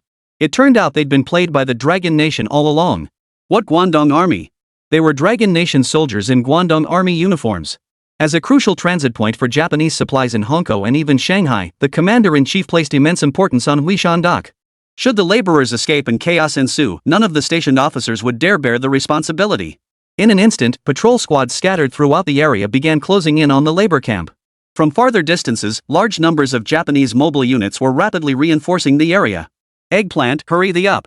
Chui, wielding a submachine gun, mowed down several Japanese soldiers who had darted out from an angle before shouting at Big Eggplant. Alright, pull out. Decisively's trembling hands set the final thunder chisel bomb to a 15-second countdown before hurling it directly at the labor camp's main gate. Just as the flood of laborers poured out of the area, the Japanese pursuers reached the entrance. The next instant, a violent explosion tore through the surrounding high walls and iron gates. Despite the players' near-perfect execution, the Japanese forces' superior numbers and firepower gradually asserted themselves. Japanese soldiers in several concrete bunkers and elevated watchtowers had already set up machine gun positions, unleashing frenzied fire upon the laborers. Most of the laborers who had rushed out were unarmed. Their only weapons were wooden sticks, iron chains, or even stones. In an instant, dense bursts of blood blossomed behind the laborers in the ranks, and they collapsed to the ground. Spattered blood, rapidly pooling on the ground, and limbs shattered by bullets. Rattling bullets whizzed past the players' ears as the air thickened with the acrid smell of burning flesh and the deafening roar of gunfire. Countdown to oil depot bomb explosion, 4 minutes. Quick, fire to intercept them. Chu-He bellowed. Teacher Ma, Eggplant, and Big Monkey instantly pivoted, using locally seized Type 38 rifles to pinpoint and eliminate the enemy's firing positions. Time was running out. Players and laborers kept falling, while fresh Japanese reinforcements kept pouring in. The riverbank ahead was now less than 100 meters away. If they could just reach the riverbank, they'd have a chance to board the coal ship, rendezvous with the rescue boats, and escape this hellhole of Huishan Dock. But what plunged the players into despair was the sight of several Japanese gunboats along the riverbank, already alerted to their approach. They had already turned their hulls, their cannons aimed squarely at the only path the laborers could take to reach the riverbank. These steel-hulled gunboats were simply beyond the reach of light weapons. To escape Huishan Dock, the final obstacle they must confront was these gunboats blocking their escape route. Chapter 132, Flames About to Consume the City, The Destruction of Weapon Zero. Underwater Team. Shuhei bellowed, and two-player squads on each flank charged out at an even faster pace. Charge! To the riverbank! These players, strapped with water ghost demolition charges, charged toward the riverbank with a death-defying resolve. Captain Old Wang, clutching a Type 93 light machine gun, unleashed a hail of fire, suppressing a group of Japanese soldiers holed up in a forward bunker. Suddenly, a cloud of blood erupted from the chest of Xiaoli, a player beside him, and the man collapsed face first onto the ground. Xiaoli! The other squad members nearly burst their eyes from the shock. But no one dared stop. Almost instantly, another player was hit in the thigh and tumbled into a roadside ditch. Run! Leave me behind! Amidst the players' roar, only 3 or 4 battered players remained when the 10-man squad reached the riverbank. The 3 remaining players exchanged glances. Team leader Old Wang took a deep breath of air thick with the stench of gunpowder and blood, then bellowed, "Brothers, follow me. Send those damn Japs back to hell." Shouldering heavy water ghost demolition charges, the 3 plunged into the surging, icy river without hesitation, their resolve unshakable. Almost instantly, a hail of machine gun fire swept mercilessly across the spot where they had entered the water. The murky river water, carrying a bone-chilling cold and a pungent, bloody stench, instantly engulfed Old Wang and the other 2 players. Yet, the trio moved with perfect coordination. The moment they plunged beneath the surface, the gunfire and battle cries from the riverbank faded into a distant, muffled roar. Carrying their water ghost demolition charges, they swam swiftly toward the Japanese gunboat. In the murky depths, the only sound they could hear was the thumping of their own hearts against their chests. Above their heads, Japanese searchlights swept back and forth intermittently. The ghastly white beams could penetrate a meter deep, forcing the 3 players to hold their breath the entire time, not even daring to surface for air. Finally, the massive shadow of the Japanese gunboat loomed before them. Old Wang quickly signaled to the other 2 players. Though his lungs burned fiercely and his heart pounded as if it would burst, Old Wang gritted his teeth, opened the lid of the underwater explosive canister, and pressed the magnetic attachment firmly against the gunboat's hull. As the magnetic metal locked onto the gunboat's steel hull with a satisfying click, Old Wang felt the tension in his nerves ease considerably. Unnoticed by anyone, blood began to flow from his nostrils and those of the other 2 players, only to vanish into the river's currents moments later. Countdown, 1 minute. Fighting the urge to cough up their lungs, Old Wang and the other 2 players swam with all their might past the gunboat toward the coal barge anchored along the riverbank. Just as the trio surfaced several dozen meters away to catch their breath. Boom! A thunderous, muffled explosion erupted from the river behind them. Centered around the 3 Japanese gunboats, the river water churned violently as if struck by a meteorite. The powerful waves swept the trio's bodies hundreds of meters away. Old Wang glanced back to see the Japanese gunboats being flung upward as if each had been slapped out of the water by an invisible giant hand. Giant orange-red fireballs, shattered steel hulls, and the mangled remains of the Japanese sailors bloomed into the most dazzling fireworks on the river. These gunboats were utterly sunk beneath the river's surface by the explosive power of the water ghost detonators. Success! The underwater demolition team succeeded. On the riverbank, Big Eggplant, Shuhei, and the others roared with excitement at the sight of the sunken gunboats. "Brothers!" Shuhei turned and called out in a deep voice to Big Eggplant, the others, and the remaining players, "Our current mission is nearly complete. From me on down, everyone will hold the rear guard to cover the laborers boarding the ships." The coal ship was right before them, but boarding over 1,000 people would still take some time. At this moment, every player's thoughts were identical. They wanted to stay behind as rear guard. "Once aboard, set sail immediately, don't wait for us." Shuhei bellowed at a laborer beside him, then turned resolutely and walked away. Soon, the laborers began climbing the ladders and ropes toward the coal carrier. On Shuhei's side, the remaining 30-odd players drew their firearms and cold weapons in perfect unison, preparing for a desperate last stand. Sacrifice had reached its final hour. At this moment, no one chose retreat. Along the riverbank, large numbers of Japanese mobile troops had already arrived. However, the narrow terrain resembling the neck of a gourd could only accommodate 100 Japanese soldiers in formation. Those behind could only watch helplessly. Glaring at the handful of Long Nation soldiers who had caused such chaos and allowed over 1,000 laborers to escape, the leading Japanese major seethed with rage, his teeth grinding to the point of breaking. "Capture them alive. As for those Dragon Nation laborers, seize everyone you can. Those you can't catch, kill on the spot. Those Dragon Nation men must be captured alive, I'll have them flayed alive."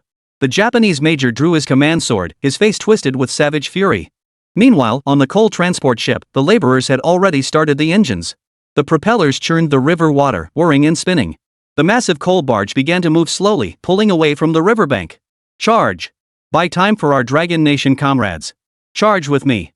Shui drew his border region-made quenched military knife, roaring as he charged forward, locking in combat with a Japanese sergeant. In the close-quarters melee, bayonets clashed against bayonets as they fought with bloodshot eyes. Bullets whistled past the players' ears. Countdown to oil depot bomb explosion, 30 seconds. Players fell around them constantly. In the fierce close-quarters combat, Shui, Big Eggplant, and the others were covered in blood. Everyone could hear a violent buzzing in their eardrums. Soon. It's almost time. Shui counted down the final seconds to the explosion in his mind. Thud. The Japanese sergeant he was bayonet fighting with bellowed, driving his sharp Type 95 military knife straight into Shui's stomach. I'll kill your mother. Big Eggplant's eyes blazed crimson. He snatched the bayonet from his hand and cleaved the Japanese sergeant's skull clean in two. Blood spurted everywhere. Shui collapsed with a thud onto the ground, his gaze still fixed on the distant oil depot. Explosion countdown, 3, 2, 1. At this critical moment, the entire world seemed to be silenced by a giant hand pressing mute. All the intense gunfire, the clanging of bayonets, the shouts, everything vanished in that instant.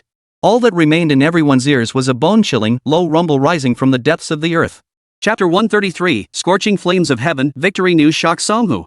Beneath everyone's feet, the dock's earth pulsed violently. Big Eggplant and a charging Japanese captain nearly stumbled simultaneously, their bodies lurching as they teetered on the brink of falling. Then, from behind the advancing Japanese mobile unit, a scene emerged like a fiery dragon emerging from the earth, its rage scorching the heavens. Boom! Rumbling! At that moment, true destruction descended. At the very edge of all players' and spectators' vision. A colossal, dark red fireball over 100 meters in diameter, beyond the comprehension or measurement of ordinary mortals. Like a furious dragon imprisoned for millennia, it tore through the earth and roared skyward. In an instant, half the sky was dyed in eerie blood red by this colossal fireball, turning night into a crimson day. And this was merely the beginning of the explosion. As the colossal fireball ascended, it felt as though a fuse stretching from the depths of hell had been ignited. One after another, adjacent giant oil storage tanks began detonating in a chain reaction, toppling like dominoes amidst deafening, terrifying explosions. Blinding white flames, orange-red fireballs, and the thunderous roar that shook every ear transformed the entire Huishan dock into a scene straight from hell. The shockwave from this chain explosion swept across the dock and its surroundings, carrying vast quantities of burning crude oil and flying steel fragments. On the dock, whether it was the mountains of supply crates or the Japanese mobile forces, everything was reduced to bloody foam and ash by the shockwave, even the corpses torn instantly into countless shards. The armored train that Chui's squad had previously boarded, parked at the station, bore the brunt of the destruction. Under the terror of temperatures exceeding thousands of degrees Celsius and the barrage of molten metal streams, the thick steel plates covering the armored train's exterior began to warp and deform rapidly, turning red-hot before melting. Particularly the central sections, the carriages carrying the special Zero-class weapons, began emitting an eerie hissing sound amidst the flames. Eerie smoke of various colors spewed from the gaps in the carriages, struggling to resist the inferno, only to be utterly consumed by the towering flames within mere seconds. Seconds later, the explosive shockwave reached the dock. The coal carrier, barely a meter off the shore, shook violently under the terrifying blast. Countless laborers cowered, clutching their heads in terror, their faces frozen in horror at the apocalyptic scene. A searing pain in his abdomen caused Chui's vision to blur rapidly. His in-game character, having lost too much blood, was now teetering on the brink of death. But then, one hand, two hands, many hands swiftly grabbed hold of him. Big Eggplant hoisted him onto his back and scrambled up the rope ladder onto the coal carrier. As the laborers inside lowered Chui with countless hands, Big Eggplant, drenched in sweat and nearly drained of strength, finally collapsed with a thud, his entire body sprawled across the deck. As consciousness began to fade, Chui forced himself to sit up, his gaze fixed on Huishan Dock, now engulfed in a sea of flames. There, nearly 70 to 80% of the Japanese mobile unit had been consumed by the raging flames. The few survivors, drenched in burning crude oil, had become human torches, writhing on the ground in agonizing screams. In the eyes of every player and every laborer, the reflection of that inferno of fire that seemed poised to consume all evil burned brightly. Damn it, it was worth it. Chui grinned, revealing a smile that blended exhaustion, madness, and boundless satisfaction. Dragon's soul forges the nation, the bloody battle of Shanghai. At that very moment, the system's subtitles appeared once more. But this time, the system's subtitles transformed into gilded gold characters, scrolling across the entire server screen. Whether players were engaged in the surprise assault on Huishan Dock or locked in fierce combat on other battlefields, every single one of them witnessed it in that instant. Victory report, epic triumph. An elite player squad executed a surprise assault mission at Huishan Dock, achieving the following earth-shattering results. 1. Successfully destroyed the Japanese Army's core oil depot SS-class target, triggering a suicide explosion that severely crippled enemy garrison forces. Two completely annihilated the Zero-type biological weapon SSS-level target destined for the Shanghai front, shattering the Guangdong Army's inhuman conspiracy. 3 successfully rescued 759 Chinese laborers. A rank objective. All participating players receive total military merit points, 8,000. Awarded the unique title City Incinerator and a one-time special item, Blood of the Wrathful Dragon significantly restores stamina and heals injuries. Server-wide player motivation. This heroic feat reverberates like thunder across the world. May all Dragon Nation soldiers take this great victory as their guide and the fallen heroes as their example. Unite with unwavering resolve on every front and Songhu fight to the death without retreat. If the enemy can advance, so can we. Kill. At that moment, the live stream's chat exploded. Holy crap, 8,000 military merit points. Eggplant and Shuhei are rolling in it. SSS tier mission, the title City Incinerator. So badass. Weapon 0 destroyed, our laborers rescue tearing up here.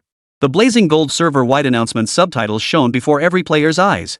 Amidst the rumbling roar of the coal ship's engines and the swish of propellers cutting through the river, the distant sea of flames gradually receded behind the players. Brother Shuhei, you're okay, right?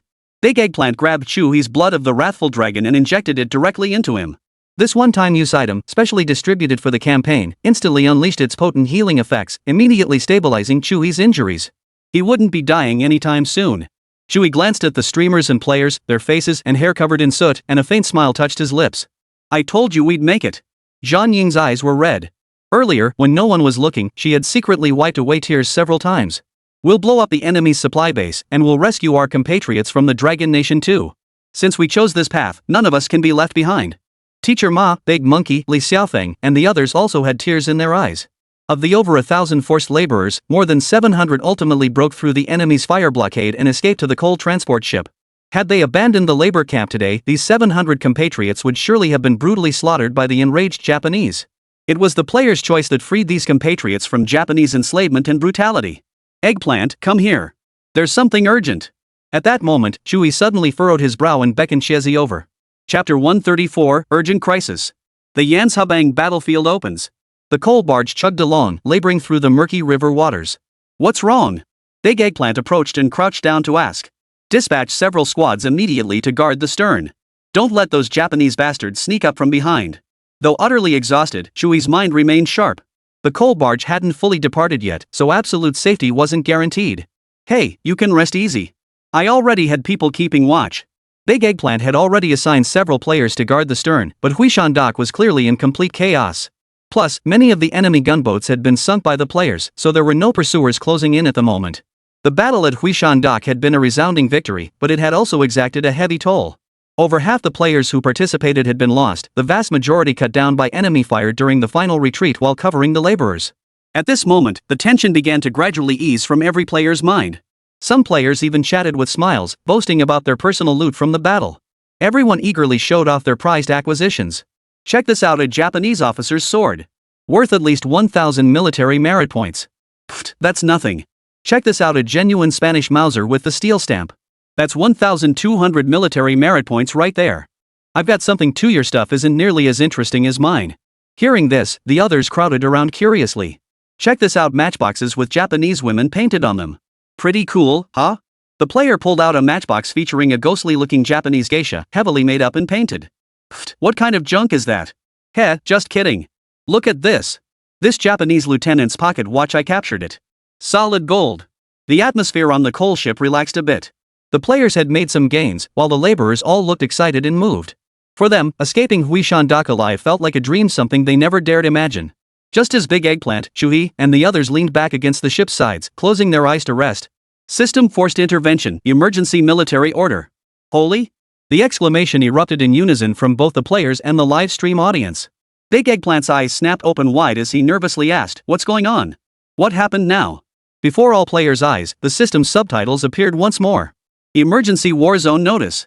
Warning. Yanshabang frontline under severe threat. The main forces of the Japanese 3rd and 9th Divisions, supported by heavy artillery, tanks, and aircraft, launched a fierce assault on our positions along the southern bank of the Yunzhou River 2 hours ago. Our Dragon Nation's 67th and 98th Divisions have suffered catastrophic casualties, with multiple positions overrun. Currently, the Japanese vanguard has forcibly landed at Yunzhou River, established a bridgehead, and is advancing full force toward Dachang. If Dachang falls, the Dragon Nation's Shanghai Suzhou front will be severed in two, leaving all defensive lines encircled. The players exchanged stunned glances, their eyes reflecting nothing but utter shock. At that moment, a battlefield AI lens popped up before the players' eyes. Direct order from Supreme Command. Within the feed, Zheng Feng's avatar appeared prominently, flashing with urgency. Shu He Squad.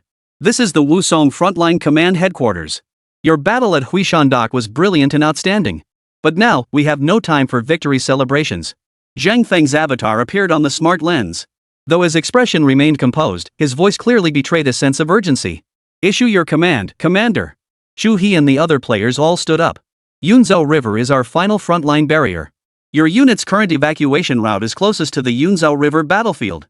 Moreover, you possess experience in enemy behind reconnaissance and sabotage, along with the corresponding weaponry.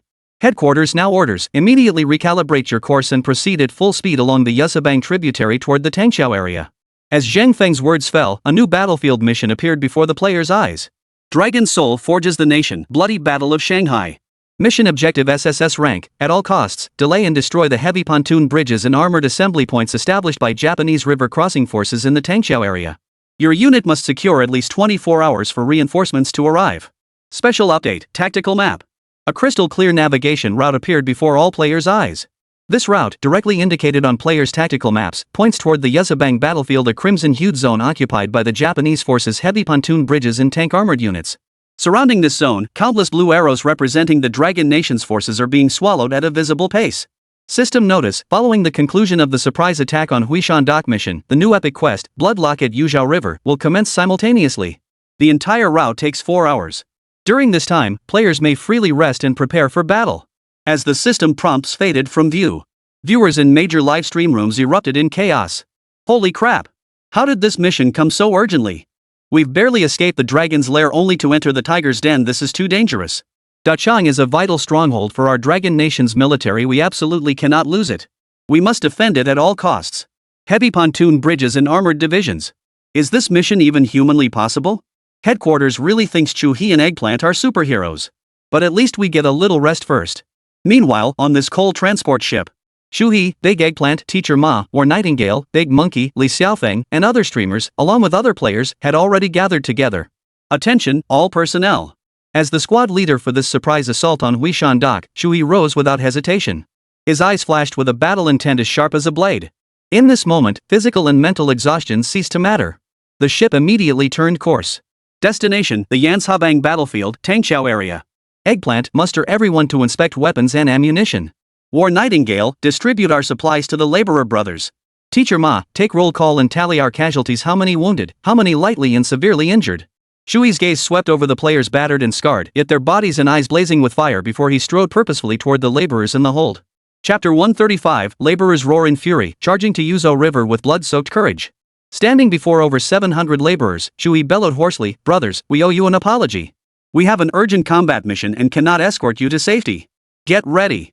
In 10 minutes, I'll have the ship dock nearby. Grab your supplies. Once you find our Dragon Nation troops, you'll be safe to go home. We're heading straight into the line of fire now. Stay alive, brothers. Once we've wiped out every last one of those devils, we'll come back and drink together." Shui's voice cracked with emotion. Some words were barely audible as he shouted. Inside the hold, over 700 laborers listened in complete silence. Not a single voice stirred.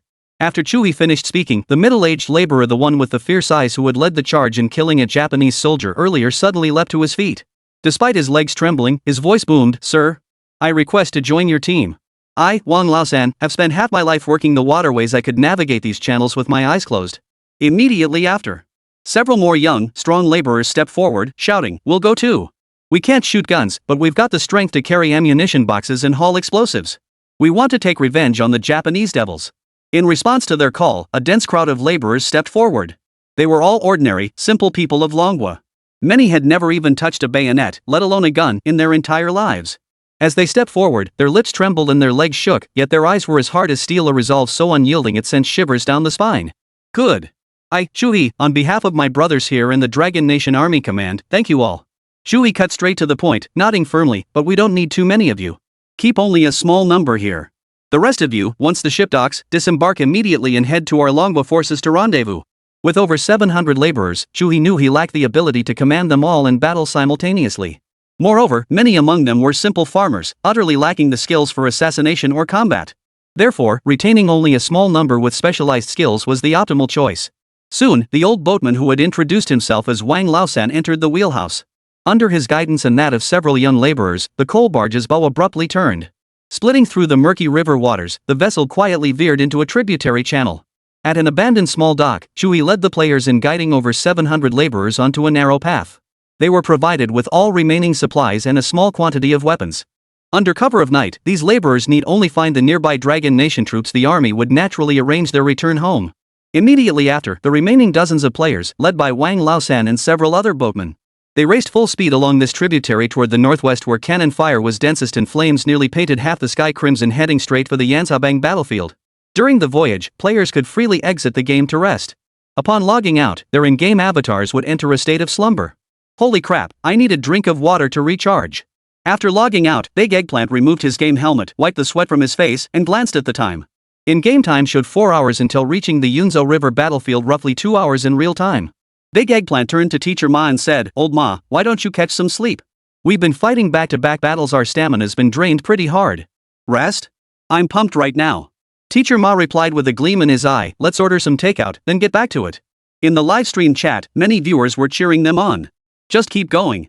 Shu He and Monkey weren't planning to end the stream either. Exactly. The battle at Yunzhou Bay is at its most critical moment. What's staying up all night? Our forebears fought fierce battles for days on end. Eggplant, you better not drop the ball. Big Eggplant walked in from outside the room, handed Teacher Ma a bottle of Coke, and said, "I think that zero-type biological weapon from the Huishan dock battle is worth discussing." "You mean the atrocities committed by the Guangdong army in our Dragon Nation back then?" Teacher Ma's expression turned grim as he asked. "Exactly."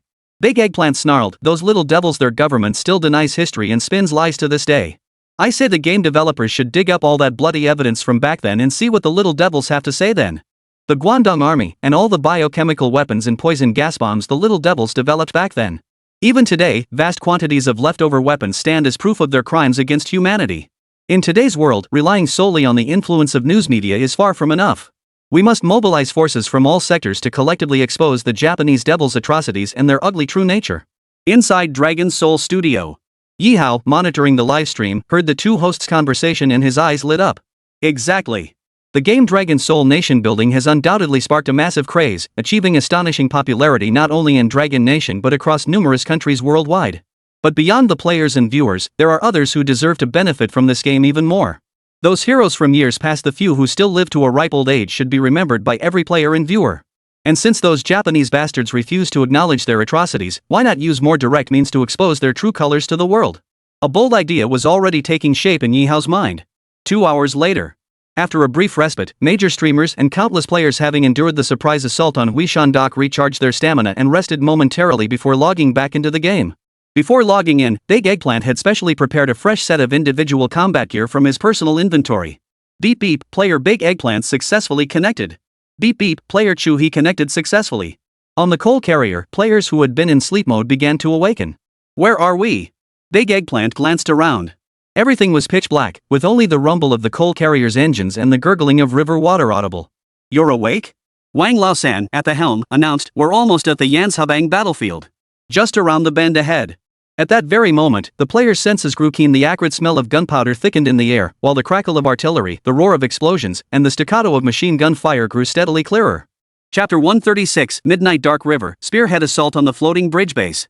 Along the river channel traversed by the coal barge, fragments of driftwood, corpses, and burning shipwrecks could be glimpsed intermittently. As they approached the river bend, Wang Laosan, ever vigilant, shut down the coal barge's engine, allowing the vessel to glide forward on the current and momentum alone. Thus, the massive coal barge glided silently into the river bend. Finally, as the coal barge entered the river bend, the scene unfolding before the battlefield of Yunzhou Creek spread out before everyone's eyes like a scroll from hell. As far as the eye could see, several massive pontoon bridges constructed of steel, wooden planks, and motorboats spanned both banks of the broad river. Bright lights illuminated these steel bridges, clearly revealing large numbers of Japanese soldiers and armored vehicles crossing over. Following the armored vehicles were masses of Type 94 and Type 89 tanks, along with Type 92 tanks. They formed a long, winding line, like a dense swarm of ants, pouring across endlessly. On the southern bank, several major positions of the Dragon Nation's forces had been reduced to scorched earth. Shattered fortifications, fallen soldiers' corpses, and weapon debris littered the landscape. The few small positions still holding out resistance became prime targets for Japanese mortar fire and aerial bombs. Wave after wave of Type 96 attack planes, their fuselages painted with the rising sun emblem, roared overhead, unleashing torrents of napalm bombs onto the Dragon Nation's positions. In this river bend, the water itself had turned a dark crimson, permeated by a blood-curdling stench that made one's scalp crawl. Dragon Soul forging the nation, the bloody Battle of Shanghai. Yun's Haobang Battlefield Mission Update. Mission objectives: reach the battlefield. Destroy 3 Japanese heavy military pontoon bridges 03. Destroy Japanese armored assembly points 01. Countdown: 23 hours 59 minutes. In the livestream, viewers were stunned to see this battle must be completed within 20 hours. Those Japanese pontoon bridges are as tough as turtle shells, heavy and sturdy. How are we supposed to breach them? 24 hours? That's practically impossible. I can't even imagine what tactics we could possibly use.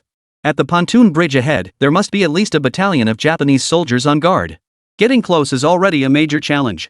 As the audience's comments streamed by, Wang Laosan had already maneuvered the coal barge to a slow halt along the edge of the river bend. Uncle Wang, why stop? Big Eggplant asked, puzzled. We can't go any further. Look! Wang Laosan's expression turned grave as he pointed toward the river bend ahead. See those bumps protruding from the water? Those are all mines. Water mines?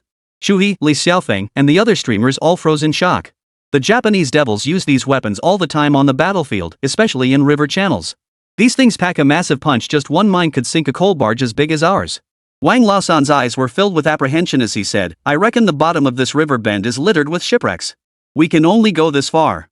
Any closer and we'll hit a mine. From the player's current position to the nearest Japanese pontoon bridge, there was easily over 300 meters. I have an idea about the mines.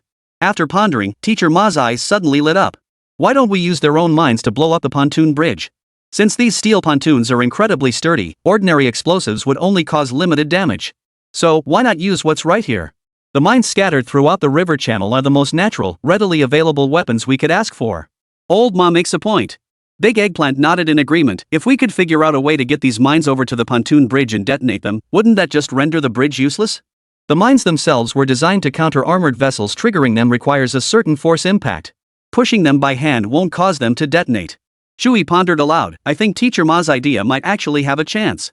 While the water ghost explosive charges certainly pack a punch, they're specifically engineered to target ship hulls. Against colossal steel structures like pontoon bridges, their destructive impact is severely limited. To blow up these pontoon bridges, you'd need a massive quantity of mines to completely shatter them into fragments. I think this plan could work too. Wang Laosan quickly added, this river bend has plenty of hidden currents and whirlpools near the enemy's side. Even their patrol boats dare not come here. Look! Sure enough, after players crouched in position for several minutes, no enemy motorboats patrolled this river bend. The only thing appearing on the river bend was the occasional sweep of a massive, ghastly white searchlight beam. Let's do it! Shuhi made a decisive call and immediately activated the military merit store. Hydraulic shears. Historical prototype, special equipment once deployed by the Dragon Nation's forces stationed at Yunzhou Bay. Properties, capable of cutting barbed wire, and steel plates of certain thickness. Exchange, 500 military merit points per piece. With a sweeping gesture, Shuhi exchanged for 4 hydraulic cutters. With a whoosh, the hydraulic shears materialized before the players. Compared to modern hydraulic cutters, these were made of inferior materials forged from impure steel characteristic of that era. Let's begin assigning tasks immediately. Shuhi addressed the players before him. Since we can't get across by boat, we'll have to swim over quietly.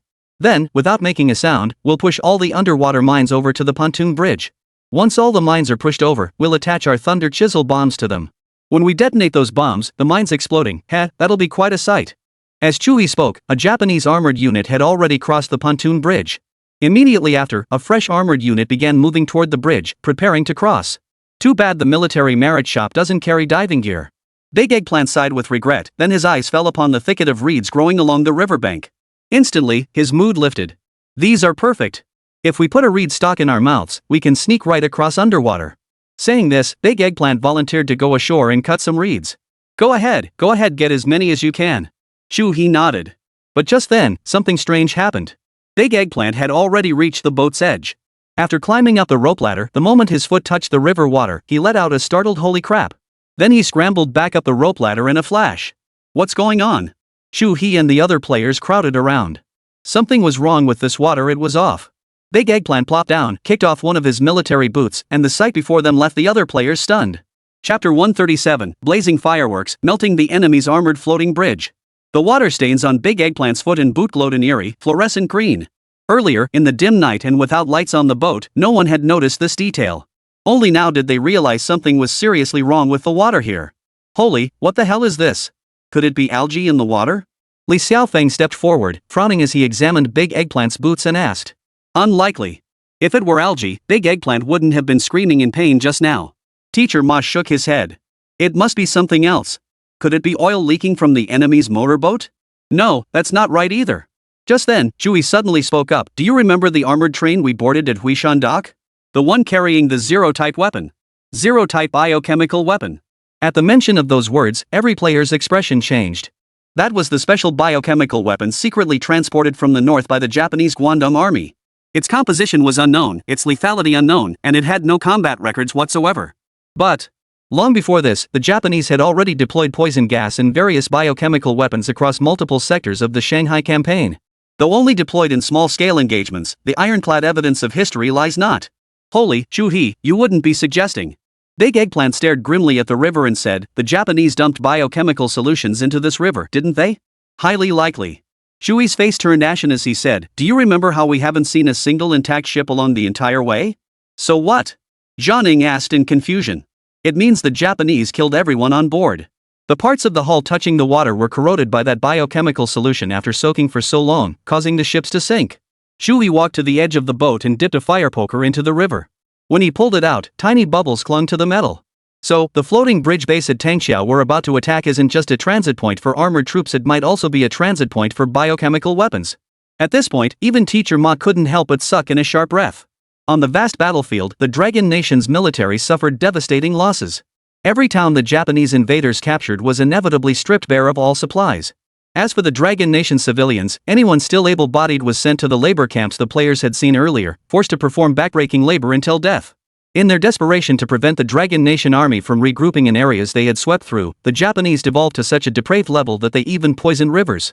The live-stream chat exploded with outrage. Holy, are these Japanese bastards even human? Biological weapons, germ warfare, these are the crimes against humanity they committed on the battlefield. Those Japanese war criminals from back then should have been left to rot in their graves. I truly hope that one day, all the atrocities committed by these Japanese devils will be exposed to the world, so everyone can see them clearly. While the audience raged and cursed the Japanese, Team Chui found themselves in a difficult situation. This river bend was indeed an ideal spot for an ambush, but it also posed significant problems. First, the Japanese had dumped unknown biochemical agents into the river. Not only could it corrode human skin, but even metal would be eroded if submerged for long periods. Even if they could overcome this obstacle, the river bend was riddled with invisible undercurrents and whirlpools. For anyone unfamiliar with the area, entering the water meant only one outcome. While Chu-hee and the other streamers debated tactics, Wang Laosan and several boatmen exchanged glances. Officer Chu, no need for further discussion. Wang Laosan laughed heartily, patting his not particularly broad chest. We've lived on these waters most of our lives. Leave the diving to us. That's right, we'll dive down and clear those damn Japanese mines. After all these years of being enslaved by the devils in the labor camp, it's time to make them bleed. The other boatmen all smiled too, their faces showing only calm smiles and a hint of excitement, not a trace of fear. How can this be? Shu-hee immediately grew anxious, waving his hands. Third uncle, you risked your lives to get us here, that's more than enough. We can't let you die for us. Right.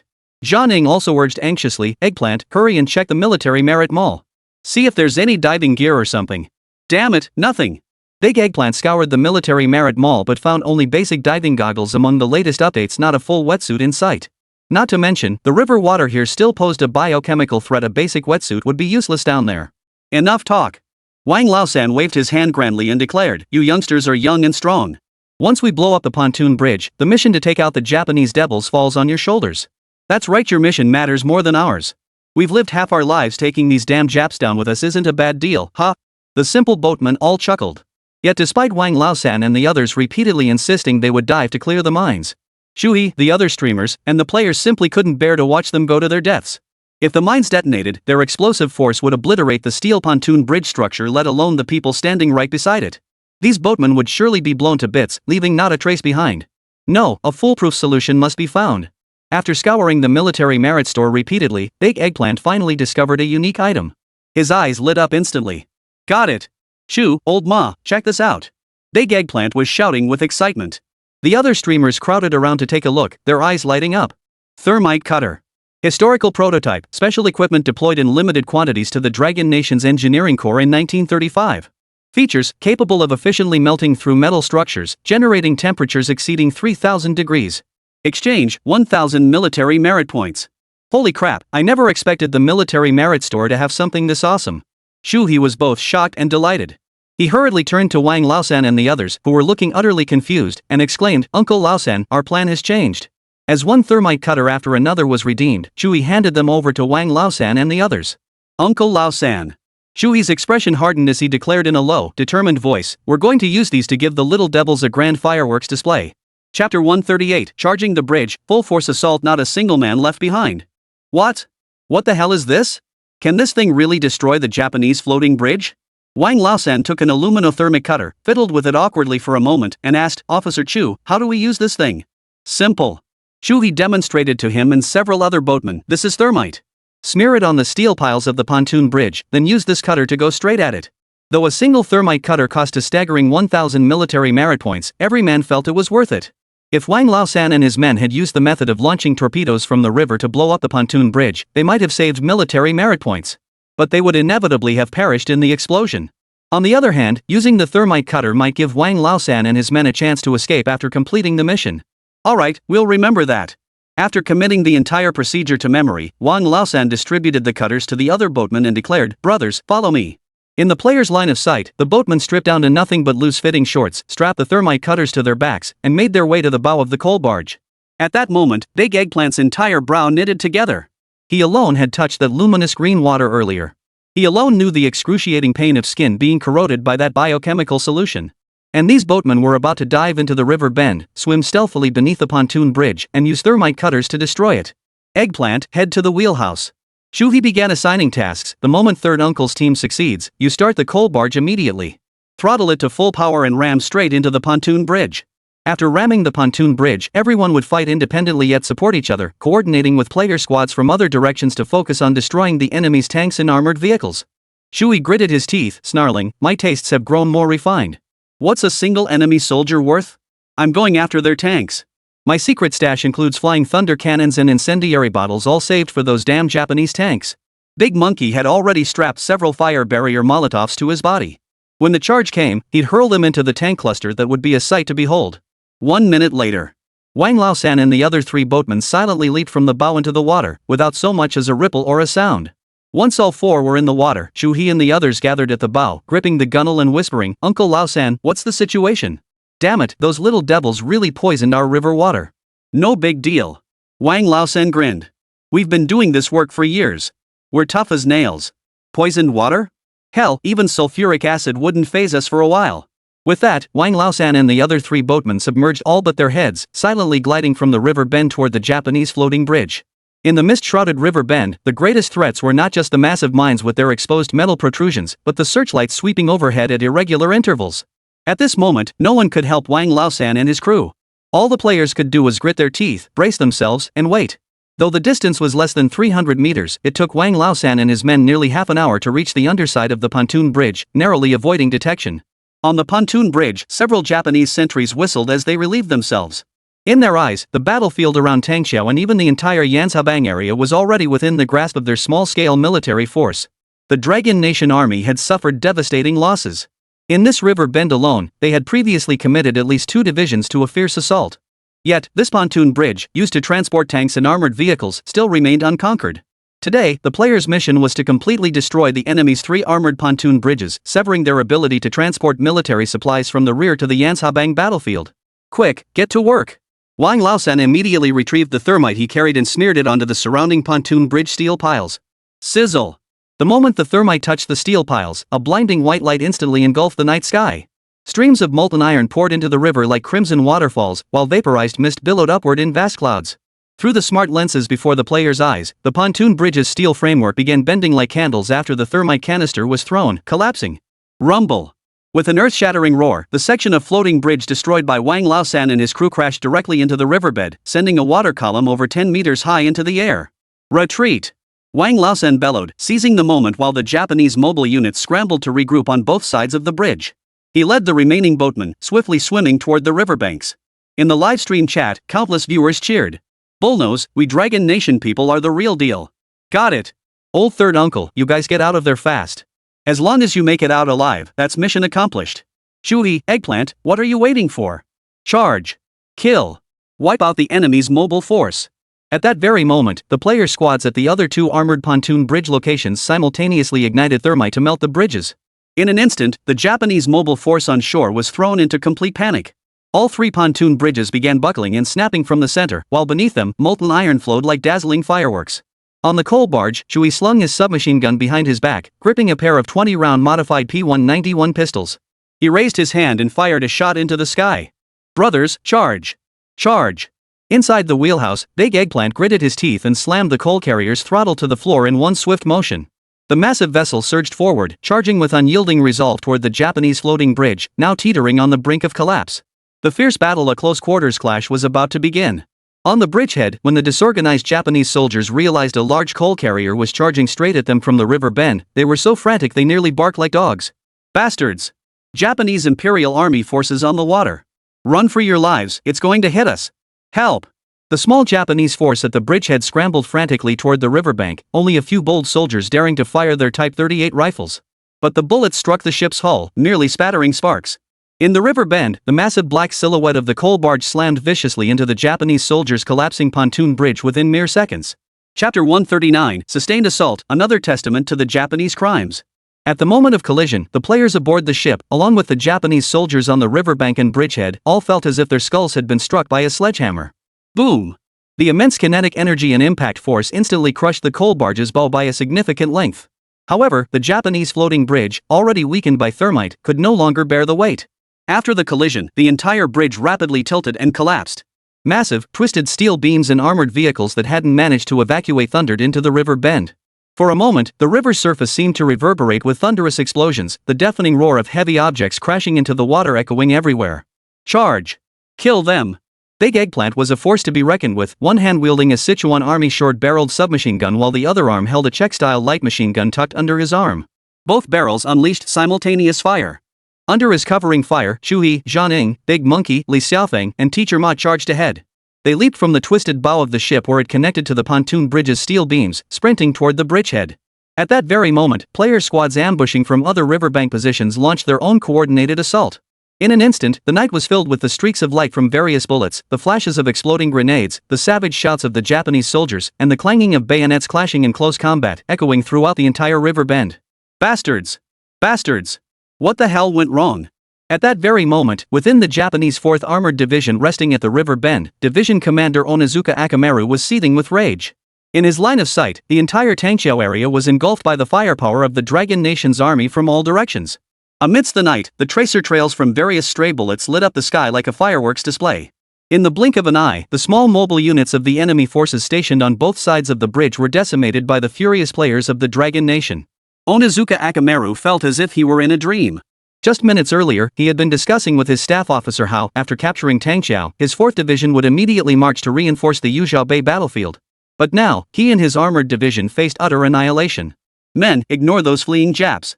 Our target is those parked tanks and armored vehicles, those are the big fish. Charge with me. The modified box-type pistol in Shui's hand was the same purple-bordered equipment that Chiezi and the others had once seen in the military supply crate system. This thing had devastating firepower and an astonishing range, almost rivaling rifles. In the hands of a skilled player, it was a veritable mowing machine. Now, Shui fired simultaneously from both hands. Japanese soldiers appearing head-on had their chests erupt in bursts of blood mist, collapsing limp to the ground. Just as he had said, the three Japanese pontoon bridges were spaced about 200 to 300 meters apart. The area in front of each bridge designated for armored units to park was extremely limited. The river bend was muddy, making it easy for tanks to get stuck. To accommodate a large number of tanks, infantry units had to be dispatched in advance to prepare the ground. Thus, as far as the eye could see at the bridgehead, masses of Japanese Type 92 tanks and Type 99 armored cars were parked shoulder to shoulder. After all, even their division commander, Onizuka Akamaru, could never have imagined that the Dragon Nation's forces would dare to launch a surprise attack on their pontoon bridge base. These armored vehicles and tanks were like fat pigs with their necks stretched out waiting to be slaughtered, unable to move or fire. Each tank was worth 200 to 300 military merit points, and each armored car was worth nearly 200. Everyone, kill them quickly! Big Monkey swung his arm wide, hurling all the firebomb canisters into the cluster of Japanese tanks. The firebombs contained not only potent kerosene but also various powerful accelerants. Even tossed into the river, they could form a wall of fire, let alone on dry land? Whoosh! Raging lines of fire, like swift, writhing golden serpents, instantly erupted among the enemy tank formations. Countless enemy tanks belched black smoke in the inferno. Not only were their electronic systems destroyed, but the intense heat caused several tanks' shells to spontaneously detonate. By now, Shu He and his streamer squad had successfully captured the bridgehead fortifications. Glancing around, a rough estimate revealed that in just these 10-odd minutes, players in their floating bridge sector had destroyed at least 30 to 50 tanks and over 100 armored vehicles. This amounted to nearly a quarter of the Japanese 4th Division's entire armored force. Burn them! Everyone with grenades, throw grenades. Those with explosive charges, deploy them. Don't hold back on ammunition. Ha! Anyone conserving ammo now is a fool, let's see who dares. As Chu He directed the distant players in battle, he suddenly noticed something peculiar on an armored vehicle near the bridgehead, likely used by a Japanese officer. In the war-torn night, it glowed with a green metallic sheen. Eggplant! Shu He shouted, and together with Big Eggplant, the two cautiously crept closer to the armored vehicle. No one's here. What the hell is this thing? Only after Big Eggplant confirmed the vehicle was empty did he retrieve the green metallic object. When the object appeared before them, Shu He and Big Eggplant froze in unison. After a brief pause, the live chat exploded with comments. It was a special metal canister, labeled as some kind of smoke grenade. But no matter how they looked at it, Shu He and Big Eggplant couldn't see how this thing resembled a smoke grenade. Moreover, besides the Japanese text, the smoke grenade bore three peculiar numbers, seemingly 7, 3. It can't be what I'm thinking, can it? Big Eggplant's face darkened. He yanked open the car door, jumped in, and began searching meticulously. Sure enough, he found a document. No doubt about it, this must be the biochemical weapon delivered by those Japanese armored trains. Big Eggplant's face twisted with rage as he shouted. The document was densely covered with text. Among the yellowed characters, he could make out special smoke grenade usage guidelines. After determining wind direction, spray toward the Dragon Nation army positions. Maintain concentration at 50 ppm. Special note, operators must wear specialized chemical protection gear. Avoid deployment to regular infantry units. At that moment, the live stream exploded. The damn Japs call this thing a smoke grenade? Their grandmothers. 500 ppm? What does that even mean? They're practically trying to wipe out the entire Dragon Nation garrison. Chapter 140, Blood Debt Repaid and Blood Tankjiao will be the Japanese's graveyard. What smoke canister? Anyone could see it was clearly the chemical warfare weapon the Japanese had used extensively on the Shanghai battlefield. When Shu He and Big Eggplant discovered this smoke grenade and the document covered in yellowed writing, the live chat exploded with comments. At that moment, not only the Dragon Nation viewers, but many foreign friends lurking in the livestream to watch the battle were so enraged they couldn't help but speak out. English, good God! I can't even imagine what kind of inhumane government in that little notebook country could carry out such horrific military actions. Russian little notebook is a cancer on our blue star. The damage they inflicted on Dragon Country and other nations during the war is irreparable. French, we must gather this evidence and submit it to the International Military Tribunal. Accuse little notebook of its war crimes against humanity. Compared to the comments from many foreign friends, the messages from Dragon Nation viewers were filled with rage and fiery blood. Blood debts must be repaid with blood. Don't think that because history has passed, this blood debt no longer needs to be repaid. Expose the Japanese devil's biological weapons and reveal their true nature before the world. At this moment, a system notification appeared before every player in the game. Dragon Soul forges the nation, Bloody Battle of Shanghai. Special issue smoke grenades equipped by Japanese invaders, along with historical corroborating documents, have been discovered by the player squad. Global public attention, 50. See that? Everyone see that, brothers? Shu He's face turned ashen with rage. Oblivious to the blood seeping through his abdominal bandages, he clutched the documents and roared into the live stream camera, "Look at this! This is the evidence of the crimes committed by those bastards like Kobayashi. Today, we won't just blow up their pontoon bridge and wipe out their armored assembly point, we'll utterly destroy the Japanese devil's poison nest. Yunzhou River will become their final resting place." At that moment, the players' battle rage, already ignited to its peak, surged to unprecedented heights. Flames seemed to leap from every pair of eyes as they seized their weapons and launched an all-out assault from every direction, completely encircling the Japanese 4th Division's armored assembly point. Eggplant! Eggplant! Shu He was locked in a firefight with several players against a Japanese mobile squad. He whipped his head around and bellowed at Big Eggplant, "Head to the riverbank. Find Third Uncle and the others. Get them out of this battlefield." "Got it." Big Eggplant responded with a shout, pulling a thin rope from his tie-hang arsenal belt. He secured it to the collapsed pontoon bridge's steel beams, then leaped with all his might, swinging across the river to land on the opposite bank. But the moment Big Eggplant touched down, he realized with horror that several specially modified Japanese patrol boats were now charging across the river, unleashing frenzied machine gun fire at both banks. The fire from the Type 96 light machine gun stood out starkly in the night, the muzzle flashes even illuminating the faces of the Japanese gunners, twisted with savage ferocity. Although the Dragon Nation players had devised a battle plan that seemed flawless, seizing the initiative by opening fire before the Japanese could react. However, the Japanese forces in the Tangqiao area numbered a full infantry regiment over 3,000 soldiers. In contrast, each parallel battlefield space on the Dragon Nation players' side could only accommodate just over 500 players. After suffering heavy casualties in the initial skirmish, large numbers of Japanese mobile units were now converging simultaneously from distant garrisons and along the river. At this very moment, deep within the riverbank reed marshes, Wang Laosan and several boatmen beside him watched the distant battlefield with tense anticipation. They hadn't retreated not because they couldn't, but because they refused to. These boatmen still held the self-defense pistols distributed to them by Chu Hidichiezi and others before their departure. Our Dragon Nation's army has won.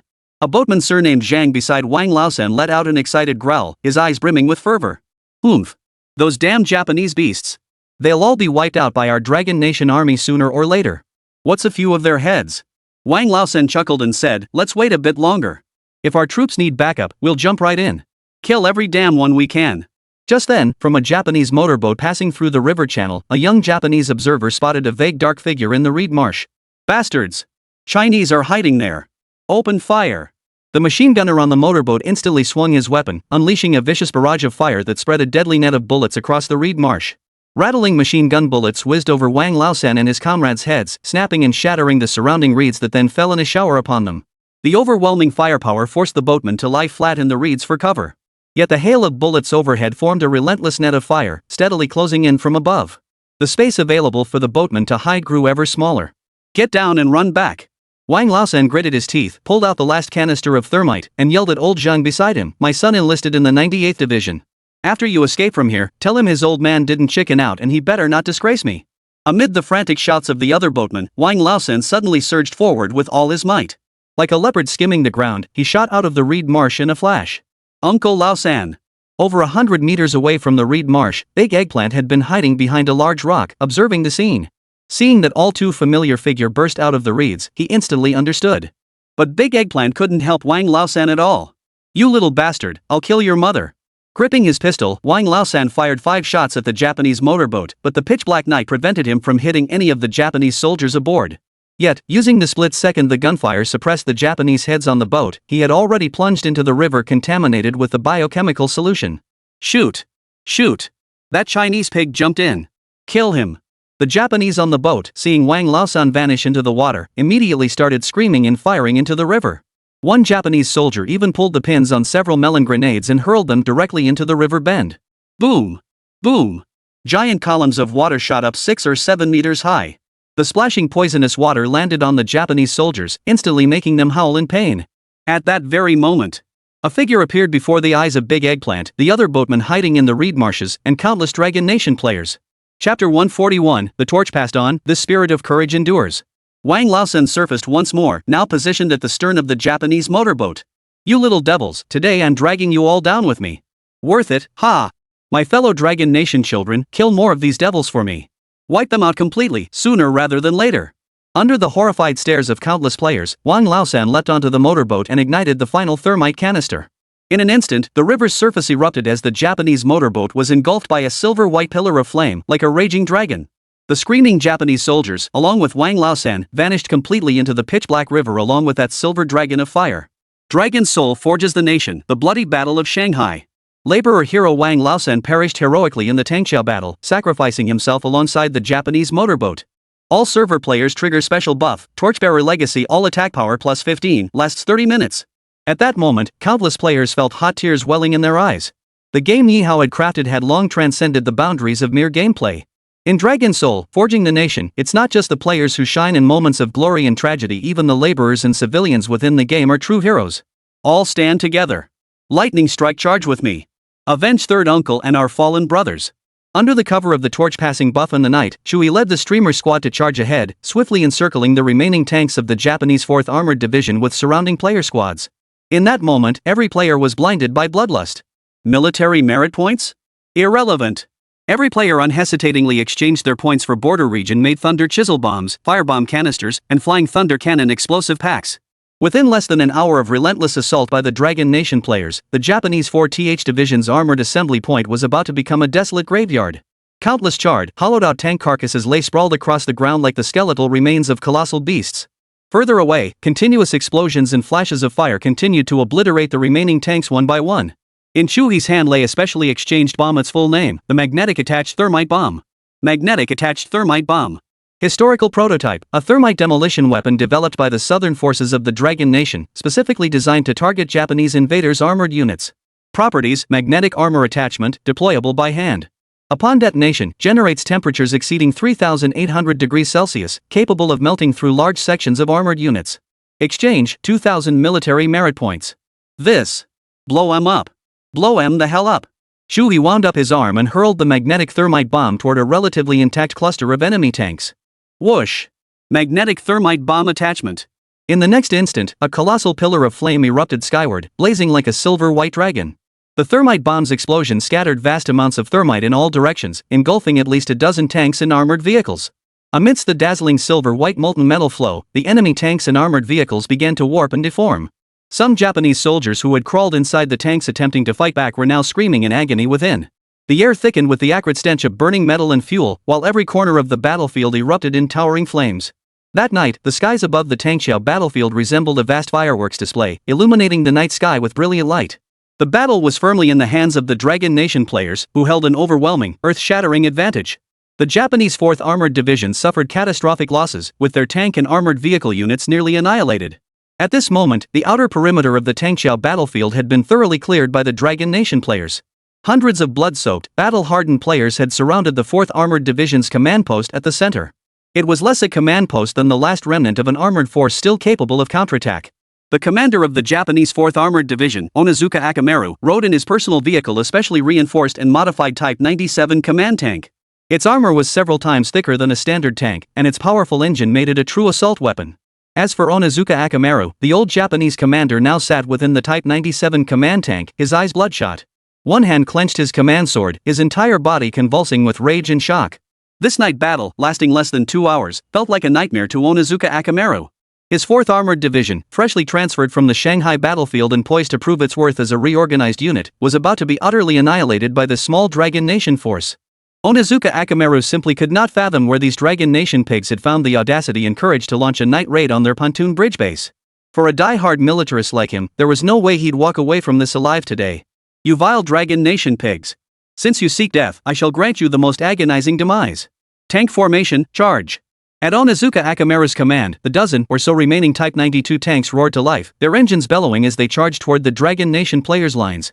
To these crazed little devils, this was called a kamikaze charge. As long as they died charging, they could respawn beside their heavenly locusts. Brainwashed by militarist propaganda from their little notebooks, this last wave of Japanese soldiers cackled as they launched their final charge. As they charged forward, the turrets and machine gun mounts of these Japanese tanks unleashed a torrent of fire, unleashing a fierce and concentrated barrage upon the Dragon Nation's positions. Where are the mortars? Fire them now! Big Eggplant bellowed. The night battle was too chaotic to use these things earlier. Now, don't hold back on the shells, blow them to smithereens. Several player squads immediately rushed forward, calibrated the mortar's firing angle, and loaded the shells. Thud! Thud! Wave after wave of mortar shells erupted, transforming the Japanese tank's advance route into a hail of shrapnel and explosive shockwaves. The enemy tanks were certainly formidable, but their armor was only effective against infantry light weapons. Cluster grenades and mortars were more than capable of breaching their defenses. Under the dense hail of mortar fire, over a dozen enemy tanks were rendered useless, flames roaring fiercely from their turrets and hulls. Akamaru! You bastard, will you crawl out to die on your own? Or shall we blow your tin turtle to smithereens and chop off your head? At the front of the position, Big Eggplant roared at the last remaining Japanese Type 97 tank.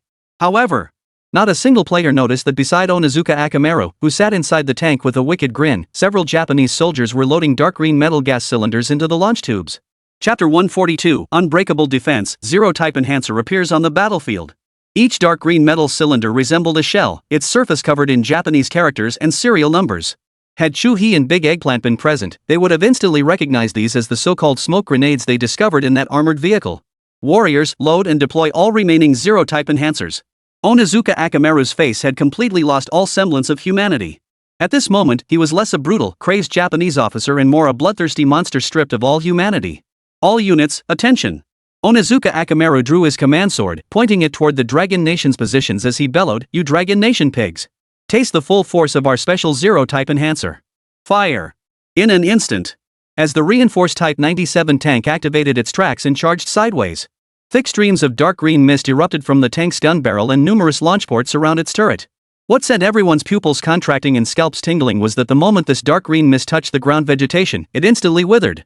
Holy, the Japs deployed a biological weapon. Shu-hee and the other streamers were suddenly struck with dread. Only then did the players realize the wind was blowing directly toward their position. The dark green mist of Zero-type modified agent was spreading toward the players' positions at an alarming speed. Wherever the mist passed, plants withered in an instant, let alone humans exposed to it. What would become of them?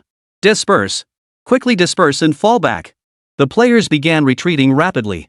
The military merit store hadn't yet updated with gear effective against this toxic gas. Even if it had, players' pockets were nearly empty of military merit points. Blasting tanks was undeniably satisfying, and each tank destroyed yielded hundreds of military merit points. But the cost of the explosives used to destroy them was equally staggering. As the players retreated, Onizuka Akamaru's Type 97 tank charged forward with unbridled ferocity. Its dual machine guns and 37mm cannon unleashed a barrage of firepower, inflicting casualties on dozens of players within a mere 30 seconds. What truly sent shockwaves of terror through the ranks was the sight of players at the rear of the formation. Once enveloped by the mist of the Zero-type enhancer, they lost all mobility in the blink of an eye. Within the toxic fog, they felt only a deep drowsiness. The moment their eyes closed, their entire being perished. At that moment, the battlefield notifications in the bottom left corner of every player's screen began filling up with reports of fallen comrades. "This can't go on, we'll be chased to death by these damn poison gas tanks." On the streamer team's side, Shu-hee and Big Eggplant kept running while tossing a flying thunder bomb explosive pack toward the rear.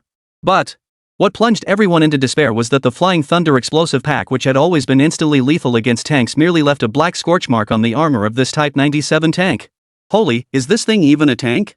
It's rock solid. Big Monkey cursed under his breath and shouted, "Even the flying thunder bomb doesn't work. What the hell do we do now?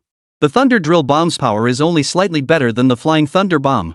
If we don't run, once that Zero-type modified agent's toxic gas catches up, every single player will be finished. But if we keep running like this, can humans outrun tanks?" Inside the Type 97 tank, Onizuka Akamaru cackled maniacally as he personally drove the tank, relentlessly pursuing the retreating Dragon Nation players. "Ha! You Dragon Country pigs, now you'll taste the same misery I endured earlier. Today, not a single one of you will escape. Stay put and wait to become sacrifices for the Zero-type enhancer. If it weren't for you bastards attacking Huishandok, Zero Enhancement Agent would have annihilated your entire Dragon Nation army by now." The voice blaring from the Type 97 tank's loudspeaker filled the players with both shock and fury. It turned out that the armored train transporting the Guangdong Army's weapons, which the players had destroyed earlier during the battle at Huishandok, carried this very Zero-type agent. Its lethal power could kill within mere seconds.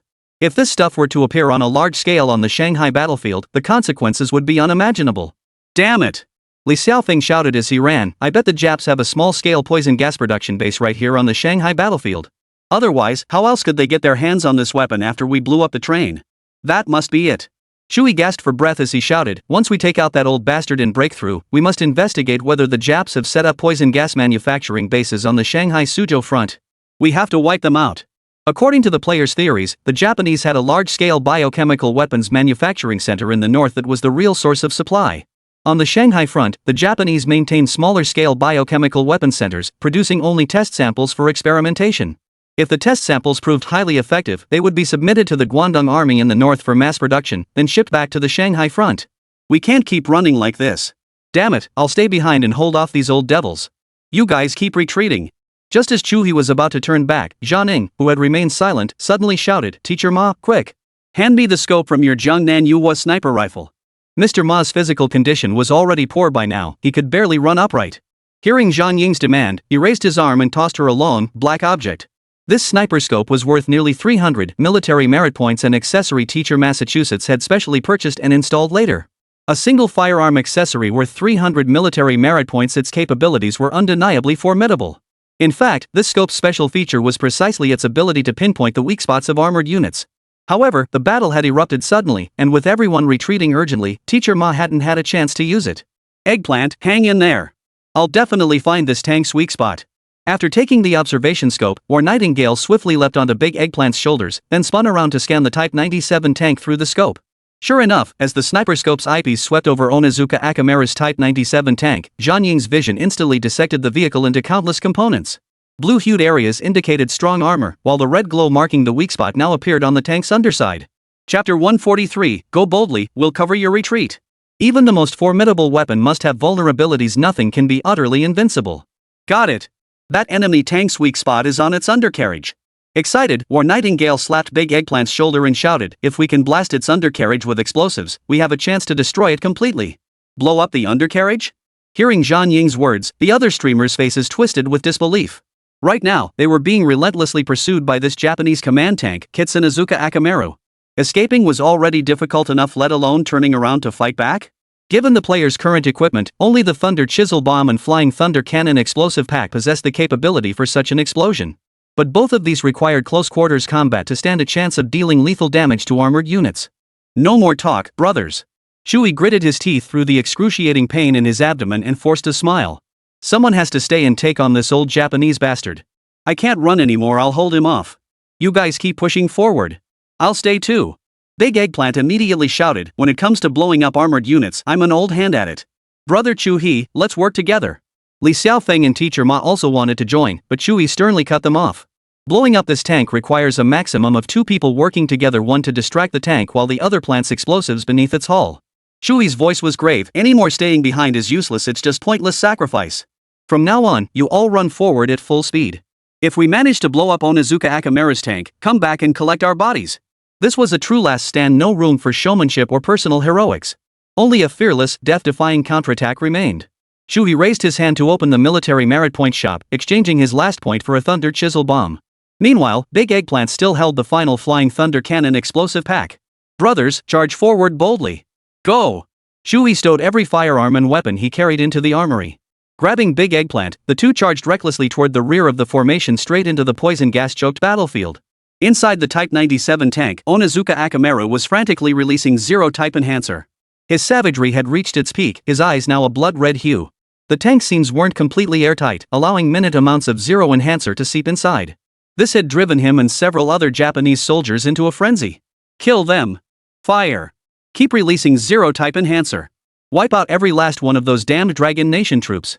I'll reduce their bones to ashes. Kitsuzuka Akamaru roared. Suddenly, 2 figures appeared in his observation window. With blinding speed, they charged straight toward his tank, seemingly utterly indifferent to the Zero Type Enhancer. Ha! Some death-defying Dragon Nation pigs have walked right into my trap. Onizuka Akamaru let out a maniacal laugh and swiftly pulled a lever at his side. Instantly, another canister of fresh Zero Type Enhancer erupted from the tank's roof. Billowing clouds of dark green mist spread across the pitch-black battlefield like a specter, sending chills down the spine with just a glance. Our makeshift solution probably won't hold out much longer. Once the fighting starts, whoever can pinpoint the explosion site must do so, while the other provides full cover. Shuhei and Big Eggplant had wet cloths draped over their faces, the best makeshift solution they could think of to shield themselves from the Zero Type Enhancer. According to their calculations, direct inhalation of this zero-grade enhancer would cause loss of consciousness within a minute, followed by death. With the cloth covering their mouths and noses, they could hold out for at least 2 minutes. You despicable Dragon Nation scum, taste the power of our zero-grade enhancer. Onizuka Akamaru roared. Beside him, a Japanese machine gunner aimed his weapon at Big Eggplant, who was closest to the tank. Bang! The fierce muzzle flashes were blindingly bright in the darkness. A hail of bullets swept past. As Big Eggplant leapt and twisted to evade, shrapnel grazed his arm and calf, instantly spurting a jet of blood. Limb critical injury, movement restricted by 40. As Big Eggplant rolled to the ground, the dark green mist released by the Zero Type Enhancer enveloped him from all sides. In an instant, Big Eggplant felt dizzy and disoriented. His vision blurred, and even the enemy tanks appeared as overlapping images. This stuff is brutal. Just a moment's contact, and he was nearly completely incapacitated. Unable to endure the overwhelming dizziness, Big Eggplant ripped off his gaming helmet and his in-game character perished simultaneously. Player Big Eggplant, you have perished. Brother Chu-hee, it's all on you now. Big Eggplant stared blankly at the screen. At that moment, under his cover, Shuhei had already charged to within 20 meters of Onizuka Akamaru's tank. Holy! The moment that dark green zero-grade enhancer touched his body, Shuhei felt the body he controlled suddenly grow as heavy as iron, each step sinking deep into quicksand. The same dizzying sensation that had overtaken Big Eggplant now washed over Shuhei.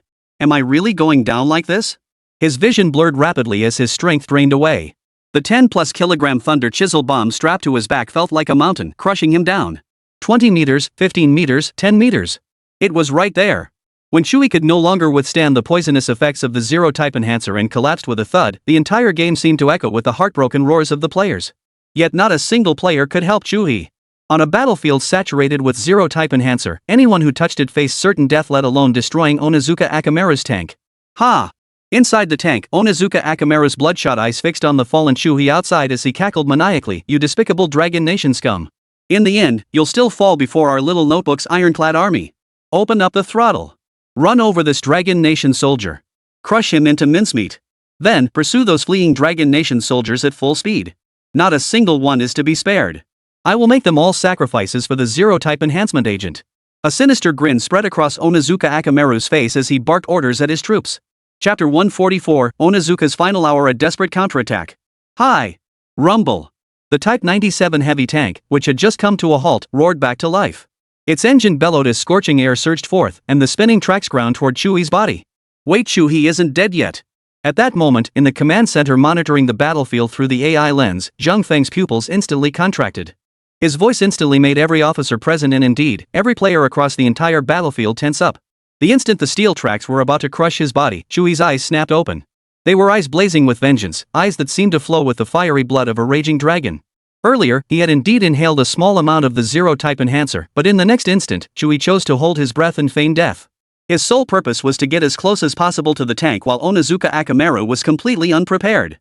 As the tracks like the claws and fangs of a monstrous beast loomed over him, Chewie's face instead revealed a calm smile. "You little bastard, come accompany your grandfather in death." In that instant, Chewie pulled the pin on the thunder chisel bomb nestled in his chest. This high-yield bomb, powerful enough to reduce steel structures to rubble, instantly erupted with an intense tail flame. Before the eyes of all players, the thunder chisel bomb, trailing its fiery tail, slammed into the undercarriage of Onizuka Akamaru's tank. Clang! Boom! The violent shockwave and explosion pierced the night sky above the battlefield. After 2 seconds of eerie delay, the thunder chisel bomb pierced straight through the bottom of Onizuka Akamaru's specially modified Type 97 tank. Immediately following, a series of violent internal detonations erupted in rapid succession. A towering fireball scorched away much of the surrounding zero-type enhancer's toxic mist. From the flames and shockwave, fragments of Onizuka Akamaru's mangled remains were hurled outward. At that moment, the player squad nearly a kilometer away had unconsciously halted their advance. Every pair of eyes held solemn reverence as they stared intently at the battlefield engulfed in blazing light. Player Chewie has fallen. Dragon Soul forges the nation. Bloody Battle of Shanghai. SS rank achievement, Armored Graveyard completed. S rank achievement, Beheading the Enemy Chieftain completed. Server-wide military merit points reward, 12,000 points. All players unlock the title, Iron Army 30% armor damage bonus. All players receive reward, 5 Neutralizer 0, temporarily avoids toxic fog damage in biochemical battles. This marks a great victory for the Dragon Nation's forces on the Songhu battlefield. The enemy leader has fallen, glorious is the spirit of our Dragon Nation. The Golden System subtitles lingered before every player's eyes for an extended period. Through the desperate, bloody struggle of every player, the Japanese floating bridge base at Tangqiao had been utterly destroyed. Simultaneously, the entire armored division personally commanded by the 4th Division commander, Akamaru Onizuka, was nearly annihilated. The remaining tanks, contaminated by the zero-type modifier, were rendered immediately unusable in combat. Yet at this moment, not a single player on the battlefield felt the exhilaration of mission accomplishment. Instead of elation, their hearts were weighed down by a heavy, gloomy shadow. While the enemy suffered immense losses in this battle, the players' casualties were equally staggering. Not only had Chewie and Big Eggplant fallen, but over 1,000 players had perished in this battle alone. What weighed even heavier on the players' hearts was the emergence of the zero-type enhancer. It signified not only the introduction of a new enemy unit, the Japanese, into the Dragon Soul Forging Nation battlefield, but also the imminent revelation of that long-buried, blood-soaked history of war to the world. Evil cannot lurk in the shadows forever. The crimes committed by the Japanese invaders back then would one day be exposed to the entire world, to be judged by the people of the world. As dawn broke, the zero-type enhancer had largely dissipated from the battlefield. Players, carrying torches, spontaneously returned to the scene. Beyond gathering the bodies of fallen comrades, the greater task was clearing the battlefield. "I've found something here," Li Xiaofeng shouted, drawing the other streamers over. Just moments ago, Li Xiaofeng had discovered a charred, blackened paper document among the wreckage of Onizuka Akamaru's tank, a document that had miraculously survived. "What is this?" War Nightingale frowned, studying the densely written text on the small notebook. "Sample 0 Transport Manifest. Big Monkey activated the player's built-in smart scanning feature, automatically translating the notebook's text into Chinese. The document explicitly mentioned the existence of the zero-type enhancer. What sent chills down the player's spines even more was the revelation that this zero-type enhancer wasn't exclusive to the Kanto Army's demonic unit. On the Shanghai battlefield front, Japanese Deputy Commander Sato Kao personally ordered the underground research facility in the Jiangwan area to intensify development of the Zero weapons. This weapon proved exceptionally effective on the Shanghai battlefield. It should be deployed extensively while avoiding detection by international journalists. Additionally, 1,000 Zero-type modified smoke grenades were specially authorized for transport to the 8th Division tasked with mopping up operations. They were to be used for cleansing the civilian population of the Dragon Nation. As the contents of this document fully revealed themselves, every player's pent-up rage boiled over. Those Japanese bastards, they're worse than beasts. How dare they unleash such demonic weapons on civilians? They are scum against humanity. They should have been executed by firing squad one by one. Not a single one of them is innocent. Blood-soaked evidence of their crimes. I want to ask those international sophists, what will they think when they see this? At that very moment, the document in Li Xiaofeng's hand suddenly transformed into a faint golden light, instantly ascending into the air. Dragon Soul forges the nation. Bloody Battle of Shanghai. Coming soon, a new feature will be added to the game evidence archives. Through intense in-game battles, players can uncover and collect evidence of the war crimes committed by the Japanese invaders. Submitting evidence will increase international exposure while granting players special items and buff rewards. Well done, author. Teacher Ma pumped his fist and shouted, "This is exactly what we need, exposing these crimes to the world, leaving the Japanese no room for excuses." As players cleared the battlefield, gathering ammunition and spoils of war, suddenly, a screen-splitting visual effect erupted before everyone's eyes. Chapter 145, Between a Rock and a Hard Place. Only that concession area. Headquarters, urgent communication. The next moment, Zhang Feng's avatar appeared on the smart lens. This is Commander-in-Chief Zhang Feng. According to reconnaissance from our Dragon Soul I high-altitude balloon, the Japanese 11th Division is encircling Tangqiao, intending to completely surround and annihilate your unit. All personnel must evacuate via water routes immediately. All land transportation hubs have been seized by the 11th Division. As Zhang Feng's voice echoed, the camera shifted and ascended into the sky. Every player was startled to see that their position at Tangqiao was merely a tiny speck within the vast expanse of Yunzhou River and Dashang. Yet encircling this tiny enclave from all sides, the Japanese heavy-equipped 11th Division, dubbed the Ace Killer, was closing in to seal off the entire area. A massive force of tanks, armored vehicles, and Japanese infantry regiments is rapidly advancing on the ground. Their objective was not only to annihilate this Dragon Nation force, but also to assess the losses of the 4th Division and determine whether the pontoon bridge in the Tokyo area remained operational. Beep. Player Chu He has joined the battlefield. Player Big Eggplant has joined the battlefield. After enduring a lengthy sacrifice cooldown period, Chu He and Big Eggplant finally reconnected and re-entered the game. Quick, Team Leader Chu, Big Eggplant, what should we do? Zhang Ning exclaimed anxiously. The surrounding land hubs are mostly under enemy control. Land routes are out of the question, we'll take the waterways. Chu He made a decisive call. I recall some special Japanese motorboats still operational at the pontoon bridge base. Let's seize those boats and get out of Tangqiao first. Tangqiao's sole strategic value lay in the 3 pontoon bridge bases the Japanese had painstakingly constructed over 1 to 2 months. Now that the players had successfully blown up the pontoon bridge bases and destroyed most of the 4th Armored Division's tanks, even if Tangqiao fell back into enemy hands, it wouldn't matter much. After all, clearing the wreckage and rebuilding the pontoon bridges would take the Japanese at least several more months. Soon, hundreds of players rushed back to the pontoon bridge base. Sure enough, several Japanese motorboats still drifted in the misty river bend, including one medium-sized patrol vessel. These vessels had not been corroded by the toxic river water because their hulls were reinforced with exceptionally thick steel plates. They were built to withstand such conditions. Get aboard that patrol boat, it can easily hold several hundred people. All aboard.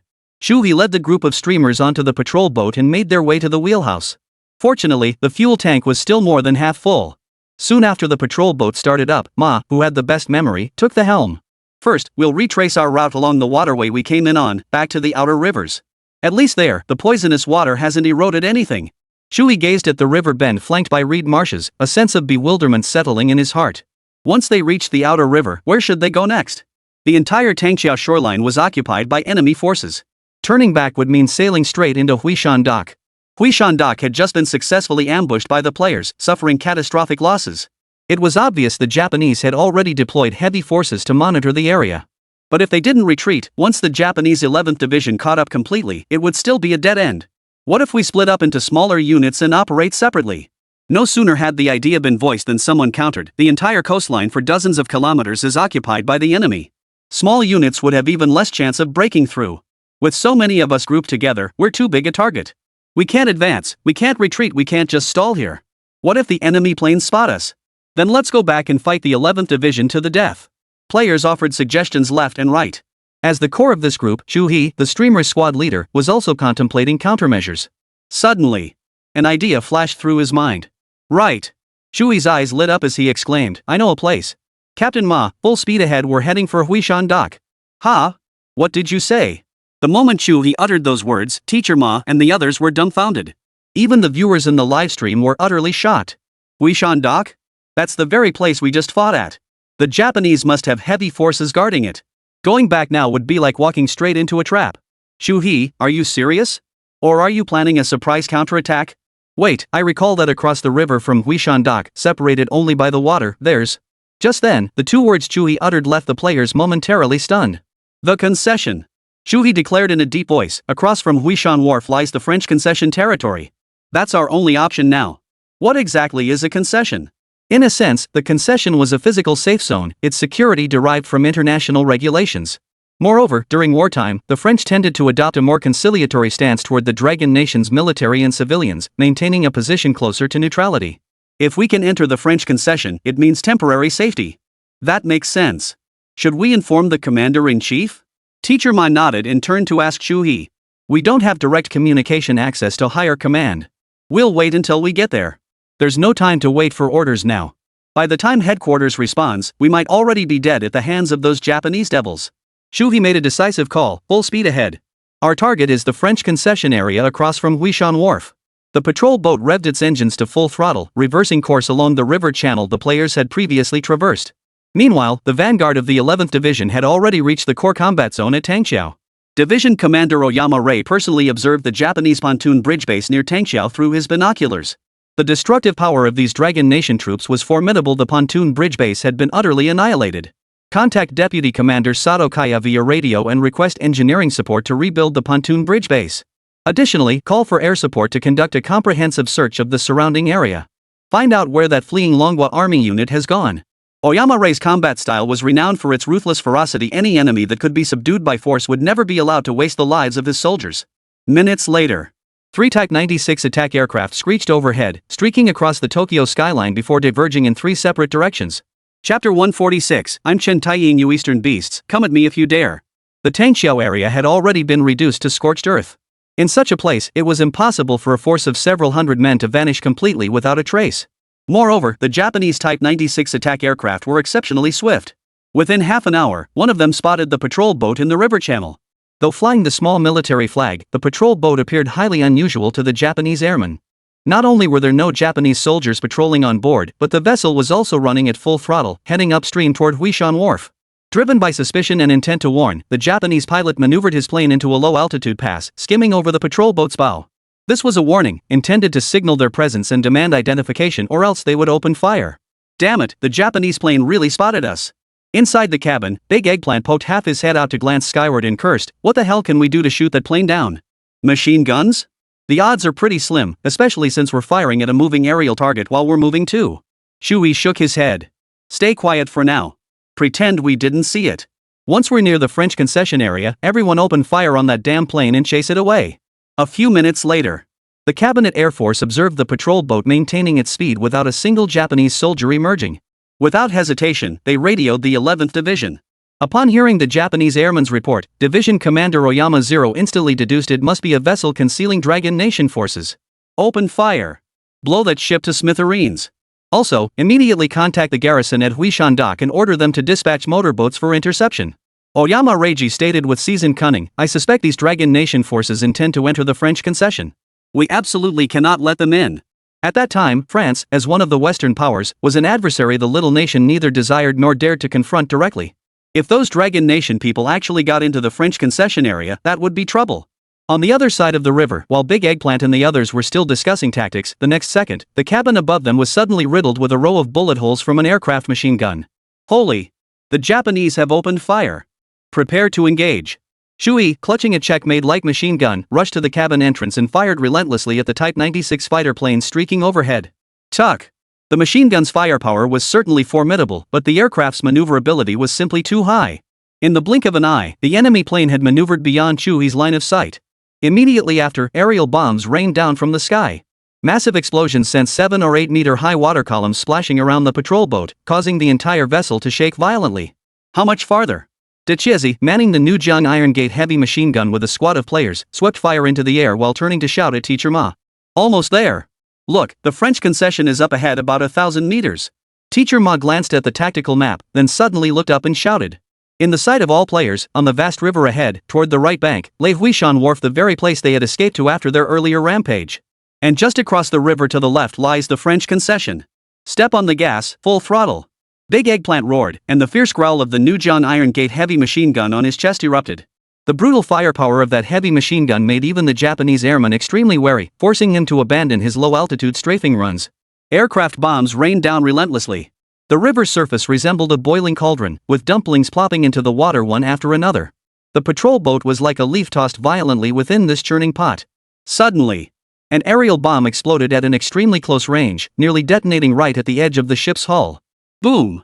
The massive blast tore a gaping hole over a meter wide in the hull, and murky river water surged in instantly. All hands, abandon ship. We're only 200 or 300 meters from shore, swim across. Chui waved his hand, ordering all firearms stored away, and bellowed the command. Every player plunged into the water at top speed, then fought against the surging, muddy, and freezing river current, swimming desperately toward the left bank. But without the patrol boat's cover, these players who had jumped into the water instantly became sitting ducks for the Japanese planes. Dense bursts of machine gun fire from the aircraft tore through the river surface, sending up columns of water. Players were hit one after another, falling victim to the relentless fire. The final 200 meters stretched out like a hellish abyss filled with death. Chui noticed several Japanese motorboats racing full speed toward them from the direction of Huishan Dock. Clearly, the Japanese had discovered their intentions. After nearly 10 minutes of frantic swimming, 300 to 400 players finally reached the shore of the French concession. The final stretch of the swim claimed nearly 50 lives, with over 100 more wounded. Behind them, the Japanese Type 96 attack aircraft, poised for a low-altitude strafing run, abruptly pulled up and turned away upon seeing the players enter the French concession. At that moment, along the riverbank of the French concession, several figures resembling Dragon Nation constables emerged from behind sandbag fortifications and sprinted toward Chu-hee and his group. "Brothers, it's our Dragon Nation troops. Hurry! Call for reinforcements to assist our own men." Just as the constables charged forward, a Japanese motorboat docked at the French concession's riverside wharf. A group of furious Japanese soldiers disembarked. Led by a Japanese lieutenant, they sprinted to a spot about 10 meters outside the French concession before halting. The Japanese lieutenant colonel drew his command sword and roared fiercely at the crowd, "Bastards! Hand over these Dragon Nation elements and fugitives immediately. Otherwise..." At that very moment, many players turned with terror etched on their faces, staring at the Japanese lieutenant. The atmosphere seemed to freeze solid in that instant. At that very moment, a Dragon Nation police captain, clad in a black uniform with a stern expression and a boxer pistol at his waist, strode out from behind the sandbag fortifications. This police captain, Chen Taiying, was a seasoned commander of the Dragon Nation police force stationed in the French concession. Behind him stood a squad of Chinese police officers, rifles at the ready, their expressions alert. Otherwise what? Chen Taiying stood with his hands behind his back, his voice booming with a thick accent as he stared down the Japanese lieutenant major without flinching. Chapter 147, United as One, the Dragon Nation never lacks courage. No orders were needed. The constables behind him swiftly stepped forward, shielding Chui's livestream team and the other players behind them. "Open your eyes wide, you pack of beasts, and see clearly. This is the French concession. It's governed by the International Convention, not some playground for you Japanese mongrels to run wild." His words made the Japanese lieutenant's face turn green with rage. Chen Taiying's gaze sharpened as he stomped his foot hard on the concession boundary line, his voice booming, "What? You dog still not convinced? Want to arrest someone? Go ahead. Let your pack of dogs try crossing this line. My machine gun and my brother's rifles are itching for action. Today we'll see if your skulls are harder than the rules of this place." No sooner had Chen Taiying finished speaking than the Longwa constables in perfect unison racked their bolts, a chorus of rattling echoing through the air. "Bastard!" The Japanese lieutenant understood every word of the Dragon Nation language. Hearing Chen Taiying call him a Japanese beast enraged him so much his entire body trembled, his eyes nearly popping out of their sockets. His hand gripping the military sword twitched violently, itching to order the Japanese soldiers behind him to fire immediately. But he didn't have the guts. He couldn't bear the consequences of provoking an international incident. Therefore, after enduring and enduring, the Japanese lieutenant colonel could only roar impotently, "Bastards! You dare harbor a major criminal of our little Japan empire. Our empire will not forgive you. Off! If you want to leave, then leave. If you want to fight, I'll gladly oblige. Chen Taiying spat on the ground, his contemptuous gaze fixed on the officer as he spat out the curse. At that very moment, behind the barbed wire fencing of the concession, a large crowd of compatriots from the Dragon Nation had already gathered. Drawn by the roar of fighter planes and the crackle of gunfire, they included laborers, students, merchants, and women. If you Japanese bastards have the guts, open fire. If you don't dare, then get the hell out. That's right, try firing a single bullet if you dare. Faced with the muzzles of Chen Taiying and his constables, the Japanese lieutenant colonel could only turn away in frustration. He boarded the motorboat with his men and left the dock. The moment those Japanese soldiers departed, the throng of compatriots gathered behind the barbed wire erupted in cheers. They rushed to open the makeshift passage as fast as they could, some even scaling over roadblocks to reach the players swiftly. Among them, an elderly man in a long robe directed his assistants to carry in bucket after bucket of steaming white congee, steamed buns, and ginger soup. I am the president of the Shanghai Chamber of Commerce. Fellow countrymen, you've worked hard. Fill your stomachs first. On the other side, members of the student union, many young men and women with fresh, inexperienced looks held gauze and medicine, bandaging the wounds of injured players. Thank you. Thank you all. On behalf of the Dragon Nation's military, I thank you all. Shui's eyes were red as he shouted to the Longwa compatriots rushing over. At that moment, Police Captain Chen Taiying approached Shu. His gaze swept up and down, taking in the man before him covered in blood yet still standing tall with shoulders squared and spine straight, along with the equally battle-scarred but fiercely determined members of his team behind him. With a sharp snap, Chen Taiying saluted with a firm fist salute. You're all heroes, brothers. I, Chen Taiying, salute you. Killing the devils, saving our compatriots, exactly what it means to be a man of Longwa. Our police station here in the French concession may be small, but I, Chen Taiying, still carry some weight. Chen Taiying pounded his chest emphatically. We'll do everything in our power to coordinate care for your wounded and those needing shelter. Facing this police captain, a stranger he'd only met today, he returned the fist salute, his voice hoarse as he replied. Thank you, Captain Chen, and all the brothers for lending a hand. We're all Dragon Nation people, fighting the devils is our duty. Nothing to boast about. In Shui's eyes and those of every other player, fighting the Japanese invaders was never a matter of obligation. Every Dragon Nation citizen was born with an irreconcilable blood feud against the Japanese invaders. No one could ever pass up an opportunity to strike back. At that very moment, the game's system subtitles appeared once more. All players have unlocked the special achievement, Compatriots Respect. Achievement effect, reputation in rear areas and allied controlled zones permanently set to revered. Supply and intelligence acquisition efficiency significantly increased. Regional reputation notice, all players standing within the Chinese community of the French concession has risen to revered. Among Dragon Nation's rear area resistance forces, it has reached legendary. In that instant, the elderly merchant in the long robe stepped forward urgently and asked Shui, young man, was it you who orchestrated the massive explosion at Huishan Dock a few days ago, and the rescue operation at the labor camp? His question sent shockwaves through the surrounding crowd. News traveled fast in the French concession. Huishan Dock, just across the river in the Japanese-occupied zone, had been rocked by an explosion so loud that anyone with ears could hear it. Moreover, within mere hours, news of the Huishan Dock's surprise attack by the Dragon Nation's forces, the destruction of the oil storage tanks, the burning of the armored train, and the breach of the labor camp had already flooded the airwaves. It was us, old man. How did you find out? Big Eggplant stepped forward, asking with a beaming smile. At that moment, the Dragon Nation compatriots present nearly erupted in excitement. It really was them. They blew up the oil depot at Huishan Dock and rescued so many laborers. You are the true heroes of our Dragon Nation. The Chamber of Commerce president was so overcome with emotion he nearly bowed to Chu He and his team, shouting, "Heroes, please accept my deepest respect, the respect of all the people of Longwa." Chu He and the other streamers were startled, quickly holding back the chamber president and the other citizens. The players felt they couldn't possibly accept such a grand gesture. It was simply their duty. How could they possibly deserve such honor? Brother Chu He, you and your team should rest temporarily. I'll take you to the nearest resettlement area immediately. Chen Taiying glared at the Japanese motorboats still lingering on the distant river. At least in the French concession, he growled, those bastards won't dare come stirring up trouble openly. Hearing this, Shui couldn't help but glance at the Western-style buildings in the French concession. In his heart, he silently thought, this bustling place is ultimately a national disgrace. One day, the rising sun flag, the stars and stripes, and the tricolor all would be driven from the soil of the Dragon Nation. Just then, to the players' utter surprise, a blonde-haired, blue-eyed Western reporter rushed over from behind the Chinese crowd. Chapter 148, Smoke of Conflict in the Concession, 3-foot spears against the Japanese invaders. These female reporters from France and other Western nations held vintage cameras aloft, clicking away at the heartwarming scenes of soldiers and civilians united before them. One blonde-haired, blue-eyed reporter pushed her way through the crowd and asked in somewhat stiff Mandarin, "Gentlemen, I'm a reporter from the Western Gazette. Did you escape from the Japanese Devil's Lair? Could you tell us in detail what happened?" At that moment, though exhausted to the point of collapse from the earlier forced march and river crossing, Chu-hee immediately stood up straight when confronted by the Western reporter's question. Wiping the blood and gunpowder residue from his face, he stood tall and answered the reporter's question in a clear, steady voice. Thank you. We are the army of the Dragon Nation. First, let me make it clear, we are not fleeing. After destroying the oil depot at the Japanese Huishan dock and eliminating their special transport of Zero-type biological weapons, we fought our way out, bringing the laborers we rescued with us. Chu-hee's voice wasn't loud, but it carried an undeniable sense of authority. Foreign journalists nearby frantically scribbled notes in their notebooks, capturing every word of Chu-hee's statement. Further away, French soldiers from the French concession stood frozen, their faces etched with shock and disbelief. Their gazes fixed on Chu-hee and the other players were filled with disbelief and an indescribable sense of respect. The perpetrators behind the attack on Huishan Wharf and that massive explosion were none other than these blood-soaked soldiers of the Dragon Nation standing before them. Their appearances were unremarkable, their physiques neither imposing nor muscular. Yet, emanating from their aura and gaze was a sharpness harder than steel.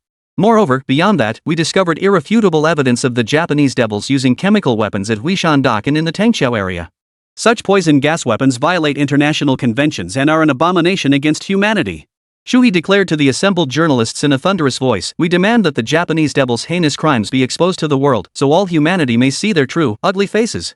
However, unbeknownst to the players, while they were resting, a small contingent of Japanese military police had already arrived at the office of Vice Consul Robert in the French concession. This Japanese military police unit was stationed in the Huishan dock area. Captain Yoshino sat on the sofa, his face grim, hands resting on the command sword before him. Under the Franco-Japanese joint security regulations, Consul Robert, you must hand over these saboteurs wearing Guangdong Army uniforms to our Japanese authorities. Otherwise, our Imperial Japan will regard this action by your side as a provocation against us. Facing Colonel Yoshino's pressure, sweat beaded on Robert's brow.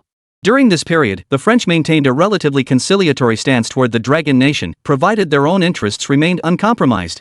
While the concession existed under the authority of the International Convention seal, within the Dragon Nation, their military strength was vastly inferior to that deployed by the Little Book Nation.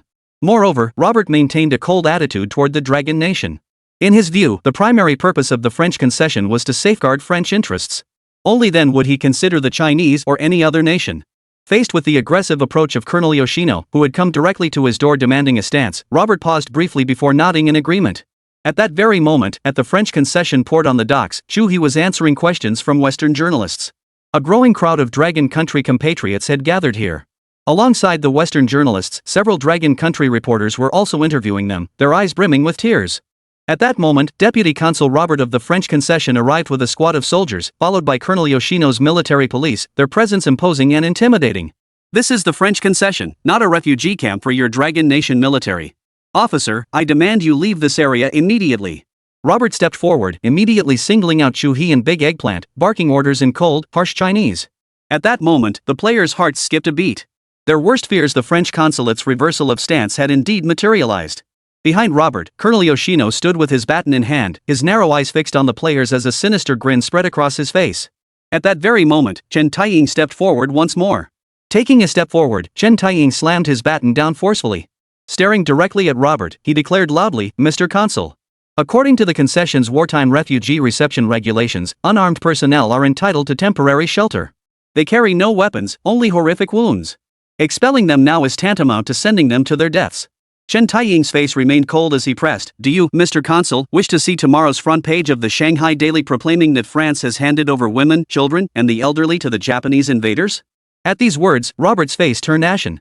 During this tense standoff, more compatriots from the Dragon Nation broke through the barbed wire in the distance, forming a protective barrier behind Chu-hee and the hundreds of others. The Chinese journalists present wasted no time, immediately raising their phones to capture the scene with their cameras. At this moment, Colonel Yoshino, standing behind them, could no longer remain seated. "Consul Robert, have you forgotten our earlier discussion? These people are not refugees at all. They are combat-ready Dragon Nation soldiers. They are the masterminds behind the destruction of Huishan Port." Colonel Yoshino pulled out several portraits and barked, "Look closely. We have photographic evidence right here."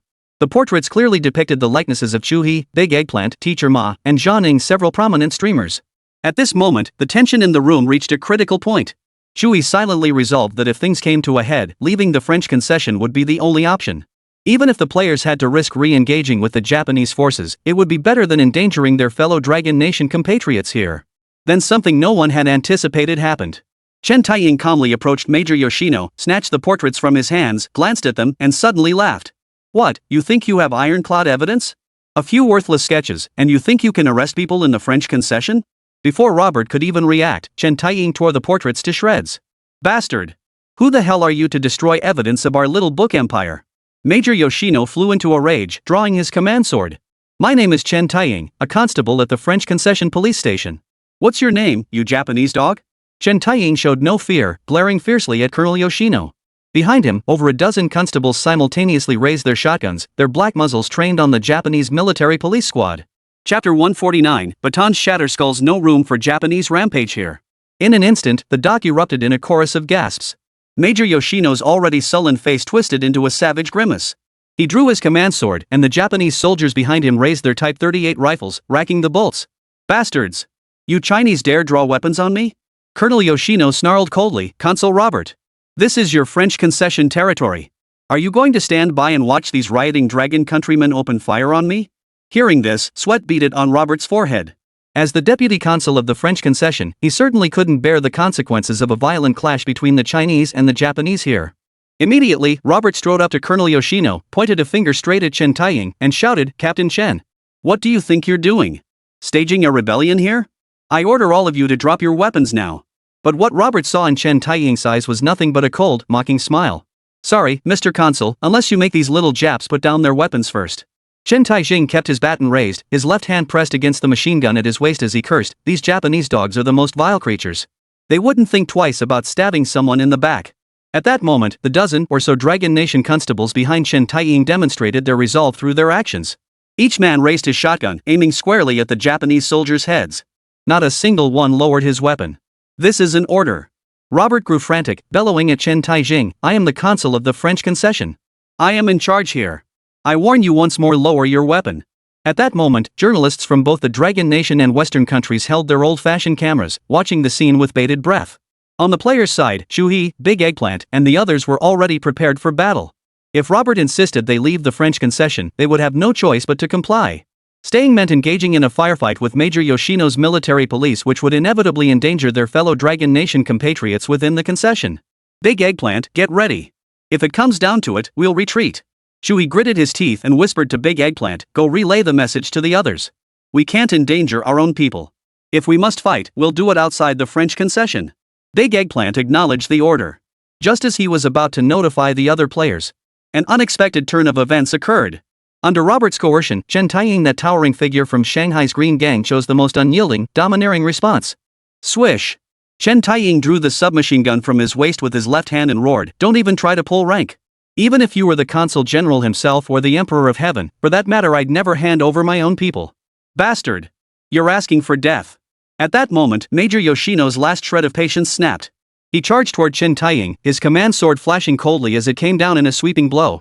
But what infuriated the Dragon Nation players and spectators even more was that Robert showed no intention of intervening, merely retreating swiftly to the side. It seemed he had tacitly permitted Captain Yoshino, the commander of the Little Book military police, to commit murder within the French concession. This was a stark contrast to his earlier attitude toward the Dragon Nation people. Come on then, you dog bastard. You're asking for it. Chen Taiying sneered coldly, not backing down. His right hand's baton shot out like a venomous snake striking from its lair. Amidst the whistling wind, Chen Taiying's baton slammed directly into the hilt of Colonel Yoshino's military sword, the terrifying impact force warping and twisting the guard. Ah! Colonel Yoshino let out a blood-curdling scream like a slaughtered pig. 2 fingers on his right hand were crushed by the warped guard, the pain so intense he flung the sword from his grasp. What stunned everyone even more was that Chen Taiying, having gained the upper hand, showed no mercy. He charged forward and delivered a brutal knee strike. Crack! The distinct sound of ribs snapping echoed in everyone's ears. After landing 2 consecutive blows, Chen Taiying showed no mercy toward the old Japanese soldier. He swung his baton viciously, raining blows down on Colonel Yoshino's head. A series of dull thuds echoed, like someone hammering a broken drum. Holy! Big Eggplant's eyes lit up as he exclaimed to Shuhei, this Captain Chen is no ordinary cop. Are you sure he's just a patrol captain? Hard to say. Shuhei shook his head, admiringly noting, his moves remind me of Bagwazang. And someone with his background? He's most likely from the Shanghai Green Gang. By the time the Japanese military police behind Major Yoshino reacted, raising their Type 38 rifles to fire, the major was already sprawled on the ground, his face smeared with blood, limp as wet clay. Don't move! Anyone who moves will be riddled with bullets. The patrol squad rushed forward with shotguns, covering Chen Taiying as he retreated behind them. Captain Chen, you're completely insane. Robert, watching from the sidelines, was pale and trembling all over. He shouted at Chen Taiying, "How dare you beat up a little Japanese guy on our French concession turf? I'll have you all deported." "My apologies, Consul." Chen Taiying flicked blood droplets from his baton, head held high, and sneered, "I take responsibility for my own actions. Today I beat this Japanese dog. If you want to deal with me, deal with me. The others are innocent." The moment he lunged forward and beat the living daylights out of Colonel Yoshino, he had already made up his mind. At worst, he would trade his own life for that of the old devil, Colonel Yoshino. Even if he died, with this precedent set, those little devils would never dare intrude into the French concession again to cause trouble for his fellow countrymen. Bastards! You Chinese pigs dare assault the noble soldiers of our little imperial Japan. Supported by several Japanese soldiers, Colonel Yoshino sat up, his face and body covered in blood. More agonizing than his broken bones was the humiliation of being beaten by a Dragon Nation constable, a disgrace so profound it demanded he commit seppuku to wash away the shame. You little devils! It's not just about beating you. The atrocities your Japanese army has committed deserve to have your bones crushed and your bodies torn to pieces. Chui couldn't hold back. Just as he strode forward, an intense, burning sensation erupted from his breast pocket. It was a peculiar, intense heat, like a signal urging him to retrieve whatever lay within immediately. Chapter 150, The world bears witness. This is bloody, irrefutable evidence. What's wrong, Brother Chui? Are you feeling unwell? Zhang Ning, standing nearby, noticed the pain etched on Chui's face and asked with genuine concern. Something feels off. Chui felt the searing heat in his chest intensify, prompting him to hastily reach into his pocket and pull out the object. The moment it appeared, every pair of eyes in the venue, whether journalists from the Dragon Nation or the West, fellow citizens, French nationals, or even Colonel Yoshino's military police squad, every single gaze was drawn to the object in Chui's hand, utterly unable to look away. It was a small glass tube, no thicker than a finger and about 10 centimeters long, sealed at one end with a cork. Inside the tube was a liquid glowing with a fluorescent green light. The intense heat they had just felt emanated from this liquid, and now the entire glass tube was vibrating in Chui's hand. That was. Major Yoshino's eyes widened instantly. He couldn't fathom where these Dragon Country people had obtained such a thing. This item had been seized by Chui and his squad during the Shanghai Battle, recovered from an enemy armored vehicle. Residual test tube of zero-type enhancer. This test tube contained none other than the zero-type enhancer secretly deployed by the Japanese across the Shanghai battlefield and all other fronts in Dragon Nation. At that moment, the game's system text appeared, accompanied by a deep, solemn voice. Dragon's soul forges the nation, the bloody battle of Shanghai. Special update content, evidence archive. Evidence of Japanese war crimes detected. Global broadcast protocol activated. Before the surrounding players could react, 3 massive light screens simultaneously materialized in the sky. Almost instantly, the screens of major game streamers, players, and international broadcasters and viewers all simultaneously connected to the in-game light screen feed. Inside the Dragon Soul studio, Ye Hao's expression was grave. Before him, the evidence archive system, a feature he'd spent 3 million shock points to develop, had been integrated into the game via real-time updates. This new feature served a single purpose: once players gathered evidence related to the Little Notebook War during combat, reaching a certain threshold would automatically trigger the function. 3 massive light screens within the game would directly connect to the live streaming permissions of all participating players. This included foreign streamers and players, who could also watch online. At this very moment, nearly 10 million viewers in Dragon Nation alone are witnessing this awe-inspiring spectacle. Meanwhile, countless foreign friends abroad were equally stunned, their eyes fixed unwaveringly on the light screen images displayed on their screens. The next moment. Within the game, the left giant light screen displays a series of combat footage recordings. The perspective unfolded from the viewpoint of Dragon Nation players, with the battle taking place at the very same Huishan dock. As far as the eye could see, Huishan dock had become a veritable hellhole. Thousands of Dragon Country citizens were imprisoned in labor camps worse than pigsties, forced into grueling, backbreaking labor. The bloodied whip marks and injuries on each laborer were horrifying, sending shivers down the spine. What horrified countless viewers both domestically and internationally even more were the Dragon Nation laborers who attempted to escape or resist. After being beaten to a pulp by the Japanese patrols, they were dragged into sealed chambers. Once the Japanese locked the doors, nozzles within the chambers would release the improved Agent Zero, systematically poisoning and killing the Chinese laborers en masse. The horrific scenes at Huishan dock were merely the tip of the iceberg. The Japanese ruthlessly enslaved the people of the Dragon Nation, using the corpses of these laborers to fuel crematoriums, a truly heinous crime against humanity. As the game's subtitles appeared, the second light screen displayed footage of the zero-grade enhancement agent. In the footage, several high-ranking Japanese officers stood outside a laboratory, watching as a Japanese military doctor used Agent Zero to poison Longwa civilians. Each wore a demonic grin. Zero Type Enhancer is the most successful biochemical weapon we've developed since entering the Dragon Nation. We must equip every unit with this weapon. Let every Dragon Nation pig taste its fury. Externally, we must disguise this weapon as a smoke grenade, especially avoiding the attention of international journalists. The third light screen displayed the recent battle at Tokyo. The commander of the Japanese 4th Armored Division, Onizuka Akamaru, personally deployed Zero-type modified agent on the battlefield, easily inflicting hundreds of casualties among the Dragon Nation's warriors. The higher-ups in the notebook refer to this inhumane weapon, capable of mass extermination of humanity, as a smoke grenade.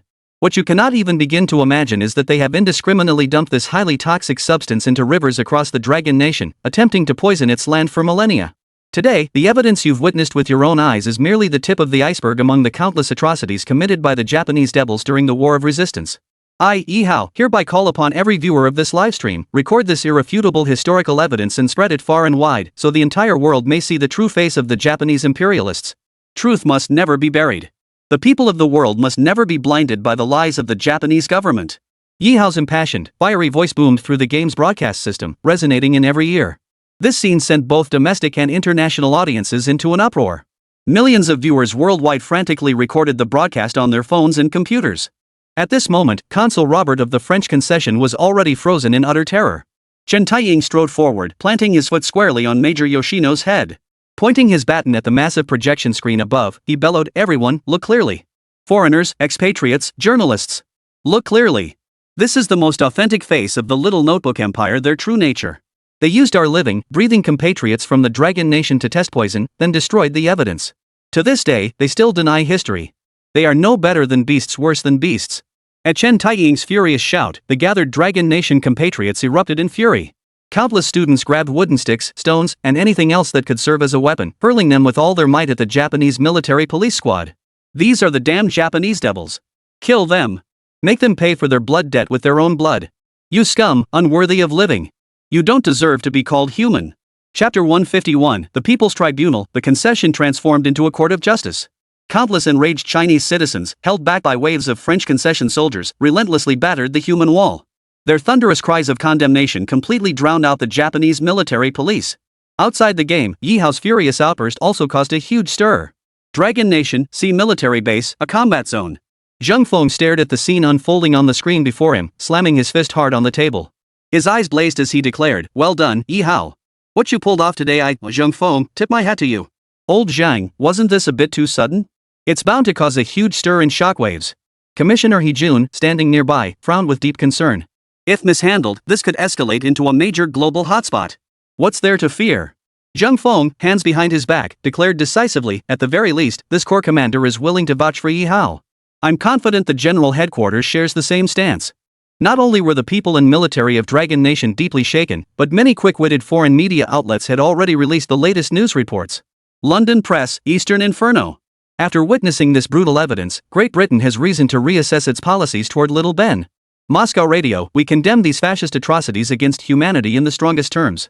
Little Red Book Nation must pay the price for these crimes, no matter how long ago they occurred. Meanwhile, on the White House petition wall, signatures demanding comprehensive sanctions against Little Red Book Nation surged past 1 million within mere minutes. Pakistan Defense Ministry statement, we stand ready to provide any necessary assistance to our brother nation, including full combat readiness for war against Little Notebook. French Foreign Ministry stated, if necessary, we can summon historical witnesses associated with the former French concession institutions to provide evidence for the Dragon Nation. Many players and viewers have overlooked one crucial detail. When Ye Hao developed the game Dragon Soul Nation, all in-game data was meticulously sourced from historical records. The Japanese invaders' Zero Enhancement Agent, along with the atrocities committed by their Guangdong army, are all documented with verifiable evidence. The irrefutable evidence displayed today through the global live streaming interface is steeped in the blood and tears of history. It is no trivial matter. No one could have anticipated that within less than an hour, this global live-streamed lightscreen would unleash a massive wave of public outrage. While the Japanese government remained oblivious, countless nations worldwide had already launched massive condemnations and protests. Simultaneously, the Dragon Nation's Ministry of Foreign Affairs and the Military General Headquarters issued two solemn statements. The Ministry of Foreign Affairs of the Dragon Nation hereby urges the Little Notebook authorities to confess to their wartime crimes during the resistance period and cease attempting to stand against the global community. As for the statement from the Dragon Nation's military headquarters, though brief, it stirred the blood of every reader. The Dragon Nation military stands ever ready. We possess both the confidence and capability to crush any enemy. In an instant, the voices of numerous nations and media outlets worldwide descended like a hailstorm of thunder and lightning, crashing down upon the Little Notebook regime's leadership.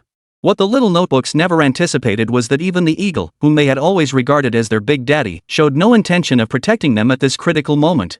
The world may never cease its wars and conflicts, but when confronted with truly inhumane acts, every nation's stance must inevitably align. Within the game, that massive light screen was not only clearly visible throughout the entire French concession, but also across the river at Huishan Dock, where large numbers of Japanese troops and officers were watching. Bastards! You Chinese dare to fabricate! Major Yoshino, enraged and humiliated, reached for the pistol holstered at his waist.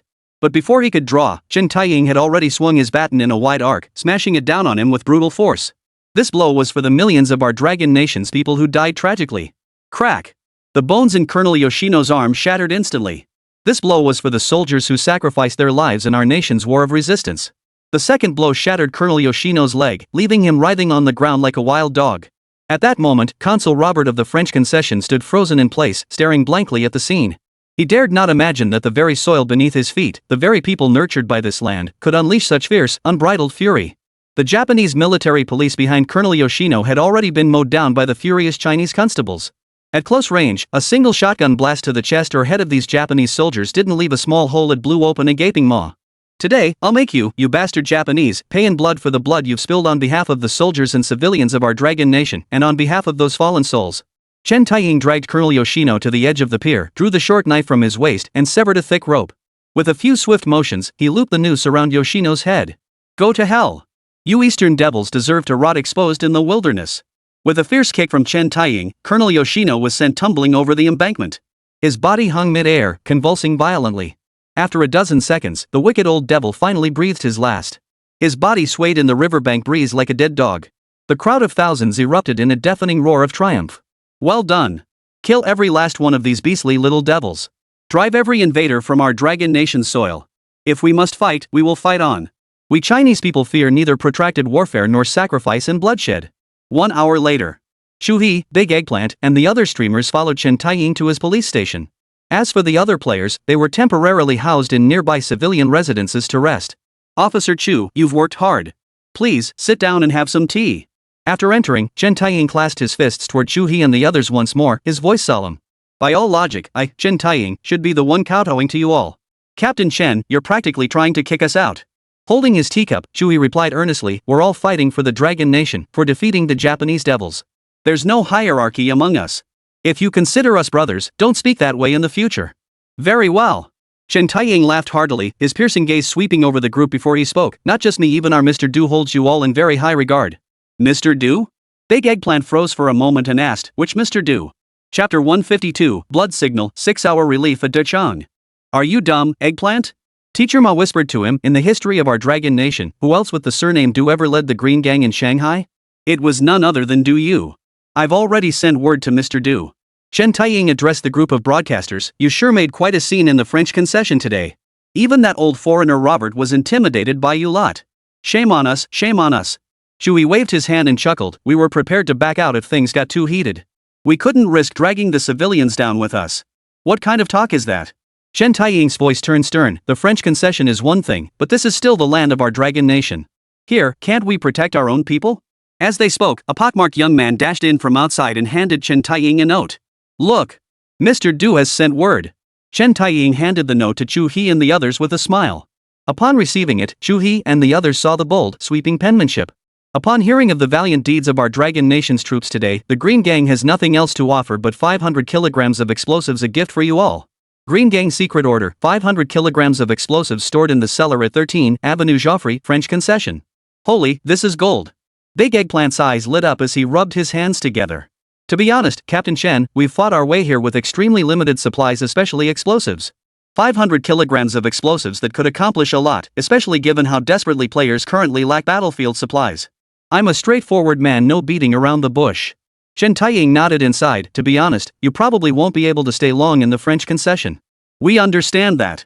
Shui set down his teacup and said earnestly, today we took out Major Yoshino and his military police squad here in the French concession. Even if Robert doesn't cause trouble, the French authorities will come looking for us sooner or later. Though the French concession is shielded by the International Convention, once the Japanese from Huishan Wharf come demanding answers, even the French won't be able to protect them. Therefore, the best course is to depart the French concession as soon as possible after a brief rest. To be honest, we never intended to stay long anyway. We'll rest here briefly, then find an opportunity to leave. Li Xiaofeng chuckled softly, fingering the modified Mauser pistol in his hand. There are still plenty of battles waiting for us on the main battlefield ahead. I know a route that lets us slip out of the French concession undetected by the Japanese outside. Chen Taiying pulled out a paper map and pointed to a route marked on it. This is the French concession's sewer system. Follow it to the end, and when you resurface, you'll be over a kilometer outside the city limits. Chen Taiying sighed. If it weren't for my concern for our fellow countrymen here in the French concession, I genuinely want to join you in fighting the Japanese. What Xu He and the others didn't know was this. Within the game, Chen Taiying held a pivotal position within the Green Gang. His real-life identity was equally intertwined with the Shanghai Green Gang of yesteryear. It was precisely this fiery spirit and chivalrous courage that allowed Chen Taiying to snatch people from the clutches of the Japanese military police without hesitation and to personally take down Colonel Yoshino. Captain Chen, if you can protect our compatriots in the French concession, that alone will be a great achievement. Shui clasped his fists and said, "We'll go get the explosives immediately and depart right away." Time was critical. The players would never have come to the French concession otherwise. They were driven here by the Japanese 11th Division's encirclement from all sides, leaving this as their only escape route. Though the Japanese base at Tangqiao had been destroyed, battles raged on at Yunzhou River and Dachang. Moreover, the Dragon Nation's forces were stretched thin, desperately short of manpower.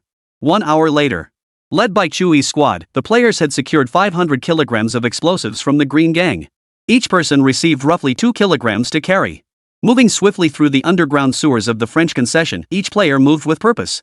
The place was not only dimly lit but, more importantly, unbearably foul-smelling, a place no one could endure for long. About 1,200 meters more, and we'll be up. Xu He glanced at the map in the dim light and called out to Chiezi and the others. But just then, an urgent communication command flashed across the players' screens once more. Special order from the Battlefield Command Headquarters. The next instant, the players' screens flickered, revealing Zhang Feng's upper body image from the command center. "Commander, what's happening?" Xu He's heart sank. The moment he saw the connection from HQ, he knew a major battle was about to erupt. Special urgent mission. After your unit withdrew to the French concession, the Japanese 11th Division found nothing and immediately turned back, charging straight toward Dachang. In the image, Zhang Feng spoke with a furrowed brow. The Japanese 11th Division's encirclement has now cut off the main force of our 18th Army on the north bank of the Yunzhou River, near Dachang. The situation is critical. Since the Battle of Shanghai, the 18th Army has fought its way to this day, enduring the outer perimeter defense, the Hongkou Battle, the Baoshan Defense, and the Luodian contest. By now, the 18th Army's total strength barely exceeds 30,000 men. Of these, nearly 20,000 are trapped in the encirclement at Dachang. If these 20,000 main forces of the 18th Army were completely isolated and annihilated by the Japanese devils, it would mean the complete collapse of the Yuzhabang battlefield. At that point, the Dragon Nation's defensive line on the Shanghai battlefield would collapse without a fight, leaving a gaping wound in the heart of our defenses, one impossible to seal. Give the order. We're withdrawing from the French concession and will be ready for combat immediately. Xu He's expression was grave as he replied in a solemn voice. We've confirmed the Japanese encirclement using observation balloons. It's centered at Dachang. The southeast corner corresponding to your unit's position is where the enemy's forces are weakest. The code name for this operation is Eagle's Return Valley. Headquarters demands you breach the encirclement and secure the Eagle's Return Valley passage within 6 hours. As Zhang Feng's voice faded, the players' tactical maps updated. On the map, a massive crimson circle marked the encircled forces of the 18th Army on the Dachang battlefield. From Chui's squad forward, a winding route led directly to that location. Campaign mission update, urgent. Break the siege and rescue allies at Dachang. SSS rank. Chapter 153, Forced March. Divide forces into 3 routes straight to Eagle's Return Valley. Mission objective, rescue the overwhelming majority of the encircled main forces of the 18th Army. Failure consequences, the Shanghai Suzhou battlefield will be severed by the Japanese invaders, splitting into 2 completely isolated sectors. The Dragon Nation's military front will be severely weakened. Mission countdown, 5 hours, 59 minutes, 59 seconds. 6 hours. Holy. Even the usually composed Li Xiaofeng couldn't contain himself, exclaiming, just getting to Dachang will take an hour or two. 2 hours, and that's under ideal conditions. If we count on 2.5 hours, the player squad will only have a little over 3 hours left for combat once they reach Dachang. Hold your horses. We need to figure out the enemy first, then devise a tactical plan. Xu He led the players out through a sewer exit outside the French concession and gathered them in a nearby grove to discuss the battle plan. Fortunately, the command headquarters had deployed the Dragon 2 Eye observation device, a commander's tool. Each player's tactical map clearly displayed the Japanese forces' defensive positions throughout Eagle's Return Valley. Look! Shui pointed at the virtual projection on the tactical map and explained Eagle's Return Valley is a critical position in the southeast corner of the large field. The Japanese garrison here is the 43rd Regiment.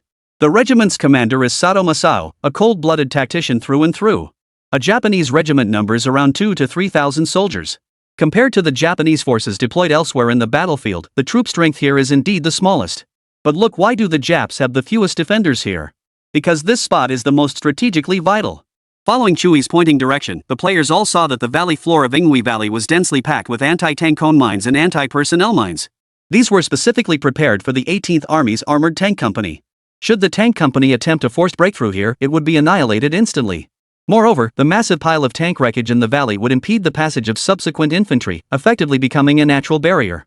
Above Eagle's Return Valley, the Japanese had deployed an entire artillery regiment's worth of firepower. The majority consisted of Type 41 and Type 92 mountain guns, totaling over 40 pieces.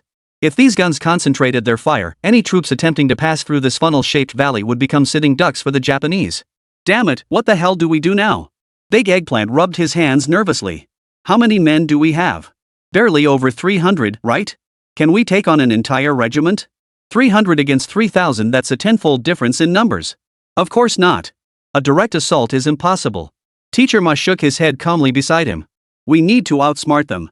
In this situation, if we can find the weak point of Eagle's Return Valley, we can drive a dagger into their gut and wipe out the entire Japanese regiment. After the players meticulously combed the tactical map again and again, finally, the only viable target was found. The Japanese had their artillery observation post atop the western valley of Eagle's Return gorge the eyes of their artillery positions. Shui surveyed the players around him, raised his hand in a decapitation gesture, and declared, if we take this spot, we can neutralize their entire artillery position. Better yet, we might even use their own artillery positions to fire on and detonate the minefields they've laid. It's settled. We'll split into 3 teams. Shui made a decisive call. Eggplant, you're with me. Let 100 men to storm the artillery observation post. War Nightingale and Teacher Ma take another squad. If we fail, you'll forcibly destroy the enemy's minefields. Xiaofeng, you and Monkey form a team. Below Eagle's Return Valley lies a water pool where the enemy's communication cables pass through. Disable those cables to prevent them from calling in air support. After Chui finalized the mission assignments, the in-game military merit store promptly updated its offerings. Gecko gloves. Historical prototype, specialized climbing gear used by the Taihang mountain gorillas of Dragon Nation. Properties, doubles climbing speed, increases stamina by 50. Wear rate, 20%. Acquisition, 500 military merit points. Water ghost cutting pliers. Historical prototype, specialized equipment of Dragon Nation's Jiangnan forces, designed for underwater facilities. Properties, silently cut steel cables, but weighs 10. Acquisition, 300 military merit points. After exchanging for this batch of gear, the players set off toward Dechang at top speed. On the return journey, players no longer had access to the Japanese military patrol boats, but fortunately, the Green Gang had made preparations here in advance. Over a dozen small motorboats lay quietly moored among the reed marshes. Boarding these vessels, the players launched into full-speed navigation. Faster than we expected. At this pace, we should reach Eagle's Return Valley in about an hour, drifting downstream. On the motorboat, Big Eggplant scanned the endless expanse of water through binoculars before turning to the others. Getting back is easy. The real challenge lies in our next mission. Shui's expression grew grave as he replied in a low voice, I just checked the tactical map. The cliffs surrounding Eagle's Return Valley are nearly 90-degree vertical drops, incredibly steep, with a height difference of over 100 meters. Though the players had just exchanged for gecko gloves, these only enhanced climbing ability, they couldn't guarantee life safety. A fall from 5 or 6 meters might just leave you sore all over. But what if you fall from a 50 or 60-meter cliff? That would likely turn you into mincemeat game over instantly. Viewers in the live stream chat flooded the streamers with advice. I heard that as long as you don't look down while climbing, you'll be fine. If you don't look below, you can climb 100 meters, 200 meters, and not feel the slightest bit panicked. Exactly. Your mindset is the most crucial factor right now. Otherwise, how about finding another route to go around? Climbing straight up is still too risky. Hey, we only have 6 hours total. Where's the time for you to take a detour and hike up the mountain? As dusk fell, over an hour later, the player squad quietly disembarked and reached the outskirts of Eagle's Return Valley. It was already 8 o'clock at night. Damn it, it's already dark. This operation's only getting riskier. Big Eggplant stretched out his hand. The surroundings were dim and hazy beyond 3 meters, it was hard to make out any figures. Before the players stood the towering Eagle's Return Valley, its peak so high that looking up revealed no sign of its summit. No time to worry about that now. We don't have time to make new plans. Shui immediately addressed the players, those without a fear of heights, follow me and Big Eggplant. The rest split into two teams and head out with War Nightingale and Monkey. Under the dim moonlight, Chuhi and Big Eggplant's squad over 100 players had already reached the base of the steep rock face. I'll show you how it's done. Watch closely. Chuhi rubbed his hands together, his body as nimble as a monkey. Hooking his fingers around the rock's protrusions, he shot upward with a series of swift, whistling movements. Chapter 154 Eagle's beak pierces the fog, straight for the artillery observation post. Holy crap, Chuhi, bro, your skills are insane. Big Eggplant stood below, craning his neck in awe. Cut the chatter. Try it yourselves. These are gecko gloves. As long as you don't let go, you won't fall. Chuhi turned his head and shouted to Big Eggplant and the squad members below. Everyone began scrambling up the rock face. At that moment, even more unlucky, rain began to fall in this Eagle's Return Valley. Within minutes, the light drizzle turned into a torrential downpour. In the already dim nighttime environment, the player's visibility was reduced to barely 3 meters. We should get moving too. Down in the valley, Li Xiaofeng and Zhang Ying's team split up. One squad headed to the deep pool to sabotage the underwater cables, while the other prepared to advance toward the minefield. Due to the downpour, Chuhi, positioned at the very top of the rock wall squad, could barely lift his head. The rock face beneath his palms was as slippery as soapy water, and raindrops the size of beans pelted his face, making it impossible to keep his eyes open. Damn it, how much higher is this? I can barely hold on. Big Eggplant clung desperately to a protruding rock ledge, shouting up through the downpour. Almost there. About 15 meters left. I'll go up first and secure a safety rope. Truthfully, Chuhi couldn't even see how far the Japanese observation post was above him. But at this moment, if he didn't give a number, the players would likely find it even harder to hold on. Gritting his teeth, Chuhi mustered his strength, his hands scraping against the rock as he climbed upward. Finally, he found a relatively sturdy ledge. After securing the safety rope, he tossed the end down. Everyone, connect your ropes to the safety line. Move fast. Chuhi barked at the players below, then personally watched as each of them swiftly climbed up to the ledge using the safety rope. I can't do this anymore, brother Chuhi. Thud. As Big Eggplant finally reached the ledge, he plopped down onto the ground, gasping for breath. Despite the grip-enhancing gloves, Big Eggplant's sheer weight made it impossible for him to endure the strain of continuous climbing. Every player felt their arm muscles burning with stabbing pain, especially their wrists and palms. Some even experienced muscle cramps. Hang in there. Chuhi surveyed the surrounding players, pointed upward, and declared, just another 7 or 8 meters to the top of Eagle's Return Valley. 7 or 8 meters? Forget 7 or 8 meters, I can't even hold on for 3. Big Eggplant slumped onto the rock ledge, grimacing. I weigh over 170 pounds, how can I compare to you, brother Chuhi? It wasn't just Big Eggplant, the other players were nearly drained of all their stamina too. Forcing them to climb up was possible, but even if they made it, how much fighting strength would they have left? This is what I'll do, I'll find a way to secure some footholds for you. Then you can climb. After pondering, Chuhi walked toward the rock face himself, drawing the tempered military knife from his waist. Gripping the blade backwards, Chuhi used it like a chisel, forcefully carving out small pits in the slippery rock face. These indentations were just large enough for players to wedge half a palm or the sole of a foot into, making the arduous climb considerably easier. Seeing that only a meter or two remained before reaching the summit of Eagle's Return Valley, Chuhi turned and signaled to Dechiezi and the others below. Due to the torrential rain, they could only vaguely make out each other's silhouettes. Shouting was impossible beyond 3 meters, communication relied solely on physical gestures. Soon, players began climbing the final stretch along the marks Chuhi had just carved. Almost simultaneously, above their heads, 2 Japanese soldiers stood under the awning outside the artillery observation post, leisurely smoking cigarettes as they watched the entrance to Eagle's Return Valley. The battle had raged for over 7 hours. It seemed the Dragon Nation forces had lost all capacity to resist. 20,000 troops from the Dragon Nation's 18th Army are surrounded in the heart of the battlefield. Ha! Not a single one will escape now. 2 Japanese soldiers grinned with hideous, savage satisfaction. Not just them, the entire Japanese regiment tasked with holding the Yingwigo sector felt utterly relaxed and content. In their eyes, the Dragon Nation's 18th Army had been isolated and surrounded. Eagle's Return Valley, situated in the southwest sector of the Dachang battlefield, held natural geographical advantages. For the Dragon Nation forces to break through here, they'd have to fight all the way from Dachang. Every other direction was under Japanese control, they couldn't get through even if they grew wings. Unfortunately for Sato Masao, he remained unaware that a Dragon Nation squad of fewer than 300 men had already slipped into Eagle's Return Valley without his detection. While the rock climbing squad strained to scale the final stretch, 2 other teams tasked with sabotaging cables and minefields had already commenced their operations. Hurry! Chuhi stared anxiously at the giant eggplant below. This was no place for rest, they had to climb up quickly. And then, the very thing Chuhi feared most happened. Big Eggplant lost his footing, his entire body hurtling toward the valley below. The players beneath him would inevitably be dragged down with him. In that critical moment, Chewie swiftly drew the safety rope slung over his shoulder and flung it toward Big Eggplant's figure. With a whoosh, the safety rope's loop snagged perfectly under Big Eggplant's armpit. With a creak, Big Eggplant's body was stabilized. But Chewie wasn't unscathed either. The safety rope strained under the weight, nearly tearing through his clothes and digging into his flesh. Extreme rescue success. Team cohesion +10, climbing speed +10. The brief system notification became the lifeline that saved the Rockface squad. 1 minute later, every member of the team finally reached the top of Eagle's Return Valley. Hush! Don't pant like a bull. Look, the enemy observation post is right ahead. Chewie clamped a hand over Big Eggplant's mouth and pointed beyond the low shrubbery where the players were concealed. A dozen meters away stood a concrete structure, its entire body a dull iron gray, surrounded by a canopy. Vaguely visible were the figures of Japanese soldiers moving about. Chapter 155, Bombardment of Eagle's Return Valley. The Japs turned to dust. From the players' vantage point, they could even see the artillery observation equipment inside the observation post's windows.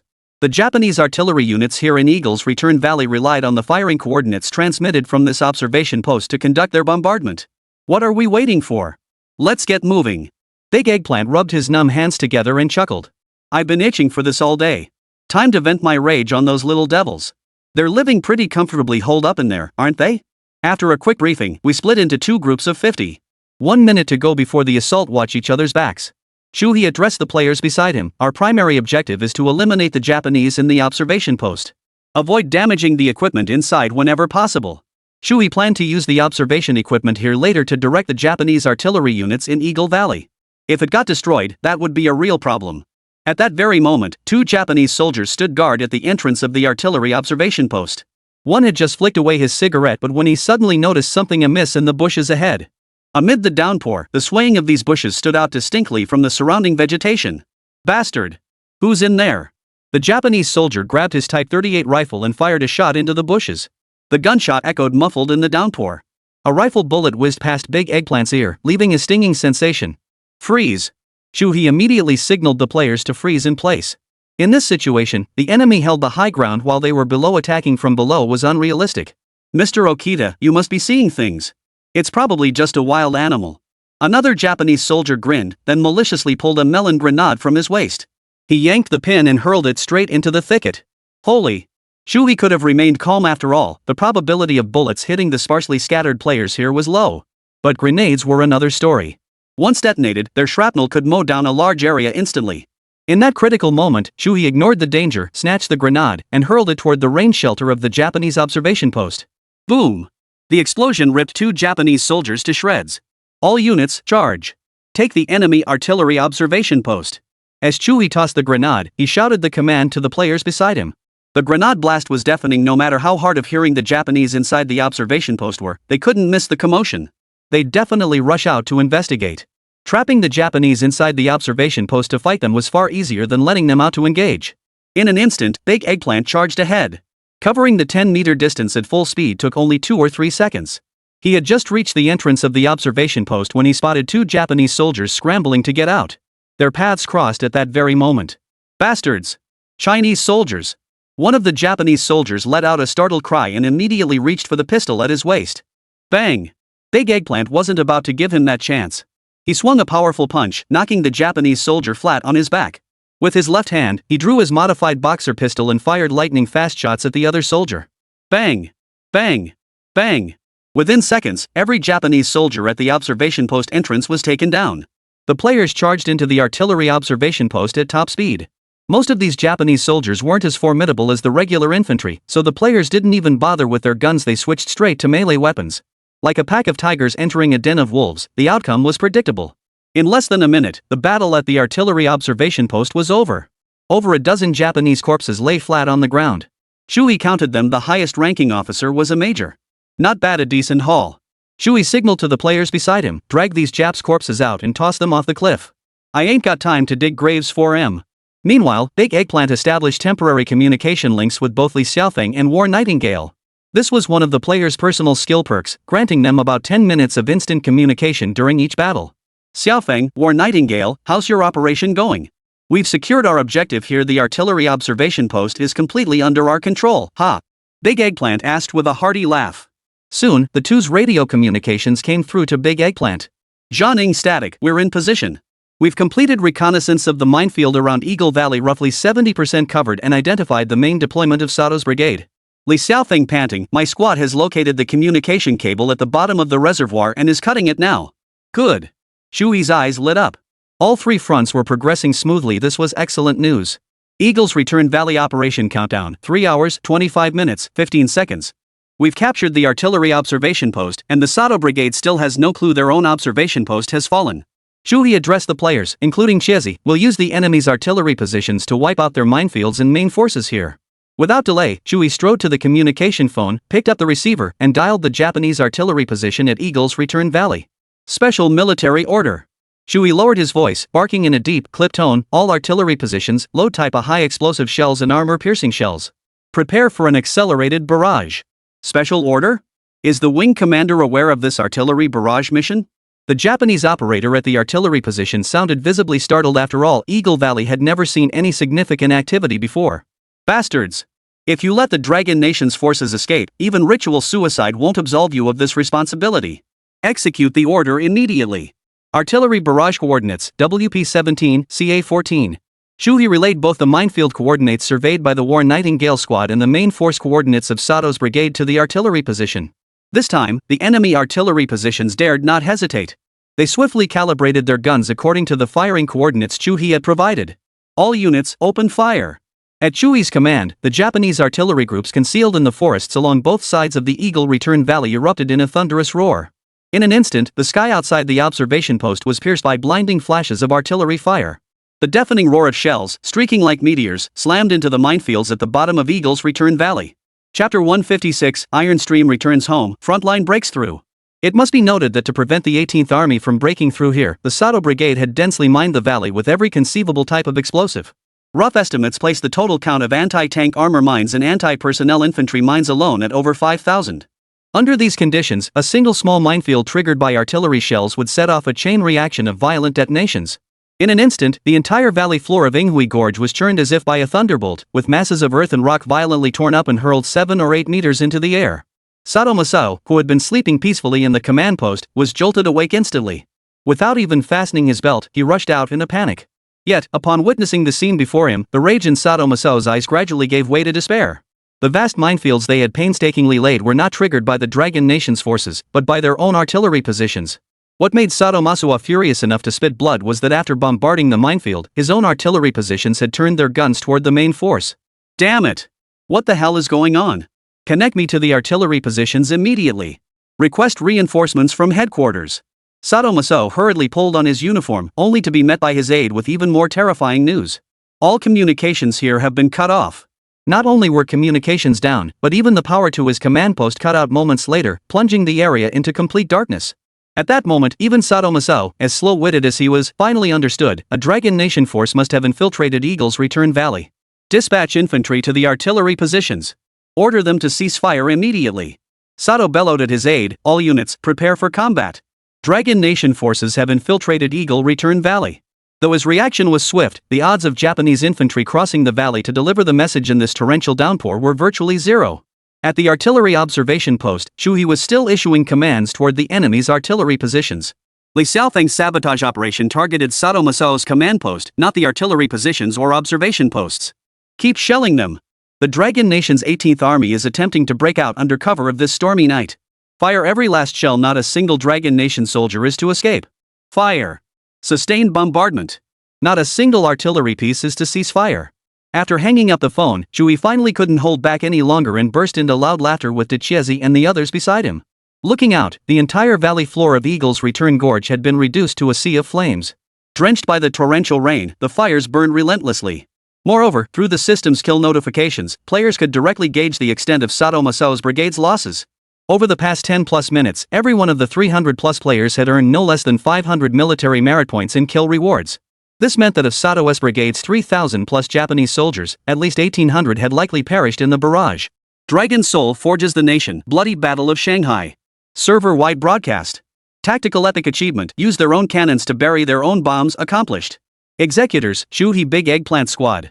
Rewards, 5,000 military merit points for all members. Exclusive title Sky Controlling Gunner and Eagle Eye Scope. Sky Dominator. Equipping this increases heavy weapon accuracy by 30%. Eagle Eye Scope, compatible with any rifle or sniper rifle, extends effective range by 200 meters. Amidst the earth-shaking explosions of the minefield, both Li Xiaofeng's and Zhang Ying's squads had arrived at the artillery observation post. All cables had been severed, plunging the Japanese brigade into complete darkness. They couldn't call for backup. Li Xiaofeng was covered head to toe in mud and water, yet the excitement and determination in his eyes were enough to inspire awe in everyone present. Prepare to fire signal flares. Zhu He immediately barked the order, use signal flares to notify the encircled 18th Army forces. The breakout route is open. Prepare for a counter-breakout. Operation Eagle's Return Valley, battlefield countdown, 2 hours 11 minutes 5 seconds. At that very moment, above the pitch-black Eagle's Return Valley suddenly, without warning, 3 fiery red flares shot skyward, tearing through the pitch-black rain-drenched night. Far away on the battlefield, at the command post of the trapped 18th Army forces, Deputy Commander He Jun watched the flares over the valley, a flash of murderous intent in his eyes. All units, notify the frontline tank units to mobilize at full speed and clear a path as quickly as possible. Order the entire army to break out toward Eagle's Return Valley at full speed. In an instant, the 2 remaining tank companies of the 18th Army, over 20 tanks, roared to life at full throttle. They shattered the roadblocks set by the Japanese invaders on the battlefield and charged toward Eagle Return Valley. Behind the tank companies marched a full 20,000-strong army. They transformed into a torrent of bayonets, charging toward Eagle Valley with lightning speed that caught the enemy's main division on the battlefield completely off guard.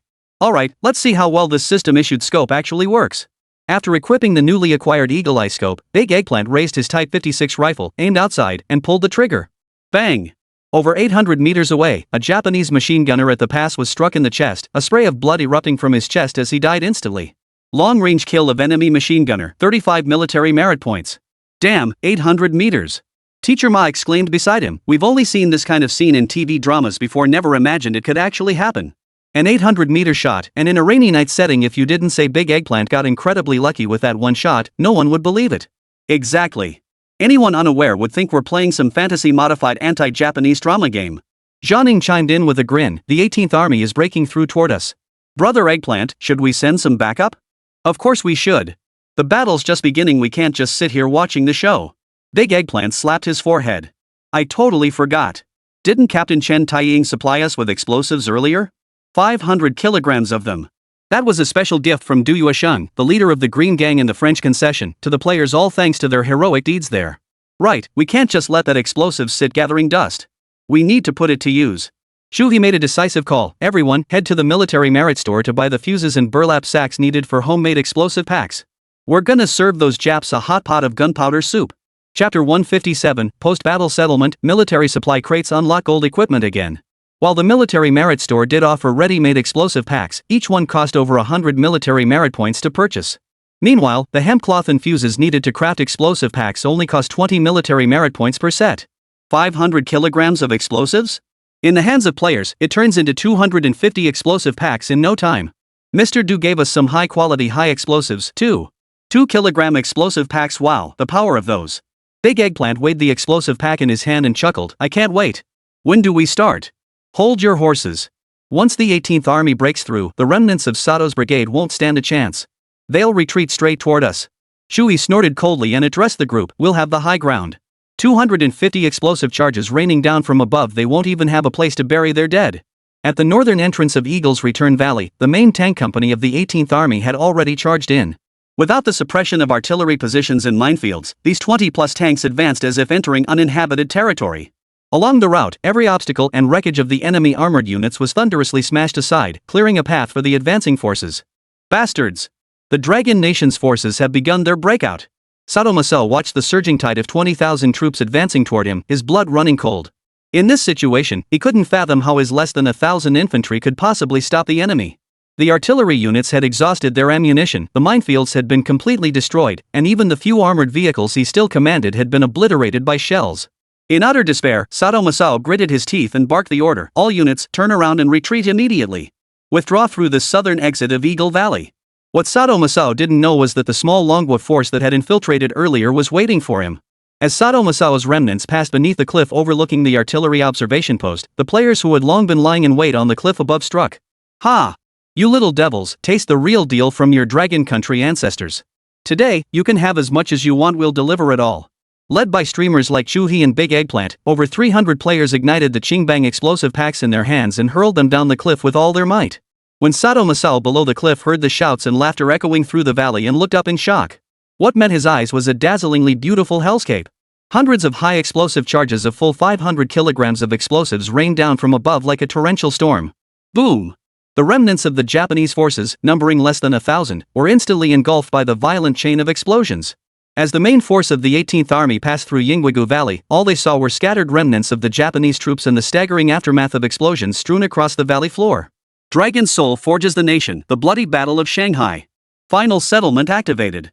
Accompanied by a dragon-like roar, golden system text appeared before every player's eyes. SSS rank campaign Eagles Return Valley Breakout concludes in victory. Battle statistics: 1,755 enemy infantry, 20 armored vehicles, and 11 artillery pieces destroyed. Number of 18th Army troops assisted in breakout: 18,778, 95.5% completion. Rewards for participating players are now being distributed. 8,000 military merit points for all. Special title awarded to all: Breakthrough Vanguard. Special gift from the Green Gang: 20 gold bars redeemable for special supply crates, 1 to Yueshing's order mission item. Next battlefield opens in 36 hours. At dawn, the downpour ceased. Long-awaited sunlight pierced the clouds, bathing every player's weary face.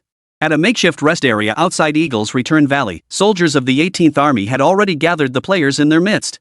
Spearhead Squad. Spearhead Squad. That name echoed throughout the 18th Army. Awesome. We've hit the jackpot this time, ha! Big Eggplant stared at his personal inventory, where a whopping 16,000 military merit points now sat.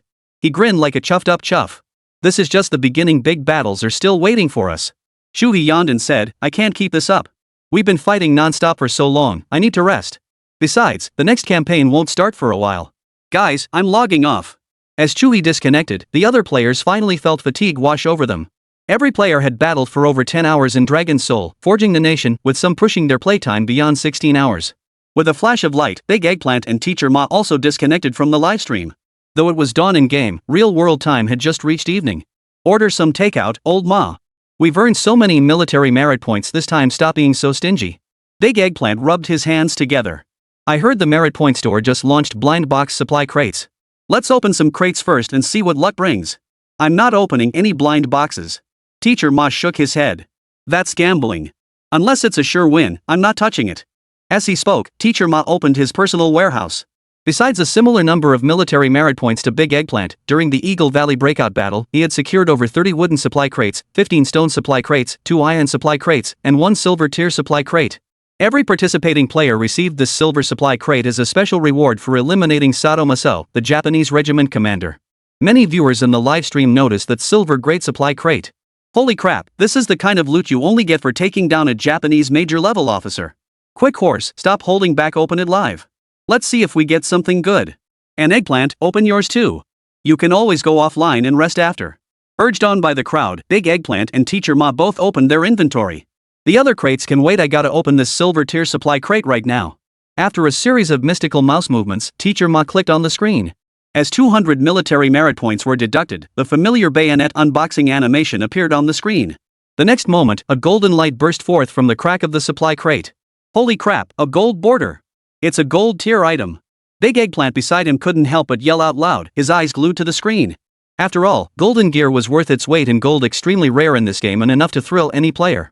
As the golden light shimmered, a massive broadsword slowly materialized, its design exquisitely archaic, its entire surface adorned with intricate patterns of dark gold and crimson. Chapter 158, Gear Upgrades Again, Players Don't Want to Log Off. Blood-Barreled Greatsword, City Breaker Gold Edition. Historical Prototype, 29th Army Saber Squadron Service Saber. Modified traits: upon slaying enemies, triggers 1,000 souls weeping blood effect. Blood mist rises from blade, stunning surrounding Japanese soldiers for 1 second. When cleaving light tier assaults or standard armored vehicles, has a 15% chance to trigger 1-hit kill.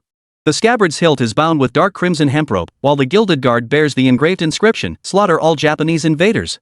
3 blood grooves ran along its spine, inlaid with Demon King iron rings swinging it naturally left faint crimson trails in its wake. Holy, old Ma, you're on a goddamn lucky streak. How'd you roll this? Big Eggplant's eyes nearly popped out of his head. In the brief moment he stood dumbfounded, countless viewers in the livestream chat began bidding. This broadsword was made to cleave through the skulls of Japanese devils. What a treasure. I'll offer 20,000 military merit points, Teacher Ma, sell it to me. Of course, gear with a golden border is inherently priceless, you'd never get it for just 10 or 20,000 military merit points. Don't just envy me, give it a shot yourself. Teacher Ma chuckled, don't you have that silver tier supply crate too? During the Eagle Valley breakout, the number of players tasked with assaulting the valley accounted for roughly 1% of the game's total player base. This means that for every 100 players, one will receive a silver tier supply crate. But don't assume a silver tier supply crate guarantees gold bordered gear, the actual drop rate is only 35%. Alright, let me give it a shot. Big Eggplant couldn't wait to click on his silver tier supply crate. As the opening animation appeared, another flash of golden light burst forth. Holy crap, holy crap. Old Ma, look quick, I got gold gear too. Ah ha ha. Big Eggplant literally jumped up, his face radiating uncontrollable joy. As the golden light faded, a piece of equipment with a golden border appeared on Big Eggplant's screen. Quick slow machine soul. Historical prototype German M712 submachine pistol modified 20-round magazine. Modified feature, freely switch to soul-seeking mode, 3x fire rate, each bullet automatically tracks enemy heads, doubles ammo consumption, triggers soul-piercing bullet after 5 kills, next bullet penetrates all enemies along its path. The gun's exterior was a deep, dark gold, with a blood-red gem inlaid at the front sight. The trigger guard was engraved with a design depicting a procession of ghosts. When fired, the muzzle flash resembled blue ghostly flames.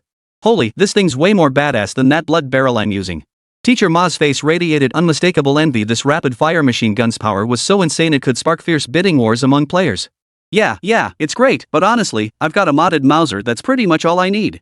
Big Eggplant hinted meaningfully to Teacher Ma, how about it, old Ma? Let's swap, I'll take this soul-piercing rapid-fire machine gun for your blood-stained greatsword? Seriously? Teacher Ma's heart leapt with delight. He wasn't particularly skilled in close combat anyway, and that blood barrel broadsword was unlikely to shine much in his hands. But this soul-piercing rapid-fire machine gun was different. The moment he laid eyes on it, he couldn't tear his gaze away. While golden bordered gear did have varying tiers of strength, overall, choosing the equipment that suited him best was clearly better than clinging to a powerful golden weapon he couldn't use effectively. Moments later, the two had completed their equipment swap. Man, I'm so hyped. I want to jump right into the next battle and test out this blood barrel greatsword's power. Big Eggplant gazed at the blood barrel greatsword in the warehouse and sighed with emotion. Alright, after battling this long, it's time to recharge our energy. Master Ma glanced at the time and addressed the audience. Alright, folks, that wraps up today's livestream. We'll continue tomorrow. Though the in-game battle had temporarily entered a lull, in the real world, a massive storm was just beginning to brew. Inside the Dragon Soul studio, Ye Hao sat before his computer, monitoring the game's back-end data. Although the current campaign had entered its update phase, requiring a day before new battlefield progress would unlock, a massive number of players remained online. From the first act campaign to the latest Eagles Return Valley battlefield, nearly every location had players experiencing it in real time. In his system balance, Ye Hao's shock points had already accumulated to over 13 million.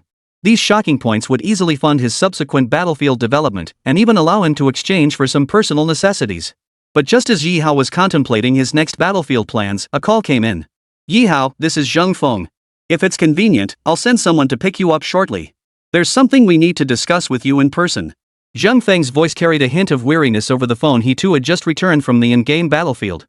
While the player's actions at Eagles Return Valley were certainly perilous, Zheng Feng, commanding the 18th Army's main battlefield, expended no less energy than any frontline soldier. No problem, General Zhang. I'm free right now. Following Zheng Feng's directions, Ye Hao arrived at the back street of the office building. Soon after, two military armored vehicles roared up. 1 hour later, at the command headquarters of the 2nd Division, Sea Army, Dragon Nation's a theater of operations near Shangqing City.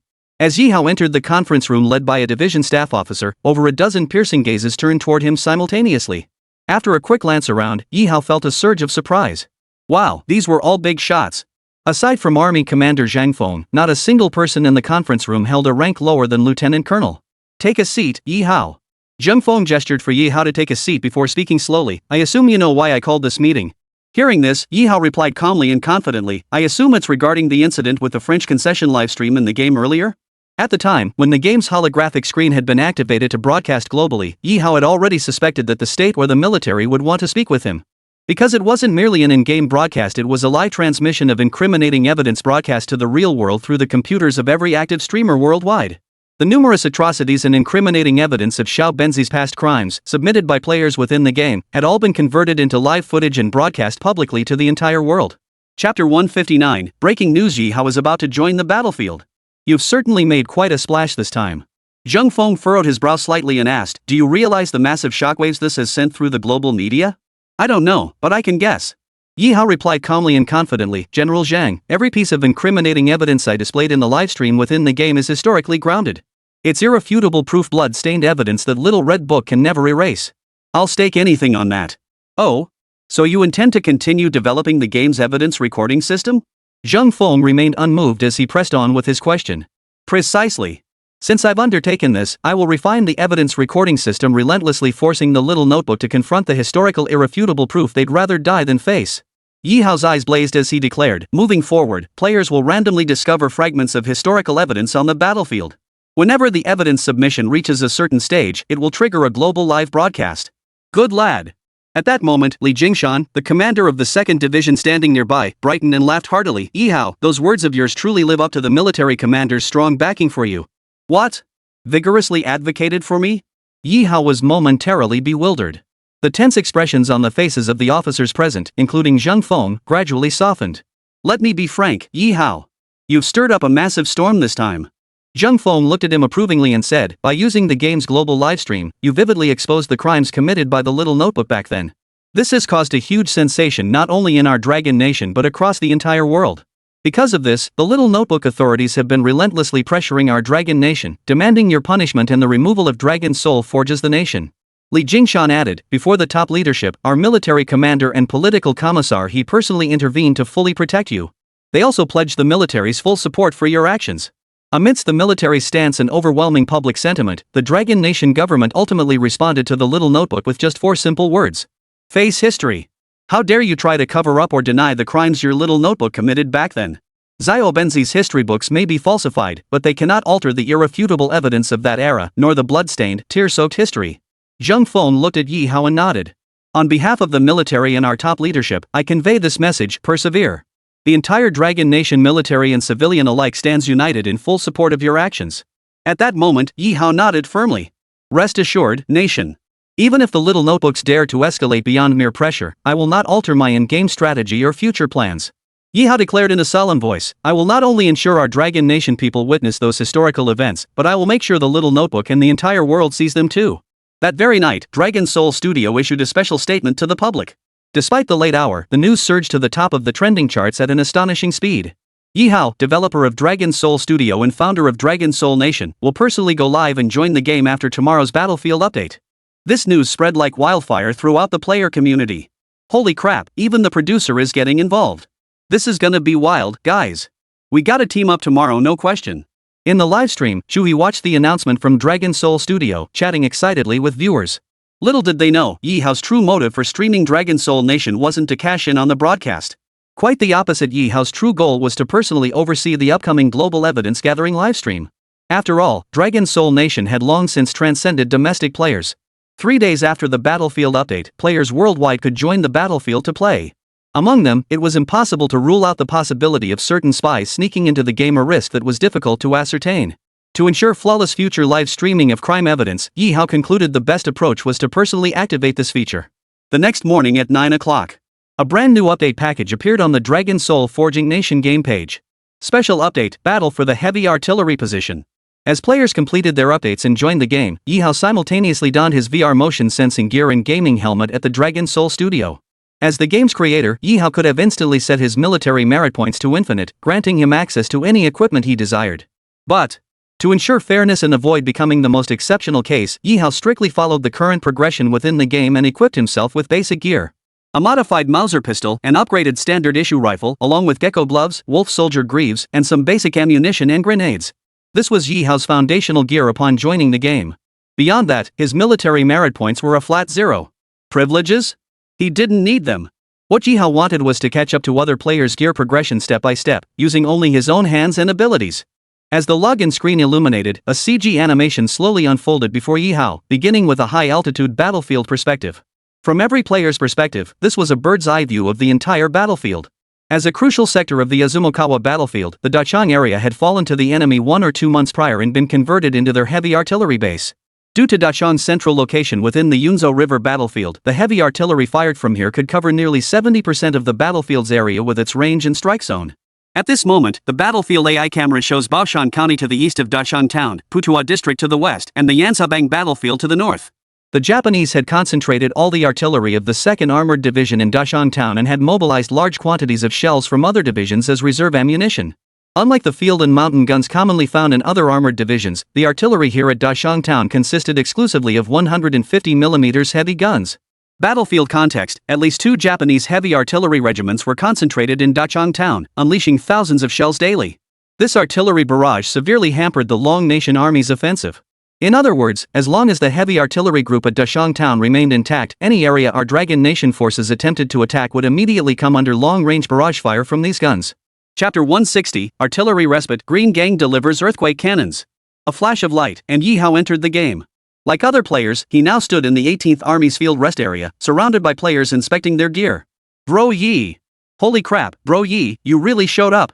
Ye Hao had just finished organizing his gear when he heard excited voices in the distance.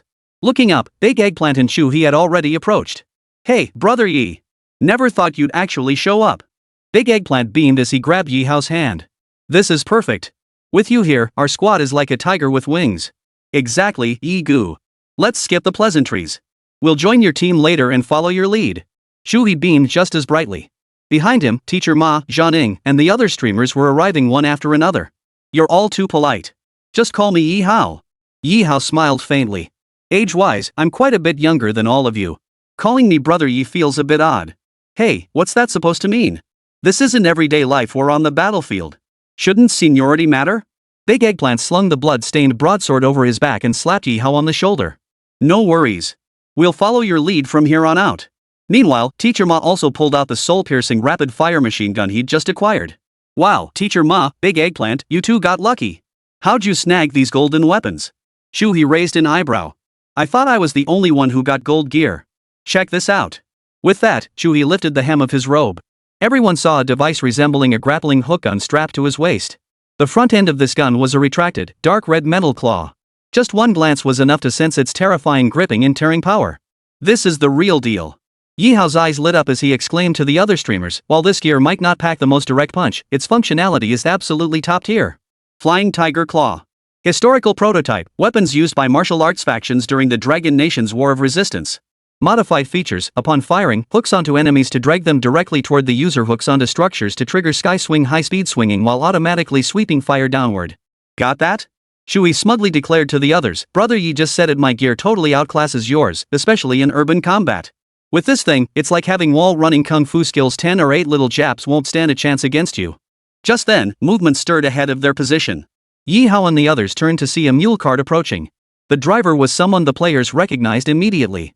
Wasn't that Scarface Asi, the Qingbang liaison from the French concession? Ye Hao signaled to the others, let's go check it out. The French concession wasn't exactly a stone's throw away, it was still dozens of kilometers distant. What's more, the route between these two places wasn't a straight highway, many sections required travel by water. Seeing someone from the French concession's Dragon Nation show up here at this time was nothing short of extraordinary. Gentlemen, I've been sent by Mr. Du to deliver a message. Pockmarked Asi jumped off the vehicle and bowed to Ye Hao and the others, clasping his fists together. News of your victory at the Battle of Eagles Return Valley has already reached the French concession. Our compatriots from Longwei are celebrating your triumph with gongs and drums. Killing the devils is our duty. Ye Hao returned the bow and asked, who's in this vehicle? Oh, this? These are weapons specially sent by our Mr. Du for you all. Mr. Du heard you're about to take action against the Japanese in Dachang Town, so he specifically asked me to deliver these Qingbang Earthshaker explosives. They're perfect for blowing up concrete fortifications. Scarface Asi unloaded several large boxes from the truck and pried open one lid with his short knife. Before Ye Hao and the others stood a box filled with neatly stacked, uniformly bluish-gray Earthshakers. Earthshaker Green Gang Special Support Weapon. Historical prototype, common demolition tubes used by anti-Japanese resistance groups across Dragon Nation. Properties, 50% blast damage against concrete structures. Nice stuff. Ye Hao addressed the scar-faced Asi, convey our gratitude to Mr. Du during the fight against the Japanese devils. Our Dragon Nation's military and civilians stood united. That's what true strength looks like. Ah, it's nothing. Mr. Du also asked me to deliver a confidential letter to you all. It details several small arms caches our Green Gang maintains outside our territory. Pockmarked Asi said, if any of you are short on weapons or equipment, feel free to go there and take what you need. After briefly briefing the players, Scarface Asi didn't bother with the mule cart. He chose to walk back instead. As he put it, getting the mule carts back would be far riskier than him traveling light on foot. What a godsend! Who'd have thought our compatriots in the French concession could come up with such a solution? Shui gazed at the stacks of earthquake cannons, his voice filled with emotion.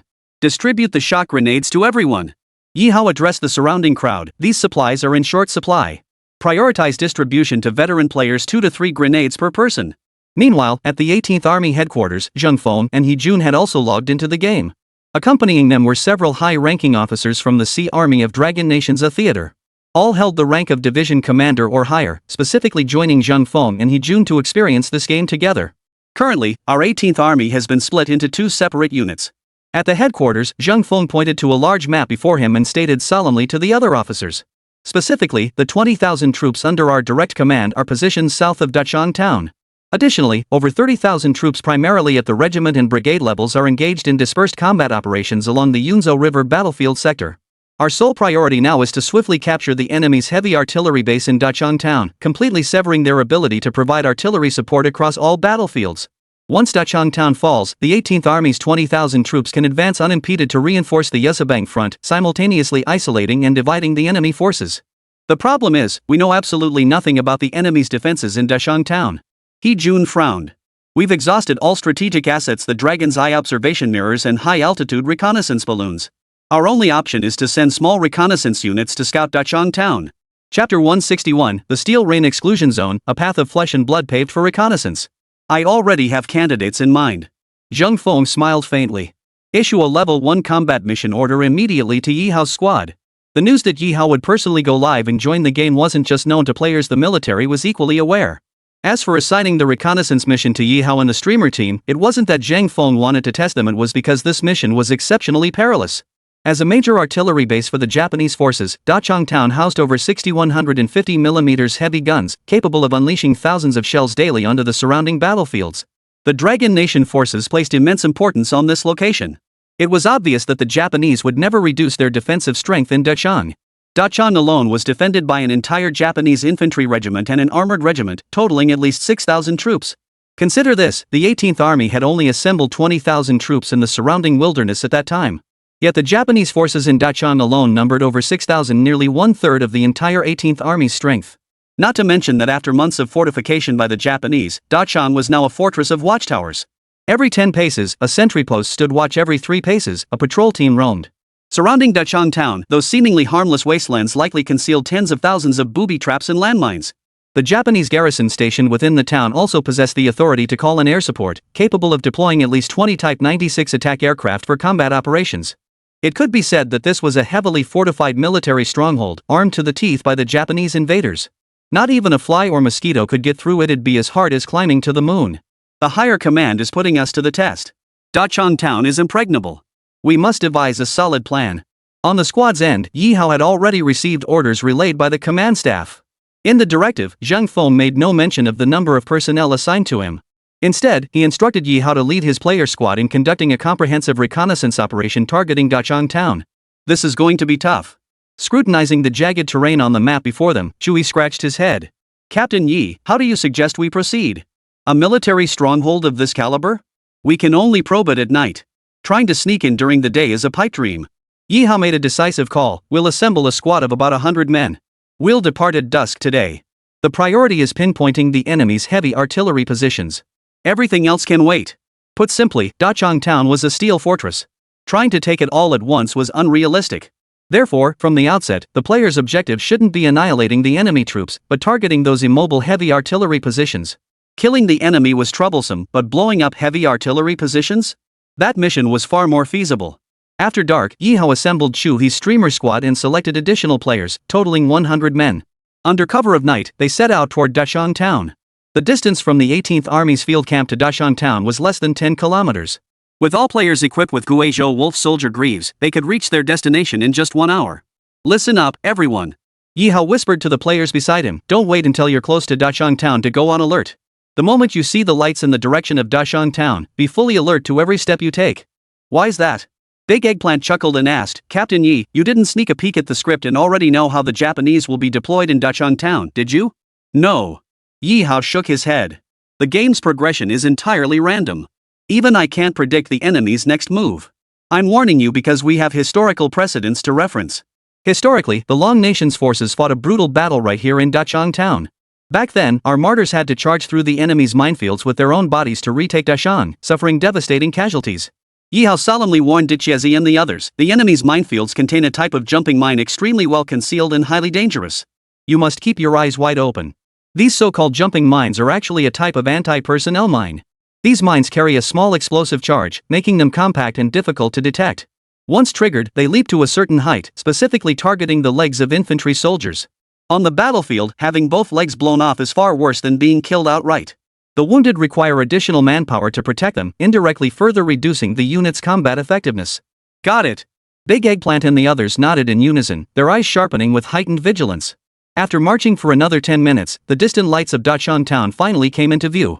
Looking out, Dachang Town was shrouded in darkness, with massive searchlights sweeping across the landscape almost everywhere.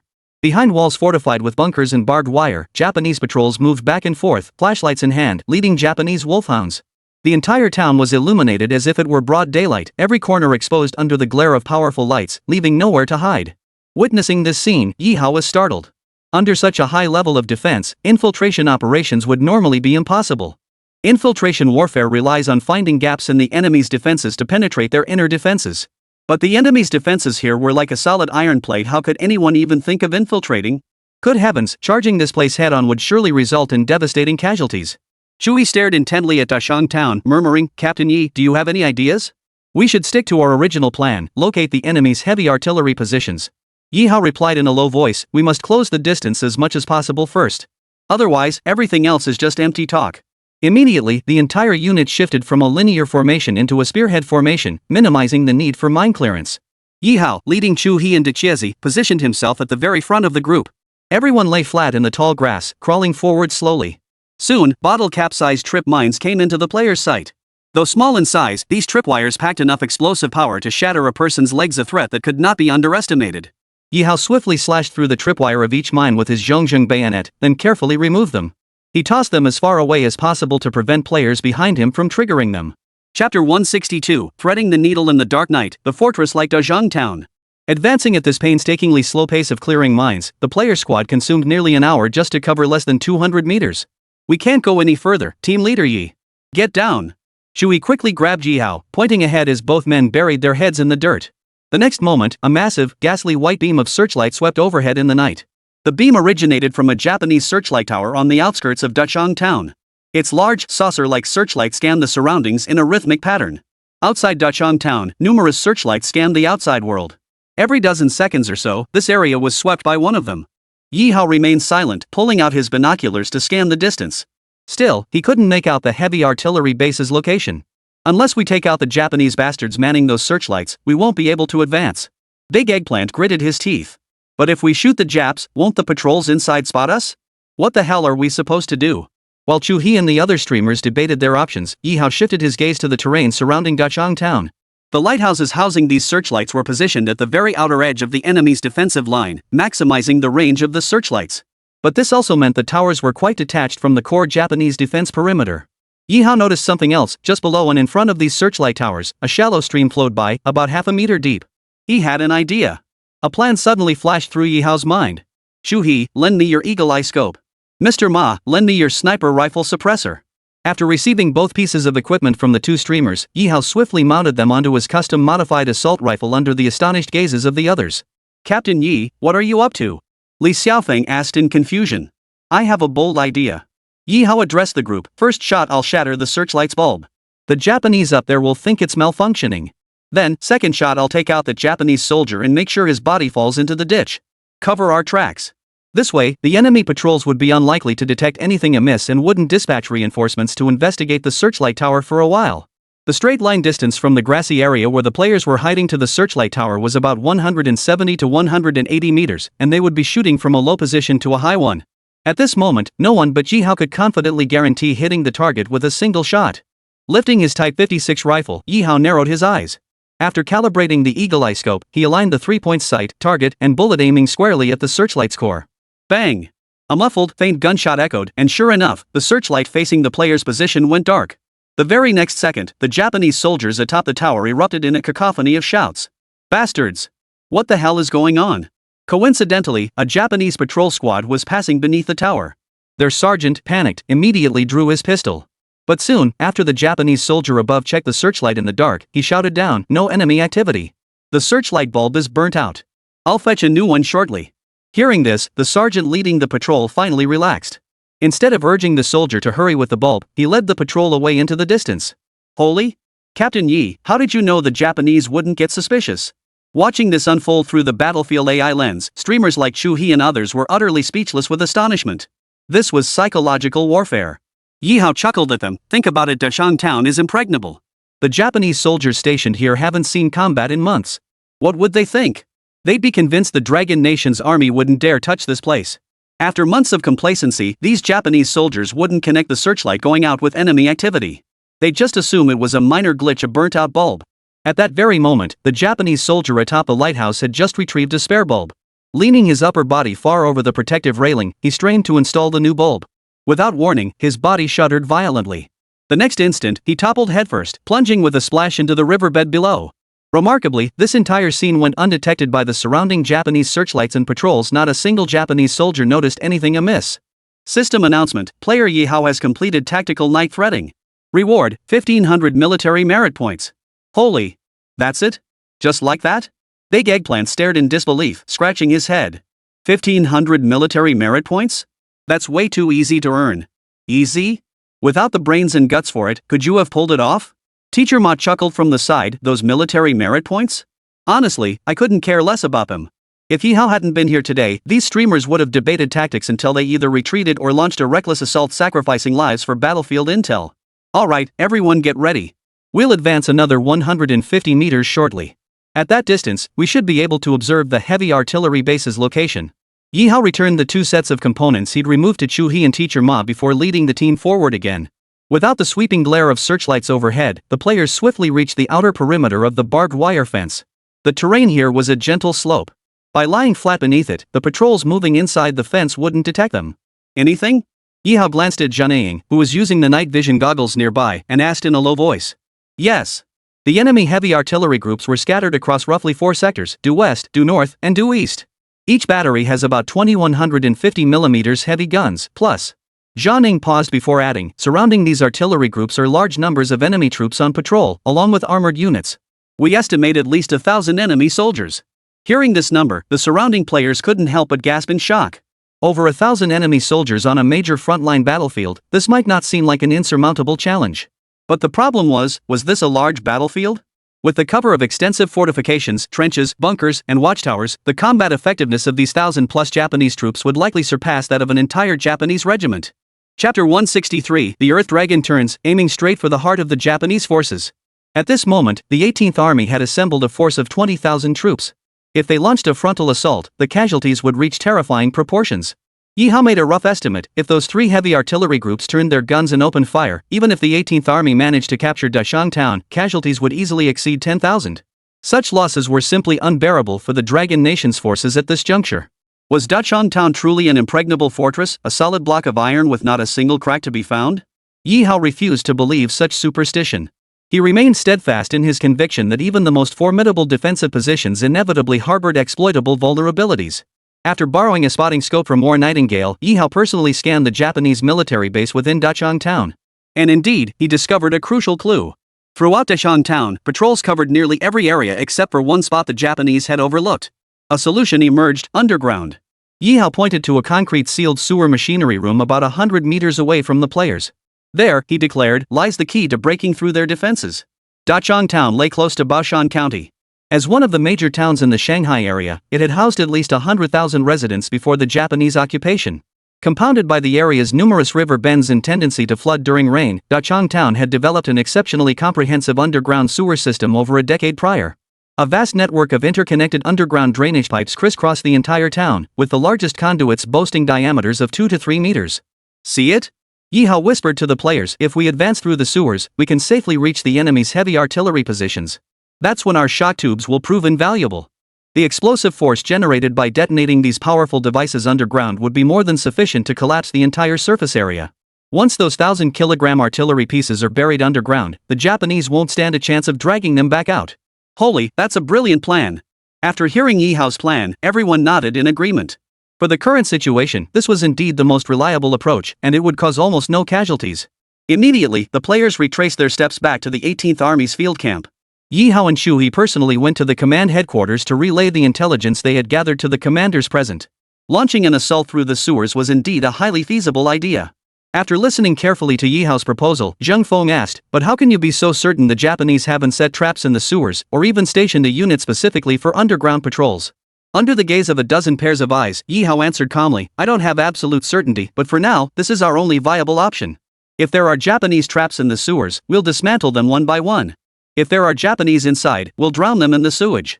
Once we blow up the heavy artillery positions in Dachang town, even if our 18th Army holds its ground, the Japanese will need 1 to 2 months or even longer to salvage those guns."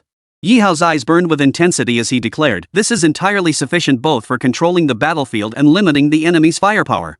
Just as Ye Hao stated, if their small unit could successfully destroy the enemy's heavy artillery base, even if the 18th Army didn't attack Dachang town, it wouldn't matter much. Because with their most crucial artillery group neutralized, Dachang town would be utterly stripped of its ability to project firepower and provide supporting strikes to surrounding battlefields. Very well. Proceed according to your battle plan. After a moment's consideration, Zheng Feng made the final decision, his voice firm. "The main force will wait for your demolition flares and explosion signals before launching the full assault." Half an hour later, Ye Hao reassembled the streamer squad in 2-player teams. This time, the operational force was scaled down again, reduced from the previous 100 to just 30. It wasn't that Ye Hao didn't want to bring more men, but the upcoming battle would take place underground in the sewers. Too many people would simply hinder their movements. Each man carried 5 earth-shaking grenades and 1 flying thunder bomb explosive pack. Move out. This time, Ye Hao's squad moved much faster.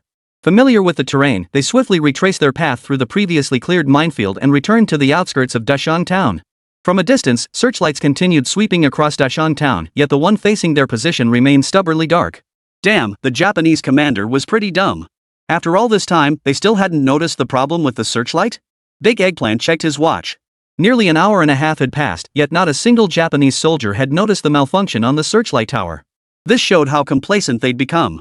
Since Dachang town was rarely targeted by the Dragon Nation's forces, the Japanese soldiers here were just going through the motions, paying no real attention. But this actually worked to our advantage, making our next move much easier. Ye Hao opened his military merit point store and exchanged for an item. Barrier breaking shovel. Properties: an upgraded version of the engineer shovel, increasing digging speed by 50%. Exchange: 550 merit points. Everyone grab one. We'll start digging from outside the barbed wire fence. Once we reach Dachang town's sewer system, a few of us will stay outside as lookouts while the rest push inward. Ye Hao led by example, swinging his barrier breaker shovel to dig furiously. Everyone followed suit. After exchanging for their own breaching shovels, they began furiously digging at the slope before them.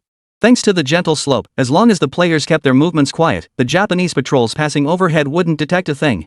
After 10 minutes of rapid, alternating digging by 30 players, Big Eggplant struck something rock hard. Holy, what is this? Could it be a buried bomb? Big Eggplant jumped in fright. Ye Hao examined the tactical flashlight in his hand. What appeared before the players was a massive concrete block. This concrete block completely sealed off the main sewer pipe of Dachang town, leaving only a gap less than a foot wide for sewage to escape. Clearly, the Japanese had anticipated the sewer risk and preemptively sealed this section with concrete. What the hell are we supposed to do now? Shui frowned deeply and suggested, "Captain Yi, should we bring in heavy machinery to break through?" Chapter 164, Venomous Trap, Magnetic Gloves Save a Teammate. Ye Hao didn't respond immediately. Instead, he walked to the concrete block and tapped it lightly with his hardened military knife, producing a dull thud. This slab was likely around 30 centimeters thick. Using mechanical tools would take at least 1 or 2 hours to break through, time we simply couldn't afford. Ye Hao glanced at his watch. It was 3:30 a.m., precisely when the Japanese patrols were most fatigued and drowsy. If we really dug here for 2 hours, dawn would break by then. When the Japanese assembled for roll call, they'd inevitably notice one missing from the sentry tower. What about the concussion grenades the Green Gang gave us? Shu He, bring me a few. After a moment's consideration, Ye Hao made a decisive choice, used the Qingbong support to blast through the concrete wall here. Ha! Earthquake grenades? Won't that make too much noise? Big Eggplant and the others were startled. What if the explosion drew the Japanese? That would be a complete waste of effort. I've studied these shock grenades before. Their primary effect is seismic shock, not explosive force. Ye Hao explained to the streamers, overall, the explosion won't make too much noise, just a slight tremor on the ground. But its force is enough to shatter concrete fortifications. Hearing Ye Hao's explanation, Chui's team of streamers relaxed and pulled out their shock grenades. After chiseling a few small holes with breaching tools, Ye Hao inserted the spray nozzles of 2 shock tubes into the holes and signaled for everyone else to step back. 3, 2, 1. Ye Hao yanked the fuse. The next second, both Earthshaker grenades detonated simultaneously. Buzz. A muffled, not particularly loud rumble echoed through the underground chamber. Above ground, the puddles left by yesterday's rain merely rippled slightly. But before the players' eyes, as the dust settled, the concrete wall had already developed several massive, jagged cracks. Come on, everyone, hurry up and get these concrete blocks out of here. Ye Hao directed several players forward, and together they shoved all the concrete blocks to the sides of the pit. Once all obstructions at the sewer outlet were cleared, a foul wind hit them, damp and reeking of the sewer's putrid stench. Holy, this place is disgusting. Is there methane gas in here? Teacher Ma covered his nose as the stench nearly made the surrounding players vomit on the spot. Looking ahead, the 2-meter square sewer entrance led into a pitch-black, deep underground tunnel with no visible end in sight. Wait, is Dachang Town's sewer system this advanced? Honestly, I feel like even Shanghai can't match this. Shui scratched his head and shone his powerful arm-mounted flashlight into the tunnel. It was eerily dark inside, not a soul in sight, only about 10 centimeters of standing water pooling at the bottom. The Japanese probably modified this place after occupying Dachang. Be careful. Ye Hao reminded the group, wait another 10 minutes for the smell to dissipate before we move out. Remember, if we encounter the enemy, prioritize cold weapons. Do not fire unless absolutely necessary. The reason for avoiding gunfire was twofold. First, to prevent the Japanese above from hearing the shots. Second, to avoid the muzzle flash igniting the methane gas in the tunnel, which could cause an explosion of devastating power. Everyone nodded in agreement. At that moment, Chu He and the others observed Ye Hao's expression, their own faces reflecting a range of emotions. Initially, Chu He and Big Eggplant had addressed Ye Hao as team leader Ye primarily out of respect for him as the game's designer. After all, Ye Hao had no actual combat experience.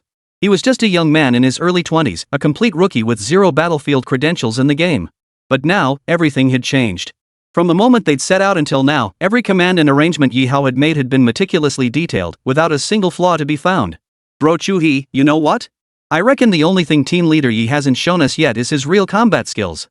Big Eggplant trailed behind Chu He, pointing at Ye Hao at the front of the squad and muttering with a hint of mockery, look at him.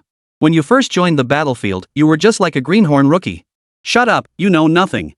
Chu He murmured, let's get through this obstacle first before worrying about anything else. This sewer might not be as safe as it seems. The moment Chu He finished speaking, every player heard a distinct click. Holy, we're screwed. Li Xiaofeng, positioned at the rear of the group, froze solid in place. Seeing everyone turn back, Li Xiaofeng frowned deeply and stammered, I think I stepped on a landmine. Don't move. Don't move a muscle. Ye Hao, who had been leading the group, turned back to Li Xiaofeng's position. Simultaneously, he signaled the other players to stay put, not moving a single step, to avoid triggering more landmines. Crouching down, Ye Hao examined his flashlight before reaching into the murky water several inches deep to feel around. The next moment, he felt something slender and resilient. A tripwire booby trap. Pulling on the cord, Ye Hao pulled up a tripwire booby trap connected to a timer, which surfaced from the filthy water right at Li Xiaofeng's feet. The timer showed only 30 seconds remaining. You've got to be kidding me. How come we walked right over it without triggering it? Big Monkey slapped his forehead in panic. What the hell do we do now? Don't panic. Ye Hao calmly opened his military merit point shop. A flash of light appeared, and a pair of metal gloves materialized in his hands. Magnetic gloves. Properties, attracts all metal objects within range with exceptional stability. Exchange, 600 military merit points. After donning the magnetic gloves, Ye Hao raised his hand. The booby-trapped grenade and its timer were drawn steadily into his palm without detonating. Signaling Li Xiaofeng and the others to step back, Ye Hao grabbed the booby-trapped grenade and hurled it forcefully into a distant pool of water. Whoosh! Boom!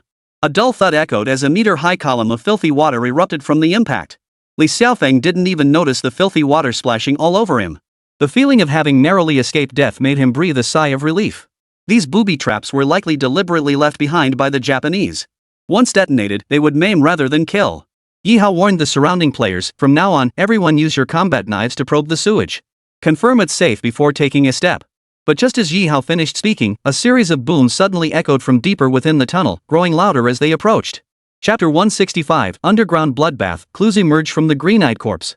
The sound started faintly, but within seconds, it grew distinct and muffled like a locomotive plodding through the tunnel. Damn it, we can't be discovered. What the hell is that noise? Chui's face was etched with tension, one hand gripping his quenched military knife, the other resting on the trigger guard of the flower-patterned pistol at his waist. The distant rumbling grew closer, but upon closer listening, it didn't sound like a locomotive at all. Instead, it resembled the thudding of something stomping on the ground. At that moment, many viewers in the livestream chat turned their thoughts to Ye Hao. Aren't you the game's creator? You must know what's going on here. Yeah, spill the beans, what's that noise? Could it be some even more dangerous trap? Faced with the viewers' questions, Ye Hao could only explain with a sigh. Although Dragon Soul Forged Nation was his creation, the problem was that the game's main storyline was almost entirely random. Every battle players engage in here could alter the course of future battles. As for what exactly lurked in these sewers now, Ye Hao himself couldn't possibly guess unless he possessed the gift of foresight. Let's sneak over and take a look. Ye Hao's nerves were stretched taut as he led the players beside him, creeping forward step by step. As they neared a T-shaped junction ahead in the tunnel, each player's ears buzzed with anticipation, nerves stretched to the limit. If enemies lurked here, it would inevitably lead to a fierce, close-quarters battle. When Ye Hao quietly reached the corner and slowly peered around it into the tunnel beyond, his pupils suddenly contracted sharply. Hidden in the tunnel beyond the bend, a scattered group of Japanese garrison soldiers stood swaying unsteadily. There were about 50 Japanese soldiers in total, standing behind the T-shaped tunnel corner. Without a single light, their features were indistinguishable. All the players could make out were their signature Japanese hooded caps, steel helmets, and those dogskin uniforms. Damn it, they really are Japanese soldiers. What the hell were these little devils doing in a place like this? Shuhei peered over Ye Hao's shoulder. Seeing these dozens of Japanese soldiers, his eyes widened in disbelief. Remember, the sewer entrance they'd used earlier was sealed off by concrete walls. Whether there was another entrance within Dachang town leading here was anyone's guess. Suddenly, a Japanese soldier who looked like a guard captain let out a muffled shout from his throat. Immediately, the scattered Japanese soldiers around him all stomped their feet on the ground. Boom! The Japanese soldiers then marched in lockstep for about 10 meters through the tunnel before descending back into their previous state of chaotic disarray. Something's wrong. Ye Hao frowned deeply and turned to Shuhei beside him. The commotion we just heard must have been them, but these Japanese soldiers' state is highly unusual. Yeah, I noticed too. Why do they seem like they've lost their minds? Shuhei was equally puzzled. This place reeked of decay, was pitch black, and saw no sunlight. Why would the Japanese bring their own soldiers here? If it's for defense, why not just send down a patrol team regularly? Nah, who cares about that? Big Eggplant rubbed his hands together. My rusty bloodshed blade's been itching for a blessing. Today, I'll consecrate it with these bastards' blood. If we were to advance toward the heavy artillery positions, we'd have to get past these Japanese soldiers. Eliminating them was essential. All units, prepare for close-quarters combat. Do not fire unless absolutely necessary. Ye Hao drew his own border region-made quenched military knife and led the players behind him, creeping as silently as possible toward the group of Japanese soldiers. As they rounded the corner, one of the Japanese soldiers ahead suddenly turned his head, swaying unsteadily. Move out. Kill. At Ye Hao's command, Big Eggplant, Shuhei, and the others behind him charged forward first. Big Eggplant charged ahead, eager to test his newly acquired golden-grade broadsword. Charging forward, Big Eggplant swung his arms wide, raising the blood-stained City Breaker greatsword in his hands before delivering a fierce downward strike that unleashed a blade of light tinged with a faint crimson aura. Thud! The razor-sharp blade descended, effortlessly cleaving the skull of the foremost Japanese soldier. Yet despite this instant kill, Dechiezi's face showed no trace of triumph. Instead, it was frozen in utter bewilderment and shock. Because, to his horror, he saw that the Japanese soldier whose skull he had split open was spurting green, viscous blood from the severed neck. When he looked up again at the group of Japanese soldiers ahead, he saw the faint green glow emanating from their eyes. Something was terribly wrong. These Japanese soldiers were not right. A chill ran down Big Eggplant's spine. Suddenly, he recalled the Zero-type weapon they'd encountered during the Huishandok operation. And later, during the Tangqiao battle, when the players faced Akamera the Demon Tomb, his tank had released that exact same dark green biochemical gas. But the battle had already begun. Now was clearly not the time to ponder these questions. As Big Eggplant sliced through one Japanese soldier, Ye Hao charged past him. His hand-forged military knife flashed left and right, slicing open the bellies of two Japanese soldiers who collapsed, intestines spilling out. Intestines and filthy blood spilled from their wounds, and even in the dim sewer, the speckled emerald green glow was visible. With 30 players facing over 50 Japanese soldiers in close-quarters combat, the odds were overwhelmingly in their favor. Soon, only the Japanese garrison captain remained before the players. Bastard! The Japanese captain lunged at Jianing, clawing wildly. But before he could take another step, Ye Hao swung his tempered military knife in a wide arc. With a sharp whistling sound, the blade shattered half the beast's jaw. Simultaneously, Shuhei activated the flying tiger claws on his arm. With a whoosh, the claws hooked into the beast's ribs, tearing it apart mid-air. When the players had wiped out all the Japanese soldiers here, the entire sewer floor took on an eerie appearance. Speckled droplets of luminous green liquid, along with the ghost soldiers' corpses dripping with emerald green blood and scattered limbs, created an utterly eerie scene. Captain Yi, come see what this is. Beside the Japanese captain's corpse, Shuhei and the others beckoned urgently for Ye Hao to come over. Chapter 166, Scope Showdown. One shot takes out the Japanese major. Ye Hao strode over to them and saw it for himself. Embedded within the shattered jaw and chest of the Japanese captain, amidst the flesh and blood, were tiny fragments of green crystalline shards. What the hell is this stuff? Li Xiaofeng frowned, covering his nose. Could it be that Zero-type modified agent we saw before at Huishandok and Tangqiao? But wasn't that a poison gas weapon? Could it have other uses? Battle Nightingale blinked, puzzled. Zero-type enhancer was classified as a top-secret battlefield weapon in the high-level confidential files of the Little Notebook's leadership. Earlier, during Onizuka Akamaru's death throes, he had released Zero-type enhancer.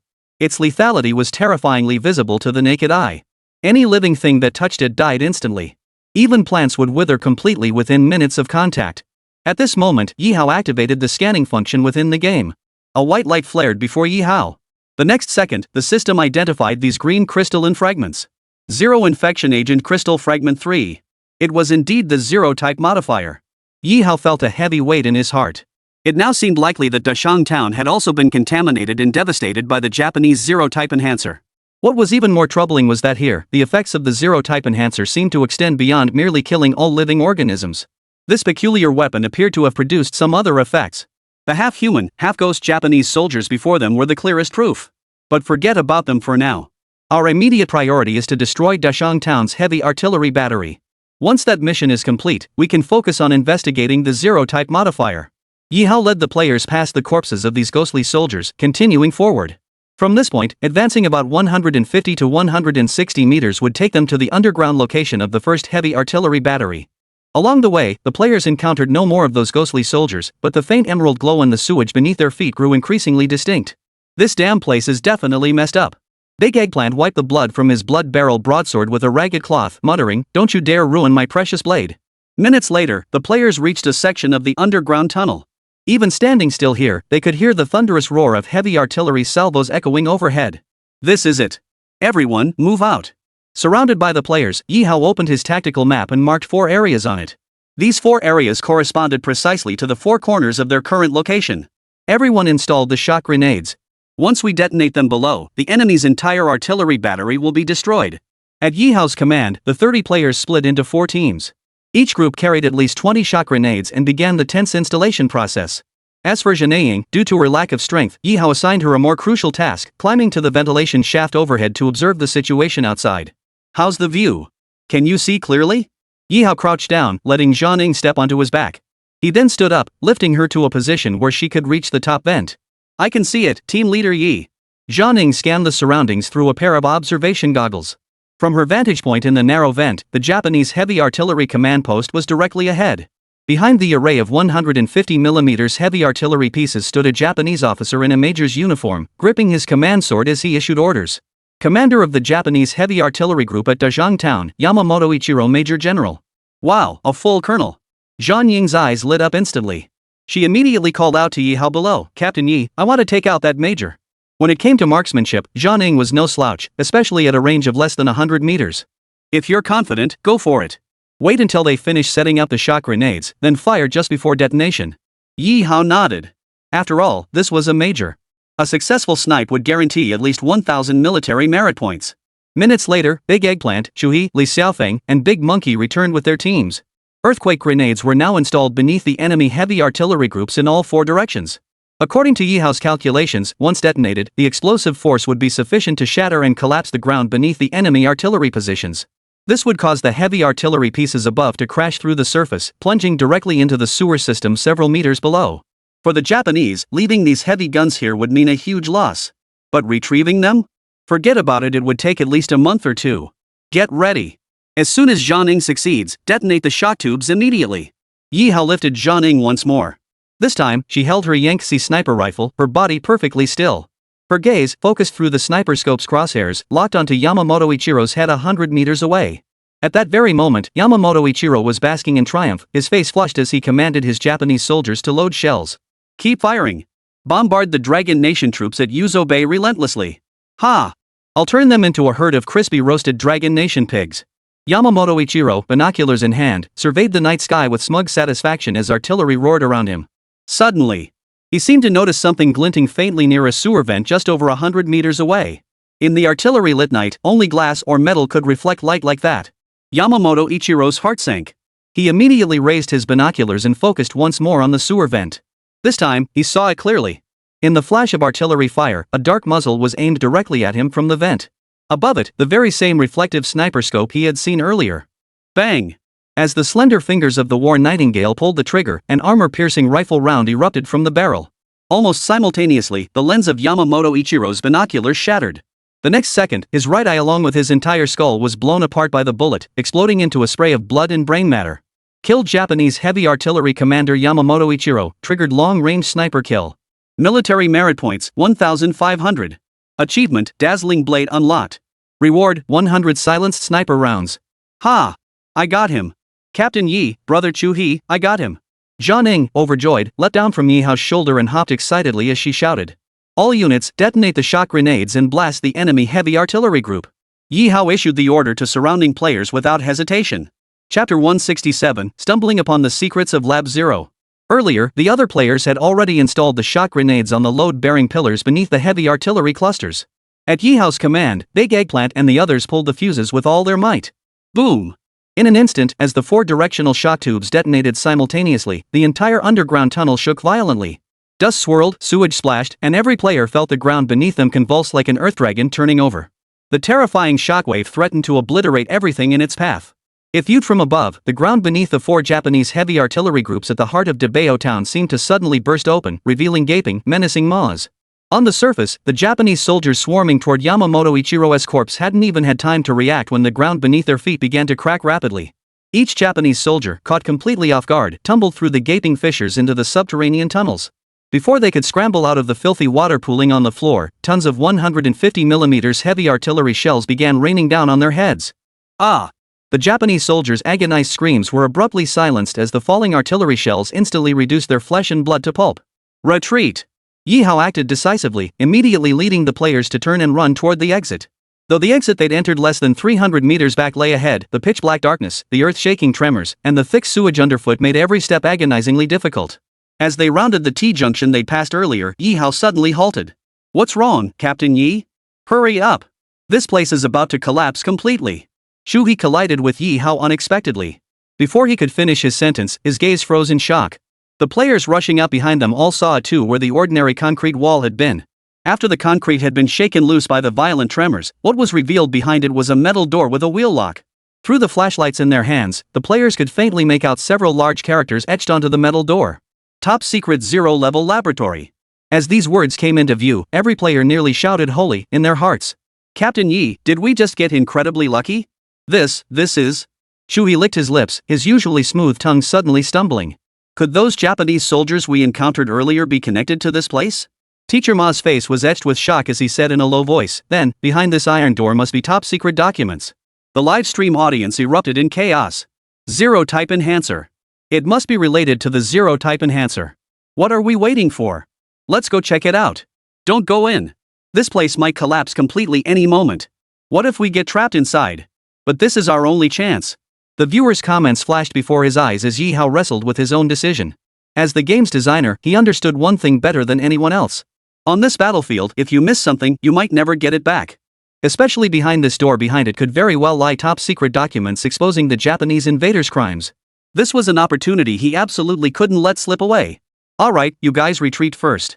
I'll go in to gather the documents and then meet up with you. Ye Hao immediately turned and addressed Chu-hee and the others in a solemn tone. This place could collapse at any moment. I can't drag you all into this risk with me. The decision was his to make, and the danger was his to bear. Yet when he heard Ye Hao's words, Chu-hee grinned and said, "Come on, team leader Yi, what do you take us for a bunch of cowards? If you're going in, we're going in together. That's right, we won't abandon a single brother." Big Eggplant and the others wasted no words, charging forward immediately and starting to twist the wheel on the massive iron gate with their bare hands. Seeing the players' resolute expressions, Ye Hao nodded firmly. Alright. We stand or fall together. Once inside, gather the intel. When we retreat, blow this place to smithereens. Under the combined strength of the 3 players, the heavy metal will slowly begin to turn. The massive iron door, stamped with the words Top Secret Laboratory, finally creaked open with a thunderous roar. The instant the metal door swung open, a blast of frigid air sent a collective shiver down everyone's spine. A pungent smell of disinfectant mingled with an unidentifiable putrid stench, causing the players' brows to furrow. Ye Hao was the first to burst into the lab. Inside, only a few green signal lights remained lit, while farther back, red warning lights flashed incessantly. See anything, Captain Yi? Big Eggplant followed Ye Hao in, switching on his flashlight as he moved forward. The very next second after his foot stepped forward, he slammed into a massive glass tank hidden in the shadows. Clang! Decisively clutched his head in pain, about to curse, when the beam of his flashlight illuminated 3 corpses submerged in the glass tank. The 3 Japanese soldiers' corpses still wore their military uniforms. Their skin had turned pale and swollen, and on the surface, tiny green crystalline clusters were visible. Holy, what the hell is this crap? Big Eggplant backed away in terror, colliding with a water pipe behind him before coming to a halt. Ye Hao's expression darkened. Stepping past Big Eggplant, he raised his right hand and swept it forward. The system's scanning function instantly swept across the immediate space. To the left of the glass jars stood a hydraulic operating table. The straps were stained with dark red blood, clearly dried from some time ago. On the other side, several tilted filing cabinets and cluttered desks were piled high with documents, suggesting the place hadn't been touched in quite some time. Don't panic. This is just an experimental base. Keep your cool. Ye Hao's voice gradually calmed the flustered Big Eggplant and the other players. He strode purposefully toward the desk, skimmed through the papers, then drew his bayonet to force open a drawer. A yellowed diary appeared before the players' eyes. Emblazoned across its cover were bold characters, Yamamoto Ichiro's experimental log. Holy, this is definitely it. Quick, team leader Yi, see what's inside. Big Eggplant and the others crowded around, craning their necks to peer at the experimental journal. Under the players' watchful eyes, Ye Hao flipped open the first page of the journal. Chapter 168, Full-Scale Counterattack, seized Zhejiang Town at full speed. Yellowed pages were covered in scribbles of Japanese text, densely packed with countless entries. Fortunately, through the system's translation function, the players could clearly see the recorded contents. Zhou 12, September 7th, sample source, recovered casualty from Huishan dot contamination zone. Agent effects, pain nerve blockade 90, muscle strength increase 200. Defect, cerebellar damage, loss of balance. Zhou 12, September 13th. Sample origin, soldier accidentally exposed to enhancement agent. Agent effects, 100% pain nerve block, 300% muscle strength increase. Defect. After repeated comparative experiments, we discovered that soldiers subjected to this modification exhibit enhanced combat capabilities and injury resistance. They can execute combat actions in response to specific commands. The sole drawback is that they possess no consciousness beyond combat and killing. Yamamoto Ichiro proposed designating these experimental soldiers as biomechanical soldiers and reporting this achievement to General Sato, Commander-in-Chief of the Shanghai Front. The densely packed diary documented numerous experimental details from this underground secret laboratory over the past half-year. The more Ye Hao read, the more his heart pounded with dread. Biodemon soldiers. This signified that the Japanese had cultivated an entirely new class of troops. They possess no sense of pain, and their physical strength and other attributes are several times greater than those of ordinary humans. More crucially, these biochemical ghost soldiers possessed a death-defying ferocity. They were true killing machines, born for war. Just then, Zhang Ning beside him suddenly shrieked, pointing at one of the jars and shouting, "Look! That jar is moving!" The players all whipped their heads around. Ye Hao saw that inside one of the glass jars, the Japanese soldier who had appeared completely lifeless was indeed twitching ever so slightly. The next instant. Crack! A massive hand, studded with metal plates, slammed against the glass jar. The bioengineered ghost soldier submerged inside suddenly opened its eyes. Those eyes were covered in green, spiderweb-like bloodshot veins. Holy, this is nothing like the Japanese garrison squad we encountered outside.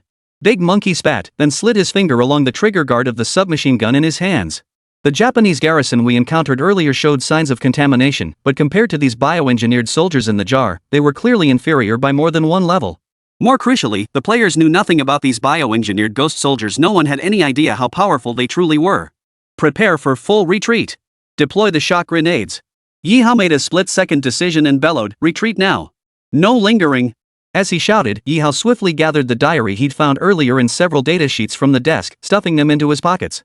Behind him, Chui and Big Eggplant swiftly affixed earthquake cannons to the glass jar and every corner of the lab. After detonating the shock grenades, the players sprinted out the main door at top speed.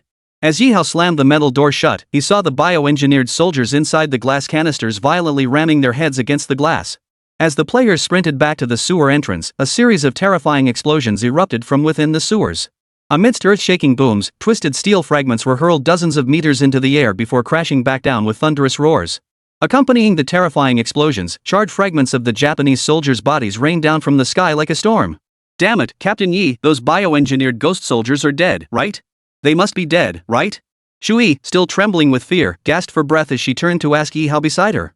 At that moment, every player nearby was tense, fingers clenched so tightly their nails nearly dug into their palms. The discovery in the underground secret lab had been so utterly shocking that the players were still reeling from the horror. Those bioengineered ghost soldiers were undoubtedly dead. No matter how formidable they were still carbon-based lifeforms. They couldn't possibly survive an explosion. Ye Hao's gaze grew solemn as he stared at the raging inferno engulfing the heart of Dachang Town. "What worries me," he said, "is that the Japanese didn't just have a secret lab here. The emergence of the bioengineered ghost soldiers had sounded a warning bell. It was highly likely that such unique enemies would appear on future battlefields. For now, after careful consideration, Ye Hao decided to lead the players back a safe distance and send signal flares to the 18th Army. The enemy artillery batteries in Dachang town had been utterly destroyed, but the explosion just now had only taken out 200 or 300 Japanese soldiers. Over 5,000 Japanese troops still held the fort here. It would be unthinkable not to seize this opportunity to annihilate them all. Half an hour later, at the temporary headquarters of the 18th Army, Zheng Feng, upon seeing the red signal flares Ye Hao's team had launched, immediately ordered the full-scale assault. 20,000 troops launched a full-scale assault, charging toward Dachang town under the cover of night. This battle must be fought, and fought swiftly. Zheng Feng ordered his subordinate officers penetrate Dachang town at maximum speed. Prioritize destroying the enemy command center to prevent them from calling for reinforcements. On the main front, the two vanguard companies of the 18th Army had reached Ye Hao's squad's position, and the two forces successfully linked up. Mortars ready. Blow those damn Japanese bastards to hell. Aim high. Thud. One after another, mortar shells arced through the night sky, raining down on the Japanese barracks in Dachang town. Night combat? That's our Dragon Nation Army specialty, one of our signature skills. Shui roared with laughter. Blast them, brothers. Blow these beasts to hell. The moment your fire stops, our charge begins. To minimize combat losses, the two vanguard companies of the 18th Army carried nearly 600 mortar shells. Within a mere 10 minutes, 600 shells had pounded the Japanese camp in Dachang town into a scorched wasteland, engulfed in raging infernos. Brothers, the main force of the 18th Army is arriving soon. Can we afford to wait for them now? Ye Hao raised his arm and shouted, charging in now means feasting on the meat. Waiting for the main force means drinking the soup. Those who want meat, follow me. Gripping a pair of heavily modified Mauser pistols, Ye Hao crawled out of the trenches. Leading the 100 or so players beside him, he plunged like a dagger into the heart of the Japanese forces in Dachang town. Chapter 169, System Upgrade Flamethrower Unlocked, Incinerate Corpses. In the dim light, the players' drab gray uniforms provided perfect camouflage, while the Japanese soldiers' colored uniforms stood out like a sore thumb. Under these conditions, there was no need for careful aiming or identification. Any figure clad in that colored uniform was fair game, just open fire and set him ablaze. That was the surefire approach. Within mere minutes, Ye Hao's two Mauser pistols had mowed down 30 to 50 Japanese soldiers. The Japanese soldiers here hadn't even recovered from the shock of their artillery group being destroyed when they were caught completely off guard by the vanguard of the Dragon Nation. Many hadn't even spotted their enemy's position before a bullet pierced their skull the next second. Everyone, push into the command post immediately. Take out the enemy command center, then mop up the battlefield. Just as Ye Hao had blown up a Japanese concrete watchtower with a grenade and was shouting orders to the players beside him, a distant rumbling roar echoed through the air. From beside a burning makeshift fuel depot, a Japanese armored personnel carrier, engulfed in flames, roared through the surrounding roadblocks and charged toward the longbow players. Scatter! Everyone scatter! Fortunately, the armored vehicle wasn't moving fast. By the time it charged forward, the surrounding players had already rolled away to avoid its two wheels. Ye Hao heard a thunderous crash as the armored personnel carrier slammed into a nearby small watchtower. Immediately after, another explosion erupted from the engine and fuel tank area. A fiery orange ball of flame shot 7 or 8 meters into the air. Amidst thick smoke and raging fire, all present clearly heard frantic thumping and scratching sounds emanating from inside the vehicle. Something's wrong, Captain Yi. There might still be Japanese soldiers inside that armored vehicle. Shui's face tightened with tension. One hand already gripped a concussion grenade, ready to pull the pin and hurl it at the armored vehicle.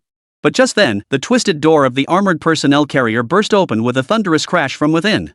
The moment the door swung open, every player saw them pairs of eyes glowing green in the cabin's dim light. Bioengineered ghost soldiers. All hands, prepare. Prioritize eliminating these monsters. Ye Hao's heart skipped a beat. Just as he'd suspected, the Japanese had already begun developing bioengineered ghost soldiers into specialized units. Those bioengineered ghost soldiers preserved in tanks at the underground lab earlier were most likely experimental specimens and defective products from the Japanese devs' research process. And this highly sealed armored vehicle, carrying over 100 bioengineered ghost soldiers, if the Dragon Nation forces hadn't launched their surprise attack today and uncovered them, the consequences would have been unimaginable. These bio-ghost soldiers, enhanced with the Zero-type modifier, would likely appear on the battlefield very soon. Fire! Big Eggplant had already mounted a new John Iron Gate heavy machine gun. After Teacher Ma loaded the ammunition belt, Big Eggplant pulled the trigger with all his might. Bang! In an instant, the machine gun unleashed a vicious barrage of fire, weaving a deadly ribbon of bullets through the darkness as it swept across the bioengineered soldiers. Why are heavy machine gun positions always the primary targets for both sides on large-scale battlefields? The reason is simple: their lethal capability is terrifying. A fully loaded heavy machine gun, on flat terrain and with the cover of a bunker, could even hold off the assault of hundreds or even thousands of enemies. A single machine gun bullet hitting an arm or leg would instantly reduce it to a bloody mist, striking the torso would sever it clean in two. And this new Jiang Iron Gate heavy machine gun wielded by Big Eggplant? Its firepower and rate of fire had been specially enhanced, surpassing standard water-cooled heavy machine guns by 30%. As the machine gun's stray bullets swept across the scene, the first wave of bioengineered soldiers crawling out of the armored vehicles instantly erupted into bursts of luminous green blood mist. Yet, what made Ye Hao, Shu He, and the others' pupils contract violently was this: the machine gun bullets struck these bioengineered soldiers, yet failed to shatter them outright. Instead, the bullets struck these creatures, erupting into intense bursts of metallic sparks before finally tearing through to create head-sized bloody holes. These bioengineered soldiers must have been embedded with massive amounts of metal shards, a trick played by the Japanese High Command. Ye Hao recalled the fierce battle in the sewers earlier.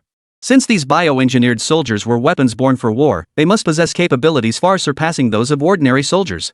Even a hail of heavy machine gun fire couldn't halt their advance unless it struck their limbs, neck, or head. The log of that Japanese commander, Yamamoto Ichiro, stated that bioengineered soldiers modified with zero enhancement agent had pain perception blocked at 100, meaning they felt no pain. Teacher Ma's brow furrowed as he raised the soul-piercing semi-auto rifle in his hand and unleashed a volley of fire at a bioengineered soldier in the distance. Bang! True to its reputation as a golden weapon, the soul piercer spewed striking blue-black muzzle flashes. Moreover, it fired specially designed handgun armor-piercing rounds. In an instant, a bloody hole appeared in the center of one bioengineered soldier's forehead. But to Teacher Ma and the others' surprise, even with its head blown apart, the bioengineered ghost soldier still charged toward the players, driven by primal instinct. They had to be shattered completely, like smashing walnuts with a hammer reduced to fragments. As Ye Hao spoke, he hurled 2 grenades. The explosions reduced several central bioghost soldiers to mangled limbs and fragments, their luminous green blood appearing eerily vivid against the night sky. Despite the players immediately establishing a fire network to clear these bioghost soldiers, over a dozen players were still wounded by their attacks. These creatures carried no firearms, but their bodies and arms, embedded with sharp metal shards, were terrifying cold weapons in themselves. Fortunately, aside from the 100 or so bioghost soldiers in the armored vehicle, no additional bioghost soldiers appeared from other directions in Dachang town. By the time the main force of the 18th Army of Longwood arrived, Ye Hao and the players had already wiped out every last one of these bioghost soldiers, leaving only pools of shredded flesh and luminous green bloodstains on the ground. The entire town of Dachang was illuminated that night by the constant crackle of gunfire and the blaze of battle. By the time dawn broke, the players had already begun the final cleanup of the battlefield. The battlefield broadcast signaling the imminent arrival of system rewards sounded simultaneously at this moment. Chapter 170, Zero Hub, Luodian Railway Station. Surprise attack on Dachang town mission successfully completed. Battle summary: this surprise operation eliminated over 3,000 enemy troops, captured nearly 1,500 Japanese soldiers, and destroyed Dachang town's heavy artillery battery 76 150mm heavy guns in total. Campaign settlement: all players receive 8,000 military merit points and the titled Dachang Raider light weapons proficiency damage plus 30. Military Merit Store will introduce new unlockable items to counter the new bioengineered ghost soldier target units. New Military Merit Store items. Flamethrower Light. Characteristics: a lightweight battlefield weapon primarily emitting streams of viscous fuel mixed with white phosphorus. Deals bonus damage to structures and bioengineered enemy units. Acquisition: 5,000 merit points. Chemical Protection Mask. Properties: effectively defends against Japanese chemical weapons like Zero-type modified agent in specific battlefields. Acquisition: 1,000 military merit points.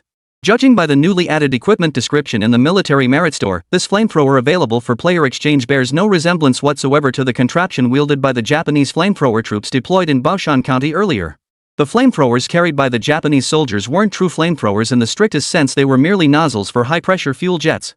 To sustain combat, these Japanese soldiers had to carry massive fuel tanks on their backs to store fuel and pressurized gas, while also wearing full sets of fire-resistant and chemical-proof suits. However, the flamethrower Ye Hao prepared for players in the Military Merit Store was entirely different. Visually, it closely resembles a traditional machine gun, but the key difference lies in the shield-like black metal plate surrounding the barrel, designed to deflect stray bullets and attacks from bioengineered enemy soldiers. Additionally, where the machine gun's magazine would normally be, there is now a crimson-red high-pressure metal fuel tank.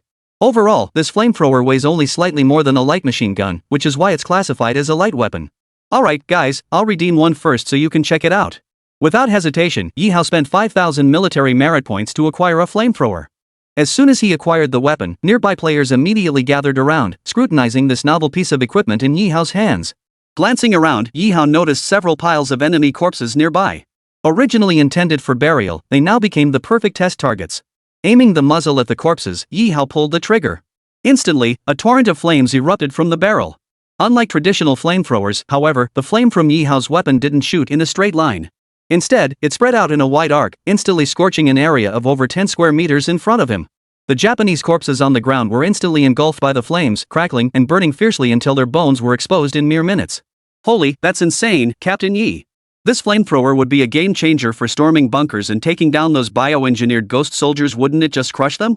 Shui pumped his fist excitedly and laughed. Now we've got nothing to fear from those bioengineered ghost soldiers.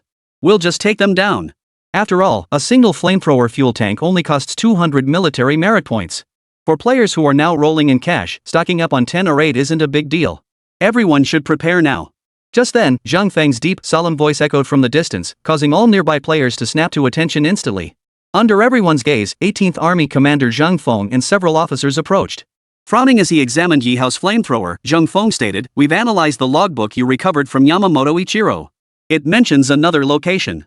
That location is highly likely to be the core site the Japanese use for deploying and transporting their bioengineered soldiers.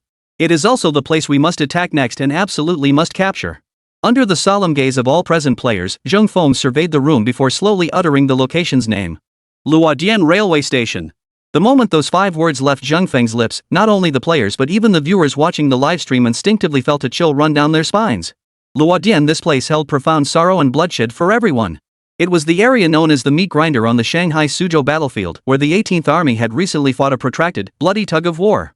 After fierce fighting, overwhelmed by Japanese reinforcements pouring in from waterways and other directions, the Dragon Nation's forces were forced to abandon the Luodian position and retreat. This land, later dubbed the Flesh Grinder, fell under the control of the Japanese invaders. Luodian Railway Station? General Zhang, you can't be serious. How on earth are we supposed to get there? Shui's face was etched with disbelief as he pointed toward the distance. Forget everything else, Luodian is at least 100 miles from here. The entire route is almost entirely occupied by the Japanese. We can only muster over 20,000 troops now. Even if we force our way through, fighting our way across, those 20,000 would likely be swallowed up in the enemy's blockade zone. And this is a long-range raid. If the Japanese send reinforcements there simultaneously, we'll be surrounded and wiped out. The risks are simply too high. The surrounding players murmured in discussion, each face etched with deep frowns. For the players, it wasn't that they feared death. Having fought their way this far, casualties were long since nothing to them. But precisely because of their accumulated experience in brutal battles, they could generally predict the outcome of a fight. If the success rate for today's main battlefield battle was estimated at 80% in their minds, the success rate for the Luodian railway station operation was likely only 8%. Along this 50-kilometer stretch, no one knew exactly how many Japanese brigades and regiments were stationed. No one dared guarantee they could lead their forces through unscathed. Listen to me, everyone. Zhang Feng motioned for silence before speaking in a grave tone. Luodian railway station is highly likely to be a transit point for zero-type enhancers and bioengineered ghost soldiers. Therefore, this battle is non-negotiable. If we don't fight, the consequence will undoubtedly be zero-type enhancer spreading across the Songhu battlefield, and hordes of bioengineered ghost soldiers appearing on the front lines. Think about it. Zhang Feng pointed at the corpses of the bioengineered soldiers in the distance. 100 of these creatures inflicted over a dozen casualties on us, and that was with overwhelming numerical superiority. Now imagine this happening on the main battlefield. Those deranged Japanese high commanders are capable of anything. If 1,000 bio-ghost soldiers launched a charge, no defensive position could possibly hold them back. Chapter 171, Splitting Forces, the squad faces its most perilous battle. These monsters possessed combat prowess far surpassing that of the Japanese turtle shell tanks. Unless the Luodian railway junction was destroyed, the entire Shanghai Suzhou battlefield would be gradually eroded and swallowed whole. At this point, a shadow of worry flickered in Zhang Feng's eyes. The Japanese commanders, especially those on the Dragon Nation front, were each and every one of them fanatical militarists brainwashed by their ideology.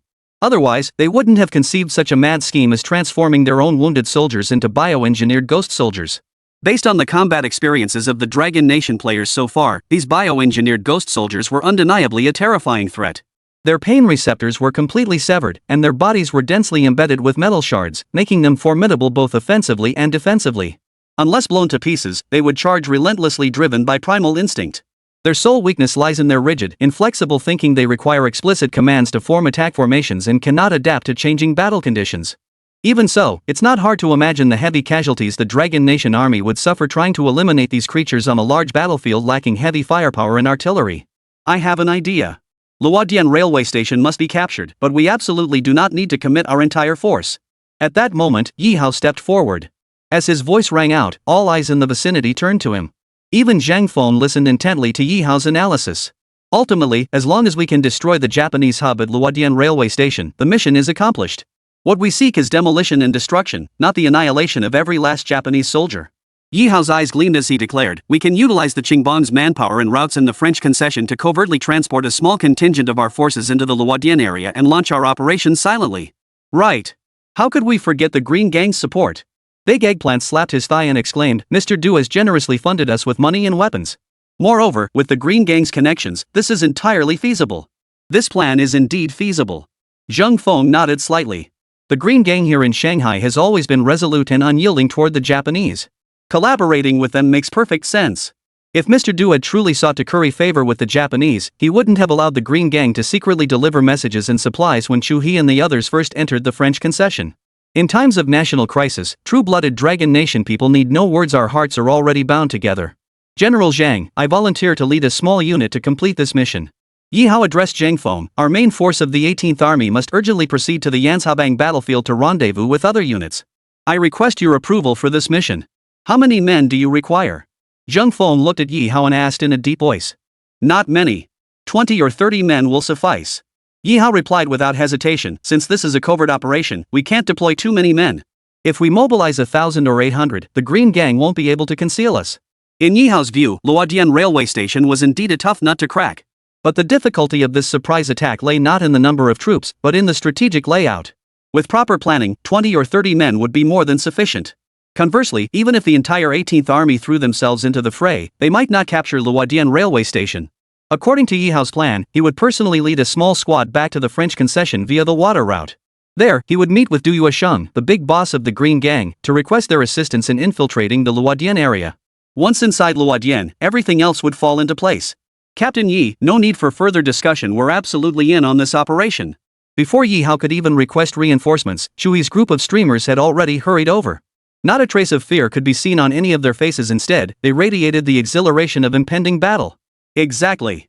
We've dealt with the Green Gang and the French concession before. We know those people inside out. Big Eggplant nodded in agreement, especially the French concession. There's a police chief there who's a real tough nut to crack. We should definitely seek him out once we arrive. Alright, no more pleasantries. Let's unite our efforts. After mobilizing the streamer team's personnel, Ye Hao selected over 10 additional players, just enough to form a platoon-sized force. At that moment, the battlefield mission subtitles simultaneously appeared before all players. Special mission triggered within game process. Issuing special ambush mission. SSS rank infiltration raid mission, destroy Luodian railway station hub. Battlefield overview. Luodian railway station, located on the outskirts of Luodian town, serves as a crucial logistics hub for Japanese forces occupying Luodian, Baoshan County, and surrounding areas. This area is garrisoned by over 17,000 Japanese soldiers from the 8th Division. Numerous classified laboratories exist around the station, with unknown quantities of zero-type enhancement agent and bioengineered soldiers stored there. Battle mission, demolish Luodian railway station, destroy its zero-type enhancer storage facility and bioengineered enemy troop depot. 47 hours, 59 minutes, and 59 seconds remain until the next armored train departs Luodian railway station. 48 hours for the operation? That's really not much time. Ye Hao mentally calculated, just the travel alone would likely take 24 hours. That meant the players had only 24 hours of combat time to blow up Luodian railway station. General Zhang, we should proceed with our respective operations immediately. Immediately, Ye Hao addressed Zhang Feng, you must lead the main force of the 18th Army here to the Yanshabang battlefield. I will take my men to the French concession. Proceed with utmost caution. Zhang Feng patted Ye Hao on the shoulder, then raised his arm and saluted him. Rest assured. After Ye Hao and Chu He gathered their players, they immediately set off along the same narrow path. Our return route will take us through Eagle's Return Valley, where we'll board a boat to head back to the French concession. This journey will likely take around 8 hours. Ye Hao raised his left arm, projecting a three-dimensional tactical map from the wristband onto the air before him.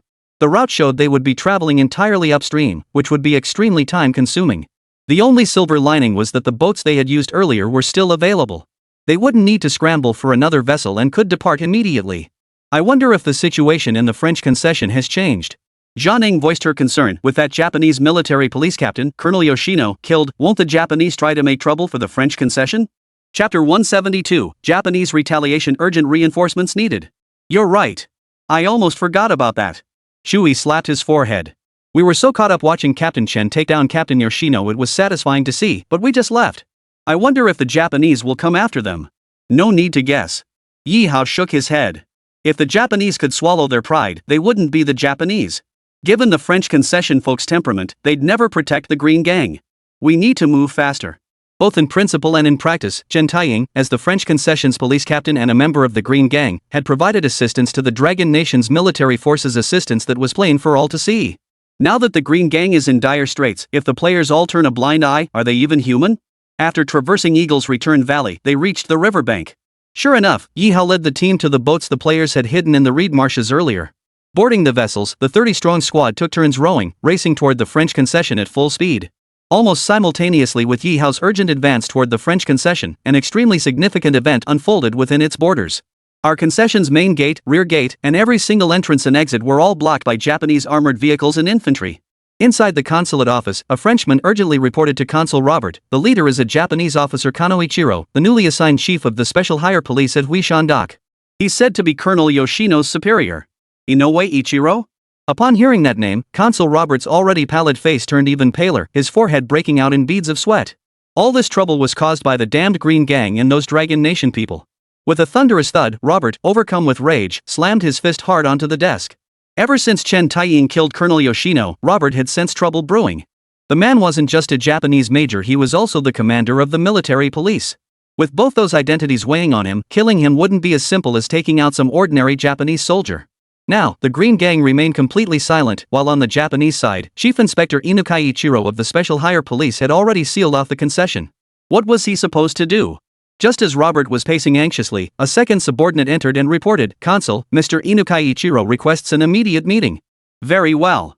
Tell him I'll be there immediately. Robert wiped his brow with a handkerchief, rose abruptly, and hurried toward the French concession exit, escorted by his subordinates. At that very moment, outside the defensive fortifications at the French concession exit, several Japanese armored vehicles were parked. Japanese soldiers manning machine guns on top had already disengaged the safety catches. Surrounding the armored vehicles, rows of Japanese soldiers had set up mortars, their barrels pointed directly at the concession. Behind this Japanese squadron, Inoue Ichiro was leisurely adjusting his collar, his narrow eyes watching Robert hurry out of the concession. Section Chief Inoue, what might your forces be attempting with this display? Robert approached the concession exit with a furrowed brow, but remained behind the defensive works. He addressed Inoue Ichiro over the heads of the French soldiers in front of him. "We've come to your concession to demand a person." Inoue Ichiro sneered coldly and shouted back, "According to our escaped military police report, a criminal within your French concession murdered Yoshino. Furthermore, we've pinpointed Yoshino's radio coordinates. His final location was undoubtedly within your French concession." As the words left his mouth, the surrounding Japanese soldiers clattered in unison, all flicking back their rifle bolts. "What do you think you're doing?" Robert shouted angrily, his voice trembling with fear. "This is the French concession. It is protected by international conventions. Section Chief Inoue, do you really intend to open fire on the French Empire right here?" "Of course not. I have no such intention." However, according to the latest concession security agreement, the Green Gang, a Chinese criminal organization operating within your French concession, is suspected of murdering our military police captain and harboring the perpetrator. Our military has the right to enter your French concession to search for the criminals. Inoue Ichiro calmly took the documents handed to him by the lieutenant beside him, crumpled them into a ball, and tossed them toward Robert's direction. Robert picked up the crumpled paper from the ground and unfolded it. The red seal's ink was still wet. Any discerning eye could tell this was a forged document fabricated by the Japanese military, utterly baseless. At this moment, many viewers in the livestream chat couldn't hold back. Seriously, why are the French so spineless? Why not stand up to the Japanese? What are they afraid of? And you know what? Historically, the Japanese military really did flex their muscles outside the French concession, threatening them with force. After all, they were just a concession with limited troops. They'd never dare confront the Japanese head-on. Sigh, the French really are no good. If they're going to pick a side, they should stand firm. Why do they sway back and forth like a reed in the wind? As the French consul in the concession, how could Robert not understand Inukai's intentions? Even though the documents presented were forgeries, when faced with the Japanese military's guns and artillery, weakness ultimately prevailed. All right. Robert hung his head and conceded, according to the stipulations in the documents, you are indeed permitted to enter and conduct searches. However, you may only search the civilian areas of Longwa. You are not authorized to search the residences of us French nationals. No need for the consul to remind us, we understand perfectly well. Let's go. Inukai Ichiro swung open the jeep door, climbed in, and with a wave of his hand, the Japanese squadron strode past the French soldiers and drove straight into the concession. Less than half an hour after Inoue Ichiro's squad entered the French concession, After several grueling hours, Ye Hao's player squad finally arrived outside the French concession. Damn, this was no walk in the park. My arms feel like they're about to fall off. Big Eggplant rubbed his two nearly numb arms and grumbled, Captain Yi, can we get some new vehicles next time? Forget planes, a motorcycle or jet ski wouldn't be too much to ask, right? We'll talk about that later. To be honest, Ye Hao was actually tempted. While jet skis might be a bit over the top, motorcycles definitely weren't out of the question. Just as the players were taking a break in the woods, a rustling sound outside instantly put everyone on high alert. Who's there? Show yourself. Shui already had his submachine gun raised, ready to unleash a burst of fire if the intruders were Japanese soldiers. Is that you, Commander Yi and Commander Chu? A somewhat familiar voice echoed from within the woods. Chapter 173, Heaven Sent Warriors. Anyone who moves gets incinerated on the spot. It really is you. I'm Ma Lian AC from the Green Gang. The figure, recognizing Ye Hao and the others, hurriedly jogged out of the woods. Seeing the panic and urgency on his face, Ye Hao immediately asked, what's going on? Have the Japanese invaders found the concession? That's right. Chief Yi, you're absolutely correct. The Japanese Special Higher Police Chief, Inoue Ichiro, led his men into the French concession just an hour ago. Scarface AC pleaded, this time they brought armored vehicles and over 100 Japanese soldiers. They're probably targeting Captain Chen and Mr. Du. Chief Yi, you must help us. Earlier, when Inoue Ichiro confronted Robert at the French concession gate, Scarface AC, acting as a Green Gang scout, had been watching nearby. Realizing the situation was dire, he didn't immediately return. Instead, he planned to sneak out of the concession alone to see if he could find help from the Dragon Nation's army. As luck would have it, shortly after escaping, he stumbled upon Ye Hao's squad, who were just setting up camp. Damn it! Those Japanese bastards couldn't hold back any longer. They're going after the Dragon Nation civilians in the concession. Big Eggplant gritted his teeth in fury, rubbing his hands together. Captain Yi, we can't just stand by and watch this happen. They're right in front of us. How can we let those bastards get away with it? You're right. We were here to find the Green Gang anyway. Since they're in trouble, we can't just walk away. Ye Hao immediately addressed the surrounding players, everyone, get your weapons ready. Follow me into the city. When we encounter the Japanese, wait for my command to fire. Most players had upgraded from muskets to cannons by now. While golden gear remained scarce, purple gear was practically standard issue. Everyone had at least one or two pieces. Not to mention, everyone had a freshly exchanged flamethrower stashed in their inventory. This thing was a veritable weapon of mass destruction in urban combat and siege scenarios, capable of incinerating entire groups of Japanese soldiers in one sweep. At the entrance of the Green Gang headquarters in the French concession, dozens of Japanese soldiers with fierce expressions stood in formation, their Type 38 rifles fixed with bayonets pointed squarely at the Green Gang members gathered at the headquarters entrance. Among them stood a figure in a dark blue cheapao, sporting a crew cut and imposing features, particularly his thick, bushy eyebrows. He radiated the aura of a hardened Chinese warrior. This man was none other than the head of the Shanghai Green Gang headquarters, Mr. Du, the very same who had secretly supplied Ye Hao and his men with military equipment earlier. On either side of Mr. Du, Chen Taiying and several Green Gang leaders had also drawn pistols from their waistbands, pointing them directly at the Japanese soldiers without flinching. The tension between the two sides was palpable, like a bow drawn to the limit. With his hands behind his back and a face as dark as iron, Inoue Ichiro bellowed, I'm giving you one last chance. Hand over the dragon country pig who murdered Yoshino immediately, or I'll blow your Green Gang to smithereens. Taiying, the little devils want your head, ha! Mr. Du turned and quipped to Chen Taiying beside him. Chaps, my grandpa's head is right here. Come and get it if you've got the balls. I just doubt you bastards have the guts. Chen Taiying was famously hot-blooded. Now, one machine gun in each hand, he held his head high, muzzle pointed at Inoue Ichiro, showing not a shred of fear. Mr. Du, is this how the Green Gang treats our little Japanese army? Inoue Ichiro's face twitched several times as he glared at Mr. Du and demanded. This is the French concession, protected by the International Convention. Since you know this rule, why are you brandishing weapons in front of our Green Gang? Mr. Du let out a cold laugh, his hands clasped behind his back. As for your Colonel Yoshino, his death was his own doing. Trespassing into the French concession, committing violence and injury, he deserved to die. We possess a search warrant authorized by the French concession. Inoue Ichiro had seen through it. These Chinese weren't intimidated by his guns at all. His voice turned icy. Since you refuse to cooperate, Mr. Du, I'll have no choice but to take you all to Huishan Wharf for interrogation. Take them away. The moment his words fell, a deafening crack echoed from the Japanese armored vehicle parked nearby. When Inoue Ichiro and the Japanese soldiers beside him whipped their heads around, they saw a sharp claw, as fierce as a tiger's, had already clamped down on the side of the armored vehicle. A rope extended from it, stretching into the distance. In the next instant, the claw abruptly retracted, dragging the massive armored vehicle with a thunderous crash as it rolled sideways onto the ground, completely blocking the Japanese soldiers' path. Several Japanese soldiers standing beneath the vehicle were caught completely off guard. Amidst their agonized screams, they were instantly crushed into pulp. Bastards! Who dares destroy our Japanese army's armored vehicle? Inukai Ichiro's face darkened as he drew his pistol and bellowed. The Japanese soldiers beside him tensed, raising their guns and swiveling their sights, all aimed at the rear of the armored vehicle. On the Green Gang side, Mr. Du and Shen Taiying were all stunned and bewildered. Who would come to the Green Gang's aid at this moment? Then, the next second. Whoosh! A torrent of viscous flames erupted from the armored vehicle's roof, sending the Japanese soldiers within a radius of over 10 square meters fleeing backward in terrified, blood-curdling screams. A few stragglers, too slow to escape, were doused in the viscous flames. Even rolling frantically on the ground couldn't extinguish the fire that burned to the bone. Several figures leaped over the armored vehicle, flipping inside with a whoosh. Any of you bastards dare move again, and I'll cremate you right where you stand, you ING fools. Big Eggplant, a flamethrower in hand, glared fiercely at the Japanese soldiers and bellowed. Behind him, Ye Hao, gripping a modified boxer pistol, led Chu He and the others forward with grim expressions. Faced with the terrifying flames of the flamethrower, over 100 Japanese soldiers instinctively retreated. The scorching heat wave nearly singed Inukai Ichiro's eyebrows and goatee, causing a flicker of disbelief to flash through his narrow, sinister pupils. Could this be a new weapon of the Dragon Nation's army? Flamethrowers, such weapons had long been in service with the Japanese military. But Inoue Ichiro couldn't recall their flamethrowers being this lightweight and agile, capable of being wielded handheld during a charge. Hey, aren't those commanders Yi and Chu?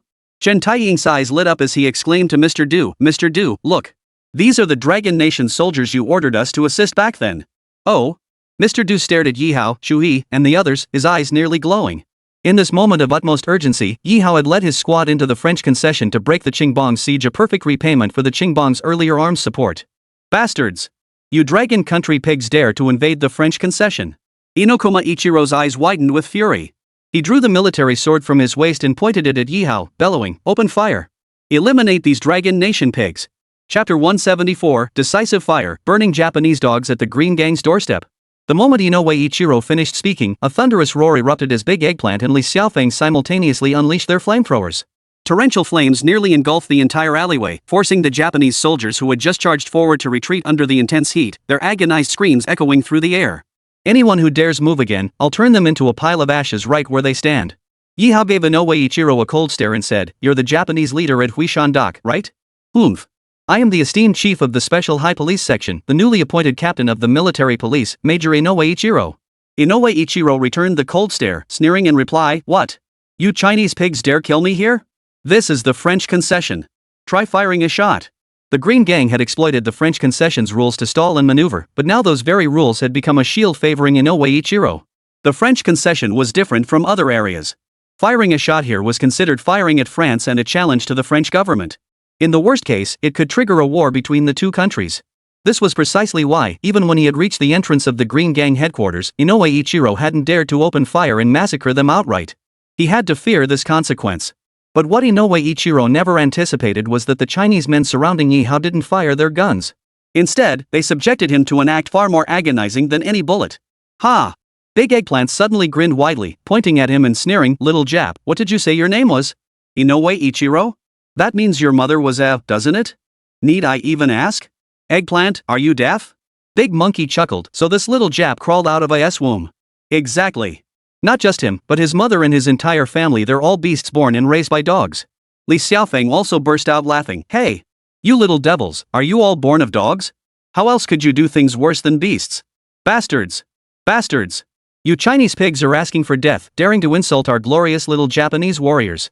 Inukai Ichiro's face turned as dark as liver from sheer rage. As head of the Special Higher Police, he was absolutely fluent in the Dragon Nation language and understood perfectly what Big Eggplant and the others were mocking. "Enough of your nonsense." Ye Hao gestured for Inoue Ichiro to step back slightly, then lifted his chin and looked at him with contempt. "Today, I'll settle the score with you for what you Japanese devils have done at Huishan Wharf, on the Songhu battlefield, and across every battlefield in Japan." While Ye Hao spoke, a crowd of foreign journalists from the French concession had gathered outside, along with several Chinese reporters who had braved the chaos to rush over. When Ye Hao produced Yamamoto Ichiro's Zero Project research log, the surrounding flashbulbs erupted like lightning in a thunderstorm. They simply wouldn't stop. "Look closely. This is the research log written by your own Japanese military. You used your own wounded soldiers to experiment with the toxic Zero Enhancement agent, transforming them into inhuman, monstrous creatures." Ye Hao glared coldly at Inoue Ichiro, demanding, "Internally, you refer to these inhuman, unnatural things as biochemical ghost soldiers, correct?" You. When Yamamoto Ichiro's log appeared, Inoue Ichiro panicked completely. He knew about Project Zero and the Bio-Ghost Soldier program, but he couldn't fathom how this log had fallen into the hands of the Dragon Nation.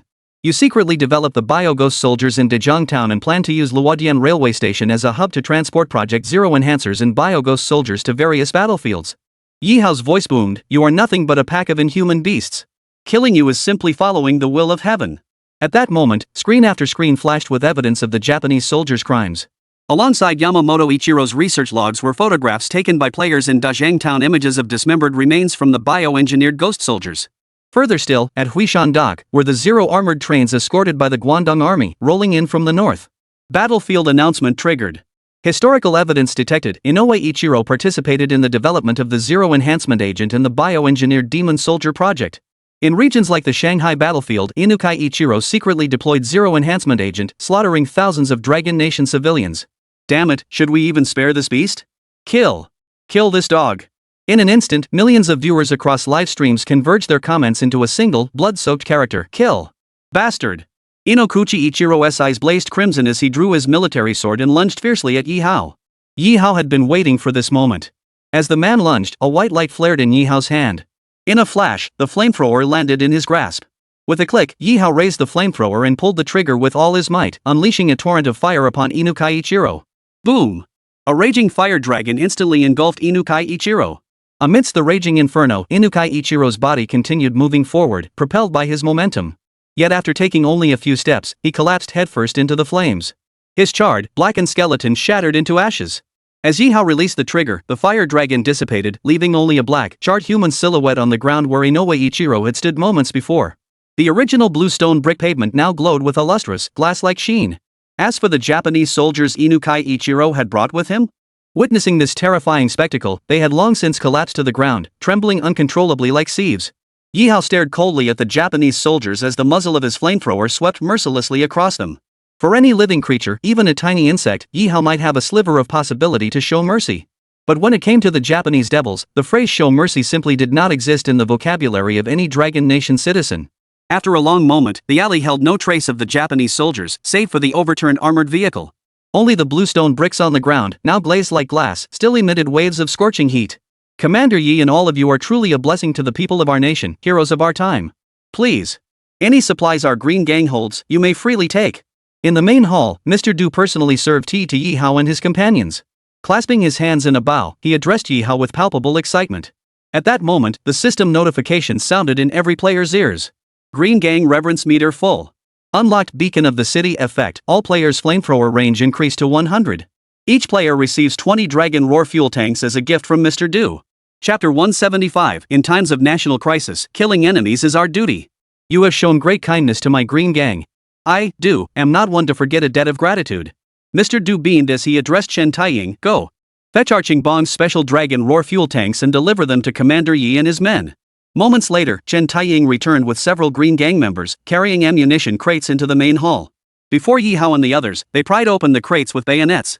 Everyone craned their necks to peer inside. Neatly stacked within were metallic fuel tanks, each gleaming with a deep blue-black hue. Dragon pattern engravings could be seen etched onto the surfaces of the tanks. Dragon Roar fuel canister.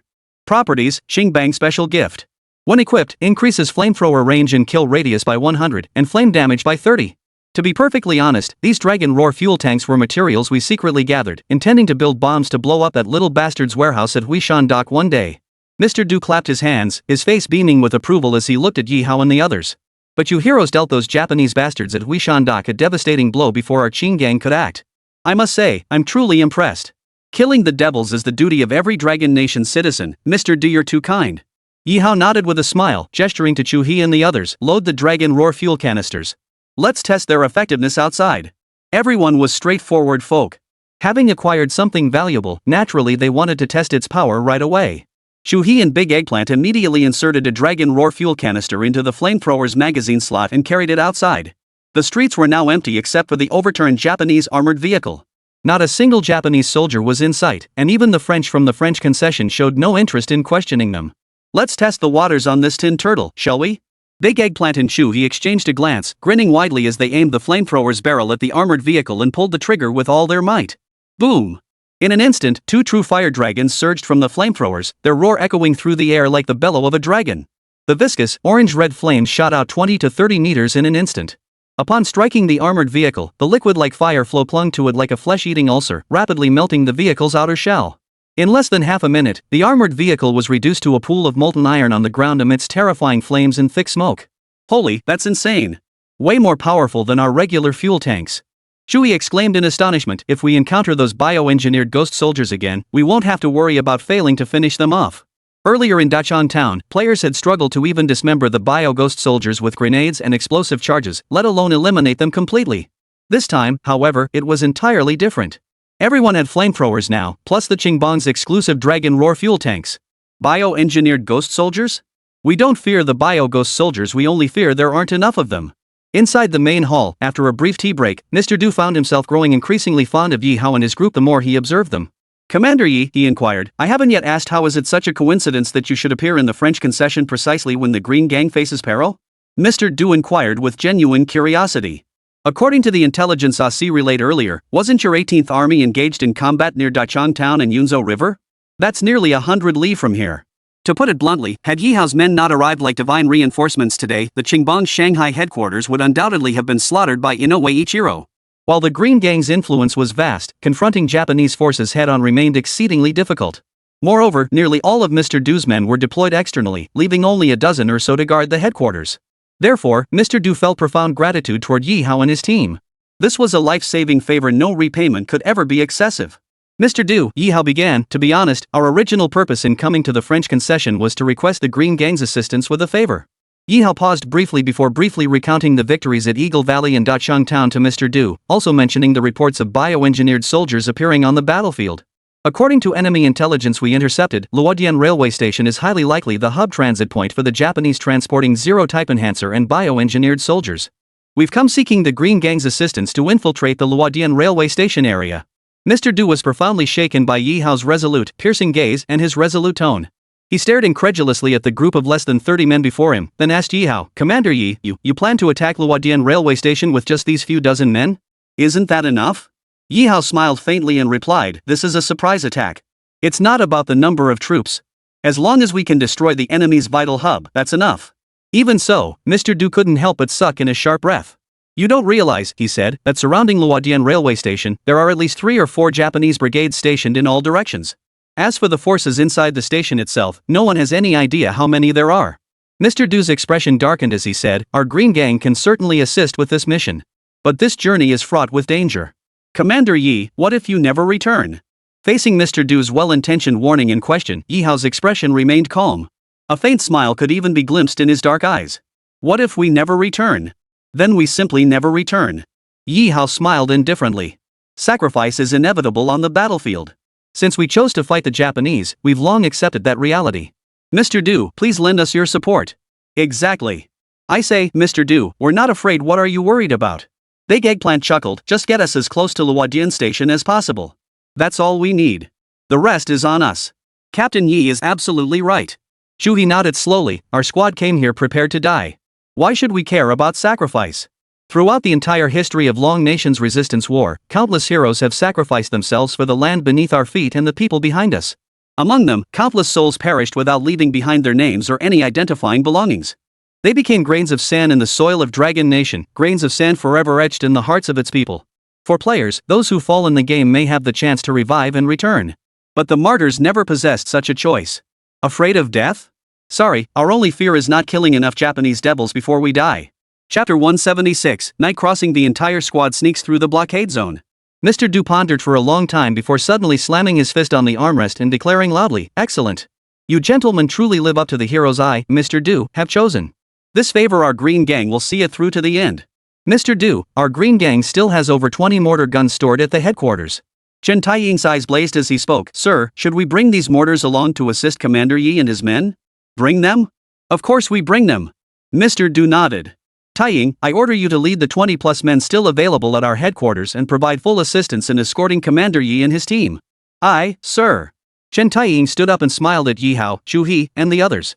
I, Chen Taiying, have long wanted to join you all in fighting the Japanese devils. With Mr. Du's order today, I absolutely must go on this mission. Ha! Don't mistake the Green Gang headquarters sending only 20-odd men to accompany Ye Hao as stinginess. Understand this, every single one of these 20-odd men, ranking below Chen Taiying, are high-level executives of the Green Gang headquarters, the so-called managers.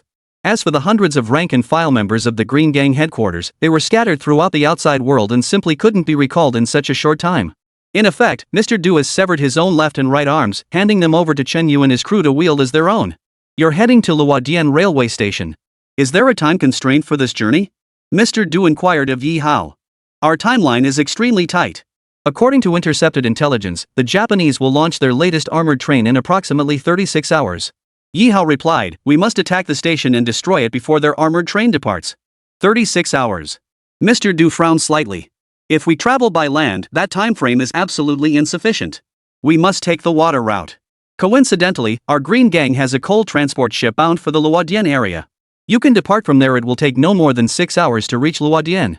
An hour later, as dusk fell, Ye Hao led his players, following Chen Taiying and the Qingbang crew, to a hidden dock behind the French concession. By the riverbank under the night sky, a coal barge of moderate size was already moored. A man leaped down from it, none other than Scarface Asi. Is everything ready? Chen Taiying signaled his Green Gang men to load the mortar into the hold first, then turned to ask Scarface Asi. Don't worry, everything's ready. We'll set off from this waterway shortly and head toward Luodian railway station. See, the Scarface replied, I've mapped out a route specifically using the waterway charts. We'll only encounter one Japanese patrol point along the way. Operating in enemy-occupied territory, expecting to avoid any Japanese soldiers along the way is practically impossible. So we need to be ready for combat and take out that Japanese patrol, right? Ye Hao stepped forward and asked Chen Taiying.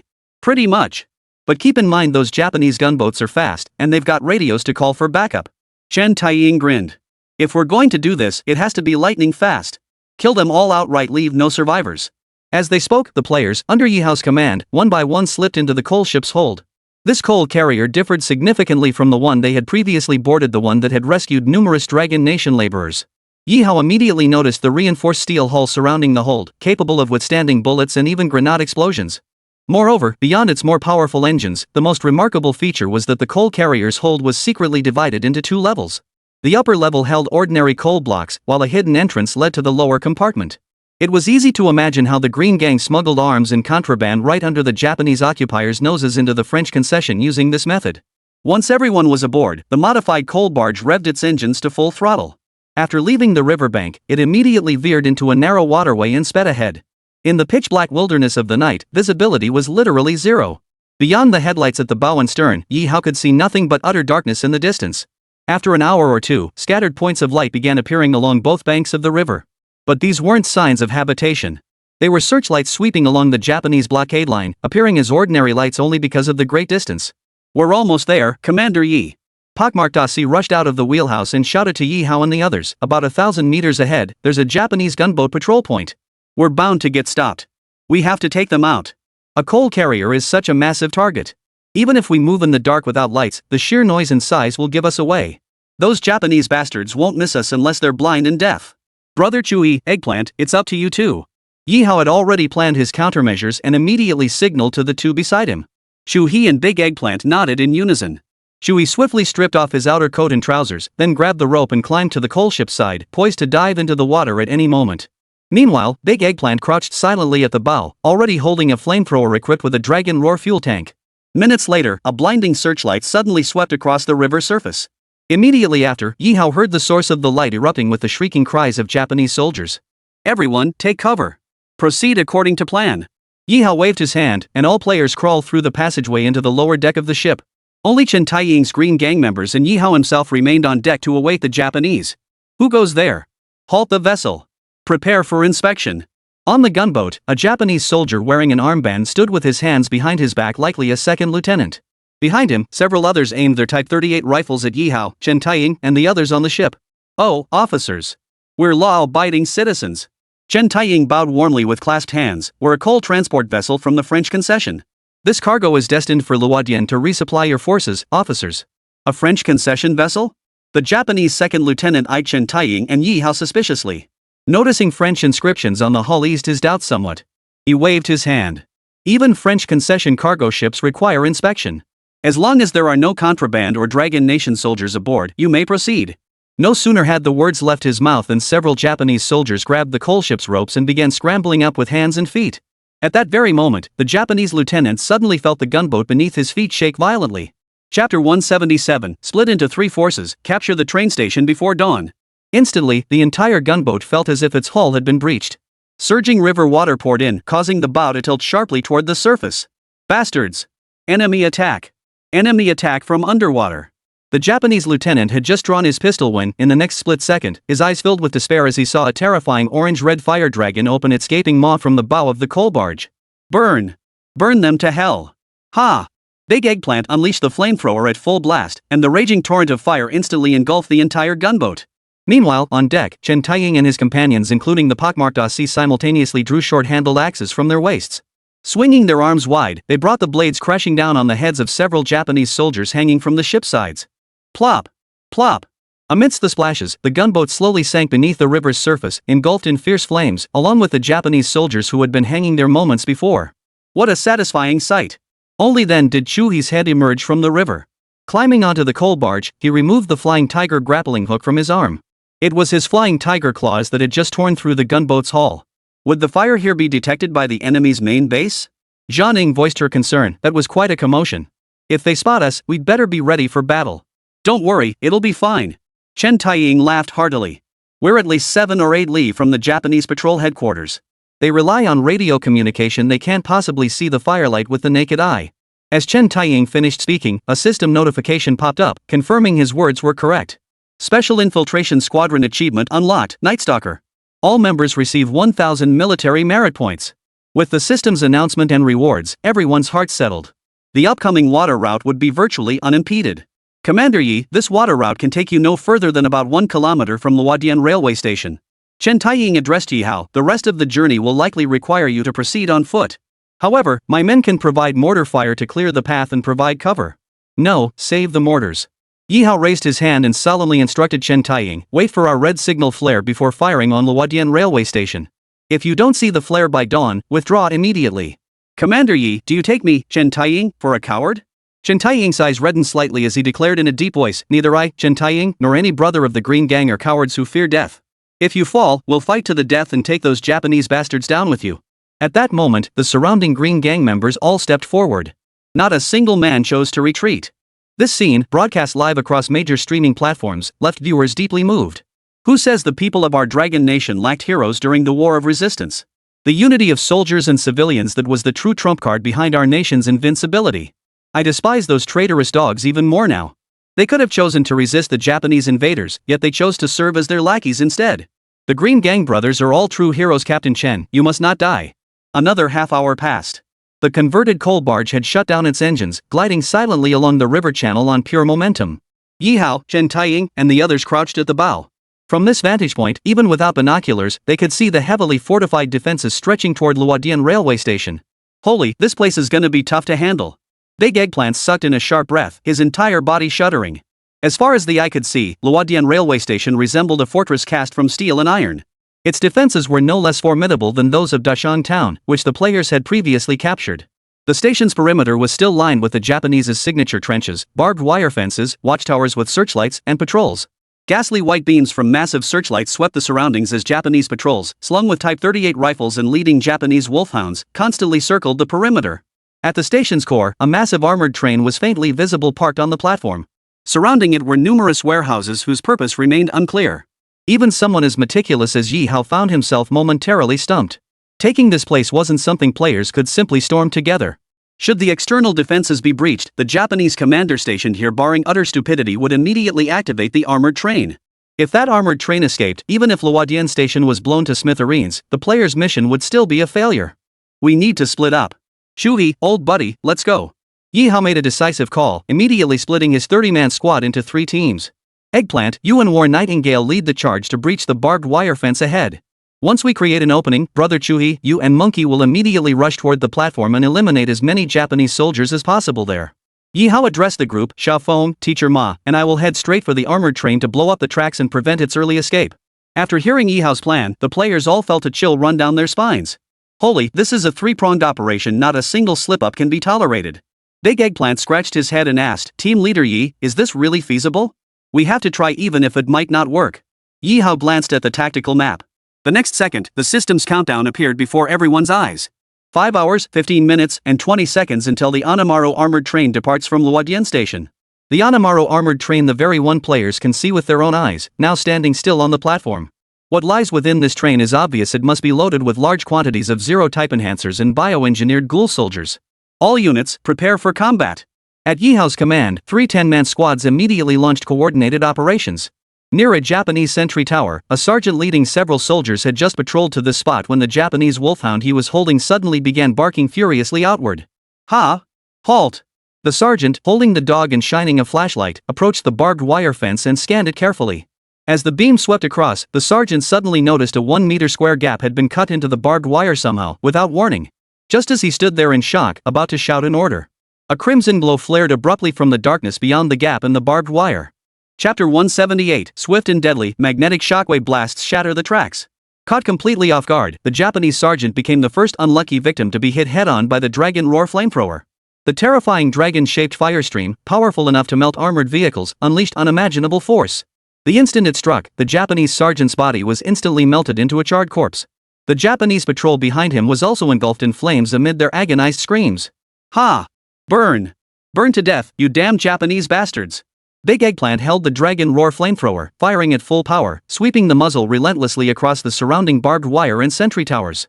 The flames erupting from the Dragon Roar became a true, terrifying dragon in that moment, devouring the surrounding Japanese soldiers with fury. Even the Japanese soldiers perched atop the watchtower, dozens of meters high, found no escape. Their tower of refuge was swiftly transformed into a tower of flames. Soon after, amidst their agonized screams, these Japanese soldiers plummeted into the raging inferno along with the collapsing watchtowers. In the livestream chat, the audience's pent-up excitement finally erupted. Holy, this is a pure barbecue feast. So satisfying, so damn satisfying, ah. Too bad, Ye Hao, why didn't you bring some barbecue sauce? Such a waste of all those dead pigs. So the little devils finally got what they deserved. I thought they were invincible with 3 heads and 6 arms, made of steel and iron. Turns out they feel pain and fear too? Kill them all, leave not a single one standing. Charge! After Big Eggplant breached the outer perimeter, the entire Luodian railway station erupted with the shrill wail of alarm bells. Hordes of Japanese mobile troops rushed out of their barracks at the sharp whistle of patrol soldiers, scrambling to gear up. Operation commences. Everyone, split up and attack. Ye Hao, leading players like Li Xiaofeng and Teacher Ma, bellowed a warning to Chuhi before charging headlong toward the train tracks. While running, Ye Hao didn't forget to quickly exchange a batch of gear from his military merit point store.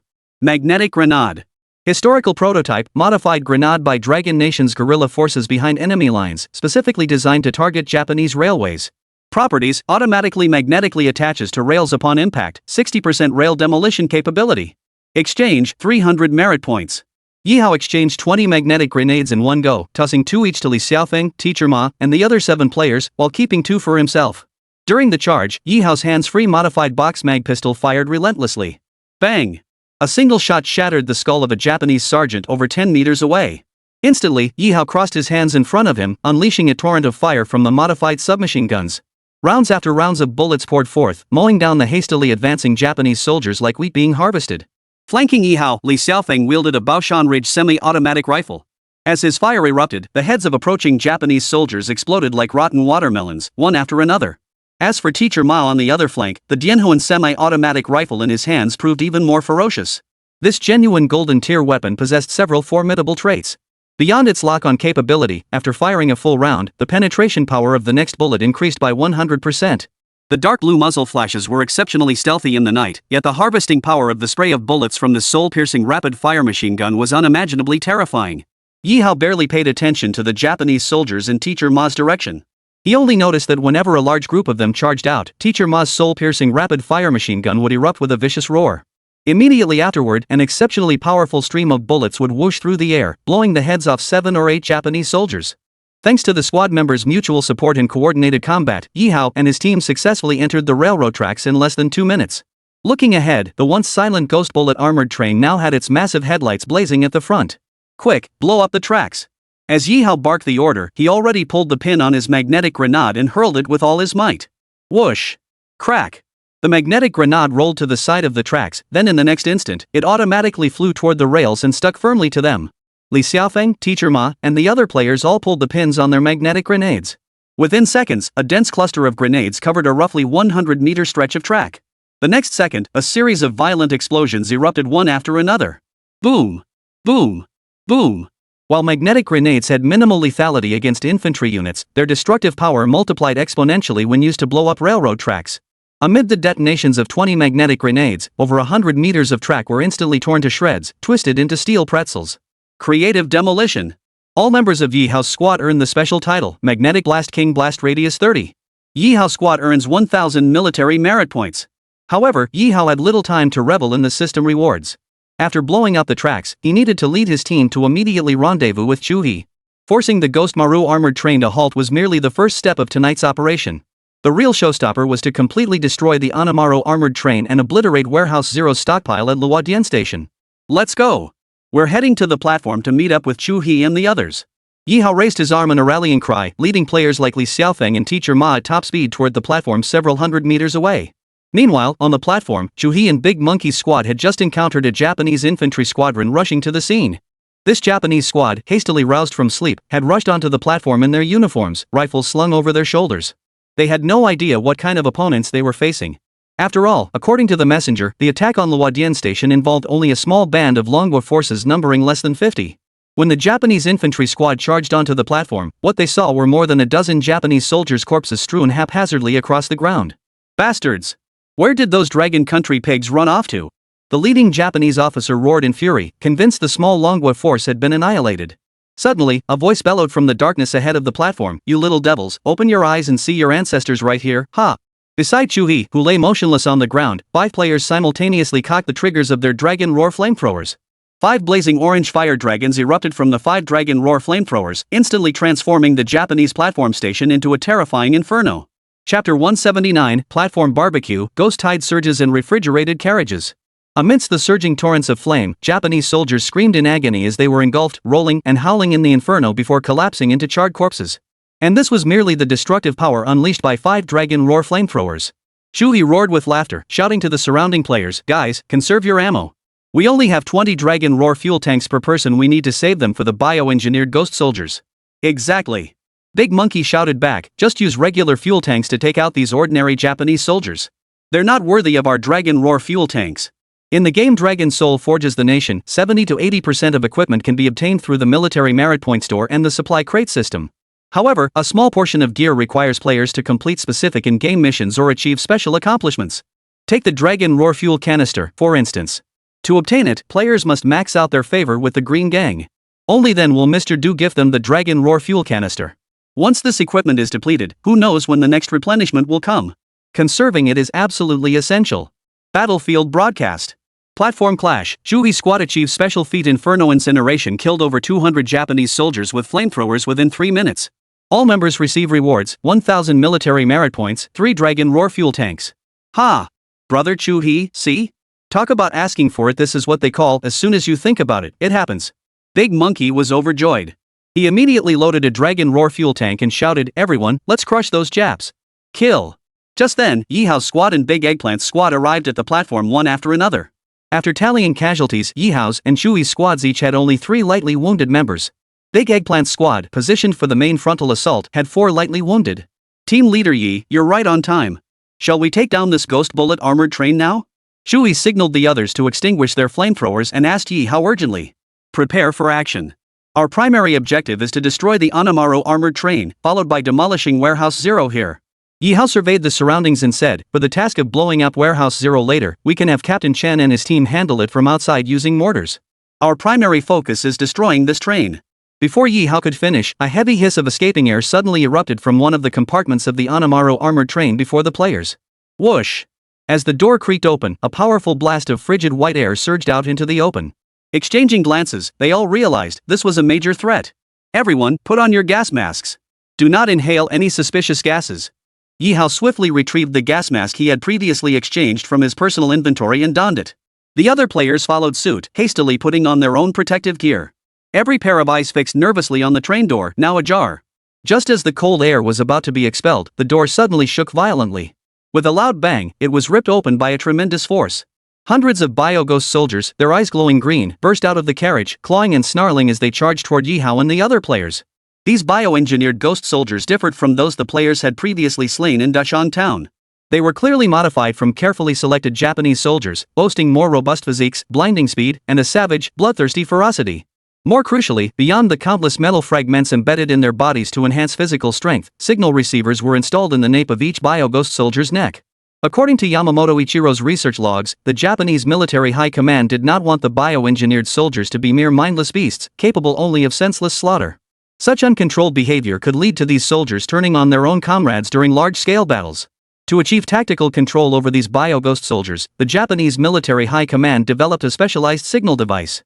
Through electrical impulses transmitted via the signal receivers in the occipital fossa, the Japanese military could remotely command the bio-ghost soldiers to attack or retreat.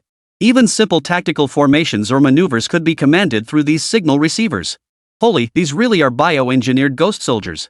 The entire ghost train was likely filled with these monstrosities. Shui, Teacher Ma, and the others wore grim expressions, each gripping their dragon roar flamethrowers tightly. Their weak point should be the receiver on the back of their necks. But in direct combat, without flamethrowers, it's nearly impossible to hit those receivers. Ye Hao's gaze hardened as he bellowed, "All units, hold fire until the bio-ghost soldiers are within 50 meters. Don't waste ammunition." These bioengineered ghost soldiers moved with blinding speed. A distance of 100 or 200 meters was covered in mere breaths, with most of the gap already closed. Fire! Ye Hao led the charge, pulling the trigger of his dragon roar flamethrower with all his might. In an instant, over a dozen searing, viscous fire dragons roared forward, engulfing the advancing bio-ghost soldiers. The dragon roar flamethrower's terrifying destructive power was fully revealed at this moment. One by one, the bio-ghost soldiers shuffled slowly through the raging flames. Then, their bodies exploded within the fire, spewing streams of glowing green blood. On every player's screen, notifications of military merit point rewards flashed frantically. Kill one bio-ghost soldier, reward 150 military merit points. When the first few dozen bio-ghost soldiers at the front of the formation were incinerated, an unexpected turn of events unfolded. The remaining bio-ghost soldiers ceased their advance, instead retreating in scattered formations and even seeking cover. The Dragon Roar flamethrower excelled at area of effect damage in confined spaces, but its effectiveness plummeted when enemies became too dispersed. Ye Hao's gaze sharpened. Suddenly, he spotted a concrete command tower over a dozen meters tall, several hundred meters ahead on the platform, behind the bio-ghost soldiers. The Japanese officer controlling these bioengineered soldiers must be hiding there. He was the one directing their evasive maneuvers against the flamethrowers' attacks. The Japanese commander was controlling these bioengineered soldiers. Ye Hao's hands unleashed streams of fire from his modified Mauser pistols. As his command echoed, Shui beside him had already strapped on the flying tiger grappling hooks and charged swiftly toward the command tower. Chapter 180, The Ghost Train Emerges must be destroyed. Unless this Japanese command tower is destroyed, those bioengineered soldiers will cease being mindless killing machines. Eliminating them will inevitably demand a far heavier toll.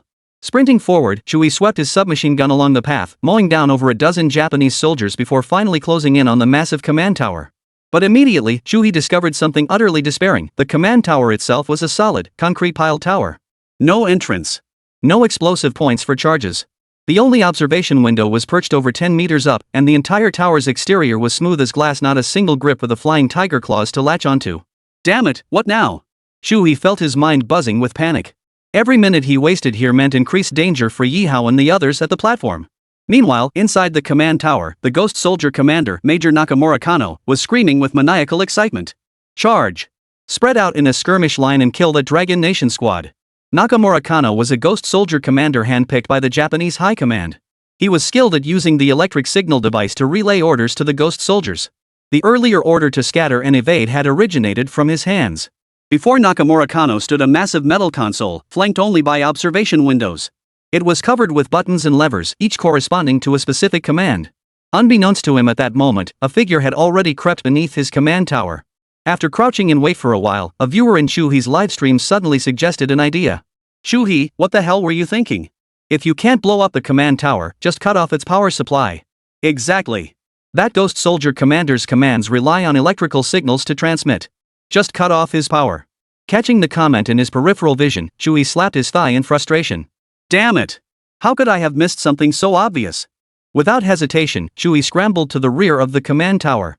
Sure enough, thick cables snaked their way into the structure beneath the iron tower. You little bastard, I'll cut your leash. See how you'll command those ghost soldiers now. Shui drew his border region made, quenched military knife and swung it forcefully at the cable. With a sharp whistling sound, the blade sliced through the cable's insulation, instantly sparking a violent burst of electric sparks. Boom! With a thunderous crash, the entire top of the command tower plunged into darkness.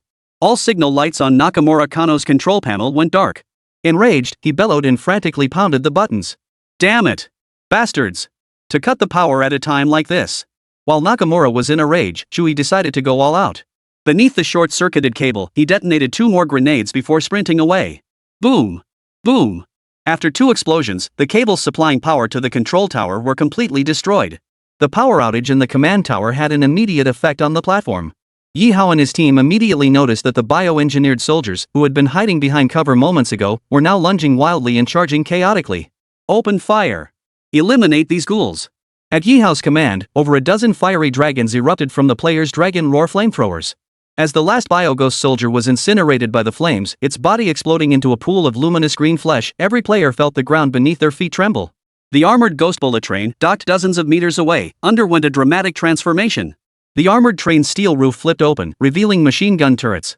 Simultaneously, the side panels sprang outward, exposing rows of zero-type enhancer storage tanks. The entire Animara train now resembled a silver colossal serpent covered in dark green pus-filled boils, bearing its menacing fangs at Ye Hao and the other players. Damn it, the little devils want to take us all down with them. Big Eggplant instinctively pressed the reticle of his dragon roar flamethrower, shouting in utter shock. Blast the train's front. At that moment, Ye Hao made a split-second decision. He instantly deduced that the Japanese driver aboard the Animara must have received orders to annihilate these Dragon Nation soldiers at any cost. In the blink of an eye, Ye Hao, with several magnetic grenades tucked at his waist, charged swiftly toward the front of the Animaro armored train. With a fierce swing of his arm. Whoosh! Amidst a flurry of activity, the magnetic grenades all adhered to the train's front windows. The next instant, a massive explosion ripped a gaping hole through the front of the Animaro armored train. Without needing Ye Hao's orders, Li Xiaofeng and Teacher Ma, guns in hand, swiftly crawled into the locomotive. Flames spewed from their barrels as they shot the train's drivers in the head, killing them instantly. With the Japanese drivers dead, even if their superiors wanted to activate the armored train's weapons, who could carry out their orders? Eggplant, have your squad grab 1 dragon roar fuel canister each and follow me to the roof. Brother Chui, take the rest and hold off the surrounding Japanese troops. At Ye Hao's command, the squad led by Big Eggplant swiftly climbed onto the roof of the Animaro armored train through the same door where the bioengineered soldiers had emerged earlier. According to Ye Hao's recollection, the armored train players had previously blown up at Huishan Dock contained specialized storage tanks for zero-type enhancer. For safe transport, the loading-unloading ports of these tanks were typically located on the roof, not the sides or bottom. On the train's roof, Ye Hao sprinted alongside Big Eggplant and the others, scanning the carriages below as they ran. What sent chills down everyone's spine was the fact that 8 or 9 out of 10 of the carriages beneath their feet were filled with the sound of violent scratching and snarling. This meant that inside the Animaro armored train, there were far more than just the 100-plus bioghost soldiers they had encountered earlier. There could potentially be thousands. On a large-scale battlefield, the consequences of these bioghost soldiers joining the fray would be unimaginable. Finally, guided by Ye Hao, the group located the storage tank for the zero-type enhancement agent. The top of this carriage featured a massive metal tank transport hatch. Its design and specifications were identical to the armored train scene at Huishan Dock. Guys, open the knobs on the Dragon Roar fuel tanks. Ye Hao retrieved a cutting shears, forcefully severing all the chains securing the tank. With a mighty heave, he swung open the wheel-shaped metal hatch. Chapter 181, Precision Demolition, a sunwheel-like explosion. In an instant, a terrifying dark green gas surged from the tank, billowing out into the open. That eerie green gas was identical to the zero-type enhancer the players had encountered during the Shanghai Battle. Had they not been wearing chemical protection masks, the moment the tank lid opened would have been their final breath. Pour all the Dragon Roar fuel into it. I'm gonna blow this place to smithereens. Ye Hao signaled to Teacher Ma, take a few more men to locate the Ghost Ball train's ammunition depot. Plant the Flying Thunder cannon explosive charges and prepare to detonate it. Meanwhile, on the ground level, Chui's 10-man squad was desperately holding off the Japanese soldiers charging onto the platform from both flanks. As if sensing the mission of this Dragon Nation squad, the Japanese soldiers in front of Chui's gun muzzles charged forward like madmen. Yet beneath the torrential flames of the Dragon Roar flamethrower, even their overwhelming numbers proved futile. They dared not unleash heavy firepower on the platform, lest they risk damaging the Animaro armored train. But expecting to capture this position with only infantry? That would only be possible if they could exhaust every last Dragon Roar fuel canister from the players' hands. On the train roof, Ye Hao had already pulled out a fire barrier incendiary bottle. He was now waiting for action from Teacher Ma nearby. Over 20 Flying Thunder explosive packs were pulled out by the players and stuffed into the Animaro's ammunition depot. Alright, Team Leader Yi. Teacher Ma emerged from his cover and bellowed at Ye Hao. Prepare to detonate the explosives.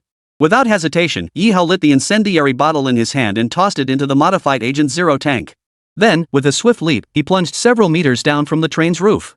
Almost simultaneously, Teacher Ma and the others on the other side detonated another Flying Thunder bomb pack and tossed it into the Animara's ammunition depot. Retreat! Full retreat! Charge out! Ye Hao, wielding the Dragon Roar flamethrower, led his squad to take over Chui's position. The 30-man team provided alternating fire cover as they charged full speed toward the exit beyond the platform. A dozen seconds later. Here at the Anamaru armored train, the tank containers storing dozens of tons of Zero-type enhancer began to vibrate with a subtle, terrifying tremor. The tremors were so intense that an approaching Japanese infantry squad instinctively halted in their tracks, each soldier's face etched with horror and dread. Boom! At that very moment, a towering green pillar of flame erupted from the tanks storing Zero-type enhancer, shooting 100 meters skyward in an instant. The sky-piercing green flame became a terrifying, poison-laced sword piercing the heavens. As countless Japanese soldiers watched in terror, the green flame began to collapse. A torrent of number 0 modified agent, mixed with Dragon Roar fuel and burning fiercely, poured down from the sky like a deluge, drenching the Japanese soldiers. Terrifying screams echoed across the platform. As Ye Hao retreated swiftly, he glanced back toward the platform. Hundreds of Japanese soldiers writhed and rolled in agony beneath the fiery rain of Zero-type modified agent, their bodies eventually turning to charred corpses. These vile beasts, perpetrators of every conceivable atrocity, finally tasted the consequences of the demonic weapon they themselves had created. From the violently exploding tanks of Zero-type enhancer, green pillars of fire continued to spew outward. Once these flames reached heights of several dozen meters, they plummeted back down under gravity, drenching everything around them like a deluge of liquid. Yet Ye Hao harbored no concern that this Zero-type enhancer would pose a lasting threat, for inside the command tower, Ghost Soldier Commander Nakamura Kano stared in horrified shock toward the platform, where the armored Ghost Maru train spewed green flames like a poisonous volcano. Inside the ammunition depot midway along the Anamara train, the explosive charges from the flying thunder cannons tossed in by the players before their retreat detonated. A catastrophic chain reaction, surpassing even the massive explosion at Huishan Dock, commenced at that very moment. Though dawn had not yet fully broken, a colossal sun shrouded in a toxic, dark green cloud rose slowly into the sky above Luodian Station. The massive orange-red fireball mingled with the dark green toxic cloud, continuously ascending into the sky, accumulating a terrifying, threatening pressure. Every Japanese soldier on the ground who witnessed this scene wore expressions of utter bewilderment and terror, their very souls trembling with dread. When the colossal solar sphere, over 100 meters in diameter, could no longer withstand the internal pressure, a terrifying detonation echoed, plunging everything around it into a momentary, deafening stillness. Boom! The Anamara train exploded like a python that had just swallowed a grenade, its midsection detonating in a chain reaction. A torrent of fire rained down, mingling with twisted steel fragments to form the most dazzling fireworks display imaginable. The massive turret at the train's front was hurled skyward by the violent blast, pulverizing the command tower and its occupant, Nakamura Kano, into pulp. At that very moment, outside Luodian Station, Chen Taiying of the Green Gang stared unblinkingly at the apocalyptic explosion unfolding in the distance. Fortunately, while the zero-grade enhancer was an extremely potent toxin, it possessed one fatal weakness: fire. Such an intense explosion was more than sufficient to completely consume the Zero-type enhancer, preventing the toxic mist from spreading to the surrounding area. Captain Chen, could that have been Commander Yi and his men? Ma Lianesi's lips trembled uncontrollably, his entire body shaking like a sieve. He wasn't alone. The 20-odd Green Gang men still managing to stand their ground and watch were displaying immense courage. Yes, it must be Commander Yi and his men. Have you forgotten about Huishan Wharf? Chen Taiying rubbed his hands, numb and tingling from tension, and said in a deep voice, "Brothers, if Commander Yi and his men haven't come out in 10 minutes, everyone follows me in to find them." What? Charge in? Captain Chen, you're out of your mind. Look at that place, it's become a hellish inferno. The surrounding Green Gang men were startled. They truly hadn't expected Chen Taiying to actually plan on going in to find people.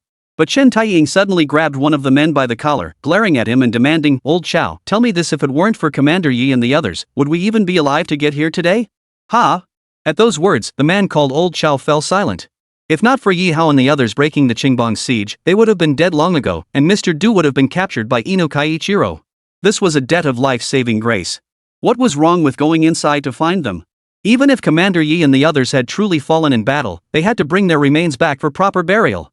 Chen Taiying's eyes blazed crimson as he roared, "Whoever's scared, step forward. I'll blow their brains out right now." Chapter 182, Cannon Roll Call, Server-Wide Blazing Gold Announcement. Just then, a voice rang out from nearby, stunning both Chen Taiying and the Green Gang members. "Captain Chen, why the rage? We all made it back safely, didn't we?" From the forest ahead, Ye Hao emerged with his squad members. Though covered in dust and grime, every face radiated excitement and exhilaration. "Officer Yi, you guys survived?" Chen Taiying froze, slapping himself in the face the moment the words left his mouth. He burst into laughter. "What the hell was I thinking? Ha!" To Chen Taiying and the others, Ye Hao and his team escaping alive from the exploding Luodian train station seemed more miraculous than any miracle, almost impossible. Yet Ye Hao had done it. Under Ye Hao's command, every member of the 30-man squad bore wounds too critically injured, the rest lightly. Yet not a single player had perished in this operation. Such terrifying casualty rates were beyond even Ye Hao's expectations. He had long prepared himself for the worst. This was nothing short of a divine force. Good heavens, were all of our Dragon Nation's armies composed of such gods in battle? Pockmarked Asi and the other Green Gang men were dumbfounded. In that moment, Ye Hao and his men stood before them as nothing short of gods. Our operation succeeded. Ye Hao slapped Shen Taiying's shoulder and nodded firmly. Next, we'll give those devils one final fireworks display. Captain Shen, have your mortar team calibrate the coordinates. The Ghost Ball armored train had been blown to smithereens. Nothing remained but a sky raining fire and shards. As for the bio-engineered soldiers inside? Needless to say, they'd all been reduced to charcoal and ash. However, within Luodian railway station, some sealed Zero warehouses might still hold traces of the Zero enhancer. Ye Hao's task now was to unleash a mortar barrage to eliminate this remaining threat once and for all. Come on, brothers. Bring out all our shells, get ready to fire. Shen Taiying directed the Green Gang members to swiftly set up the mortars, all barrels aimed squarely at Luodian railway station. Fire! Boom! Boom! The distinctive roar of mortar fire filled the air. Within Luodian railway station, already engulfed in flames, another wave of shells exploded like a carpet bombing. Amidst the sea of flames, the system's fiery golden subtitles reappeared before Ye Hao and every player. Evidence detection, data concerning the Onamaro armored train and bioengineered ghost soldiers has been collected. This information may be utilized for subsequent evidence livestreams. Dragon Soul forges the nation, Bloody Battle of Shanghai. Server-wide announcement, SSS rank special mission, Incinerate Zero Hub completed. All players receive reward, 20,000 military merit points. All players granted special title, Ghost Soldier Incinerator Flamethrower Damage plus 100, Bio Ghost Soldier Special Attack plus 30. All players receive special limited time effect, when firing the flamethrower, a pale golden dragon pattern coils around the weapon. At this moment, not only were the players erupting with excitement, but millions of viewers across major live streaming platforms were also going wild. Holy crap, we actually did it! We blew up the Zero Hub at Luodian train station, mission accomplished. So what about the Onamaro Express? We'll take that down too, ha! Great job, everyone! Now let's see how those Japs dare use Zero enhancers and bioengineered soldiers to commit atrocities. Not only did countless domestic viewers' bullet comments flash by, but in major live stream rooms, countless foreign language bullet comments were also scrolling rapidly. English comment, the Dragon Nation Army's barbecue is absolutely perfect, utterly magnificent. Russian comment, this is a hellish furnace. French comment, absolutely breathtaking, this battle is nothing short of an artistic masterpiece. At this moment, Dragon Soul Forges the nation's popularity not only reached its peak across all social media platforms in the Dragon Nation, but discussions about this game also surged to unprecedented heights worldwide. Just as players were celebrating within the game, another announcement popped up. Detected, the destruction of Luodian railway station's Hub Zero has caused a massive global sensation. All players receive special buff, National Pride attack power doubled in the next battle. Holy man, with a buff this powerful, I can't wait to wipe out those little devils. Big Eggplant wiped the soot from his face and laughed heartily. Captain Yi, we've made our mark in front of a global audience this time. You'd better keep your promise. Promise? What promise? Ye Hao scratched his head and chuckled. Honestly, I don't recall making any promises. Hey, you forgot? Shui chuckled from the side. Didn't Eggplant and the others say earlier that it'd be great if we could update the military merit store with some new vehicles or something? That's easy enough. But first, we need to secure the battlefield. Ye Hao glanced at the fiercely burning Luodian train station in the distance and said, don't let the fire here spread to the outside. Just clear up the external fire zones a bit, and then we'll retreat. Though Luodian railway station bore the name Luodian, the actual town was still over 10 kilometers away. Moreover, the route was covered in complex muddy paths and ditches, making it impossible for the Japanese's large armored force in Luodian to send reinforcements anytime soon. As for the Japanese garrison inside Luodian station, it amounted to only a single battalion and they had been completely wiped out. The Japanese High Command dared to garrison this location with only a battalion, largely because they placed excessive faith in their bioengineered soldiers. A single bioengineered soldier possessed combat strength equivalent to at least 7 or 8 regular troops. Inside the Onamaro armored train, besides the 100+ Bioghost soldiers eliminated by Ye Hao and his team, there were actually over 5,000 more Bioghost soldiers imprisoned within. Before they could be unleashed into battle, they were reduced to charred dust in that horrific suicide explosion. It was clear that the Japanese High Command, confident in the combat power of these Bioghost soldiers, had dared to station only a single battalion here. Over 5,000 bioengineered soldiers possessed combat strength equivalent to tens of thousands of regular troops. Unfortunately for them, the Japanese never dreamed Ye Hao would wield a weapon as devastating as the Dragon Roar flamethrower. The Dragon Roar flamethrower's effect against the bioengineered soldiers was no less devastating than insecticide against mosquitoes. It took them down one by one without a sound. Chapter 183, The Deadly Fog Zone, an even more perilous position battle. At present, every Japanese soldier at Luodian railway station had perished. Japanese forces in the Luodian area could not contact this location, and armored units were unable to arrive in time. This alone gave Ye Hao the confidence to send his players to clear the fire zones outside, preventing the flames from spreading further. "Let us assist too, Commander Yi." Chen Taiying stepped forward. "To be honest, the Green Gang hasn't been much help in this battle. Leave the cleanup to us." With that, Chen Taiying led his Qingbang men swiftly to extinguish the scattered pockets of fire around them. Just as Ye Hao sat down to rest, the battlefield AI lens activated. It was a special communication directive from the command headquarters. "This is Ye Hao reporting to General Zhang. The mission to destroy the Zero Hub at Luodian railway station has been successfully completed. Awaiting your instructions." Upon connecting to the command feed, Ye Hao saw Zhang Feng on the other end, his expression grim. "The main force of our 18th Army has arrived in the Yunzhou River area and is engaged in fierce combat. Ye Hao, our intelligence was flawed. The enemy possesses more than just Luodian railway station as a transit hub. Enemy forces are now deploying the improved Zero Agent as a weapon on the battlefield. Our casualties are severe. Rush reinforcements to Yunzhou River immediately." As Zhang Feng spoke, the battlefield AI camera began panning toward the distant front lines. Through the battlefield camera, a faint green toxic haze could be seen permeating nearly every corner of the Yuzhabang battlefield. This was the signature toxic haze released by the Zero-type enhancer. Even the slightest inhalation could prove fatal. This news caused Ye Hao's pupils to contract sharply. Luodian railway station was undoubtedly the Japanese invaders' primary transit hub. The armored ghost bullet train destroyed by the players earlier was the clearest proof. However, this did not mean Zero-type modified agents and bioengineered soldiers would never appear on the battlefield. They would still appear, but their numbers would be drastically reduced. "Understood. I'll lead the team to the Yunzhou River battlefield immediately." Ye Hao had no time for deliberation. He immediately summoned Chu He, Big Eggplant, and the others, relaying the urgent orders he'd just received. "Commander Yi, you must depart immediately." Chen Taiying approached at that moment, his voice solemn. "We'll escort you there on the coal transport ship. You'll reach Yunzhou River within a day, guaranteed." "No need for thanks, Captain Chen." Ye Hao gave a solemn nod. Their bond had reached a point where words were unnecessary. Ever since the players had risked everything to save the Green Gang, their bond had transcended mere partnership. They were now sworn allies in life and death. After quickly clearing the scattered hotspots around Luodian railway station, Ye Hao immediately led his team onto the coal transport ship, racing toward the Yunzhou River area at full speed. Throughout the journey, Ye Hao's brow remained deeply furrowed. Although the players from the 18th Army had chemical protection masks, there were several other Dragon Nation military units fighting on the Yuzhabang battlefield besides the 18th Army. Those soldiers had no chemical protection masks. Facing the Zero Agent, their chances of survival were extremely slim.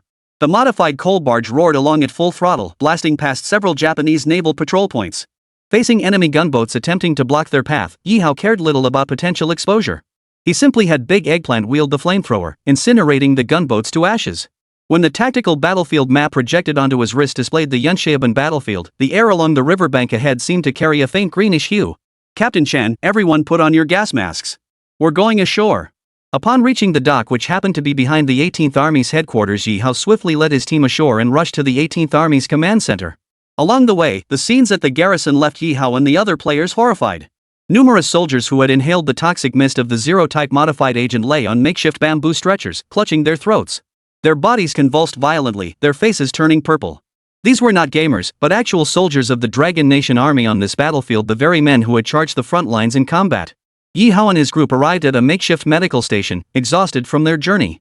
Two players serving as military medics, their eyes reddened, reported the situation at the front lines to Ye Hao. "A single gas mask costs hundreds of military merit points. Almost everyone here has emptied their savings to exchange for them." The medic's eyes were red as he said, "But besides our 18th Army troops, there are many soldiers from other brother units. Their numbers are too great. The gas masks simply aren't enough." Even if these tens of thousands of players emptied their savings to equip other soldiers with gas masks, in the end, several thousand would still be left without protection. Exposed to the toxic fog produced by the Zero-type enhancer, their vitality would be slowly consumed. "Holy, what the hell are we supposed to do now?" Big Eggplant immediately shouted, "I still have 2 or 3,000 military merit points I just earned. I'll go exchange them for gas masks right now."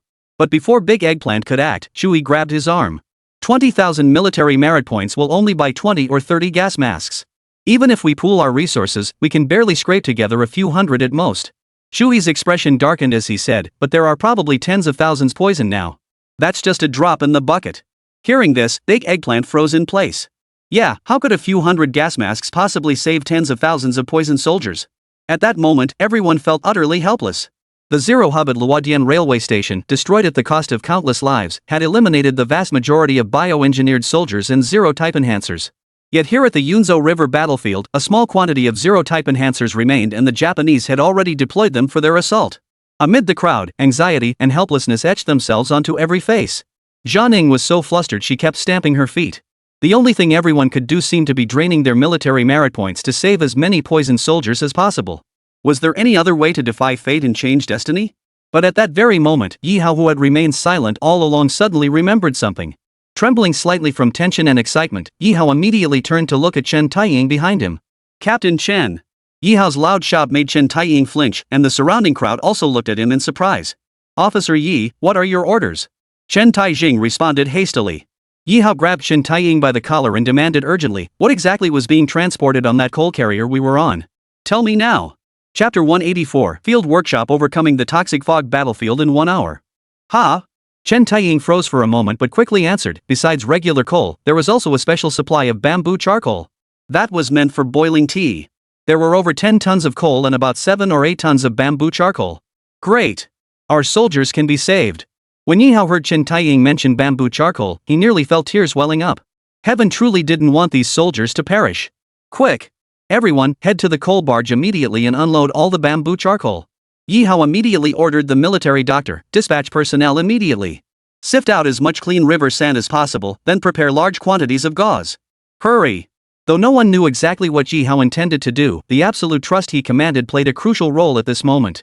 Everyone swiftly began executing Ye Hao's orders. Shui, Dechiezi, and others led dozens of players to the coal barge to start hauling bamboo charcoal, while Zhang and some players began cutting gauze. Ye Hao himself led Chen Taiying and the others to sift sand right there at the dock using sieves. After nearly half an hour, Ye Hao spread a layer of filtered river sand onto the gauze. He then placed another layer of gauze on top, followed by a layer of crushed bamboo charcoal, and finally another layer of gauze.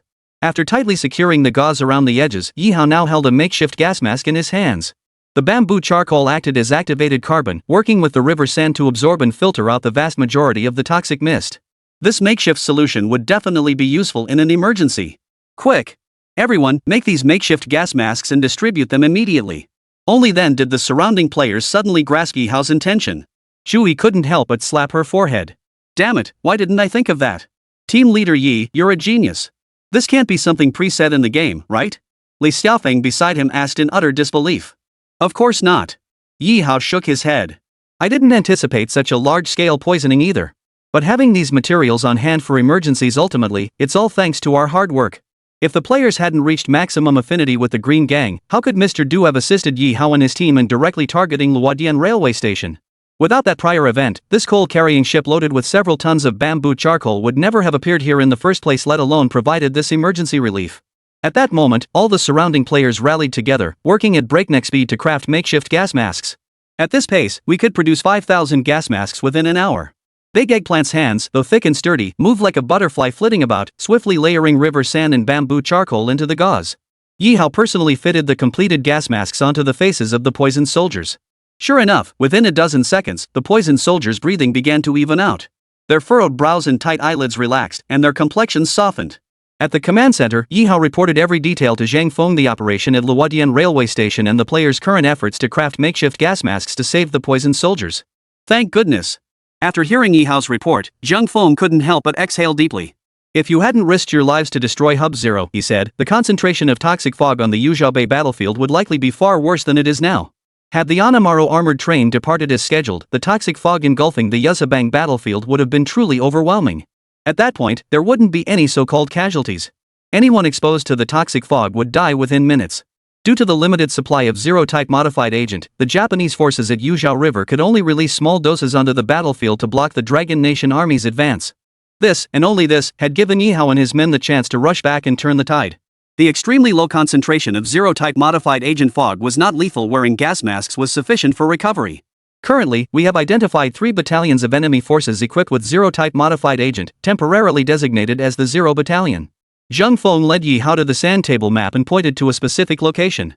Within Zero Battalion, there are likely still reserves of Zero-type modified agent. We must eliminate this source to completely resolve the toxic fog on the battlefield. While the temporary gas masks could block the toxic fog, they were only a temporary solution. Once the bamboo charcoal absorbed an excessive amount of toxins, the masks would need to be replaced. However, the Qinggang's coal transport ship carried only 7 or 8 tons of bamboo charcoal. Not a single bamboo grove was visible along the entire riverside outpost. Once this supply was exhausted, the coal transport would have to return to the French concession to retrieve more bamboo charcoal. Ye Hao roughly estimated that the round trip would take at least 12 hours and the window of opportunity wouldn't wait. Therefore, the time players had to break through the current toxic fog was extremely limited, no more than 8 hours at most. I volunteer to lead the assault on Camp Zero, General Zhang. We've just received a shipment of Dragon Roar fuel tanks from the Green Gang, a devastating weapon specifically designed to counter Camp Zero's modified agents and bioengineered soldiers. Ye Hao's eyes burned with intensity as he declared, once we take Camp Zero, we can launch a full-scale offensive on the main front and swiftly capture the Yanshabang battlefield. Seeing Ye Hao's intense gaze, Zheng Feng sighed inwardly and said, you've just returned from the Luodian railway station raid. You should rest first. I'll assign a separate vanguard company to carry out this mission. Hey, what's there to rest for, Commander? Just give the order. Hearing Zhang Feng's words, Big Eggplant and the others waiting outside couldn't hold back any longer. They barged straight into the headquarters. General Zhang, just look at us, we're all fired up. Shui beamed. The moment I heard about a new mission, my heart started racing like a cat's claws scratching. How could I possibly sit still? Exactly. Zhang Ning hugged her sniper rifle and nodded in agreement. I can't wait to avenge those wounded comrades. We must depart immediately. Any delay might give the enemy's Zero Battalion a chance to make new moves. Seeing everyone volunteering, Zhang Feng turned to Ye Hao, who was staring back at him with intense focus, awaiting orders. Very well, Ye Hao. I order you to assemble a vanguard company. Move with maximum speed and take down the enemy's Zero Battalion. Zhang Feng declared in a deep voice, all units, prepare your weapons and equipment. Depart immediately. Chapter 185, The River Becomes a Wall of Fire, Late Night Assault on Camp Zero. Yes, sir. Rest assured, we will accomplish the mission. After receiving the combat assignment, Ye Hao immediately led his men away from headquarters. While mobilizing players to reinforce the company, he simultaneously gathered supplies. Brother Chui, send someone to our troops to fetch 200 barrels of tar. We'll need it when we depart shortly. As Ye Hao spoke, he raised his wrist to activate the tactical map embedded in his armband. A three-dimensional mapping light flared, projecting a holographic battlefield map before him. The tactical map clearly showed the coordinates of Camp Zero had been pinpointed nestled within a river channel encircled by a bay. What astonished Ye Hao, Eggplant, and the others was that Camp Zero wasn't a typical military base as most imagined. On the contrary, it was a massive fortress built entirely upon the water's surface, surrounded entirely by river bends and waterways densely patrolled by numerous enemy patrol boats. Moreover, Camp Zero was positioned deep behind the Yanshabang battlefield. For the 18th Army to launch a frontal assault through the toxic fog shrouding the battlefield was utterly unrealistic. This is a tough nut to crack, Captain Yi. Any good tactics? Big Eggplant scratched his head in frustration, turning to ask Ye Hao beside him. Judging by Camp Zero's appearance, it likely concealed specialized launchers for the modified Agent Zero. After a moment's thought, Ye Hao made a decisive call. We must replicate our approach from the Luodian railway station operation. If we strike, we must obliterate the entire Camp Zero area, leave nothing standing.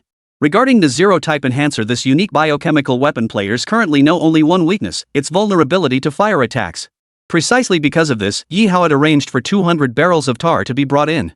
His plan was to use a fire barrier tactic during the initial assault to completely seal off the river bends surrounding Camp Zero. This way, no matter how fiercely the players shelled Camp Zero, the toxic fog inside couldn't breach the fire barrier and spread to distant battlefields. Half an hour later, Ye Hao personally organized a reinforced company of about 200 men. All of them boarded the armored vehicles specially dispatched by Zhang Feng, preparing to move out under cover of night. 200 players, plus 200 barrels of tar, required over a dozen armored vehicles to barely accommodate them all. In the darkness, a convoy of armored vehicles roared out from the 18th Army's River Bend base. They sped across the open battlefield at maximum speed, heading straight for Camp Zero's coordinates. With such a big convoy like this, won't the enemy notice us? Zhang Ning scanned the surroundings through her sniper rifle's scope and couldn't help but ask. That's highly unlikely. Ye Hao shook his head, pointing to the chemical protection mask on his face. Those Japanese bastards are cunning. Their tactic is to first use the Zero-type modified agent to maximize the depletion of our 18th Army's combat strength before finally sending troops to finish us off. In other words, the main Japanese forces are undoubtedly holed up in their rear fortifications right now. They won't launch any proactive attacks until the toxic fog from Agent Zero has ravaged the battlefield for several days. This situation, however, presented a significant advantage for the reinforced company's operation. Along the route, Ye Hao's unit didn't even encounter a single enemy sentry post. The battlefield lay utterly desolate, littered only with wrecked vehicles and corpses left behind from the initial skirmishes. Night combat is one of our specialties. It's 2:30 a.m. now, the time when those little devils are least prepared. Ye Hao addressed Chu He and the others beside him. When the vehicles reach the river bend shortly, everyone disembarks. First, see several of the enemy's patrol boats. The river depth here could reach 2 to 3 meters, or even 4 to 5 meters. Without boats, there's no way to transport these 200 barrels of tar across. Don't worry, this is my specialty. Getting a few patrol boats? Piece of cake. Shui chuckled and turned to Eggplant beside him. Eggplant, remember how we infiltrated Huishan Dock before? You mean pull off another switcheroo? Big Eggplant instantly understood, a mischievous grin spreading across his face. Half an hour later, in a secluded reed bed, a dozen armored vehicles came to a halt, engines cut. Shui personally led the way, guiding Big Eggplant, Teacher Ma, and the others as they quietly slipped into the water.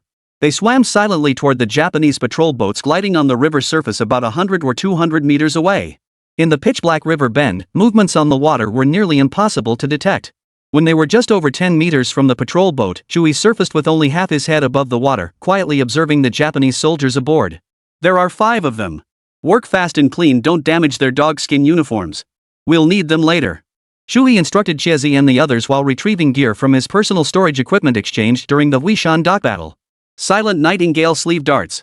This specialized weapon was designed for eliminating high-ranking Japanese officers. Each dart cost 50 military merit points, but within 10 meters, it guaranteed a one-shot kill. On the patrol boat, several Japanese soldiers stood with hands on hips, laughing and singing military songs from their little songbooks. Crude chemical protection masks covered their faces. But in the very next second, a series of almost inaudible whistling sounds echoed from the river surface. Poison-tipped steel needles simultaneously pierced the necks of these Japanese soldiers. Bastards! The leading Japanese second lieutenant swiftly raised his hand to his throat, but in the next instant, his eyes bulged wide, his body stiffened, and he fell backward like a wooden stake. All right. Brothers, get ready to move. Shui chuckled darkly, immediately leading Big Eggplant and the others to climb aboard the patrol boat.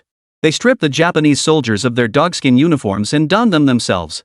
With several splashes, the Japanese patrol boat turned as if nothing had happened, sailing toward another patrol boat several hundred meters away under the watchful eyes of Ye Hao and the others on shore. 10 minutes later, Big Eggplant and the others returned to the reed marsh in 5 enemy patrol boats. Nice work, Brother Chu He, Brother Eggplant. Ye Hao gave them a thumbs up and said, "Everyone, hurry up and load the tar barrels onto the patrol boats." In the murky night, a faint outline could be seen a kilometer away, a floating island-like area in the middle of the river bend. At its center stood a massive fortress, a walled citadel entirely constructed of concrete, bunkers, and watchtowers. This was their target, Camp Zero. Soon, the patrol boat slowly started up. Under Ye Hao's command, the players dumped all 200 barrels of tar into the river surrounding Camp Zero. Everyone, listen to the orders. After ignition, prepare for battle. Chapter 186, Water Ghosts block the path, Suicide Soldiers appear. Ye Hao clutched a Molotov cocktail in his hand. Its purpose was to ignite the 200 barrels of tar just poured into the river. Though dense, the tar floated on the water's surface. Its viscous consistency prevented it from being easily dispersed by the current. If anyone had sharp eyes, they might have noticed a dark, sinister ring encircling the murky river bend, completely enveloping Camp Zero's floating island within its center. Let's begin, Team Leader Yi. We're all ready. Players like Chu He and Big Eggplant had already drawn their most powerful weapons. At the very front, the players responsible for the charge held thunder chisel bombs designed to blast open Camp Zero's gates. Attention, all. With the resounding command, Ye Hao ignited the Molotov cocktail in his hand and hurled it forcefully onto the water behind the vessel. Whoosh! In the darkness, the Molotov cocktail streaked like a brilliant fireball, tracing a graceful arc before splashing into the river. Almost instantly, a towering wall of fire erupted from the river bend, spreading rapidly across the water to both sides. Within mere seconds, the Japanese patrol boat carrying the players, along with the entire Camp Zero floating island, was completely engulfed by the towering ring of flames encircling the river bend. Raging flames shot skyward, while the surrounding toxic mist of Zero-type enhancer receded with a hissing sound, like snowflakes touching boiling iron. Viewers across major livestream platforms erupted in gasps of shock. Holy, this is brutal, they're leaving no room for retreat. This battle must succeed, failure is not an option. Having chosen to fight, we must fight to the bitter end. Sink the boats and burn the bridges, let's take on those little devils. As the towering wall of burning tar rose, it not only halted the spread of the zero-grade modified agent's toxic mist but also completely severed the two spaces inside and outside the wall. Brothers, charge with me. The patrol boat roared at full throttle, plowing into the mud at the edge of the floating island. Ye Hao led the charge, wielding 2 modified Mauser pistols as he spearheaded the reinforced company's players in a fierce assault. Inside Camp Zero, piercing sirens wailed, yet not a single Japanese soldier dared show their face. Even the massive searchlights atop Camp Zero's perimeter walls had ceased their usual sweeping motions, frozen rigid in place. This eerie scene sent an inexplicable sense of unease through Ye Hao's heart. This was completely different from any previous Japanese outpost they had engaged in combat. Nevertheless, the first wave of vanguard players had already charged to the gates of Camp Zero. Several players detached thunder chisel bombs from their backs, pressed the magnetic suction cups against the gates, and swiftly retreated. Seconds later, thunderous explosions rent the sky, accompanied by blinding flashes of blue lightning. The main gate of Camp Zero shattered violently. Damn it, what a piece of Camp Zero! Turns out it's nothing special after all. Big Eggplant, brandishing his battered blood barrel greatsword, grinned widely as he surveyed the collapsed, dust-filled entrance of Camp Zero. But before his grin could linger, Big Eggplant's smile vanished. Every player around him grew grim-faced. Enemies. Ye Hao had already raised his modified Mauser pistol. Through the smoke and dust, every player saw figures glowing with an eerie green light emerging from the depths of the debris. That eerie, terrifying emerald glow could only correspond to one thing: bioengineered ghost soldiers. Yet what truly astonished every player was the movement pattern of these bioengineered ghost soldiers, completely different from the ones they had encountered at Luodian train station. Their forms seemed to be propelled by a sudden, explosive leap forward, moving on all fours. Damn it, whatever the hell this is, it's gonna taste my Dragon Roar flamethrower first. Big Eggplant had already drawn his Dragon Roar flamethrower. Just as he was about to pull the trigger at the lead bioengineered ghost soldier, something unexpected happened. With a sharp whoosh, one of the bio-ghost soldiers leapt suddenly, soaring nearly 3 meters high before arcing down toward the player's formation. This scene stunned Big Eggplant, as well as Chu He, Li Xiaofeng, and the others beside him. Looking up, every player saw the bio-ghost soldier's body had swollen to enormous proportions, as if it had grown a giant stomach. Yet its movements remained incredibly agile, its explosive power astonishing. Bang! Zhang Ning, positioned at the rear of the squad, fired without hesitation. A sniper round struck the leaping bio-ghost soldier, but the next second brought an even more terrifying sight. After being hit, the bioengineered soldier's bloated torso exploded mid-air, like a giant balloon filled with zero-grade enhancer had burst. A torrent of green toxic liquid sprayed out in all directions. Where the liquid landed on the ground, even the soil hissed.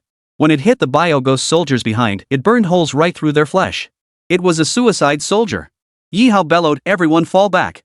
Use the Dragon Roar flamethrowers to take them out from a distance."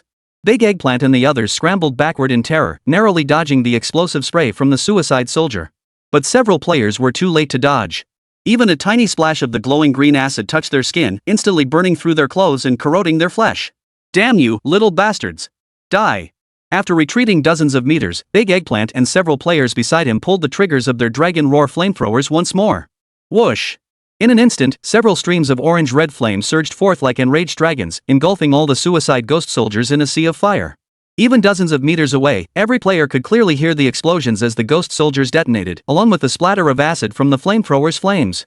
Ye Hao's expression grew particularly grim. The Japanese devil's development speed for these bioengineered ghost soldiers clearly exceeded everyone's expectations. Suicide ghost soldiers might not excel at frontal assaults on large battlefields, but in confined spaces or guarding hidden passages, their danger level skyrocketed exponentially. Fight while retreating. Under no circumstances let those acid-spewing ghost soldiers' corrosive fluids touch your skin. Ye Hao had barely shouted this warning when agonized screams erupted from the rear of their formation. Everyone abruptly whipped their heads around, only to witness an utterly terrifying and eerie sight. Out of the once silent, pitch-black reed marsh, countless ghostly claws chillingly grotesque suddenly reached out. Gripping the ankles of players in the rear, they used immense strength to knock people down before dragging them into the depths of the reed marsh. Chapter 187, Tracking the Sound, Annihilating Camp Zero. Holy, holy. Team Leader Yi, there are bioengineered ghost soldiers behind us too. No, water ghosts. Teacher Ma was startled out of his wits. He and War Nightingale were covering the rear when he spotted the ghostly claws emerging from the reeds and immediately shouted. With several players pulling together, some who'd been grabbed by the water ghost soldiers were forcibly dragged back. Along with them came water ghost soldiers lurking in the muddy reeds. At first glance, these water ghost soldiers were noticeably more gaunt, with particularly long, muscular arms. Their claw-like hands could sink deep into flesh the moment they grabbed a person's ankle. Flamethrower Team 2 burned the surrounding reed marshes to ashes. Ye Hao acted decisively, issuing another command. Over 10 players wielding Dragon Roar flamethrowers immediately unleashed a furious barrage upon the surrounding reeds. Streams of orange-red, roaring, viscous dragonfire transformed the marshes surrounding the floating island into towering seas of flames. Almost simultaneously, every player distinctly heard terrifying shrieks echoing from within the reeds as countless water ghost soldiers struggled to crawl out. But the moment any showed themselves, Li Xiaofeng's squad blasted their heads and torsos to pieces with oversized shotguns. Time is tight. After dealing with the water ghost soldiers, push into Camp Zero's interior as quickly as possible. Ye Hao increasingly sensed that the dangers of Camp Zero far exceeded the players' initial expectations. This place demanded swift action. Prolonged combat was absolutely forbidden. After enduring consecutive attacks from the self-detonating ghost soldiers and water ghost soldiers, the reinforced company of 200 suffered over 30 lightly wounded and more than 10 severely injured. Ye Hao left one squad behind to escort the critically injured back to the patrol boat, while he led the remaining players into Camp Zero at full speed. Boom! The moment Big Eggplant and Li Xiaofeng simultaneously kicked open an iron door with their boots, a thick, choking cloud of toxic mist instantly engulfed them, sealing off everyone's vision. Holy, what the hell is this? Zero type modifier? This concentration is off the charts. Big Eggplant was startled. In the blink of an eye, visibility around the players plummeted to about a meter, leaving them able to see only their closest comrades. Beyond that, thick green toxic fog swirled throughout the entire Zero Camp workshop. Likely the Japanese garrison here was attempting a desperate counterattack. Ye Hao pulled out his high-intensity flashlight, but its beam barely illuminated 3 or 4 meters ahead. The workshop before the players was densely packed with metal pipes and large metal tanks. No matter how you looked at it, this place resembled a small-scale production facility for the Zero-type enhancer. Those little devils are trying to poison us with this toxic fog. Shu He grinned. Too bad they didn't guess we've got these nifty chemical protection masks. Ha! Though visibility was limited to about a meter, the chemical masks provided protection, so poisoning wasn't an immediate concern. We must eliminate the Japanese garrison here first. Ye Hao scanned the area and declared gravely, I refuse to believe such a large Zero camp has no Japanese patrols inside. Kill the enemy first, then blow this place up. Move out. With visibility so poor, Ye Hao dared not send all 200 plus men charging in at once. He led only the most coordinated broadcast team into the workshop area. Everyone had to stay tightly grouped together, advancing at a painfully slow pace. The workshop, shrouded in green toxic fog, stretched endlessly ahead. There was no sign of an exit, let alone any stairs or offices. Just then, Ye Hao's ears twitched. A faint movement seemed to stir within the toxic fog to his left. Without hesitation, Ye Hao drew his modified boxer pistol and fired a shot into the thick fog. Bang! Yet, aside from the echo of the gunshot and the metallic crack, no other sound followed.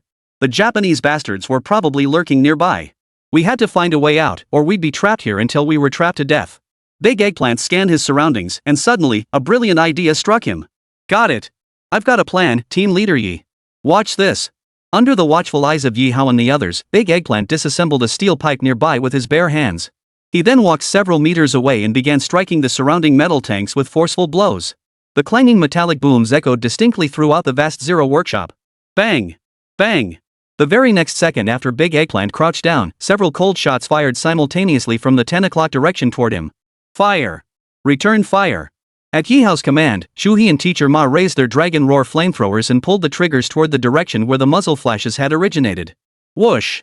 2 streams of orange-red dragonfire erupted, engulfing 2 Japanese soldiers hiding on a steel platform dozens of meters away. They rolled on the ground, screaming in agony as flames consumed them. Simultaneously, the system alert flashed again. Battle alert, activating battle support function, sonic detection. Sonar detection, temporary skill. Temporarily pinpoints enemy locations via sonic vibrations 10-minute duration. Holy, this skill saved our asses. Shu He and the other streamers all lit up with joy. This meant that even if the Japanese soldiers didn't fire, they could pinpoint the enemy's approximate location by tapping on steel pipes. Though the pinpoint accuracy might be off by several meters, that was insignificant compared to the Dragon Roar flamethrower's massive kill zone, which spanned dozens of square meters. Suddenly, a dense clatter of steel pipes echoed through the air. In every player's field of vision, the sonic ripples transformed into visible waverings, bouncing off surrounding buildings and walls. Those Japanese soldiers hiding in corners and elevated positions were instantly exposed as their silhouettes bounced off the sound waves. In an instant, streams of flame erupted from Dragon Roar flamethrowers throughout Workshop Zero, reducing dozens of Japanese soldiers to charred corpses amid their agonized screams. But just then, a dying Japanese soldier pulled the pin on a melon grenade and hurled it toward the metal storage tanks holding the improved Zero agent below. A muffled boom echoed through the air. When Ye Hao and the other players turned to look, a gaping crack over a meter wide had already split open at the base of the massive metal tank. A full ton of Zero-grade enhancer stored within the tank surged out, instantly forming a toxic river across the ground. Retreat! Everyone out! Ye Hao's pupils dilated violently. While leading his players in retreat, he swiftly retrieved several magnetic bombs and hurled them with all his might toward the massive Zero workshop. Chapter 188, Battlefield Colossus. The Wrathdragon Fortress emerges.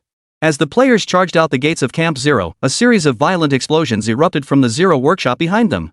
Once the concentration of Zero enhancer reached a certain threshold, it transformed into a substance capable of igniting spontaneously, even triggering explosions. The detonation of those magnetic grenades Ye Hao had tossed before retreating instantly triggered a chain reaction of explosions and intense combustion within the Zero enhancer. A towering green pillar of fire and smoke shot dozens of meters into the night sky, an eerie and conspicuous sight against the darkness. Camp Zero was utterly destroyed. Ye Hao's pupils reflected the soaring emerald green flames and smoke column as the entire Camp Zero floating island was engulfed in a sea of fire. Here, the battlefield commander Sato Kaya of the Notebook faction had committed the same fatal flaw. He had vastly overestimated the suppressive capabilities of the Zero-type enhancer and the bioengineered soldiers. On the Yuzo Beach battlefield, the Dragon Nation forces had lost over 10,000 combat-capable soldiers to poisoning alone, and there was a vast, open stretch of over 10 kilometers between the opposing lines. Sato Kaya could not fathom what gave the Dragon Nation army the audacity to launch a night raid on the floating island housing Camp Zero. The entire Zero Camp garrison actually numbered far less than a full battalion, barely 100 men. As Ye Hao led the players onto the patrol boat, heading toward the distant riverbank, golden system text appeared before each player's eyes. SS Rank Special Raid Mission, Annihilation of Camp Zero complete. All players receive 2,500 military merit points. Squad members earn the special title, Nightblade. Battle progress meets reward criteria. Special vehicle exchange privileges now available in the military merit store. As these two lines of system text flashed, Shui, Big Eggplant, and the rest of the players erupted in excitement. Holy crap, vehicles are actually coming out. Team leader Yi, you weren't lying to us? Big Eggplant's face lit up with pure joy. He never imagined this would happen. Just a while back, he'd mentioned to Ye Hao that he wanted the military merit store to add some vehicles. And now, here they were. Need I say more? Ye Hao smiled faintly and addressed the players. While I was taking a break from the game, I specifically updated the military merit store. This item will be our key weapon in the upcoming battles on the grand battlefield. As Ye Hao's words faded, the system's subtitles reappeared. Military Merit Store special update exclusively for use on the Yuanzabang battlefield. New armored vehicle, Raging Dragon Fortress. Raging Dragon Fortress, a tracked flamethrower turret equipped with a specialized ram horn at the front and a Raging Dragon flamethrower on the top, capable of long-range, large-area battlefield destruction. Fitted with magnetic bomb launchers on the sides. Vehicle specifications, length 97 meters, width 58 meters, height 45 meters, weight 21 tons. Tracks provide advanced obstacle crossing capability with specialized reinforcement for navigating Zhongnan water network terrain. The images featured in the military merit store reveal that the appearance of this Raging Dragon Fortress instantly evokes associations with modern main battle tanks. Imposing, formidable, and majestic. The entire Raging Dragon Fortress stands as a mobile steel barrier on the battlefield, a rolling catastrophe in the eyes of the enemy. However, its turret is equipped with two Raging Dragon flamethrowers, boasting a maximum range exceeding 300 meters, alongside machine guns and magnetic bomb launchers. The twin-mounted Raging Dragon flamethrowers boast 3 times the range of the Dragon Roar flamethrowers wielded by players. A single volley can transform hundreds of square meters of battlefield into a sea of flames and scorched earth. Moreover, its armor thickness is more than sufficient to withstand the artillery fire of conventional enemy tanks. The exchange price for such a Raging Dragon Fortress vehicle is enough to make players' jaws drop. Exchange, 50,000 military merit points, battlefield cap, 10 units. Special notice, ammunition for this Raging Dragon Fortress requires separate exchange. Each hour of operation consumes 1,000 military merit points for fuel replenishment. Just exchanging for one Raging Dragon Fortress costs 50,000 merit points, and every hour of combat requires an additional 1,000 merit points. Holy crap, 50,000 military merit points per unit? That's ridiculously expensive. We'll need to pool our resources just to afford one. Big Eggplant checked his personal inventory. After consecutive battles, he had less than 8,000 merit points left. I still have 6,000 military merit points left. Shui glanced at his inventory and chimed in. I've got a bit more, 12,000 military merit points. Zhang chimed in. That should be more than enough. Ye Hao explained to the players, the Raging Dragon Fortress isn't a weapon meant for individual soldiers. It can carry 4 or 5 people inside and holds the same status on the battlefield as a main battle tank. In other words, the Raging Dragon Fortress is a true battlefield game-changer, a last resort weapon pulled out of the top drawer. It's not something you'd issue to every soldier like the Zhongzheng rifle. Everyone should retreat back as quickly as possible. Come dawn, I expect our 18th Army will launch a full-scale offensive. Ye Hao led the players back to the reed marshes, where the armored vehicles were concealed. Everyone boarded the vehicles, which then turned around and sped across the battlefield toward the 18th Army's River Bend base at top speed. As dawn broke, the Japanese commander-in-chief at the Yunzo River battlefield, General Sato Kaya, personally led his forces in a frantic rush to the floating island area where Camp Zero was located. When this Japanese commander, freshly transferred from the Shanghai campaign headquarters, witnessed Camp Zero reduced to scorched earth with his own eyes, his expression turned even more grim than that of the bioengineered soldiers. General, the Dragon Nation forces have somehow obtained a large number of individual flamethrowers. Standing nearby, Major General Rei Oyama of the 11th Division at the Unazuki beach front hung his head and reported, "Moreover, we recently learned that our Zero hub near Luodian railway station has suffered severe damage, and the Onamaru armored train has been destroyed." Bastards! Sato Keo roared, his eyes practically shooting flames. This was his first battle since being transferred to the Yuzo riverfront, yet before the main conflict had even begun, multiple catastrophic reports had already reached him. Among them, the loss at Luodian railway station was particularly unbearable for Sato Keo. The Onamaru train carried over 5,000 bioengineered demon soldiers. It seemed those bastard Dragon Nation pigs had grown overconfident, thinking they could settle this with us on the main battlefield? Oomph. Sato Keo let out a cold laugh, hands clasped behind his back. Division Commander Oyama, isn't it time to reveal one of the 11th Division's trump cards?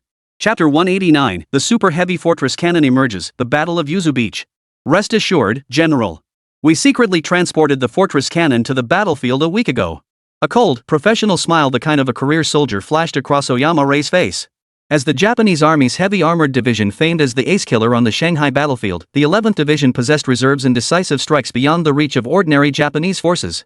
Beyond boasting the highest numbers of tanks and armored vehicles, the 11th Division possessed a super heavy weapon that had scarcely ever graced the grand theater of war. That was the infamous fortress gun the Japanese had once deployed on the Dragon Nation battlefield. Unlike conventional artillery, these fortress guns boasted calibers reaching unimaginable proportions, ranging from 305mm to the colossal 400mm super heavy fortress guns.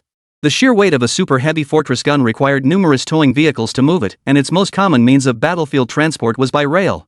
At this very moment, behind enemy lines at the Yuzhabang battlefield, the earth rumbled violently. This was no earthquake, but the thunderous roar of the 11th Division's ace heavy artillery, the 400mm super heavy fortress gun in operation.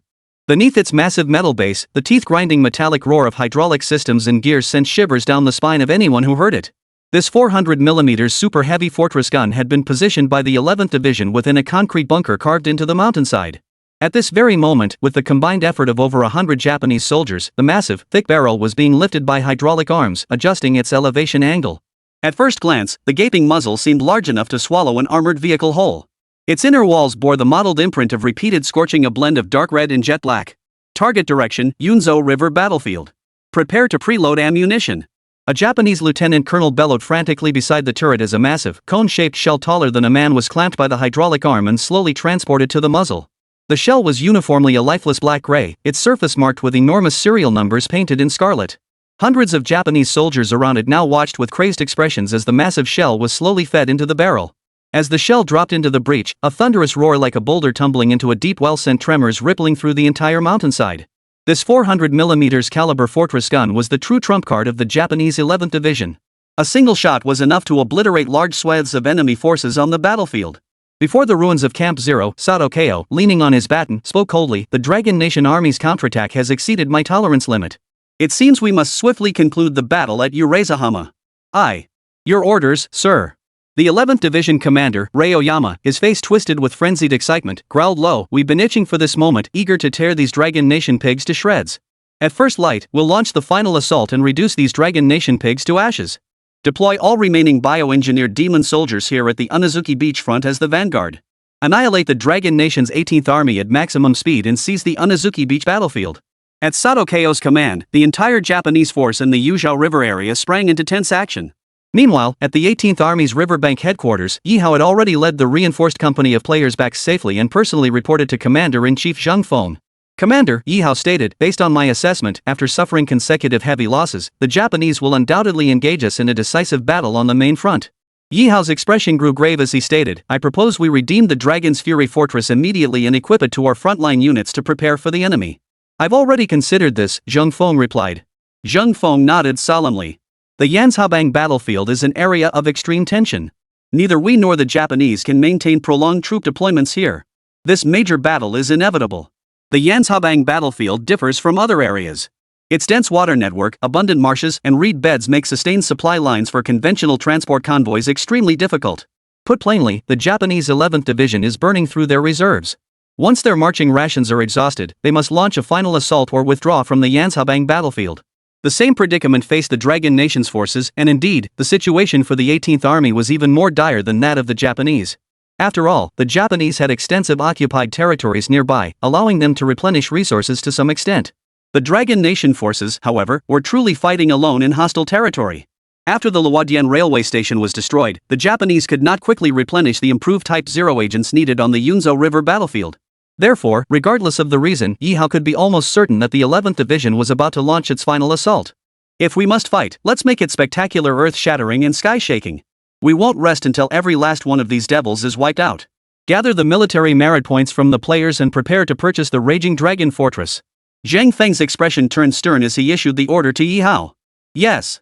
As squad after squad of players pulled their 50,000 military merit points and selected the Raging Dragon Fortress for redemption in the merit store, a system announcement suddenly appeared. Military merit points forged. The land colossus, Raging Dragon Fortress, descends upon the battlefield. Across the violently trembling earth, menacing steel silhouettes tore through the mist.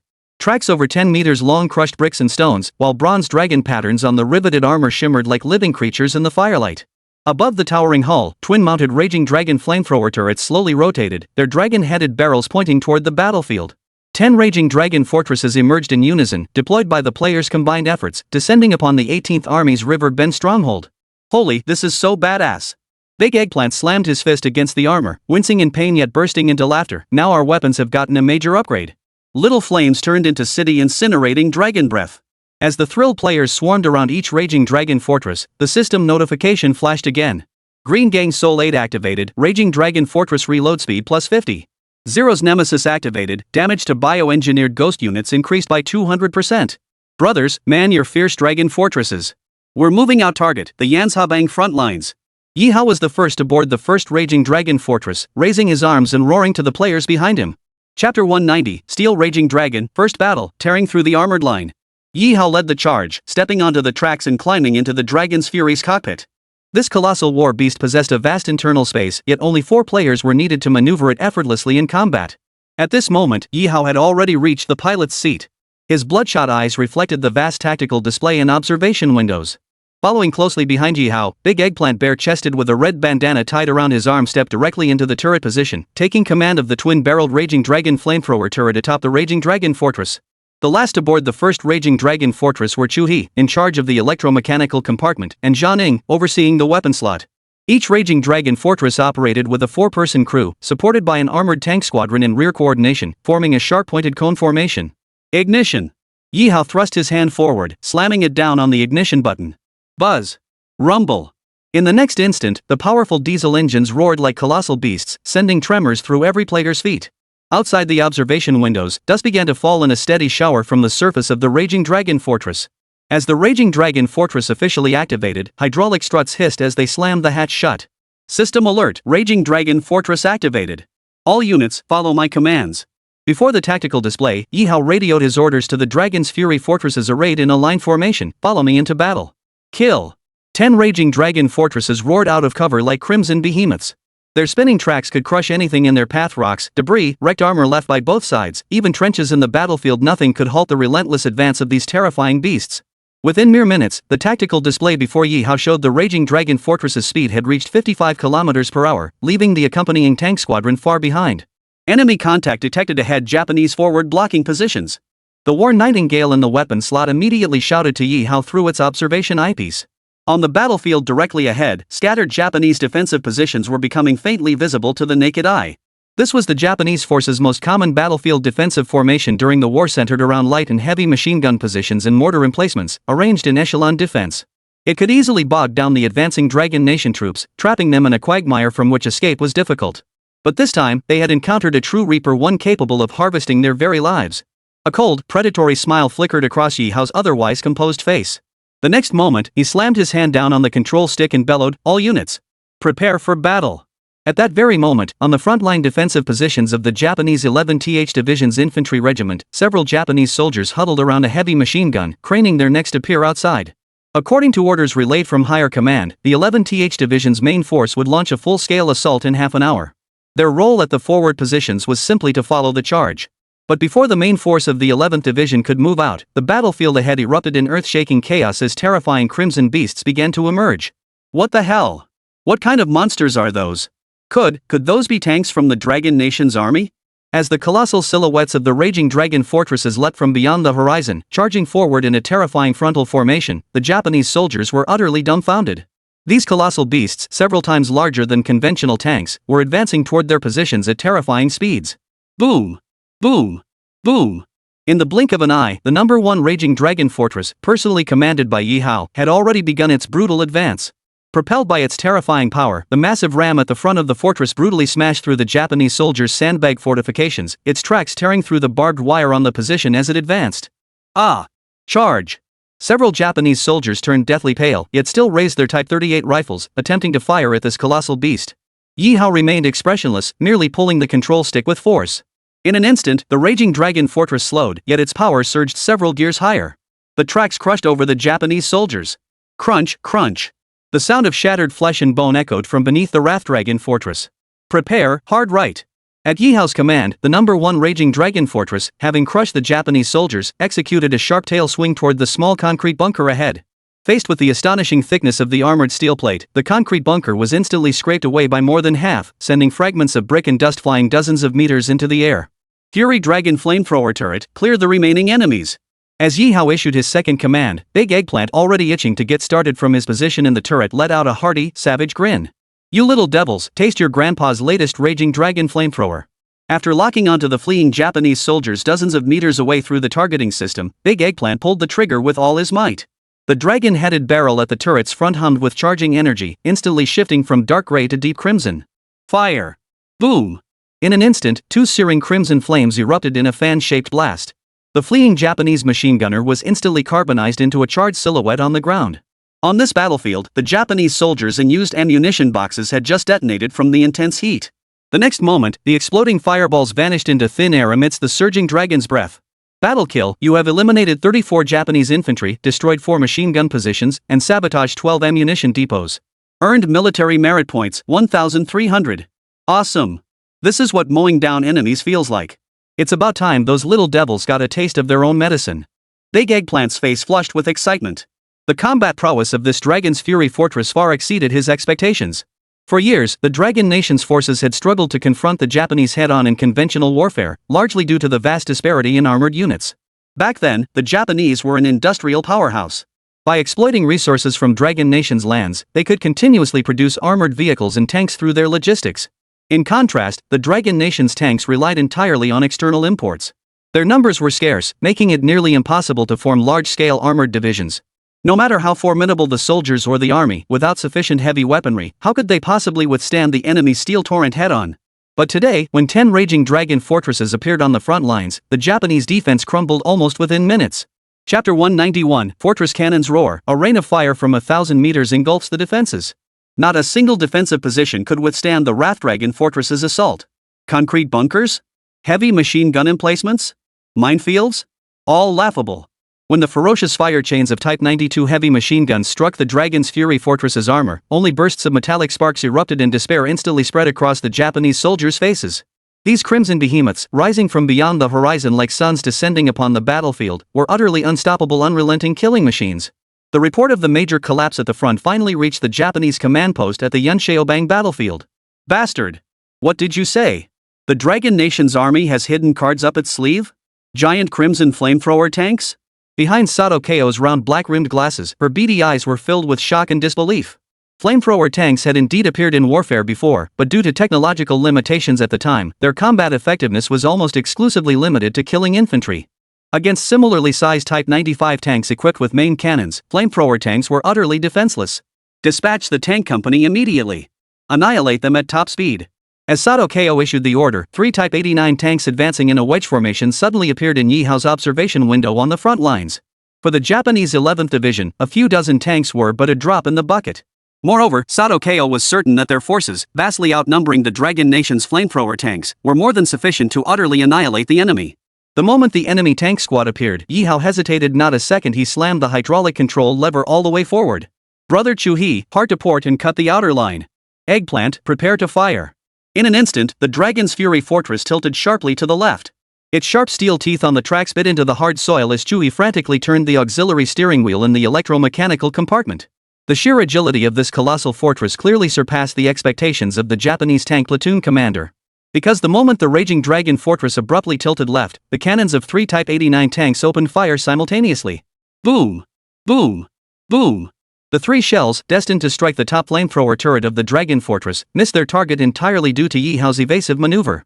The final sight that flashed before the eyes of the Japanese soldiers inside those 3 tanks was the twin flamethrower turrets atop the Dragon's Fury Fortress, already hissing and glowing with a deep crimson light. Burn through, you dogs! Ha! Big Eggplant pulled the firing lever with all his might. With a thunderous roar like a dragon's cry, 2 torrential streams of crimson flame instantly ripped through the ground before them, melting the 3 Japanese tanks into molten iron. System announcement. Raging Dragon Fortress achieves first vehicle kill. Executors: Ye Hao Driver Commander, Big Eggplant Turret Control, War Nightingale Weapon Observer, Shuhei Electromechanical Compartment. Entire squad earns special title, Steel Incinerator Vehicle Damage to Armored Units plus 15, receives 2,000 military merit points. As the system announcement flashed, players on the other Raging Dragon forts instantly grew envious. Holy, Captain Yi, give us a break. We were less than a minute behind you. Holy crap, isn't the effect of the steel burning title tailor-made for this frontal assault?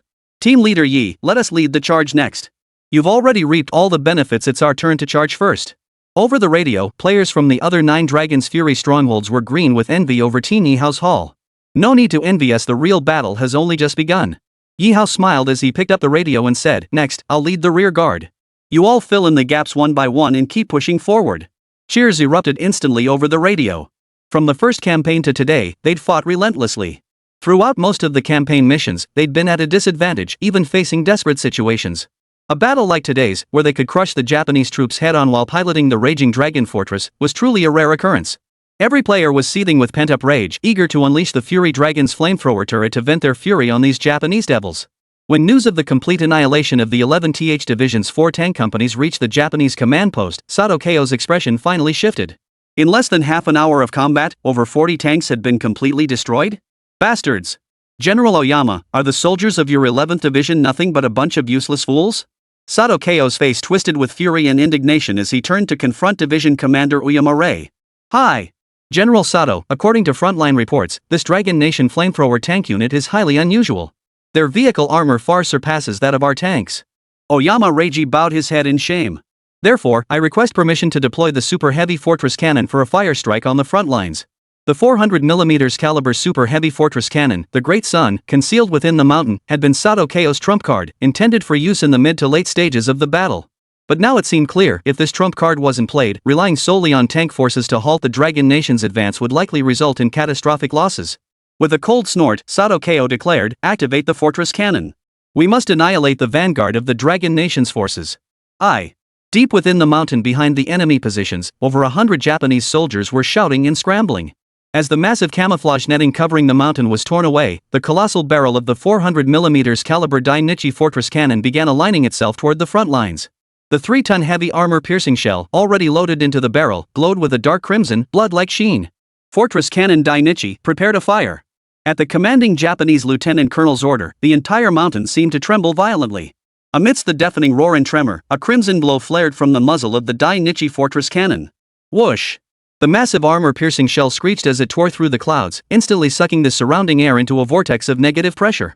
When the camouflage netting on the mountain was removed, players could witness the terrifying flash from the muzzle even from battlefields over 10 kilometers away.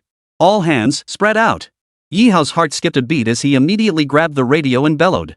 In the next instant, a massive mushroom-shaped cloud of smoke erupted from the positions in front of several Raging Dragon fortresses. Chapter 192, Acid Corrosion Ghost Tide, the Great Battle faces another fierce enemy. The destructive power of the 400mm armor-piercing shells was sufficient to tear apart anything standing in their path. When it struck, the sheer explosive shockwave generated by its terrifying kinetic energy alone was enough to cause widespread destruction.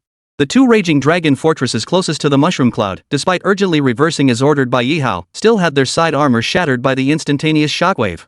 Only their formidable weight and stability prevented them from being instantly overturned. Right track severed. Right track severed.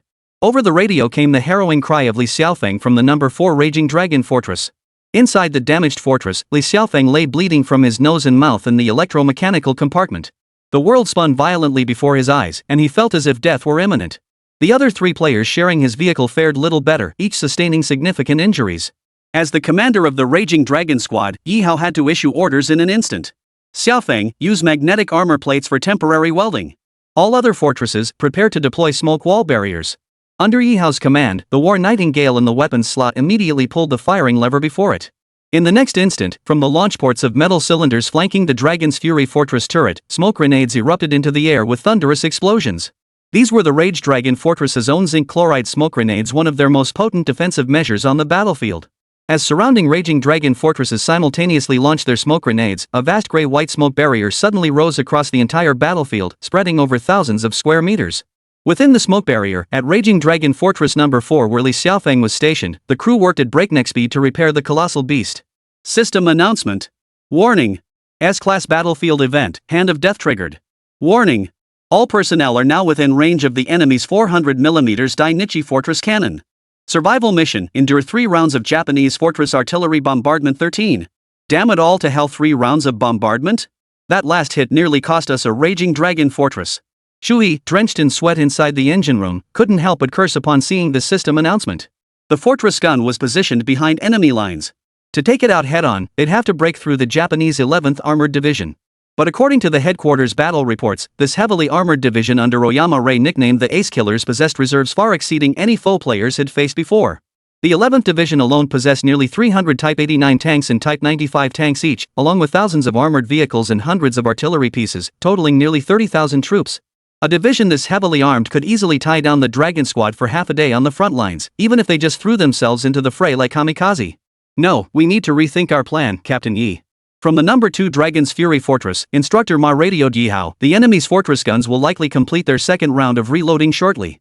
If we charge like this, our losses will be catastrophic. There are only 10 Dragon's Fury Fortresses in total. If they're destroyed, we won't be able to redeem them on this battlefield. In other words, the 10 Dragon's Fury Fortresses in players' hands are the decisive factor for victory on the Yunzhou River battlefield. We haven't even engaged the enemy's main division forces yet. If the Dragon's Fury Fortresses suffer damage or casualties now, our chances of victory become extremely slim. Just as Ye Hao was contemplating tactics, War Nightingale suddenly shrieked, enemy forces are breaking through the smokescreen. They're bio-engineered soldiers. Suddenly, from beyond the zinc chloride smokescreen, hunchbacked human-like figures charged madly toward the player's Dragon's Fury Fortress. Their appearance and attire resembled ordinary Japanese soldiers, but their joints were noticeably bent backward, and a luminous green viscous substance dripped intermittently from their bodies. What made the player's pupils contract violently was that when this liquid dripped onto the ground, it corroded even the soil and rocks with a hissing sound.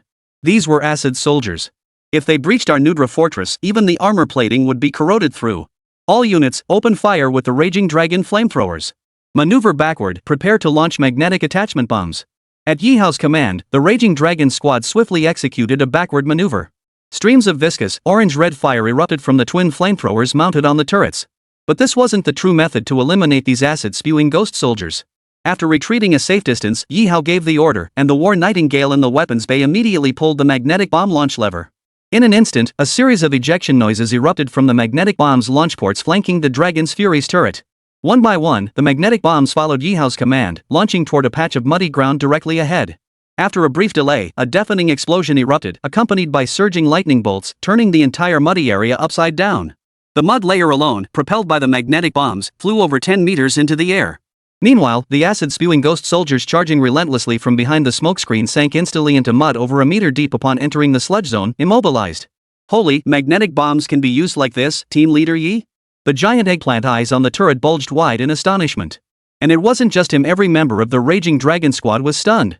Had Ye Hao not demonstrated it personally, they never would have imagined that magnetic bombs, weapons designed for armor and structures, could produce such an effect. First, burn those acid-spewing ghost soldiers. After issuing the order, Ye Hao watched the ghost soldiers being mercilessly incinerated by the flames spewing from the Raging Dragon's flamethrower turret. Simultaneously, he radioed the rear headquarters. Commander, this is Ye Hao. We've encountered enemy fortress artillery fire at the front. Continuing our advance risks heavy casualties. I have a bold tactical proposal. Please discuss it with headquarters and grant approval. Ye Hao swiftly relayed his report to Zheng Feng. A bold plan? If even you call it bold, I'd wager headquarters will likely reject it after review. Zheng Feng quipped before asking, go on. What's your idea? Our new Long fortress can navigate waterways. My plan is to lead the new Long squad into the Yanshabang tributary while the smokescreen provides cover. Chapter 193, Tracks as boats, Raging Dragon forces cross the River of Death.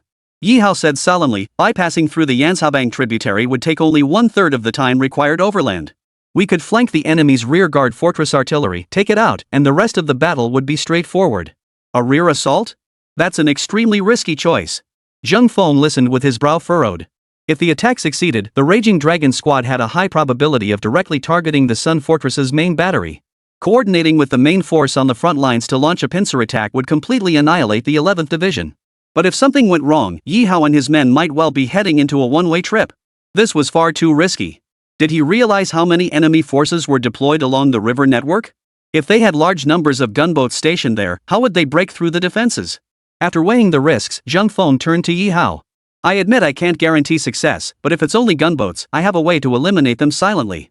Ye Hao declared solemnly, opportunities don't wait, Commander. I request your approval for this plan. No one in the Raging Dragon squadron below me will choose to retreat alive. These words sent a shockwave through Zhang Feng's heart. Even the senior officers in the command center wore expressions of equal astonishment. During those most brutal, darkest years of war, the Dragon Nation's forces had faced battlefield collapse, dwindling manpower, and insufficient ammunition and logistical resources countless times. The Japanese invaders had seized vast swaths of Dragon Nation territory, ruthlessly plundering resources to fuel their war machine, constantly churning out more tanks, guns, and ammunition to pour into the fighting. If one were to simulate that situation using modern military sandtables, there would likely be not even a shred of hope for victory. But did the Dragon Nation fall? Was the Dragon Nation crushed by the Japanese invaders? Sometimes, the decisive factor on the battlefield lies not solely in equipment, but in the people. After a moment's contemplation, Zheng Feng picked up the microphone and declared with conviction, Headquarters approves your plan. On the main front, we will do everything in our power to draw and delay the enemy's main forces, buying you time. Yes, sir. Rest assured. After switching the radio to squad mode, Ye Hao ordered, all units, after clearing the enemy soldiers from the swamp, prepare to maneuver toward the left flank while continuously firing smoke grenades. The moment this order was issued, players across all squads froze in confusion. Left flank? Several kilometers away from here lies a tributary of the Yunzhou River. What's the point of going there? Captain Yi, are we actually going to advance by water? Inside the mechanical compartment, Zhuyi exclaimed in surprise, our Raging Dragon Fortress can actually traverse water? Holy crap, is that even possible? It wouldn't work on major rivers or in the ocean, of course. But the current here in the Yuzabang tributary is calm. The new Long Fortress can navigate it perfectly. Everyone, get ready. We're moving out now. We're going to launch a surprise rear attack on the Japanese. As Ye Hao's order echoed, all 10 Dragon Rage fortresses of the Dragon Rage Squadron simultaneously pivoted and advanced swiftly toward the Yanshabang tributary on the left. Simultaneously, zinc chloride smoke grenades were continuously deployed into the surrounding area.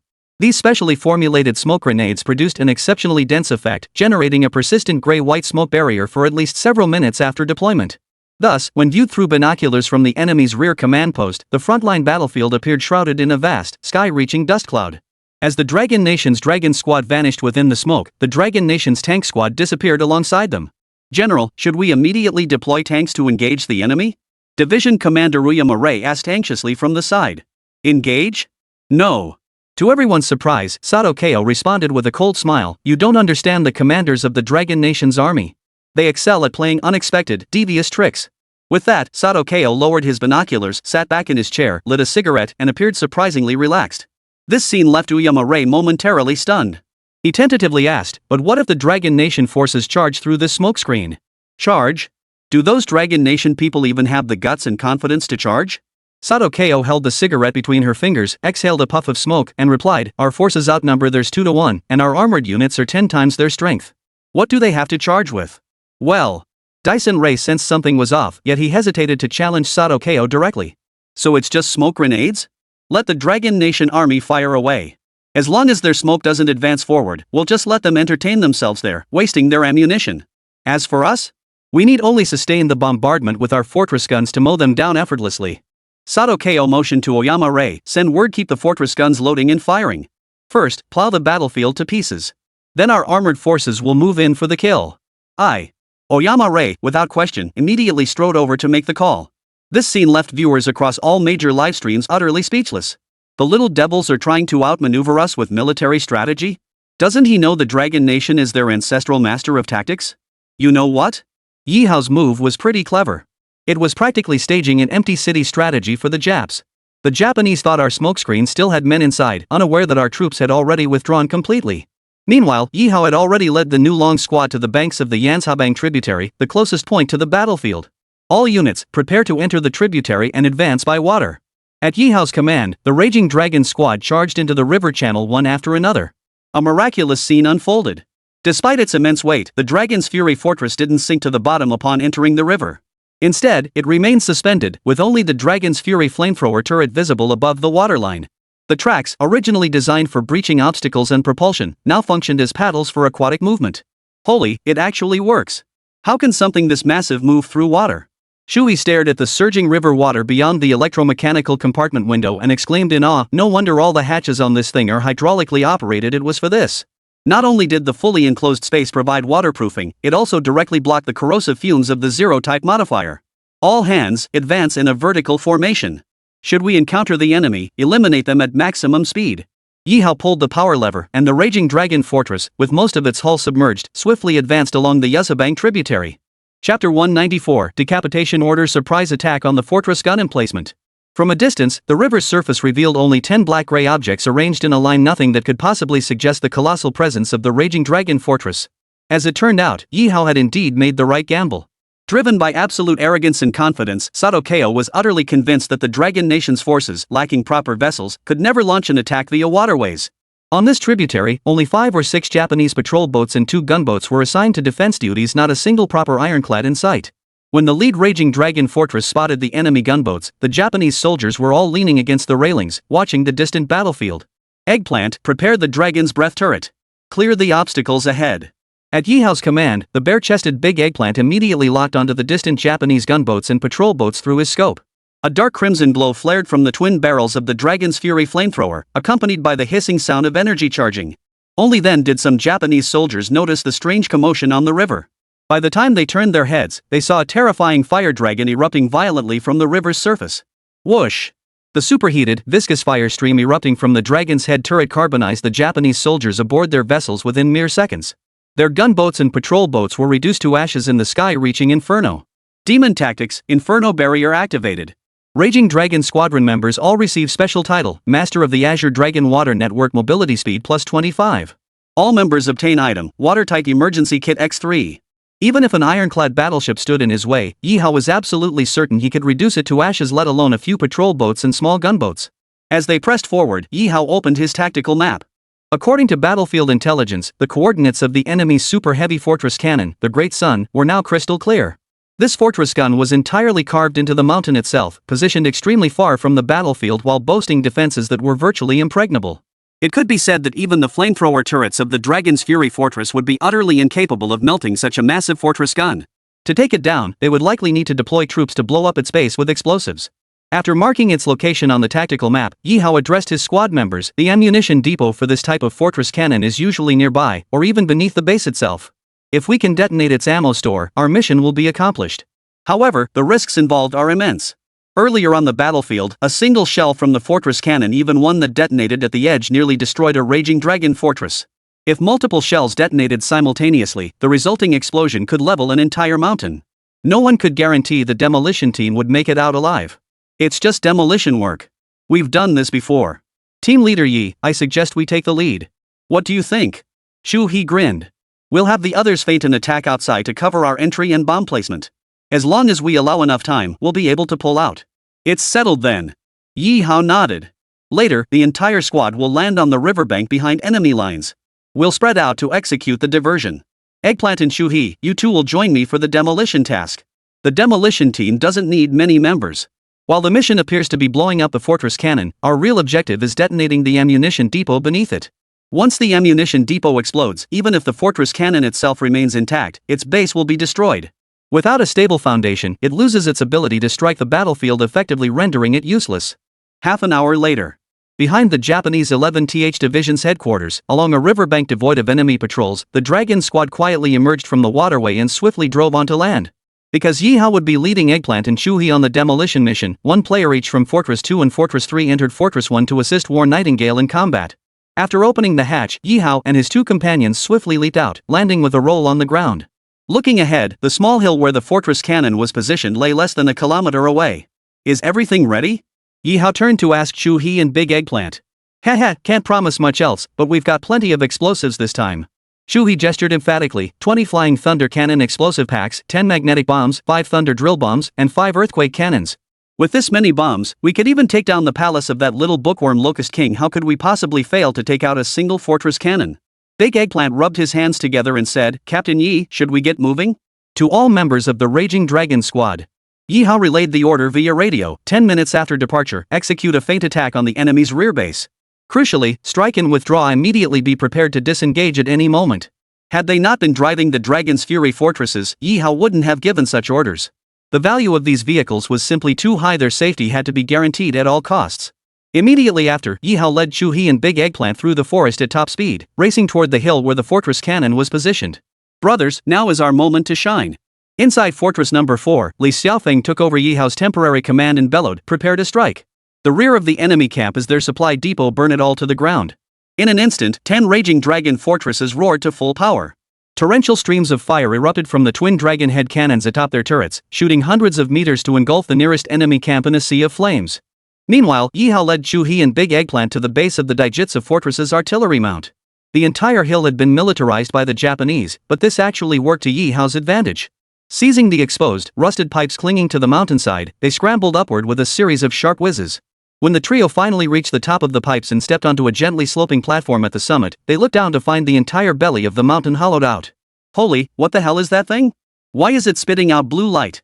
Big Eggplant rubbed his eyes a few times, pointing toward the blue sparking formations on the mountain walls surrounding the fortress cannon, 100 meters away. As Ye Hao's eyes locked onto their true form, his pupils dilated in shock. Chapter 195, Fortress Core, Flesh-Melting Furnace, A Battle of Terror. The super-heavy fortress cannon, known as the Great Sun, required dual support from both hydraulic and electrical systems to function normally. At this very moment, on the mountainside facing Ye Hao and his two companions, they could see that the fortress cannon was surrounded by a dense, inlaid array of biomechanical soldiers embedded within the rock. These biomechanical soldiers were clearly placed here by order of the Japanese commander. Metal wires pierced through their bodies. The blue-tinged flashes Big Eggplant had witnessed earlier were precisely the electrical sparks generated as current surged through these ghost soldiers acting as conductors.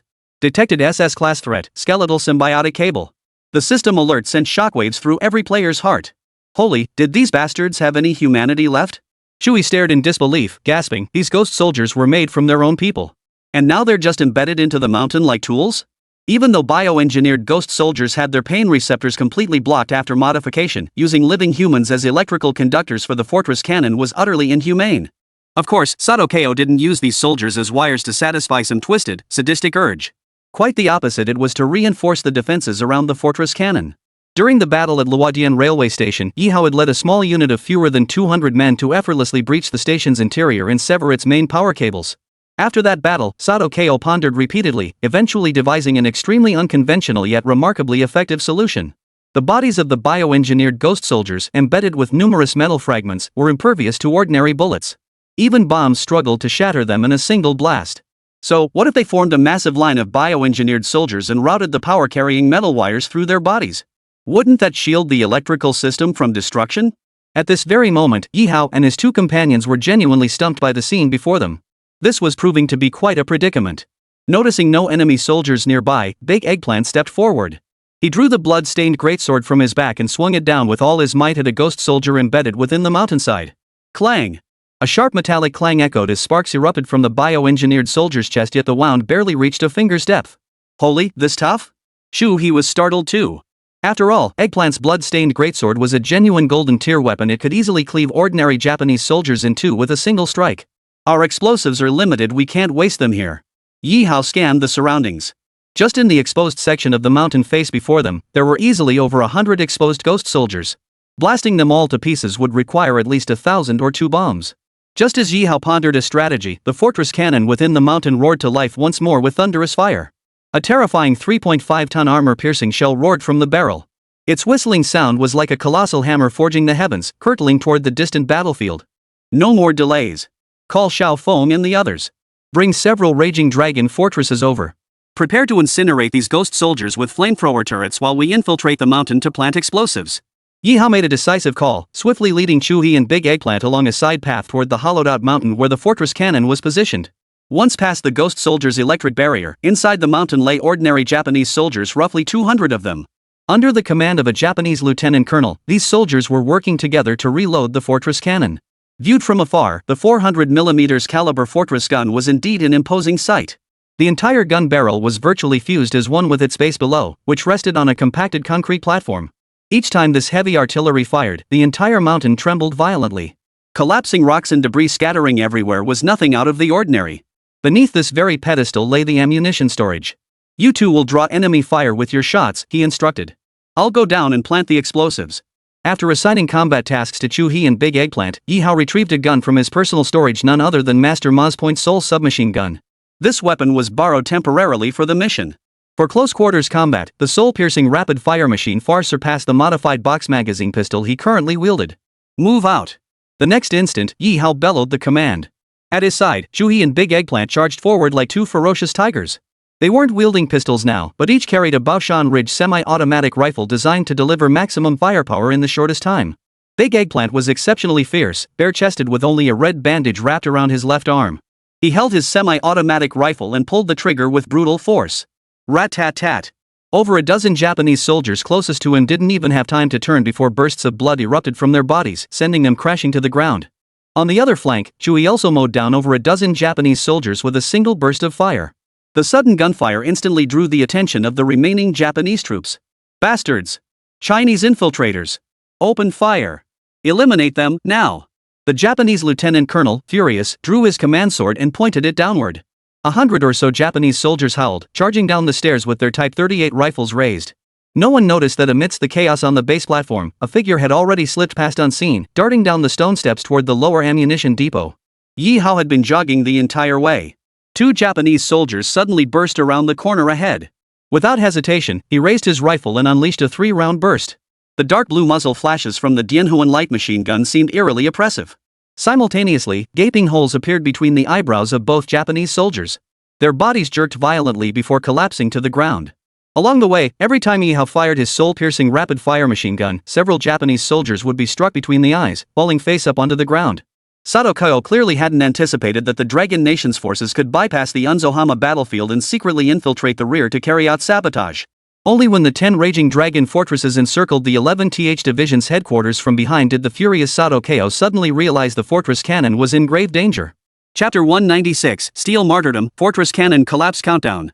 Alas, no matter how desperate he grew now, there was simply no way to breach the towering inferno stretching for kilometers, forged by the raging dragon fortresses. This was no ordinary wildfire, it was the inferno generated by the fire streams spewed from the Dragon's Fury's flamethrower turrets. Not even Japanese infantry could cross it, let alone armored vehicles. Moreover, on the main front, the 18th Army had committed its entire elite force. Dozens of Type 1 tanks and various armored vehicles, supported by the fierce charges of thousands of players, were holding the main force of the 11th Division at bay. Minutes later, Ye Hao finally reached the entrance of the ammunition depot beneath the fortress's artillery base. Guarded by only a single Japanese squad, Ye Hao effortlessly mowed them down before immediately beginning to install the various explosives he had brought. Magnetic bombs, thunder drill explosives, and of course, the remaining earthquake cannons from the Green Gang's previous supply drop. These were the ultimate weapons for blasting through mountains and underground structures. Ye Hao's objective was straightforward, completely demolishing such a massive, mountain-carved fortification with bombs alone was unrealistic. However, the fortress cannon itself was an immense weight. Once the ammunition depot beneath its base was detonated, it would plunge directly into a deep pit, rendered utterly useless for combat. For such a colossal machine, rendering it useless held far greater strategic value than destroying it outright. After setting the countdown to 10 minutes, Ye Hao raced back to the surface. He whistled to Chu-hee and Big Eggplant, and the three began their swift retreat. Simultaneously, the 10 dragon fortresses unleashing torrential fire at the outskirts of the enemy encampment, upon receiving Ye Hao's signal, turned tail and retreated without hesitation. At the fortress artillery site, the frantic Japanese major, accompanied by the remaining dozen or so soldiers, rushed desperately toward the ammunition depot. The sight of the massive quantity of explosives affixed to the ammunition depot's doors completely stripped the Japanese captain of any semblance of humanity. What remained was a savage, animalistic frenzy. Bastards! You lot, load the zero crystal shells immediately. The fortress gun is lost. In these final minutes, if we can just fire the zero crystal shells. Ha! Everything on the battlefield will be reduced to ashes. The Japanese lieutenant's face was twisted into a maniacal grin, while the dozen or so soldiers before him wore savage, bloodthirsty grins. What was the zero crystal shell? It was a large-scale annihilation weapon secretly developed by the Japanese military high command, essentially a heavy artillery shell packed with massive quantities of solid zero-type modified agent. These shells could only be fired from fortress cannons, making them extremely scarce. Across the entire Dragon Nation battlefield, the Japanese forces currently possessed fewer than 3 such shells. Yet the destructive power of the zero crystal shell surpassed any conventional weapon. Upon impact, the shell detonates on the battlefield, instantly generating a cloud of zero spores capable of spreading for kilometers. Within the cloud's coverage, the concentration of zero-grade toxic mist soars to unimaginable levels. Even chemical protection masks cannot withstand its corrosive effects. Even more terrifying, once formed, the zero-spore cloud spreads with the wind towards surrounding areas. Its lethal radius can reach up to hundreds of kilometers, and the toxic mist can linger for over a month. Right now, every livestream is going off the rails. Holy! This inhumane bioweapon, the Japanese have truly lost their minds. They're nothing but a bunch of militarist brainwashed lunatics. Their historical crimes far exceed anything we're witnessing today.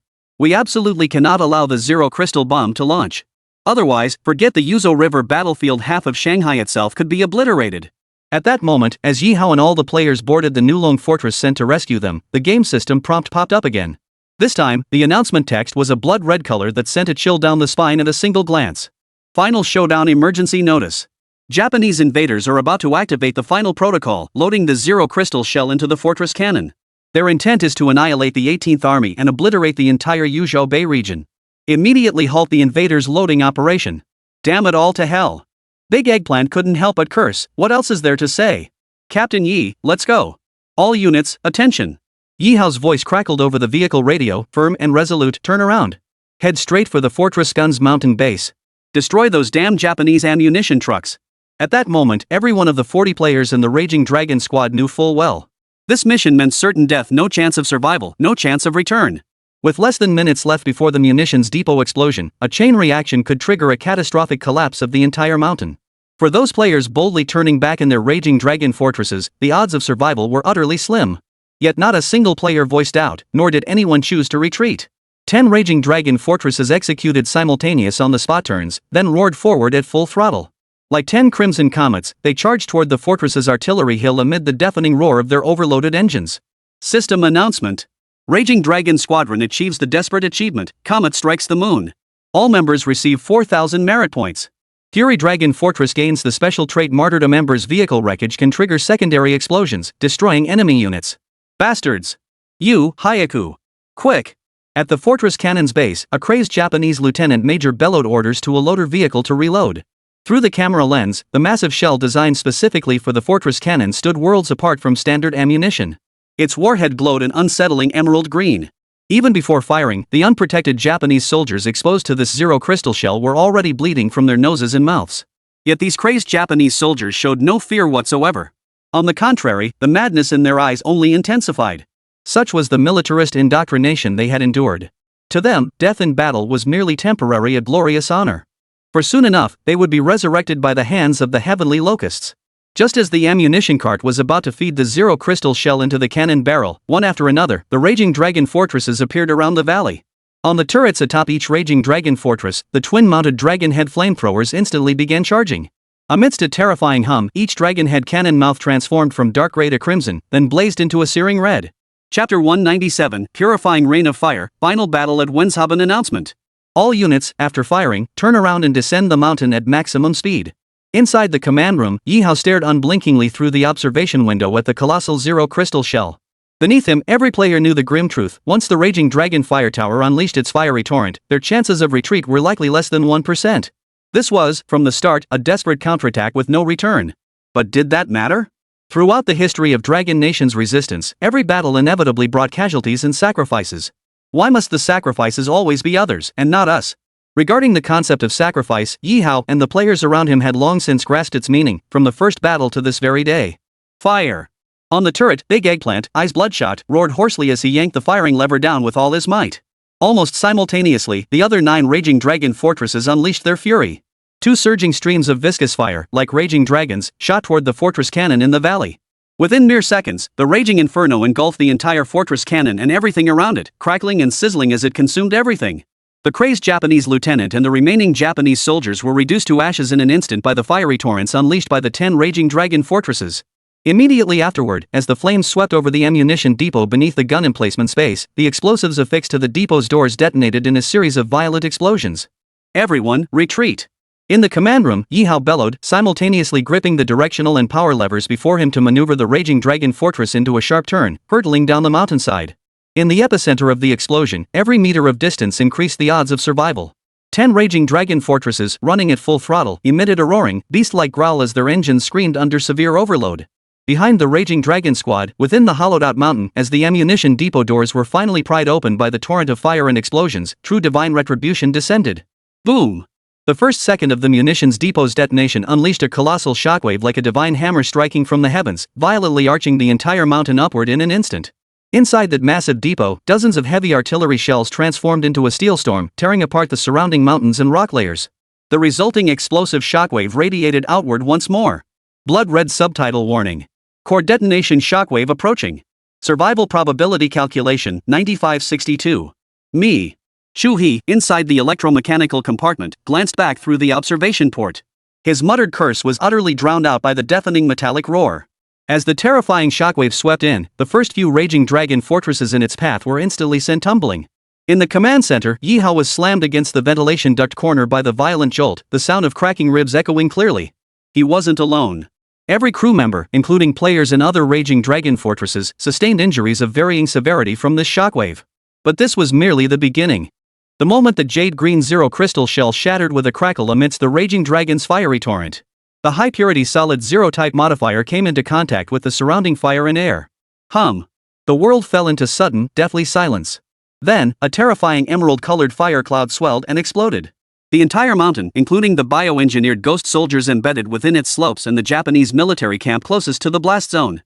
Everything in existence was instantly coated in a crystalline green shell, refracting eerie light within the flames. The super-heavy fortress cannon, the Dainichi, which Sato Ko had pinned such high hopes upon, was rapidly corroded within that terrifying toxic cloud. Emerald-colored metallic droplets hissed and dripped from its barrel. The entire mountain was utterly pulverized by the explosion of the zero crystal bomb, sending countless fragments of rock and soil mixed with crystalline poison rain crackling and scattering in all directions. Even the specially reinforced armor plating of the raging dragon fortress hissed and corroded as the crystalline poison raindrops landed upon it. Wake the hell up! Start the engines and get us out of here. Ye Hao kicked aside the twisted steel plate crushing him, sprinted to the control console, and bellowed hoarsely into the radio channel. Though all 10 raging dragon fortresses sustained significant damage in the explosions, these true battlefield behemoths still retained their integrity and mobility. As for the players inside, each bore injuries, but as long as the toxic fog couldn't penetrate, their lives were not in jeopardy. In the engine room, Chewie scrambled to his feet, ignoring the blood caked across his face and head. He immediately pulled the mechanical lever to restart the engines. Amidst the roaring engines, the raging dragon squadron revived after a dozen seconds of stalled inactivity, charging swiftly toward the nearest tributary of the Yuzhabang River. Behind the players, the jade-colored fire cloud writhed through the air like a living entity, leaving behind luminous green crystalline shells wherever it passed. This was merely the result of the zero crystal shell detonating within the chain reaction of fiery explosions. The vast majority of its destructive power had been neutralized by the raging inferno engulfing it. Every member of the raging dragon squad wore a solemn expression. It was unimaginable what consequences such a weapon would unleash if actually deployed on the Shanghai battlefield. No wonder the Japanese dared to confront the assembled 50,000 to 60,000 troops of the Dragon Nation head-on with just a single 11th Division.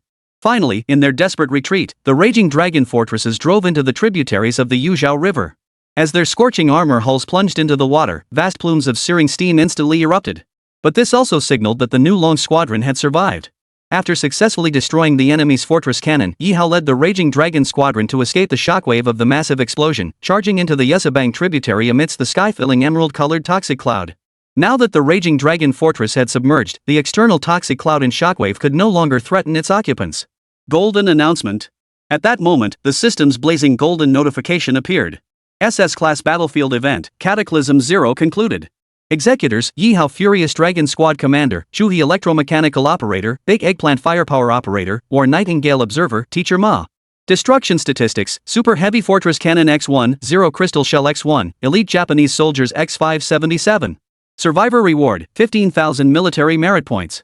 All members receive special item, Crystal Heartguard Immunity to 1 lethal attack. With the colossal carcass of the enemy invaders, we consecrate the mountains and rivers of our Dragon Nation. Chapter 198, Nuclear Explosion Trends Globally, Igniting a Tidal Wave of Fury. Holy, that was tough. Thank goodness the reward's decent 15k military merit points? I'm rolling in it, ha!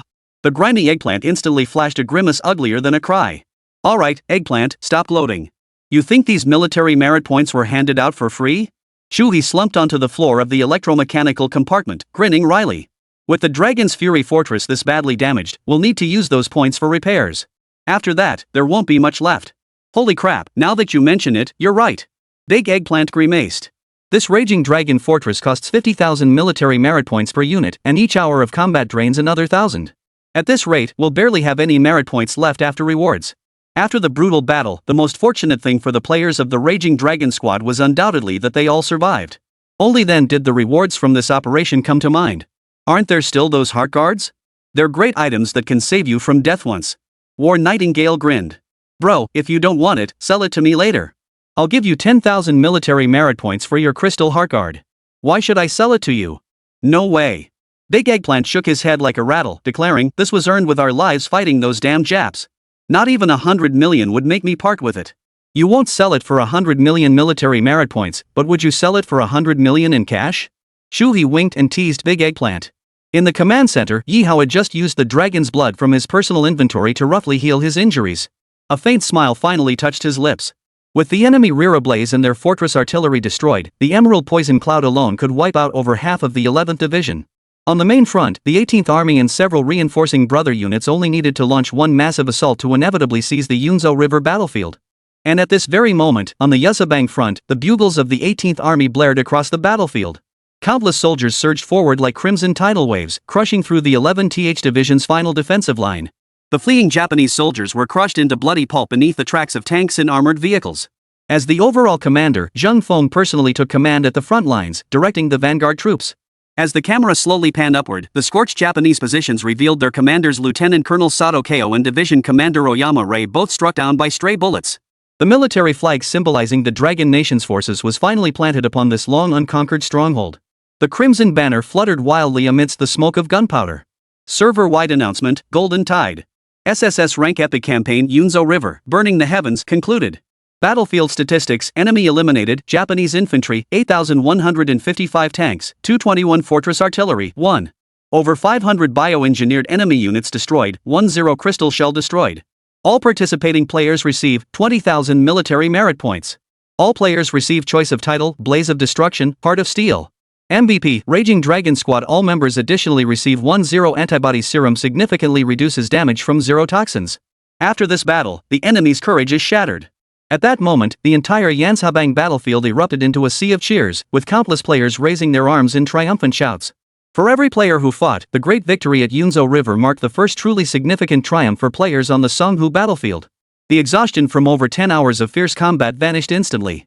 Reluctant to log off, countless players began tallying their spoils from the battle. Shangqing City, Dragon Soul Studio. Ye Hao removed his gaming helmet, his fingertips gently massaging his throbbing temples. The cold light from the large screen illuminated his face, still displaying the fiery golden announcement of the great victory at the Yuzhabang battlefield. On the desk before him, his phone buzzed insistently. As Ye Hao picked up the phone and unlocked the screen, 999 read-unread notifications instantly popped up.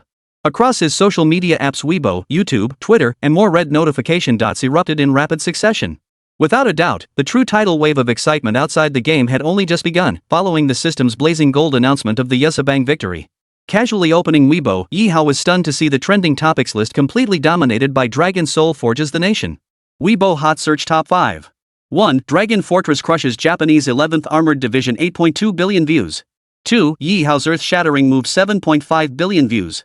3. The Great Victory at Yuzhou Bay, historical accuracy, 6.5 billion views. 4. Dragon Soul Studios Divine Ascension, 5.2 billion views.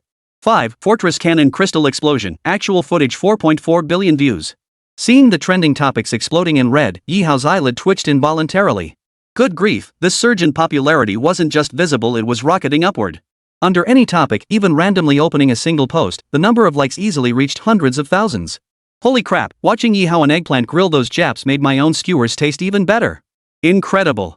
All I can say is truly incredible. A major victory on the front lines, and they wiped out the Japanese army's most elite armored division. Meanwhile, on international platforms, Ye Hao's Dragon Soul Forging Nation has ignited another wave of heated discussion. On YouTube, the platform most used by foreigners, a gameplay video of Dragon Soul Forging the Nation has surpassed 100 million views. 4K Ultra HD. First-person view of Raging Dragon Fortress crushing the Japanese fortress artillery. 1.2 billion views. Most astonishingly, among the countless enthusiastic foreign comments under this video, one originated from the US military. Official US Marine Corps account, we sincerely hope to obtain permission from Dragon Soul Studio to participate in the game's internal testing. We desperately need this kind of combat training. This comment has garnered over 1 million likes, with many foreigners tagging Ye Hao's official Dragon Soul Studio account below. Ye Hao had anticipated this move from the US Marines long ago. Anyone with military insight would instantly recognize the novelty of the battlefield mechanics in Dragon's Soul. Nation Forged it was impossible not to be intrigued. Of course, whether to grant their request was another matter entirely. Compared to the social media frenzy in Dragon Nation and abroad, at this very moment, the domestic discourse in the island nation had already erupted into complete chaos. Chapter 199, Irrefutable Historical Facts slap a little Japanese notebook in the face. Damn it! This game is insulting our little notebook nation. It's utterly absurd, blatant slander. In the livestream, Japanese gamer Yamada Ryu angrily slammed his gaming headset onto the desk, pointing at the screen and cursing furiously. He wasn't alone. Across forums in the Little Notebook Nation, countless furious players and streamers were already posting photos of themselves burning their gaming headsets. Dragon's Soul Nation is the real anti-human game. This game should be banned worldwide. It's slandering our Little Notebook Nation. We have never used chemical weapons in war. These are rumors, pure and simple lies. Beyond the countless furious Little Notebook streamers, some ordinary Little Notebook players were quietly speaking up on the forums. But honestly, Ye Hao-san's gameplay was seriously intense and cool. Yeah, that raging dragon fortress was just too powerful, and the Dragon Nation players' tactics were nothing short of masterful. These ordinary players' voices were almost instantly drowned out by a deluge of curses and vitriol on the forums. It wasn't just the grassroots forums for the game that were erupting with curses against Ye Hao-san and Dragon Soul Forged Nation. Even the official Little Notebook team, just hours later, was forced to issue a so-called solemn announcement through their official media channels to the global community, especially to Dragon Nation. We urge the Dragon Nation authorities to promptly rectify the inaccuracies within your game, which have severely damaged the reputation of our Little Notebook Nation. Should your nation persist in refusing to respond, we will initiate legal proceedings against you through organizations including the United Nations. Spokesperson Kanamura Daipa of Little Notebook Nation declared this statement before a sea of camera flashes, his face unflushed and his heart unmoved. Unfortunately, Little Notebook clearly overestimated its standing before the Dragon Nation. What gives you the right to demand apologies and corrections from our nation? Do you think this is 80 years ago? The next morning, the Little Notebook government still hadn't received any official notice or phone call from the Dragon Nation. But that didn't mean their demands had gone unanswered. Ye Hao scrolled through his phone first thing in the morning. Holy cow, countless foreign media outlets and channels had dedicated entire segments to Little Benzi. During a live broadcast on a British military channel, behind the blonde-haired, blue-eyed host with an aquiline nose, a large screen displayed the Japanese fortress gun featured in the Battle of Yunzo River, accompanied by a historical photograph of the actual fortress gun. According to our collected data, the fortress gun featured in the Dragon Soul Forging Nation game from the Dragon Nation is identical to the historical 400mm fortress gun from the 1937 Little Book. This is not defamation, but a faithful recreation of history. A French documentary channel. Based on historical footage preserved in the former French concession area, the Huishan Wharf depicted in Dragon Soul Forging the Nation matches the actual historical Huishan Wharf with 96% accuracy. Regarding the numerous atrocities committed by the Japanese military in Longwa, we stand ready to assist Longwa by providing all available evidence to substantiate these claims. Media outlets worldwide instantly recognized the traffic goldmine, Ye Hao's Dragon Soul Forging the Nation. Any obscure channel or media outlet that published news related to Dragon Soul Forging the Nation saw its click rates skyrocket instantly. At this very moment, compared to the global sensation within Dragon Nation itself, aside from trending topics on social media, players' attention was actually focused within the game. After the battle, the inevitable tasks were tallying the captured supplies and opening loot boxes. After all, since Ye Hao implemented the military supply crate system, many rare in-game items could only be obtained through loot boxes. The higher the tier of the crate, the better the rewards. Inside the Dragon Soul studio, Ye Hao was watching DeMaho's livestream as he opened loot boxes. Meanwhile, the phone beside him continued to buzz incessantly. After a day or two of news trending, the calls Ye Hao was now receiving weren't from media outlets inviting him to host columns, but from industry giants both domestic and international.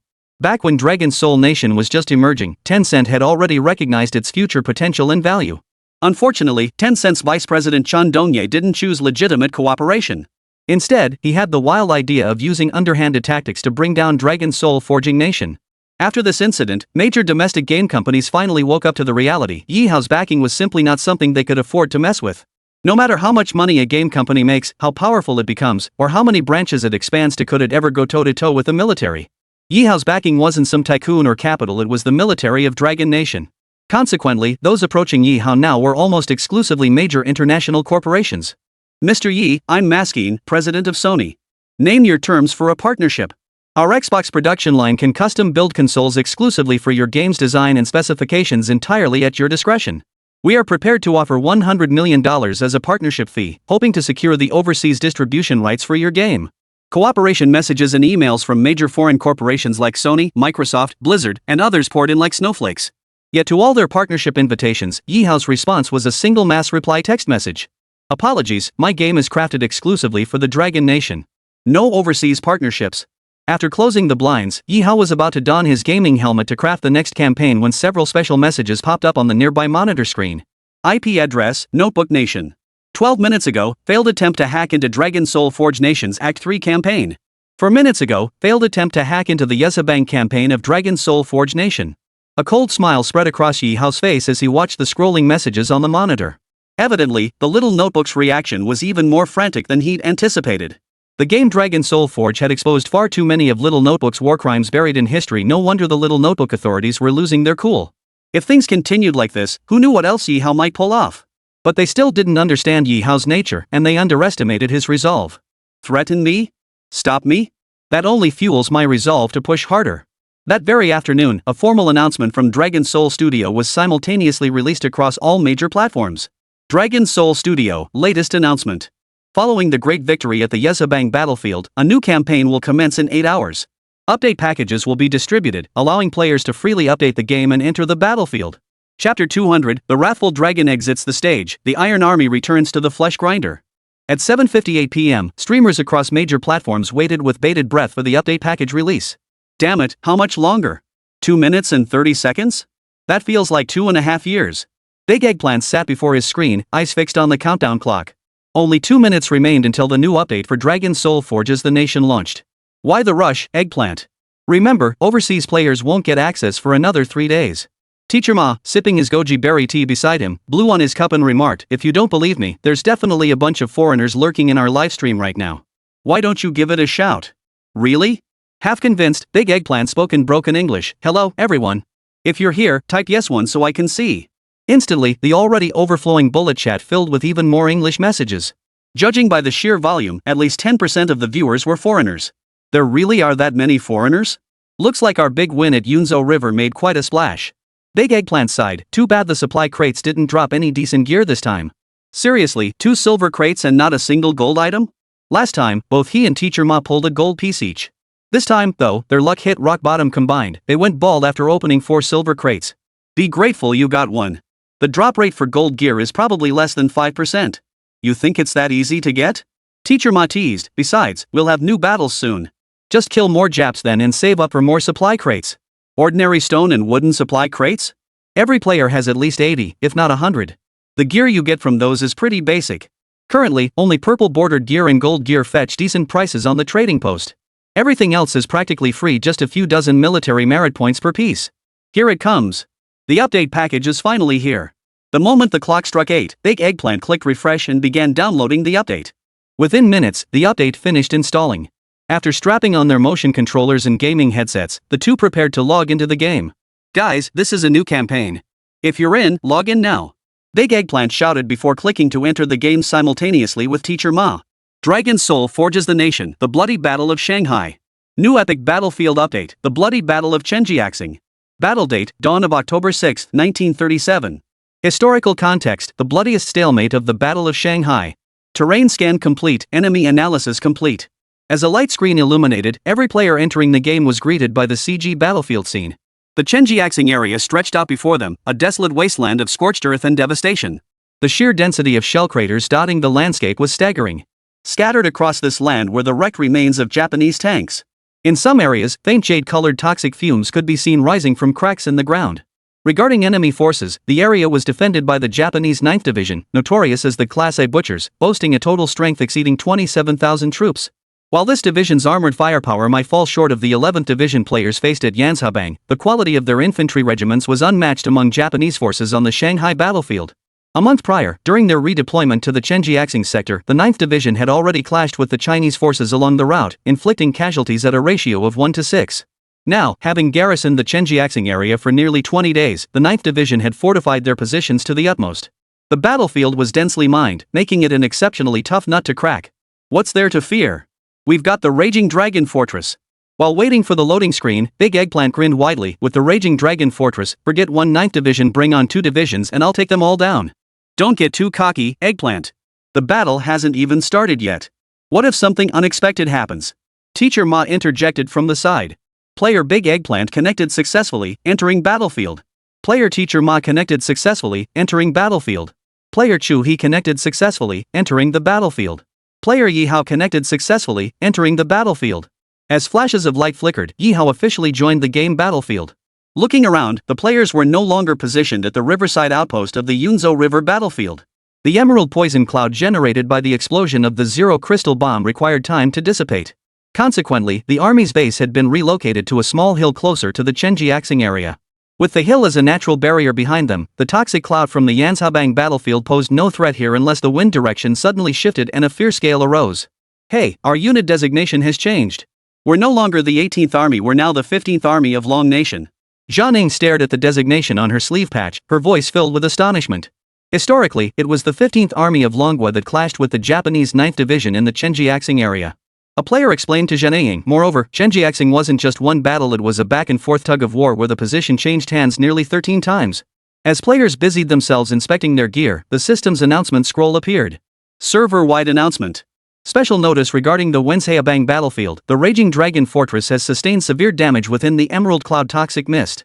Throughout this campaign, the Raging Dragon Fortress will undergo background repairs and cannot participate in battlefield operations.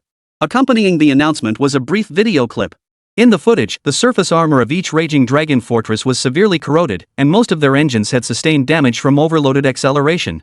The moment this announcement appeared, the surrounding players erupted in chaos.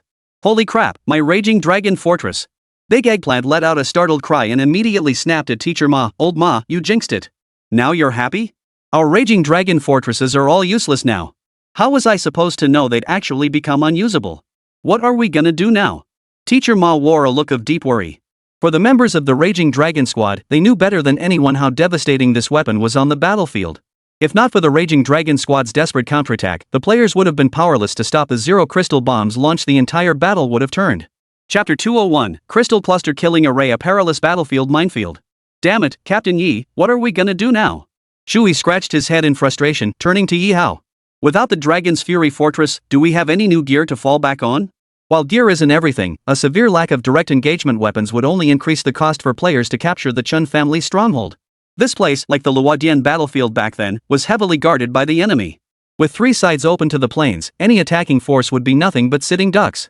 Facing the group's inquiries, Ye Hao merely smiled faintly and said, just check the military merit point store. Won't you know if there's new gear or not? Really?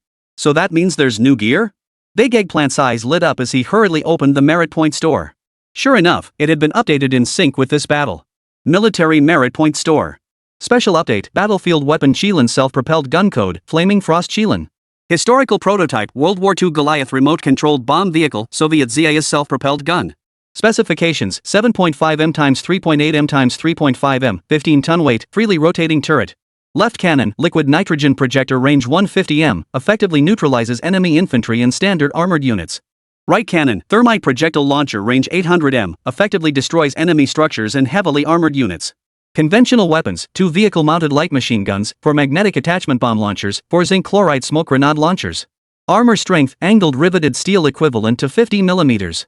Visually, this Qilin self-propelled gun exudes unmatched sophistication, bearing a strong resemblance to main battle tanks while offering significantly greater internal space. Its advantages over the Raging Dragon Fortress lie clearly in mobility and battlefield control. After all, the Raging Dragon Fortress has limited effectiveness against structural targets. Coupled with the indiscriminate firepower of its flamethrower turret, coordinating combat operations on the battlefield becomes challenging. The Qilin self-propelled gun addresses this weakness head-on. Close-range combat is handled by liquid nitrogen projectors to eliminate infantry, while thermite launchers provide long-range firepower against armored units and structures. More importantly, the Qilin self-propelled gun possesses all the capabilities the Raging Dragon Fortress should have: river crossing ability, obstacle breaching capability, and robust armor defense. Holy crap, this thing is awesome. Big Eggplant's eyes nearly glowed green as he swallowed hard and muttered, wonder how much this thing costs. What's there to fear? This is clearly a strategic level weapon, the kind with production quotas. Shu He grinned. Even if it costs 100,000 military merit points per unit, with our numbers pooling resources, we'll get it done. As Big Eggplant scrolled further down the list, the price of the Qilin self-propelled gun finally came into view. Acquisition, 80,000 military merit points per unit, limited to 5 units per campaign. Consumes an additional 1,500 military merit points per hour of combat. Liquid nitrogen tanks and thermite shells require separate purchase. Whoa, I think that's pretty reasonable. Teacher Ma nodded approvingly. Sure, it's 80,000 per unit, but there's only a 5-unit limit total. If we all chip in, 80,000 military merit points is totally doable. Exactly. I've got over 15,000 merit points right now, just a little more and I'll have enough. Big Monkey chimed in. Still, I suggest we hold onto this gear for a critical moment. Don't reveal our trump card right off the bat. The enemy isn't stupid, after all. Everyone nodded in agreement. Just then, the campaign mission arrived. Campaign launch announcement, Crimson Smoke. Warzone Command, the enemy's 9th Division continues its eastward advance in the Chenjiaxing region. The front line is in critical danger. All players automatically accept battlefield mission, Scorched Earth Defense Line. Phase 1 objective, clear Crystal Cluster Minefield 03, collect 100 steel debris sites. As the campaign mission was announced, the surrounding players were momentarily stunned. Clearing minefields? Everyone knew what to do and how to do it.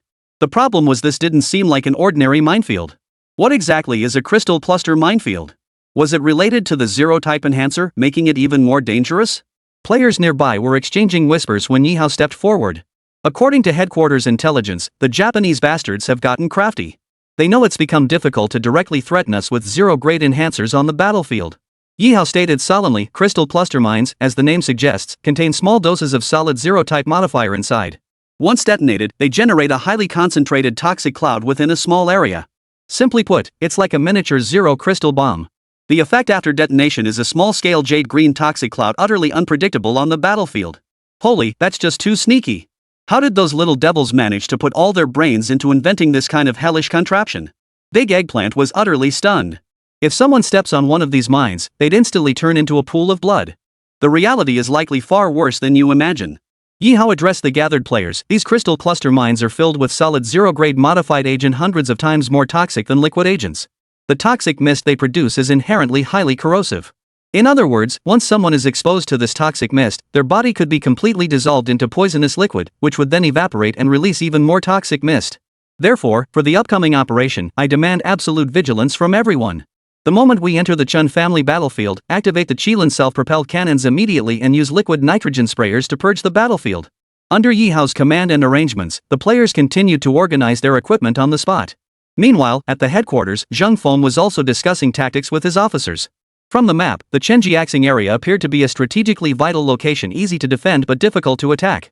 Zheng Feng pointed to the Chenjiaxing area on the sand table map and stated, surrounded by plains on 3 sides, a frontal assault requires us to prepare for coordinated operations with allied units. In terms of equipment and firepower, the Dragon Nation's forces rarely held the upper hand on large-scale battlefields, let alone against the fully manned 9th Division standing before them. This Japanese division excelled at grinding battles on the plains and protracted attrition warfare. Moreover, with their base in Jopu behind them, they could receive reinforcements and supplies at any time. We used to favor long-term strategies, but this time is different. Zhang Feng's gaze sharpened as he tapped the map emphatically. This time, he declared, we strike with lightning speed, a blitzkrieg. Chapter 202, The Qilin devours fire, overwhelming frost mist breaks the poison array. As an active duty army commander of the Dragon Nation, Zhang Feng's strategic vision was undeniably sound. The longer this battle dragged on, the slimmer our chances of victory and the heavier our casualties would be. Since we're going in, we'll mobilize all nearby brother units simultaneously and launch attacks from 3 directions. Zhang Feng declared in a deep voice, moreover, I see no need to distinguish between main and feint attacks. Whoever strikes fastest becomes the main force. We must throw the enemy into utter chaos, preventing them from grasping our tactics. This was a high-risk decision, but I believe the commander's choice was sound. Political Commissar He Ju nodded in agreement. Chenjiaxing truly cannot endure prolonged stalemate. Our troop strength and logistical supplies simply won't permit repeated back-and-forth battles. Soon, the order for the entire army to march out was transmitted from headquarters to all units down to battalion, company, and platoon levels. Ye Hao once again led members of his new long squadron, forming a reinforced platoon for the operation to save time upon reaching the battlefield. Squad leader Yi, have you seen the international news these past 2 days? Zhu He asked Ye Hao with a smile as they marched. News? Ye Hao chuckled. I haven't seen anything. I don't know anything. Why? What happened internationally? You don't know? Right now, our game Dragon Soul Forging the Nation is the biggest global sensation. Zhu He exclaimed in surprise.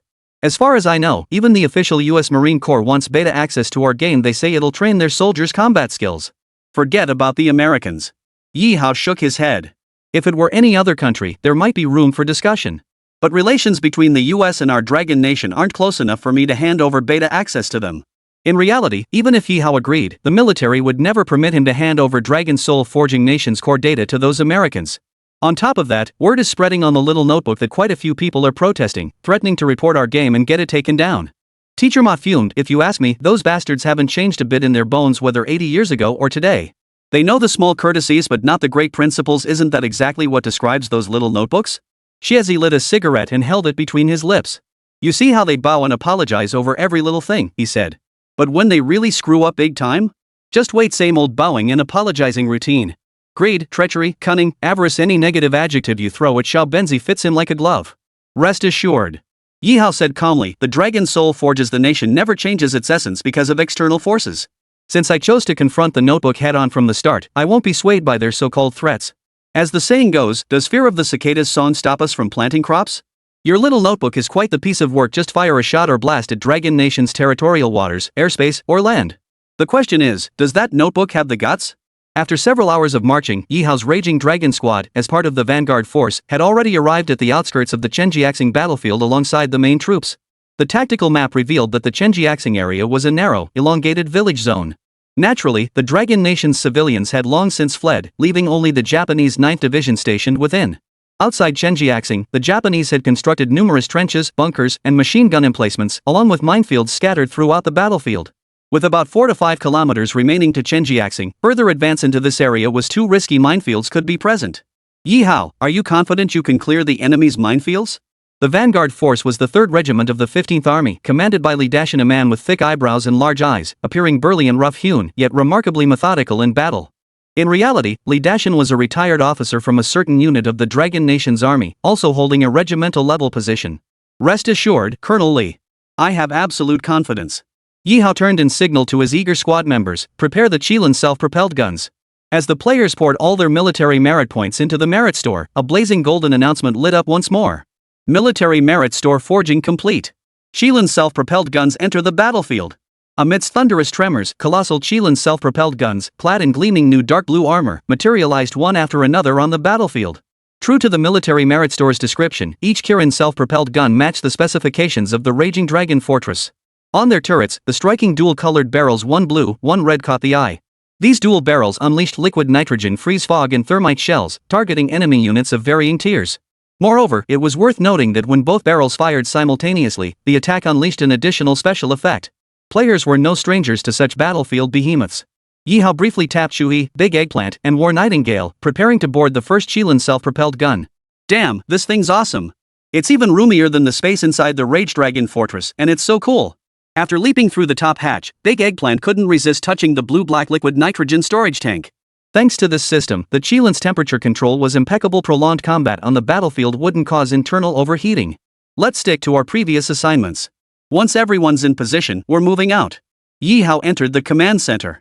The observation window before him offered an expansive view, encompassing a full 180-degree panoramic space. Pulling the power lever at his side, the Qilin self-propelled gun's engines emitted a gradually rising hum. The tracks began rotating, and the massive chassis immediately started maneuvering forward. Emerging from the small valley where the vanguard unit was concealed, the open plains leading to the Chenjiaxing area lay ahead. Left cannon, prepare. Liquid nitrogen freeze mist, fan-shaped deployment. Ye Hao scanned the plane ahead and issued the command. Turret, prepare. Big Eggplant locked onto a target area ahead through the manual sight and forcefully pressed the firing button. In an instant, terrifying liquid nitrogen frost at -196°C erupted from the left cannon barrel of this Qilin self-propelled artillery, instantly engulfing over 100 square meters of ground ahead. Following Ye Hao's lead, the other 4 Qilin self-propelled guns formed a linear array and opened fire. The freezing mist engulfed nearly 1,000 square meters of land. By the time Ye Hao ordered a ceasefire, the mist had dissipated, revealing countless small, metallic lost bumps scattered across the surrounding ground. Chapter 203, Breaking the Frozen Ground, grab your engineer shovels and charge. Holy, Captain Yi, is that all? Won't those mines still explode? Big Eggplant opened the hatch beside the turret, poked half his head out, and scanned the distant clusters of frozen, glistening crystal mines through his binoculars. No problem. Ye Hao nodded. These crystal cluster mines usually contain liquid zero-grade modifier mixed with semi-solid liquid detonators. Once frozen, they lose their explosive capability. After all, how could the little devils ever imagine that Dragon Nation players on the battlefield could actually develop liquid nitrogen as a weapon? Soon, the players of the Qilin squad leaped from the vehicle. Led by Ye Hao, they approached one of the crystal cluster mines. At first glance, the top of this contraption was just an unremarkable, drab lump of iron hardly noticeable during mobile operations across such vast plains. Let me demonstrate. Ye Hao addressed the players before retrieving a breaching shovel from his personal inventory. Crouching down, he swung the shovel in a wide arc, digging a circle around the mine. Then, he scooped it up with both hands, pulling the crystal cluster mine clean out of the ground. Once collected, these would be transported to the rear. A large pit would be dug specifically for them, and they would be burned. This would ensure the zero-grade enhancer wouldn't contaminate the surrounding area. After Ye Hao gave the signal, the players all pulled out their demolition shovels and began digging up the crystal cluster mines scattered across the ground. Haha, this method works like a charm. All those poisonous mines the little devils buried in the end, it was all for nothing. Big Eggplant chuckled, his hands moving non-stop as the shovel flew through the air, effortlessly digging up a mine in just a few swift strokes. Soon, under the command of Battalion Commander Li Dashan, more players from the Pioneer 3rd Battalion joined the frontline mine clearing operation. Though called mine clearance, the task was little different from digging potatoes. After all, these crystal cluster mines wouldn't detonate once frozen. Swinging a shovel down on them only sparked a few sparks. At that moment, the system announcement sounded. Pioneer Regiment players have achieved the frozen ground minefield clearance feat. All members receive 1,000 military merit points and 1 refined steel shovel blade. While rapidly clearing mines and advancing, Ye Hao simultaneously used the tactical map to gather as much enemy intelligence as possible. Due to the massive losses sustained in previous battles, the Japanese forces could no longer muster sufficient quantities of the Zero-type enhancer for military-grade combat operations. This meant the crystal cluster mines before the players were their last remaining biochemical weapons. In the short term, the Japanese forces on the Shanghai battlefield could no longer muster biochemical combat units like the Ghost Soldiers. Though the 9th Division relied primarily on infantry combat strength, it was still a division of nearly 27,000 men. Ye Hao gathered all the Kirin squad players before him and pointed at the tactical map. Outside Chenjiaxing, there are 3 enemy artillery positions that must be captured first. Among these 3 positions, the one facing the players across the plain ahead possessed the most formidable firepower. The reason was straightforward. The enemy commander wasn't stupid. After the Dragon Nation forces achieved a major victory at the Yuzhou River battlefield, annihilating the elite 11th Division, their next move would inevitably be to pivot and advance directly on Chenjiaxing. Consequently, facing the plains of the Yunzhou River battlefield, the 9th Division deployed its most formidable artillery position. Over 30 Type 38 field guns were deployed in formation, their 75mm barrels trained directly across the battlefield toward our position. Our Kirin's self-propelled guns are 2 conspicuous targets, and this is an endless plain. Forcing our way through under the Japanese artillery barrage would result in heavy casualties. Ye Hao's voice was solemn. After all, we only have 5 Kirin self-propelled guns.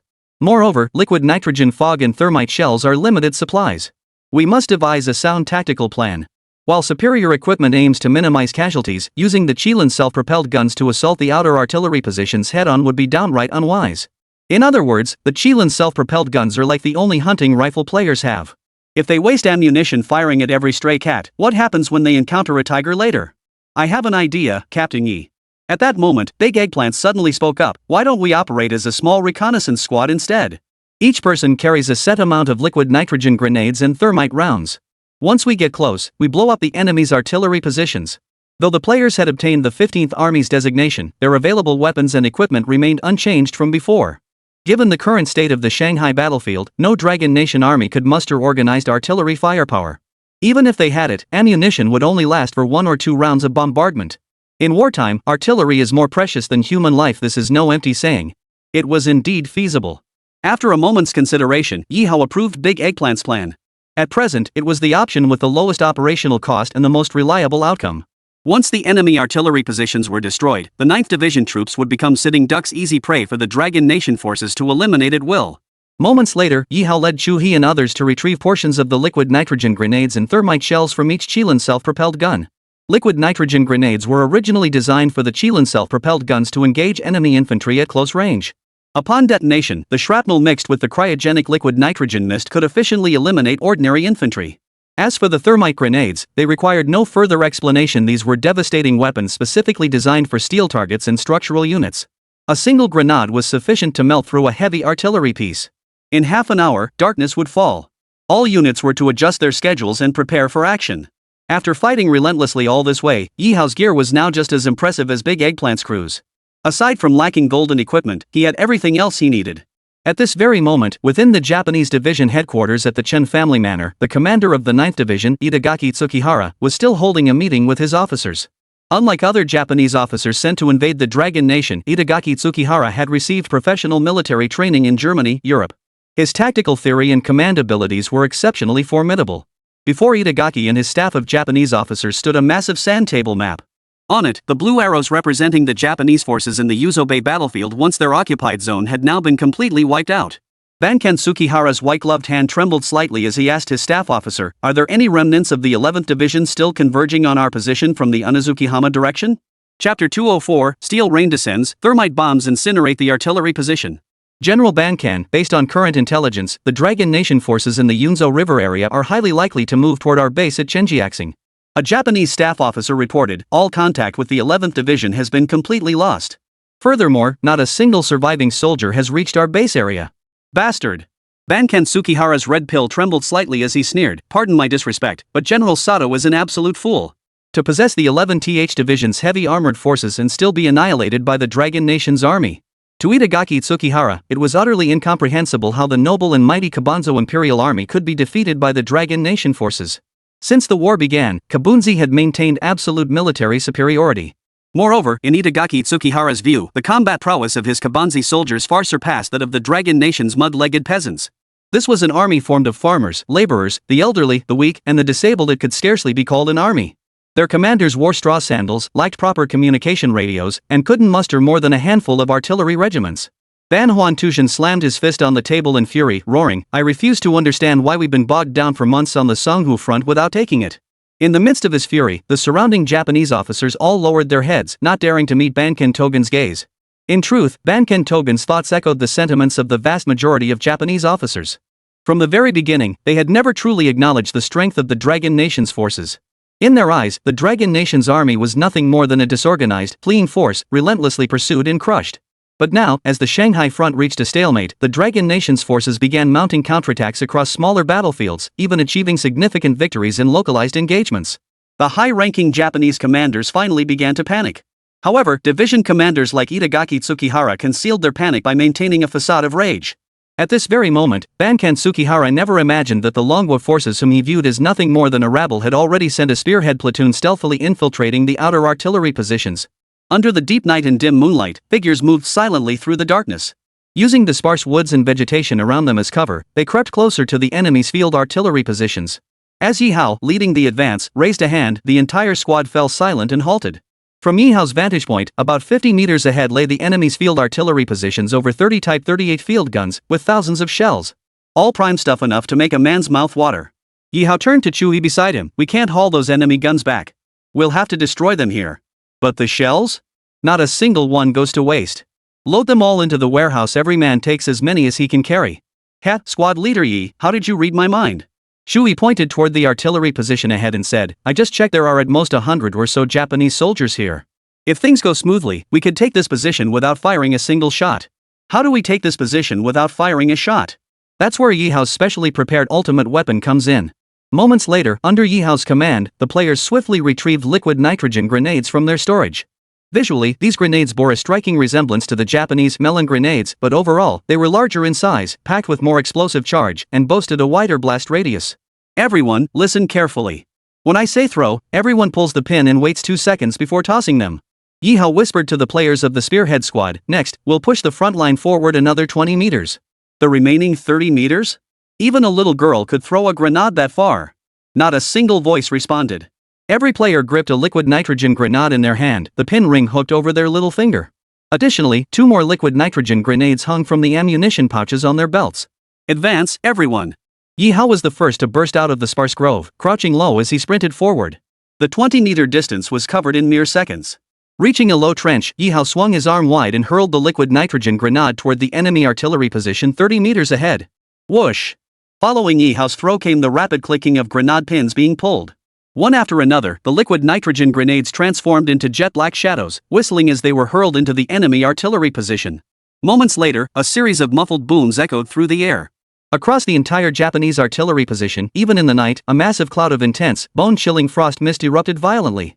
No shouts, no return fire. The Japanese artillery position directly north of Chenjiaxing fell silent, its guns suddenly muzzled. When Ye Hao led Chui, Big Eggplant, and the other players charging onto the artillery position, the biting cold mist still hung thick around them, sending a shiver down everyone's spine. The ground was littered with frozen corpses of Japanese soldiers, their skin turning a sickly blue-black. A distinct layer of frost clung to their dogskin uniforms. Every single one of the 100-plus Japanese soldiers in the artillery position had perished. Holy, those liquid nitrogen grenades are brutal. Too bad they're in limited supply. Shui couldn't help but sigh with regret. Otherwise, we could take out 100 or 80 of them in a single battle. I'd even charge the enemy command post alone. Everyone, prepare to take as many shells as possible from here. Destroy the artillery on the spot. While issuing these orders, Ye Hao's gaze drifted toward the Chun family compound less than a kilometer away, where the lights of the enemy garrison still flickered.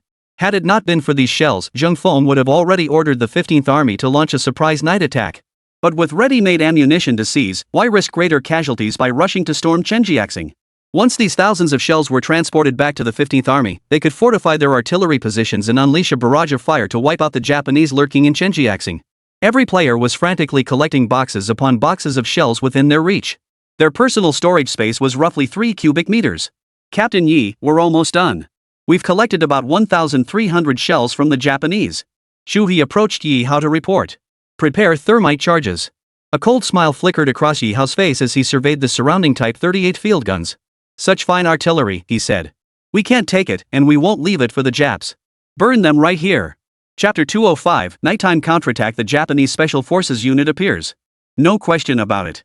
These guns are too valuable to let the Japs get their hands on them. Shui waved his hand, signaling the players behind him, guys, prepare the thermite charges. Reload and retreat immediately. Soon, the players retrieved the thermite charges they had already removed from the Qilin self-propelled guns. They attached the small-timed explosives purchased from the Military Merit Mall, then stuffed the thermite charges into the bases of the enemy field guns nearby. Within minutes, Ye Hao led his squad away from the artillery position, retreating toward the 15th Army's base. Minutes after the players' departure, streams of blazing silver snake-like fire erupted from the artillery positions, spewing and splattering. The thermite bomb's extreme melting power instantly reduced over 30 Type 38 field guns into a vast cauldron of molten metal. The blindingly hot light was clearly visible for kilometers. This was followed by a deafening series of explosions. The violent chain reaction hurled molten steel and iron dozens of meters into the air, creating a scene of fiery sparks and silver-white light. When this eerie, blinding light and the explosions erupted, Bankan Tsukihara, who had been oblivious while discussing tactics in the command room, finally sensed something was terribly wrong. He swiftly pushed open the door, stepped into the courtyard, and glanced outside. His face instantly turned icy cold. Report, General Bankan. Urgent combat report, our Type 38 field artillery position directly north has been completely wiped out. A Japanese messenger soldier rushed in, shouting urgently, the Dragon Nation forces appear to have used thermite weapons. All our heavy artillery has been melted through and destroyed. Bastards! Those damned Dragon Nation swine dared to raid our artillery positions under cover of night? Bankan Tsukihara felt a surge of blood rising in his throat. What stung him most wasn't just the loss of the Type 38 field gun position, but the subtle expressions on the faces of the officers behind him. Just minutes ago, Bankan Togen had been boasting in the command room, declaring that if he were in charge at the Yenzhabang battlefield, the Dragon Nation forces would have been utterly annihilated. But how quickly things had changed. In just over 10 minutes, his face had been slapped so hard it stung. No need to guess, Bankantahara knew it had to be the Dragon Nation forces at the Yunzhou River battlefield behind this. Both the timing and the tactics pointed to them without a doubt. Now that the Dragon Nation's 15th Army had arrived, the Chenjiaxing battlefield would become their grave. Deploy the Yamazaki Special Forces Brigade to first reconnoiter the Dragon Nation Army's encampment, then launch a special operations assault. Despite his raging fury, Bankan Tsukihara remained utterly rational. The pitch-black night was ill-suited for large-scale military operations, especially since the Japanese forces were notoriously inept at night combat. He could not risk committing the 9th Division's main force to a frontal assault that would have to wait until daylight. But do not forget, Itagaki Tsukihara was no ordinary Japanese commander. During his studies in Europe, he had been exposed to European special operations tactics. Upon returning to Japan, he had actually established a specially trained special operations battalion. Among them, the battalion commander, Yamazaki Jiro, was his most capable lieutenant, possessing exceptional combat skills and command abilities. Without any fanfare or spectacle, a Japanese battalion of about 500 men silently departed from their base at Chenjiaxing. Under the faint, dim moonlight, the uniforms and helmets of this Japanese special brigade were even made of matte materials, completely devoid of any reflective glints. Every Japanese soldier was equipped with a full set of German-made weapons. In their hands, even the most basic weapon was a German submachine gun. The Japanese Type 38 Arisaka rifle and Type 99 Arisaka pistol were simply non-existent. Meanwhile, at the 15th Army headquarters, Ye Hao's spearhead platoon had just returned safely and was unloading artillery shells at the logistics depot. Het Director Zhang, how are you going to thank us now? Li Xiaofeng slung his arm around Logistics Director Zhang Wanhong's shoulder. Don't think we didn't notice. Didn't you recently fire a submachine gun with a gold-trimmed frame? You're talking nonsense with your eyes wide open. You think a few shells will get you my gun? Zhang Wanhong was a seasoned veteran player himself. Not long ago, he pulled a submachine gun called the Bloodfire machine gun from a silver tier supply crate, earning the envy of a whole bunch of players. Who said I'm swapping it? At least show it to us. Li Xiaofeng teased, what, are you afraid a couple glances will make your gun lose its luster? I can look, but I'm worried you'll try to pull a fast one. Zhang Wanhong retrieved the blazing blood machine gun from his personal storage. Holy crap, this thing looks badass. Shu He, Big Eggplant, and the others crowded around to examine the gun. It must be said that Ye Hao's military supply crate system was ingeniously designed. Besides a significant portion of historically accurate firearms, it also contained quite a few lightly modified weapons.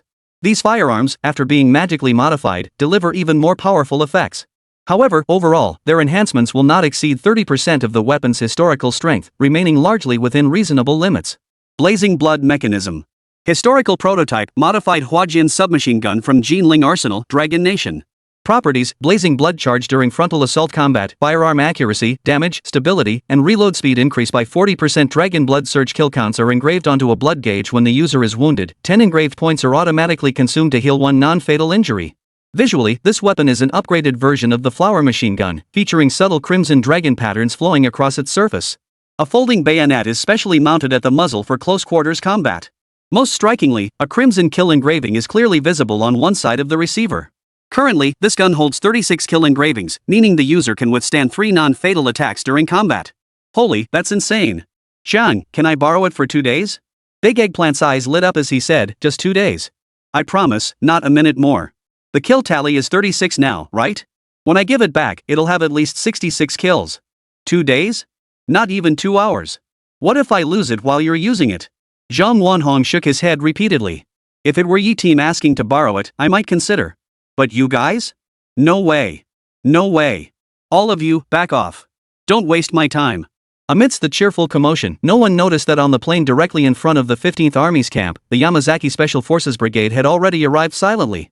Chapter 206, Earth Spider Tactics, Japanese Tunnel Night Raid. Under the cover of night, Yamazaki Jiro, commander of the Special Brigade, lay motionless amid tangled dry grass, silently observing the 15th Army's camp through his night vision goggles. Behind him stood a uniformed line of Japanese soldiers, all wearing mad helmets, clad in Special Forces uniforms, and wielding German submachine guns.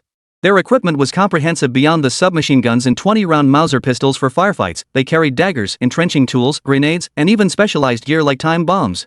At this very moment, the Yamazaki Special Forces Brigade was positioned less than 400 meters from the outer perimeter of the 15th Army's encampment. Commander, we're ready to move out. Beside Yamazaki Jiro, a Japanese squad leader exclaimed excitedly, I can already see those Longwa sentries on duty. All I need is a dagger to take them out silently. No. Yamazaki Jiro lowered his binoculars. Beneath his narrowed eyelids, a pair of small, grim eyes gleamed with a deathly light. The Dragon Nation army is extremely cunning. I've studied their tactics extensively, including their sentry posts. Yamazaki Jiro pointed at the patrolling Longwa sentries in the distance and explained, on the surface, it seems only these soldiers are on patrol. But in reality, there are hidden sentries lurking behind them. Once the visible sentries are eliminated, the hidden guards will immediately open fire as an alarm. At that point, no matter how many Special Forces units you deploy, you won't be able to take down an entire army head-on. This is our first special infiltration operation. General Banken holds us in the highest regard and cherishes us. We must make him proud before the other generals. After a moment's consideration, Yamazaki Jiro immediately ordered, all units prepare. Execute tunnel engineer tactics. Flank around the Dragon Nation sentries, then simultaneously take out both their hidden and open sentries.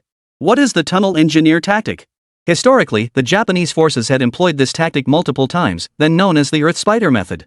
Throughout the War of Resistance, the Longwa forces continuously developed novel tactics, each time inflicting heavy casualties and losses on the Japanese invaders. Consequently, Japanese commanders also studied the tactics of the Dragon Nation's forces.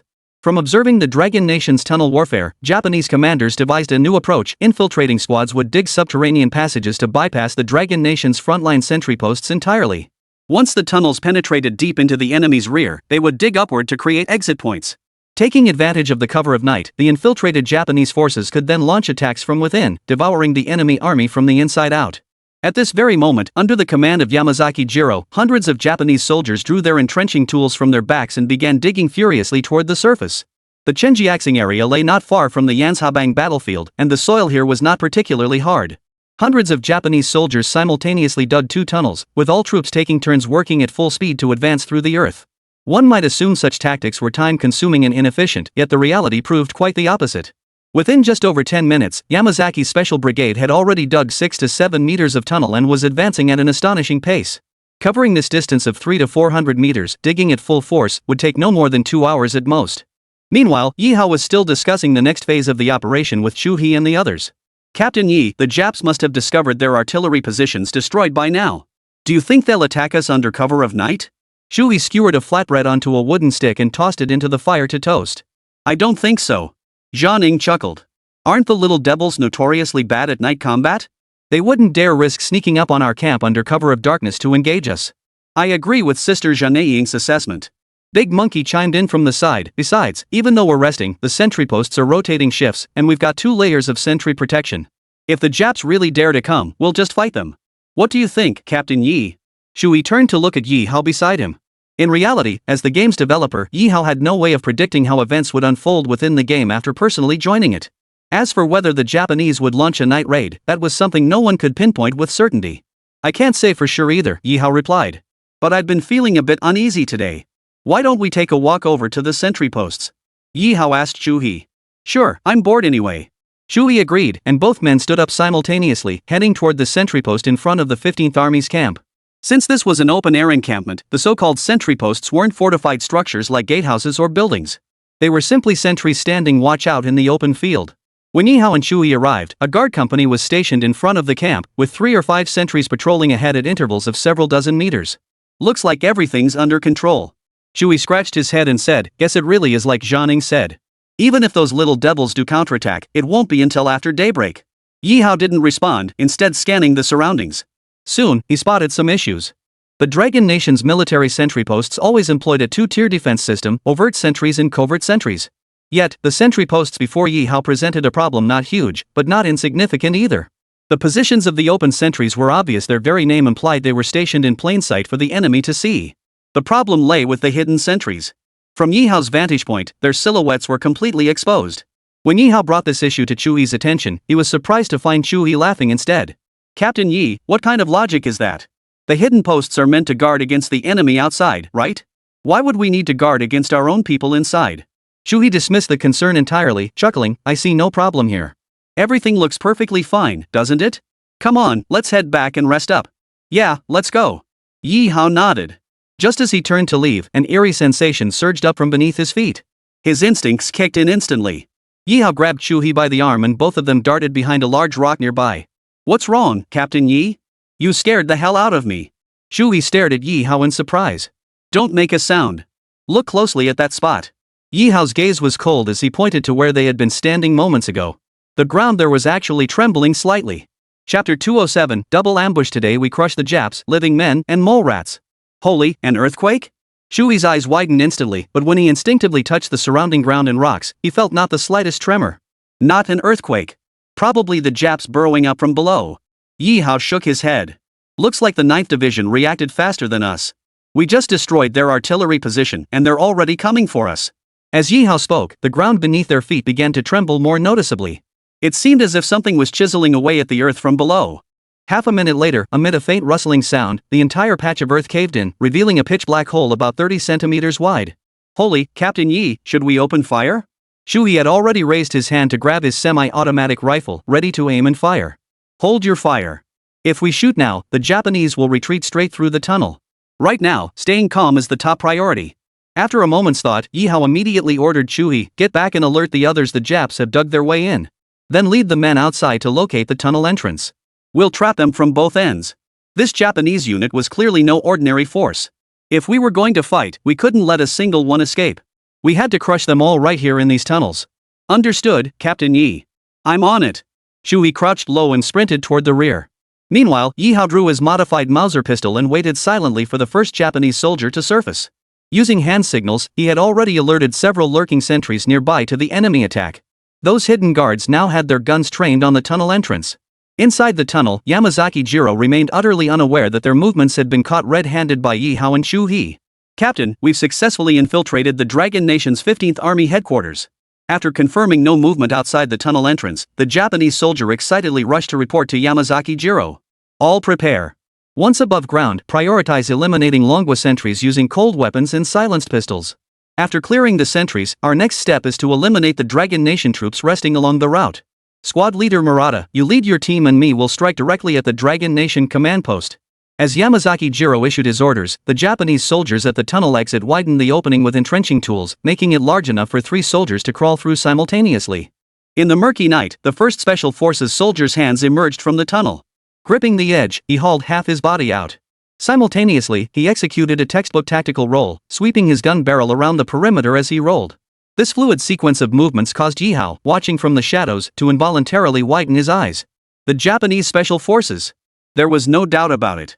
In that moment, Ye Hao finally understood why the 9th Division had dared to launch a nighttime assault on the 15th Army's headquarters. The reason lay right here. Japanese Special Forces rarely engaged on the main battlefield. Even when they did, their operations were typically precise decapitation missions, leaving no intelligence or reports to leak to the outside world. Today, one of the 9th Division's aces, the Yamazaki Special Forces unit, had finally revealed itself. In the blink of an eye, 3 Japanese Special Forces soldiers darted out of the underground tunnel. Simultaneously facing 3 different directions, they held their German-made submachine guns, nervously scanning the surrounding area for targets. But soon, a look of confusion appeared in their eyes. Not only could they find no sign of the Dragon Nation army's hidden sentries, but even the previously visible sentries had vanished. After a moment's hesitation, these highly trained Japanese Special Forces soldiers instantly grasped what had happened. Spread out, prepare to fire. Bang! Bang bang! Before the Japanese soldier could finish his command, Ye Hao's modified boxer pistol erupted in a hail of fire. 1 pistol in each hand, Ye Hao held them at an angle with his wrists, firing left and right. The 20-round modified P-190 delivered ferocious firepower in close combat. In an instant, 2 of the 3 Japanese Special Forces soldiers were struck in the neck and face, collapsing lifeless to the ground. The 3rd soldier's chestplate erupted in bursts of metal sparks. Fire! Enemy attack! At that moment, several sentries who had already received Ye Hao's orders simultaneously opened fire from their concealed positions. The shrill gunfire served as the most effective emergency mobilization signal. Within mere seconds, lights blazed across the 15th Army's encampment as units across the base rushed to assemble for combat. Especially the 3rd Regiment at the vanguard. Regiment Commander Li Dashan, having received Chui's notification, was already leading an assault company with a grim expression, circling around to the entrance of the enemy's tunnel. Damn it, I'm not holding back anymore. Get those scrap metal pieces we collected during the day over here. Dump them into the tunnels, then set off the thermite grenades. Li Dashan snarled with a savage grin, seal off every damn exit for these little devils. Keep your eyes peeled if any of them try digging their way out elsewhere, smash their skulls with your entrenching tools. Yes, sir. Chui led 7 or 8 players to swiftly haul several large chunks of tank wreckage. After dumping them all into the tunnel, they tossed in 2 thermite grenades. Boom! In an instant, the thermite grenade's intense explosion and flames transformed the tank wreckage into a searing, molten metal flow, completely sealing the tunnel exit. Squad leader, we have no retreat. Rear reports confirm the exit is sealed by Dragon Nation forces. Yamazaki Jiro's scowl prickled as he heard the frantic shouts of the Japanese soldiers beside him. In that moment, he recalled a line from Chinese history: the campaign ended before victory, the hero fell before triumph.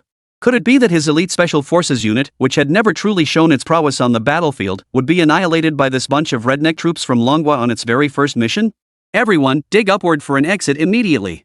Get out of the tunnel first. Yamazaki Jiro knew full well that lingering in the tunnel to fight to the last man was a death sentence. They had to break through to the surface to have any chance of counterattack. One by one, the Japanese Special Forces soldiers swung their engineer shovels, furiously digging and chiseling at the earth above them. Amid the clanging sounds, Ye Hao watched as dozens of spots across a long stretch of ground trembled beneath the earth. A cold smile instantly spread across his face. Guys, we've been fighting for so long, you must want to relax a bit, right? Ye Hao pointed at the loosened soil and bellowed, grab your favorite cold weapons. Today we're playing Japanese-style whack-a-mole. Charge! Chapter 208. If you want to play military strategy, the Dragon Nation people are your ancestors. What could the enemy's special forces do now? Trapped in the tunnels, their exits were under constant fire from the Dragon Nation's long and short-range weapons. Show your head, and you die. The entrance they'd used to enter the tunnels had been completely obliterated by Li Dashan and Shu He, who'd used thermite mixed with steel debris to turn it into a sea of molten metal. Under these circumstances, the only solution Yamazaki Jiro could think of was to order his men to tunnel upward. If they could escape the tunnels, they might still have a chance to fight back. But what Yamazaki Jiro didn't know was that one by one, the Dragon Nation players had already drawn their cold steel weapons. They crouched silently above the tunnel, waiting for them. Come on, I'm itching for a fight. Your heads will be perfect practice for honing my bayonet skills. Big Eggplant unsheathed the blood-stained greatsword from his back, standing beside the tunnel. Spotting a small mound of earth about to break through the surface, he swung his blade in a wide arc. Just as a Japanese Special Forces soldier finally broke through the earth, poked his head out of the hole, and greedily gasped for the outside air. The next second, the little devil heard a menacing whoosh of wind slicing down from above. As he looked up in shock, the last image his eyes registered was a fearsome, door-god-like giant swinging a massive cleaver, aiming straight for his skull. Swish! Blood spattered as the unlucky Japanese commando's head flew 5 or 6 meters away. The headless corpse twitched a few times before becoming completely stuck in the soil. While Big Eggplant made his move, players from all directions were simultaneously preparing for action. Every weapon imaginable was in their hands: breaching shovels, engineer shovels, locally forged military knives, large blades, Type 96 bayonets. The entire arsenal was present. But at this moment, no one cared what weapon they held. Whether it was a broad blade or a bayonet, anything that could kill the enemy was a good weapon. In an instant, the surrounding battle cries shook the heavens. The first wave of players to charge and truly had a field day, reaping their rewards. Killed 1 Japanese Special Forces soldier. 80 military merit points. Holy, 80 military merit points for 1 Japanese Special Forces soldier? Guys, don't fight over it, it's all mine. Big Eggplant had just sliced open 2 Japanese heads when the system reward notification made his eyes light up. Alright, Big Eggplant, let the others get a taste too. You can't hog all the military merit points. Shui whacked Big Eggplant's butt with the handle of his entrenching tool and teased, "You're supposed to be bringing along stream viewers? Shouldn't you be sharing the military merit points? Hey! This is all about personal skill. Everyone, go for it. There aren't many Japanese Special Forces soldiers. First come, first served." Big Eggplant bellowed, his hands never slowing. Every flash of his blood-stained greatsword sliced clean through an enemy's torso. For a moment, the underground tunnel echoed with the howls of Yamazaki Jiro's surrounding Japanese soldiers, as decapitated bodies kept tumbling down from the tunnel entrance. "Bastards! Stop! Don't show yourselves anymore!" Yamazaki Jiro bellowed in fury. Though desperate to escape the tunnel, he knew charging blindly upward would only make them sitting ducks for the Dragon Nation's troops. Both the front and rear exits were sealed off. Dragon Nation soldiers, armed with various military knives and bayonets, were glaring down from above. Faced with this situation, anyone would declare it a dead end. But not Yamazaki Jiro. As the commander of the Japanese Special Forces Brigade, Yamazaki Jiro possessed a far more agile mind than those officers who knew only killing in warfare. In a mere moment, he devised a brilliant strategy. "You lot, start digging tunnels in other directions nearby. Quick!" While signaling his men to dig in another direction, Yamazaki himself approached a hole above his head and shouted out in fluent Long Nation language. "Chinese soldiers outside, ceasefire. I am Yamazaki Jiro, commander of the Yamazaki Special Forces Brigade. How about we lay down our weapons and talk?" Hearing Yamazaki Jiro's call, Ye Hao, Shui, and the other players couldn't help but show slight changes in their expressions. Though the Japanese soldiers were despicable, the players had to admit that few enemy soldiers on the battlefield willingly surrendered alive, and even fewer initiated negotiations. "Yamazaki! You son of a, get your ass out here. Kneel on the ground, otherwise, what the hell do I have to talk about with you?" Big Eggplant, already hot-tempered, immediately bellowed curses toward the hole. "Big Eggplant, hold your fire." Ye Hao raised his hand to signal Big Eggplant to shut up, then shouted toward the distant hole, "Negotiations are out of the question. You have only one choice now: lay down your weapons and crawl out of that hole. Your attitude doesn't exactly scream 'let's have a nice chat,' does it?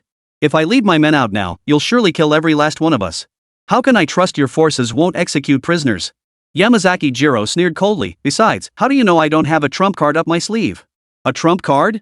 Hearing this, many players nearby began to panic. After all, they were facing a Japanese Special Forces unit. As Yamazaki Jiro had said, who could guarantee they didn't have hidden cards up their sleeves? Your base is in the middle of nowhere, completely unguarded on all sides.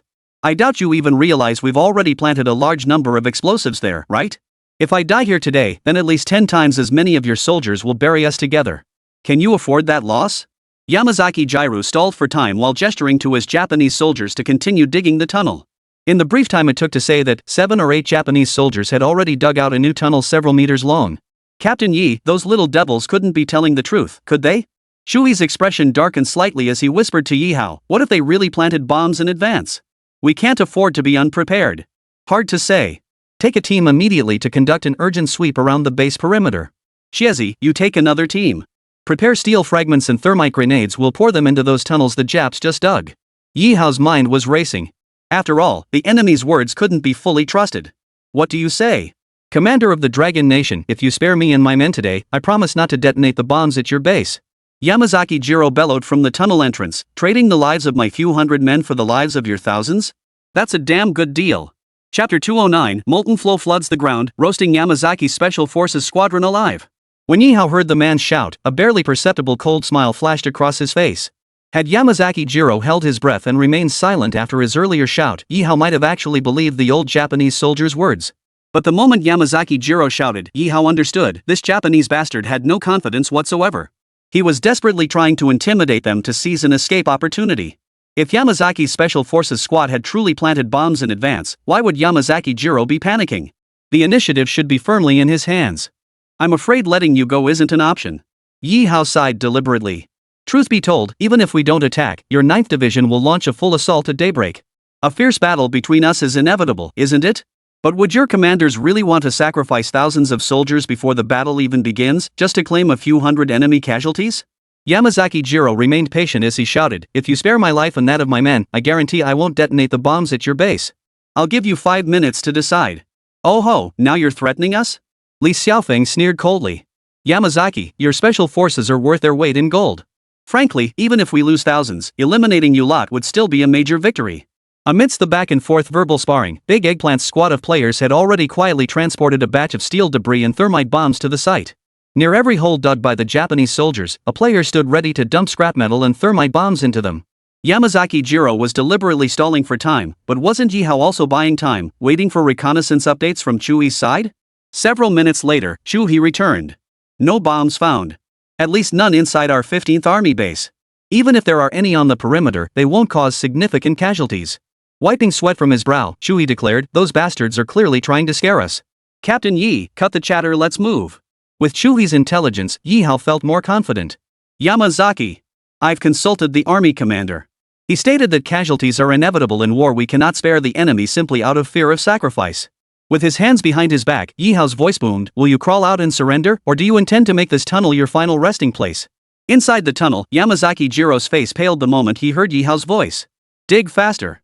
Just as he barked the order at the Japanese soldier beside him, a massive amount of steel debris suddenly crashed down from above into the tunnel.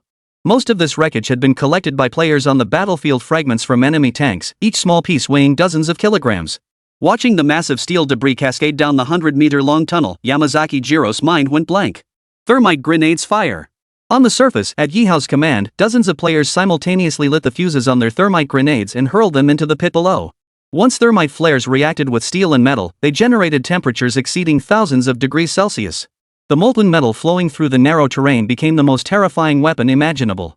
As the thermite grenades landed in the tunnel, blindingly bright light erupted before every Japanese soldier's eyes in the next instant.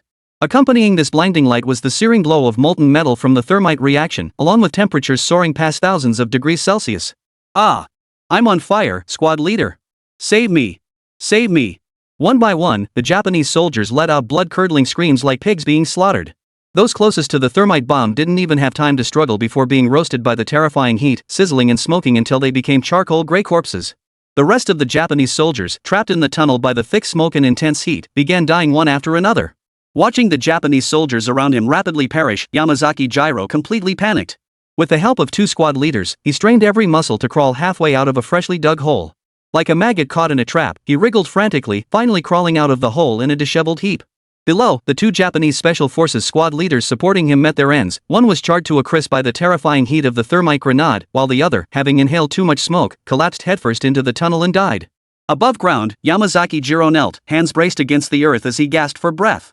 His custom-made squad leader's uniform had been scorched charcoal gray by the intense heat below, with the hems of his coat and trousers completely singed to ash.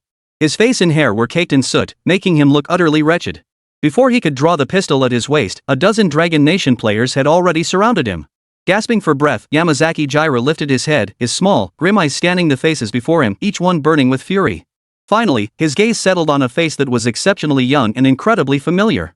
You're Ye Hao? Yamazaki Jiro stared in disbelief at Ye Hao standing right before him, unable to contain his shock as he shouted. You recognize me? Ye Hao raised an eyebrow slightly.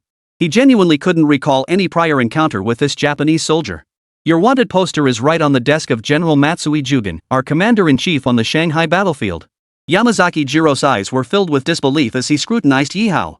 He could scarcely believe that the man who had successively eliminated Inukai Ichiro, chief of the Tako division at Huishan Wharf, led the assault on Luodian railway station, destroying the Onamara train and annihilated the 11th division at the Yuzohama battlefield, could be such a young man.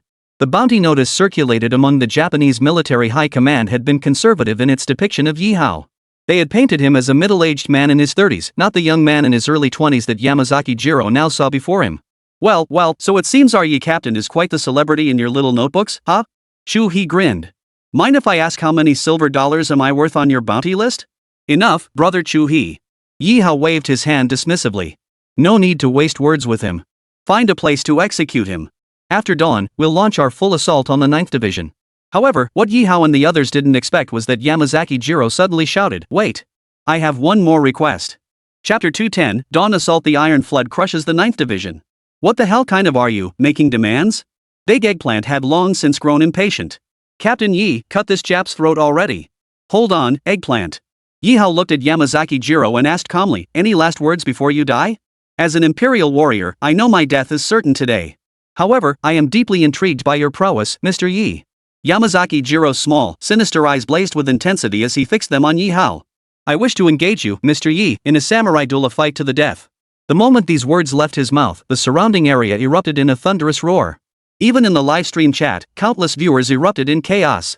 Holy crap, we've never seen Ye Hao go toe-to-toe with the Japanese before. Is this finally happening today? This is a formidable foe. Can Team Leader Yi handle it? Someone skilled at commanding troops isn't necessarily good at bayonet fighting. Why waste words with this Japanese soldier? Just shoot him. Viewer comments flashed by rapidly, while on the Kirin squad side, Shuhei and the others all turned their gaze toward Ye Hao. Captain Yi. Shuhei shot Ye Hao a worried glance, wanting to say something but holding back. While everyone recognized Ye Hao's command abilities and strategic mind, none had witnessed his close-quarters bayonet skills firsthand. And Yamazaki Jiro wasn't just any ordinary Japanese soldier, he was the commander of the Japanese Special Forces Brigade. When it came to close-quarters combat and fighting techniques, these Japanese soldiers, who had earned the title of Special Forces, were undoubtedly several times stronger than ordinary Japanese soldiers. Ye Hao studied Yamazaki Jiro calmly and said, I understand. You want to fight me one-on-one? Correct. Mr. Yi, as a soldier of the Dragon Nation, surely you wouldn't be so afraid that you wouldn't dare face me, an honorable Imperial warrior, one-on-one? Or could it be that all soldiers from your country are cowards like you, afraid of bloodshed and sacrifice? Yamazaki Jiro raised his head with an air of righteous resolve, discarding all his weapons, pistol, grenades before drawing a Japanese military sword from his back. What the hell are you talking about? Big Monkey glared, his eyes bulging. When it comes to fighting spirit and bayonet combat, we Dragon countrymen are ancestors to you little Japs by countless generations. Ye Hao raised a hand to restrain him, then turned his calm gaze to Yamazaki Jiro. I accept your challenge. But first, let me make a few things clear. Please. Yamazaki Jiro sneered inwardly. As long as Ye Hao didn't draw his gun, he was 70 to 80% certain he could kill this seemingly inept young assassin before him. As an officer of the little book, a defeated officer, at that you have no right to challenge me to a so-called duel. Ye Hao's gaze remained impassive. I hear your little notebooks pride themselves most on Bushido? Today, I'm targeting your Bushido. Let's see if your heavenly locusts can wield divine power to save your worthless life. With that, Ye Hao didn't bother with Big Eggplant's battered blood trough greatsword. Instead, he pulled a plain-looking broadsword straight from his personal armory. Northwest Army Broadsword. Properties: red cloth tied to iron ring on hilt, razor sharp edge, heavy blade, spine, grants plus 30 morale and melee plus 10 attack speed plus 10 damage. Historical prototype, standard weapon of the 29th Army's Greatsword Unit in Northwest Dragon Nation. Acquisition: 100 military merit points. Indeed, the broadsword in Ye Hao's hand was the most unadorned, most ordinary blade imaginable, priced at a mere 100 military merit points in the merit shop. Gripping the broadsword blade, Ye Hao stood just 5 meters from Yamazaki Jiro, both men waiting in tense silence. Suddenly, Yamazaki Jiro let out a howl like a wild wolf. Holding his military sword with both hands, he lunged forward, the blade aimed straight for Ye Hao's throat. Clang! A violent metallic clash erupted as Ye Hao countered with a backhand block, deflecting the strike. Sparks flew, exploding into streaks of golden light against the night sky. In the instant the two blades collided, Ye Hao twisted his body and spun, swinging the blade upward in a counterattack.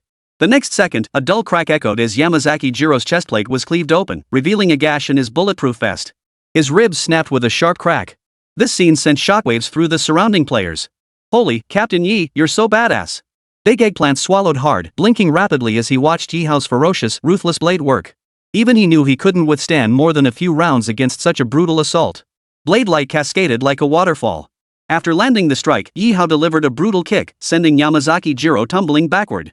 His massive blade showed no mercy, plunging straight for the enemy's throat.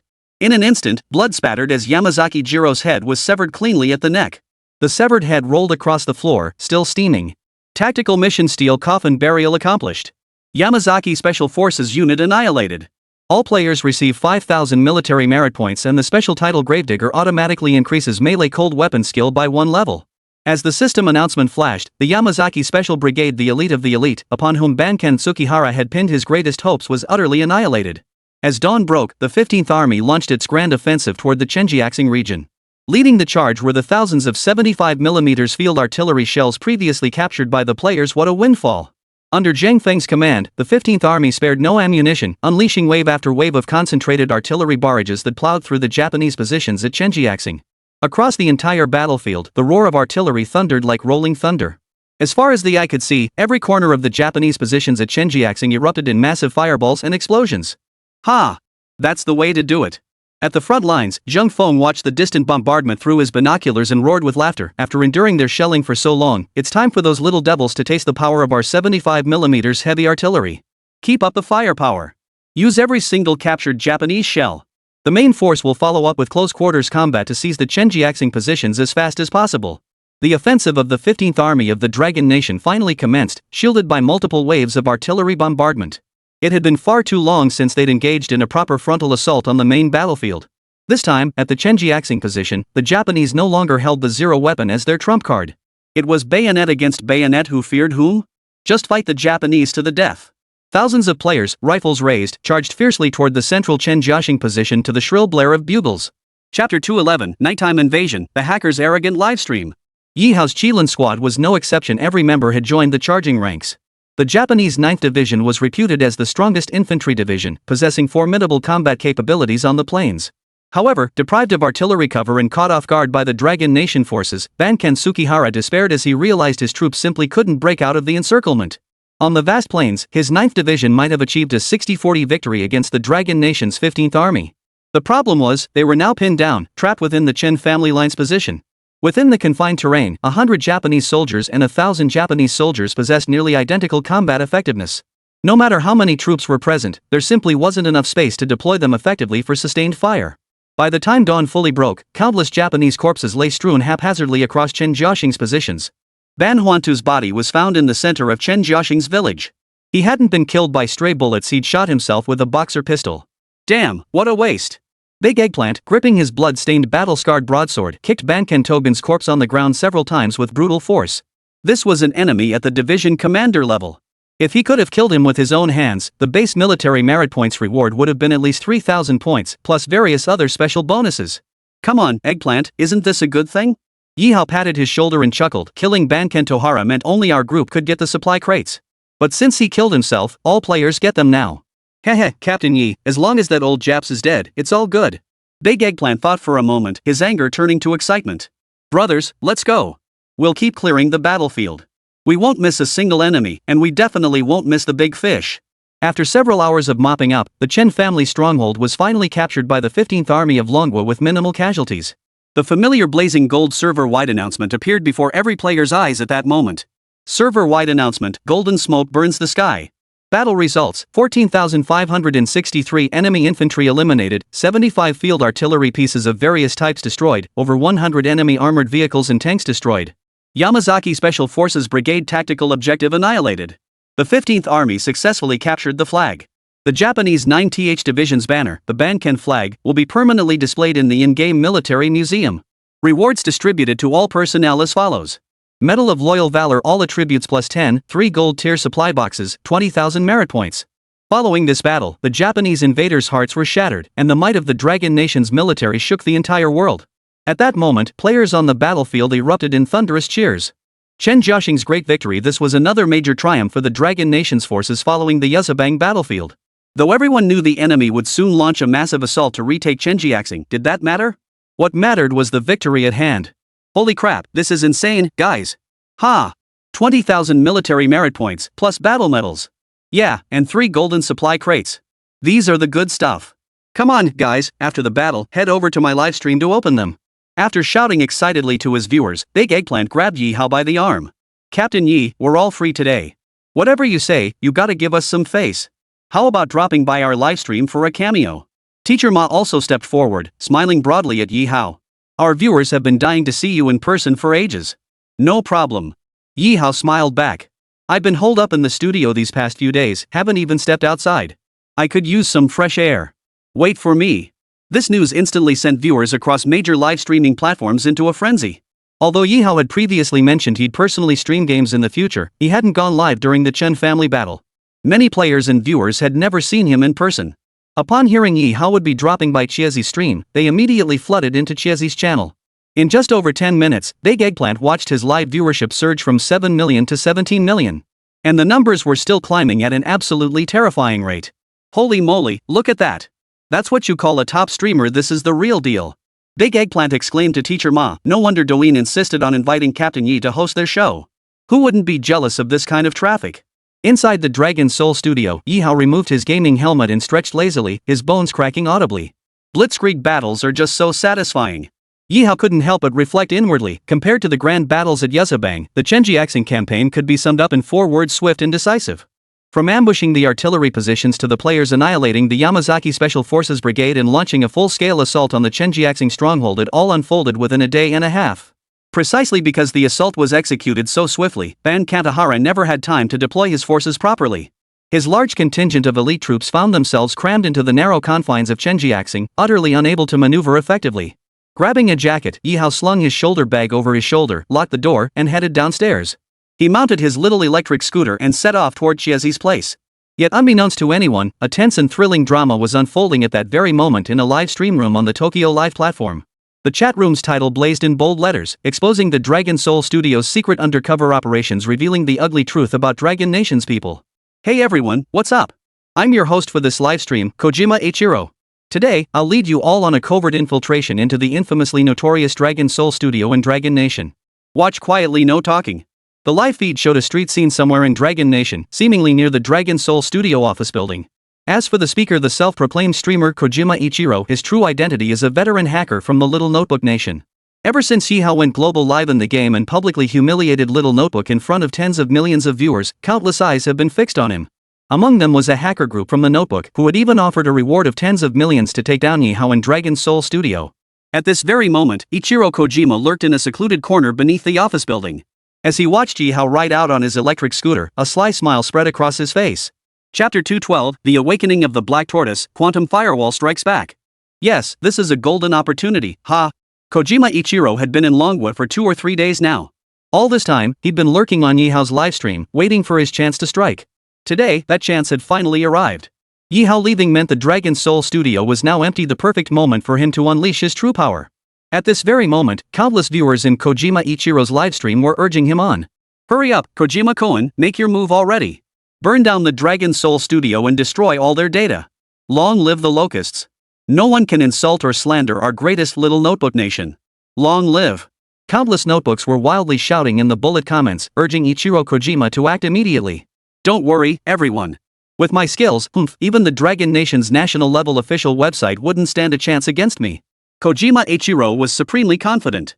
He simply didn't believe Ye Hao could set up a firewall strong enough to stop him.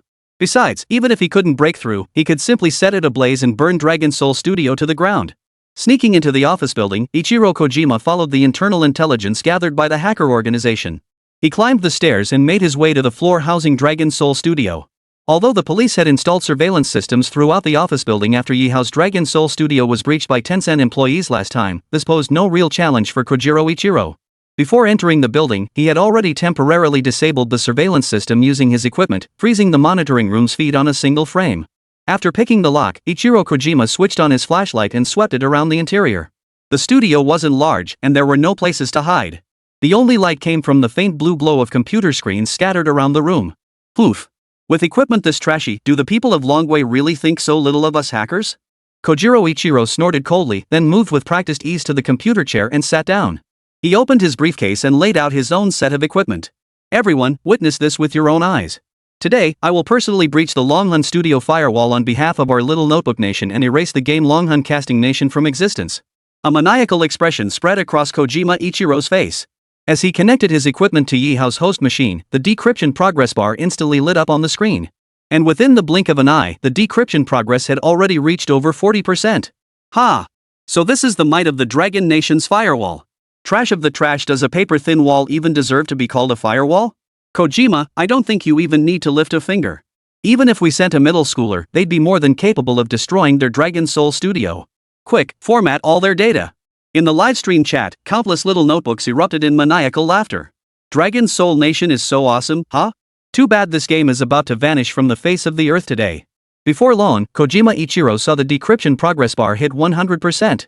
Immediately, he clicked the enter button with eager anticipation.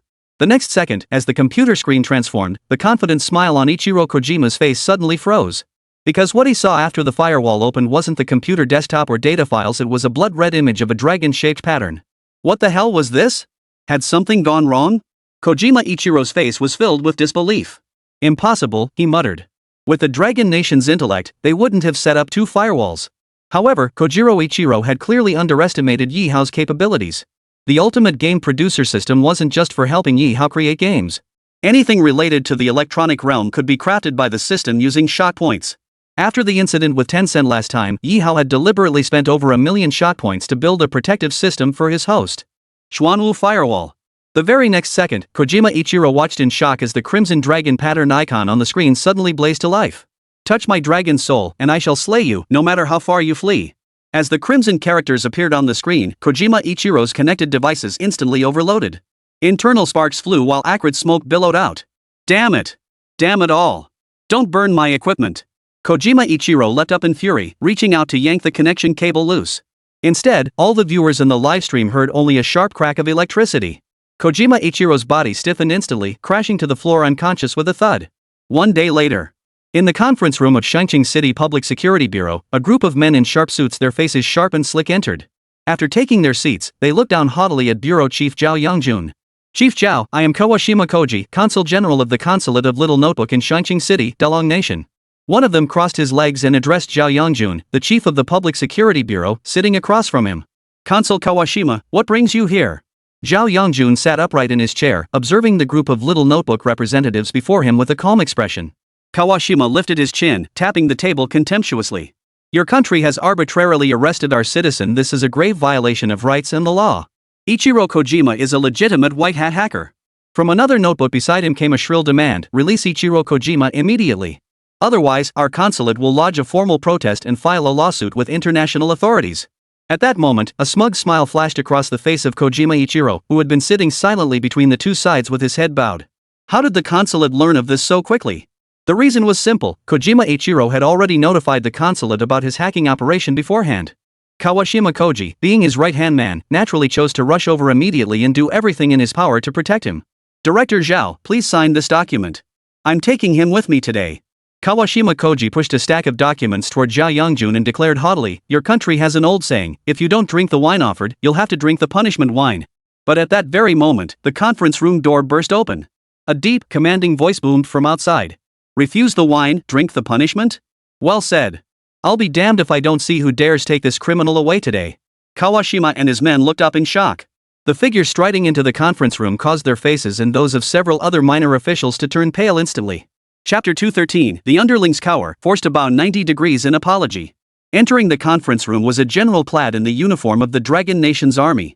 His gaze was fierce and commanding, his presence imposing without a word. Is this why you Japanese consulate officials made such a grand entrance to the Public Security Bureau just to take this criminal away? Zheng Feng's gaze was icy as he stood with his hands behind his back, his voice deep and commanding. Let me make this clear today, this man is not leaving. At that moment, the gleaming stars on Zheng Feng's shoulder epaulets made Kawashima and several others from the little notebooks swallow involuntarily. Even if these little notebooks were utterly clueless, they couldn't possibly fail to recognize those gleaming stars of command, could they? Good heavens, this was actually a general. Who are you? Kawashima Kobu forced himself to remain calm as he retorted, judging by your attire, you must be a high-ranking figure in the Dragon Nation military. But this is a civil dispute, it has nothing to do with your military. Exactly. This is none of your military's business. You have no right to interfere with our demand for the hostage. Should your military insist on meddling, our nation of Koban will have no choice but to regard your actions as a military provocation. The two Kabanzi agents accompanying Kawashima Koji chimed in, each adding their own voice. Even now, they remained utterly oblivious to the magnitude of the disaster Ichiro Kojima had unleashed. Zheng Feng stared coldly at Kawashima and snorted, retorting, military taking over without authorization? Who told you the Dragon Nation military acted without authorization? Before he finished speaking, Zheng Feng flung the official document he carried in his hand, slamming it hard against Kawashima's face. Take a good look. This is our Dragon Nation's Wartime Cyber Counterespionage Act. A division staff officer behind Zheng Feng stated coldly, Article 7, attacking the infrastructure of our Dragon Nation's defense contractors constitutes espionage. Article 8, during wartime, we are authorized to directly eliminate intruders. Kawashima's hands trembled like sieves. He noticed the document bore the red steel seal of the Dragon Nation's military headquarters at its end. Genuine and authentic, no doubt about it. Our Dragon Nation military has exercised sufficient restraint in this matter. Zheng Feng stared at him coldly and said, Ye Hao's Dragon Soul Studio is a partner organization of our military. Your actions have violated the dignity of our Dragon Nation's laws. Hearing this, Kojiro Ichiro, who had been sitting quietly by, couldn't stop his entire body from shaking. A large wet patch had even formed in his crotch. Just over 10 hours ago, his smug, confident grin still adorned his thick-skinned face. He had even declared in a live stream that he would utterly destroy Ye Hao's Dragon Soul Studio and make Dragon Soul forging the nation vanish from the world. But now, Zheng Feng's arrival and the official military directive had shattered his psychological defenses completely. This was all a misunderstanding. Kawashima licked his parched lips and said, General, the situation isn't quite as you imagine. I believe there's still room for negotiation, wouldn't you agree? At that moment, the arrogance that had filled his face and those of the few men behind him vanished completely. The weight of that red-headed document was far beyond what these minor officials could bear. If things went badly, even he, Kawashima, would have to prepare himself for the Dragon Nation's military tribunal. Throw away his entire career over some minor broadcaster? Kawashima Shofu wasn't about to make such a foolish mistake. Negotiate? Zheng Feng sneered coldly, his piercing gaze fixed on Kawashima. Where were you all earlier? If I hadn't shown up today, you lot were planning to cause a riot at the police station, weren't you? No, absolutely not. Kawashima Koji felt a wave of embarrassment wash over him. Finally, he stood up, bowed deeply, and pleaded earnestly, We are willing to handle this matter according to your country's laws and regulations.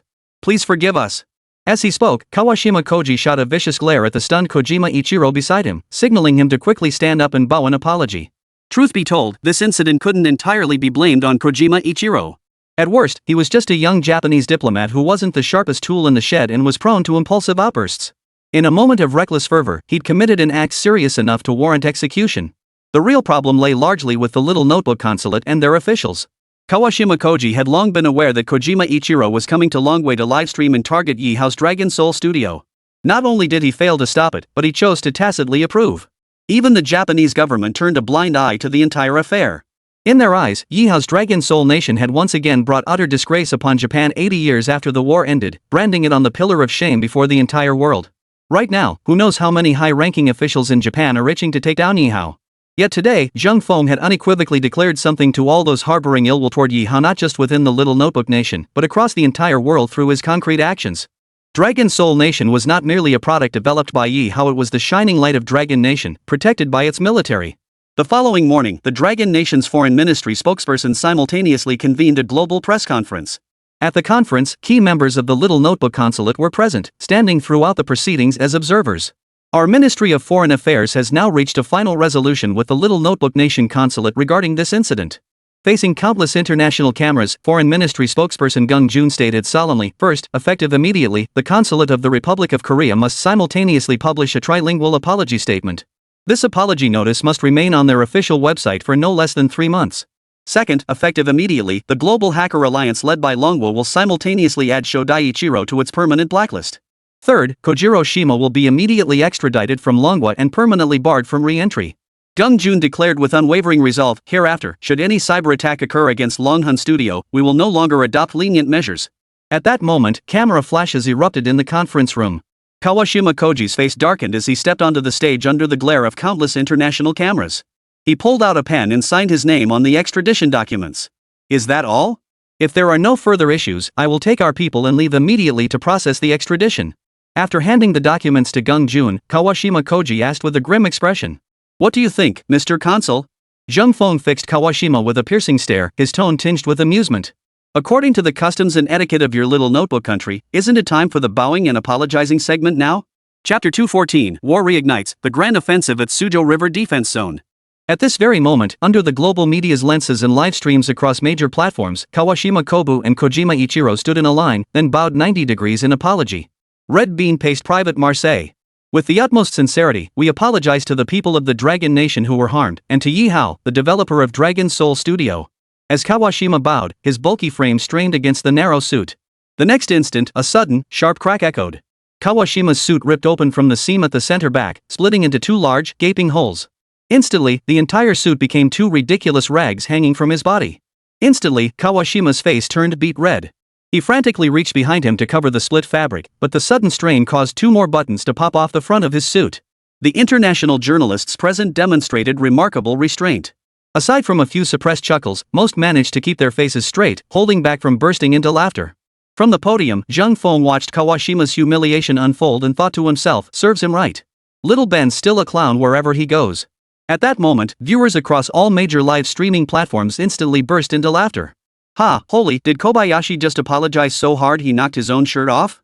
Look at that, this is the real deal, a pure white piglet, $2.50 a pound. Today isn't Little Ben's apology day, it's their social death day.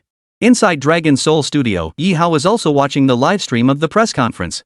This scene had already been broadcast to television screens across the globe. Time to get back to the battlefield. Shaking his head with a smile, Ye Hao strapped on his gaming helmet, slipped into his motion suit, and opened the Dragon Soul Forging Nation page to update the installation package.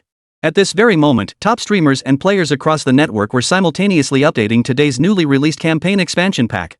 As the loading completed, Ye Hao's consciousness and body swiftly entered the game through the light screen. A flash of light filled his vision, and simultaneously, a massive CG animation accompanied by system subtitles appeared before the eyes of all players logging in alongside Ye Hao. Dragon Soul Forges the Nation, the Battle of Shanghai.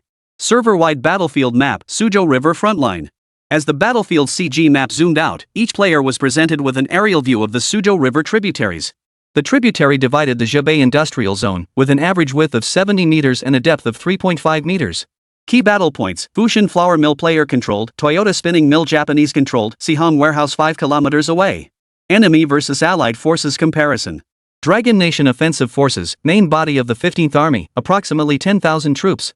Japanese Garrison Forces, 3rd Division, 14,000 troops equipped with armored gunboats, Type 92 heavy artillery, and other heavy weapons. Special Japanese Units, Engineer Demolition Squadron constructing pontoon bridges, Skull Chemical Defense Unit equipped with purple gas canisters. As the battlefield CG unfolds before players, the vast Suzhou River battlefield emerges. This area, separated from the Sihan Warehouse by merely a tributary, represents the second formidable challenge players must overcome after capturing Chenjiaxing. The Japanese 3rd Division garrisoning the Suzhou River sector is a formidable force, their combat prowess matching that of the 11th Division Ye Hao's team previously faced.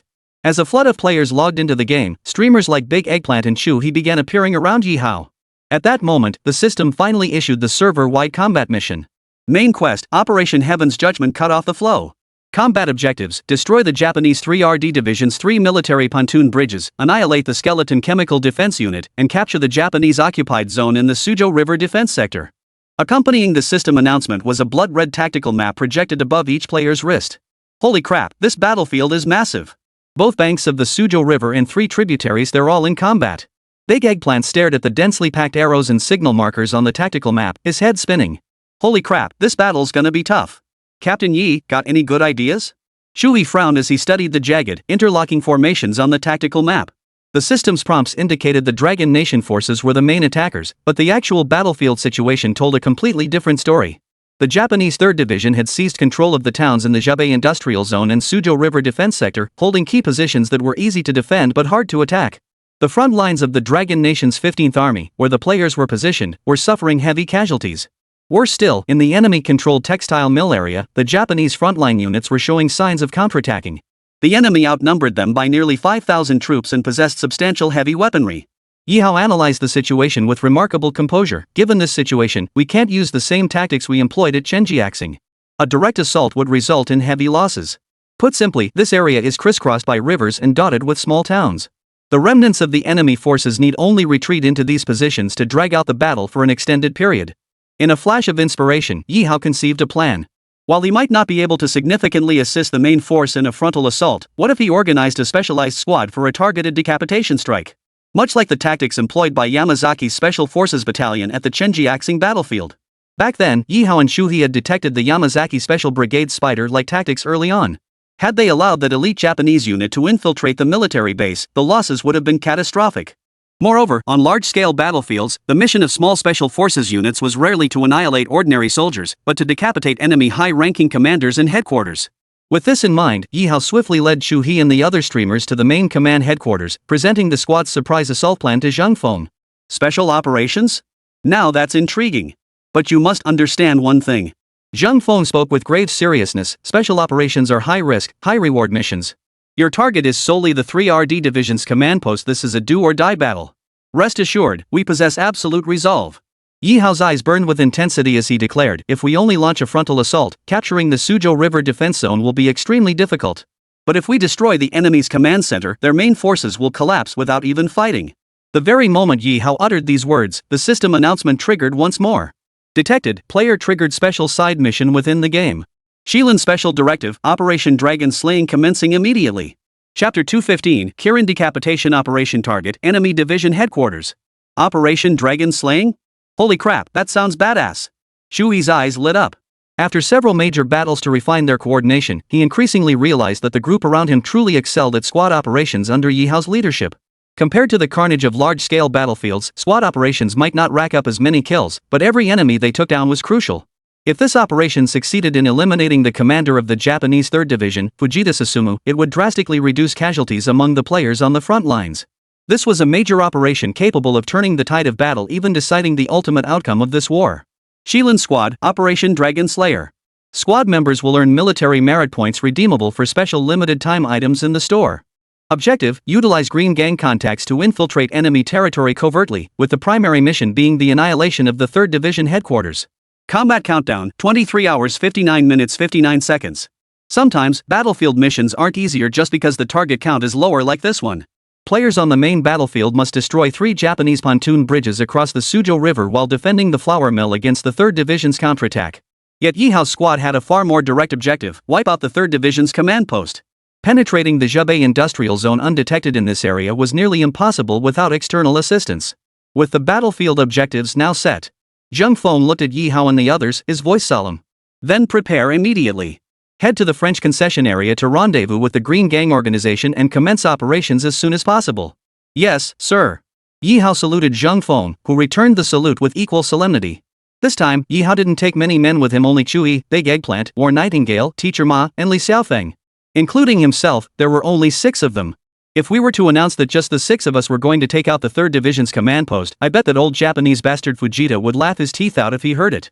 On the way to the French concession area, Chu remarked half-jokingly. You don't have to tell me that. Li Xiaofeng chuckled too. You should take a look at the enemy. The Japanese 3rd Division has over 15,000 soldiers. They'd probably think they could drown us with their spit alone. They're absolutely right to think that. Teacher Ma analyzed with deadpan seriousness. The more complacent the Japs are, the higher our chances of success. Though this wasn't their first squad operation, the situation this time was entirely different. The 6 of them were facing a heavily fortified and tightly controlled enemy sector, and their objective was to take out the division headquarters. As for the large-scale battlefield where most players were stationed, fighting had already erupted there. Their task was to repel the 3rd Division's assault and seize as many outlying positions as possible. Ye Hao glanced at the map and addressed the other 5. You can start familiarizing yourselves with the special items in the military merit store now. Pick whatever suits you best. 1 item per person? Can't we each get a full set? Big Eggplant was puzzled as he raised his hand and opened his own merit point store. Military merit point store. Special update, during the Suzhou River battle, members of the Qilin Special Forces squad are granted access to special items. Alright, let's see what goodies are available. Big Eggplant couldn't wait. Upon opening the store, the special update item appeared as expected. Frost Blade Bayonet. Historical prototype, Zhongjing type rifle bayonet. Properties, when thrust into an enemy's body, the blade's built-in liquid nitrogen tank can spray cryogenic liquid with a chance to freeze and fracture limbs. When thrust into the ground, it freezes the surface within several meters ahead. This bayonet's appearance closely resembled the Zhongjing type bayonet specifications. Its blade was coated in blue titanium steel, housed an internal liquid nitrogen tank, and featured an embedded nitrogen pipeline along its spine. This thing is badass, Captain Yi. I'll take it. Li Xiaofeng acted swiftly, spending 5,000 military merit points to secure this melee weapon. Holy crap, how fast were you, kid? Big Eggplant hurriedly clicked on the next item. This equipment was also a melee weapon, but compared to the frostbite bayonet, it looked exceptionally rugged and formidable. Its appearance resembled a pair of steel gauntlets, fully covering the entire forearm, with sharp tiger claws at the knuckles. Tiger Claw Gauntlets. Properties, armor-piercing tear charging allows penetration of 5mm steel plate, tear wounds expand threefold, gauntlets possess bulletproof functionality. Without a doubt, this weapon specialized for brutal close combat was exactly what Big Eggplant craved. He immediately spent 4,000 military merit points to claim it. Heh, this is a real treat. Tiger Claw Gauntlet on my left, blood-stained greatsword on my right. Bring on the Japanese devils. Big Eggplant couldn't put down the heavy Tiger Claw Gauntlet, slipping it straight onto his left forearm. One item remained. Ye Hao turned to Zhang Ning and smiled. Zhang Ning, you're the only woman in our squad. This last piece is yours. Don't be shy, we're all brothers here. Hee, Captain Yi, if you put it that way, I won't hold back. Zhang Ning rubbed her hands together and opened her own military merit shop. The final special equipment item was a dagger shaped like a willow leaf, with a slender chain attached to its tail. Explosive Pressure Dagger. Historical Prototype, Anti-Japanese War Broadsword Handguard Dagger. Properties: Visceral Explosion releases high pressure blast upon penetration, shattering internal organs. Remote execution can be thrown and retrieve 30 damage and 30 penetration. Wow, this is awesome. I'll take this one, Captain Yi. Zhang Ying's eyes lit up instantly. The explosive pressure dagger excelled in its lightness and agility, making it truly suitable for female players in combat. After all, if she had to fight wearing those bulky tiger claw gloves, she probably wouldn't even manage 2 punches before her arms gave out. No problem. Then these 3 special items are settled. Ye Hao nodded with a smile, signaling everyone to keep moving forward. Holy crap, Captain Yi, you're being way too biased. Following Ye Hao, Shui grumbled with some dissatisfaction. If you'd said there were only 3 special items, I definitely wouldn't have let that Eggplant kid get one. Exactly. The 3 of us didn't get anything. Teacher Ma also caught up. Neither he nor Shui had selected any items earlier, so the only 3 special items went to Eggplant, Li Xiaofeng, and Zhang Ning. What's the rush? Ye Hao lowered his voice mysteriously. Do I seem like the type to play favorites? After all this time fighting together, don't you know me by now? Chapter 216, Returning to the Concession, Receiving a Special Gift. At Ye Hao's words, both Chu He and Teacher Ma's expressions instantly turned. Indeed, throughout their long campaign together, Ye Hao had never been stingy with loot distribution. He never scrambled for military merit points or seized weapons and ammunition either. But this time? Ye Hao deliberately sent the 3 of them into battle without proper gear. Who would believe that? Shui chuckled softly, leaning close to Ye Hao and whispering, Captain Yi, so you saved something special for the 3 of us? Something even more powerful than what Eggplant and the others have. Teacher Ma couldn't wait to follow up. I can't say for sure. Ye Hao shook his head. Remember what Mr. Du gave us last time we went to the Green Gang? Of course we remember.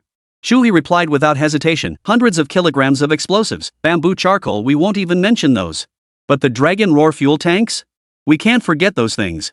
When players equip their standard flamethrowers with the Qing Gang's exclusive Dragon Roar fuel tanks, they instantly upgraded to Dragon Roar flamethrowers. Their destructive power was off the charts. By this stage of the battle, everyone's supply of Dragon Roar fuel tanks was running low. Even Ye Hao's warehouse only had 3 left reserved for critical moments. Once we reach the concession, you'll understand. Ye Hao smiled faintly. The Green Gang will definitely provide us with more supplies. They might be some pretty good stuff. With that, Ye Hao quickened his pace. Empowered by the swift movement effect of his Gui army wolf soldier Greaves, he moved with a whoosh of wind. Haha, old Ma, now you know you're getting a good deal, right? Big Eggplant winked at Teacher Ma, I told you so. How could team leader Yi shortchange you guys? When it's time for new gear, we all upgrade together. 2 hours later. Riding the momentum granted by the Guijun wolf soldier leg guards, Ye Hao finally led the Qilin squad to the outskirts of the French concession. This time, however, they didn't enter the French concession. After all, they'd already stirred up enough trouble twice before. Going in now might just invite more trouble. Fortunately, on the Green Gang side, after the incident where Inoue Ichiro sent men to kill Mr. Du, he had become more cautious. He specifically dispatched several underlings to keep watch outside the concession. Before long, Patrol Captain Chen Taiying, alerted by his subordinates, arrived at the woods outside the concession with several officers to meet Ye Hao and his team. When he learned their target was none other than the division headquarters deep within the Japanese-controlled Suzhou River Zone, Chen Taiying was utterly stunned. Officer Yi, Officer Chu, you are the true heroes of our dragon nation. Chen Taiying clasped his fists together, his voice thick with emotion. I'm just a simple man, but I know a verse that fits you perfectly. The wind howls cold over the Ishiwei River, the brave depart never to return. Alright, Captain Chen, why are you suddenly getting all literary on us? Ye Hao chuckled and said, this mission isn't a sure thing yet. Who says we won't make it back? Right, I'm such a jinx. Chen Taiying also laughed warmly, you've come to the concession seeking Mr. Du's assistance, haven't you? No need for further explanation, our Green Gang considers this our duty. We are indeed here to see Mr. Du, Ye Hao replied. But Captain Chen, there's something else I'd like to ask. Ye Hao pointed toward the concession area and said, after we took out Inoue Ichiro last time, have the French and the French concession been giving our compatriots any trouble? Ye Hao had kept this question bottled up inside, never finding the chance to ask. After all, Dragon Soul, Forging a Nation was no longer just a game. Every person appearing in this game was flesh and blood, with souls and thoughts. They were true compatriots of the Dragon Nation. Hey, what else could the French do? Robert was a fence-sitter who couldn't make up his mind. Chen Taiying sneered contemptuously. We took out 2 Japanese officers one after another. He might be scared, but he can't exactly open the gates for the Japanese and let them in to slaughter civilians, can he? For now, the French concession remained relatively stable. As for the Japanese forces at Huishan-dak, according to Chen Taiying's intelligence, due to the Dragon Nation's counteroffensives across various battlefields, a significant portion of the Japanese troops at Huishan-dak had been redeployed to reinforce other fronts. I'll report this to Mr. Du immediately, Commander Ye. He'll decide how to proceed. Chen Taiying clasped his fists in salute to Ye Hao and his men once more before hurrying away. Shortly after, following intelligence from a Green Gang operative, Ye Hao led his men around to a secluded wharf on the western edge of the French concession. Upon arrival, Ye Hao immediately spotted several small boats painted black moored along the dock, with over a dozen Green Gang members standing nearby. The leader among them, broad-faced with thick brows, sporting extremely short hair, and clad in a dark blue chipa, was none other than Mr. Du himself. Commander Yi, it's been an age. Mr. Du strode forward with a hearty laugh, pointing at the boats. I hear from Iron Eagle that you intend to infiltrate the Japanese-controlled zone along the Suzhou River, traverse the Zhebei Industrial District, and strike directly at the division headquarters? How magnificent! Mr. Du, you flatter us. This is actually our 3rd time coming to the concession to ask for your help. We're truly ashamed. Ye Hao's expression turned serious. But to kill the Japanese and reclaim the Suzhou River defense zone, this mission is absolutely essential.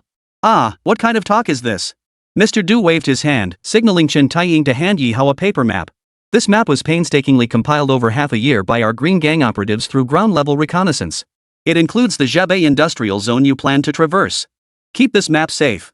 Furthermore, I have several reliable firearms here that I shall also give to you all. Mr. Du's eyes blazed as he clasped his fists toward Ye Hao. Though we cannot personally fight the devils on the front lines, take these Green Gang weapons and slaughter them mercilessly. Destroy the very heart of their division. Before he finished speaking, several Green Gang members carried forward a wooden crate sealed with iron. They pried open the seal with short knives. System special announcement: Shilan's squad has received the final gift from the Green Gang. Unlocked weapons: Tyrannosaurus Shotgun 3. 600 arrow shells, 600 dragon breath shells. As the crate was pried open, 3 exquisitely crafted heavy shotguns appeared before Ye Hao and his comrades. Their barrels bore faintly engraved dragon reliefs, while walnut stocks featured the characters "Slaughter all Japanese invaders" carved into the shoulder rest. For ammunition capacity, this Tyrannosaurus shotgun utilized a drum magazine holding 16 rounds per drum. But what truly drew their gaze was its dual firing tubes. The upper tube fired arrow-shaped projectiles, while the lower tube unleashed dragon's breath rounds. Immediately after, the system announcement regarding this firearm appeared before Ye Hao and the others. Chapter 217, 30 Souls Return, Crossing the Black River in Zhebei District. Tyrannosaurus Shotgun Prototype, Winchester M1897 Trench Gun. Forged from the molten iron of 3 rivers, tempered by the fury of dragon souls. Modified features: compatible with arrow shells, triangular steel projectiles capable of penetrating body armor and fortifications, inflicting lacerations. Dragon breath ammo fueled by magnesium powder mixed with aluminum pyrotechnics, projects a 50-meter fan-shaped flame. Melee slaughter pure metal frame functions as melee weapon, 50 attack, skull-shattering burst triggers explosive muzzle flash during close-range firing. 30 Souls Return, Dragon Blood Revival. When player receives fatal damage, heals 100 health and transforms next 3 bullets into Blood Dragon Incinerator shells, greatly enhances firing radius and lethality. Mr. Du stepped forward, picked up one of the Tyrannosaurus shotguns, and said with a look of deep emotion, "This barrel was forged from the blades and swords melted down from our Honko dojo. Its shells contain silver coins from the 16th wharf. This gun was cast in the blood of countless heroes who fought against the invaders." Holding the gun, Mr. Du approached Ye Hao and declared with utmost solemnity, "This is the final gift from the Green Gang. Gentlemen, take it well. Let the bullets fired from this barrel smash the skulls of those Japanese devils." At that moment, not only Ye Hao and the crowd behind him were stunned, but countless viewers across major livestream platforms erupted in excitement. "Guys, no joke, I'd pay 100,000 military merit points for a Tyrannosaurus shotgun. Rifles? Sniper rifles? Step aside. Real men grab shotguns and charge into battle, blasting those damn Japanese devils to smithereens. Awesome, absolutely awesome. Strongly recommend adding the Tyrannosaurus shotgun to future supply crates. Second that. Second that." After taking the Tyrannosaurus shotgun handed to him by Mr. Du, Ye Hao addressed Chu He and Teacher Ma, "The other 2 guns are yours." "No problem, Team Leader Yi. You can count on us." Chu He strode forward, grabbing a Tyrannosaurus shotgun under the envious stares of Big Eggplant and Li Xiaofeng. He looped the sling around his back, shouldering the weapon. Teacher Ma did the same. No one could bear to leave such exquisite, powerful weapons sitting in the warehouse. With 3 Tyrannosaurus shotguns, arrow rounds, and dragon's breath rounds combined, each person could get 200 rounds of each. That would be more than enough for the upcoming decapitation operation. After all, Ye Hao's original plan was to infiltrate covertly, ideally reaching the enemy division headquarters before opening fire. Therefore, along the way, the team would avoid firing unless absolutely necessary, significantly reducing ammunition consumption. Commander Yi, I shan't detain you with old tales. With dusk approaching, I suggest you all depart promptly. Mr. Du gestured toward the small boats at the dock and smiled. The Green Gang will see you off one last time. I've had engines specially installed in these boats, they're quite fast. At a moment like this, the word thanks felt so inadequate, even distant. They were comrades in arms who had shared life and death experiences. At this moment, 1,000 words were unspoken, yet mutual understanding sufficed. Ye Hao said little, merely clasping his fists firmly in salute to Mr. Du and the Green Gang members before swiftly boarding the vessels with the Qilin squad. Due to the small size of the vessels, Ye Hao took Big Eggplant and War Nightingale aboard the first boat, while Chu He, Li Xiaofeng, and Teacher Ma boarded the second one. Accompanying the boats were 3 Qingbang members, Mr. Du's trusted lieutenants who piloted the vessels. Officer Yi, if you plan to cross the Zhebei Industrial Zone, I suggest the best route is underground. Chen Taiying sat cross-legged at the stern, one hand on the wheel as the engine's wake sprayed water behind them. Pointing toward the faint outline of the Zhebei Industrial Zone visible in the distance ahead, Chen Taiying said, the sewer system there is extensive. Traveling through it will allow you to avoid the Japanese troops as much as possible. Sewers? Ye Hao froze upon hearing Chen Taiying mention the word sewers. Holy, Captain Chen, you mentioning sewers instantly brings some unpleasant things to mind. Big Eggplant beside him couldn't help scratching his scalp, trying to calm the goosebumps spreading across his body. Yeah, that place is terrifying. Just thinking about it now makes my whole body tingle. Zhang Ning nodded repeatedly. Clearly, everyone felt profound discomfort at the mere mention of that place. Speaking of sewers, the ones in Dashang Town were a nightmare for players. Ye Hao remembered it vividly. Shortly after leading his players into the sewers, they encountered the first generation of bioengineered ghost soldiers. It was precisely from the bioengineering lab beneath Dachang Town that the series of raging battles began, spreading all the way to Luodian Zero train station hub and even the Yanshabang battlefield. The bioengineered ghost soldiers were practically the spark that ignited 2 or 3 consecutive major battles for the players. Fortunately, since the Yanshabang battlefield concluded, Ye Hao hadn't encountered any Japanese bioengineered soldiers elsewhere. Surely there weren't any more bioengineered ghost soldiers lurking underground in this Zhebei industrial zone? Zhang Ning frowned deeply. Those monsters are disgusting, and they're incredibly powerful. I don't want to run into them at all. I'd say the odds are pretty low. Ye Hao shook his head and analyzed, we've already destroyed major bioghost soldier sources like Huishan Dock, Luodian Railway Station, and the Yanshabang battlefield. That's a massive setback for them. Even if the Japanese can regenerate bioghost soldiers, with so many key locations destroyed, they'll need time to rebuild their bioghost army formations. Our enemies will most likely still be regular Japanese troops, though Japanese special forces could also be present. Ye Hao addressed Chen Taiying, Captain Chen, drop us off at the riverbank ahead. We'll proceed under cover from there. Everyone, be cautious. I, Chen, wish you heroes a victorious start in the beheading of those Japanese dogs. The 2 small boats pulled up to the riverbank. Ye Hao led the group ashore swiftly. Big Eggplant retrieved hydraulic cutters from his personal storage and began shearing through the barbed wire fence ahead. The Zhebei Industrial Zone covered a vast area. The section Ye Hao had chosen, for instance, was surrounded on all sides by expanses of wasteland and river bends. Japanese patrols were unlikely to pass through here constantly. With 2 crisp snaps, Big Eggplant kicked open the severed wire mesh, revealing a 1-meter square opening before them. Glancing at the searchlights and faint Japanese shouts in the distance from the Zhebei Industrial Zone, a sharp gleam flashed in Ye Hao's eyes. All units, move out. Ye Hao was the first to leap over the barbed wire fence. Shu He and the others followed in single file, moving at top speed toward the Japanese garrison zone in the Zhebei Industrial District. Chapter 218, Pipeline Hunt. Shotgun blasts shatter the skeleton squad. Compared to places like Dashan Town, the patrols of the Japanese troops in the Zhebei Industrial Zone were quite sparse due to its vast expanse. Especially along the route Ye Hao and his team had chosen within 100 meters, the area was nothing but barren wasteland, with no Japanese soldiers in sight. Within minutes, the squad had reached a massive sewer manhole chamber, providing direct access to the underground drainage system. Eggplant, the map. Shu He reached out and took the Qingbang map from Big Eggplant. It clearly depicted the entire internal structure of the Zhebei Industrial Zone, including the sewer network layout. Mr. Du really did us a huge favor. Teacher Ma examined the map and sighed, without the Green Gang's help, we'd have been lost forever in this labyrinthine sewer system of the Zhebei Industrial Zone. By the light of a flashlight, Ye Hao traced a route on the map.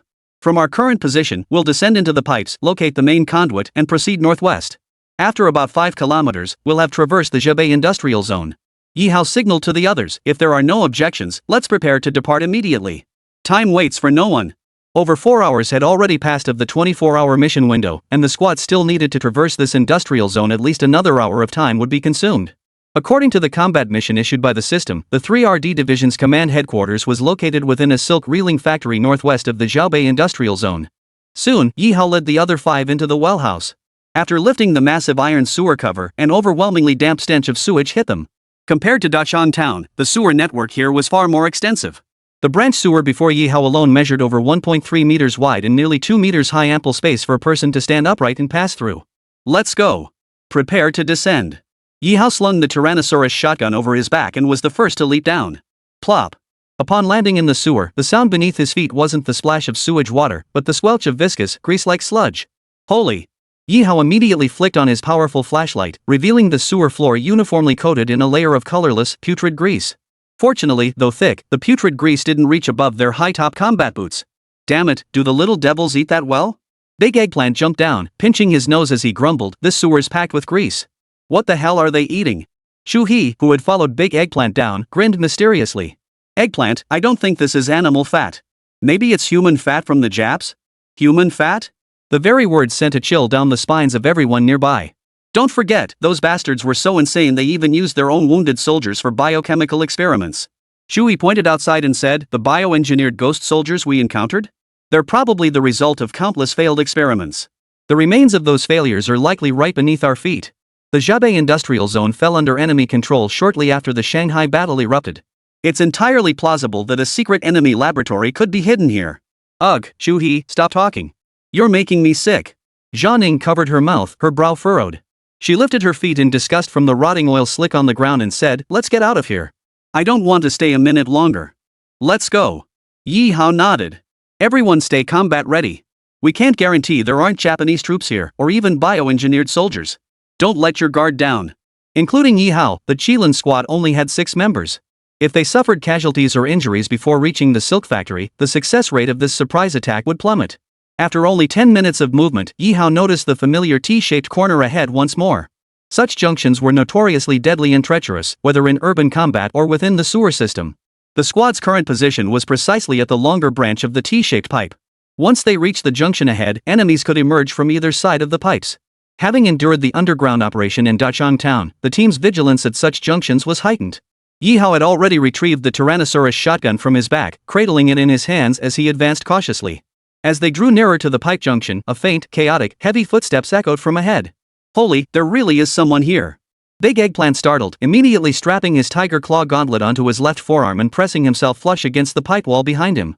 In the live streams of various broadcasters, countless viewers speculated about the enemies lurking in these sewers. Could it be those damn bioengineered soldiers again? Those things just won't die. I doubt it. All our previous operations were focused on destroying Hub Zero. Where would they find so many of them? Exactly. Bioengineered ghost soldiers aren't something you can just whip up out of thin air. Around the corner, Ye Hao, Chu He, and Teacher Ma each held a Tyrannosaurus shotgun. Ye Hao, positioned at the front, quietly peeked half his head out from behind the pipe wall to look around the corner. The next moment, Ye Hao's pupils dilated in shock. What's up, Ye? Are there really ghost soldiers? Chu He gripped her Tyrannosaurus shotgun nervously and whispered the question. Not ghost soldiers. More like Japanese soldiers, but their uniforms look weird. Ye Hao shook his head, his gaze fixed on a small Japanese squad of about 15 or 16 men, roughly 50 meters ahead along the pipeline. Ye Hao was certain they weren't bioengineered ghost soldiers because such creatures possessed almost no self-awareness and required a ghost soldier commander to control them. Moreover, their movements were stiff and jerky, and their skin and eyes emitted the green glow characteristic of Zero-type modified agents. The Japanese squad appearing in these sewers, however, were all clad in brownish-yellow military overcoats, leather caps, and long military boots. Their faces were covered by skull-shaped gas masks. What astonished Ye Hao most were the weapons in their hands, the Type 100 submachine guns, extremely rare even within the Japanese military. At that moment, this Japanese skull patrol was advancing leisurely along the pipes, nearing the junction. There were 15 or 16 Japanese soldiers, ready for combat. After issuing orders to his team behind him, Ye Hao slammed the bolt of his Tyrannosaurus shotgun into place. Chapter 219, Trapped in the Dead Zone, Tsukino's Mad Plan. This was Ye Hao's first battle with the Tyrannosaurus shotgun he'd acquired from the Green Gang. Not just him, tens of millions of viewers across major livestream platforms were eagerly anticipating its debut. The shotgun was a close-quarters specialist weapon to begin with, and in an environment like the sewers, its combat effectiveness would be amplified exponentially. As distant footsteps grew louder, Ye Hao ripped a sonic stun grenade from his shoulder strap and nodded to Chu He and Teacher Ma behind him. The next moment, with a sharp pull of the pin, the advancing skeleton patrol suddenly saw a cylindrical metal object hurled from around the corner. Bastards! Enemy! Boom! The Japanese squad leader's cry was instantly drowned out by the deafening blast of the sonic grenade. Unlike grenades, this weapon wouldn't ignite the methane gas in the underground pipes upon detonation. Moreover, the intense shockwave temporarily disabled the enemy's senses. The very next second after the blast, two figures darted out from behind the corner like lightning. Come on, you little bastards! Ha! Shuhei braced the stock of his Tyrannosaurus shotgun against his shoulder, aimed the muzzle at the foremost Japanese soldiers, and pulled the trigger. Boom! A blazing, brilliant crimson lotus of fire erupted from the Tyrannosaurus shotgun's muzzle. Within the terrifying muzzle flash, a barrage of arrow-shaped projectiles each possessing devastating armor-piercing capabilities roared forth. The Japanese soldiers at the very front didn't even have time to see who their enemy was. In the next instant, their bodies were torn apart into bloody fragments by the Tyrannosaurus's terrifying firepower. Each arrow-shaped projectile pierced and ripped through the foremost enemy before the steel shaft burst out the other side, its residual force sufficient to pierce the throat of the second soldier. On the other side, Teacher Ma simultaneously pulled the trigger. A torrent of dragon breath rounds erupted like a raging fire dragon. Instantly, the entire underground tunnel felt as if a fiery serpent had struck from above, its waves of flame licking and scorching the remaining Japanese soldiers. Screams and the sounds of Japanese soldiers writhing and rolling on the ground filled the air. Those engulfed by the dragon's breath flames rolled incessantly in the muddy water, yet they couldn't extinguish the bone-searing fire. Holy, old Ma, this gun is insane. The spectator behind them, Big Eggplant, couldn't help but swallow hard and shout, "Lend it to me later. This thing is too brutal, it's making my mouth water just watching. Everyone, finish this fight quickly." Ye Hao strode forward, his expression cold. Holding the Tyrannosaurus shotgun, he aimed directly at the Japanese soldiers writhing and screaming on the ground and opened fire. The shotgun's advantage became clear in that instant. No need to aim, a single shot didn't leave a bullet hole, but a gaping hole the size of a human head. Within less than a minute, Ye Hao's team crushed the Japanese skeleton patrol squad, annihilating every last one. Among them, the Japanese squad leader never grasped, even in death, how a Dragon Nation military unit could have infiltrated the underground of the Zhubei industrial zone. Moreover, the combat prowess of this Dragon Nation task force was nothing short of astonishing. Could the Dragon Nation military truly possess such formidable weapons and firepower? Oomph! You rats can rot to bones in the sewers. Zhang Ning sheathed his pressure-activated dagger with a smug grin, addressing the pile of skeleton patrol corpses. No one, including Ye Hao, noticed the special signal transmitter on the skeleton patrol leader's body, emitting a faint red glow. The devastating defeat at Dashang Town had occurred not long ago. The enemy commander wasn't truly foolish. After reflecting on the loss, he devised a cunning and devious plan. That was to equip every Japanese patrol leader with a signal transmitter. As long as the patrol remained in motion, the signal transmitters would remain completely silent, maintaining a state of perpetual stillness. Conversely, if the patrol team remains stationary for over a minute, the signal transmitter will directly alert the enemy's control room.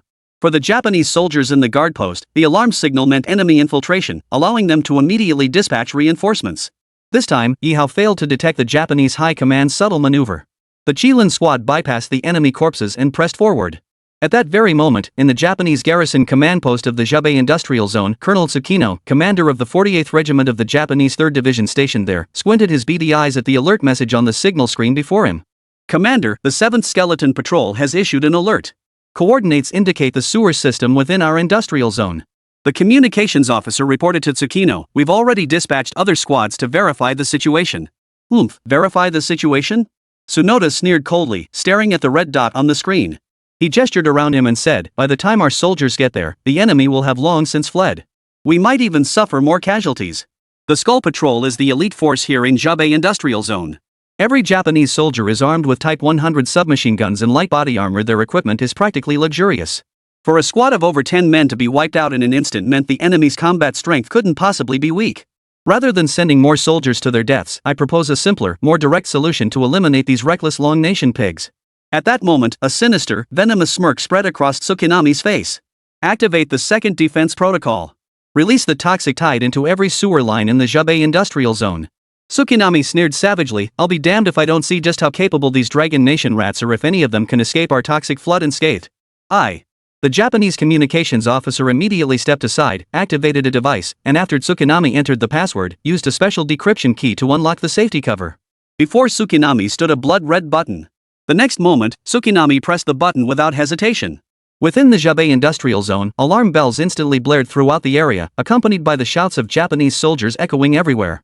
Japanese units across all sectors began emergency assembly upon hearing the alarms. Those near the sewer manhole chambers retreated swiftly toward open areas. From several thick, uniquely colored metal pipes leading underground, a roaring, howling sound like demons from hell gradually began to emerge. Chapter 220, The Toxic Tide Surges, an Unexpected Breakthrough. Captain Ye, how much longer until we cross the Zhebei Industrial Zone? Deep within the sewers, Ye Hao continued leading his team forward. Hindered by nearly 10 centimeters of decaying grease beneath their feet, their pace was far from swift. An hour had passed, yet no exit was in sight. It should be just ahead. Opening the tactical map, Ye Hao confirmed their coordinates were now extremely close to the northern exit of the Zhaobei Industrial Zone, probably less than 300 meters away. Once we get through here, we'll only face scattered enemy forces. We shouldn't encounter any major threats until we reach the silk factory. Ye Hao analyzed, the Japanese actually don't enforce particularly strict control over their own occupied territories, especially during major battles like this. Their main forces are inevitably all on the front lines.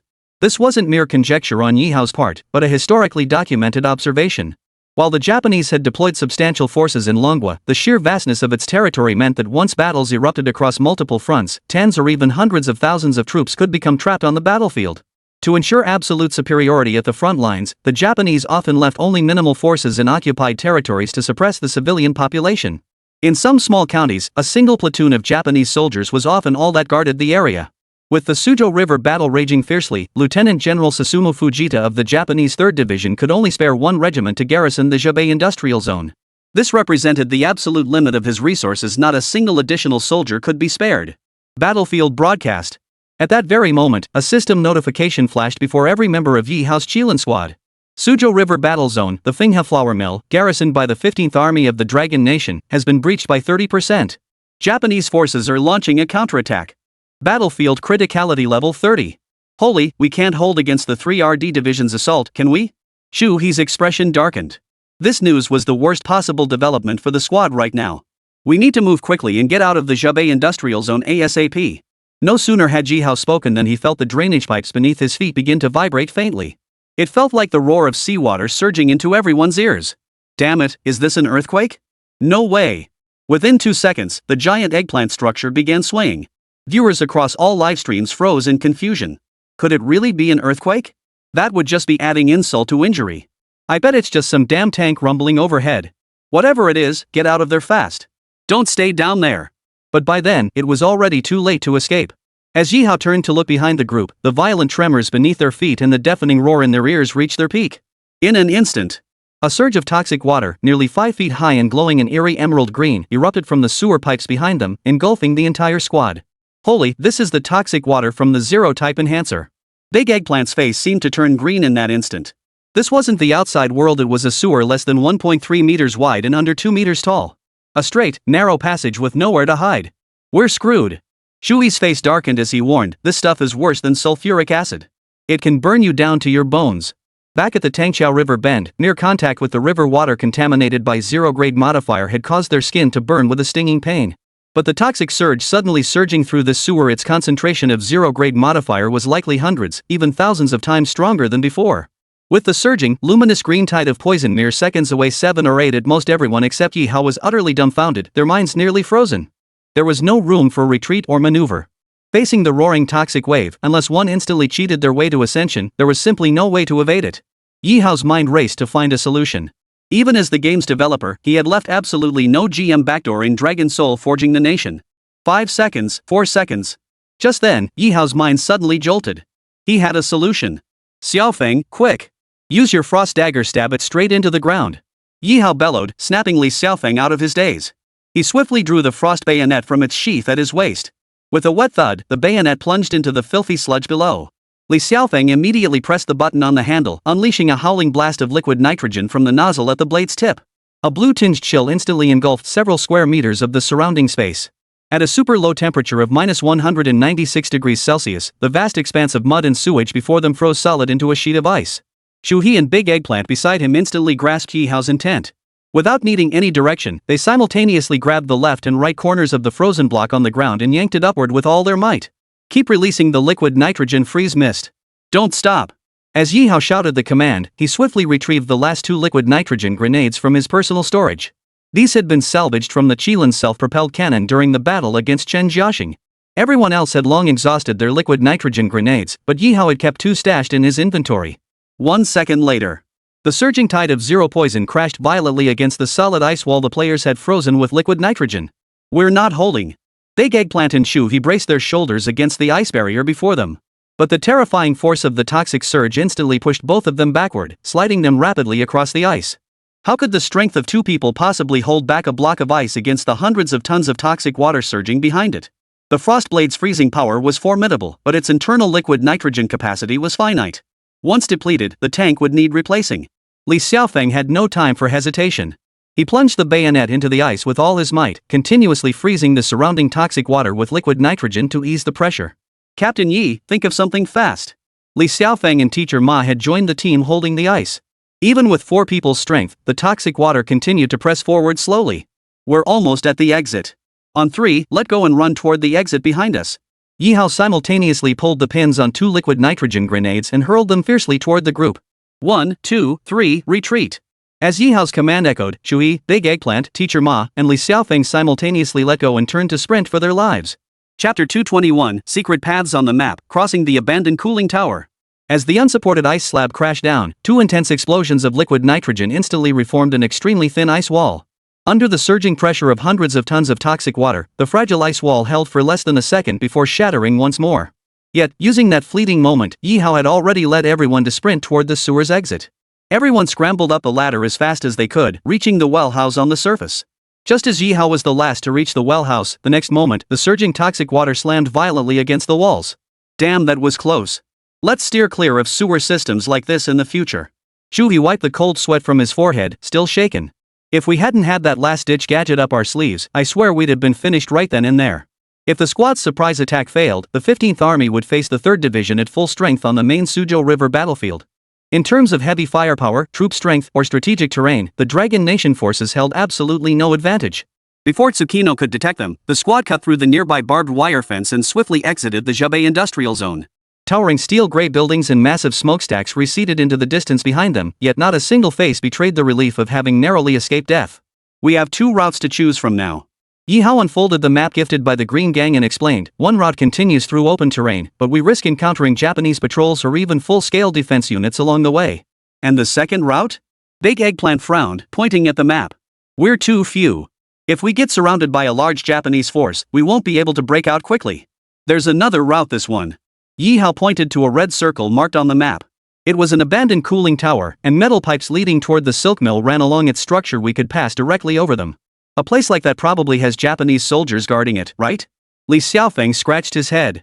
"But I think taking the abandoned cooling tower route is better than crossing open terrain. At least we won't run into too many Japanese soldiers." After a quick vote, the squad unanimously agreed to take the cooling tower route, aiming to reach the Japanese division headquarters at the silk mill as swiftly as possible. At the same time, the battlefield broadcast system sounded again. "Battlefield broadcast, Suzhou Riverfront. Fenghe Flour Mill breached 50%. 15th Army casualties exceed 2,000. Countdown to Qilin Squad's decapitation operation, 15 hours, 24 minutes, 50 seconds. No one spoke. Ye Hao understood clearly that the situation before them was growing increasingly tense. Despite players' desperate efforts to sever the Japanese Zero's production line at Luodian Railway Station in Datsung Town, their current ordeal proved the enemy still held stockpiles of the modified Zero agent. The toxic flood that had surged through the sewers earlier was clearly no accident.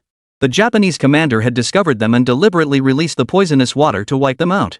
If the 3rd Division still possessed stockpiles of Zero-type toxic water, who could guarantee they didn't harbor even more reserve weapons? Everyone advanced at a steady jog throughout the journey. Finally, the cooling tower marked on the map gradually came into view.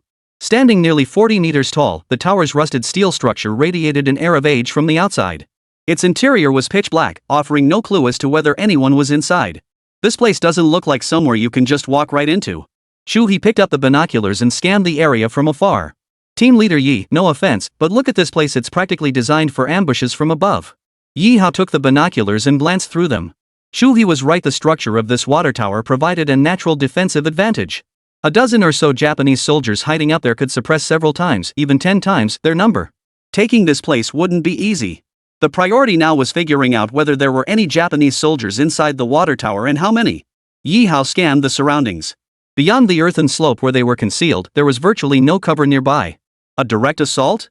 That would make them sitting ducks for the Japanese. But if we don't attack, lingering here only buys the enemy time. Every moment we delay tilts the battlefield further in their favor. Old Ma, it's time for your heroic sacrifice. Big Eggplant chuckled and said to Teacher Ma, you go out and draw their fire. We'll wipe them out as fast as we can. What do you say? Go to hell, Eggplant. You're just sending me to my death. Teacher Ma muttered under his breath. If anyone should go, it should be you. With your big frame, you'll get shot the moment you show your head. While the two bickered, Ye Hao and Chu He continued discussing tactics.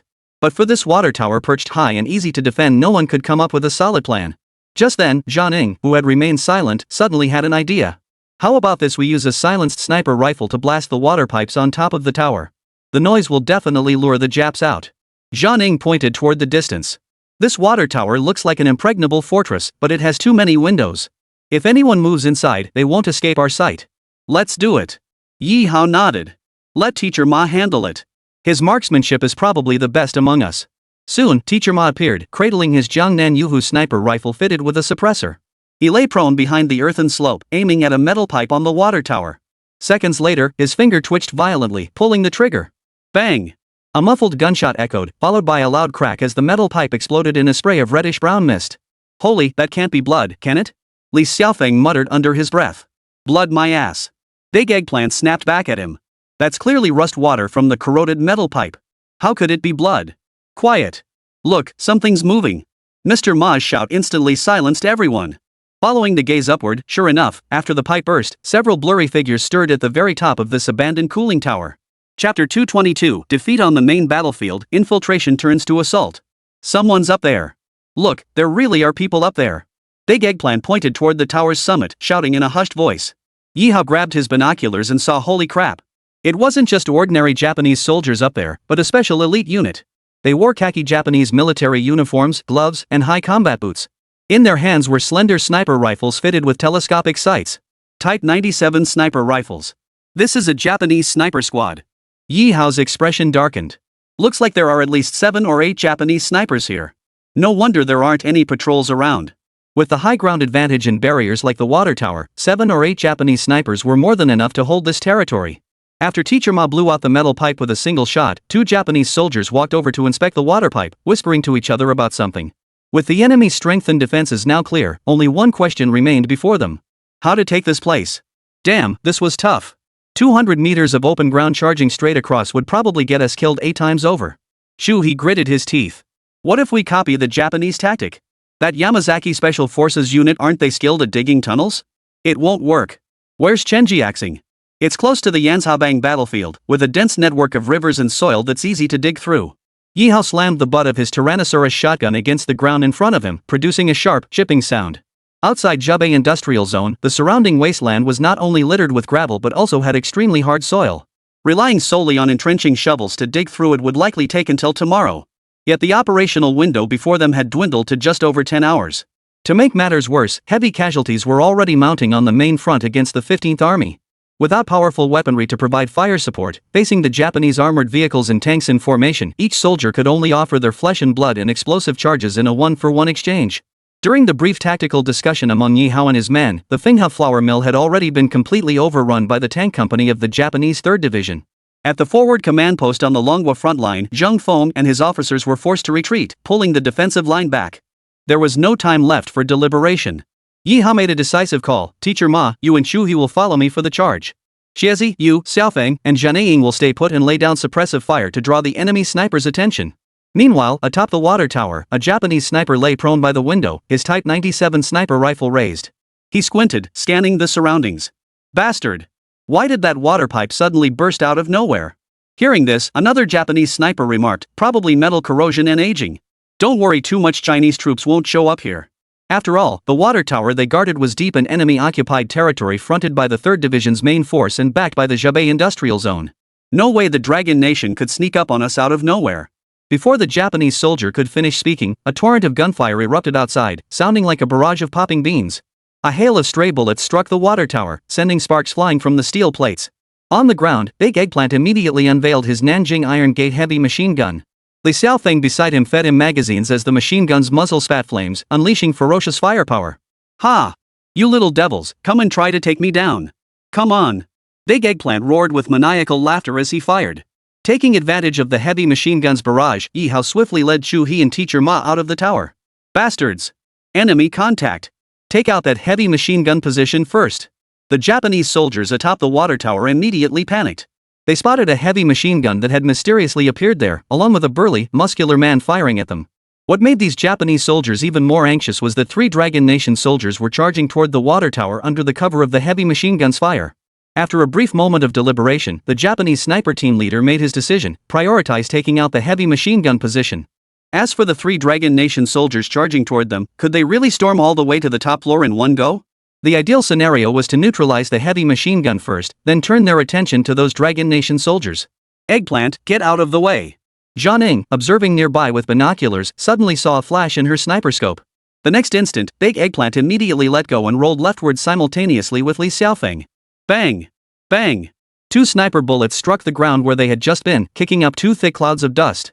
Damn, those bastards have sharp shooting skills. Over to old Ma and team leader Ye now. Big Eggplant was covered in dust and dirt, but as he scrambled to his feet, he saw Ye Hao, Shui, and Teacher Ma successfully charge into the base of the water tower. Once inside, Ye Hao wasted no time. He led Shui and Teacher Ma in a fierce assault. Though the enemy held the high ground, the water tower's spiral metal staircase provided natural cover. Moreover, the closer you got to a sniper rifle, the harder it was for them to hit you. Within half a minute, Ye Hao and his 2 companions had charged to the floor directly below the enemy sniper team, separated only by a layer of 5mm thick steel plate. Bastards! You Chinese pigs, come on up if you've got the guts. Long live His Majesty the Emperor. Come on, you Japanese pigs. Above their heads, the Japanese soldiers shrieked in panic. Nearby, at the stairwell entrance, stray bullets whizzed past, sparks flying in bursts. Yet these devils clearly underestimated the capabilities of Ye Hao and his 2 companions. Charge head-on? With 5 or 6 sniper rifles covering the stairwell entrance, only a fool would charge headlong with their own body. From the very start, Ye Hao hadn't even considered such a move. Shui, old brother, Teacher Ma, prepare the arrow-shaped rounds and dragon's breath rounds. Ye Hao pulled the bolt on his Tyrannosaurus shotgun, while Shui and Teacher Ma mirrored his action. Their barrels weren't aimed at the stairwell entrance, but at the steel plate several meters above their heads. Ready, fire! At Ye Hao's command, the 3 Tyrannosaurus shotguns simultaneously unleashed torrential streams of fire. Under the simultaneous assault of dragon breath rounds and arrow-shaped rounds, the steel plates beneath the Japanese soldiers' feet began rapidly perforating, warping, and deforming. Chapter 223, Melting Towers, incinerating enemies. Shotguns blast through the Japanese nest. Shotguns were inherently weapons specialized for close-quarters combat, and the Tyrannosaurus shotguns wielded by Ye Hao and his men were specially reinforced versions. Fierce streams of fire pounded relentlessly on the steel plates beneath the Japanese sniper team's feet. Soon, the plates began to glow red, warping and buckling, gradually unable to support the weight of the Japanese soldiers above. Suddenly, one Japanese soldier stepped onto a plate that had softened under the intense heat. Instantly, a large cloud of white steam hissed up from beneath his feet. Ah! The Japanese soldier let out a blood-curdling scream as his entire body crashed through the steel plate beneath him. With a whoosh, he plummeted past Ye Hao and his 2 companions, falling 30 meters to the ground below and splattering into a bloody pulp. Keep firing, brothers! Roast these bastards! Big Eggplant showed no mercy with his ammunition. His Tyrannosaurus shotgun continuously spewed dragon's breath rounds, causing large sections of the top steel plate to collapse. Soon, one after another, the Japanese soldiers screamed as they plummeted from above into the underground water tower. From a height of dozens of meters, these beasts were clearly dead beyond any doubt. Pfft, is that all? Outside the water tower, Big Eggplant had already stowed the new Jiang Iron Gate heavy machine gun in his personal storage. When he arrived at the tower with War Nightingale and Li Xiaofeng, he kicked the corpses of the Japanese soldiers lying on the ground several times. From the first shot to the end of the battle, the entire operation took less than 5 minutes. Ye Hao hadn't given these Japanese snipers even the slightest chance. Snipers were formidable on the battlefield, but one must understand that an isolated water tower like this was absolutely not where a sniper team should be positioned. Once their position was exposed, even 70 or 80 Japanese soldiers wouldn't stand a chance of escaping. Everyone, prepare yourselves. Shortly, we'll depart from the metal pipes here at the water tower and continue our advance northeast toward the Japanese division headquarters at the Silk Mill. Though they had just captured the water tower, Ye Hao felt no joy whatsoever. On the main front, casualties among the 15th Army of Longwa continued to mount. The Japanese 3rd Division was a long-standing adversary of the Dragon Nation forces on the Shanghai battlefield. Stationed in the Shanghai area since the war's outset, they had endured relentless combat while continuously receiving reinforcements. By this stage, the 3rd Division had become one of the most formidable units among the Japanese forces, earning the moniker Iron Wolf Division. Battlefield System Broadcast. Suzhou River Battle Zone, Dragon Nation's 15th Army casualties exceed 3,500. Fenghe Flour Mill has fallen completely. Frontline retreated 20 kilometers. This system notification only reinforced Ye Hao's suspicions. The battlefield waits for no one, especially now. If they failed to eliminate the 3 RD Division's command headquarters this time, the defeat on the main battlefield would likely be irreversible. 1 minute later, the group, having taken a brief rest, immediately geared up and set out. This water tower had originally been built to supply water to the silk mill. Though now abandoned, the pipeline routes remained accurate. Along the way, Ye Hao led the other streamers in a near sprint as they marched urgently. Finally, after scaling a 10-meter-high earthen slope, a massive, heavily fortified factory loomed before their eyes. Holy, is this the silk factory? It's huge. Big Eggplant swallowed hard, staring at the colossal structure in disbelief. Before the operation, not only Big Eggplant but also Chu-hee and Teacher Ma had all agreed that the so-called silk factory would likely be about the size of a typical textile mill. In wartime, such factories wouldn't be particularly large, at most a few hundred square meters. Yet the silk-cutting factory before them was layered with defenses, surrounded by Japanese troops at least 2 companies strong. Barbed wire fences and trenches were a given. Japanese patrols led massive Japanese wolfhounds back and forth, and several armored vehicles were even parked within the compound. No mistake about it. Ye Hao's eyes flashed as he pointed toward the factory. If this isn't a division-level command post, there's no way they'd station hundreds of Japanese soldiers here, he declared to the others. We've found the right place. Finding the right place was one thing, but gee. Shui couldn't help but wryly smile. How many of us are there? This place isn't impregnable, but it's as hard as a slab of iron. How are we supposed to break through? Without the Qilin self-propelled gun or the Dragon's Fury Fortress, all Qilin squad had left now were the Tyrannosaurus shotgun, a few special items from the military merit mall, and just 6 men. If one man could take down dozens of enemy soldiers in a head-on battle with just a good gun, would he even be human? Ye Hao's mind raced to find a solution. A direct assault was out of the question. With so many enemies, even if they managed to stall for 10 minutes, nearby Japanese mobile units would arrive in time. Ye Hao scanned the surroundings of the silk mill but found no sewers leading underground. The only few entrances and exits were all guarded by Japanese soldiers. There was no choice. A frontal assault seemed our only path forward. After making his decision, Ye Hao's gaze suddenly grew solemn as he looked at the people before him and spoke. Including Chu-hee and Big Eggplant, this was the first time anyone had ever seen Ye Hao display such an expression. It wasn't the tension before a major battle, nor the fear of approaching enemy lines. Instead, it was the calm resolve of one who had accepted death. Head-on assault. 6 men against hundreds of Japanese soldiers here. It was obvious that a frontal assault without casualties was utterly impossible. Oh, I was wondering what was up. Big Eggplant grinned widely and said, "We fought this far, how could we lack that resolve? If one of us falls, there are others to follow." Li Xiaofeng spoke with solemn gravity. Decades ago, countless martyrs fell upon this very soil. Today, drawing strength from their spirits, we shall seize the enemy command post. You're right, brother Ye Hao. Time waits for no one. How we fight will follow your lead. Zhang Ning added with unwavering resolve.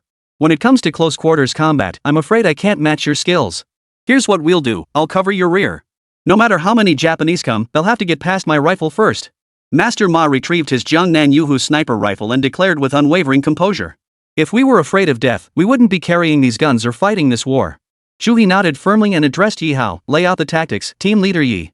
The gazes of the other squad members all turned to Ye Hao. Chapter 224, Assaulting the Silk Mill, the blade strikes at division headquarters. Gazing at the resolute faces before him, Ye Hao felt a surge of boiling blood coursing through his veins. The people of Dragon Nation cherish peace, yet they never fear sacrifice, never fear formidable foes. Even if sacrifice comes at this very moment, not a single soul would choose retreat. Time waits for no one. I'll outline our tactics briefly now. Ye Hao motioned for everyone to gather closer before speaking. Chiezi, you and Chu-hee will be in my group. Bring Teacher Ma's Tyrannosaurus shotgun. The 3 of us will infiltrate the silk factory and eliminate the enemy division headquarters. Zhang Ning, you, Xiaofeng, and Teacher Ma will stay outside. Bring out all our top-tier weapons and ammunition to draw the attention of the Japanese garrison forces. Buy us time for the assault. How many enemy troops remain inside the silk factory? Are there traps? None of us can guarantee it with absolute certainty. This is a gamble, a high-stakes gamble. Ye Hao's eyes blazed as he declared, some of us may be wounded, some may fall, and none of us may leave this place alive. But we must uphold one principle, we will always meet bullets with our chests. At that moment, viewers across all major livestream platforms erupted in excitement. The moment that would decide the outcome of the Suzhou River battlefield was upon them. If Ye Hao's squad could destroy the Japanese division headquarters, the tide of battle on the front lines would instantly turn. But conversely, if Ye Hao and his men failed to capture the silk mill, the outcome of the Suzhou River battle would turn to defeat, potentially derailing the progress of subsequent campaigns. Within minutes, Big Eggplant deployed every last piece of equipment in his arsenal. The new Zhang Iron Gate heavy machine gun, which had played a crucial role in the earlier assault on the water tower, was now mounted on the ground nearby. Big Eggplant himself carried only a battered blood channel broadsword, a Tyrannosaurus shotgun, and a Baoshan spine semi-automatic rifle, along with ample ammunition and grenades. As for Chu-hee, he carried a flower machine gun, a Tyrannosaurus rex shotgun, along with flying tiger grappling hooks and several rounds of ammunition and grenades. Ye Hao's gear was even more sparse than theirs, but fortunately, Teacher Ma had entrusted him with the soul-piercing rapid-fire machine gun, compensating for his firepower deficit. All units, check your weapons and ammunition. We move out in 30 seconds. Ye Hao addressed Li Xiaofeng behind the heavy machine gun. Brother Xiaofeng, when we move out shortly, open fire immediately from your position. Don't hold back on ammo, draw as many enemy garrison troops as possible. Don't worry. We never planned on walking out of this fight alive. Li Xiaofeng gripped the machine gun's handles with both hands, grinning widely to reveal a mouthful of white teeth. Ma Teacher, War Nightingale, flank support. Once the enemy forces are drawn out, spread out toward the wings to create the illusion of overwhelming numbers. Ye Hao said in a low voice, the Japanese won't understand how a heavy machine gun ended up here. They won't be able to guess our numbers either, so they definitely won't dare to launch a frontal assault. The others nodded in agreement, secretly impressed by Ye Hao's command skills. He'd mapped out the entire 6-man squad's roles in just minutes. As for Ye Hao's own task, he, Chu-hee, and Big Eggplant faced the most perilous mission. They would infiltrate the silk factory directly and eliminate the old Japanese soldier, Fujita Susumu. At that very moment, the silk mill remained deceptively calm. The Japanese sentries at the gate even gathered together, chatting and laughing about something. Their ugly, disgusting teeth, exposed by their thin mustaches, were a sight to behold. Ah, how I long to hear the sounds of battle firsthand. General Fujita insists we garrison here. What a drag. A Japanese sentry, clutching his Type 38 rifle, shouted to his comrade beside him, those dragon country pigs can't even beat us on the main battlefield. How could they possibly break through the front lines and reach us here? Ha! Just talking about those dragon country pigs makes my hands itch to stab their guts with my bayonet. Just as these Japanese soldiers were joking and chatting among themselves, without warning, a thunderous roar erupted from behind the distant earthen embankment. The Japanese soldiers guarding the main entrance didn't even have time to react. In the next instant, their bodies were already torn apart by the machine gun's relentless barrage, their limbs and flesh scattered across the sky. The firepower of a heavy machine gun was no match for a light machine gun. Even the slightest graze could instantly inflict devastating damage. A direct hit from a heavy machine gun meant the same fate as these Japanese soldiers' bodies instantly blown to countless shreds. Awesome. Absolutely awesome. Come on, you little devils. From behind the earthen embankment, Li Xiaofeng gripped the handles of the Nujiang Iron Gate heavy machine gun with both hands, unleashing a relentless torrent of fire toward the silk factory. Within mere seconds, the shrill wail of sirens echoed throughout the entire factory perimeter. The 400-plus Japanese soldiers stationed here began rapidly assembling, taking cover behind sandbags and other fortifications as they raised their guns and opened fire outward. Despite the sudden gunfire and assault from outside, the Japanese garrison reacted swiftly. Streams of fire swept wildly in all directions around the factory. Jianing, smoke grenades. Master Ma raised his sniper rifle, his finger pulling the trigger twice in quick succession. Over 200 meters away, 2 Japanese machine gunners collapsed to the ground, blood mist erupting from their foreheads. Meanwhile, Jianing swiftly retrieved several zinc chloride smoke grenades. Pulling the pins, she hurled them forcefully in all directions. These smoke grenades had an exceptionally potent fuming capacity. A single one could generate extensive smoke coverage for several minutes. Instantly, the barren land within hundreds of square meters around the extermination factory was completely engulfed in thick white smoke. Seizing this opening, Ye Hao led Chu-hee and Big Eggplant at top speed toward the factory's western perimeter wall, the Japanese defenders' weakest point. Come on, get ready to scale the wall. The nearly 3-meter-high barbed wire fence posed no obstacle to their advance. Chu-hee raised his arm, and the flying tiger grappling hook snapped out, latching firmly onto the wall. The other 3 scrambled up, using hands and feet to pull themselves over the barrier. After leaping down, Ye Hao stood up and fired a short burst from his soul-piercing submachine gun. The stray bullets tore through the air, striking several Japanese soldiers reloading nearby. Blood mist erupted from their chests as they collapsed to the ground. Charge! Ye Hao bellowed, leading the charge as they launched a fierce assault into the heart of the silk factory. At this moment, there was no room for tactics or strategy. The moment the first shot rang out, this battle had only 2 possible outcomes. Either Fujita Susumu, that old devil, would meet his end here today, or the Kirin squad would return with no survivors. Chapter 225, Sealing the Retreat, Trapping the Turtle in the Jar, Fujita Susumu. The silk factory was vast. Most of the Japanese troops facing the front were now drawn in by the firepower of Teacher Ma and Li Xiaofeng. Ye Hao and his 2 companions smashed a first-floor window of the iron gray building nearby and climbed straight inside. Damn! This place is huge. Where the hell could that old bastard Fujita be hiding? After jumping in, Big Eggplant swept the room left and right with his Tyrannosaurus shotgun. Their current position was the factory's production workshop, easily spanning over 1,000 square meters. However, all the Japanese soldiers inside had rushed out to engage in firefights, so Ye Hao and his two companions entered undetected by the garrison. If Fujita's division headquarters was indeed in this factory, it must be located on one of the upper floors. Search upwards. Ye Hao made a split-second decision, immediately leading Chu He and Big Eggplant up the nearest staircase. At the same moment, on the very top floor of the factory, a room converted into a makeshift military command center.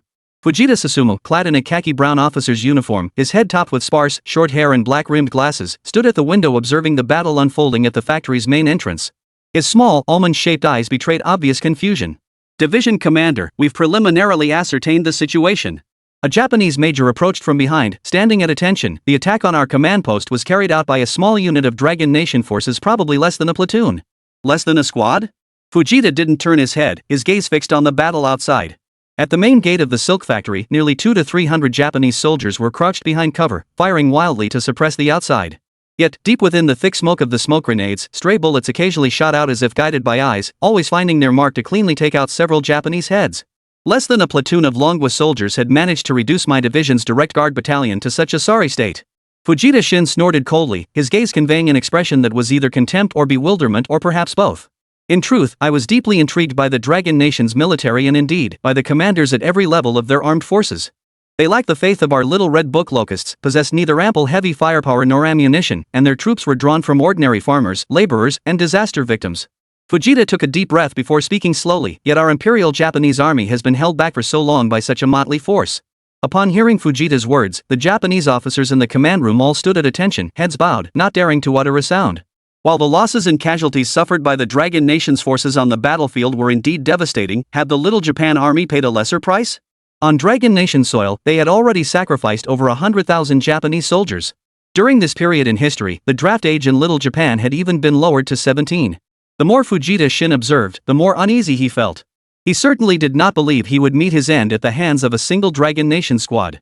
What truly sent shivers down the spine of even high-ranking Japanese commanders like him was the indomitable resilience of the Dragon Nation soldiers and civilians in the face of war.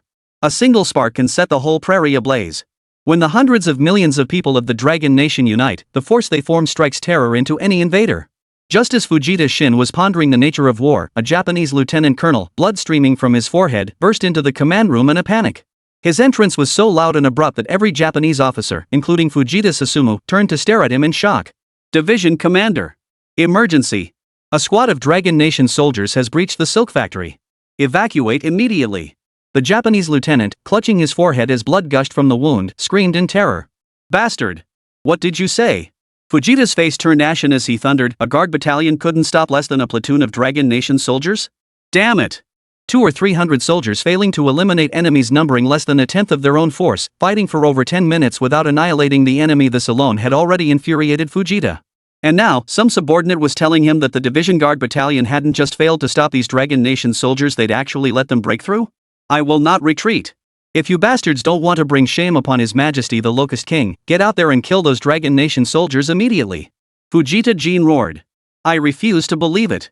What kind of Dragon Nation soldiers could possibly breach our defenses and reach my very presence? Retreat?" To Fujita Susumu, this was nothing short of a colossal joke.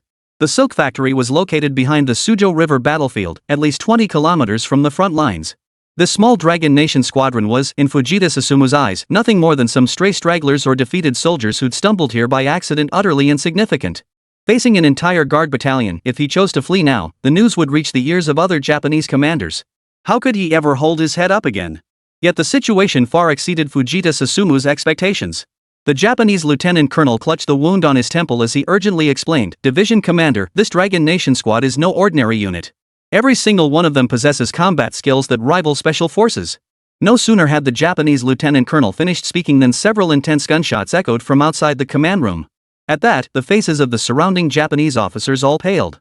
Good heavens, in the blink of an eye, the enemy had actually made it to our doorstep? They've sealed off our retreat from below. We must annihilate this small Dragon Nation force. Fujita Jin barked at the officers beside him, Major Takeda, Major Okino. Organize the officers immediately and prepare to counterattack. Aye. Both Japanese colonels commanded regiments, yet now they had no choice but to grit their teeth and obey this order. Surely they couldn't expect Division Commander Fujita to personally lead the charge? At the fifth-floor staircase corner, Shui pressed himself against the wall, then abruptly poked half his head out to glance outside before swiftly retracting. "No mistake, Captain Yi. That Japanese major we just took down ran this way. Look, there's blood on the floor. He pointed ahead. Sure enough, a trail of blood, thin and scattered like dog piss, stretched straight into the depths of this floor. Get ready for combat. Ye Hao pulled a grenade from his waist and said gravely, the Japanese division headquarters? That's where the big fish are. When the fight starts, the quick get the spoils, slow ones get nothing. No sooner had Ye Hao finished speaking than the division headquarters doors burst open. Over a dozen Japanese officers, their heads bandaged with adhesive strips, charged out howling. Chapter 226, one after another, this time we're taking down the big fish. Among them were 2 colonels, 3 lieutenant colonels, 3 majors, and several soldiers responsible for communications, all bayonets fixed, howling as they charged. Fujita Susumu had considered using the command post radio to call for backup, but it was already too late. By the time he truly grasped that this small Dragon Nation force, which had circled around and was now heading straight for his division headquarters, was no ordinary enemy, it was already too late to call for external mobile unit support. The nearest Japanese mobile unit to the silk mill was over 3 kilometers away, and the route was littered with rocky terrain, marshes, and even tributary rivers. It would take at least 15 minutes for reinforcements to arrive. Could this small Longwa force, having penetrated the factory in mere minutes, afford to linger here for over 10 minutes? The answer was clearly impossible. They're here. Prepare for combat. Ye Hao signaled Chu He and Xiezi to stow their Tyrannosaurus shotguns. In confined spaces like stairwells, the deafening crack of shotgun fire could rupture eardrums. If someone asked what weapon was best for taking down the Japanese devils, there might not be a single definitive answer. But if someone asked which weapon boosts morale the most when taking down the Japs, there's only one answer. Come on, you little bastards. I'll kill your mothers. Big Eggplant bellowed, drawing the blood-groove greatsword from his back. This battlefield weapon, its engraving now bearing the names of 122 slain enemies, swung with such sheer menace in his hands that it alone was enough to strike fear into the Japanese soldiers. Following Big Eggplant, Chu He revealed his weapon, a purple gold dragon-patterned Imperial Japanese Army sword. He had traded a set of gold-edged gear to Li Xiaofeng for it. As for Ye Hao, when it came to close-quarters combat, he never discriminated against weapons. In the confined space of a stairwell, the practicality and effectiveness of the border region made quenched military knife were undeniable. Both sides tacitly agreed not to fire. The reason was simple, the stairwell walls, floor, and ceiling were all made of crumbling brick and stone. Any bullets striking them would ricochet, making friendly fire a very real possibility. Surprisingly, the Japanese vanguard was led by those 2 major generals. These 2 Japanese majors were noticeably stockier and stockier, each wielding a sharp Type 95 military dagger. Across all major livestream platforms, the speed of audience comments reached unprecedented levels. Holy, it's bayonet against bayonet. A real head-on clash. Those Japs' bayonet skills are no joke. Eggplant Chu He, you guys gotta be extra careful. With so many big fish here, the Japanese division commander must be among them. We absolutely cannot let Fujita Shin escape. That old devil must die. Big Eggplant, wielding his massive blood-stained blade, pointed at Colonel Takeda, lifted his chin in contempt, and declared, Shua, I'll take this Jap's head. The other one's yours. Cut the crap. Who knows who'll be pointing at whom later. Shui grinned, gripping his dragon-engraved military sword. With perfect coordination, the 2 charged toward the 2 Japanese colonels. Seeing these 2 Dragon Nation soldiers actually launching an offensive, Colonel Takeda and Colonel Okino exchanged glances. Their facial muscles tensed as they let out the characteristic hoarse shrieks of the Japanese devils. With less than 10 meters separating them, the clash erupted in an instant. Clang! Big Eggplant swung his blood-stained broadsword in a wide arc, bringing it down with devastating force on Colonel Takeda's head. The terrifying impact concentrated on the blade's edge, instantly shattering the blade of the military sword in Takeda's hand. Bastard! Takeda roared, gripping his sword hilt with both hands. Using his short stature to his advantage, he flashed sharp, icy glints of steel. The blade's edge came perilously close, nearly grazing Big Eggplant's chest and abdomen. You bastard, you're actually getting cocky? The Big Eggplant cursed furiously, switching his blood-stained greatsword from a swinging hack to sweeping strikes. He lashed out left and right, each heavy swing of the blade forcing Colonel Takeda back step by step. In cold steel combat, victory often hinges on a single instant. Seizing the upper hand, Big Eggplant acted with lightning speed. As Colonel Takeda stumbled, his footing unsteady, Big Eggplant swiftly raised the blood-stained blade and brought it crashing down toward the old Japanese devil's chest. Swish! A spray of blood erupted as a gaping wound over 30 centimeters wide ripped open the old devil's chest. Blood spattered everywhere as he collapsed to the ground, screaming in agony. Meanwhile, Chu He and the Japanese Colonel Fujita Shin called Okino were locked in fierce combat. Chu He and Big Eggplant's sword techniques were worlds apart. Big Eggplant's strength lay in sheer power. His strikes were wide and sweeping, willing to risk injury to force a reckless fight. Chu He, however, was clearly a technical fighter. His dragon-patterned military dagger was light and slender, far more agile than the blood-channel broadsword. After several exchanges, Chui seized an opening, kicking his opponent off balance before thrusting the dagger straight into his heart. Killed Major General Okino, commander of the 27th Regiment, 30th Division. Triggered double rewards for close combat. Player Chui earns 2,000 military merit points. Obtains 1 gold tier supply crate. Meanwhile, Big Eggplant followed Chui's lead, swiftly dispatching Colonel Takeda with a single stroke. He likewise earned 2,000 military merit points and a gold tier supply crate. Ha! That felt good. Big Eggplant grinned ear to ear. A gold tier supply crate guarantees at least 1 gold tier equipment piece. We've hit the jackpot this time. Military merit points meant little to veteran players now. What truly mattered were the system rewards and supply crates distributed after each battle. As the two men gleefully compared their loot, Ye Hao Wu Hen-Ti made a move earlier, swayed past them, his tempered military knife in hand. In full view of Chui, Big Eggplant, and the 5 or 6 stunned, pale-faced Japanese officers across from them. His expression remained calm as he uttered the most audacious words imaginable. You, and the rest of you come at me all at once.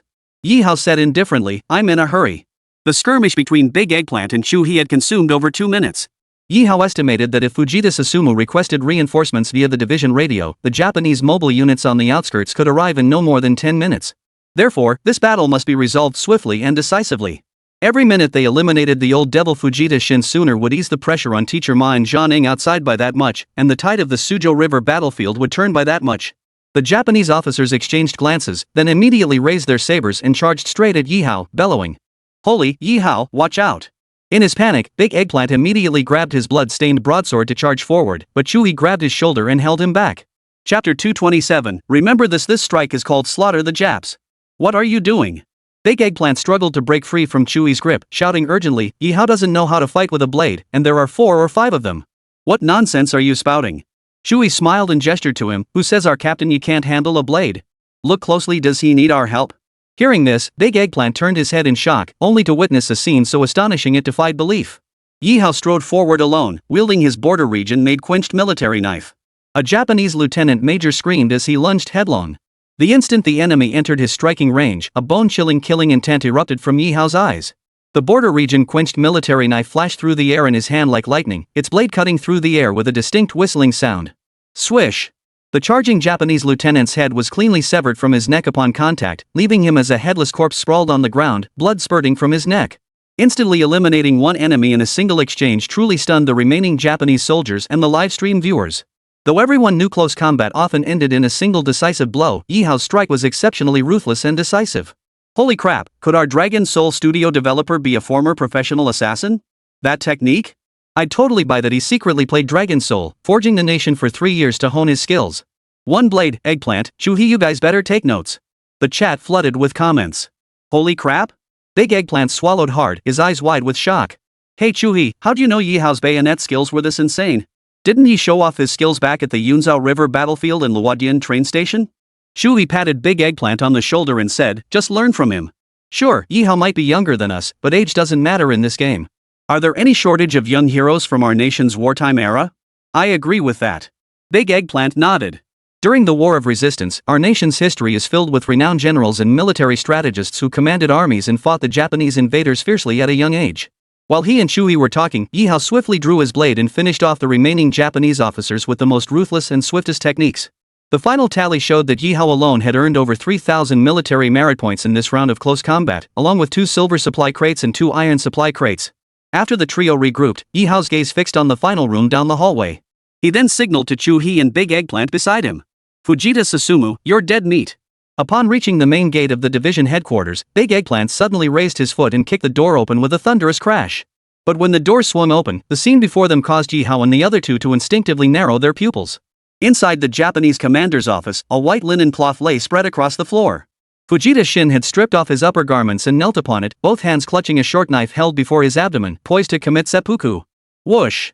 Chui drew a small dagger from his waist and hurled it fiercely at Fujita Susumu's arm. Blood spattered as Fujita Jin let out an agonized scream. The moment the dagger hit the floor, Ye Hao and Big Eggplant burst in, pinning him to the ground. Ha! Captain Yi, no mistake, this is Fujita Shin. Look at that military uniform, it's him.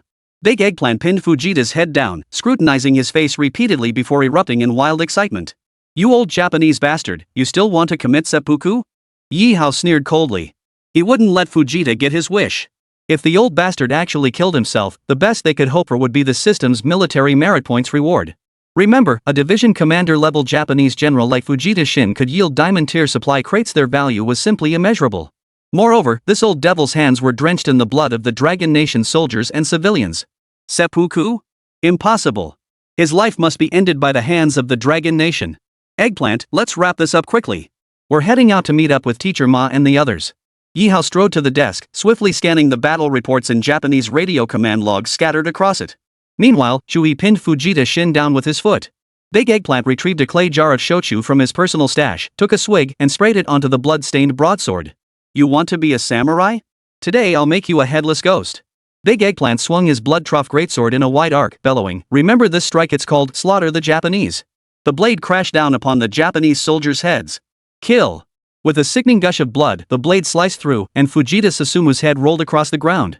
This Japanese general, whose hands were drenched in blood from countless atrocities, finally met his end here, concluding his utterly wicked life. At that moment, Li Xiaofeng, Zhang Ning, and Teacher Ma, who were desperately holding off the Japanese guard battalion outside, suddenly saw the system's golden notification light up before them. They did it! Eggplant and team leader Yi succeeded. Li Xiaofeng's heart surged with joy as he shouted to the other two. The battlefield notification was undeniable proof Ye Hao, Shu He, and Big Eggplant had truly completed the mission. Shilin Squad Victory Report. Japanese 3rd Division Headquarters at Suzhou River Battlefield. All 15 senior officers, including Division Commander Fujita Susumu, have perished. Rewards distributed to all members: 3 diamond-tier supply boxes, 5,000 military merit points. All members receive special title, General Slayer. Excellent. Teacher Ma pumped his fist excitedly, declaring, "This will definitely turn the tide on the main front, will turn defeat into victory." Soon, under the cover of numerous smoke grenades, Ye Hao, Shu He, and Big Eggplant successfully flanked around the rear of the silk factory and reunited with Teacher Ma's group. Prepare to retreat. Use every last smoke grenade we have left to confuse the enemy guard battalion and reinforcements as much as possible. After regrouping, the Qilin squad swiftly retreated toward the abandoned water tower, their only remaining hiding place. The resounding success of the spearhead decapitation operation left the battle-weary team exhilarated, with not a trace of fatigue in sight. We've really made a name for ourselves this time. Over at the Suzhou riverfront, General Zhang and the others must be organizing a counterattack by now, right? Teacher Ma, covered head to toe in gunpowder grime, wore a broad grin. But before anyone could respond, the second system broadcast arrived, causing every face to turn pale in an instant. Chapter 228, Ordered to the Brink, Rush to the Sihang Warehouse. Suzhou River Battlefield Report. After over 18 hours of fierce combat, the 15th Army of Dragon Nation annihilated nearly 3,500 troops from the 3rd Division. However, our casualties are devastating. Nearly half our forces have been lost. Currently, the Japanese 3rd Division and mobile forces from the Zhubei Industrial Zone are desperately reinforcing the area. To preserve combat strength, the 15th Army has been ordered to execute an immediate tactical withdrawal. The cold, clinical announcement poured over everyone like a bucket of icy water. The smiles and excitement on their faces vanished in an instant. Impossible. This impossible. Big Eggplant shook his head. I refuse to believe it. We clearly decapitated the enemy division commander. The front lines should be turning in our favor. This has to be fake. With the Green Gang's support, they had fought desperately to cross the Zhubei Industrial Zone, stormed the silk factory, and destroyed Fujita Susumu's division headquarters. They had believed this would turn the tide of the frontline battle. This was a hope forged through a battle where they faced death 9 times out of 10. Yet no one could have foreseen that on the grand battlefield, the 15th Army of the Dragon Nation still suffered defeat. Ye Hao, captain of the Kirin squad, now received an urgent radio call from headquarters, a privilege granted only once per player on the battlefield. Soon, Zhang Feng's image appeared before everyone as the radio signal connected. On the other end of the screen, Zhang Feng's gaze was heavy as iron. Bloodstains were visible on his general's uniform, along with the creases left by fierce combat. His face bore traces of blood, and exhaustion overflowed from his features. General Zhang, is the front line truly unsustainable? Though mentally prepared, Ye Hao still struggled to accept the reality. His voice low, he asked Zhang Feng. In the image, Zhang Feng's eyes were heavy with burden as he gave a solemn nod.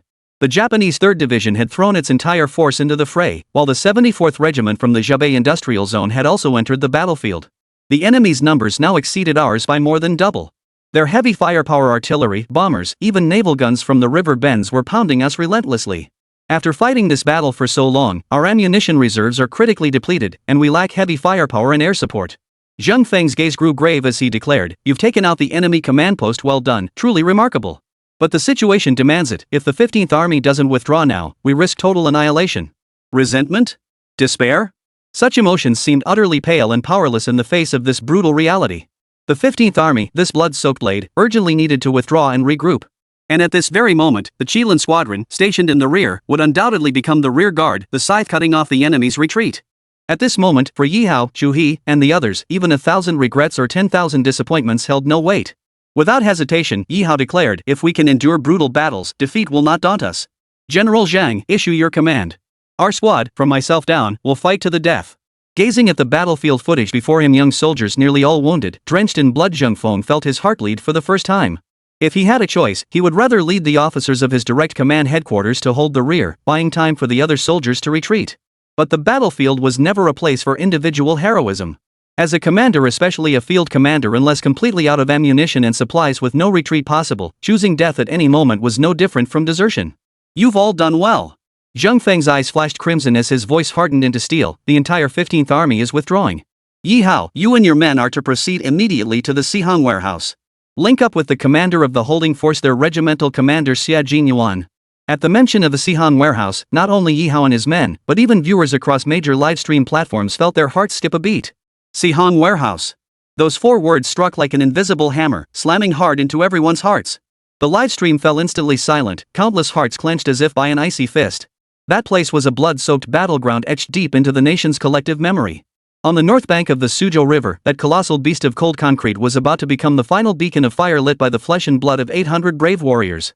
"There, we will build our final line of defense." Zheng Feng's voice was unwavering, carrying an undeniable tragic grandeur. "Your mission is to defend Sihang Bank to the death. Use every inch of ground, every minute. Delay the Japanese invaders' pursuit and buy breathing room for the 15th Army." He paused, each word weighing 1,000 pounds, hammering into every heart. "Remember, in this battle, you have no reinforcements. No retreat. Your mission is to use your very bodies to build the final barrier for the main force." Barrier? Those 2 words encapsulated the very essence of this battle: sacrifice. Use your own flesh and blood to block the enemy before the gate. The squad fell into a deathly silence. From the direction of the silk mill in the distance, the roar of flames and the rumble of enemy armored engines grew louder and closer. Big Eggplant clutched his blood-soaked broadsword, his lips trembling. "We just leveled the enemy's lair. How could I possibly accept this?" The crushing disappointment of failure at the last moment nearly consumed him. Shui crouched silently, picking up a charred branch to swiftly sketch on the pockmarked, scorched earth. Pointing to the location of the Sihang warehouse on his crude map model, his voice was unnaturally calm, yet carried a bone-chilling coldness. "Backed by the Anglo-American concession, this place is surrounded on 3 sides. It's a classic death trap. To hold it, we must prioritize fortifying the flanks and..." Li Xiaofeng cracked a smile uglier than a cry, slapping the pale-faced teacher Ma beside him hard. "Hey, old Ma. Scared less? We've already earned our keep fighting our way here. If we really hit the road, I'll keep you company." Zhang pressed her lips tightly together, her body trembling slightly with tension. Yet within her clear eyes burned a determination bordering on religious devotion. From the moment she stepped into this virtual yet utterly real battlefield, she understood that a part of her soul had already merged into the surging torrent of history. Ye Hao's gaze swept slowly across every weary yet unyielding face. Zheng Feng's blood-stained face, the silent resolve of his comrades, and in the distance, the all-consuming flames and the steel-clad roar of the enemy. Everything intertwined and collided within his mind. Deep within his consciousness, a cold, colossal will thundered like the beating of war drums. Chapter 229, First Encounter at the Lonely Fortress, a horrifying spectacle of carnage. Dragon Soul forges the nation, Bloody Battle of Shanghai. Emergency battlefield mission triggered. Hold the Sihang Bank at all costs. Every moment defended gives the main force another sliver of hope. The hour of decision. As a soldier of the Dragon Nation, are you willing to become living stone, building this flesh and blood Great Wall? Special warning, during this battle, the military merit store is sealed. Any player who falls will have no chance of revival. Accept or decline? We are not sacrificial pawns. Ye Hao snapped his head up, his eyes burning with rock-solid resolve. He nearly roared, "We are the floodgates. The chasm that blocks the enemy. The Great Wall forged from flesh and blood. Accept." His arm shot out like a drawn blade, pointing straight toward the direction that would soon become a hellish furnace. "Squad, prepare to move out. Target, Sihang Warehouse. Full speed ahead." At this moment, the order to head for the Sihang Warehouse was far more than just a command. It was not merely an order, it was a weighty responsibility. Under the cover of falling night, Ye Hao swiftly led his squad across the wasteland near the silk factory, rapidly closing in on the Sihang Warehouse. The news that the 3rd Division's headquarters had been wiped out by a mysterious small force from the Dragon Nation sent shockwaves through the Japanese regiment commander Yoshida, who had rushed to the flank to provide support. Yet Colonel Yoshida never imagined that the Dragon Nation force that attacked the headquarters consisted of a mere 6 men. Moreover, these 6 had already crossed the Suzhou River battlefield under cover of darkness, outmaneuvering his mobile forces and closing in on the Sihang warehouse. Late at night. On the Kirin squad's side, Ye Hao and his comrades silently breached several Japanese blockade lines. Under the star-filled sky, they finally saw the massive, iron-gray warehouse by the Suzhou River. Covering an area of 0.3 hectares, the 6-story structure was built entirely of reinforced concrete. In the night, it resembled a lurking beast, cold and impenetrable. Directly across the river from the Sihang warehouse stood the British concession district. The vibrant lights and revelry of the British concession stood in stark contrast to the warehouse's dead silence. Moving stealthily in the darkness, Ye Hao and his companions had quietly made their way along the riverbank to the outer perimeter of the Sihang warehouse. Across the river, crowds of people in the concession also gathered, watching intently from the opposite bank. Halt! Who goes there? Just as Ye Hao and his squad reached the cordoned-off entrance of the Sihang warehouse, 2 piercing searchlights suddenly locked onto them. Immediately after, the sharp shouts of several sentries echoed from ahead. The sound of rifle bolts being cycled echoed simultaneously. Several soldiers wielding submachine guns burst from the shadows. The black muzzles, radiating cold intent, were pointed mercilessly at the squad members' heads. Behind the sentries, within the sandbag fortifications, even more muzzles were already trained on them. We are the 15th Army Special Operations Squad, Kirin Squad, here to reinforce the Sihang warehouse under General Zheng's orders. Ye Hao stood tall, his gaze stern as he faced the blinding beam of light. He saluted the opposing forces and declared in a clear, commanding voice. The atmosphere froze instantly. Qilin Squad? Is it really you? The Qilin Squad that annihilated the 3rd Division headquarters? The sentry jolted at the name, his voice thick with disbelief. Scrutinizing Ye Hao and Big Eggplant's faces smeared with gunpowder and blood yet radiating unyielding resolve, he finally confirmed their identities. It's us, brother. Ye Hao nodded, his tone leaving no room for argument. Time is short. Take us to see Colonel Xie. Immediately. Soon, the squad followed the sentry into the interior of the Sihang warehouse. In the makeshift command post on the warehouse's 1st floor, Ye Hao and his companions finally met Colonel Xie Jinyuan. His appearance was entirely different from the heroic, larger-than-life image everyone imagined. The Xie Jinyuan who stood before them looked as ordinary as the countless martyrs who had sacrificed themselves in the war of resistance. Thick eyebrows, large eyes, and a slightly lean build. At first glance, his face seemed easily forgettable. But those eyes, sharp as an eagle's, deep set in weary sockets, they burned with an unquenchable flame. Not a hint of slackness, not a trace of weariness, only rock-solid resolve. And now, across every major livestream, the audience was not only awestruck but also filled with sighs and tears. Had it not been for Ye Hao's dragon soul forging the nation, who among us would have had the chance to witness this legendary hero of history not just on screen, but right before our very eyes? Commander Xie, I am Ye Hao, captain of the Qilin Squad. By order of the High Command, I have come to rendezvous with you at the Sihang warehouse to execute the blocking mission. Ye Hao saluted Xie Jinyuan with utmost solemnity. After confirming the identities of Ye Hao, Shui, Big Eggplant, and the others, Xie Jinyuan dispensed with formalities and small talk. Raising his hand in salute, Xie Jinyuan swept his gaze over the squad that had achieved the impossible. His tone was firm and concise. Welcome, everyone. This place is both our grave and our monument. I hope you will all defend this land together. After initial introductions and acquaintance, Xie Jinyuan led Ye Hao and the others to briefly meet the current garrison officers and key personnel at the Sihang warehouse.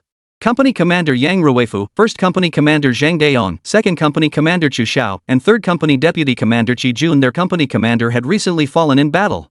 Xie Jinyuan led the way, while Ye Hao and the others followed closely behind, step by step, through the vast warehouse. The sight was shocking. Nearly every soldier of the garrison bore wounds. Dark red blood seeped through their bandages, and deep exhaustion etched their faces. After the fierce battle at the Suzhou River, they had no time to rest before being immediately transferred to the Sihang warehouse. What struck Ye Hao as even more shocking was the extreme scarcity of supplies inside the Sihang warehouse. In what was supposed to be a military supply depot, only a handful of ammunition boxes could be found. A few rolls of stained bandages and several rice sacks, shriveled and nearly empty, made the scene suffocatingly bleak. As Ye Hao and his men passed by these soldiers, the men lifted their heads. Their eyes held only a trace of confusion, revealing no trace of resentment, let alone fear or cowardice. What remained was a near-numb resilience. Too bad we can't use military merit points in the store. Big Eggplant couldn't help but spit angrily before turning to Teacher Ma beside him. Otherwise, we could have at least gotten a few thousand rounds of ammo, some grenades, explosive charges, held this place down. Who knows, we might have actually had a chance. It's too late for that now, Eggplant. Teacher Ma gazed solemnly at the silent soldiers and proposed, I still have some supplies stashed away. Let's seize this chance and bring them all out. The Sihang warehouse isn't just your or my stronghold. To hold this place, we all need to fight together with every ounce of strength. Chapter 230, Fortress of Flesh and Blood, Full-Scale Defense Deployment. You're absolutely right, old ma. How did you know I was thinking the same thing? Big Eggplant slapped his thigh, his voice booming, perfect timing. I've got a few leftover explosive charges from the Flying Thunder cannons. Let's pool our resources and discuss it with Captain Ye's team. The two hurried to catch up with Ye Hao. Just then, Regiment Commander Xie Jinyuan was engaged in a low-voiced conversation with his subordinate, 1st Battalion Commander Yang Ruifu. After hearing Big Eggplant and Teacher Ma's proposal, Ye Hao slowly nodded. This is a good idea. Everyone come over. Bring out every last piece of leftover equipment, ammunition, and supplies you have, no matter how much. Hiding anything now is just screwing over your own people. The military merit shop being disabled meant that special equipment obtained from there, like Ye Hao's Tyrannosaurus shotgun, was now unusable. The only usable items now were explosives like grenade packs and hand grenades, or supplies like bandages and syrup. I've got 3 Flying Thunder explosive packs, 100 pistol rounds, and over 200 rifle rounds. Big Eggplant slapped his forehead in frustration. Damn it! I regret it so much. If I'd known, I wouldn't have played the big shot back then. The battlefield was littered with Type 38s and Zhongzheng rifles, boxes of ammo just lying around for the taking. But I was too picky. I looked down on it all and didn't take any. It wasn't just Big Eggplant, the entire squad's tastes had been spoiled by the military merit mall. While the weapon enhancements in the mall don't exceed 30% of their historical prototypes, they come with special attributes that make them a breeze to use. This led to people rarely stockpiling common rifle rounds or cheap weapons like the Type 38 Arasaka or Zhongzheng. Who would have thought that these most despised white-tier items would now become genuine lifesavers? I've got over 100 rifle rounds and a dozen grenades, Shuhi revealed his stash, plus 2 rolls of bandages. Teacher Ma and Li Xiaofeng chimed in. Between us, we've got over 470 pistol rounds, a captured Japanese mortar, 15 mortar shells, 300 rifle rounds, and 5 rolls of bandages. Good. Ye Hao turned to Zhang Ning, what about you? As everyone's gaze focused on her, Zhang Ning looked a bit embarrassed, not much in weapons or ammo, but plenty of supplies. Team leader Yi, look. She emptied her personal storage compartment. With a clatter, 5 boxes of compressed military rations, 2 large crates of canned meat, several large bottles of syrup, and a few small barrels of gasoline piled up into a mountain heavily packed. Holy! Zhang Ning, where did you get all this stuff? Li Xiaofeng's eyes widened in astonishment. Picked up on the battlefield. Zhang Ning flashed a hint of pride. You guys only care about snagging fancy guns and cannons. Unlike me, I'm thrifty and frugal. All this is unwanted loot. I collected it all. Shuhi couldn't help but mutter, what do you call this? A glutton's blessing? Way to go! Ye Hao gave her a thumbs up and immediately called out to the others, load up the supplies and find Colonel Xie. Seeing the supplies Ye Hao had brought, Xie Jinyuan's eyes instantly welled up. Only those who fought until their ammunition and supplies ran completely dry, teetering on the brink of collapse, truly understand the preciousness of these things. Captain Yi. He saluted Ye Hao and the others solemnly, his voice thick with restrained emotion. On behalf of every brother in the 524th Regiment, I thank you for your immense kindness. This supply is a godsend. With it, we can at least fight the devils a few more brutal battles. You flatter us. Ye Hao's eyes burned with intensity. Once you put on this uniform, you're brothers in arms. Shui, Eggplant, Teacher Ma, or Nightingale, Xiaofeng used the medical supplies and bandages to tend to the 524th Regiment's wounded immediately. Commander Xie, I need to assess the warehouse's defenses as soon as possible. Understood. Captain Yi, please follow me. Xie Jinyuan gestured to lead the way, guiding Ye Hao outside. In that moment, the exhaustion and weariness accumulated from prolonged battle seemed to vanish entirely from Xie Jinyuan. The supplies Ye Hao and his team brought weren't abundant, but they would at least sustain the defenders here at the Sihang warehouse for a while. In the wounded section, Shu He and the others immediately sprang into action. Young soldier, you're new here, right? Shu He crouched before a young soldier sitting against the wall, unfurling bandages and disinfectant alcohol. Reporting, sir. I enlisted this past June. I'm no greenhorn. The soldier stood up straight, his posture radiating a stubborn pride. Oh? A few months in? Fine, you're a veteran then. Shui patted his shoulder with a smile. Veterans should act like veterans. Bleed, sweat, but never cry. When I disinfect this, you'll have to endure the pain, no yelling or losing face. Got it? Yes, sir. Go ahead. The soldier gritted his teeth, staring fixedly at the bottle of pungent alcohol as his breathing grew heavy. Talk is cheap, but when push comes to shove, who can really tough it out without so much as a flinch? Seeing his reaction, Shui merely let a faint smile touch his lips, saying nothing more. Ready, 1, 2. Before Shui could finish the word 2, the alcohol was already being poured forcefully onto the wound. Gah! The searing pain felt like a raging fire. The recruit's body convulsed violently. Veins bulged on his forehead, and tears welled up in his bloodshot eyes. The searing agony was unbearable. His feet stomped hard against the ground several times. But he clenched his jaw tight, not uttering a single sound. Good. A real tough guy. Big Eggplant, striding over, cheered loudly, giving him a thumbs up. Way to go. Truly a soldier of our dragon nation full of spirit. A real hero. Surveying the warehouse, Xie Jinyuan's remnants of the 524th Regiment, once 800 strong, now numbered barely over 400. A mix of new recruits and veterans, with wounded making up a significant portion, their combat effectiveness was extremely limited. Inside the warehouse gates, Ye Hao pointed outward and said, "Regimental Commander Xie, the Sihang warehouse is too vast. With our limited forces, we can't cover every inch. We must clench our fists and defend the critical points to the death." He raised his finger toward the warehouse's upper floors. "The high-level firing positions are both our eyes and our fist. Deploy our best snipers and combat teams there, fully stocked with ammunition. Pin them down. Suppress the enemy's long-range fire and take out their officers."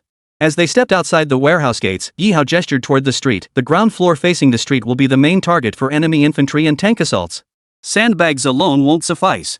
Preemptively lay anti-tank mines at street corners and entrances. Inside the gate, build a circular barricade. Block most windows, leaving only firing slits. All firing positions must form an overlapping crossfire net. Make the Japs eat bullets the moment they step inside." Listening to Ye Hao's clear, comprehensive defensive suggestions, Xie Jinyuan's eyes brimmed with admiration, tinged with surprise. A young man barely out of his 20s possessed such seasoned tactical insight. Just as Xie Jinyuan took a deep breath, ready to discuss the deployment in detail, a faint yet unusually chaotic clamor suddenly pierced the night from the direction of the concession across the river, carrying clearly across the distance. Both men instantly halted their conversation, straining to listen as their sharp gazes fixed on the distant, brightly lit concession. Chapter 231, Across the River, a faint glimmer of hope in the dawn. Across the narrow Suzhou River from the Sihang warehouse stood the territory of the Anglo-American concession. Within this concession, British and American troops were stationed, numerous foreign merchants resided, and, of course, a significant portion of the Dragon Nation's populace lived there as well. For the Japanese invaders, the concession was a forbidden zone they rarely dared to touch. Any mishandling could easily escalate minor clashes into diplomatic crises between nations. We had occupied the Sihang warehouse for some time now, and word had surely reached the concession across the river. Xie Jinyuan stood with his hands behind his back, his gaze complex as he looked across the river at that neon-lit, yet unreachable area. He remarked to Ye Hao beside him, "Many of our compatriots across the river are shouting words of encouragement to us, but ultimately, they can't offer any real help." Ye Hao's sharp gaze swept across the river. Amidst the well-dressed, fair-haired foreign merchants, he clearly saw many compatriots from the Dragon Nation rushing about and shouting. Young, passionate faces, students of the Dragon Nation. They strained to hold aloft makeshift white banners, each bearing bold black characters written with ink dripping through the fabric. "May our Dragon Nation's army slay the enemy invaders. The Dragon Nation's military and civilians stand united." These simple yet deeply heartfelt slogans were waved vigorously above the crowd. A surge of indescribable warmth and emotion welled up within Ye Hao. In that era of constant warfare, the Dragon Nation's army relied not only on their iron will to fight, but also on the unconditional support and hopes of the hundreds of millions of compatriots behind them. The bond between soldiers and civilians should be one of shared passion, not cold indifference. At that moment, Ye Hao's gaze suddenly sharpened. Amidst the surging crowd on the opposite bank, he spotted an eerily familiar figure. Dressed in a crisp black Dragon Nation constabulary uniform, the figure bore a resolute expression and thick brows like blades, frantically waving arms toward this side of the river. "Captain Chen?" Ye Hao could scarcely believe his eyes and cried out in shock. "Captain Chen? Which constable do you know?" Xie Jinyuan looked at Ye Hao in astonishment, his shock deepening. This young man had already achieved the astonishing feat of infiltrating enemy territory to decapitate their commander. And now he knew the police captain in the concession? Just how many more secrets lay hidden within him? When we were operating in the French concession earlier, we owed a great deal to Captain Chen's covert assistance. Ye Hao quickly explained, "His name is Chen Taiying. He's with the Green Gang, and Mr. Du is his superior." "The Green Gang?" Xie Jinyuan nodded with understanding. During the War of Resistance, the Green Gang served as a vital civilian force, frequently sabotaging enemy lines and supporting the front lines, maintaining close ties with the military. Chen Taiying across the river had clearly spotted Ye Hao too. Once he confirmed the other had noticed him, he waved his arms even more urgently. The distance was too great for shouts to be heard clearly. Communication could only rely on gestures. Ye Hao held his breath, his eyes fixed intently on Chen Taiying's rapidly changing hand signals, swiftly deciphering the information they conveyed. "The Japanese 3rd Division has completed its assembly." They were advancing toward the Sihang warehouse. Massive forces. Primarily infantry. Accompanied by a large number of tanks and armored vehicles. Each gesture delivered news like a heavy hammer striking Ye Hao and Xie Jinyuan's hearts. Their expressions instantly turned grim. Though the 3rd Division was temporarily leaderless, the enemy's command structure would soon be restored.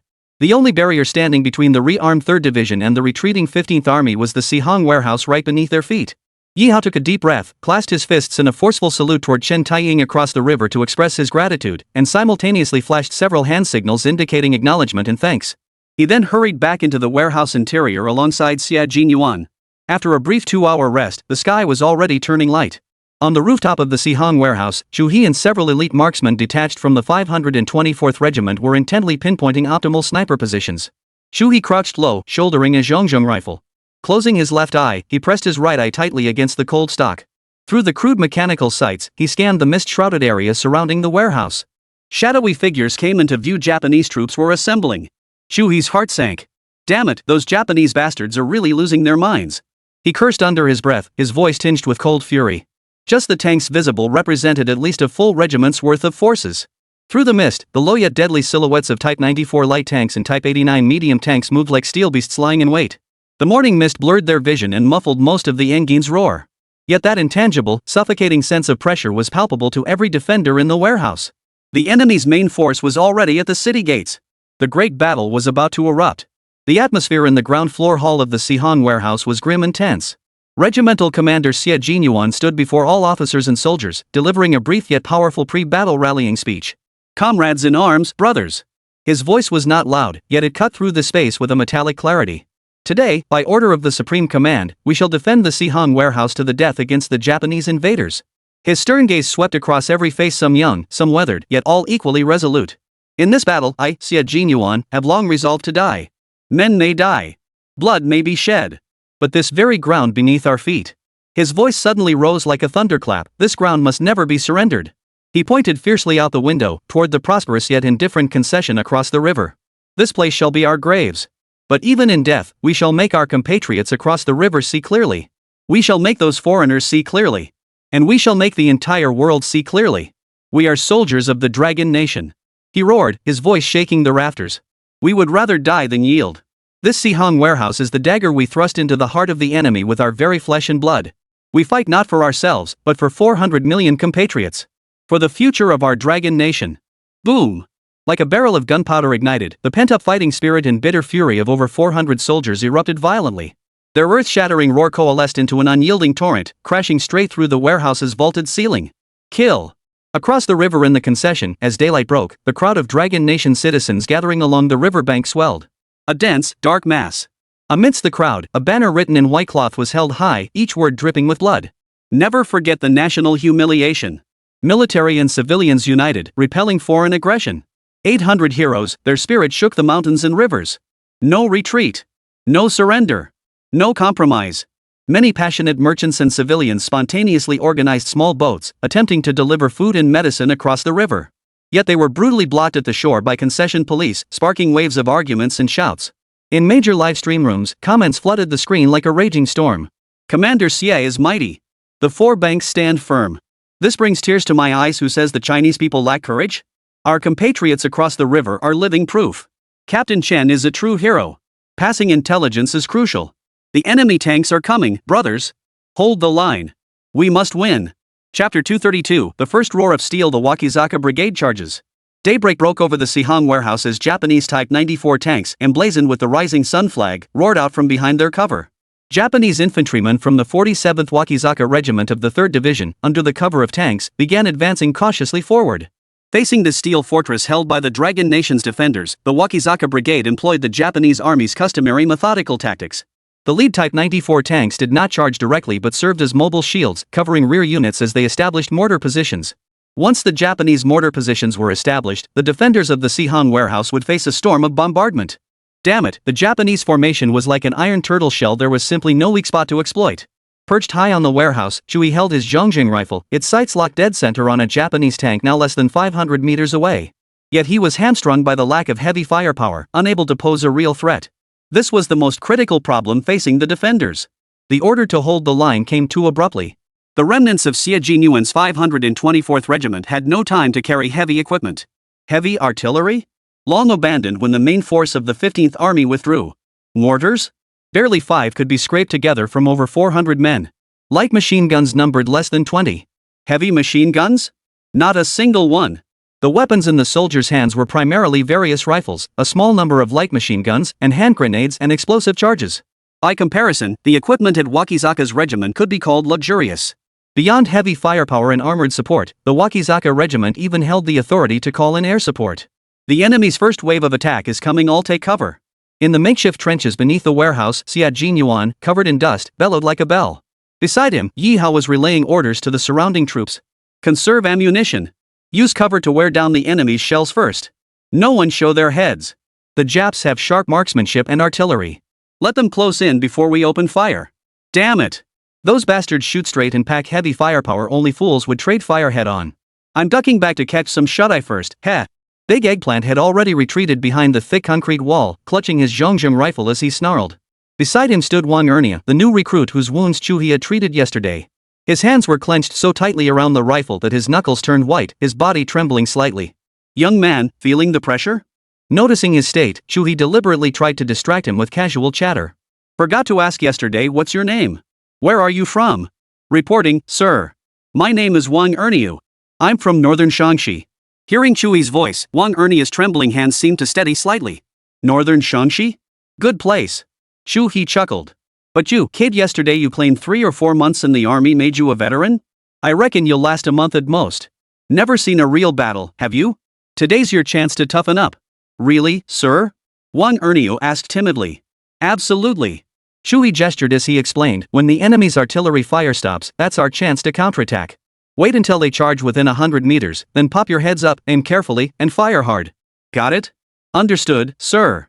Wang Erniu nodded vigorously, his voice tinged with resolve. I promise to kill as many of those devils as I can. I won't disgrace the soldiers of our dragon nation. Before he could finish speaking. Whoosh! Boom! The first Japanese mortar shell screeched as it slammed into the warehouse's outer wall, erupting in a deafening explosion. In an instant, the barrage poured down like a torrential downpour.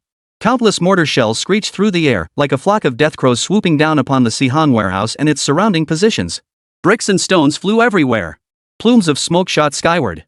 The entire area was engulfed in the roar of explosions and the thick haze of gunpowder smoke. Behind the tanks, the Japanese mortar positions were fully deployed. Working in pairs, one Japanese soldier knelt to calibrate coordinates while the other rapidly loaded and fired. Surrounding them, Japanese infantrymen wielding Type 38 rifles fired blindly toward the warehouse, laying down suppressive fire. Conserve ammunition. The enemy hasn't charged, no one is to show their heads. Inside the trench, Xia Jinyuan was nearly buried in dust, his eyes alone sharp as knife blades. He knew well that returning fire now would be suicide. The reinforced concrete walls of the Sihan warehouse served as a natural barrier. The Japanese couldn't possibly reduce this place to rubble with artillery shells alone in the short term. Now it's a contest of endurance. Whoever loses their nerve first will pay dearly. Inside and outside the warehouse, only the explosions of enemy shells and the dull groans of the structure under bombardment echoed. You, Chu-hee, watch your head. The Japanese planes are coming, take cover. Big Eggplant risked a glance and let out a sharp yell. Several Type 96 attack planes, painted with blood-red rising sun emblems, swooped down from the rear sky like vultures. Amid the shrill roar of engines, machine gun chains lashed viciously at the warehouse's rooftop. Rat-a-tat-tat. Concrete fragments splattered everywhere, deep gullies plowed into the floorboards. Chu-hee and the rooftop sniper team could only huddle tightly in the dead corners of their cover, dodging the deadly hail of bullets. This relentless bombardment raged on for a full half hour. As the cannon fire gradually subsided and the smoke had yet to clear, Captain Yakuzawa of the Yakuzawa squadron abruptly drew his command sword, pointing it at the warehouse. Damn it! The Dragon Nation's garrison forces, their strength is estimated at no more than 1 or 2 regiments. Absolutely impossible to exceed a brigade. Order, 1st and 2nd battalions, charge immediately. Secure the Sihan warehouse before noon. Charge! Charge! Long live His Majesty the Emperor! Charge! At the front line, Japanese infantrymen crouched like locusts sprang to their feet. Bayonets fixed on their Type 38 rifles, they let out beastly howls as they charged toward the seemingly ruined Sihan warehouse. The cumbersome Type 94 tanks remained in the rear, continuing to provide long-range artillery support. In Yakuo's eyes, after half an hour of saturation bombardment, the Sihan warehouse was a dead zone. There couldn't be much resistance left. Yet, as the charging Japanese soldiers surged like a tidal wave within 100 meters of the warehouse. From the trenches, a dust-covered Xia Jinyuan suddenly shook the dirt from his body. A terrifying gleam flashed in his eyes as he roared with every ounce of strength. All units! Open fire! Hit them hard! Rat-a-tat-tat! Bang! Boom! The silent Sihan warehouse instantly transformed into a steel beast spewing flames. Every window and firing port erupted simultaneously with deadly tongues of fire. The roar of machine guns, the volley of rifles, the thunder of grenades. Countless firing points converged into an impenetrable net of death. The Japanese soldiers charging at the forefront crashed into an invisible iron wall, falling in droves. Chapter 233, The Will to Break the Formation Always Born of Death. A frenzied storm of metal swept through. Hundreds of Japanese soldiers at the vanguard fell like cut wheat, instantly riddled with holes like sieves. They slumped into the mud with a dull thud, their blood spreading a blinding crimson in the filth. This ferocious counterattack not only drained the color from the faces of the following Japanese infantry, spreading terror. Even Colonel Sakasaka Isao, observing the battle from the high ground behind them through his binoculars, saw his cold face twist instantly, etched with shock and disbelief. This was the fighting power unleashed by the Dragon Nation's army after nearly an hour of relentless bombardment? Had he not personally witnessed this on the battlefield, Yuji Wakizaka would never have believed his eyes, even on his deathbed. The Dragon Nation's troops, were they truly just flesh and blood men? Bastards! He snarled through gritted teeth. They've been pounded by artillery all night. Are the Dragon Nation soldiers and the Sihon warehouse demons from hell? This firepower isn't just one regiment. He yanked his sword from its scabbard, its blade reflecting the gloomy sky's cold light. Roaring like a beast, he bellowed, 1st and 2nd tank squadrons. Crush them! Crush these ants under your tracks. Let them witness the Imperial Army's iron will. The command thundered like an avalanche. The remaining Japanese infantry scrambled to retreat. But the sight that filled the gap immediately afterward made every soldier's heart clench in terror. Tanks! 12 Type 94 tanks bearing the rising sun flag emerged like steel behemoths from the muddy swamp, forming a wedge formation. Their tracks churned knee-deep mud, spraying slurry everywhere. Engines roared, tearing through the air, while cannons boomed with a dull thud. These tanks, carrying the scent of death that crushed everything in their path, rolled toward the battered Sihon warehouse. Kill! Kill! Inside the tank, the Japanese driver's eyes blazed crimson as he slammed the throttle to the floor.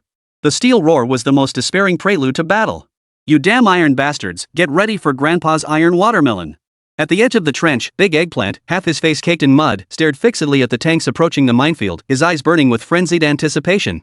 Last night, Ye Hao personally led men to bury the warehouse's last few dozen anti-tank mines like seeds of final hope in the front lines. Who could have imagined that overnight, the minefield would face a bloody baptism? Yet fate played a cruel joke. Days of torrential rain had saturated the earth. The first Type 94 tank roared into the minefield. The anticipated detonation never came. Only the dull thud of tracks churning mud echoed. The steel beast rolled over unscathed, charging straight toward the warehouse. From the turret, the Japanese machine gunner leaned out, a savage grin on his face, mocking the defenders to spare. What the hell? Where are the mines? Regimental Commander Xia Jinyuan slammed his fist against the cold wall, knuckles turning white, his voice hoarse. Those were the last reserves the soldiers had saved with their lives. It's the rain. This damn mud. Ye Hao's gaze swept like lightning across the muddy chaos, his voice heavy and cold. The mud was too deep and thick. The mines got buried and shifted, failing to detonate. Alas, we underestimated the weather. A fatal oversight. Absolutely. We cannot let the iron turtles break through. Regimental Commander Xia Jinyuan whipped around, his eyes bloodshot, a wave of resolute despair erupting from him. Once the tanks advance, our position is doomed. Demolition team, all of you. Charge out, blow their tracks apart. Hold them back even if it costs us our lives. Military orders are as immovable as mountains, carrying the resolve to die. In an instant. From the shadows of the bullet-riddled warehouse, figures darted like arrows from a bow or moths drawn to a flame, charging headlong into the quagmire of death. An entire platoon, nearly 30 soldiers. Each formed the most tragic three-man squad, every back tightly bound with heavy explosive charges. That was the weight of their lives and their final weapon. Braving hails of bullets, wading through knee-deep mud, facing the black muzzles of cannons and the roar of machine guns, they launched this charge with no return. This scene made Ye Hao and every member of the squad feel their eyes burn hot, their hearts pounding as if struck by a heavy blow. Demolition Squad. The battlefield suicide squad, flesh embracing steel, shattering their bodies to carve a path of survival for comrades. They are warriors who charge into the abyss of hell, knowing full well they may never return. These soldiers were heartbreakingly young. The youngest among them, their faces still bearing traces of childhood innocence, were barely 16 or 17 younger than even the youngest player. Their lives should have shone like the rising sun. Yet now, in the thickest darkness before dawn, in the mud stained crimson by blood and fire, they resolutely chose to burn themselves, lighting up the four banks warehouse behind them, a symbol of unyielding spirit. Brothers, charge! Hold back the iron turtles. Take them down. The Sihon warehouse is our last home. We can't lose it. As long as we stand, the position holds. If we fall, we'll nail this damn position to the ground. Their anguished roar pierced the curtain of rain and artillery fire. 30 demolition experts, fearless in the face of death, lunged at the steel monsters struggling in the mud. This desperate charge instantly threw the enemy tank formation into chaos. Bastards! Machine guns! Full firepower! Reverse! Retreat now. Inside the frontline tank, the Japanese soldier screamed in terror as the tracks churned up muddy waves. Turret hatches flung open as Japanese gunners leaned out, their Type 96 machine guns unleashing frenzied bursts at the charging soldiers. Rat-a-tat. Bullets rained down. The bodies of the young soldiers at the forefront shook violently as blood blossomed. Like snap saplings, they fell silent into the icy mud, their blood staining the sludge crimson. Bang bang. Several piercing, precise gunshots suddenly rang out from the top floor of a warehouse hundreds of meters away. Pft, pft. The head of the Japanese machine gunner, who had been firing wildly, exploded. Red and white splattered across the armor as he slumped down, the machine gun falling silent. Cover. Full firepower. Clear a bloody path for our brothers. Shui's roar echoed like an explosion as his sniper team once again became the pivotal fulcrum. From their elevated vantage point, they now unleashed a barrage of cold, precise bullets, driving the bullets of vengeance deep into the exposed vital points of the Japanese soldiers. Under the relentless cover of sniper fire, the demolition heroes in the mud finally used their own flesh as steps to close in on the roaring steel beast. A three-man squad, two green but steely-eyed young soldiers following a veteran advanced in a triangular formation through the hail of bullets, targeting the most threatening lead vehicle. Damn Japanese bastards, I'll take you on. The young soldier charging at the forefront roared, his face caked in mud. Only his gleaming white teeth and those startlingly bright eyes shone like indomitable stars in the night. He strained to lift the heavy explosive charge, veins bulging in his arms. Yet death's shadow had already fallen. The tank's turret swiveled like a venomous snake sensing danger. The black muzzle instantly locked onto the young figure standing tall in the mud, bomb pack raised high. In the next instant, from the depths of the barrel, a blinding crimson flame of destruction erupted like the gates of hell bursting open. The blinding light of annihilation instantly consumed that resolute young face. Chapter 234, Their Sacrifice for the Dragon Nations Today. In the three-man squad, the sole surviving young soldier, Zhao Taizhu, watched helplessly as his comrades were reduced to a cloud of blood mist in the artillery barrage. The veteran squad leader, his lower body already reduced to a bloody mess by the blast. With his last ounce of strength, he struggled to the icy mud, gasping for breath, each inhale accompanied by the heavy sound of blood-tinged spittle. Juzi, look at me, look at me. In his dying moments, a terrifying light suddenly blazed in the veteran's clouded eyes. His gasps became strangely clear, his roar piercing the shadow of death. Anyone who understood would recognize this as a sign of a deathbed surge of strength. This veteran had perhaps only a minute left, maybe even half a minute. Zhao Taizhu turned his head blankly. What he saw were eyes brimming with blood. Those eyes, like a dying lion's final hunt, burned with fury and defiance. Even as they flickered toward extinction, they were enough to strike terror into the hearts of the enemy across the field. Juzi, don't be afraid. On the battlefield, we bleed and sweat, but we never shed tears. When we old soldiers are gone today, you become one of us. The veteran roared with his last ounce of strength, grab the explosive charges and keep charging. Blow up those damn Japanese bastards. We cannot abandon this position at the Sihang warehouse, not even in death. This position must not fall. It was the ironclad order given by Regiment Commander Xia Jinyuan to every soldier before the Great Battle. This place had long ceased to be merely a defensive position, it had become a sacred ground reflecting the very spirit of the Dragon Nation's army. Yes. Zhao Tieju's eyes welled with hot tears, instantly forced back as he clenched his jaw so hard it cracked. He snatched the heavy explosive pack from the muddy water, scrambling like a wounded leopard. With a death-defying ferocity, he lunged once more at the lead enemy tank, which was attempting to reverse. Inside the tank, the Japanese soldiers never imagined that after that shelling, anyone could still survive, let alone launch a second charge. You damn Japanese bastards, go to hell. Zhao Taizhu had already reached the tank's vicinity when he violently pulled the fuse on the explosive pack clutch to his chest. But the expected hissing sound never came. Zhao Tieju's heart sank. The explosive pack had been soaked in muddy water too long. The fuse was completely useless. Bastards. Their explosives are useless. Retreat now, while we still can. Inside the tank, the Japanese driver spotted this once-in-a-lifetime chance and roared with wild delight. Cunning as they were, they would never give the Dragon Nation's army a chance to deploy a second demolition team. Engines roared madly as heavy tracks churned up mud. Every tank pushed its engines to the limit, desperate to seize this brief respite and escape the steel-devouring quagmire. Behind them, Colonel Tsuyoshi Sakasaka, overseeing the retreat, wore a smug, savage grin. Yes. He nearly laughed out loud. It seems the sun goddess Amaterasu favors our Japanese army after all, haha. But before his maniacal laughter faded, a sudden explosion at the front line clamped down on his throat like iron pincers. I didn't say you bastards could leave yet. Japs. A thunderous roar tore through the smoke. Juzi. Inside the trench, Regiment Commander Xia Jinyuan's eyes bulged as if they would pop out, blood nearly spurting from his mouth. He saw Zhao Taizhu, one of his youngest soldiers. The moment the explosive failed, without a moment's hesitation, he clutched the heavy charge pack and leaped like a fish, plunging headlong beneath the roaring, spinning tracks of the enemy tank. Since the fuse had failed, he would use his own flesh and blood as the final ignition for destruction. Boom! The deafening blast shook the earth. An orange-red fireball erupted violently from beneath the lead tank's chassis. The savage shockwave instantly ripped through the flimsy armor, swallowing and pulverizing the Japanese soldiers inside along with the steel. There was no time for mourning, no moment to process the horror. The flame ignited by Zhao Tieju's life illuminated the eyes of the surviving demolition team members. One after another, figures grabbed misfired explosive charges without hesitation. Like moths drawn to a flame, they charged resolutely toward the steel beast still reversing. If heaven refuses to cooperate? Then let human will conquer fate. The steel torrent was terrifying? Then we'd block it with a flesh and blood great wall. Since the fuse failed, these chests, this boiling blood, would be the final ignition. Boom! Boom! Boom! Explosions of suicide detonations erupted one after another along the front lines.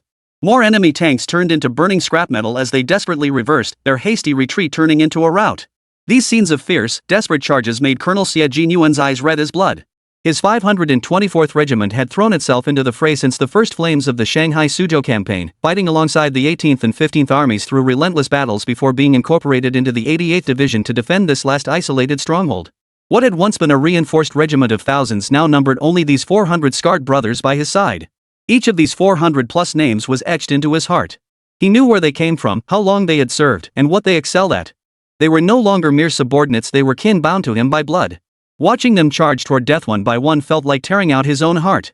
Ye Hao and his squad members witnessed the soul-shaking spectacle from start to finish, nearly choking on the sight. What kind of courage, what kind of faith, what kind of resolve did it take for a man to unleash a roar of mutual destruction beneath the shadow of an advancing steel beast? Ye Hao's heart trembled.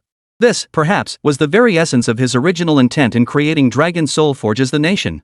To make every Dragon Nation citizen remember the blood and fire of this land, to remember that indelible Dragon Soul.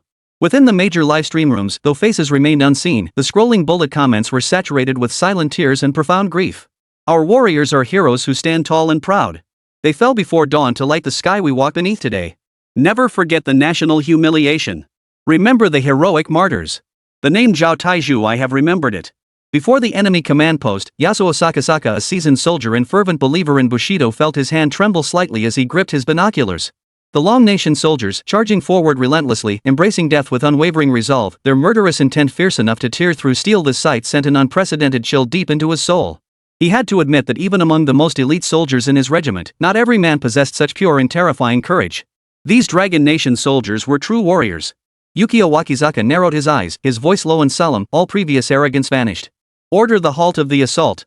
In half an hour, the flamethrower units will coordinate with the mortar clusters for the second wave of frontal assault. Chapter 235, Relentless Battle, the Nightmare of the Stronghold returns. As a professional soldier, Wakizaka Isao couldn't help but feel a genuine respect for this tenacious Dragon Nation army, a respect born of adversarial recognition. Yet the battlefield knew no mercy. Personal regard meant little in the face of cold military orders and tactical necessity. The Sihong warehouse was a thorn the Japanese forces must extract at any cost. Never mind losing a few tanks and infantry, even if it meant sacrificing every last man in his Wakizaka brigade, he wouldn't care. The Dragon Nation's defenders were resolved to fight to the death. And his Wakizaka brigade, were they not charging forward with the same death-defying conviction? By this stage of the battle, both sides were utterly resolved to tear the enemy to shreds. Neither could possibly be the first to withdraw from the battlefield. After the first wave of the assault receded, the soldiers in the trenches struggled to lift their heads from the muddy muck and slowly pulled themselves to their feet.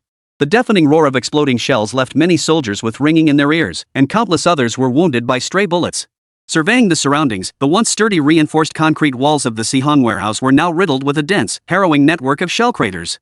Though only a handful of shells had actually penetrated the thick walls, the honeycombed scars silently bore witness to the brutality of the steel storm. A single barrage might not breach the natural barrier of the Sihong warehouse. But what if there were 3 rounds, 5 rounds, or even 10 rounds of artillery bombardment? Who could then boldly declare they would hold the Sihong warehouse to the death, repelling every invading enemy? Colonel Xie, battlefield assessment complete. Our casualties, 43. Enemy casualties, over 280 Japanese infantry killed or wounded. 8 enemy tanks destroyed. Ye Hao, gripping his mud-splattered Zhongjong rifle, approached Xie Jinyuan to report. For the mere 400 defenders of the Sihong warehouse, this was already an exceptionally hard-won victory. Yet Xie Jinyuan felt not a shred of joy at this moment. Xie Jinyuan did not turn around. His gaze remained fixed on the scarred walls and on his brothers in arms who were silently bandaging their wounds during the brief ceasefire. As the supreme commander of this isolated stronghold, he could not foresee how much longer he could lead these 400 brothers in holding out. 4 hours? 8 hours? A day? 2 days? No one could say for certain. Xia Jinyuan knew only that the main force of the 15th Army had surely retreated to safety. Given the 15th Army sufficient time to regroup, when the main force counterattacked, every last one of these damn Japanese bastards would die.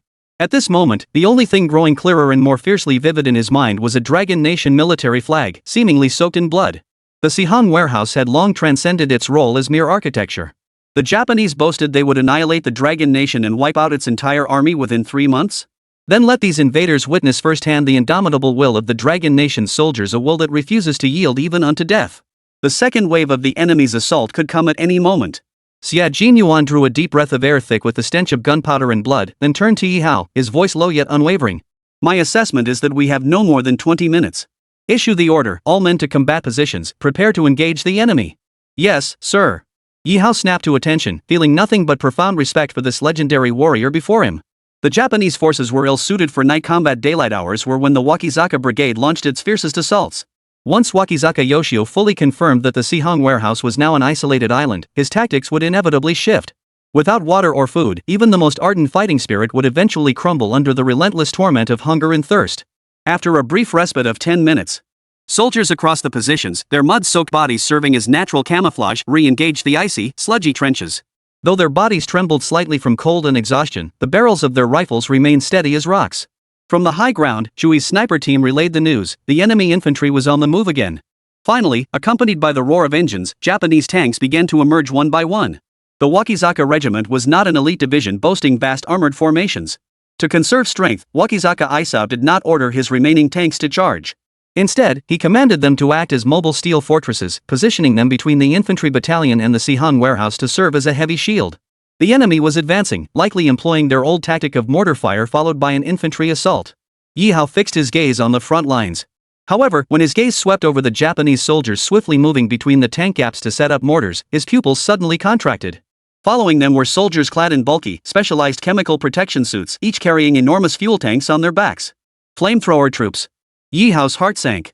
The Japanese army's ultimate assault weapon, the flamethrower troops, had reappeared on the battlefield. Ye Hao would never forget how, in the final moments of that brutal defense of Baoshan County, it was precisely this overwhelming torrent of flames that engulfed the last remaining positions. Those seemingly crude-looking Japanese soldiers, strapped with high-pressure fuel tanks and wielding flamethrowers, could unleash deadly streams of napalm from over 100 meters away, pouring it into any fortification. While perhaps not as effective as tanks in breaching fortifications, when it came to slaughtering enemy forces within their positions, the flamethrower troops were an inescapable nightmare for infantry. Regimental Commander Xia, we absolutely cannot let those flamethrower troops get close. Ye Hao's voice carried unprecedented urgency. 100 meters was the line of death, not a single one must cross it. All units, prepare for combat. Xia Jinyuan issued the order without hesitation: snipers on high ground, prioritize eliminating the enemy flamethrowers. Leave not a single one alive. Boom! Boom! Boom! Japanese mortar shells screeched like piercing whistles, pelting the Sihon warehouse like hailstones. Smoke, dust, and debris erupted everywhere. These shells weren't meant to destroy the building, but to suppress the defenders' firepower, buying space for the deadly flamethrower troops to advance. Sure enough, under the cover of artillery fire, hordes of Japanese flamethrower troops began charging forward. Despite their heavy gear, these carefully selected, robust soldiers moved with astonishing speed, rapidly closing the hundreds of meters between them. Fire! From the warehouse rooftop, Chui's roar echoed. The sniper team's barrels spat deadly tongues of fire, their precise shots like the Grim Reaper calling names. In less than half a minute, over 20 Japanese flamethrower troops at the forefront collapsed to the ground. Yet the gravity on Chui's face remained unshaken. He suddenly realized that while the frontline flamethrower troops were being systematically picked off, the Japanese tanks behind them were forcibly advancing forward, risking the minefield. These massive steel shields provided perfect cover for the following flamethrower troops. Many bullets fired by the soldiers were deflected by the tank's armor. Cunningly concealed within the tank's gaps, they stubbornly pressed forward toward the deadly 100-meter line. Chapter 236, Flaming Barricades: A Desperate Battle Where the Weak Defeated the Strong. Damn it! Chui slammed his fist hard into the sandbag in front of him, clenching his jaw as his voice betrayed uncontrollable anxiety. Those damn Japanese flamethrower troops were all cowering in the tank's crevices. Their bullets couldn't reach us. The situation before him was utterly hopeless. The massive, thick armor of the Type 94 tanks now served as the flamethrower troops' most impenetrable mobile fortresses. Bullets struck them futilely, leaving only sparks and white marks. In those suffocating seconds, the flamethrower squad, shielded by the tanks, advanced another dozen meters. They were now less than 130 meters from the frontline trenches of the Dragon Nation's defenders. The lethal range of their flamethrowers was now within striking distance. Flamethrower troops, open fire! Kill them! A shrill howl erupted from between the tank's tracks. The Japanese flamethrower company's lieutenant commander. Wielding his blood-stained sword, he issued the devastating order. Over a dozen flamethrowers charged forward at his command. Kneeling on one knee, they expertly raised the heavy barrels of their flamethrowers and slammed the triggers. Boom! Boom! Boom! Several torrential streams of fire, as fiery as the breath of hellish dragons, tore through the air. Crossing the terrifying 100-meter distance, they swept madly toward the Dragon Nation's defensive positions.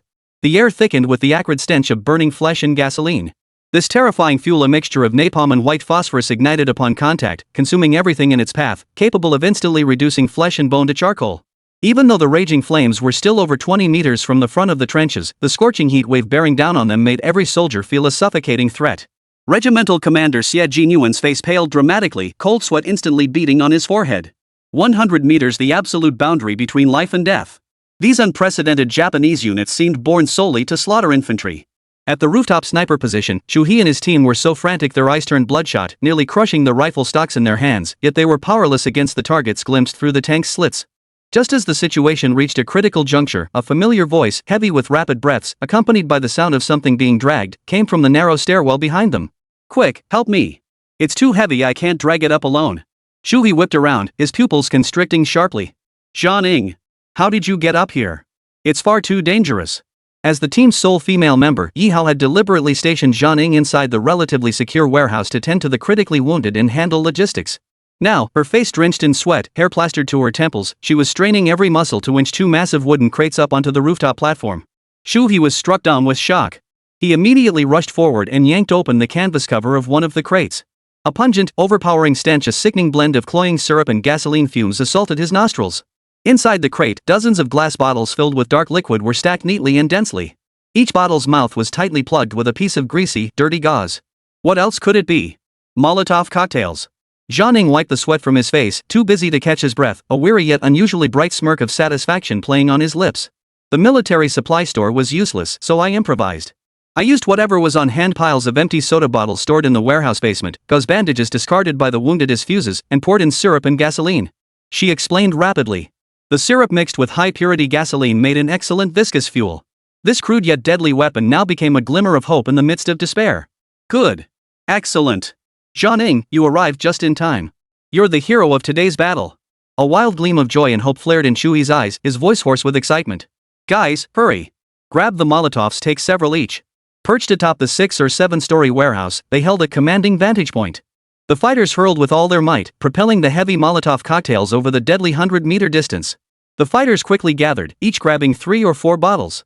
Chu He acted first, striking a match with trembling hands to ignite the gauze fuse at the bottle's neck. An orange flame leapt from the bottle's mouth. He stood up abruptly, ignoring the stray bullets that might fly from below, and took a deep breath.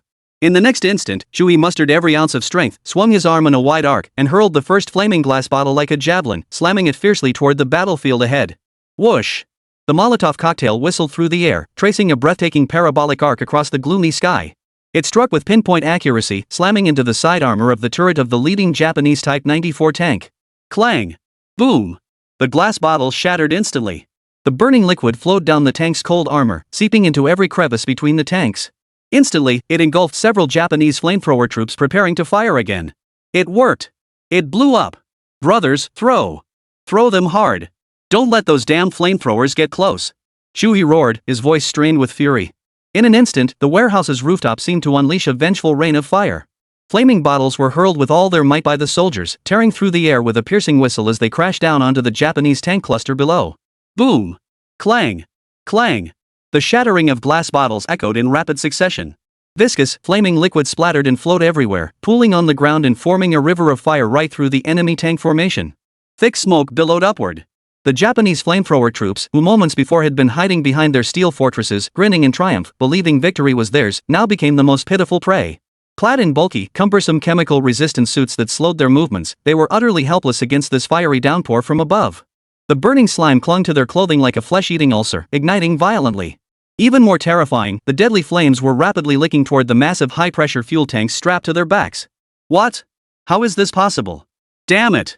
Colonel Tsuyoshi Sakasaka, overseeing the operation from the rear, snatched his binoculars. The scene before him made his eyes bulge in horror. He clearly saw a flamethrower soldier engulfed in flames, frantically trying to beat them off. But the flames only grew fiercer, spreading in an instant to the massive metal tank. Boom!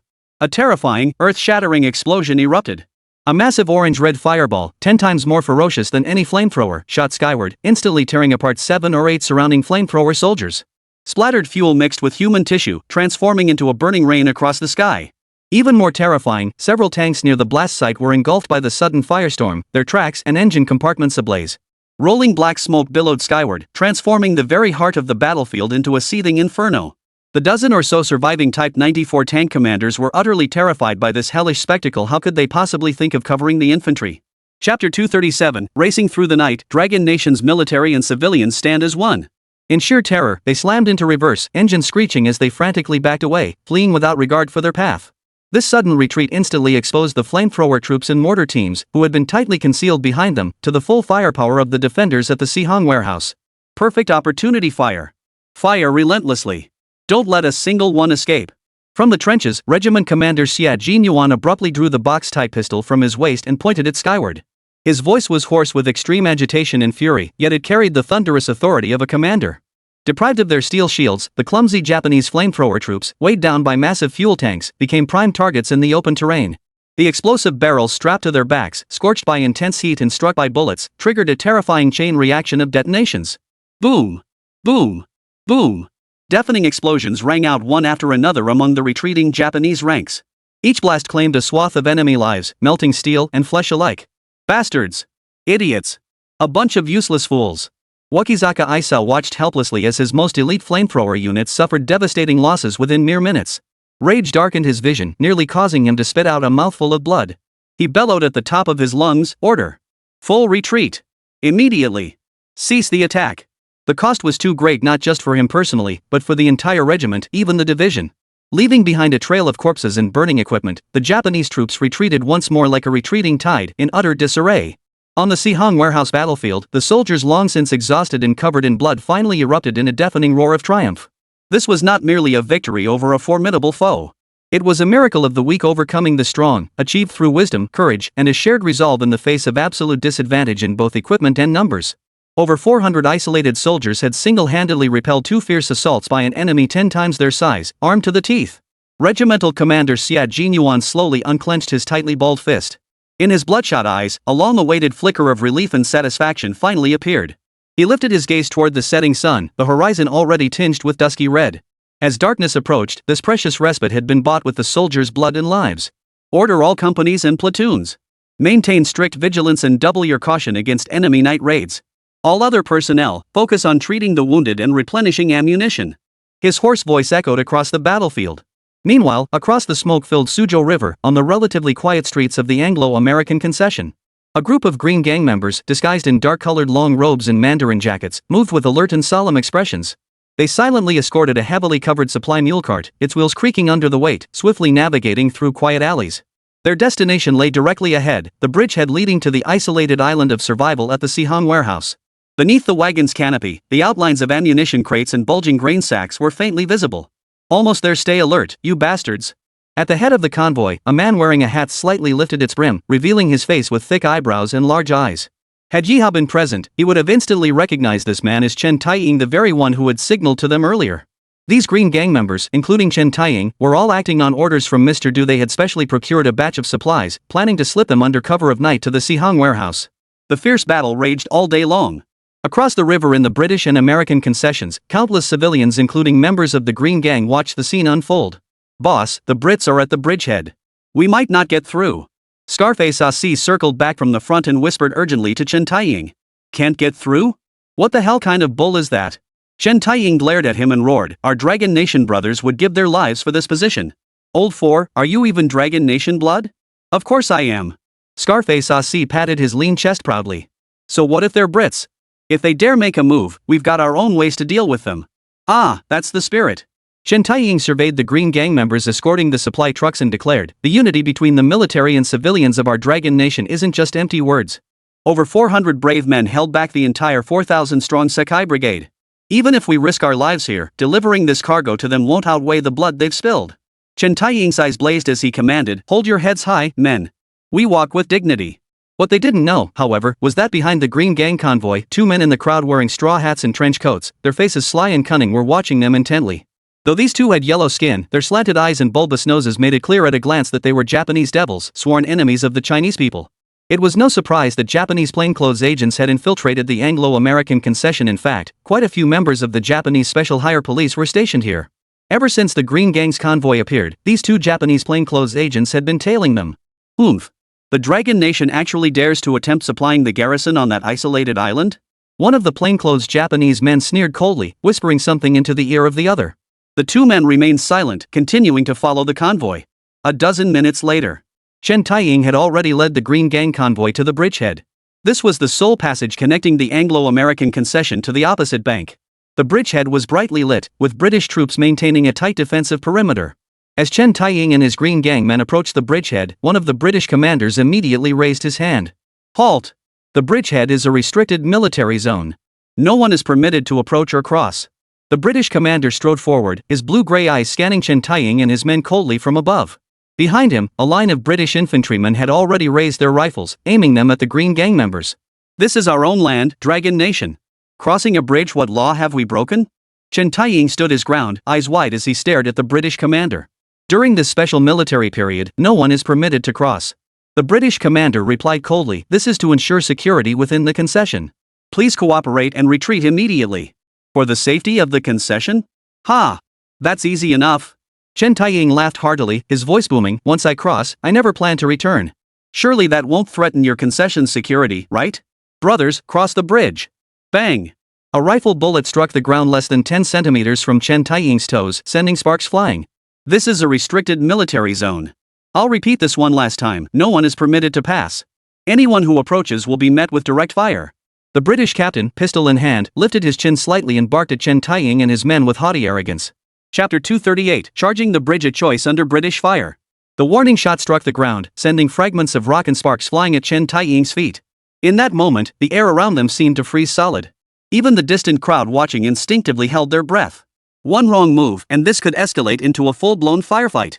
The smile vanished from Chen Taiying's face, replaced by a cold, steely expression. Yet he did not choose to retreat. On the contrary, right in front of the British captain, he took a sudden step forward, his imposing frame nearly colliding with the other man. Bull! Military restricted zone? This bridge, this river, every inch of this land, it all belongs to our Dragon Nation. We're delivering ammunition and supplies to our heroes fighting the Japanese, it's our sacred duty. Who the hell are you Brits to block our path? Behind Chen Taiying, over a dozen Green Gang members stood ramrod straight, their eyes sharp as blades. One hand was already resting on the hilt of a pistol or axe at their waist, waiting only for Chen Taiying's command. The pockmarked Asi, leading his mule, spat viciously on the ground. His gaze locked onto the black rifles in the British soldiers' hands, showing no fear. Don't do anything rash. This is my final warning. Step back. Or else. The British captain and his men froze, instinctively taking half a step back under Chen Taiying's intimidating presence. The composure they'd forced onto their faces began to crack. Particularly in his eyes, a barely perceptible flicker of panic was clearly visible. Across the river, atop the Sihong warehouse. Regimental commander. Squad leader Ye. Look at the bridgehead. Chui's urgent shout made Ye Hao and the others, who had been resting, sit up abruptly. Xia Jinyuan and Ye Hao arrived at the top floor almost simultaneously, raising their binoculars to survey the situation across the river. Through the lenses, chaos reigned at the bridgehead. Searchlights cast a ghastly pallor over the figures below. The Green Gang convoy was surrounded by British rifle barrels, locked in a standoff. At the front, a broad-shouldered man with thick eyebrows and large eyes was locked in a tense confrontation with a British captain holding a pistol. Though separated by the river and shrouded in night mist, the familiar silhouette instantly allowed Ye Hao to recognize the man, Chen Taiying. It's Captain Chen and the others, Commander. They've brought supplies. Ye Hao's voice tightened. Alongside his excitement and emotion, a deep sense of worry welled up inside him. The concession was no ordinary place. British and American military forces maintained a formidable presence here, with several warships anchored in the distant river alone. For the Green Gang to clash head-on with the British forces at this critical juncture would surely result in heavy losses. Xia Jinyuan's knuckles turned white as he gripped the binoculars tightly. So close. The supplies were right before his eyes, his compatriots were right before his eyes, yet they were separated by the icy river and the muzzles of British guns. Damn it! Xia Jinyuan slammed his fist hard against the cold stone. At the bridgehead, the standoff had reached its breaking point. Neither side dared make a move, for a firefight seemed imminent. At the edge of the surging crowd, 2 Japanese soldiers in plainclothes, trenchcoats and bowler hats stared intently at the scene ahead. A cold gleam flashed in their eyes. The moment had come. One of them swiftly drew a boxer pistol from inside his trench coat, tucking the muzzle discreetly beneath the hem. With extreme stealth, he aimed toward the British soldiers and pulled the trigger. Bang! The shrill gunshot abruptly shattered the tense standoff at the bridgehead. The bullet whizzed past the British soldier's steel helmet, striking the stone pier at the bridgehead and sending sparks flying. Enemy attack! They're firing! The British captain was startled. Without even trying to pinpoint the source of the gunfire, he immediately concluded that these thugs had opened fire first. Fire! Fire! The British captain barked the order. Bang! British soldiers, already on edge, pulled the triggers, unleashing a hail of bullets directly at the Green Gang members. A dense hail of bullets poured down like a curtain of water, raining down on Chen Taiying and the other Green Gang members. Damn it, these Brits really have a death wish. Chen Taiying's heart skipped a beat as he cursed under his breath. The instant the British soldiers pulled the triggers, he lunged like a ferocious leopard, crashing into the British captain before him. Bang! Chen Taiying showed no mercy to this foreign devil. Since the enemy had already fired, why should he hold back? Without a shred of mercy, he unleashed a devastating iron palm strike. The distinct crack of breaking bones was drowned out by the gunshot. The British captain didn't even manage a groan before collapsing like a broken sack. Brothers, cover me! Prepare to charge the bridge! Chen Taiying's roar drowned out the surrounding gunfire. Now, only one target filled his vision, that mule cart laden with hope. Charge! Protect the wagon! Scarface Asi and several Green Gang men closest to the wagon had bloodshot eyes. They charged at the wagon, using the supply crates to shield themselves from bullets as they frantically pushed the cart forward. Thud! Thud!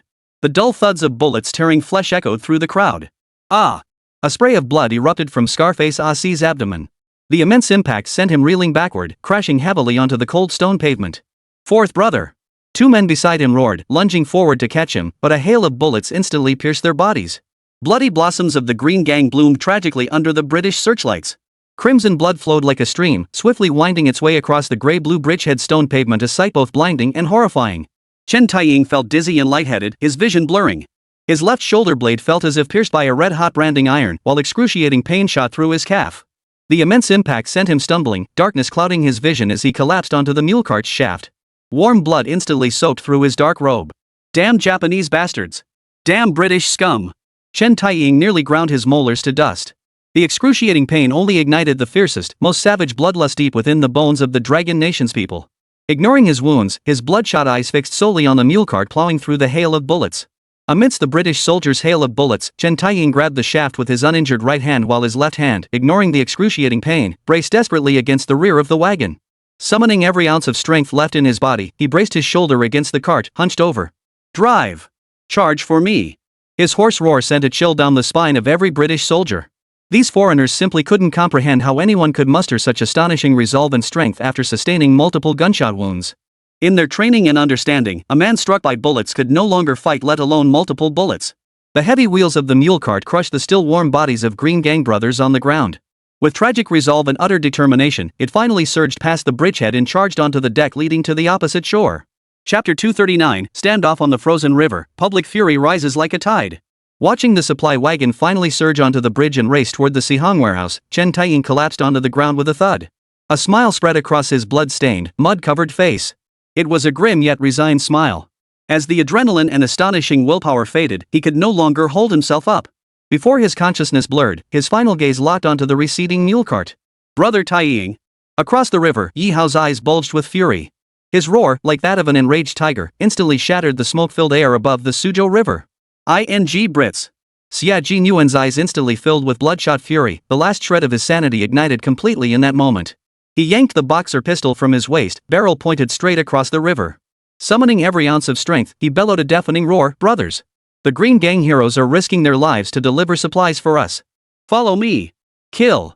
Witnessing the carnage at the bridgehead, hundreds of soldiers, their hearts filled with rage and grief, erupted like a volcano pushed to its breaking point.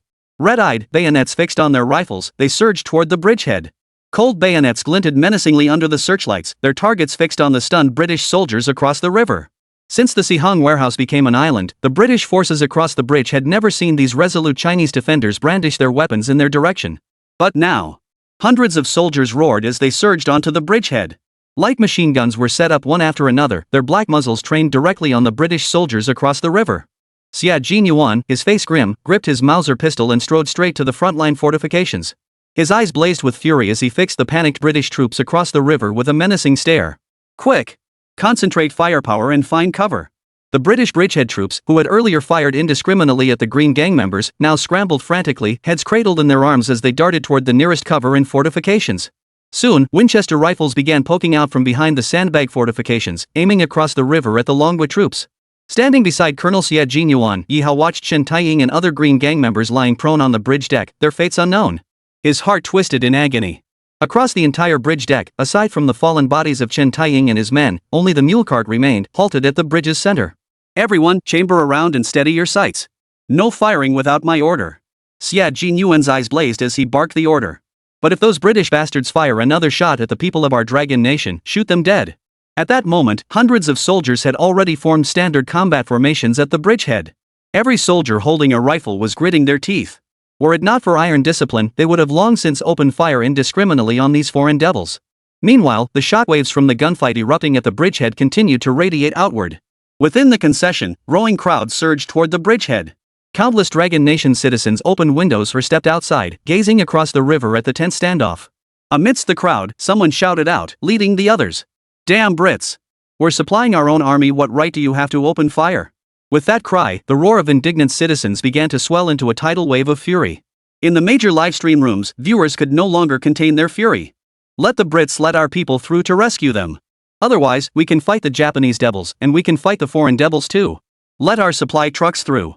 Support the 524th Regiment. Support Colonel Xie.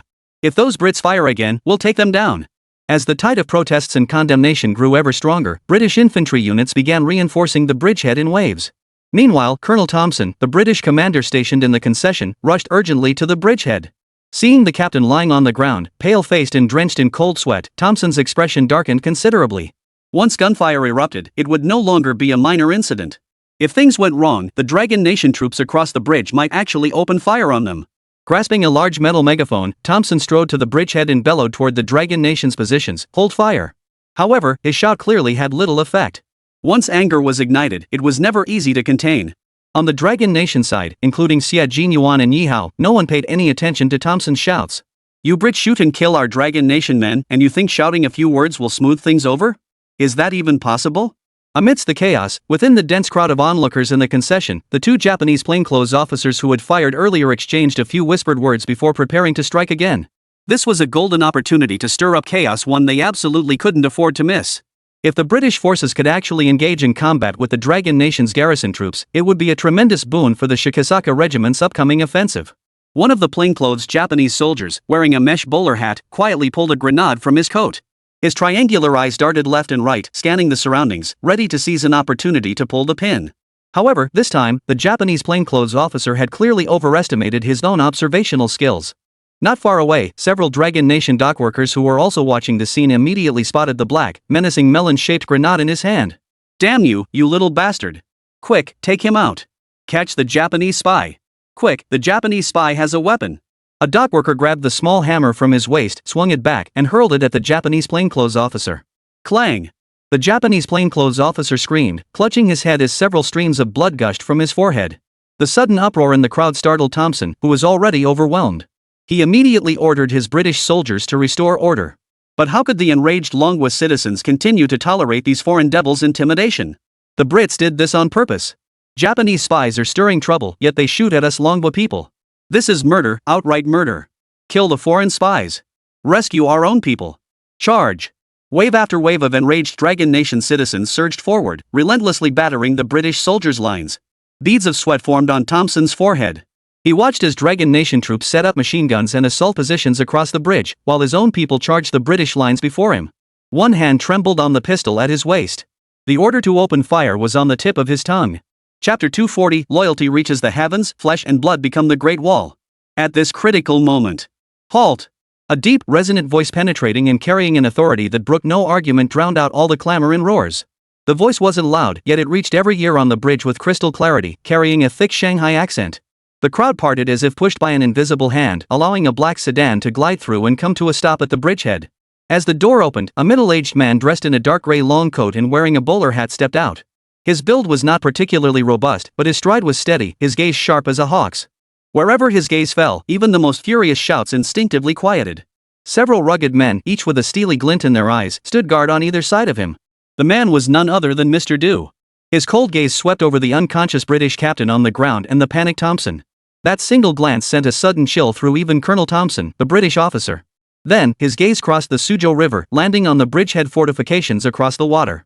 There, behind the earthworks, stood Xie Jinyuan, the iron-blooded regiment commander, who was also watching him. Across the smoke of battle and the river's flow, the gazes of these two men from opposing fronts met briefly. Everything was understood without words. Mr. Du strode directly before Thompson, standing very close. Colonel Thompson, on behalf of the Chinese people in the concession, I lodge a solemn protest and demand. He gave Thompson no chance to defend himself, speaking steadily yet with an unyielding pressure. First, cease all military threats immediately. Your British soldiers have just massacred civilians transporting supplies on our dragon nation's soil, the gravest atrocity of war. Du Yuesheng pointed at the blood-soaked ground where Chen Taiying and the others lay fallen, his voice booming. Open your eyes and look. Is this the so-called concession security you keep preaching? Is this how the British Empire maintains peace? Thompson's face drained of color. His lips trembled, yet he found no words to speak. Mr. Du had no intention of listening. He continued, Second. This is Dragon Nation territory. Both banks of the Suzhou River belong to Dragon Nation. We, the people of the Dragon Nation, delivering supplies and medicine to our own troops defending our homeland on our own soil, this is our right. It's none of your business to set up roadblocks and obstruct us. Staring at Thompson, Du Yuesheng barked, immediately and unconditionally allow our people to cross the bridge to treat the wounded. Retrieve the bodies of our fallen comrades. My men are crossing now. Anyone who dares to block us again is declaring war on the entire people of Manhwa. This. Thompson was about to speak when Du Yuesheng raised his hand, cutting him off. I haven't finished, Colonel Thompson. Du Yuesheng said coldly. Third, severely punish the perpetrators and those who ordered the shooting.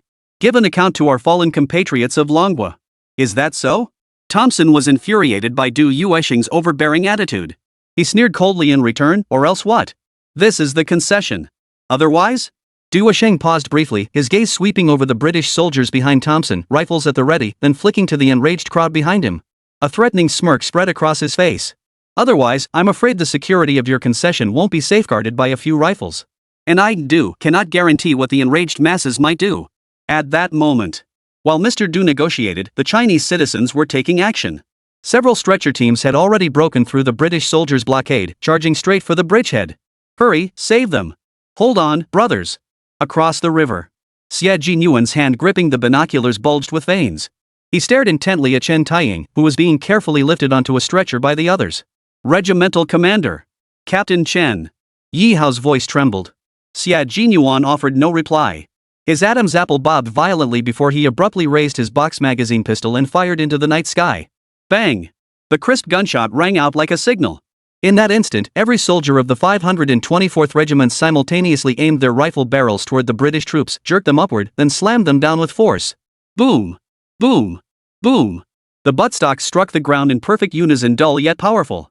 This was not a volley of fire, yet it delivered a silent declaration more than any gunshot.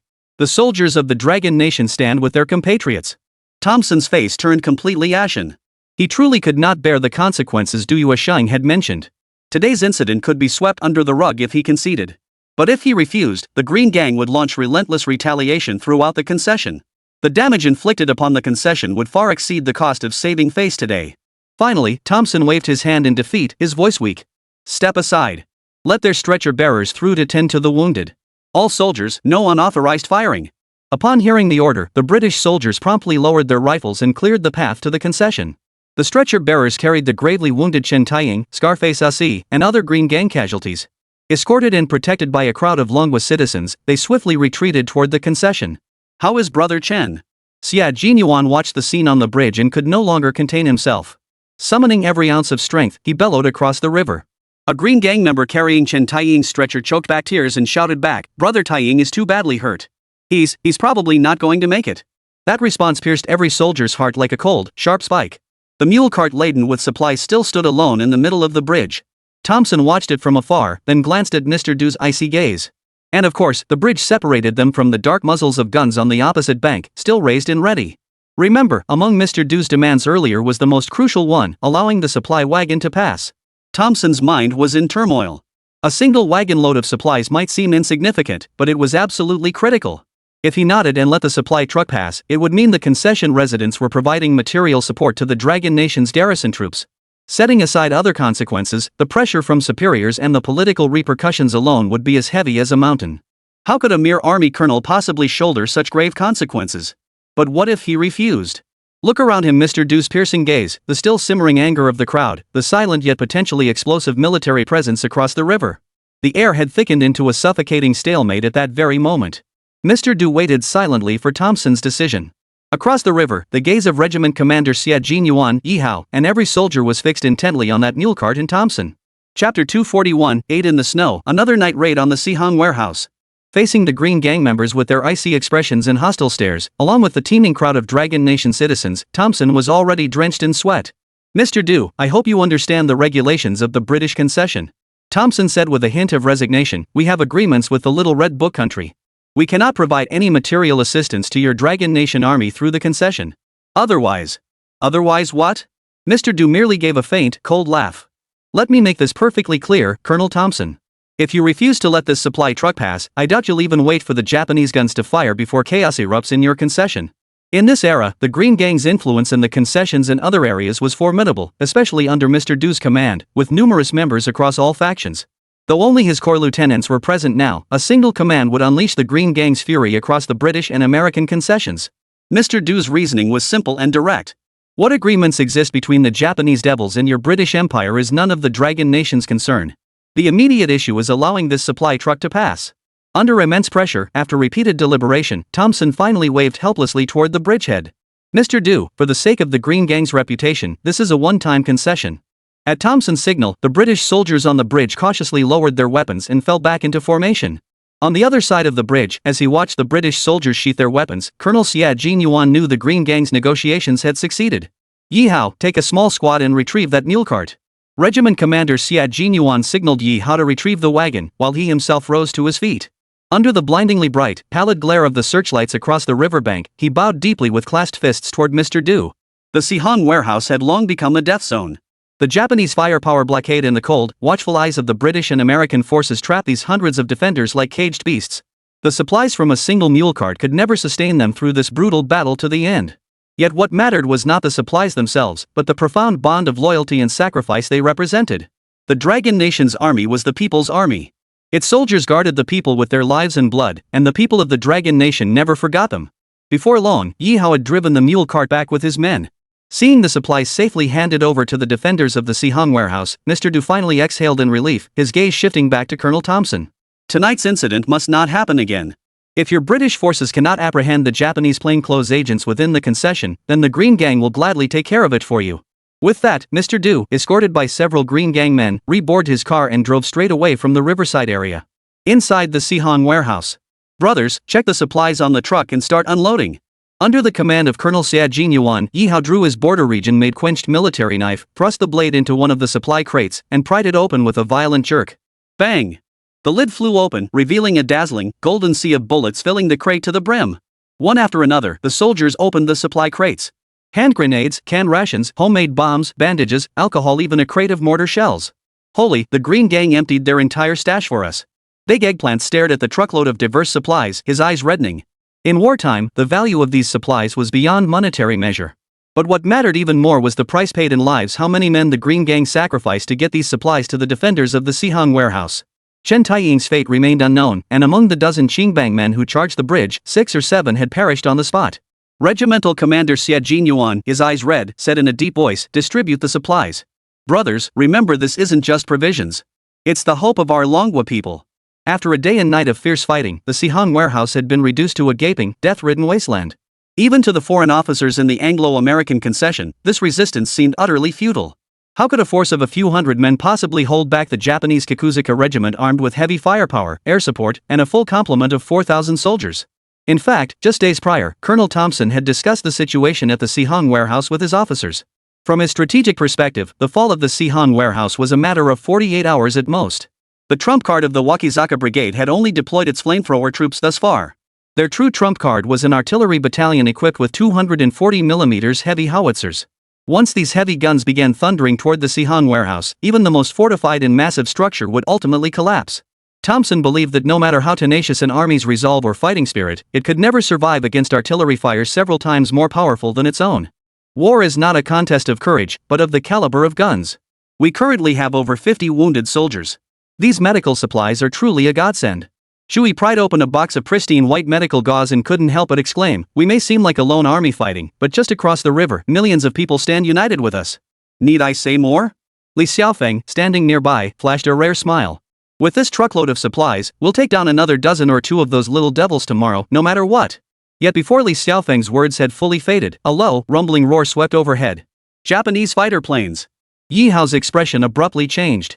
As he shouted the warning, his body shot up from the ground like an arrow. During the day's fierce fighting, the Wakizaka squadron had deployed only one wave of Type 96 attack aircraft to conduct strafing runs on the Sihang warehouse area. This wasn't due to Yasasaka Isao's overconfidence, but rather because the relentless war had severely depleted both the number of Japanese pilots and aircraft.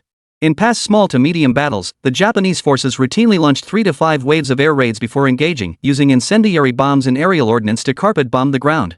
But by this point, the Japanese military had no choice but to economize, doing everything possible to avoid fighter losses. Thus, after nightfall, Wakizaka called for air support once more. This time, however, his target was not the Dragon Nation defenders inside the Sihang warehouse. "Reporting to squadron leader, we have reached the Sihang warehouse area. Should we proceed with the bombing run?"